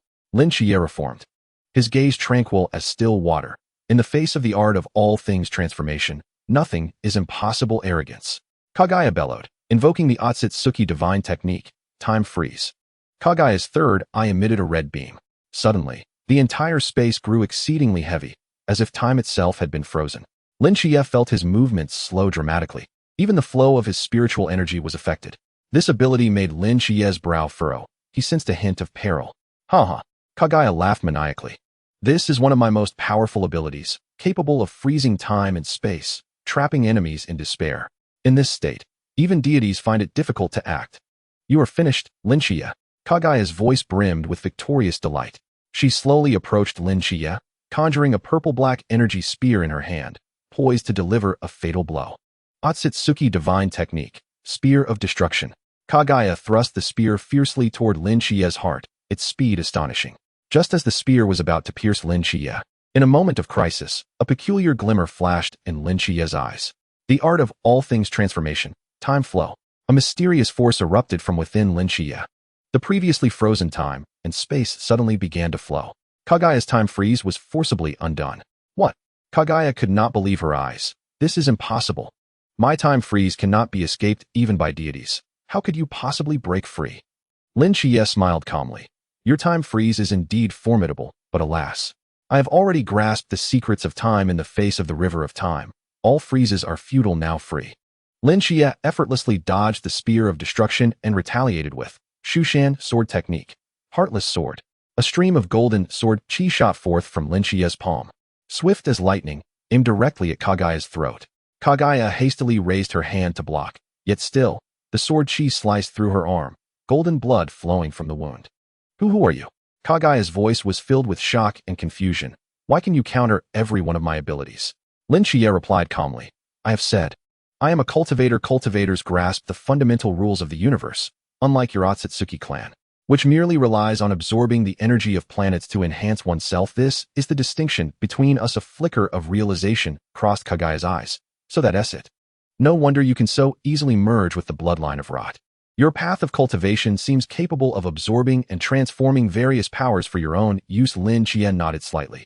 You grasp the concept rather quickly, however. What does that matter? You still cannot defeat me. Kagaya, filled with fury, laughed mockingly. Arrogant fool. Even if you can counter some of my abilities. In the face of absolute power, all techniques are futile. Atsutsuki ultimate divine technique. Fist of creation. Kagaya's right fist suddenly swelled, becoming larger than her entire body, entwined with destructive purple-black energy. With this punch, the entire sky twisted, as if the very fabric of space was fracturing. Bring it on. Shichiya advanced rather than retreating, his right fist also gathering formidable purple-gold spiritual energy. Shushan fist technique. Heaven and earth-destroying fist. The two fists collided in midair, unleashing an unprecedented wave of energy. The blinding light forced everyone present to close their eyes. Boom. A thunderous explosion reverberated, shaking the entire valley. The surrounding mountains were leveled, leaving only a colossal crater. Onlookers in the distance were propelled several kilometers away by the shockwave. Had it not been for Shichiya's protective barrier set in advance, they would have been utterly annihilated by this force. How terrifying! Naruto gaped, unable to believe his eyes. This power surpasses what ninjutsu can achieve. Sakura murmured, her face a canvas of shock. Sasuke's Sharingan had reached its limit, striving to capture the details of the battle. Yet even his eyes seemed inadequate in the face of such a high-level confrontation. Is this the war of deities? Kakashi sighed. The gap between us and them is likely even greater than the disparity between ordinary people and ninjas. Itachi Uchiha nodded silently, his eyes filled with reverence. As the dust settled, two figures simultaneously emerged from the ruins, suspended in midair. Kagaya's right arm was completely shattered, golden blood flowing continuously. Yet it soon ceased, and from the severed limb, regeneration commenced. Shichiya's condition was not much better. His right arm had also sustained severe damage, his sleeve completely torn, revealing a battered arm beneath. However, unlike Kagaya, Shichiya's arm did not bleed. Instead, it radiated a soft golden light, and the wound healed at a visibly rapid pace. A self-healing ability? A flicker of surprise crossed Kagaya's eyes. Could this also be a power of cultivators? Shichiya nodded. The art of all things transformation not only allows one to vanquish foes, but also to mend oneself. It is an exalted technique, capable of mastering life and death. A glimmer of greed flashed in Kagaya's gaze. How intriguing. If I could acquire such a technique, perhaps I could truly transcend the boundaries of the Atsutsuki clan and become a genuine creator deity. What a delusion. Shichiya scoffed. The art of all things transformation is not something in existence like you could cultivate. Oh? Why? Kagaya displayed a curious expression. As Shichiya's gaze sharpened, it became evident that the art of creation required a pure soul. Yet, your Atsutsuki clan has long been tainted by power and desire, rendering your souls far from pure. Even if you were to acquire the technique, you would be unable to cultivate it. Kagaya, in a fit of rage, retorted with a laugh, arrogant. I am the supreme deity of the Atsutsuki clan, the most powerful being in the universe. There is nothing I cannot achieve. Chapter 142. Your cultivation is inherently flawed. Is that so? Shichiya replied with a calm smile. Then why have you come to Earth in search of chakra fruits? Why do you incessantly devour the energies of other planets to enhance yourself? Does this not illustrate the fundamental flaws in your clan's cultivation methods? Kagaya, incensed by Shichiya's words, felt the crimson light in her third eye intensify. Silence. What do you understand? The ultimate technique of the Atsutsuki, the light of creation. With that, Kagaya's third eye unleashed a massive beam of purple-black light. This attack was more powerful than any she had previously employed. As it traversed its path, space-time collapsed, forming a corridor of darkness several hundred meters in diameter. Shichiya sensed a lethal threat. This strike exceeded his expectations, beyond the scope of ordinary means to withstand. It appeared he had no choice but to resort to that. Taking a deep breath, his spiritual energy surged wildly within him. The ultimate secret of the art of creation. The Taiji diagram. Shichiya's hands traced circles, conjuring a vast Taiji diagram before him. The interplay of yin and yang within the pattern emitted an enigmatic aura. The purple-black beam collided with the Taiji diagram, unleashing unprecedented waves of energy. The entire diagram spun wildly, gradually absorbing the terrifying light. Is this the Taiji diagram? A flicker of astonishment crossed Kagaya's eyes. You can actually manifest the Taiji diagram? It is said to be a legendary supreme artifact. Shichiya smiled slightly. Not merely manifest, but create.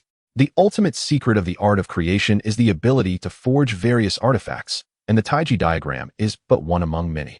After completely absorbing Kagaya's light of creation, the Taiji diagram suddenly reversed its rotation, rebounding the amassed energy back at her. What? Kagaya's expression shifted dramatically as she hastily deployed her defenses. Atsutsuki Divine Technique. Absolute Domain. The purple-black energy collided with Kagaya's defenses, erupting in a thunderous roar.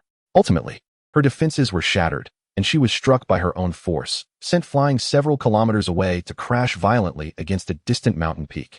The mountain was instantly leveled, and Kagaya lay amidst the rubble, a gaping wound on her chest bleeding golden blood. Coughing, Kagaya struggled to rise. Disbelief etched across her face. I have been wounded by my own power? The essence of the Taiji diagram is to overcome strength with softness and to use defense as a form of offense, Shichiya calmly explained. The stronger the attack, the greater the rebounding force. Your light of creation is indeed formidable, but alas, misdirected. Shichiya, Kagaya's eyes burned with fury and resentment. I will make you aware of the consequences of offending the Atsutsuki clan. I still possess my final trump card, the Atsutsuki's ultimate forbidden technique, the Tree of Creation. With a thunderous roar, the earth trembled violently. A colossal tree erupted from the ground, growing at an alarming rate, soon towering thousands of meters high, its branches casting shadows over the land. Is this the divine tree? Shichiya's brow furrowed as he sensed the terrifying aura emanating from it. Indeed, this is the Tree of Creation, far more powerful than any divine tree on your planet, Kagaya cackled. It can absorb the energy of an entire planet, converting it for my use. Once it fully matures, my strength will multiply tenfold, and even the god of creation will have to bow before me. The Tree of Creation rapidly rooted itself into the earth, countless tendrils delving into the core, beginning to siphon off the planet's energy. Shichiya could distinctly feel the vitality of the earth dwindling rapidly. If this tree were to continue its growth unchecked, the entire planet would be drained dry. Not good. Naruto exclaimed anxiously. That tree is absorbing Earth's energy. If we don't stop it, the whole planet will be doomed. Sakura and Sasuke wore expressions of concern, sensing the Earth's life force rapidly depleting. Kakashi and Itachi exchanged glances, both filled with deep worry. Such a level of threat exceeds our capabilities, Kakashi said solemnly. We can only place our hopes on Lord Shichiya. Shichiya gazed at the ever-growing Tree of Creation, his eyes sharpening with resolve. You wish to drain this planet dry? Then you must first pass through me. The light of life from the art of creation.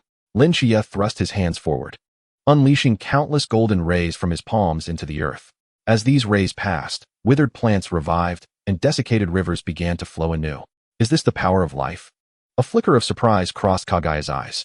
You can actually replenish the planet's life force? Shichiya did not respond, but continued to channel more life force into the ground, attempting to counteract the Tree of Creation's absorption. Two forces clashed within the earth, the Tree of Creation's siphoning and Shichiya's light of life. Yet, as time wore on, Shichiya realized his strength began to wane. The Tree of Creation's absorption rate increased dramatically, while his light of life struggled to fully counteract it. Ha! Kagaya laughed maniacally. Your struggles are in vain. The absorption of the Tree of Creation is inexhaustible. No matter how strong your power, it will eventually be depleted. And the Tree of Creation will only grow stronger. Shichiya's heart sank. Kagaya spoke the truth. Given his current cultivation, he could not sustain the output of the light of life for long. Meanwhile, the Tree of Creation could continuously siphon the planet's energy. If this continued, his strength would inevitably exhaust, and at that point, the entire planet would face annihilation. A better strategy must be devised. Shichiya pondered, scanning the Tree of Creation for its weaknesses. Suddenly, he noticed a faintly flickering light at the center of the trunk, its energy core. I found it. A glimmer of joy crossed Shichiya's eyes, followed by contemplation. If he could destroy that energy core, perhaps he could annihilate the entire Tree of Creation. However, how could he penetrate the impenetrable trunk to reach the core? Recalling his earlier battle with Atsutsuki Kagaya and the bloodline abilities he had absorbed from her, inspiration struck. Yes, perhaps I can utilize the Atsutsuki bloodline abilities. With that thought, Lin Shichiya ceased the output of the light of life and shifted his focus to the Atsutsuki bloodline within him. Awaken Atsutsuki bloodline. Suddenly, the third eye on Lin Shichiya's forehead opened wide, emitting a radiant purple-golden light. Simultaneously, the pairs of bony wings on his back fully unfurled, their starry patterns shimmering even more brightly. Atsutsuki Technique, Dimensional Traversal. Chapter 143, Mastering Dimensional Traversal. Lin Shichiya's body became ethereal, seemingly melding with the surrounding space. In the next instant, he found himself standing before the tree of creation. What? Kagaya stood in shock, her eyes wide as she beheld the unfolding scene. You have mastered dimensional traversal? This is a secret technique reserved solely for the Atsutsuki clan. Lin Shichiya offered no reply, but continued his advance towards the Genesis tree, declaring, Atsutsuki secret technique. Space cutting. A blade of violet golden energy coalesced in Lin Shichiya's palm, and with a gentle sweep, he cleaved open a tremendous gash in the tree's sturdy bark, revealing its intricate inner structure. No, Kagaya cried out in terror. You cannot destroy the Genesis tree. She hastily flew towards Lin Shichiya, intent on thwarting his actions. Atsutsuki divine technique. Time-space freeze. Her third eye emitted a crimson beam, attempting to freeze the time and space surrounding Lin Shichiya. However, Lin Shichiya was prepared, invoking Atsutsuki secret technique. Time-space immunity. A violet golden barrier enveloped him, completely isolating him from Kagaya's temporal stasis. How can this be? Kagaya gasped in disbelief. You have even mastered time-space immunity? Lin Shichiya sneered. Did you think that only your Atsutsuki clan could wield such abilities? Such naivety. He pressed deeper into the heart of the Genesis tree, searching for the location of the energy core. The internal structure of the tree was extraordinarily complex, with countless pipes and fibers interwoven, forming an immense network through which all energy flowed. Found it. At the center of the tree, Lin Shichiya spotted a flickering light. It was a purple crystal, the size of a basketball, radiating immense energy fluctuations. Atsutsuki secret technique. Energy absorption. Lin Shichiya placed his hands upon the crystal and began to siphon its energy. No, stop. Kagaya dashed towards him frantically, but it was too late. The energy from the purple crystal surged into Lin Shichiya's body, enhancing his aura exponentially. This energy is even purer than I had anticipated. Lin Shichiya marveled, realizing that the energy within the crystal differed from the Atsutsuki bloodline energy, being much closer to the essence of spiritual power. I understand now. This is not merely the energy core of the Genesis tree, but the very source of the Atsutsuki clan's power. As he absorbed more energy, Lin Shichiya's cultivation advanced rapidly, soon reaching the late stage of void refinement. No, this cannot be. Kagaya's voice brimmed with fear and despair as she witnessed Lin Shichiya's transformation. If that energy core is completely absorbed, the Genesis tree will collapse. My power will diminish drastically. Lin Shichiya chuckled coldly. That is precisely the outcome I desire. As the last vestige of energy was absorbed, the purple crystal dimmed. The Genesis tree began to tremble violently, showing signs of imminent collapse. We must leave. Lin Shichiya swiftly exited the inner sanctum of the Genesis tree, utilizing dimensional traversal to return to safety. With a thunderous crash, the Genesis tree toppled, shattering into countless fragments that rained down upon the earth. As it crumbled, the previously absorbed energy of the planet surged back, rejuvenating the land. Splendid. The onlookers erupted in cheers from afar, especially Naruto, who seemed on the verge of leaping for joy. Lord Shichiya has done it. He has saved the entire planet. Sakura and Sasuke beamed with admiration, their eyes shining with respect and reverence. Kakashi and Itachi exchanged glances, sighing deeply in relief. Lord Lin Shichiya's power has surpassed our wildest imaginations. Kakashi mused. He truly is the guardian of this planet. Suspended in the air, Kagaya's expression was a mixture of disbelief and incredulity. The Genesis tree, my most formidable trump card, has been destroyed by you? This is impossible. I am the supreme deity of the Atsutsuki clan. Though Kagaya's aura had significantly weakened, she still exuded a formidable pressure. In stark contrast, Lin Shichiya's presence had grown increasingly powerful, eclipsing Kagaya's. Do you sense it? The disparity in power. Lin Shichiya stated calmly, I have surpassed you. No, I refuse to believe it. Kagaya roared. I am the supreme deity of the Atsutsuki clan, the most powerful being in the universe. How could I possibly lose to a life form from a lowly planet? Lin Shichiya smirked. You are far too arrogant, Kagaya. It is this very arrogance that blinds you to your own limitations. Now, it is time to conclude this battle. Lin Shichiya's body began to ascend slowly. Golden spiritual energy fused seamlessly with the violet Atsutsuki energy, manifesting an unprecedented form of energy. His third eye on his forehead fully opened, emanating a dazzling violet-golden light. The two pairs of bony wings on his back unfurled entirely, each adorned with countless brilliant stars. Even more astonishingly, numerous miniature worlds appeared around him, orbiting like celestial bodies and exuding a mysterious and powerful aura. What is this form? Kaguya gazed in astonishment, her eyes wide with disbelief. I have never witnessed such power. This transcends the realm of the Atsutsuki clan. Shichiya replied serenely, this is the ultimate state of late-stage void refinement. All things are emptiness. In this state, I can manipulate all the rules of the universe, including the powers of the Atsutsuki clan. A flicker of fear flashed in Kaguya's eyes, soon replaced by fury. Presumptuous. Even if you are powerful, it does not change the fact that you are a life form from this lowly planet. Atsutsuki Ultimate Divine Technique. Genesis Fist.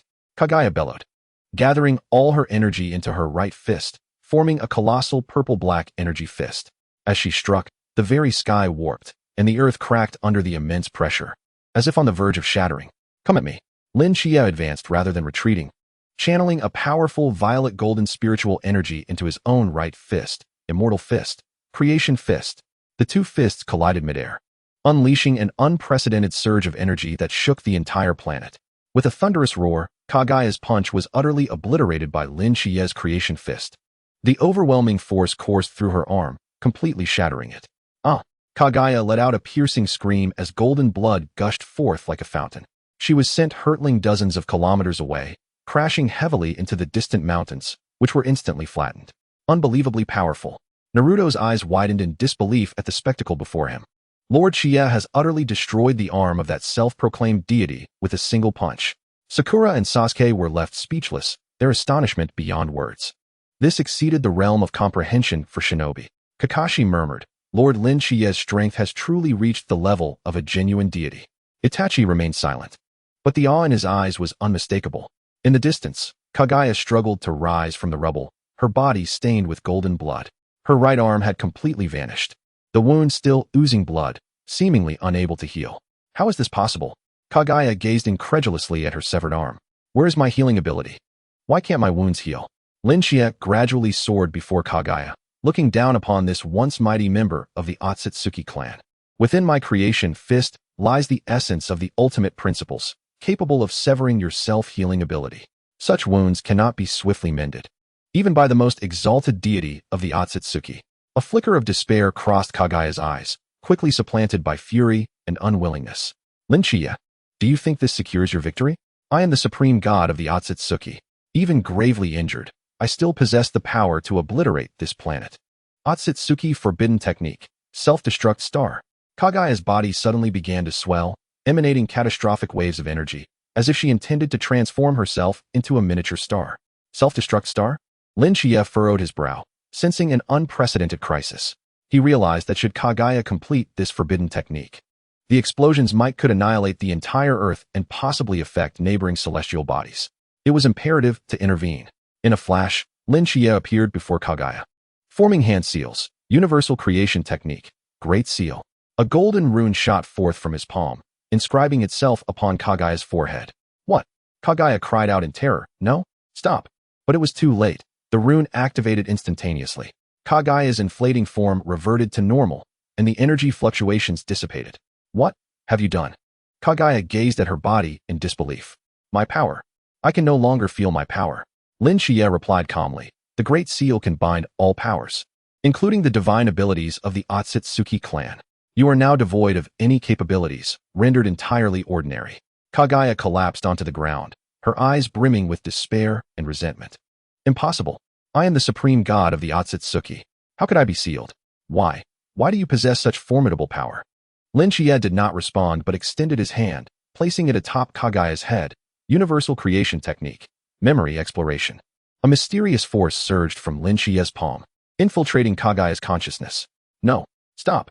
Kaguya struggled to evade, yet in her sealed state, she was utterly powerless to resist. Shichiya closed his eyes, beginning to delve into Kaguya's memories. Countless images flashed through his mind, chronicling Kaguya's experiences over millennia. He witnessed the origins of the Atsutsuki clan, how they traversed the cosmos, absorbing the energies of countless planets to enhance themselves. As he penetrated the deepest recesses of Kagaya's memories, a shocking truth emerged before him. The Atsutsuki clan was, in fact, an experiment of a higher civilization. Shichiya opened his eyes in astonishment, gazing at the once mighty Atsutsuki deity before him. So that's it. No wonder you crave energy so desperately. It is an instinct inscribed in your very genes. A glimmer of fear flickered in Kagaya's eyes. What? What did you see? I have seen the truth, Shichiya replied serenely. The Atsutsuki are not the rulers of the universe, but mere subjects of a superior civilization's experiment. You were created to seek and gather various energies throughout the cosmos, ultimately to return them to your creators. This is impossible. Kagaya's complexion paled. That is merely a legend, an unverified myth. Shichiya shook his head. No, this is reality. Moreover, according to your memories, the creators of the Atsutsuki will soon descend upon Earth to collect their experimental results. If they discover your failure, the entire Atsutsuki clan will face annihilation. Fear flickered in Kagaya's eyes, swiftly transforming into despair. So, how do you intend to deal with me? Shichiya pondered for a moment before responding. I shall offer you two choices. First, submit to me and become my subordinate, aiding me in combating the impending crisis. Second, be utterly obliterated, with all of your power absorbed by me. Kagaya stared at Shichiya in shock. You dare demand my submission? How could you utter such words? Shichiya let out a cold laugh. Do not forget, you have been sealed by me, stripped of all your power. Even at your peak, you were no match for me. Moreover, if the creators of the Atsutsuki truly descend upon Earth, do you believe they would spare a clan that has betrayed them? At that point, you will have nowhere to flee. Kagaya fell silent, aware that Shichiya spoke the truth. If the creators of the Atsutsuki were to arrive, their might would spell extinction for the entire clan. I am willing to submit. Kagaya finally lowered her proud head, her voice tinged with reluctance and humiliation. But on one condition, you must assist me in resisting the creators of the Atsutsuki. Those so-called creation gods are far more terrifying than you can imagine. Shichiya nodded. That is precisely my intention. I will lift part of your seal, but should you harbor any thoughts of betrayal, the seal will activate immediately, ensuring you lose your powers forever. Kagaya nodded, a complex expression flickering in her eyes. Thus, Shichiya successfully subdued Kagaya, the supreme god of the Atsutsuki clan, gaining a powerful ally. Observers in the distance erupted in cheers upon witnessing this scene. Lord Shichiya is truly remarkable. Not only did he defeat the enemy, but he also turned them into an ally. How wise. Shichiya turned to the jubilant crowd, a slight smile gracing his lips. Everyone, we have temporarily achieved victory. Yet the true challenge lies ahead. The creators of the Atsutsuki will soon descend upon Earth. Chapter 145, The Arrival of the Creation Gods? Their strength far exceeds that of the Atsutsuki clan. We must prepare ourselves. Upon hearing this, the cheers abruptly ceased, and the atmosphere grew somber. Are even more powerful foes approaching? Naruto gulped, a flicker of concern in his eyes. Do not worry, Shichiya reassured them. As long as I am here, Earth will remain safe. Furthermore, I will expedite your cultivation training, enabling you to master greater power swiftly. Before the creation gods arrive, you must at least reach the late stage of chi refinement. Yes, Lord Shichiya. Naruto, Sasuke, Sakura, and the others responded in unison, their eyes filled with determination. Just then, a peculiar wave suddenly emerged in the sky, as if something were about to descend. Shichiya and Kagaya simultaneously looked up, their expressions wary. Could this fluctuation indicate that the creation gods have already sensed the anomaly here and are arriving prematurely? Kagaya asked anxiously. Shichiya shook his head. No, this is not the presence of the creation gods. It is a wave from another world.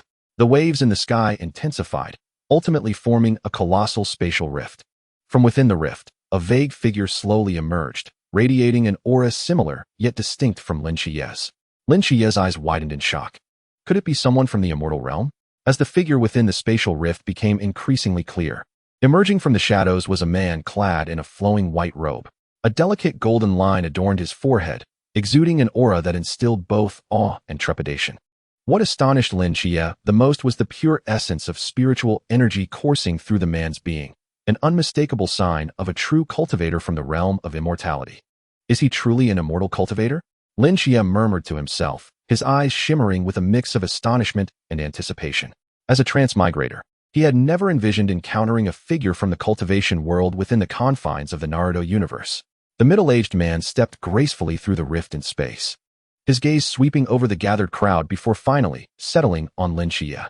Indeed, it is you, he spoke, his voice resonant and powerful.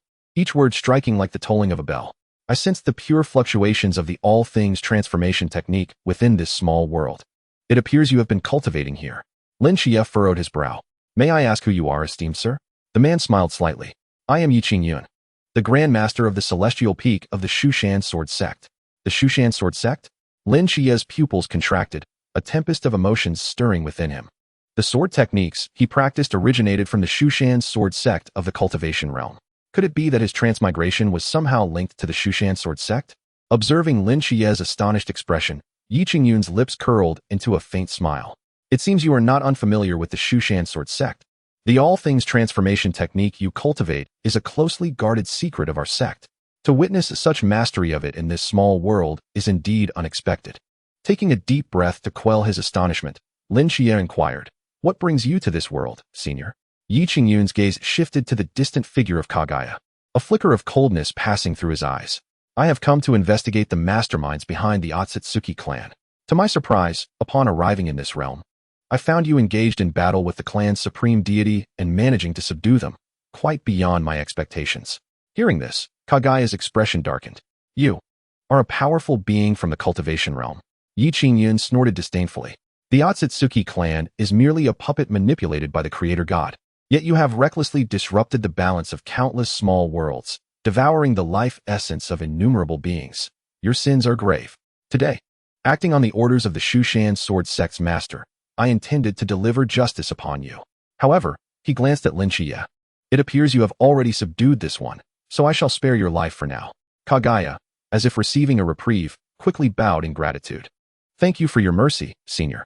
Disregarding Kagaya, Yiqing turned his attention back to Shichiya. Young friend, your mastery of the all things transformation technique has reached the late stage of void refinement, a remarkable feat. To achieve such a level of cultivation in this small world speaks volumes of your innate talent and comprehension. Might I inquire how you came to acquire the all things transformation technique?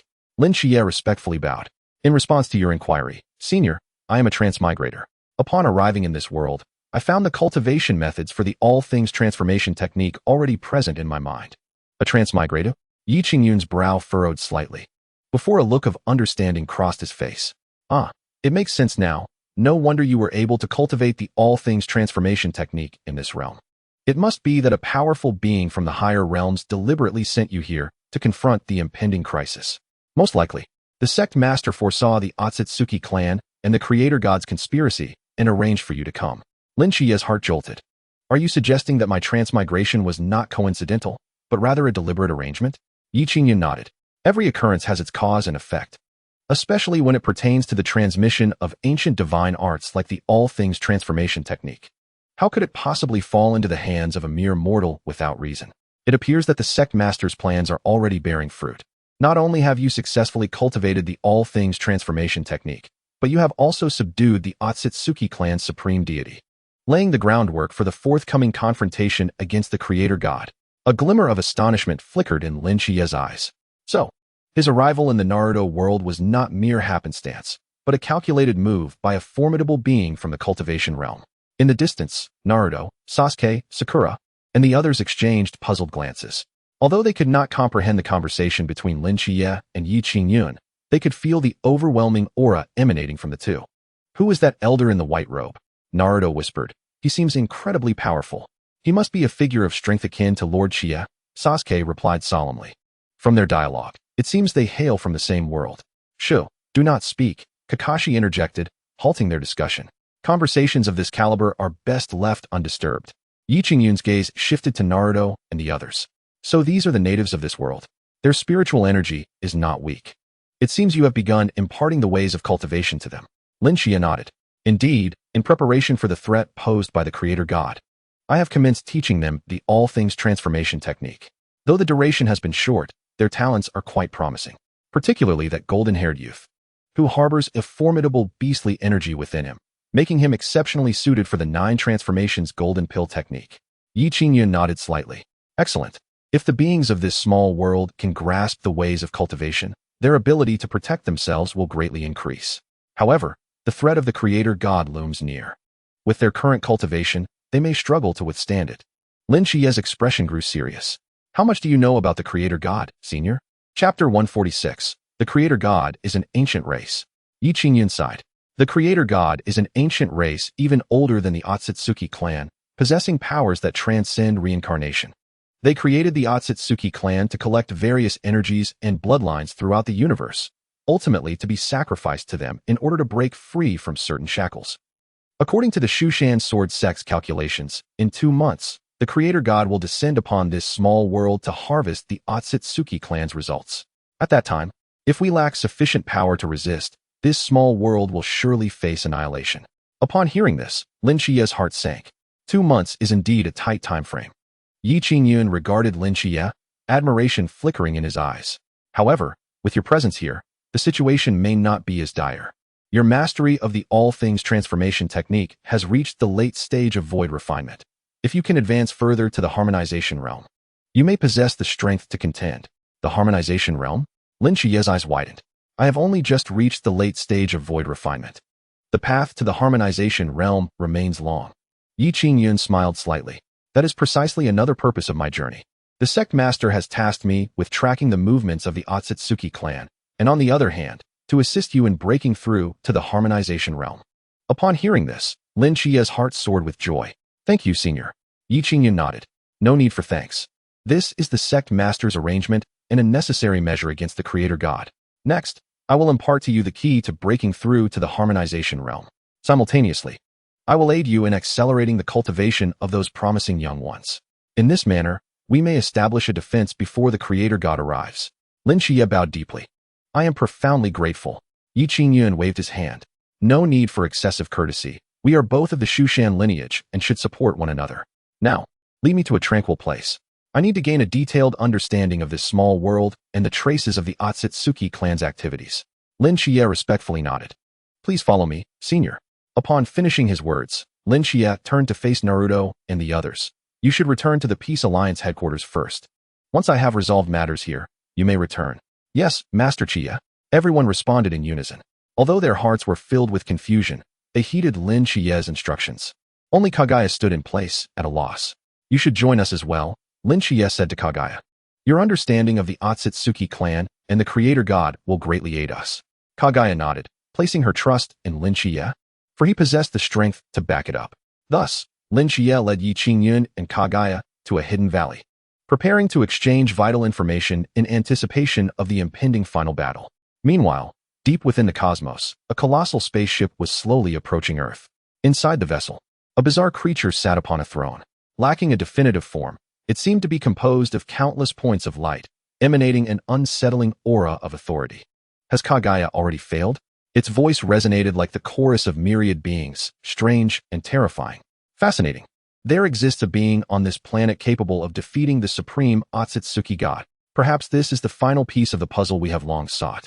Accelerate our approach. I wish to personally meet this formidable individual who can vanquish Kagaya.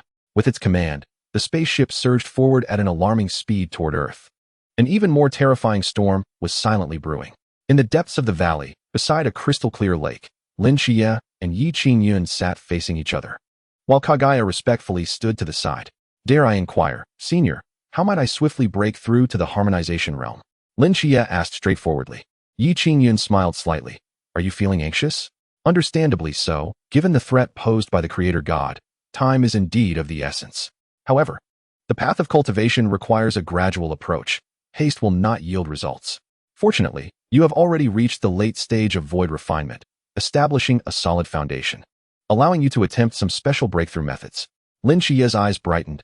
Please, senior, guide me. Yi Qingyun nodded and waved his hand, causing a golden formation to emerge upon the surface of the lake. This is the Nine Heavens array of the Shushan Sword Sect, capable of simulating the Nine Heavens tribulation, assisting practitioners in acclimating to the might of the harmonization tribulation in advance. Cultivating within this formation can significantly enhance your cultivation and prepare you for breaking through to the harmonization realm. Lin Shiya observed the formation intently, witnessing the stars within flow and shift, revealing boundless mysteries. The Nine Heavens array appeared simple, yet was filled with infinite transformations. Most practitioners would find it dizzying, unable to discern its subtleties. The fact that you could observe it with such focus indicates that your spiritual energy cultivation has reached a critical juncture. You are but a step away from breaking through to the harmonization realm. Lin Shichiya respectfully said, "Thank you for your guidance, senior. Might I inquire how this formation is arranged?" Yi Qingyun shook his head. "No arrangement is necessary. I have brought the seed of the formation." With that, he flipped his palm, revealing a golden orb that radiated a peculiar aura. This is the Nine Heavens Pearl, a precious treasure of the Shushan Sword sect. Containing the complete Nine Heavens array, you need only cultivate beside this pearl daily, absorbing its formation changes, and you will gradually adapt to the might of the harmonization tribulation. Lin Shichiya took the pearl, which felt warm and smooth in his hands, yet bore a weight akin to a mountain, clearly containing immense power. Additionally, I shall impart to you a supreme technique of the Shushan Sword sect, the 9 styles of heaven slaying. Yi Qingyun flipped his palm once more, a golden light coalescing in his hand, which then transformed into an ancient bamboo scroll. This was the 9 styles of heaven slaying sword technique, created to counter the creator god. The technique consists of 9 styles, each imbued with the truths of heaven and earth, possessing boundless power.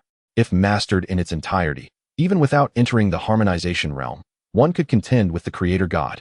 Lin Shichiya reverently accepted the bamboo scroll, an overwhelming aura of antiquity washing over him. He carefully unfurled the scroll, revealing countless sword scars intricately etched upon its surface. Each scar contained a profound sword intent that sent shivers through his soul. These were not mere characters, but the sword marks left by predecessors of the Shushan Sword sect who had cultivated the 9 styles of heaven slaying. You must perceive with your spiritual energy to comprehend the profound sword principles within. Yi Qingyun instructed. Lin Shichiya nodded, channeling his spiritual energy into the scroll. In an instant, the sword scars seemed to come alive, sketching out a series of sword techniques in his mind. Chapter 147, Severing All Crises. The first style, Opening Heaven, wields the power of a single sword to shatter the shackles of heaven and earth, cutting through all obstructions. The second style, Rending Earth, strikes the ground, causing it to fracture, mountains to topple, and the cosmos to dim. The third style, Severing Space, can cleave through dimensions, leaving enemies with no escape. The fourth style, Annihilating Sun, with sword light akin to the sun, pierces through the cosmos, incinerating all and obliterating everything. The fifth style, Crushing Stars, possesses power sufficient to destroy celestial bodies, even making the creator god wary. The sixth style, Divine Slaying, specifically targets divine powers, serving as a crucial technique against the creator god. The seventh style, Reversing Fate, can alter causality, shift destiny, resurrect the dead, and cause the living to perish. The eighth style, Devouring Heaven, can absorb all powers in the universe for one's own use. The ninth style, Returning to the Source, is the ultimate principle, unifying the essence of the previous 8 styles. When wielded, all laws return to the source, and even the creator god can be slain. Lin Shichiya's astonishment grew with each passing moment. The power of the 9 styles of heaven slaying far exceeded his expectations, especially the final style, Returning to the Source. If mastered, it might even allow him to contend with the creator god without the need to break through to the harmonization realm. As if sensing Lin Shichiya's thoughts, Yi Qingyun spoke softly. Do not harbor illusions of instant success. The 9 styles of heaven slaying is the culmination of millennia of wisdom from the Shushan Sword sect's strongest practitioners. Even the sect's grand elder rarely masters all 9 styles. Given your talent, it would be a remarkable achievement to grasp the first 3 styles before the creator god arrives. Lin Shichiya felt a slight heaviness in his heart, but quickly regained his composure. He understood the truth in the words spoken. All powerful techniques require time to accumulate and cannot be achieved overnight. I understand, senior. I shall proceed step by step, striving to master as many sword styles as possible before the creator god arrives. Yi Qingyun nodded in satisfaction. Your calmness is commendable. Additionally, I have brought some spiritual pills that can aid you in consolidating your cultivation more swiftly, preparing you for the breakthrough to the harmonization realm. As he spoke, he waved his sleeve, causing 7 jade vials to float in the air. These 7 vials contained 9 turns golden pill, true fire of the sun pill, mysterious cold ice pill, primordial unity pill, 5 elements gathering spirit pill, dragon and tiger golden pill, and heaven and earth xianhuang pill. Each possesses unique effects, and you may choose to use them according to your cultivation progress. The last vial, heaven and earth xianhuang pill, is especially precious. It was specially concocted by the sect leader and can aid you in overcoming the harmonization tribulation, but should only be used at critical moments. Lin Shichiya accepted the 7 jade vials and bowed deeply in gratitude. Thank you for your generous gifts, senior. Yi Qingyun waved his hand dismissively. No need for such formalities. There is one more matter. During my visit to this small world, I found the innate qualities of the indigenous people to be quite promising. Particularly, several young individuals possess pure spiritual roots, making them well suited for cultivation. If we can impart the methods of cultivation to them, they may one day serve as a bulwark against external threats. I have brought several sets of introductory techniques suitable for them. You may select which to impart based on their aptitude. As he spoke, Yi Qingyun retrieved several jade slips. Remember, the transmission of teachings must be approached with caution. Haste is to be avoided. It is crucial to establish a solid foundation for them, enabling them to progress further. Lin Xia accepted the jade slips with a nod, affirming, "I understand, esteemed senior." At that moment, Kagaya, who had been standing nearby, suddenly changed countenance. "This is bad." "What?" Both Lin Xia and Yi Qingyun turned to him in unison. Kagaya's face had turned ashen. "I sense the presence of the Creator God. They have arrived earlier than expected." "What?" Yi Qingyun sprang to his feet, his expression grave. "According to calculations, there should still be 2 months remaining. How could they have come prematurely?" Kagaya trembled as he spoke. "It may be that they discovered my failure. The Creator God has come early to reap the spoils." Lin Xia also sensed a peculiar disturbance in the fabric of the universe, as if a formidable entity was tearing through the cosmic barriers, forcefully intruding into their world. "What do we do? I have yet to fully master the 9 styles of heaven slashing, nor have I achieved the harmonization realm." Yi Qingyun's eyes glinted with seriousness. "Given the circumstances, we must confront this threat. However, do not worry, as long as I am present. The Creator God will not dare to act recklessly. Though your cultivation has not yet reached harmonization, with the 9 layers of celestial pearl and the 9 styles of heaven slashing, you possess the strength to contend with the Creator God. Moreover, with the 3 of us united, the Creator God cannot afford to be overly audacious." With that, Yi Qingyun looked at Lin Xia. "You should first attempt to cultivate the first style of heaven slashing, known as opening heaven. I will go to inform those promising natives and prepare them for what lies ahead." Lin Xia nodded, immediately settling into a meditative posture to comprehend the first style, opening heaven. Meanwhile, Yi Qingyun took Kagaya and swiftly departed the valley, heading towards the headquarters of the Peace Alliance to prepare for the impending crisis. Lin Xia sat cross-legged within the valley, holding the bamboo slip, wholly focused on comprehending the first style of heaven slashing. Before him, the sword markings on the slip seemed to come alive, weaving into an immensely intricate diagram of swordsmanship. Opening heaven wields the power of a single sword to break through the shackles of heaven and earth, severing all obstacles in its path. Lin Xia carefully pondered the essence of this phrase. Opening heaven is the initial step in the genesis of all things. Similarly, as the first style of heaven slashing, it embodies the connotation of origin and breaking through barriers. He attempted to wield the sword according to the diagram's trajectory, but felt a subtle lack of resonance. "Perhaps my understanding is still not profound enough." Lin Xia closed his eyes, reflecting on every detail of his cultivation thus far. From his initial encounter with spiritual energy to his current attainment in the late stage of void refinement, he had progressively broken through his limitations, breaking through shackles and severing obstacles. This is the essence of every advancement on the path of cultivation, is it not? With this realization, Lin Xia's eyes brightened. As if he had grasped the quintessence of the opening heaven sword style, he rose to his feet, conjuring a long sword entirely formed from spiritual energy, and began to practice the sword style according to his newfound understanding. This time, he did not confine himself to the prescribed movements of the diagram. Instead, he infused the insights from his previous breakthroughs into his swordplay. "Open heaven," he called out, and with a swift motion, the long sword of spiritual energy slashed forth, unleashing a resplendent golden sword aura that soared into the sky. Boom! As the sword aura passed, the heavens themselves were cleaved asunder, revealing a gaping chasm of utter darkness behind it. Though the fissure quickly mended, it served as undeniable proof that this strike had achieved the power of opening heaven. "I did it." A flicker of joy flashed in Lin Xia's eyes, though he soon regained his composure. Chapter 148. The sword aura requires refinement. Merely mastering the form of the sword style is far from sufficient. To truly unleash the full potential of the opening heaven sword style, continuous refinement and perfection are necessary. He swung the sword repeatedly, hundreds of times, each strike surpassing the last in skill, with the sword aura growing ever stronger. Once more, Lin Xia concentrated his spiritual energy, this time incorporating the power of the Atsutsuki, shaping a long sword of purple gold spiritual energy. With a fierce shout, the purple gold sword aura ascended, cleaving an even larger rift in the sky. This fissure lingered for several seconds before gradually healing. Progress had been made, yet it was insufficient.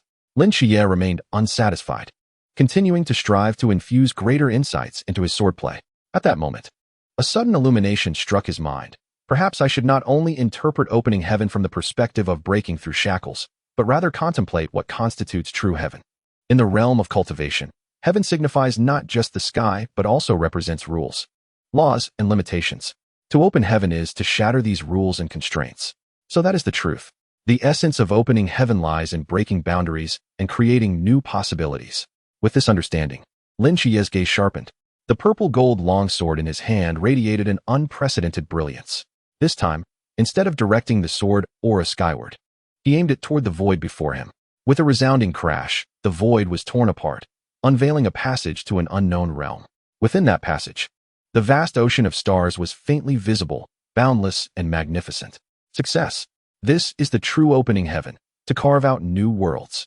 Overjoyed, Shichiya hastily retracted the sword aura, causing the spatial passage to vanish. Though it lasted but a fleeting moment, he was certain that he had grasped the essence of the opening heaven sword style. Next, he began attempting to cultivate the second style, rending earth. However, he soon discovered that this style was even more intricate than opening heaven, requiring more time for contemplation. It seemed that before the arrival of the creator god, I might only master the first style, opening heaven. While Shichiya felt a twinge of regret, he remained undeterred. Even mastering just one style, combined with his late-stage void refinement cultivation, would suffice to confront many crises.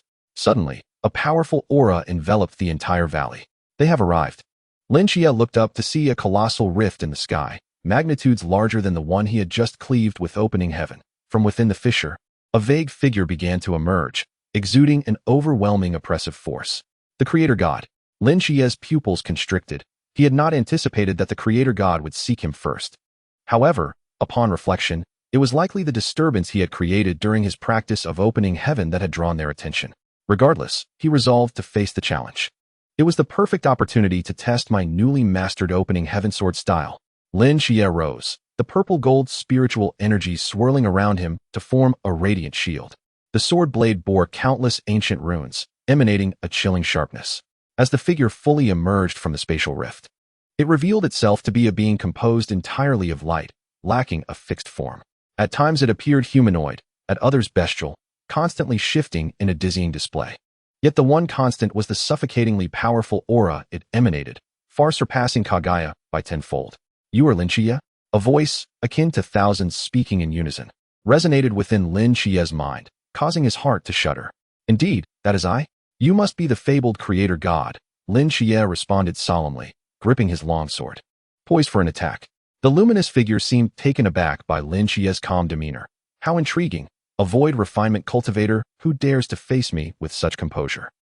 Even within the realm of cultivation, those below the harmonization realm would find themselves prostrated before me, unable to move under the weight of my oppressive aura. Shichiya scoffed coldly. "That applies to them, not to me." The radiant being emitted a chilling laugh. "Arrogance, indeed, exhibits a certain audacity. However, having vanquished Kagaya, you possess some grounds for your hubris. I am intrigued. How have you ascended to the late stage of the void refinement so swiftly?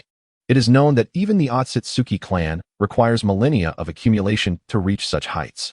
Shichiya did not respond directly. Instead, he inquired, "What brings you here?" The luminous entity chuckled.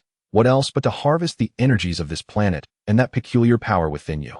I can sense that the energy coursing through your veins diverges from the laws of this universe, seemingly hailing from a realm of higher existence. This is precisely the power I have long sought." As it spoke, the radiant being's form began to swell, emanating an increasingly potent pressure that caused the entire valley to tremble violently, as if on the verge of collapse. "Surrender the power within you, and I may spare your life. In fact, I could bestow upon you immortality, making you my subordinate." Upon hearing this, Shichiya burst into laughter. "What a jest! I, Shichiya, would rather perish in battle than submit." Moreover, as Shichiya's gaze sharpened, he added, "Do you truly believe that you alone can contend with me?" The luminous being faltered slightly. "What do you mean by that?" Shichiya offered no reply, but suddenly raised his sword towards the heavens. Heavens opening. A dazzling beam of purple-gold sword energy soared into the sky, cleaving a vast rift above. On the other side of the fissure, The silhouettes of Yiqing and Kagaya could be faintly discerned, seemingly on their way. Is that the heavens chopping 9 styles of the Shushan sword sect? The radiant being exclaimed in disbelief. Impossible. That sword technique was forged during our Atsutsuki clan's confrontation with the Genesis deities. Shichiya coldly retorted. It appears you are familiar with this technique? That makes things easier, sparing me the need for further explanation. Now, you may either withdraw or remain and face me in combat. The luminous being hovered in the air, its pressure causing the valley to quake, even fracturing the rocks beneath. How intriguing.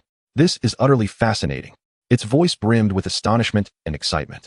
A mere void refinement cultivator, capable of contending with the supreme deities of the Atsutsuki clan, while wielding the heavens chopping 9 styles of the Shushan sword sect.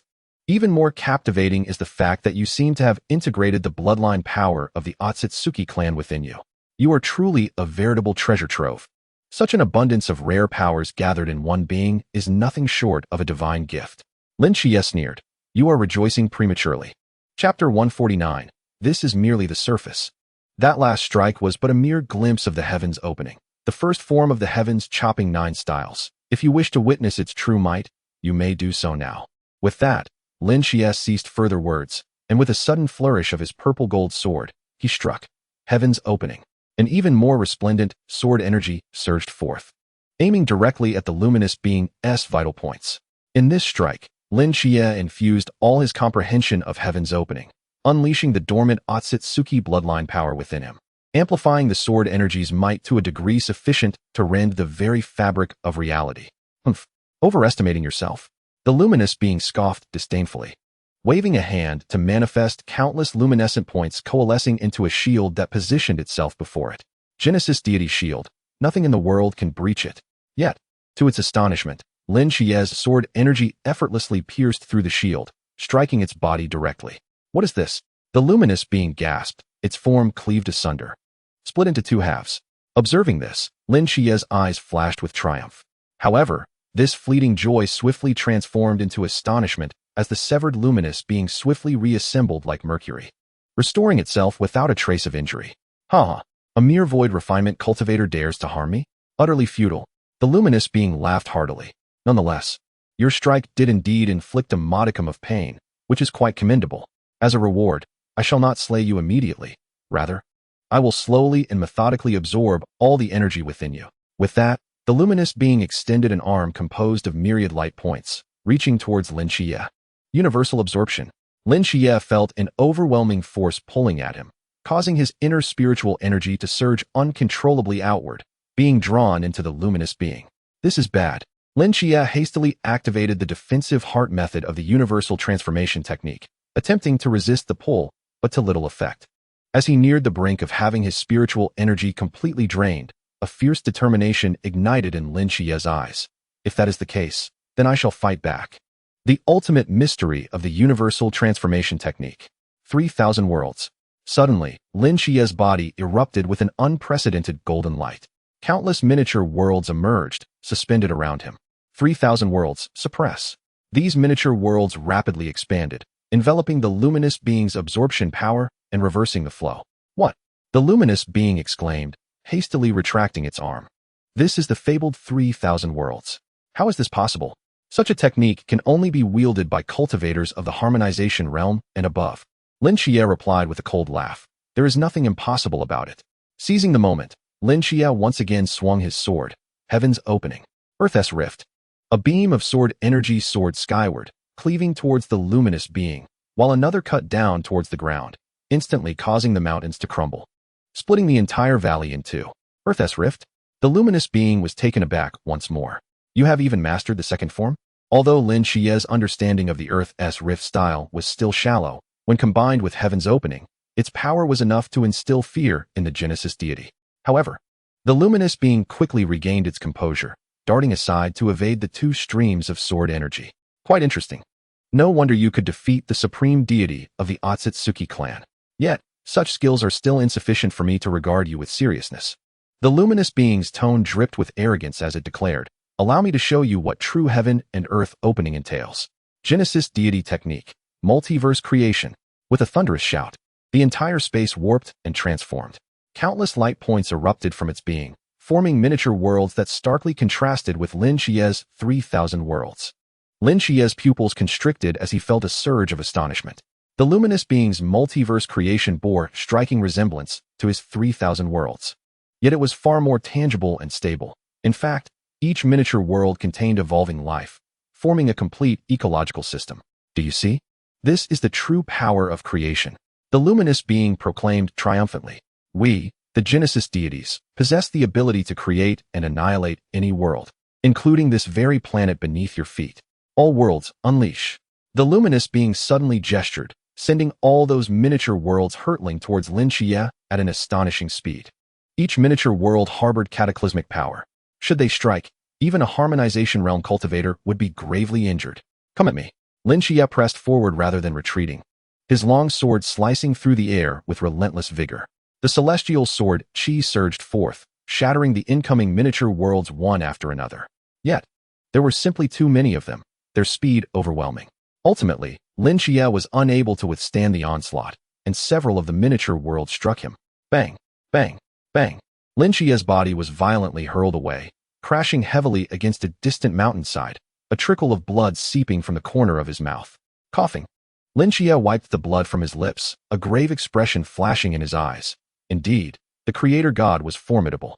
The luminous entity, witnessing this, let out a chilling laugh. How does it feel? Do you finally comprehend the chasm that lies between us? Submit willingly and offer me the power within you, and I shall grant you a swift end. Otherwise, I will make you endure unspeakable torment while I slowly drain your strength. Lin Chia scoffed derisively. You are exceedingly naive. Do you truly believe that these tactics will compel my submission? With that, he retrieved a pill from his robe, the Sun True Fire pill bestowed upon him by Yi Qingyun.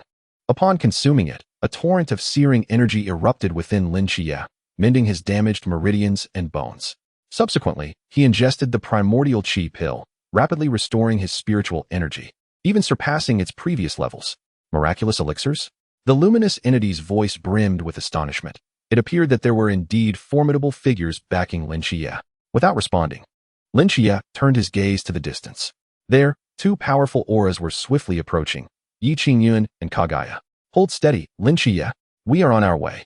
Yi Qingyun's voice echoed from afar, imbued with an air of undeniable authority. The luminous entity sensed Yi Qingyun's presence, and its tone shifted to one of gravity.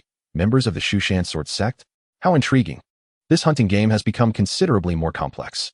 With that, it began to retreat slowly, seemingly planning a temporary withdrawal. Attempting to escape? Not so easily. Lin Chia's eyes widened. He could not allow it to flee. Should it ally with other creator gods to launch an assault, the consequences would be dire. Lin Chia channeled all his spiritual energy into his long sword. A sword Qi, tenfold stronger than before, sliced through the air, aiming directly for the luminous entity's vital points. This strike encapsulated all of his insights into the opening heaven sword technique, even surpassing his own limits and unleashing extraordinary power. The luminous entity was taken aback, not anticipating that Lin Chia could recover to such an extent in such a short time, let alone that his sword Qi would be so formidable. Creator God Shield. It hastily conjured a more powerful shield. Yet, the sword Qi easily pierced through, cleaving its form in twain. Nevertheless, the luminous entity swiftly regenerated, though its figure dimmed noticeably, as if bearing some form of injury. You are indeed worthy of defeating the Atsutsuki Supreme God. The luminous entity's voice trembled slightly, but it continued. Do you think that with this one strike you can utterly vanquish me? You are grossly mistaken. Creator God Technique, unity of all realms. With a thunderous roar, the surrounding space began to warp violently. Countless specks of light converged from all directions, forming a colossal sphere of light. This sphere expanded rapidly, eventually transforming into a gigantic eye, its pupil resembling an abyss, fixated on Lin Chia. The eye of all realms, perceiving all things. A blinding beam shot forth from the eye, aimed directly at Lin Chia's brow, moving with incredible speed.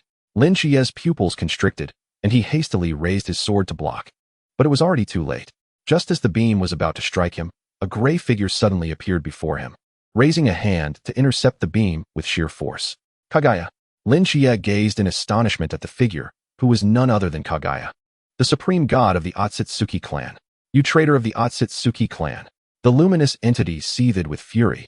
How dare you betray the creator gods and ally with our enemy? Kagaya chuckled coldly. Creator gods? Huh. merely a swarm of parasites in the universe. You created the Atsutsuki clan solely to harness our power to collect cosmic energy for your consumption. Now, I have seen through the truth and shall no longer be deceived by you." Furious, the luminous entity retorted, "Such blasphemy! I shall obliterate you." Just as it prepared to strike again, another powerful aura descended upon the scene. A middle-aged man clad in white robes appeared out of thin air, wielding a silver longsword. Yi Qingyun. The luminous entity gasped in alarm, recognizing the head elder of the Shushan sword sect. Yi Qingyun's gaze was as frigid as ancient ice. "Creator gods, you have invaded the small worlds without permission, disrupting the order. Your sins are unforgivable. Today, by the decree of the Shushan sword sect's master, I shall administer justice upon you."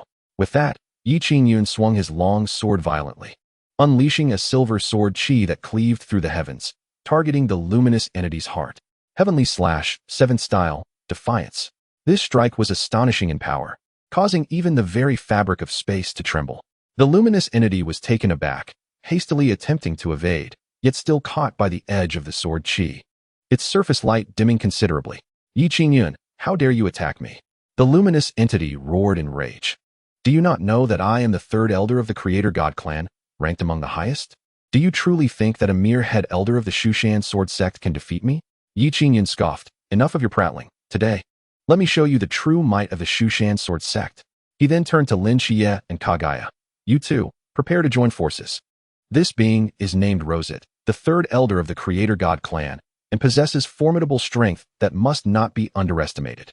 We must unite our powers to have any hope of defeating him." Shichiya and Kagaya nodded, swiftly positioning themselves beside Yi Qingyun. The three stood in a row, their collective might soaring as they faced the Creator God named Rosette. Rosette regarded the trio before him, a flicker of wariness crossing his eyes. Yet he quickly regained his composure. 3 against 1? How unfair. But even so, you are not my match. Creator God Technique, Descent of the Heavens. Rosette's form erupted with blinding radiance, causing the very sky to change color. With a thunderous command, countless fissures appeared in the heavens. Each fissure revealed a multitude of stars, emanating a cataclysmic aura. Those stars plummeted from the fissures like a meteor shower, hurtling towards Shichiya and his companions. Each star harbored astonishing energy, capable of obliterating a city. "Take care," Yi Qingyun bellowed, wielding his long sword with vigor. Heavenly Slash, 4th style, Annihilate the sun. A dazzling sword light shot forth from the tip of Yi Qingyun's sword, transforming into innumerable tiny sword chi that accurately struck the falling stars. As the stars were struck, they detonated in midair, creating a spectacular display of fireworks that illuminated the entire sky. Turning back, Yi Qingyun instructed Shichiya and Kagaya, "I will handle the stars above. You two focus your full power on attacking Rosette's true form." Without hesitation, Shichiya and Kagaya nodded and charged towards Rosette. Shichiya, wielding his purple-gold longsword, swiftly attacked Rosette's left side. Open heaven. A stream of purple-gold sword chi shot forth, targeting Rosette's vital points. Simultaneously, Kagaya appeared on Rosette's right side. The third eye upon her forehead radiated with a resplendent purple glow, the eye of creation from the Atsutsuki clan. A formidable beam of violet light surged forth from Kagaya's third eye, establishing a perfect ambush alongside the sword energy of Shichiya. "Humph. Do you think such a display can threaten me?" Rosette scoffed disdainfully, his form suddenly splitting into 2 halves, deftly evading the assaults from Shichiya and Kagaya. The divine technique of creation, universal duplication. Rosette's bifurcated forms swiftly burgeoned, transforming into 2 identical Rosettes, each launching an assault on Shichiya and Kagaya simultaneously. "This is dire." Both Shichiya and Kagaya's expressions shifted in surprise, not anticipating Rosette possessed such an ability. "Ha ha." Rosette's laughter echoed. "The powers of the divine clan of creation are beyond your comprehension. We can not only create worlds, but also replicate ourselves, even if divided into countless forms. Each retains the full strength of the original." As he spoke, both Rosettes initiated their attacks. One directed towards Shichiya summoned countless specks of light coalescing into a colossal sword, while the other aimed at Kagaya, invoking the divine technique of creation, universal absorption, attempting to siphon the power from within Kagaya. Observing the unfolding chaos, Shichiya remained unperturbed, gently vibrating his sword. The art of creation, Taiji Primordial Chi. A massive Taiji diagram materialized in front of Shichiya, advancing to meet the light-formed sword. The Taiji diagram spun, absorbing the sword's power entirely before rebounding, striking the roseate duplicate. Chapter 151, Cycle of Punishment. The roseate duplicate was taken aback, astonished that its assault had been so effortlessly repelled. Just as it sought to evade, Shichiya appeared before it, his sword thrusting directly toward its forehead, opened the heavens. A sharp blade of energy erupted from the sword's tip, piercing the roseate duplicate's form and pinning it to the ground. The roseate duplicate let out a wretched cry, its form beginning to disintegrate into countless motes of light, dissipating into the ether. Meanwhile, Kaguya successfully extricated herself from roseate's universal absorption, retaliating with a strike, the Atsutsuki technique, cycle of heavenly punishment. Kaguya's third eye unleashed a powerful violet beam, piercing through the chest of another roseate duplicate, causing it to dissolve into light. Well done. Shichiya praised Kaguya, their synergy allowing them to easily dispatch roseate's duplicates. However, just as they believed the crisis had passed, more roseate duplicates, numbering over a dozen, suddenly emerged from the sky, encircling them. Roseate's laughter reverberated through the heavens and earth. I told you, the divine clan of creation can replicate ourselves infinitely. You will never eradicate us.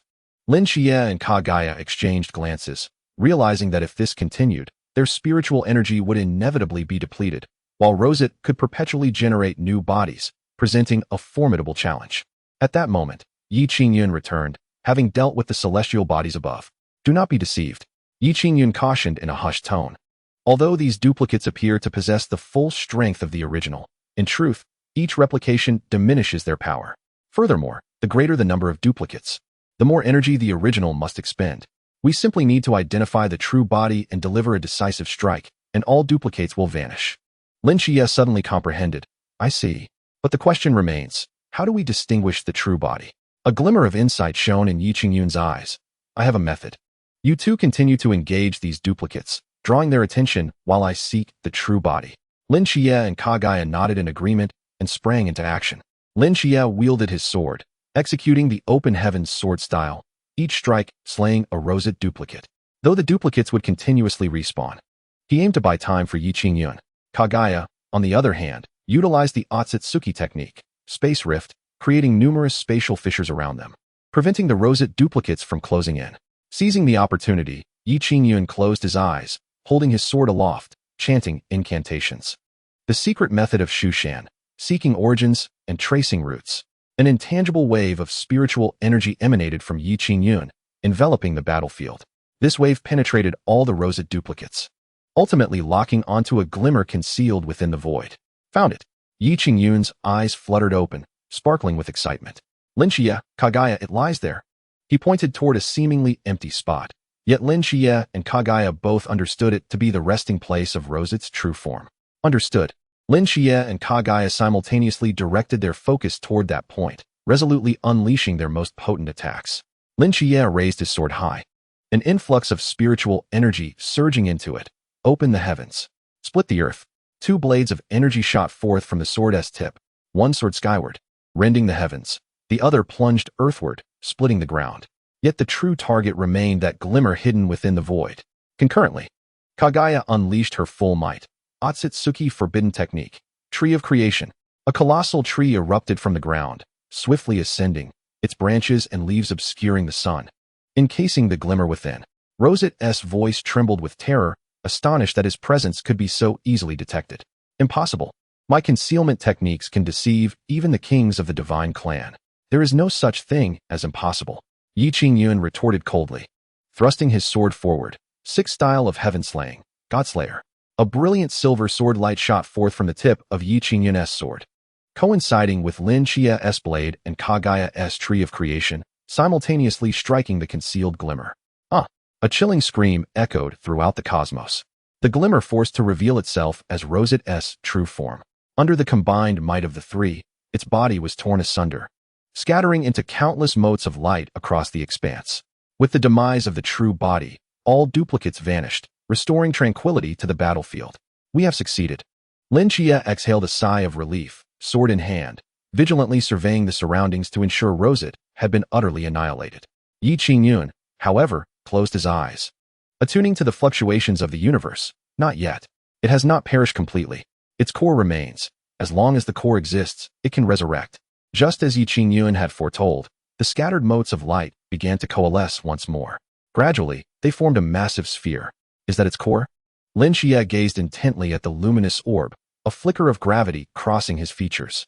Yi Qingyun nodded.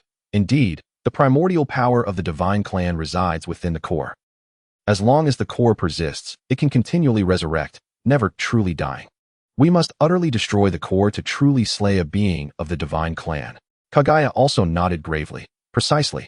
This is why the Atsutsuki clan has never been able to genuinely defeat the divine clan. While we can vanquish their avatars, we cannot obliterate their core. So what shall we do now? Lin Xie inquired. How can we destroy its core? A resolute glint flickered in Yi Qingyun's gaze. There is a method, but it requires the combined strength of the three of us, and the risk is considerable. What method? I once encountered a formation in the ancient texts of Shushan, known as the Trinity Suppression Formation.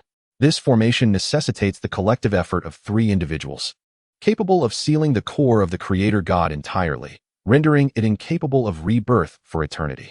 However, the arrangement requires each participant to occupy one of the three critical points of the formation, and they must simultaneously channel their entire spiritual power to activate it.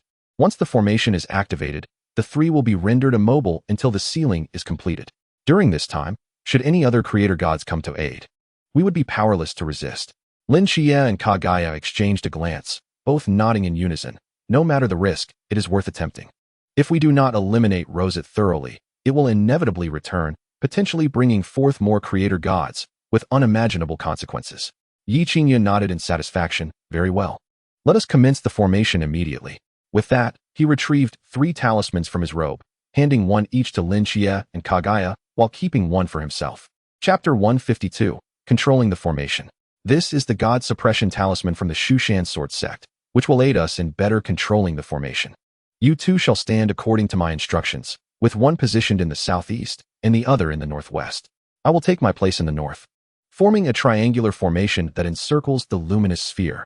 Following Yi Qingyun's directives, Lin Xie and Kagaya swiftly positioned themselves. With his sword in hand, Yi Qingyun inscribed a complex diagram upon the ground, and then conveyed telepathically to Lin Xie and Kagaya. Are you prepared? Once the formation is activated, we shall be unable to move until the sealing is complete. If any other creator gods intervene during this time, we may face mortal peril. One final confirmation. Are you certain you wish to proceed? Without hesitation, Lin Xie nodded affirmatively. I am certain. Kagaya echoed resolutely. I am certain as well. Excellent. Yi Qingyun took a deep breath. Let us begin. The three simultaneously channeled their spiritual power, activating the God Suppression Talisman. With Yi Qingyun's command, they infused their spiritual energy into the talismans, golden light emanating from them, and forming a triangular shape that enveloped the luminous sphere. The 3 talents God Suppression Formation, rise. With a thunderous shout from Yi Qingyun, the formation was instantaneously established. Streams of golden light radiated from the 3, intertwining in the sky to create a colossal triangular formation that firmly locked Rosette's core at its center. The formation hummed to life, resonating with a deep, reverberating sound as the trio's spiritual power surged into the formation, intensifying its brilliance and potency. A piercing shriek emanated from the trapped core of Rosette, which seemed to feel overwhelming pressure. It thrashed violently, attempting to break free from the formation's constraints, yet the cage formed by their spiritual energy proved impenetrable, leaving it no avenue of escape. Impossible. Rosette's voice brimmed with terror and resentment. What manner of formation is this? Why can I not break free? The Shushan Sword Sect's 3 talents God Suppression Formation was specifically created to subdue your kind, the creator gods. Yi Qingyun replied coldly. Today you shall meet your demise. Upon hearing this, Rosette let out a wretched scream. No, I cannot perish like this. The creator god race will not spare you. My brethren will soon discover my absence. And when they do, they will rise en masse and obliterate you. Humph. Kagaya scoffed. We shall see about that. For now, relish the sensation of being sealed.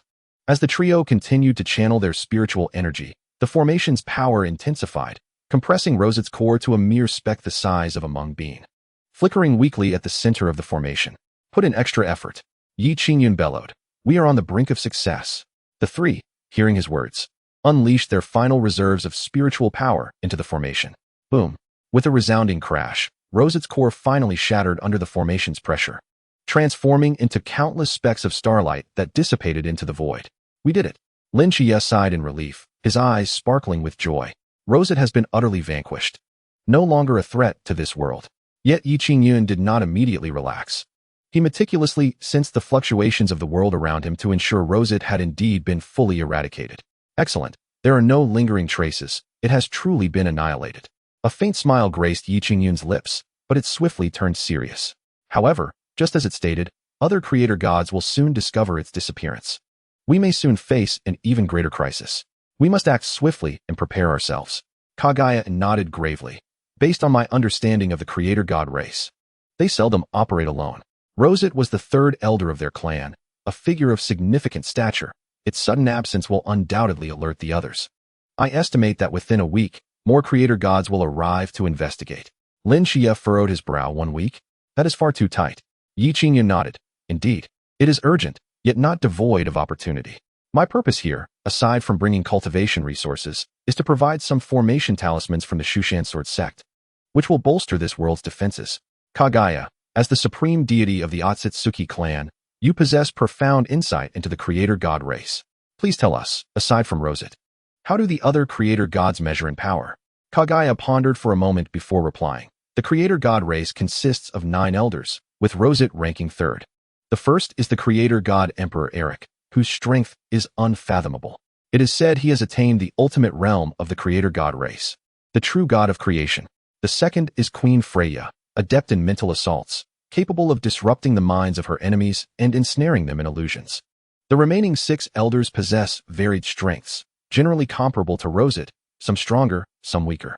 However, the most formidable aspect of the creator god race lies in their ability to merge, forming even more powerful entities. Should multiple creator gods join forces, even cultivators at the Tao integration stage would find it challenging to withstand their might. Upon hearing this, Yi Qingyun's brow furrowed deeply. The situation is more dire than I had anticipated. It seems we must hasten to bolster our strength and arrange additional defensive formations in preparation for the impending conflict. He then turned to Lin Xia. Your cultivation has reached the late stage of void refinement, only a step away from the Tao integration stage. If you can break through to the Tao integration stage within a week, our odds will increase significantly. The 9 Heavens Pavilion Pearl I brought is specifically designed for this purpose. It can simulate the 9 Heavens Tribulation, aiding you in acclimating to the power of the Tao integration tribulation in advance. This week, focus solely on your cultivation and strive to break through to the Tao integration realm. As for the others' cultivation and the arrangement of defensive formations, I will handle that alongside Kaguya. Lin Xia nodded. Very well, I will devote myself entirely to this endeavor.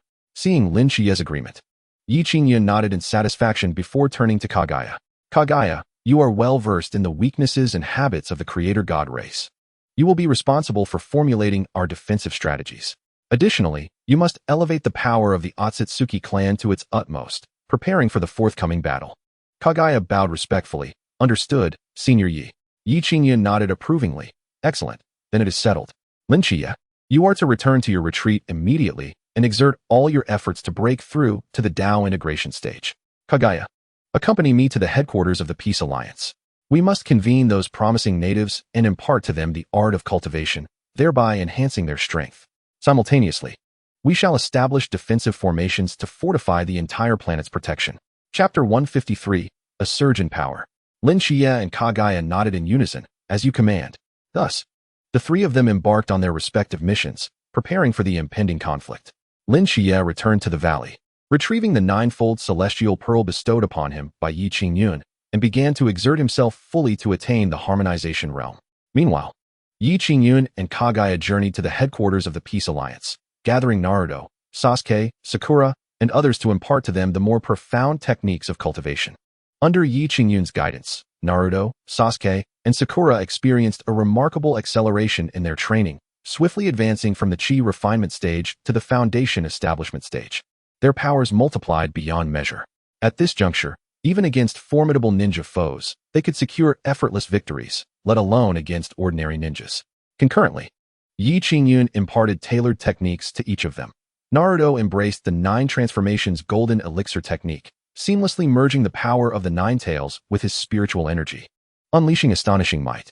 Sasuke adopted the Thunderfire dual cultivation technique, transmuting his spiritual energy into formidable lightning and flames. Sakura learned the All Things Vitality technique, transforming her spiritual energy into a powerful healing force that surpassed conventional medical ninjutsu. In addition to these three, Kakashi, Itachi Uchiha, Niji Hyuga, and others also received Yi Qingyun's tutelage, embarking on their own paths of cultivation. Under his mentorship, these already elite ninjas of the shinobi world exhibited astounding training speeds, achieving a preliminary mastery of spiritual energy utilization within mere days, their powers significantly enhanced. Simultaneously, Yi Qingyun and Kagaya established dozens of large-scale defensive formations across the planet, creating an extensive defensive network capable of effectively repelling the incursion of the Celestial God clan. 6 days later, within the conference room of the Peace Alliance headquarters, Yi Qingyun was briefing the leaders of the various villages and other high-ranking ninjas on the current situation. According to Kagaya's conjecture, the Celestial God clan had likely discovered the disappearance of Rosette and were dispatching personnel to investigate. We must prepare for the worst and brace ourselves for the impending war. Currently, I have arranged numerous defensive formations on Earth, forming a vast protective network capable of withstanding the initial assault from the Celestial God clan. However, the power of these formations is finite, and if too many powerful adversaries from the Celestial God clan arrive, the formations will inevitably be breached. At that point, we will need to take matters into our own hands. Mizukage Terumi Mei, upon hearing this, could not restrain herself from asking, Yi, Senior, do we stand a chance if the Celestial God clan launches a full-scale attack? Yi Qingyun paused for a moment before responding candidly. If only a few ordinary Celestial Gods come, we have a fighting chance together. However, should the Celestial God Emperor Eric personally intervene, our odds diminish drastically. A heavy silence enveloped the room, and the expressions of those present turned grave. Yet, there was no need for excessive pessimism. Yi Qingyun continued. Lin Xie is currently striving to breach the harmonization realm. Should he succeed, our chances will significantly improve. Moreover, I have sent a distress signal to the Shushan Sword sect, and I believe reinforcements will arrive shortly. Most importantly, while the Celestial God clan is formidable, they too possess weaknesses. Their arrogance often leads them to underestimate their opponents. And this is our opportunity. Upon hearing Yi Qingyun's words, the atmosphere lightened somewhat, though concern lingered. Just then, a sensory-type ninja rushed in, pale-faced. Yi, Senior, it's bad. There's a massive spatial fluctuation, far greater than when Rosette arrived. The Celestial God clan has come. Yi Qingyun sprang to his feet, his expression grave. So soon? Kagaya, did you not say it would take at least a week? Kagaya, equally astonished, replied, I did not foresee it would be this swift. Could it be that Celestial God Emperor Eric has taken the field himself? A flicker of solemnity crossed Yi Qingyun's gaze. Regardless, we must prepare for battle. Everyone, brace yourselves. As his words fell, the entire planet trembled. A colossal spatial rift appeared in the sky, vastly larger than the one that heralded Rosette's arrival. From within the rift, 7 figures composed of radiant light emerged. The foremost figure towered over the others, exuding a suffocating pressure. Celestial God Emperor Eric. Kagaya gasped, her complexion paling. He had indeed come in person. Yi Qingyun's expression grew exceedingly grave. This is dire. Eric's strength far surpasses Rosette's, and even I may struggle to contend with him. I must immediately notify Lin Xie to ascertain if he has broken through to the harmonization realm. Otherwise, we risk annihilation.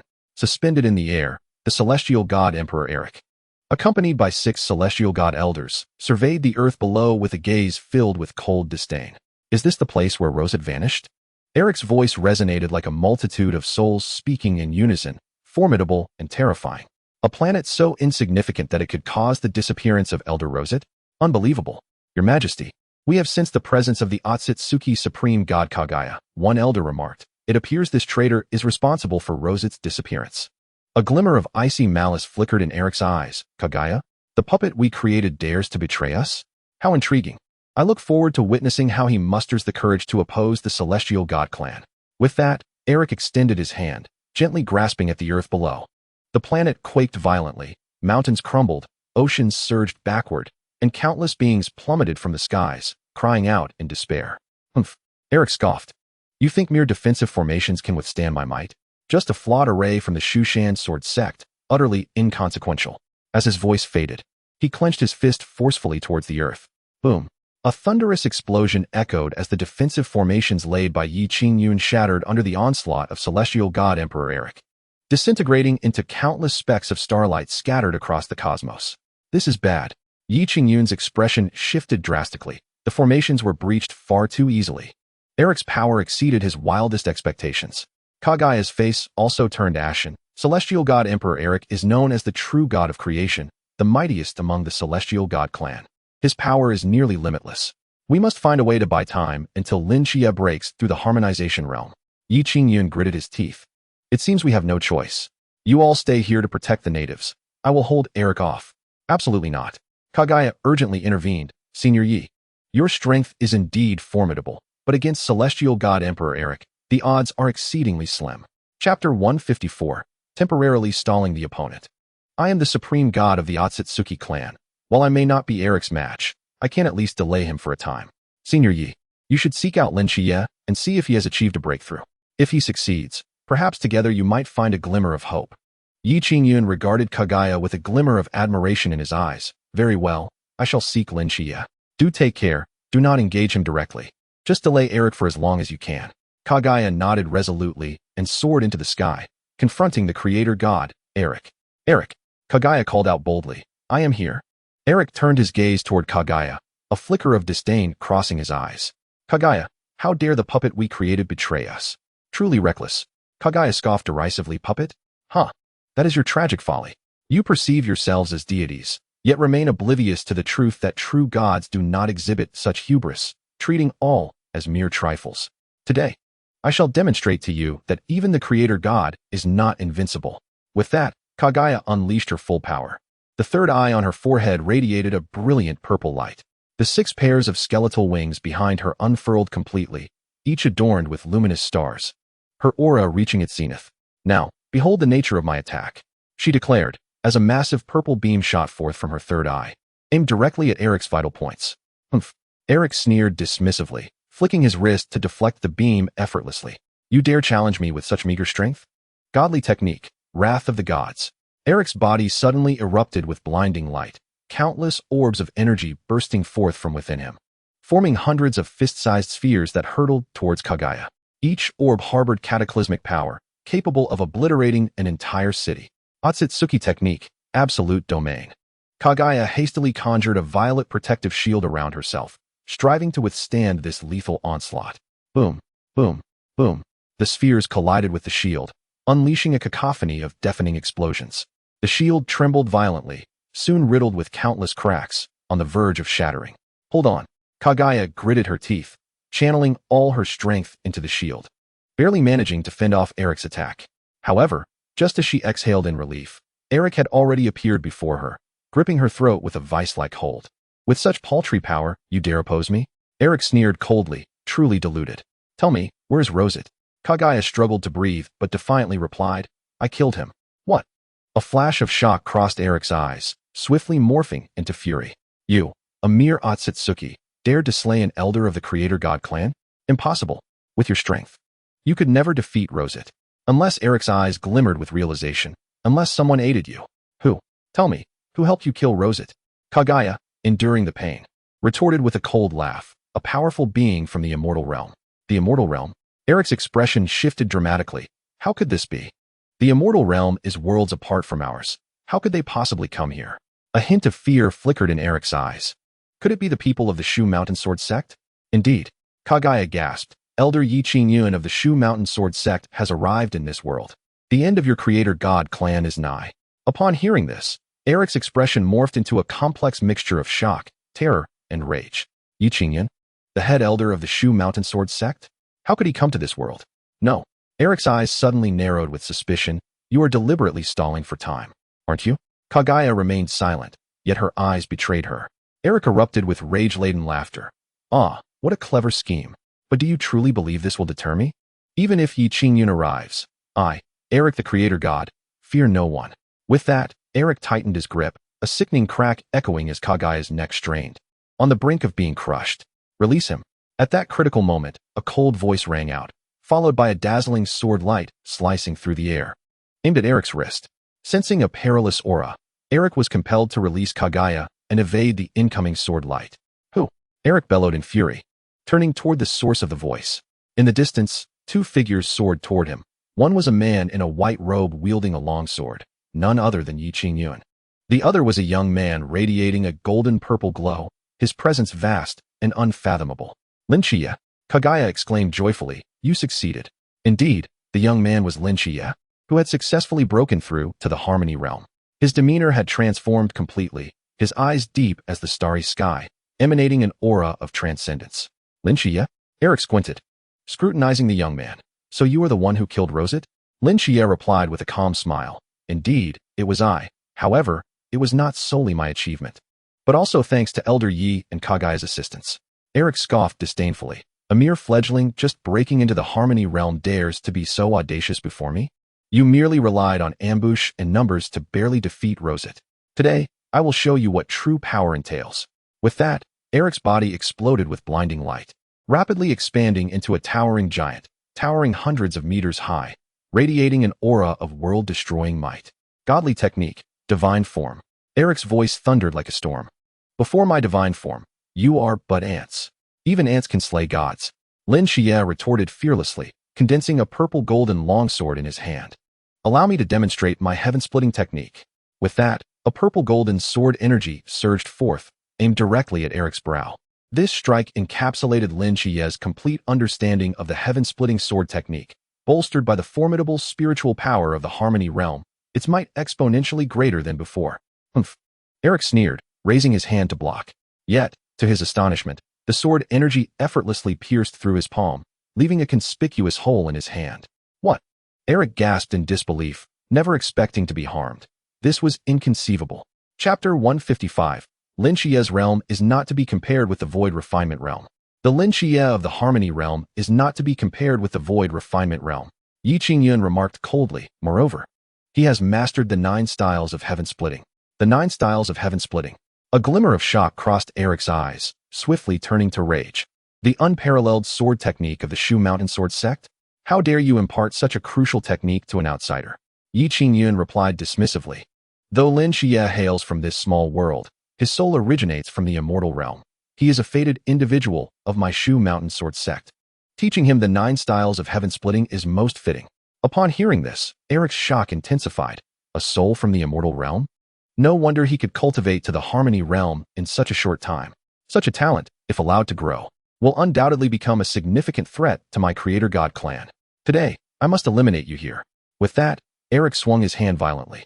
A powerful wave of energy shooting forth from his palm, hurtling towards Shichiya. Unfazed, Shichiya advanced, his longsword slicing through the air once more. Rift of the earth. A sword energy more domineering than the very heavens erupted from the sword's tip, colliding with Eric's energy fluctuations in the air, resulting in a thunderous explosion. Quite intriguing. A flicker of surprise flashed in Eric's eyes. It seems you do possess some skill. However, this is far from sufficient. The Genesis divine technique, world destruction. With his hands clasped together, Eric abruptly spread them apart, causing countless fissures to appear in the sky. Within each crack, miniature worlds plummeted, hurtling towards Shichiya and Yi Qingyun. This time, allow me to strike back. Shichiya stepped forward, gazing at the oblivious Eric. Yet, his hands were not idle. A brilliant sword light shot forth from the tip of his sword, transforming into innumerable shards of sword energy that precisely struck the descending miniature worlds. Upon impact, the miniature worlds detonated in the air, erupting into a dazzling display of fireworks that illuminated the entire sky. Meanwhile, Shichiya was equally industrious, his sword swinging continuously as he alternated between the 2 grand sword techniques of opening the heavens and rending the earth, systematically annihilating every miniature world that slipped through. Ha! Eric's laughter echoed through the heavens. How delightful, truly delightful. I never anticipated such an amusing opponent in this diminutive realm. However, the game ends here. The Genesis divine technique, Genesis annihilation. Suddenly, a blinding radiance erupted from Eric's body. His form began to twist and distort, ultimately morphing into a colossal beam of light that shot skyward. Within the light, Eric's voice resonated across the cosmos. This is my most formidable strike, capable of obliterating a planet. You shall undoubtedly meet your demise. The radiant pillar that was Eric's soared into the clouds, its aura causing the very planet to tremble. This is bad. Yi Qingyun's expression shifted dramatically. Eric was about to unleash Genesis annihilation. This is his ultimate killing move, powerful enough to annihilate a planet. We must stop him. Shichiya's gaze sharpened, the spiritual energy of his harmonious path realm surging within him. Let me give it a try. Opening the heavens, rending the earth, severing the void. Lin Xie executed the first 3 moves of the celestial, severing 9 styles in rapid succession. 3 streams of sword energy erupted from his sword tip, each targeting different sections of the luminous pillar. The sword energies collided with the pillar, resulting in a cataclysmic roar that distorted the entire sky. Yet, to Lin Xie's astonishment, his sword energy was unable to penetrate the pillar. Instead, it was consumed, dissipating into specks of starlight scattered across the cosmos. Ha! Eric's laughter reverberated through the heavens. You think you can thwart my Genesis annihilation with such feeble attempts? Utter folly. Prepare to embrace the judgment of death. The power of the pillar intensified, and the entire planet began to tremble violently. The earth cracked, the seas surged, and countless beings screamed as they plummeted from the sky. This is dire. Yi Qingyun's expression grew grave. If this continues, the entire planet will be destroyed. Lin Xie, we must join forces and unleash our strongest strike to have any hope of stopping Eric. Lin Xie nodded, determination gleaming in his eyes. I understand. Kagaya, lend your assistance as well. Although Kagaya had been severely wounded by Eric, upon hearing Lin Xie's call, she mustered her strength to fly to their side. Together, the 3 of us may yet find a glimmer of hope. Excellent. Yi Qingyun nodded, then turned to Lin Xie and Kagaya. We shall once again employ the 3 talents divine suppression formation.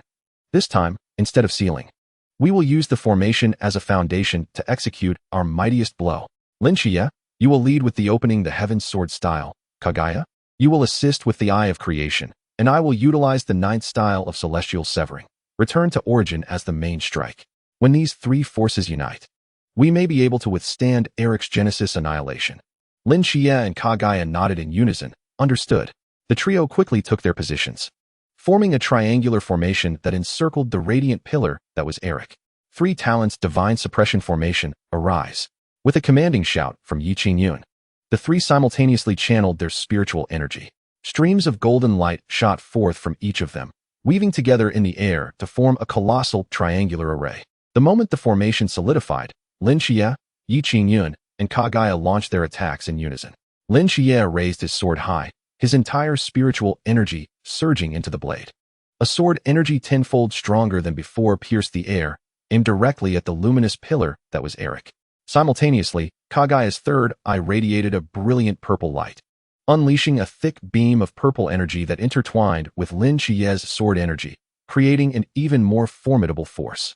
9th style of celestial severing, returned to origin. Yi Qingyun swung his sword with fervor, a silvery blade of light shooting forth from the tip.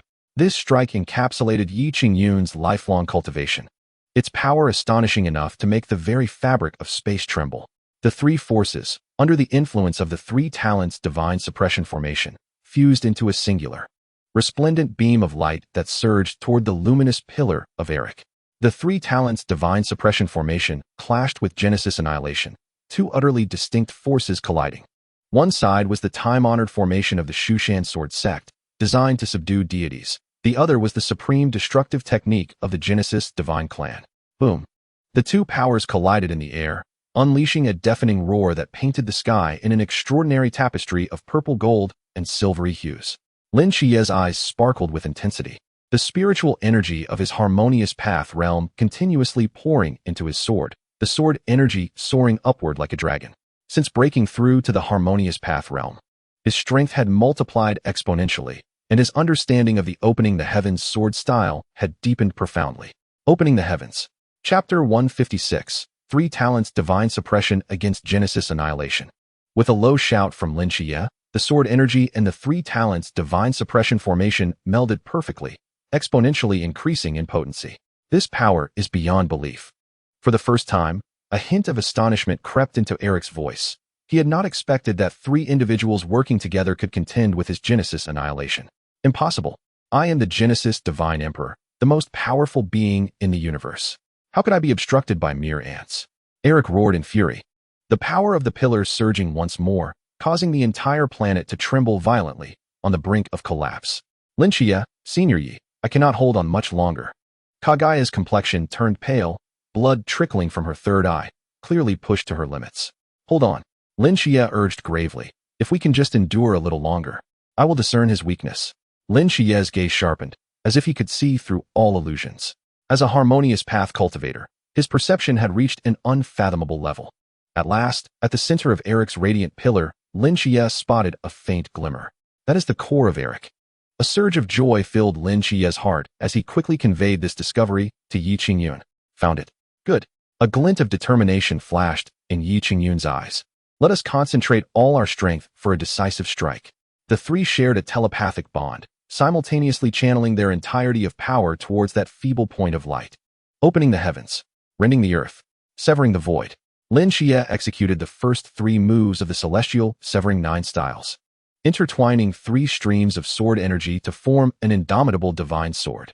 Atsutsuki's wheel of rebirth. Kaguya, exhausting her last vestiges of strength, unleashed a final purple beam from her third eye. 9th style of celestial severing, returned to origin. Yi Qingyun too concentrated his entire cultivation into a single strike. The silvery sword light slicing through the heavens. The Trinity converged, subduing the heavens. The 3 individuals bellowed in unison, their powers seamlessly coalescing under the influence of the triad convergence formation, transforming into a resplendent beam of light that pierced directly towards Eric's core. No, this cannot be. Eric's voice erupted in a terrified roar, but it was too late. Boom. With a thunderous sound that shattered the firmament, the beam emanating from Eric was forcefully penetrated, revealing a colossal black hole at its center that swiftly expanded outward. No, I cannot fail. I am the Creator God Emperor. Eric's voice resonated with unwillingness and despair. Yet he was powerless to alter his fate. As the beam disintegrated, countless motes of light scattered throughout the cosmos. And Eric's core shattered under the impact of the triad convergence formation, vanishing into countless twinkling stars. We did it. Kaguya collapsed to the ground, her face painted with disbelief. Did we truly defeat the Creator God Emperor Eric? Yi Qingyun exhaled a sigh of relief, his eyes filled with astonishment, unable to believe that they had genuinely succeeded. However, Lin Shichiya remained unyielding, for he sensed an even more formidable presence. No, Lin Shichiya suddenly shouted, "It is not over yet." As his words fell, the scattered motes of light abruptly reassembled, coalescing into a humanoid figure. It was Eric. Yet, this time, Eric no longer exuded his previous majestic aura. His form had grown dim and indistinct, as if he could dissipate at any moment. You truly managed to wound me. Eric's voice was laden with shock and fury. This is impossible. I am the Creator God Emperor. Lin Shichiya scoffed. What is a mere Creator God Emperor worth in the presence of true strength? All else is but a fleeting shadow. Arrogant brat. Eric roared in fury, the remnants of his power coalescing into a longsword that lunged toward Lin Shichiya. Even if I exhaust my final ounce of strength, I will kill you. Come at me. Lin Shichiya advanced rather than retreating, his violet golden longsword meeting Eric's assault head-on. Celestial splitting. A brilliant sword aura surged forth, colliding with Eric's longsword in midair. Crack. Eric's conjured longsword shattered in an instant, and the sword aura continued unabated, piercing directly through Eric's chest. This cannot be. Eric's form began to crumble, dissolving into countless motes of light scattered throughout the universe. I am the most powerful existence in the universe as the Creator God Emperor. How could I perish in a mere lesser world? Because I am Lin Shichiya. Lin Shichiya smiled faintly, watching as Eric was utterly obliterated. In that moment, the world fell silent, as if even the wind had ceased to breathe. The Creator God Emperor Eric was dead, slain by Lin Shichiya's sword. This shocking news swiftly spread across the battlefield, causing the 6 elder gods to change countenance. Impossible. How could His Majesty Eric be dead? Flee. That human is terrifying. Sensing the dire situation, the 6 elder gods prepared to escape. But how could Lin Shichiya allow them to evade? You wish to flee? It won't be that simple. Lin Shichiya's figure flickered, instantly appearing before the 6 elder gods. His sword sweeping horizontally, cleaving the earth. A sword aura traversed the heavens, and before the 6 elder gods could react, they were severed in twain by the strike. No. The 6 elder gods cried out in despair, yet they could not alter their fate. With Lin Shichiya's Tao integration realm and the dual enhancement of the 9 styles of celestial slaying, they were as fragile as ants, easily crushed. Soon, the 6 elder gods transformed into motes of light, dissipating into the cosmos. Thus, all 7 of the invading creator gods met their demise. In this battle, Lin Shichiya, with his early Tao integration cultivation, vanquished the creator god Emperor Eric and his 6 elders, achieving a miraculous feat. Lin Shichiya, Lin Shichiya, Lin Shichiya. On the ground, countless ninjas erupted in jubilant cheers, chanting Lin Shichiya's name. In their eyes, Lin Shichiya had transcended the realm of an ordinary cultivator, emerging as a true deity, a guardian of earth. In the sky, Lin Shichiya, Yi Qingyun, and Kagaya descended slowly. On the ground, Naruto, Sasuke, Sakura, and the others had been waiting eagerly. Upon witnessing the triumphant return of Shichiya and his companions, they were overwhelmed with joy. Lord Shichiya, Naruto dashed forward, his eyes brimming with admiration and respect. You are truly remarkable. You even defeated the Creator God Emperor.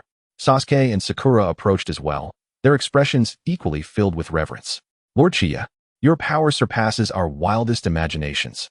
Sasuke earnestly declared. Thanks to Lord Shichiya, Earth has been preserved. Sakura exclaimed, her eyes glistening with tears. Shichiya smiled gently, stating, this victory is not solely mine. I owe much to Senior Yi and Kagaya.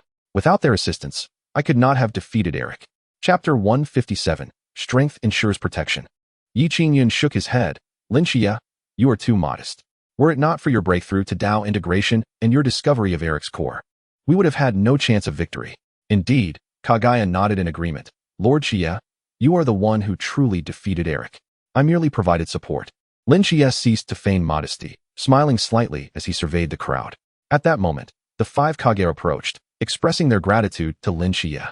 Lord Shichiya, Hokage Sarutobi Hiruzen bowed deeply, thanking him for saving their world. From this day forth, Konoha will forever be your home. The other 4 Kage echoed similar sentiments. Filled with respect and gratitude for Shichiya, Shichiya smiled serenely. There is no need for such formalities. Protecting Earth is also my responsibility. Moreover, I am indeed a part of this world. Hearing this, everyone was even more touched. They all understood that despite Shichiya possessing a soul from the cultivation realm, he still regarded Earth as his home, a sentiment that evoked immense admiration. By the way, Shichiya suddenly remembered something and turned to Yi Qingyun. Senior Yi, I have collected all the cores of the 6 elder gods. These cores contain the primal energies of the Creator God lineage and are invaluable resources for us. Yi Qingyun's eyes brightened. You are indeed meticulous. These cores are extraordinarily precious and can be used to enhance your cultivation or forge artifacts. Shichiya nodded. My cultivation has just recently broken through to early Tao integration, and there is still significant room for advancement. These cores will help me solidify my foundation. However, I plan to share a portion with Naruto, Sasuke, and Sakura. Their talents are quite commendable, and if they can absorb the Creator God's power, their cultivation will surely advance by leaps and bounds. Lord Shichiya, Naruto, and the others were left speechless with excitement upon hearing this. They knew how precious those cores were, and Shichiya's willingness to share them was a kindness beyond words. Lord Shichiya, you are too generous. Naruto's eyes glistened with moisture, his voice choked with emotion. I don't know what to say. Shichiya smiled gently, patting Naruto's shoulder. You are all the pillars of this world. Enhancing your strength is also for the future of Earth. Moreover, we are friends, are we not? Lord Shichiya, Naruto, and the others were moved to tears. Expressing their gratitude to Shichiya, Yi Qingyun observed the scene with admiration in his eyes. Shichiya, not only are you remarkably powerful, but your broad-mindedness is equally commendable. You truly are a talent esteemed by our Shushan Sword sect. With your innate gifts and character, your future accomplishments will undoubtedly surpass all of us. Shichiya smiled faintly. Choosing silence, Kagaya approached, kneeling on one knee. My lord Shichiya, from this day forth, I, Kagaya, pledge to follow you, through life and death. You have not only saved me, but the entire Earth. This debt of gratitude will remain etched in my heart for eternity. Shichiya quickly helped Kagaya to her feet. Kagaya, there is no need for such formality between us. You are my friend, not merely a follower. Upon hearing this, Kagaya's eyes shimmered with emotion and respect. Your magnanimity, my lord Shichiya, is truly admirable. At that moment, a rift suddenly appeared in the sky, and dozens of white-robed cultivators emerged. The reinforcements from the Shushan Sword sect have arrived. Yi Qingyun exclaimed joyfully. Leading them was an elderly man with flowing white hair, his presence profound and enigmatic, reminiscent of the vastness of the starry sky. The sect master. Yi Qingyun stepped forward, bowing respectfully. The sect master nodded slightly, his gaze settling on Shichiya. Shichiya, you have indeed lived up to expectations. Not only have you successfully broken through to the Tao integration realm, but you have also defeated the Genesis God Emperor, Eric. You are truly a genius capable of cultivating the all-encompassing transformation technique. Shichiya bowed to the sect master. Your praise is too generous. Had it not been for Elder Ye's assistance, I would not have achieved this breakthrough so swiftly. Moreover, defeating Eric was the result of our combined efforts. The sect master nodded in satisfaction. Humility is commendable, yet one must also recognize their own worth. To cultivate to the Tao integration realm in such a short span of time is an achievement unmatched in the entire realm of cultivation. Your talent and comprehension have already surpassed the vast majority of prodigies. Shichiya merely smiled in response, neither overly humble nor arrogant. The sect master, seeing this, felt even more pleased. Such steadiness in demeanor is indeed rare. Shichiya, the doors of the Shushan Sword Sect will always remain open to you, should you wish. You may return with us to the realm of cultivation and become a member of our sect. This invitation sent shockwaves throughout the gathering. The Shushan Sword Sect, being one of the most prestigious sects in the realm, extending a personal invitation from the sect master is an immense honor. Even Yi Qingyun displayed a look of surprise, clearly not expecting the sect master to directly invite Shichiya to join the sect. All eyes turned to Shichiya, awaiting his response. After a moment of contemplation, he raised his gaze to the sect master. Thank you for your kindness, sect master, but I do not intend to leave Earth just yet. This is my home, and its people require my protection.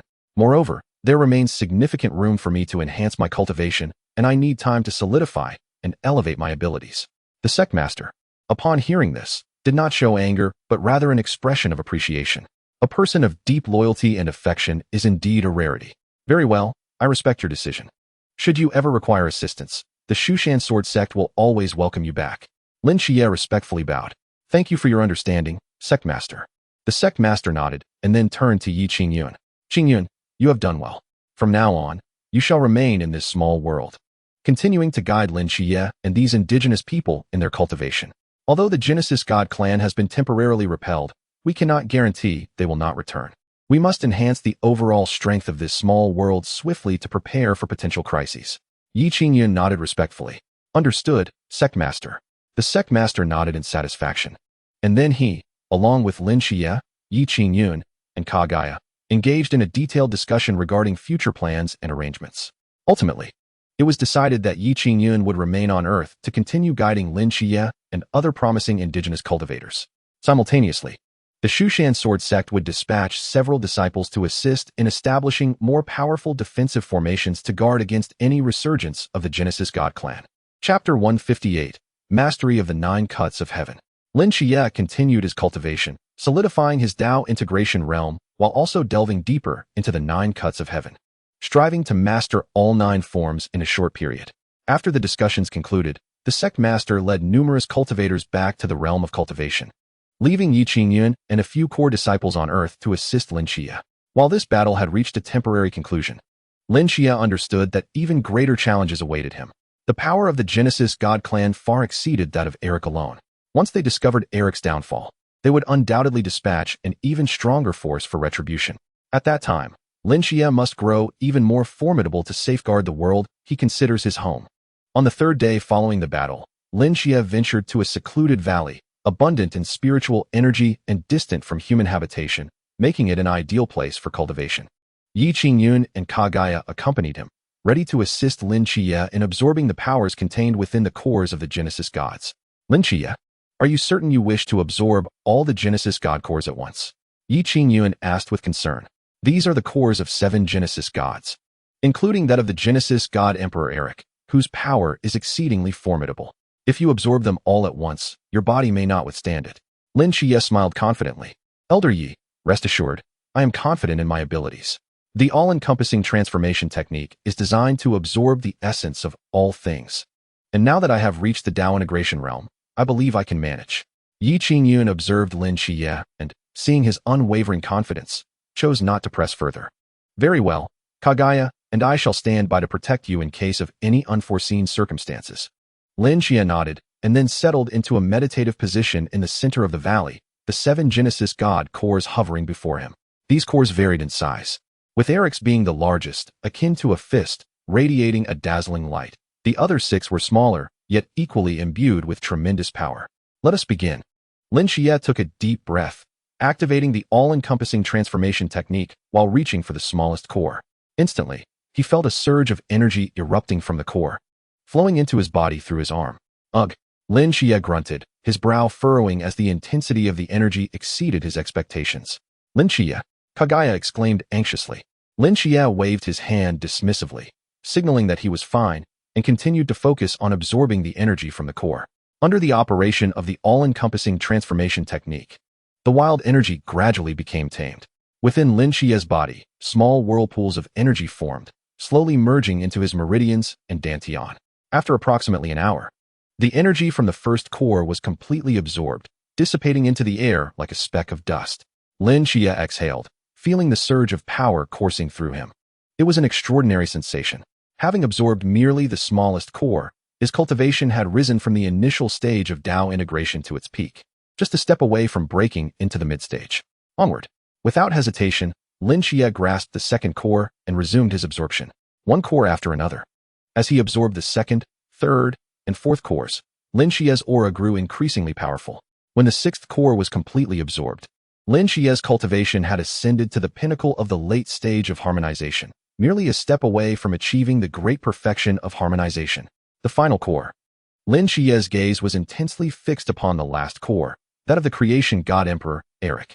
This core was the largest in size, harboring an energy more formidable than any before it.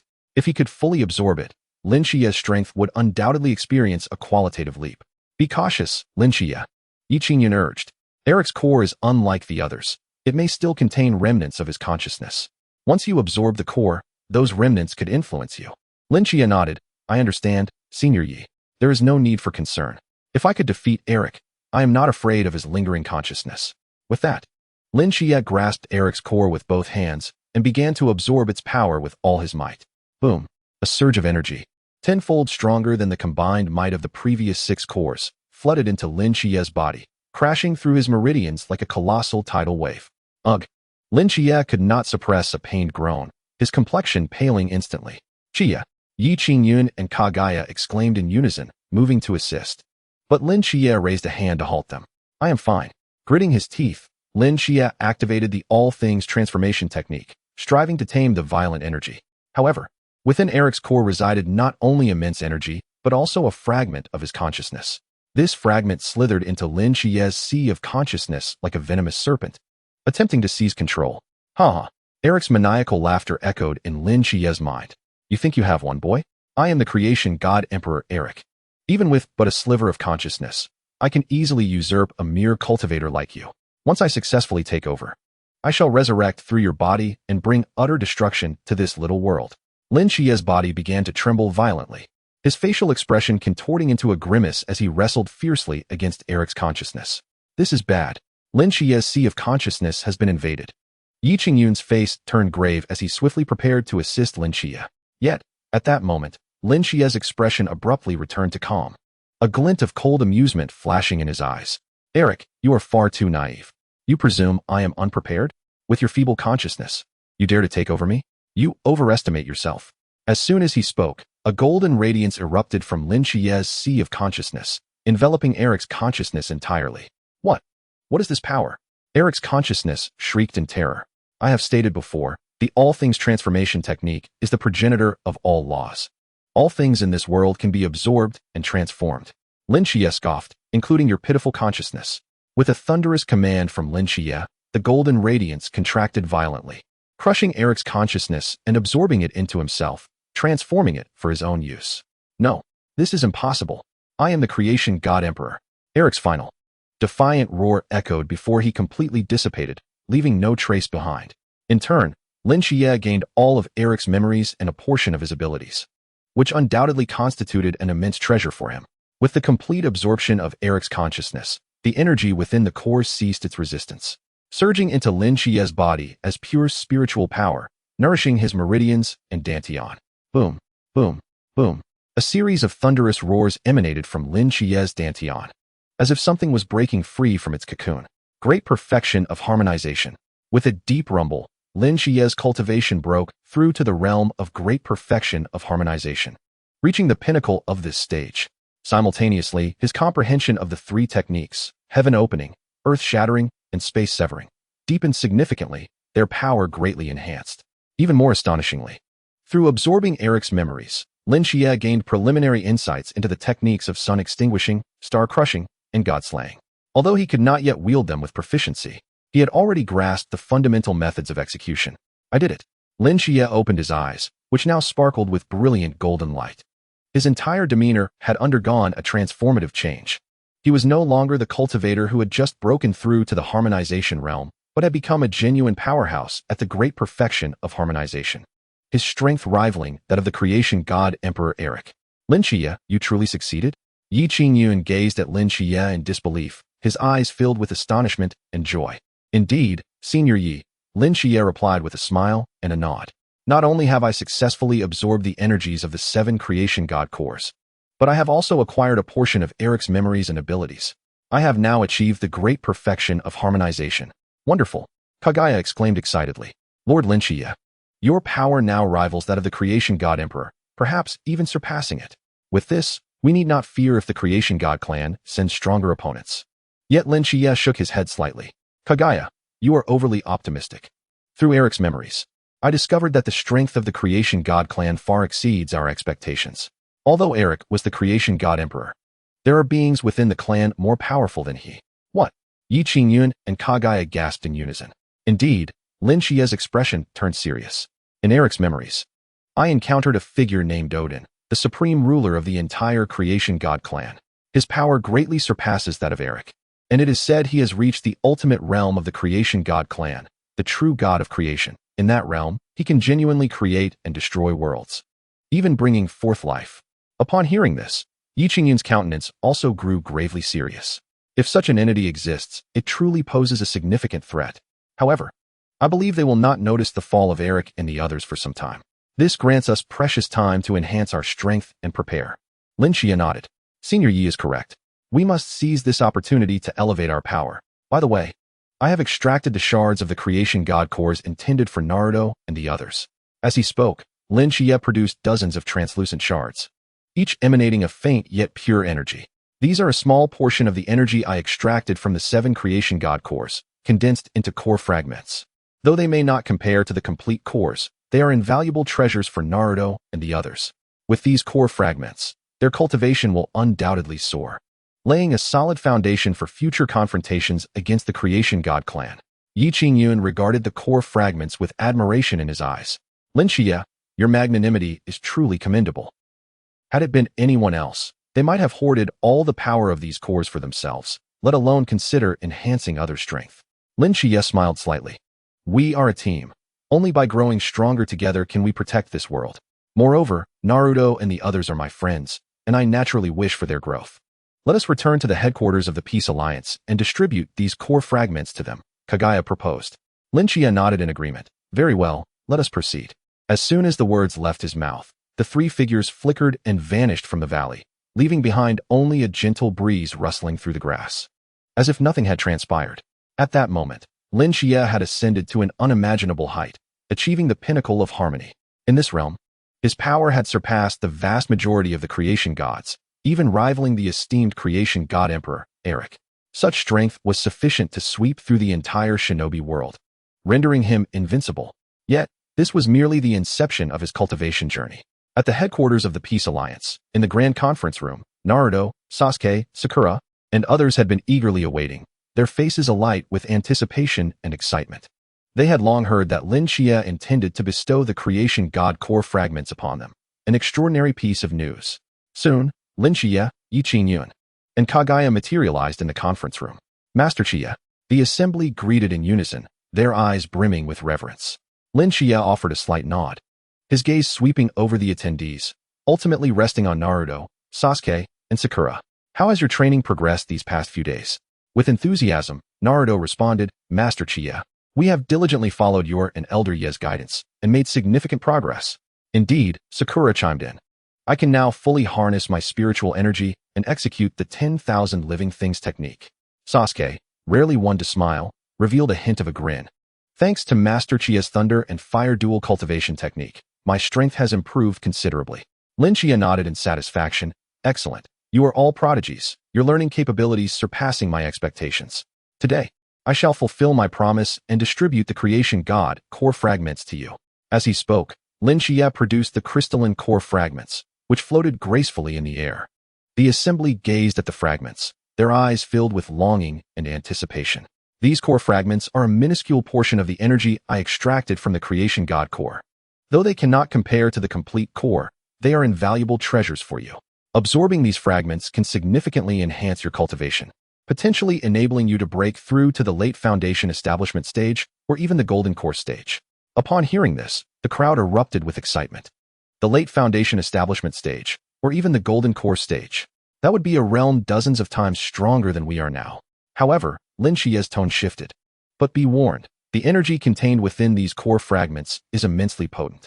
Rushing to absorb them could harm your bodies. Therefore, Elder Yi and I will personally guide you through the process, ensuring every step is executed flawlessly. Yi Qingyan nodded in agreement. Lin Shiya is correct. Impatience is the greatest taboo on the path of cultivation. It is far better to proceed slowly and ensure a solid foundation, thus allowing you to travel further. The assembly nodded in understanding and agreement. Now, I shall distribute the core fragments to each of you. With a wave of his hand, the core fragments began to categorize themselves, floating before different individuals. Naruto, Sasuke, and Sakura each received 3 fragments, while others, such as Kakashi and Itachi, received 1 or 2, based on their talents and potential. Thank you, Master Chiya. The crowd exclaimed, their excitement palpable, some even at a loss for words. Lin Shiya smiled gently. No need for thanks. Elevating your strength is also for your own protection and that of this world. Now let us commence. Under the guidance of Lin Shiya and Yi Qingyun, the assembly began to absorb the energy from the core fragments. Naruto was the first to begin. He sat cross-legged on the ground, holding one of the core fragments in his hand, and commenced the operation of the 9 transformations golden core technique as instructed by Lin Shiya. Soon, the energy from the core fragment began to flow gently into Naruto's body, merging with his spiritual power and the strength of the 9 tails, forming a peculiar golden red energy. Yes, just like that, Lin Shiya instructed from the side, guiding the energy into Naruto's dantian, where it was gradually refined. Do not rush, take your time, and feel the flow and transformation of the energy. Following Lin Shiya's guidance, Naruto cautiously directed the energy into his dantian, slowly refining and absorbing it. Approximately half an hour later, he completely absorbed the energy from the first core fragment, his cultivation soaring from the early foundation establishment stage to the mid-foundation establishment stage. That was astonishing. Naruto exclaimed, his eyes wide with delight. I feel my strength has increased several-fold. Lin Shiya nodded. This is merely the effect of the first core fragment. Once you absorb all 3, your power will ascend even further. Naruto's success instilled great confidence in the others, prompting them to immerse themselves fully in the absorption of the core fragments. Sasuke and Sakura also successfully absorbed their first core fragments, their cultivation likewise advancing from the early foundation establishment stage to the mid-foundation establishment stage. Kakashi, Itachi, and others also made commendable progress, demonstrating notable enhancements in their cultivation.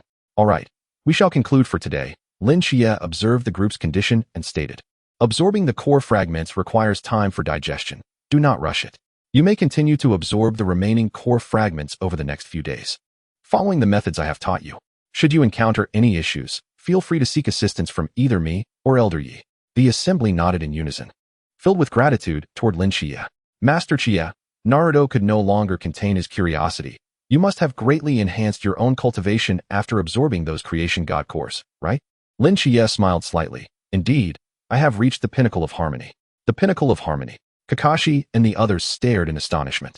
While they may not have been well versed in the hierarchies of the cultivation realm, they understood how unattainable the realm of harmony was, let alone its pinnacle. Master Chiya is truly formidable, they murmured. What a miraculous feat. No wonder Master Chiya possesses such unparalleled talent. The crowd marveled, their gazes toward Lin Shiya thick with reverence. Yet, Lin Shiya waved his hand dismissively. Cultivation is but one facet. The essence lies in one's character and understanding of the Tao. Though I have attained the pinnacle of harmony, I remain far from the true completeness of the great Tao. Yi Qingyun observed Lin Shiya with admiration. Lin Shiya, your character and cultivation have surpassed many of the elder generation of cultivators. To possess such insight at your age is indeed a rarity. On your future path of cultivation, you are destined to travel further and achieve even greater brilliance. Lin Shiya respectfully bowed to Yi Qingyun. Thank you, Elder Yi, for your guidance and praise. I still have much to learn and must continue striving. Yi Qingyun nodded in satisfaction, then turned to the assembly. All right, everyone, take some time to rest. Tomorrow, I will impart further cultivation techniques to aid you in mastering your spiritual energy and enhancing your cultivation. The assembly responded with excitement and subsequently departed the conference room. each returning to rest and digest the day's gains. Lin Xie, Yi Qingyun, and Kagaya remained in the conference room, continuing their discussion on forthcoming plans and arrangements. Lin Xie, Yi Qingyun began, through this sharing of core fragments. Your reputation within the Peace Alliance has ascended to unprecedented heights. Almost everyone harbors profound admiration and gratitude towards you, which is exceedingly advantageous for the future unity of the ninja world in their collective struggle against the Celestial God clan. Lin Xie nodded, stating, I have merely done what ought to be done. This world has nurtured me, and its people are my friends and family. Naturally, I shall do everything within my power to assist them in becoming stronger, safeguarding this world together. Kagaya, standing nearby, also nodded in agreement, expressing her admiration for Lin Xie's magnanimity and vision. I firmly believe that under your leadership, this world shall withstand the invasion of the Celestial God clan and usher in a true peace. Lin Xie smiled faintly, choosing not to elaborate further. Their journey ahead remained long, and the challenges would only grow more formidable. Yet, he would steadfastly protect this world and the individuals he cherished. This was both his choice and his responsibility. The following morning, Lin Xie ventured into a secluded valley, preparing to cultivate the 9 styles of heaven slashing. After absorbing 7 fragments of the Celestial God core, Lin Xie not only achieved a profound level of mastery, but also deepened his understanding of the 9 styles of heaven slashing. He had already mastered the first 3 styles, opening heaven, splitting earth, and severing void, remarkably well, their might astonishing. Moreover, through the absorption of Eric's memories, he had attained a preliminary comprehension of the last 3 styles, extinguishing sun, crumbling stars, and god-slaying. Although he could not yet wield them with proficiency, he had grasped the fundamental techniques. As for the final 3 styles, reversing fate, devouring heaven, and returning to origin, they required further study and insight. Today, I shall first attempt the extinguishing sunsword style, Lin Xie mused to himself, then began to concentrate deeply. Recalling the description of the extinguishing sun from the bamboo scroll of the 9 styles of heaven slashing. The 4th style, extinguishing sun, described a sword light akin to the sun, capable of illuminating the universe, incinerating all things, and obliterating everything. Lin Xie closed his eyes, savoring the essence of this phrase. To extinguish the sun, as the name implies, signifies the ability to wield a terrifying power capable of extinguishing a celestial body. Yet Lin Xie understood that this transcended mere literal interpretation. It represented a realm, a symbol of potency. The sun epitomizes light, burning, and energy. The extinguishing sun sword style seeks to attain the level of extinguishing the sun, a state where all energy and radiance cease to exist. With this thought, Lin Xie abruptly opened his eyes, summoning a purple-gold spiritual power-long sword in his hand, and began to practice the extinguishing sun sword style. He channeled all his spiritual energy into the sword, which began to emit a dazzling brilliance, resembling a miniature sun. However, this radiance soon began to retract, coalescing as if it sought to absorb all surrounding light. Extinguish the sun, Lin Xie exclaimed softly, thrusting the long sword forward with sudden ferocity. Boom! A jet of sword energy, entirely different from before, erupted from the sword's tip. This sword energy was no longer resplendent. Instead, it resembled a black hole, devouring all surrounding light and energy. Where the sword energy passed, even sunlight was absorbed, forming a black corridor that evoked trepidation. I've succeeded. A glimmer of joy flickered in Lin Xie's eyes, though it quickly settled into calmness. While he had initially grasped the extinguishing sun sword style, he recognized it was merely the surface. A long journey lay ahead before he could truly master it. For the next several hours, Lin Xie diligently practiced the extinguishing sun sword style, each attempt yielding new insights and advancements. By midday, he had become relatively adept at wielding the extinguishing sun sword style, its power having multiplied several times from its initial form. Time for a brief respite. In the afternoon, I shall attempt the crumbling star sword style, Lin Xie murmured to himself, settling down to meditate. Just then, a faint sound of footsteps interrupted his contemplation. Who goes there? Lin Xie opened his eyes, directing his gaze toward the source of the noise. I apologize, Lord Lin Xie. I didn't mean to disturb you, a delicate voice chimed in, followed by the emergence of a figure from the thicket, Hinata Hyuga. Hinata? Lin Xie expressed surprise. What brings you here? Hinata's cheeks flushed a shade of crimson as she lowered her gaze, her fingers intertwining nervously, betraying her anxiety. I came to express my gratitude to Lord Lin Xie. Gratitude for me?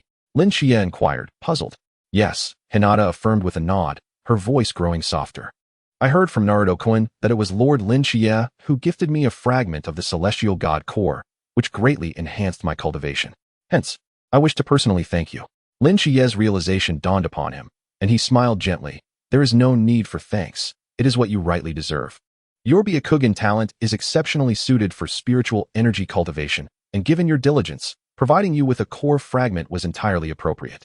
Hinata's cheeks reddened further at Shichiya's praise. I am undeserving of such compliments from you, Lord Shichiya. Observing Hinata's bashful demeanor, Shichiya couldn't help but smile. How goes your cultivation? Do you encounter any challenges that require guidance? Hinata lifted her gaze, her eyes sparkling with surprise. Would you truly be willing to guide me? Lord Shichiya? Of course, Shichiya nodded. I happen to be taking a break. Feel free to ask me anything. Hinata eagerly nodded, then mustered her courage to share some of the difficulties she faced during her cultivation. It turned out that after absorbing the core fragment, her cultivation had risen from the early stage of foundation establishment to the mid-stage. However, she noticed some changes in her Byakugan, enabling her to perceive things that were previously invisible to her, which left her feeling somewhat confused and uneasy. Shichiya listened attentively, nodding slightly. That is quite normal.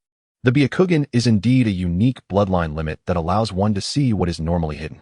The infusion of spiritual energy has further elevated your Byakugan, enabling you to perceive the flow of spiritual energy and even some spatial fluctuations. This, in fact, is a positive development, indicating your talent is even greater than I had anticipated. Hinata's anxiety eased upon hearing Shichiya's explanation. I see. I thought something had gone awry. Shichiya smiled gently. There is no need for concern. This is a good thing. However, since your Byakugan has undergone such changes, I have a suggestion. What suggestion? Hinata inquired curiously. I can teach you a special eye technique called Heavenly Eye Observation Technique, which will enable you to better utilize the changes in your Byakugan, allowing you to perceive the flow of spiritual energy and spatial fluctuations, even foreseeing dangers. This technique, combined with your Byakugan, will amplify your power significantly. Hinata's eyes sparkled with delight and gratitude upon hearing this. Thank you, Lord Shichiya. In the following hours, Shichiya patiently instructed Hinata in the Heavenly Eye Observation Technique, elucidating its key aspects and precautions. Hinata proved to be a bright student, quickly grasping the foundational elements of the technique. Your talent is commendable, and your capacity for learning is impressive, Shichiya remarked with satisfaction. Continue to strive, and your future achievements shall be boundless. Hinata's face flushed with bashfulness. It is all thanks to your guidance, Lord Shichiya. Shichiya smiled slightly, refraining from further commentary. Just then, Hinata appeared to recall something, retrieving a small box from her bosom and presenting it to Shichiya. Lord Shichiya, I have prepared some snacks with my own hands. Please accept them. Shichiya glanced at the small box and then graciously accepted it. Thank you. Hinata beamed with joy upon witnessing Shichiya accept her gift. Then I shall not disturb Lord Shichiya's training, she said, bowing deeply before preparing to take her leave. Wait, Shichiya suddenly interjected. Since you are here, why not stay a while longer and observe my practice of the 9 styles of heaven slaying? It may provide inspiration for your own training. Hinata's eyes sparkled with delight. Is that really possible? She inquired. Shichiya nodded affirmatively. Of course. Overwhelmed with excitement, Hinata nodded enthusiastically and obediently seated herself to the side, ready to watch Shichiya train. Shichiya, undeterred, rose to his feet and commenced his practice of the star-crushing sword technique. The 5th style, star-crushing, possesses the power to obliterate stars, instilling trepidation even in the creator gods. As Shichiya recalled the descriptions from the ancient scrolls, he endeavored to grasp the profound essence of the star-crushing sword technique. If the sun-extinguishing technique embodies the consumption of energy and light, then star-crushing epitomizes pure annihilation, a manifestation of destruction at its zenith. A violet gold sword of spiritual energy coalesced in Shichiya's grasp as he began to practice the star-crushing sword technique. Focusing all his spiritual energy into the blade, the sword emanated an aura of terrifying destruction, as if capable of vanquishing all in its path. Star-crushing, Shichiya exclaimed, thrusting the sword forward with vigor. Boom! A horrific sword energy shot forth from the tip, collapsing the space around it and fracturing the ground beneath. Trees were reduced to dust, as if truly capable of annihilating stars. Incredible! Hinata gasped, momentarily rendered speechless. Shichiya surveyed the devastation before him, shaking his head slightly. Not pure enough. The power has dissipated.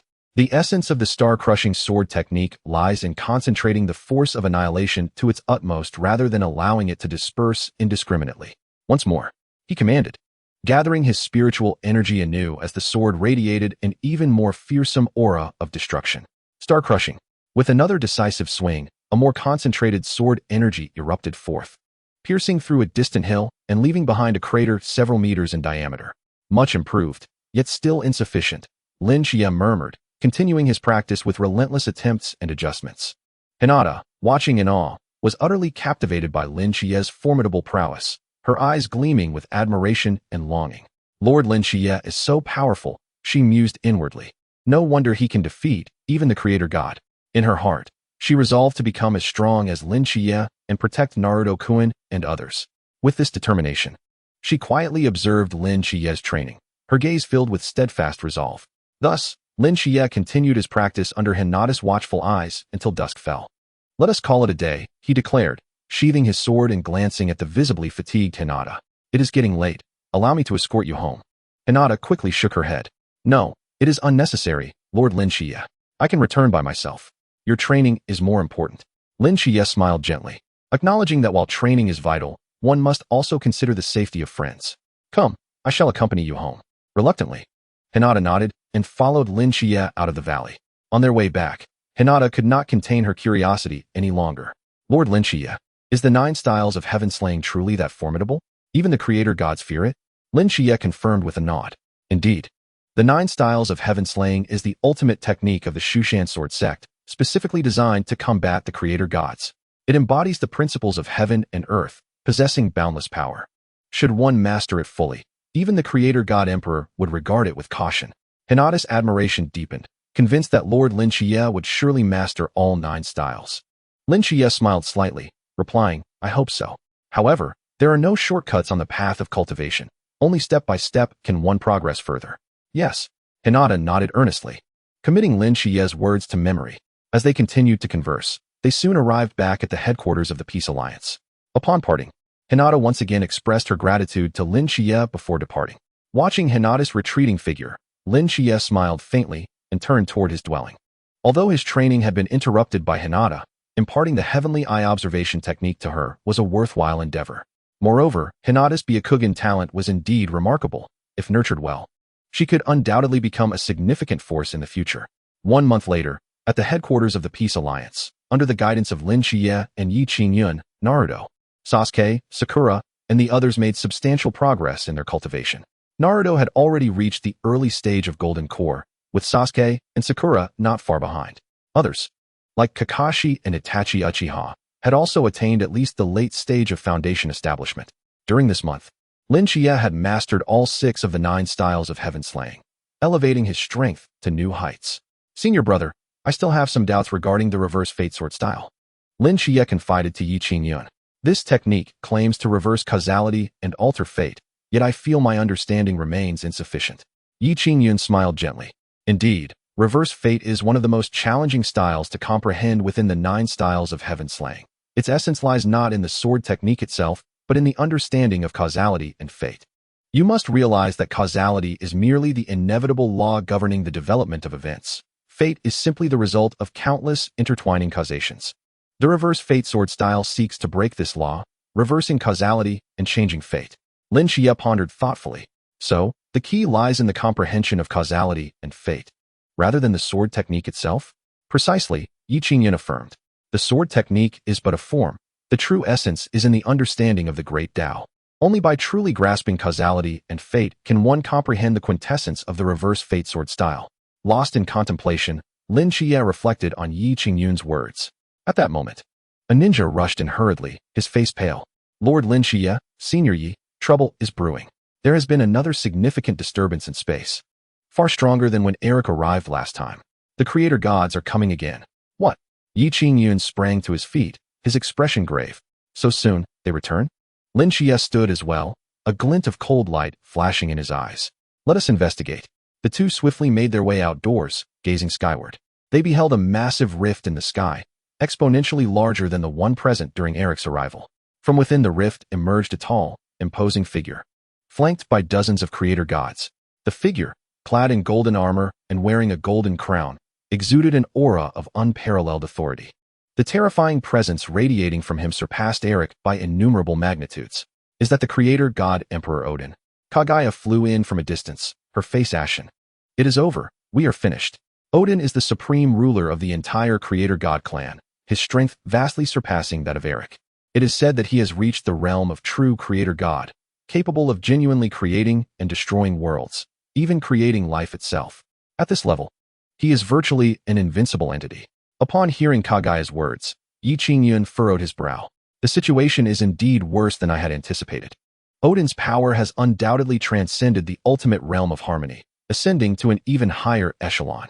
Even I find myself inadequate in his presence. As the crowd engaged in discourse, Odin approached Lin Shichiya with an unexpected intent. Contrary to the anticipations of all, his purpose for confronting Lin Shichiya was not to sow discord. In fact, upon encountering Lin Shichiya, he bowed respectfully. Lin Shichiya, I acknowledge your prowess. I wonder if you would be willing to assume the mantle of dominion over the world at this juncture. Only you possess the capability to restore equilibrium to our realm. In stark contrast to the astonishment of those around him, Lin Shichiya exhibited no surprise. He stepped forth decisively, accepting Odin's proposition. I accept your request to become the sovereign of the world. Odin nodded in satisfaction at these words. This was the Lin Shichiya he had esteemed, one capable of leading the world back to tranquility. Lin Shichiya did not disappoint Odin's expectations. In the days that followed, the world grew increasingly stable due to Lin Shichiya's presence. Simultaneously, he became a legend in his own right. The narrative concludes here. Thank you for listening. If you enjoyed this tale, please consider subscribing and liking to show your support. Until we meet again in the next story.